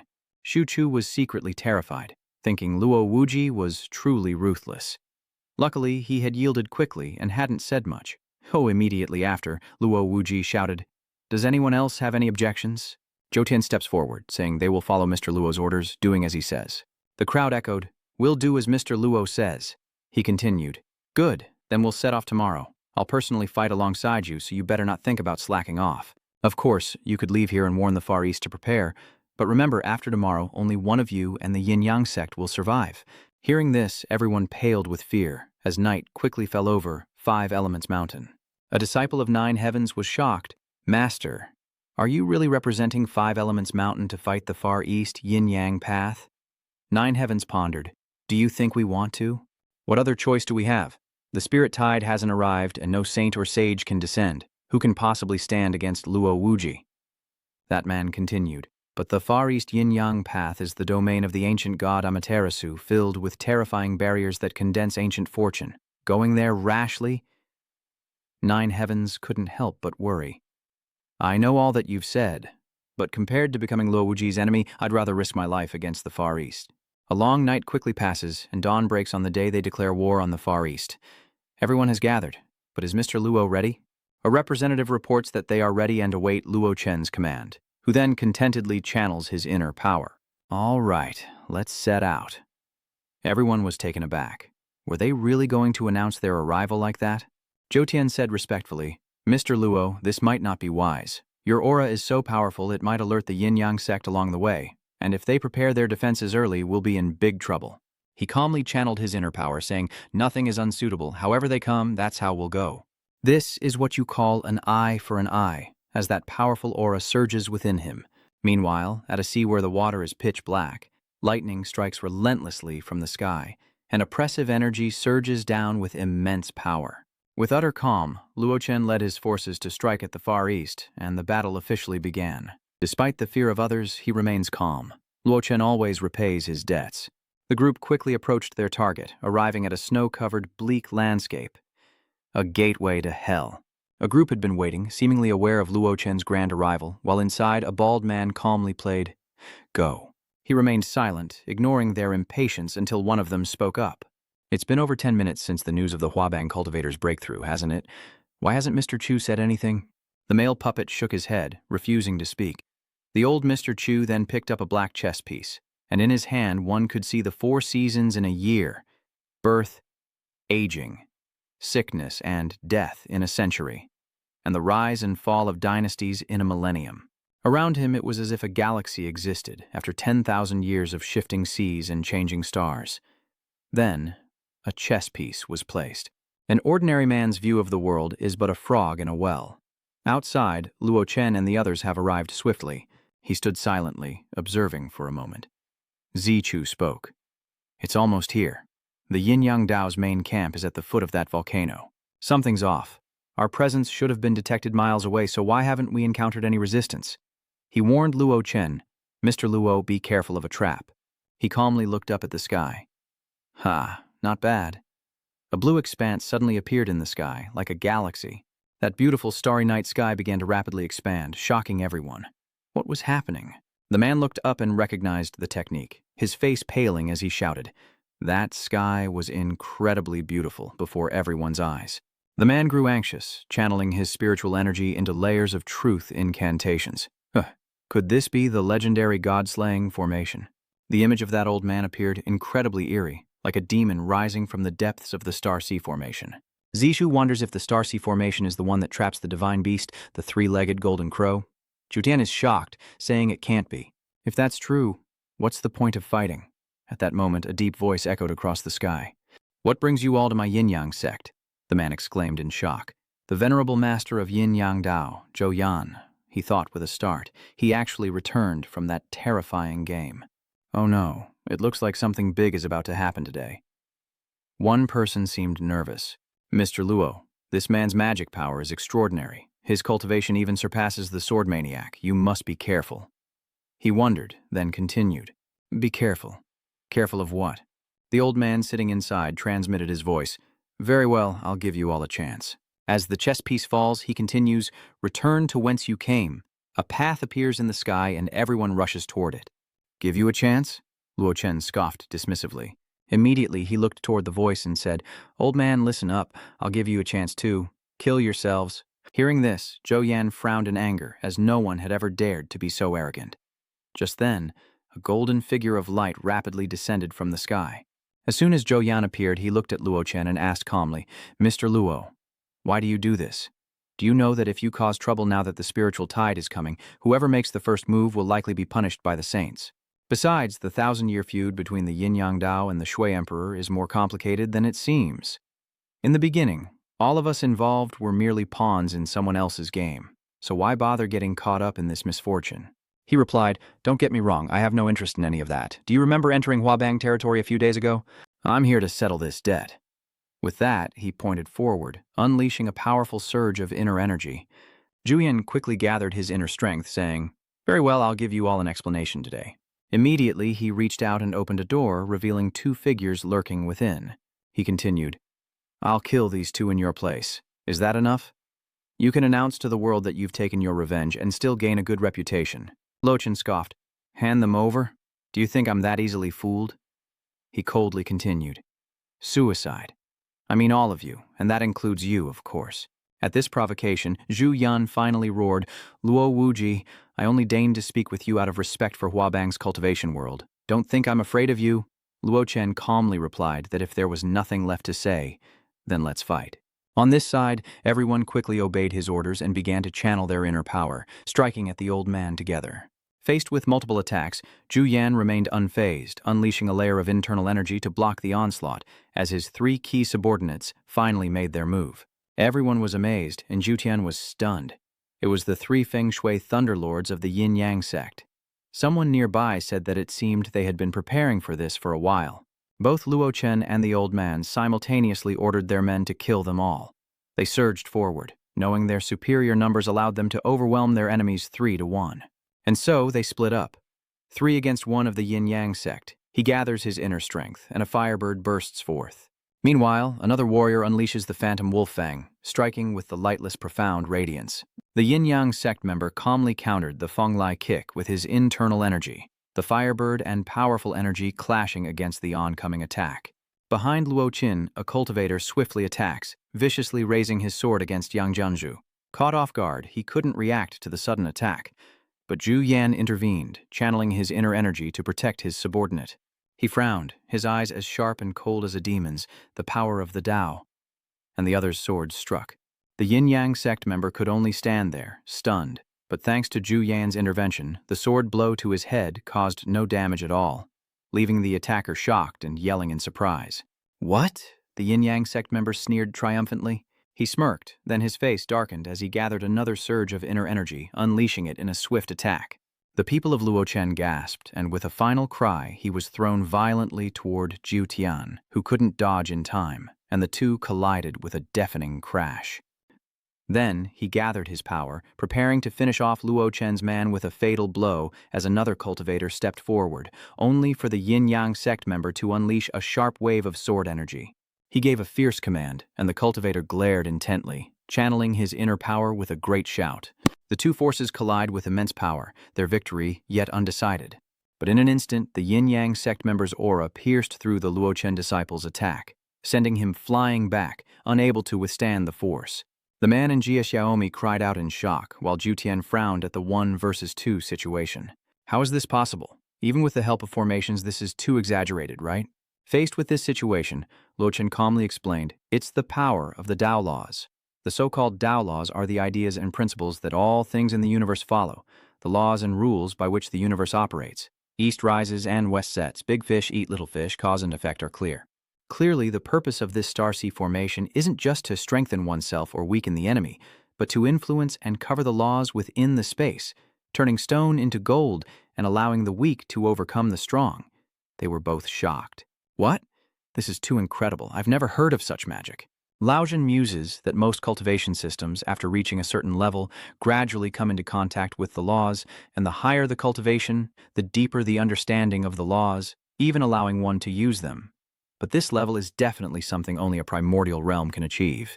There's definitely something hidden behind this yin-yang path, but no matter. If I don't break this formation, everyone will die. Immediately, he leapt into action. "I'll break the formation. Look for an opportunity." Seeing him charge alone, Zhu Tian was shocked. "Idiot!" Zhu Yan sneered, watching him fly headfirst into the fire, charging like a missile. He remained still, and as his opponent drew near, he finally unleashed the power of time. He calmly approaches the circle, a dangerous sun drawing near, but suddenly a look of bewildered surprise flashes across his face.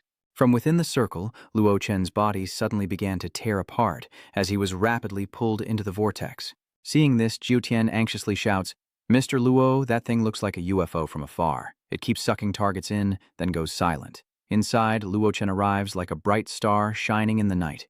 After being pulled in, his body slowly reappears, his eyes closed as he silently senses the changes around him. At that moment, a red flower suddenly appeared.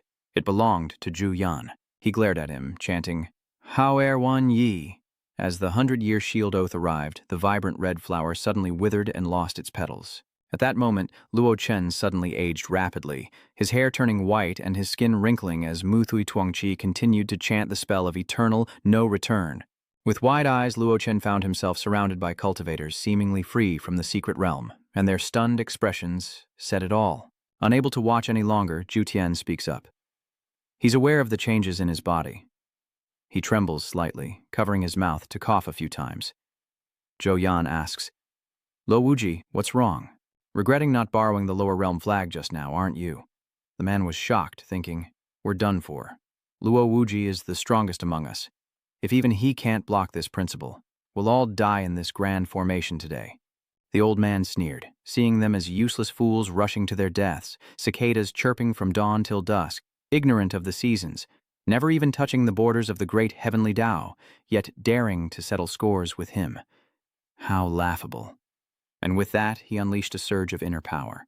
Luo Chen stood still, allowing the old man's power to almost touch him, when a strong protective shield automatically emerged from his body.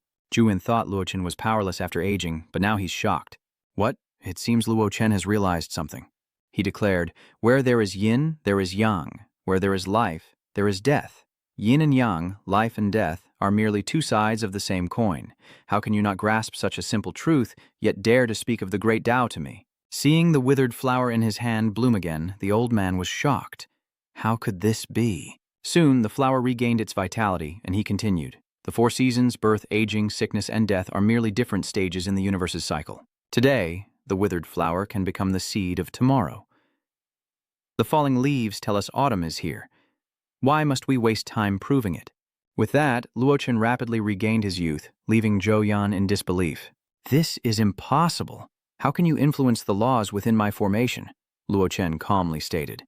"Because of the so-called great path you've pursued your entire life." Before he could finish, he shot forward, leaving everyone in shock. Rakshasa quickly flew towards him. Startled, Zhu Yan heard him coldly say, "Just a few things I had left over from playing around." Before he could speak, his finger pointed directly at Zhu Yan's forehead. Suddenly, his face went blank, his eyes glazed over, and a golden light from the Sun Lake appeared in his pupils.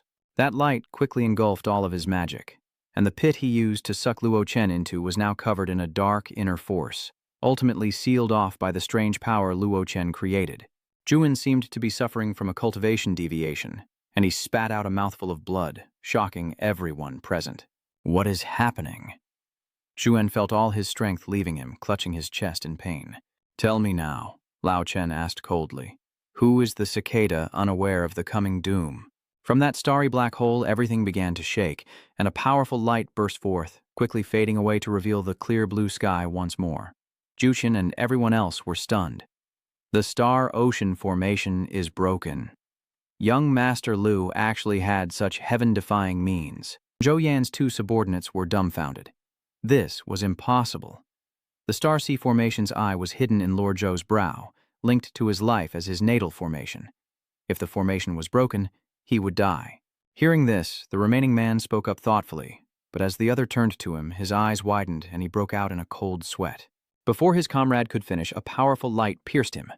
Seizing the moment, 9 heavens charged forward, shouting for their enemies to be surrounded and killed.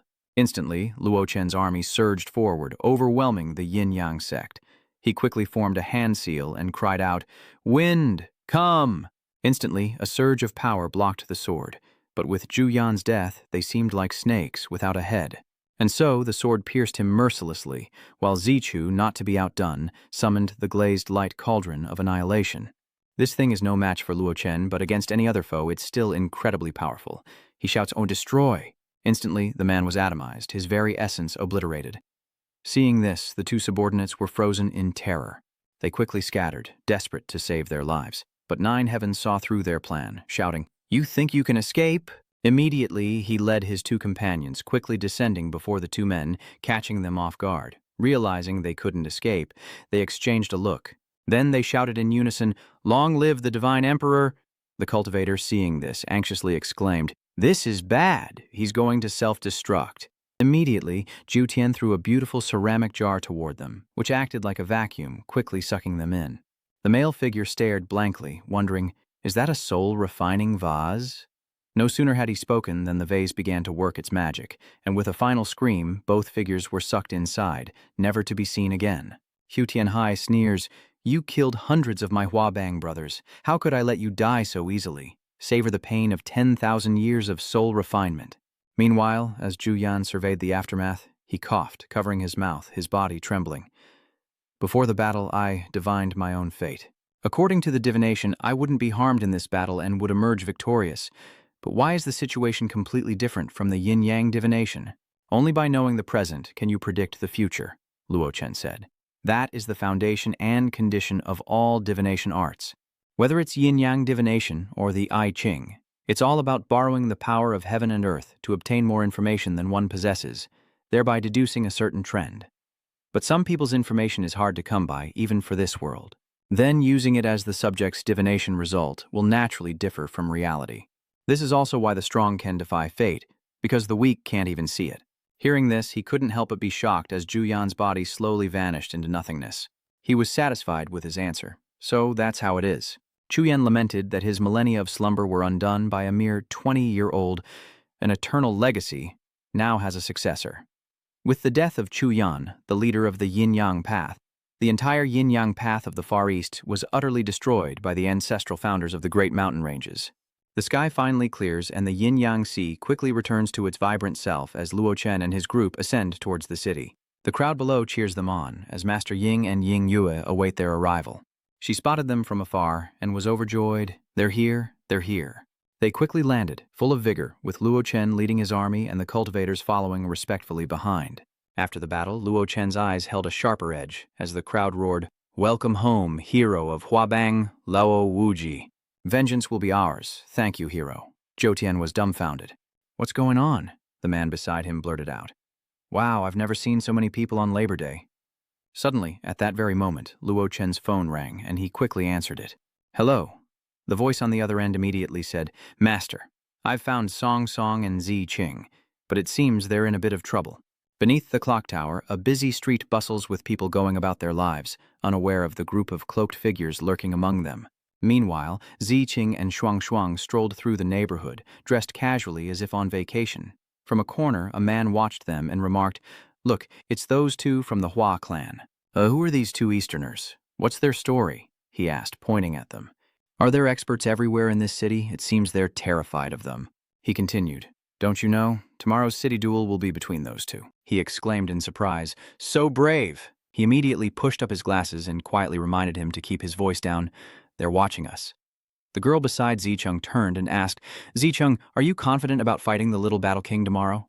He looked at her with surprise, as Zicheng calmly reassured her.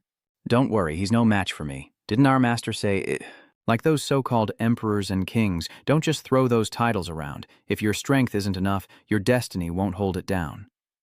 He smiled gently, looking at her with emerald eyes. "Look at our names. Simple and refined. Inherently different from them." She chuckled in agreement. "Yes, once you defeat the little war emperor, they'll let us go as promised." She continued, oblivious to the cloaked figures watching nearby, eager to finally return to their master after so long. His face remained impassive, hidden beneath the hooded cloak, revealing only short, shoulder-length blonde hair. Beneath a clear blue sky, sunlight bathes a vast and magnificent structure, its dome meticulously tiled. The white-robed figure reported, "War Sovereign, the two Huabang cultivators are still in the city and don't seem to be planning to escape." War Sovereign smiled slyly as he cut his beef. He says, "Oh, they don't want to run? Do they really think they can beat me tomorrow?" The white-robed figure spoke again. "Master, although the two are at the 9th level of awakening like you, they are rumored to have never lost. It's best to be careful." He was infuriated, his eyes wide, his teeth grinding. So what? The outcome of this fight was decided long ago. There's no way I can lose tomorrow, even if I wanted to, he said, stabbing the small piece of meat Meng Yi was holding. With no background, they dare dream of defeating me on my father's turf? Battle King raised his fork and looked at the steak with disdain, finding it utterly ridiculous as a modern 3-story house came into view. How fitting. This is Luo Chen's house.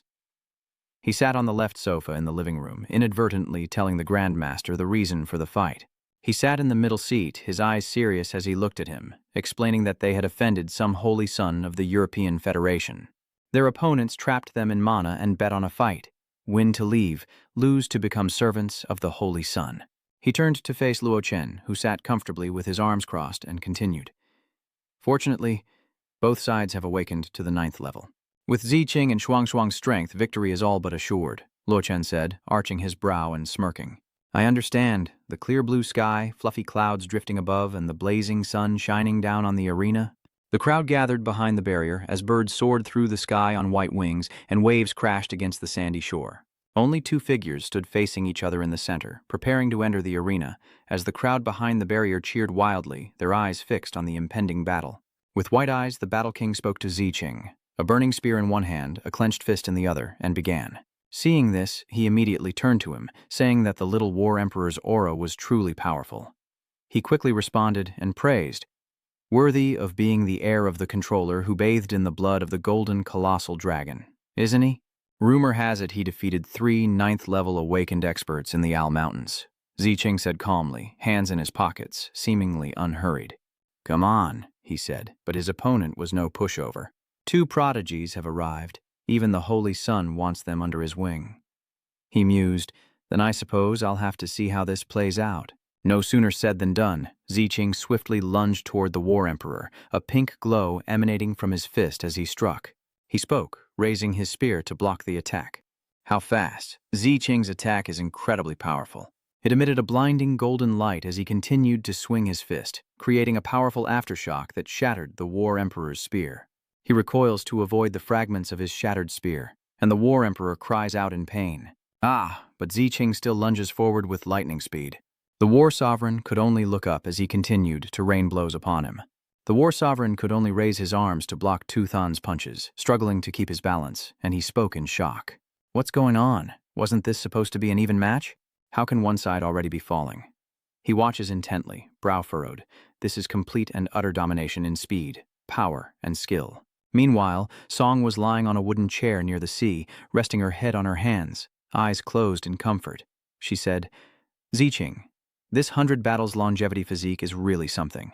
If I'd known this battle was meaningless, I wouldn't have come. Ziqing's face was now serious. He was about to deliver the final blow to Qian Huang. It was time to end this. War Sovereign looked at him with a terrified expression, his hands trembling as a faint golden light flickered in the distance as Ziqing charged. Surprised, he turned his emerald eyes toward the light, losing his footing and stumbling away from the War Emperor. A massive explosion erupts, sending debris flying as Ziqing is thrown back, helpless. The explosion in the arena unfolds before the crowd, a cloud of dust obscuring everything. They're stunned, speechless as they try to understand what's happening. Seeing this, Song Song rises to her feet and looks towards the explosion, reaching out with a worried and shocked expression as she calls out Ziqing's name. Zai King is in the sky as dark clouds gather and lightning strikes down. Song Song looks up, stunned. That's a true ancestor. In the sky, a group of people in suits appeared, exuding immense power. Everyone couldn't help but stare. My God, it's the chief controller of the council. 6 of them gathered together. That's a rare sight indeed. Ziqing was taken aback and shouted in alarm. What is the meaning of this? The hulking figure roared. Nothing. We just came to watch the fight. The redhead smirked and shouted, Father. The red-bearded man glared, then looked at Ziqing and boomed, Continue. He couldn't help but tremble. Continue. My movements are completely sealed off by your auras. I can't even move my legs. How can I continue? The red-bearded man continued. Don't you understand? I only came to watch the fight. As soon as he finished speaking, he fell over and yelled at him, Continue! His son was extremely pleased, a twisted grin spreading across his face as he exclaimed, Yes! Ziqing gritted his teeth. As true ancestors, as seniors, aren't you afraid of being ridiculed for acting this way? The other person scoffed. This foreigner is quite the comedian. He didn't even use his brain to think. This is Overseer Lu Yi's territory after all. He's dueling the Little War Emperor's son here. If he could win, that would be a problem. The Little War Emperor shouted, "Boy, you're too naive. Who told you today was a fair fight?" Then, clenching his fist, he continued, "Here. I have my father to protect me, but what do you have?" He immediately lunged forward. "This world isn't just about strength. Do you understand?" With that, Ziqing was punched hard in the stomach, causing him to cry out. His hands are armed, and Ziqing coughs up blood. Seeing him tremble, she slams against the protective barrier, screaming at the bullies, calling them shameless. Lu Yi watches with a satisfied smirk. Meanwhile, Ziqing trembled, crying out in pain as blood poured from his mouth. He gritted his teeth, glaring at the smug young man who sneered back at him. "Look at you, fuming with anger. Not convinced?" He grabbed his head. "If you're not, come and hit me. Weren't you fierce just now?" "I'll tell you the truth. The moment you rejected the Holy Sun, you were destined to die. Win or lose, none of you will leave this city alive." Unable to stand any longer, she screamed for them to stop. Startled, the Little War Emperor paused, and Shuang shouted, "I warn you, if anyone dares touch him today, someone will kill you all in the future." The man behind her shouted, "Insolence! How dare a mere child threaten us?" Luo Yi remarked, "I must say, these two are indeed brave, just misguided." Immediately, he ferociously struck at her, saying, "Learn your lesson in the next life." A massive hand with sharp claws reached out to crush Song Song. Before this, she wouldn't have been able to fight back at all. All Song Song could do was cover her face and scream as the hand came inches from her. Song Song raised her hands to shield her face, while Ziqing, filled with worry, cried out helplessly, "No." Suddenly, the arm vanished before it could strike, and Lu Dick was visibly surprised by the old man. "What is this?" Not only him, but even Little Battle King and Ziqing were stunned. Song Song covered her face, but when she felt nothing happen, she peeked through her fingers, stunned by the sight before her. It was that familiar figure protecting her. Luckily, Luo Chen arrived just in time, standing before her with a calm and reassuring smile. Seeing him, Song Song couldn't help but exclaim, "Teacher!" Luo Chen placed a hand on her shoulder, reassuring her, "It's okay now. There's nothing to fear." Tears welled in Song He's eyes, but she forced a smile and replied, "Yes." Then Luo Chen turned, his eyes filled with icy rage, and slowly said, "Today, every last one of those who bullied you will die." As he spoke, Luo Chen's body rapidly emitted a profound surge of spiritual energy, shocking Lu Yi and his cohorts. What? The crowd below was immediately bewildered. What was he planning? Could he really be planning to challenge all 6 overseers alone? Is this guy insane? He's asking for death. An enraged controller unleashes an attack, saying that this ignorant fool dares to offend their authority. The attack descends, aimed directly at where Luo Chen stands. He says, "Go to hell and repent." He looked up, a subtle light flashing in his eyes. In an instant, a shield rose around Luo Chen, causing the attack to strike empty air. But Luo Chen didn't stand idly by, swiftly retaliating against the controller, his attack piercing right through the man's head. The controller barely managed to utter, "You," before exploding into pieces before everyone's eyes. Louis turned, his eyes wide and bloodshot, and quickly told the others, "Something's not right with this kid. Everyone, attack together." The controllers quickly took their stances, ready to attack, but Luo Chen simply smirked at them in silence. Immediately, Luo Chen leaps into the air, stopping directly in front of them. Lu Yi, seeing him, shouts to the others, "He's above us!" The controllers immediately took their positions, absorbing stellar energy to form an encirclement, but Luo Chen was one step ahead, making a shooting gesture in their direction. Then he slowly uttered a single word, and the entire space warped. The pressure becomes unbearable for Lu Yi, and he coughs up blood, followed by the others who begin to vomit blood uncontrollably. The audience below was stunned, and the War Emperor anxiously called out to Lu Yi. Meanwhile, facing him, Luo Chen suddenly asked, "The controller, right?" Frowning, he coldly stared at Lu Yi and questioned, "You people like to bully others, don't you?" Lu Yi clutched his chest wound, trembling as he asked, "Who exactly is he?" But Luo Chen didn't respond to Lu Yi. He looked at Ziqing and asked, "Ziqing, who hit you just now?" Before Ziqing could react, the War Emperor flinched, and he coldly ordered Ziqing to kill him, leaving Lu Yi in disbelief. The War Emperor, now enraged, roared, "How dare you!" Ziqing, regaining his composure, wiped the blood from his lip and replied, "Yes, General Luo." With that, she approached the War Emperor and asked, "Did you have fun hitting me?" He quickly replied, "Yeah." As soon as the War Emperor spoke, He saw Ziqing approaching, ready to strike. He immediately punched him and roared, "Now it's my turn." War Sovereign coughs up blood as Zicheng's eyes burn with rage, landing another blow that distorts his face. Lu Yi screamed, "Make him stop! If he kills my son, the European Union will never forgive you." John Huang, on the ground, clutching his wounds, coughed and pleaded, "Don't kill me." Ziqing coldly retorted, "You didn't want fairness, and I don't need mercy." As he spoke, he delivered a fatal blow, sending John Huang to his ancestors. Lu Di witnessed everything, screaming through his tears, unable to watch his son be beaten to death. Lu Di's tears welled up as he glared and cursed Ziqing, then turned to Luo Chen and shouted furiously, "You are challenging the foundations of the European Federation." A white halo quickly appeared in the sky. He continued, "No matter your origins, today you will all be buried with my son." Songni recognized what it was and exclaimed in shock, "That's a spatial gate." She turned anxiously, telling Luo Chen, "Teacher, this is bad. They're looking for someone." He reassured Song "It's all right. Whoever comes here will die." At that moment, lightning struck as two figures, a man and a woman, emerged from the spatial gate. In the lightning's glow, Black Phoenix led the way, followed by Kai Feng. The controller group leader bowed respectfully. "Greetings, esteemed ones." But he didn't respond, asking coldly, "Lu Yi, who killed your son?" Lu Yi placed a hand on his chest and bowed, replying, "Your Honor, the Dean." Before Lu Yi could say Ziqing's name, Luo Chen interrupted, saying, "Ah." Luo Chen's eyes were indifferent, his face almost expressionless as he looked at them. Black Phoenix and Kai Feng were taken aback by his indifferent attitude. He scoffed, "At least he's honest enough to admit it, but it's a pity he's a traitor." Black Phoenix suddenly cuts Kai Feng off. "Wait," she says, as he looks at her, confused. Leaning in close, Black Phoenix frowns and reminds him, "He's the Luo Wuji I mentioned before." As if remembering something, his eyes widened in shock. Luo Wuji. The Luo Wuji who wreaked havoc in the Huabang cultivation world and destroyed the Far East Yin-Yang Dao in a single day. At that moment, Luo Chen noticed Black Phoenix and spoke, "Black Phoenix." She waved and said with a forced smile, "Mr. Luo, long time no see. Weren't you in the Far East? What brings you here?" Seeing this, Lu Yi couldn't help but frown. "What's going on here? So, we can still talk this through?" Kai Feng bowed respectfully. "So, you're Mr. Luo. I've heard so much about you."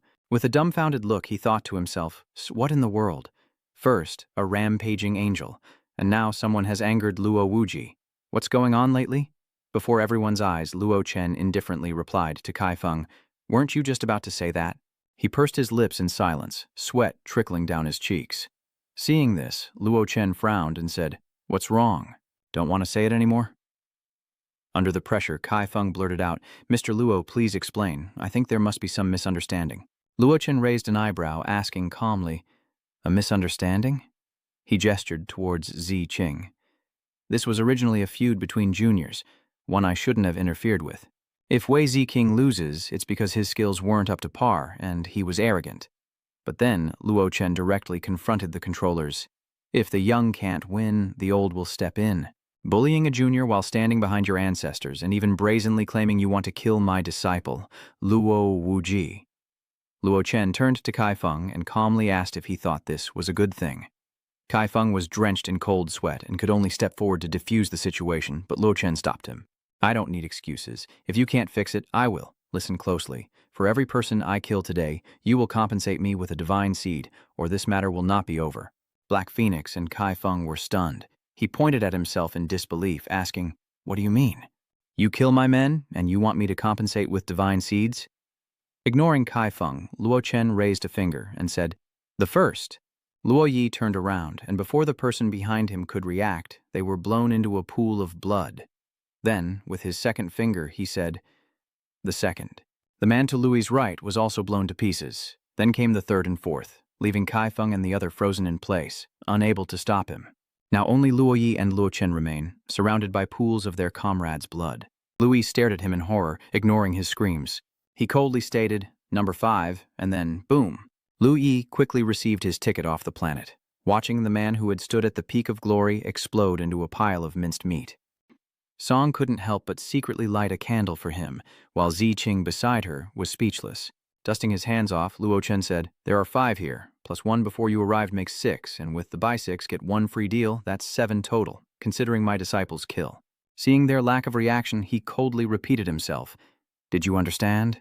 Kaifeng trembled as he replied, Mr. Luo. Not waiting for him to say anything more, Luo Chen frowned and growled. I won't say it a second time. With no other choice, Kaifeng humbled himself. I understand. I'll have people prepare it immediately. Luo Chen added coldly, You have half an hour at the hotel, then glanced at the two beside him. Ziqing, let's go. Hearing this, they respectfully clasped their hands in response. And so, Luo Chen led the two away. Zhao Kai looked up in awe. Is this Luo Wuji? His methods are a bit too overbearing, aren't they? Qingxia, drenched in sweat, responded, What other choice do we have? Before him, our tripartite council is no stronger than the Far East Yin-Yang Dao, and a chance to surrender isn't so bad. At the council headquarters, Kaifeng furiously slams the table. He killed 6 of my ancestral masters, and now wants my 7 divine seeds. He's driving the tripartite council to its doom. He then looked at Black Phoenix. If we're going to die anyway, I'd rather fight Luo Wuji to the death. Black Phoenix looked at the godly seed in her hand and calmly said, My lord, please calm down. I actually think this is a good opportunity. Then she explained, although Luo Wuji's demands would cripple the Senate, ultimately he's just a river dragon. Our true enemies are not the same as his. Then Black Phoenix shared her thoughts. We don't have any real conflict of interest with Luo Wuji. She looked at him and added, Moreover, I had the good fortune to interact with him for a while, and from my understanding, he's not as cold and heartless as he seems. On the contrary, he's a very loyal person. Then Black Phoenix smiled and said in another way, As long as we operate correctly, we can completely turn Luo Wuji from an enemy into a friend, and even help us open up a new situation. Kaifeng scoffed, finding her idea incredibly naive. Before chasing away the wolves, she must first know if they can satisfy the fox's appetite, or they'll be the first to be devoured. Black Phoenix smirks. Of course I know that. Our parliament certainly can't offer enough to satisfy Luo Wuji. Then she smirked at Kaifeng, reminding him, Don't forget, he has 2 disciples as well. Back at the high-rise hotel, Luo Chen looked at them and asked calmly, Tell me, what exactly happened? Actually, after you disappeared in the Ulan Meadow, Song Song and I left Huabang to search for you and train ourselves. He then recounted that half a year ago they had come to the European Federation under the recommendation of a friend to enter the Holy City for cultivation. Luo Chen, upon hearing this, couldn't help but ask in astonishment. Saint City? Song Niai explained. Yes, it's a place similar to a parallel world, and it looks no different from a city before the return of spiritual energy.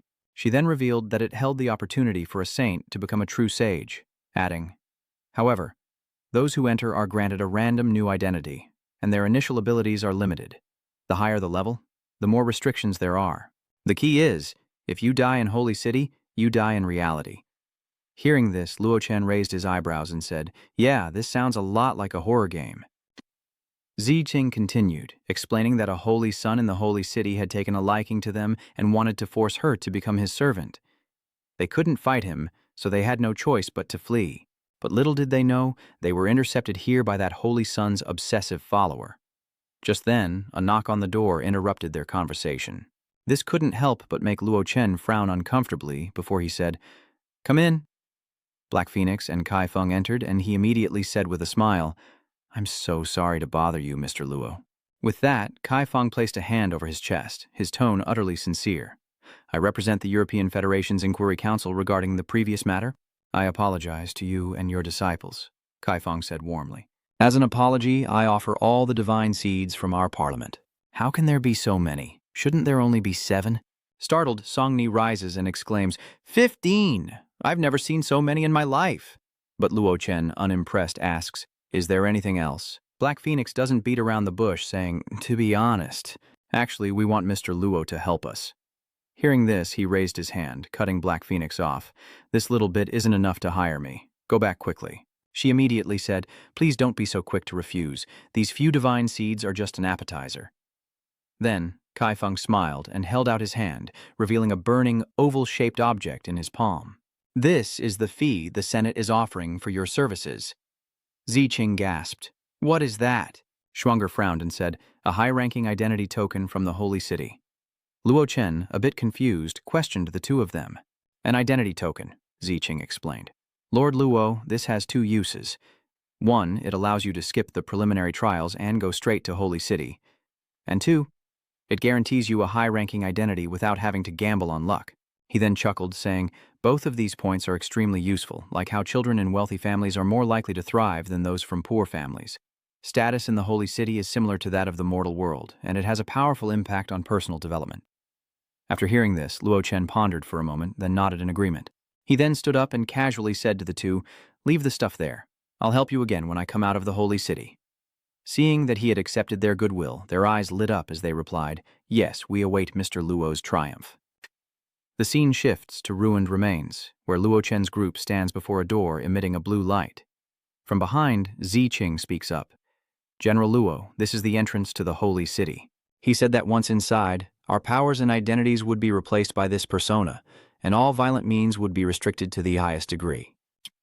Then, he says seriously, "There are rumors in the Holy City that besides the opportunity for a holy child to become a saint, the battle for the destiny of major forces in the future is also within. Therefore, the stronger you are in reality, the easier it will be to be targeted once your identity is revealed. General Luo, please be extremely careful." Luo Chen thought to himself, a battle for destiny, an opportunity to become a saint. The signals released from this terrifying game show that the forces of the immortal realm may have already noticed Earth, and there's a high possibility they've already intervened. As if remembering something, his face immediately turned gloomy. "Perhaps we'll meet again soon." And so Luo Chen turned back, handing them the identity tokens, ready to go inside. "You guys can keep the identity tokens," Songer said with a smile. "Master, we don't need these.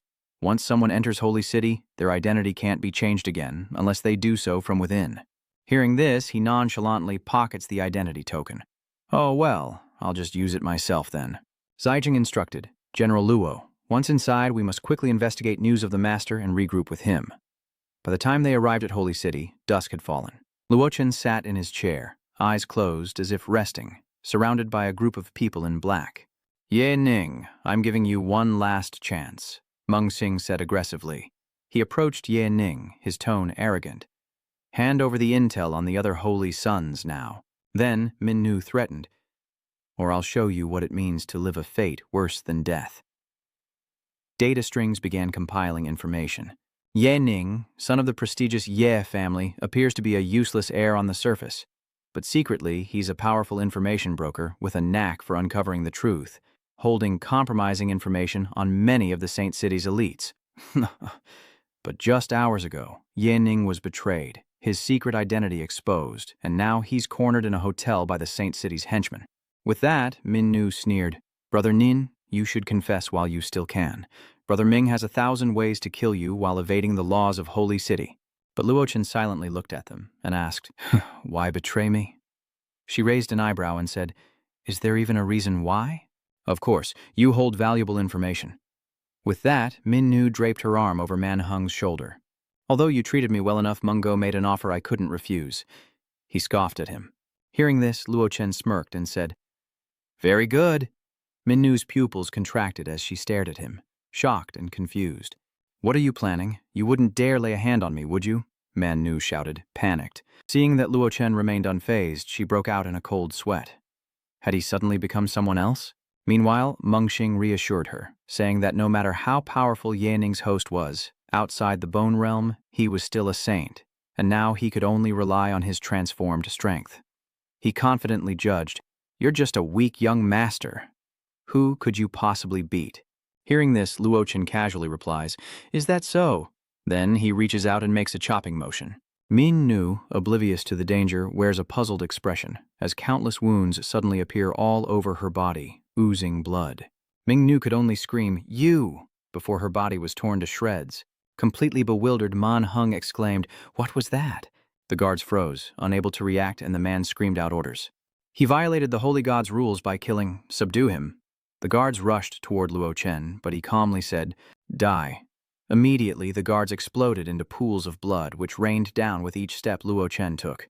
Seeing all of this, Meng Xing was speechless, his face ashen.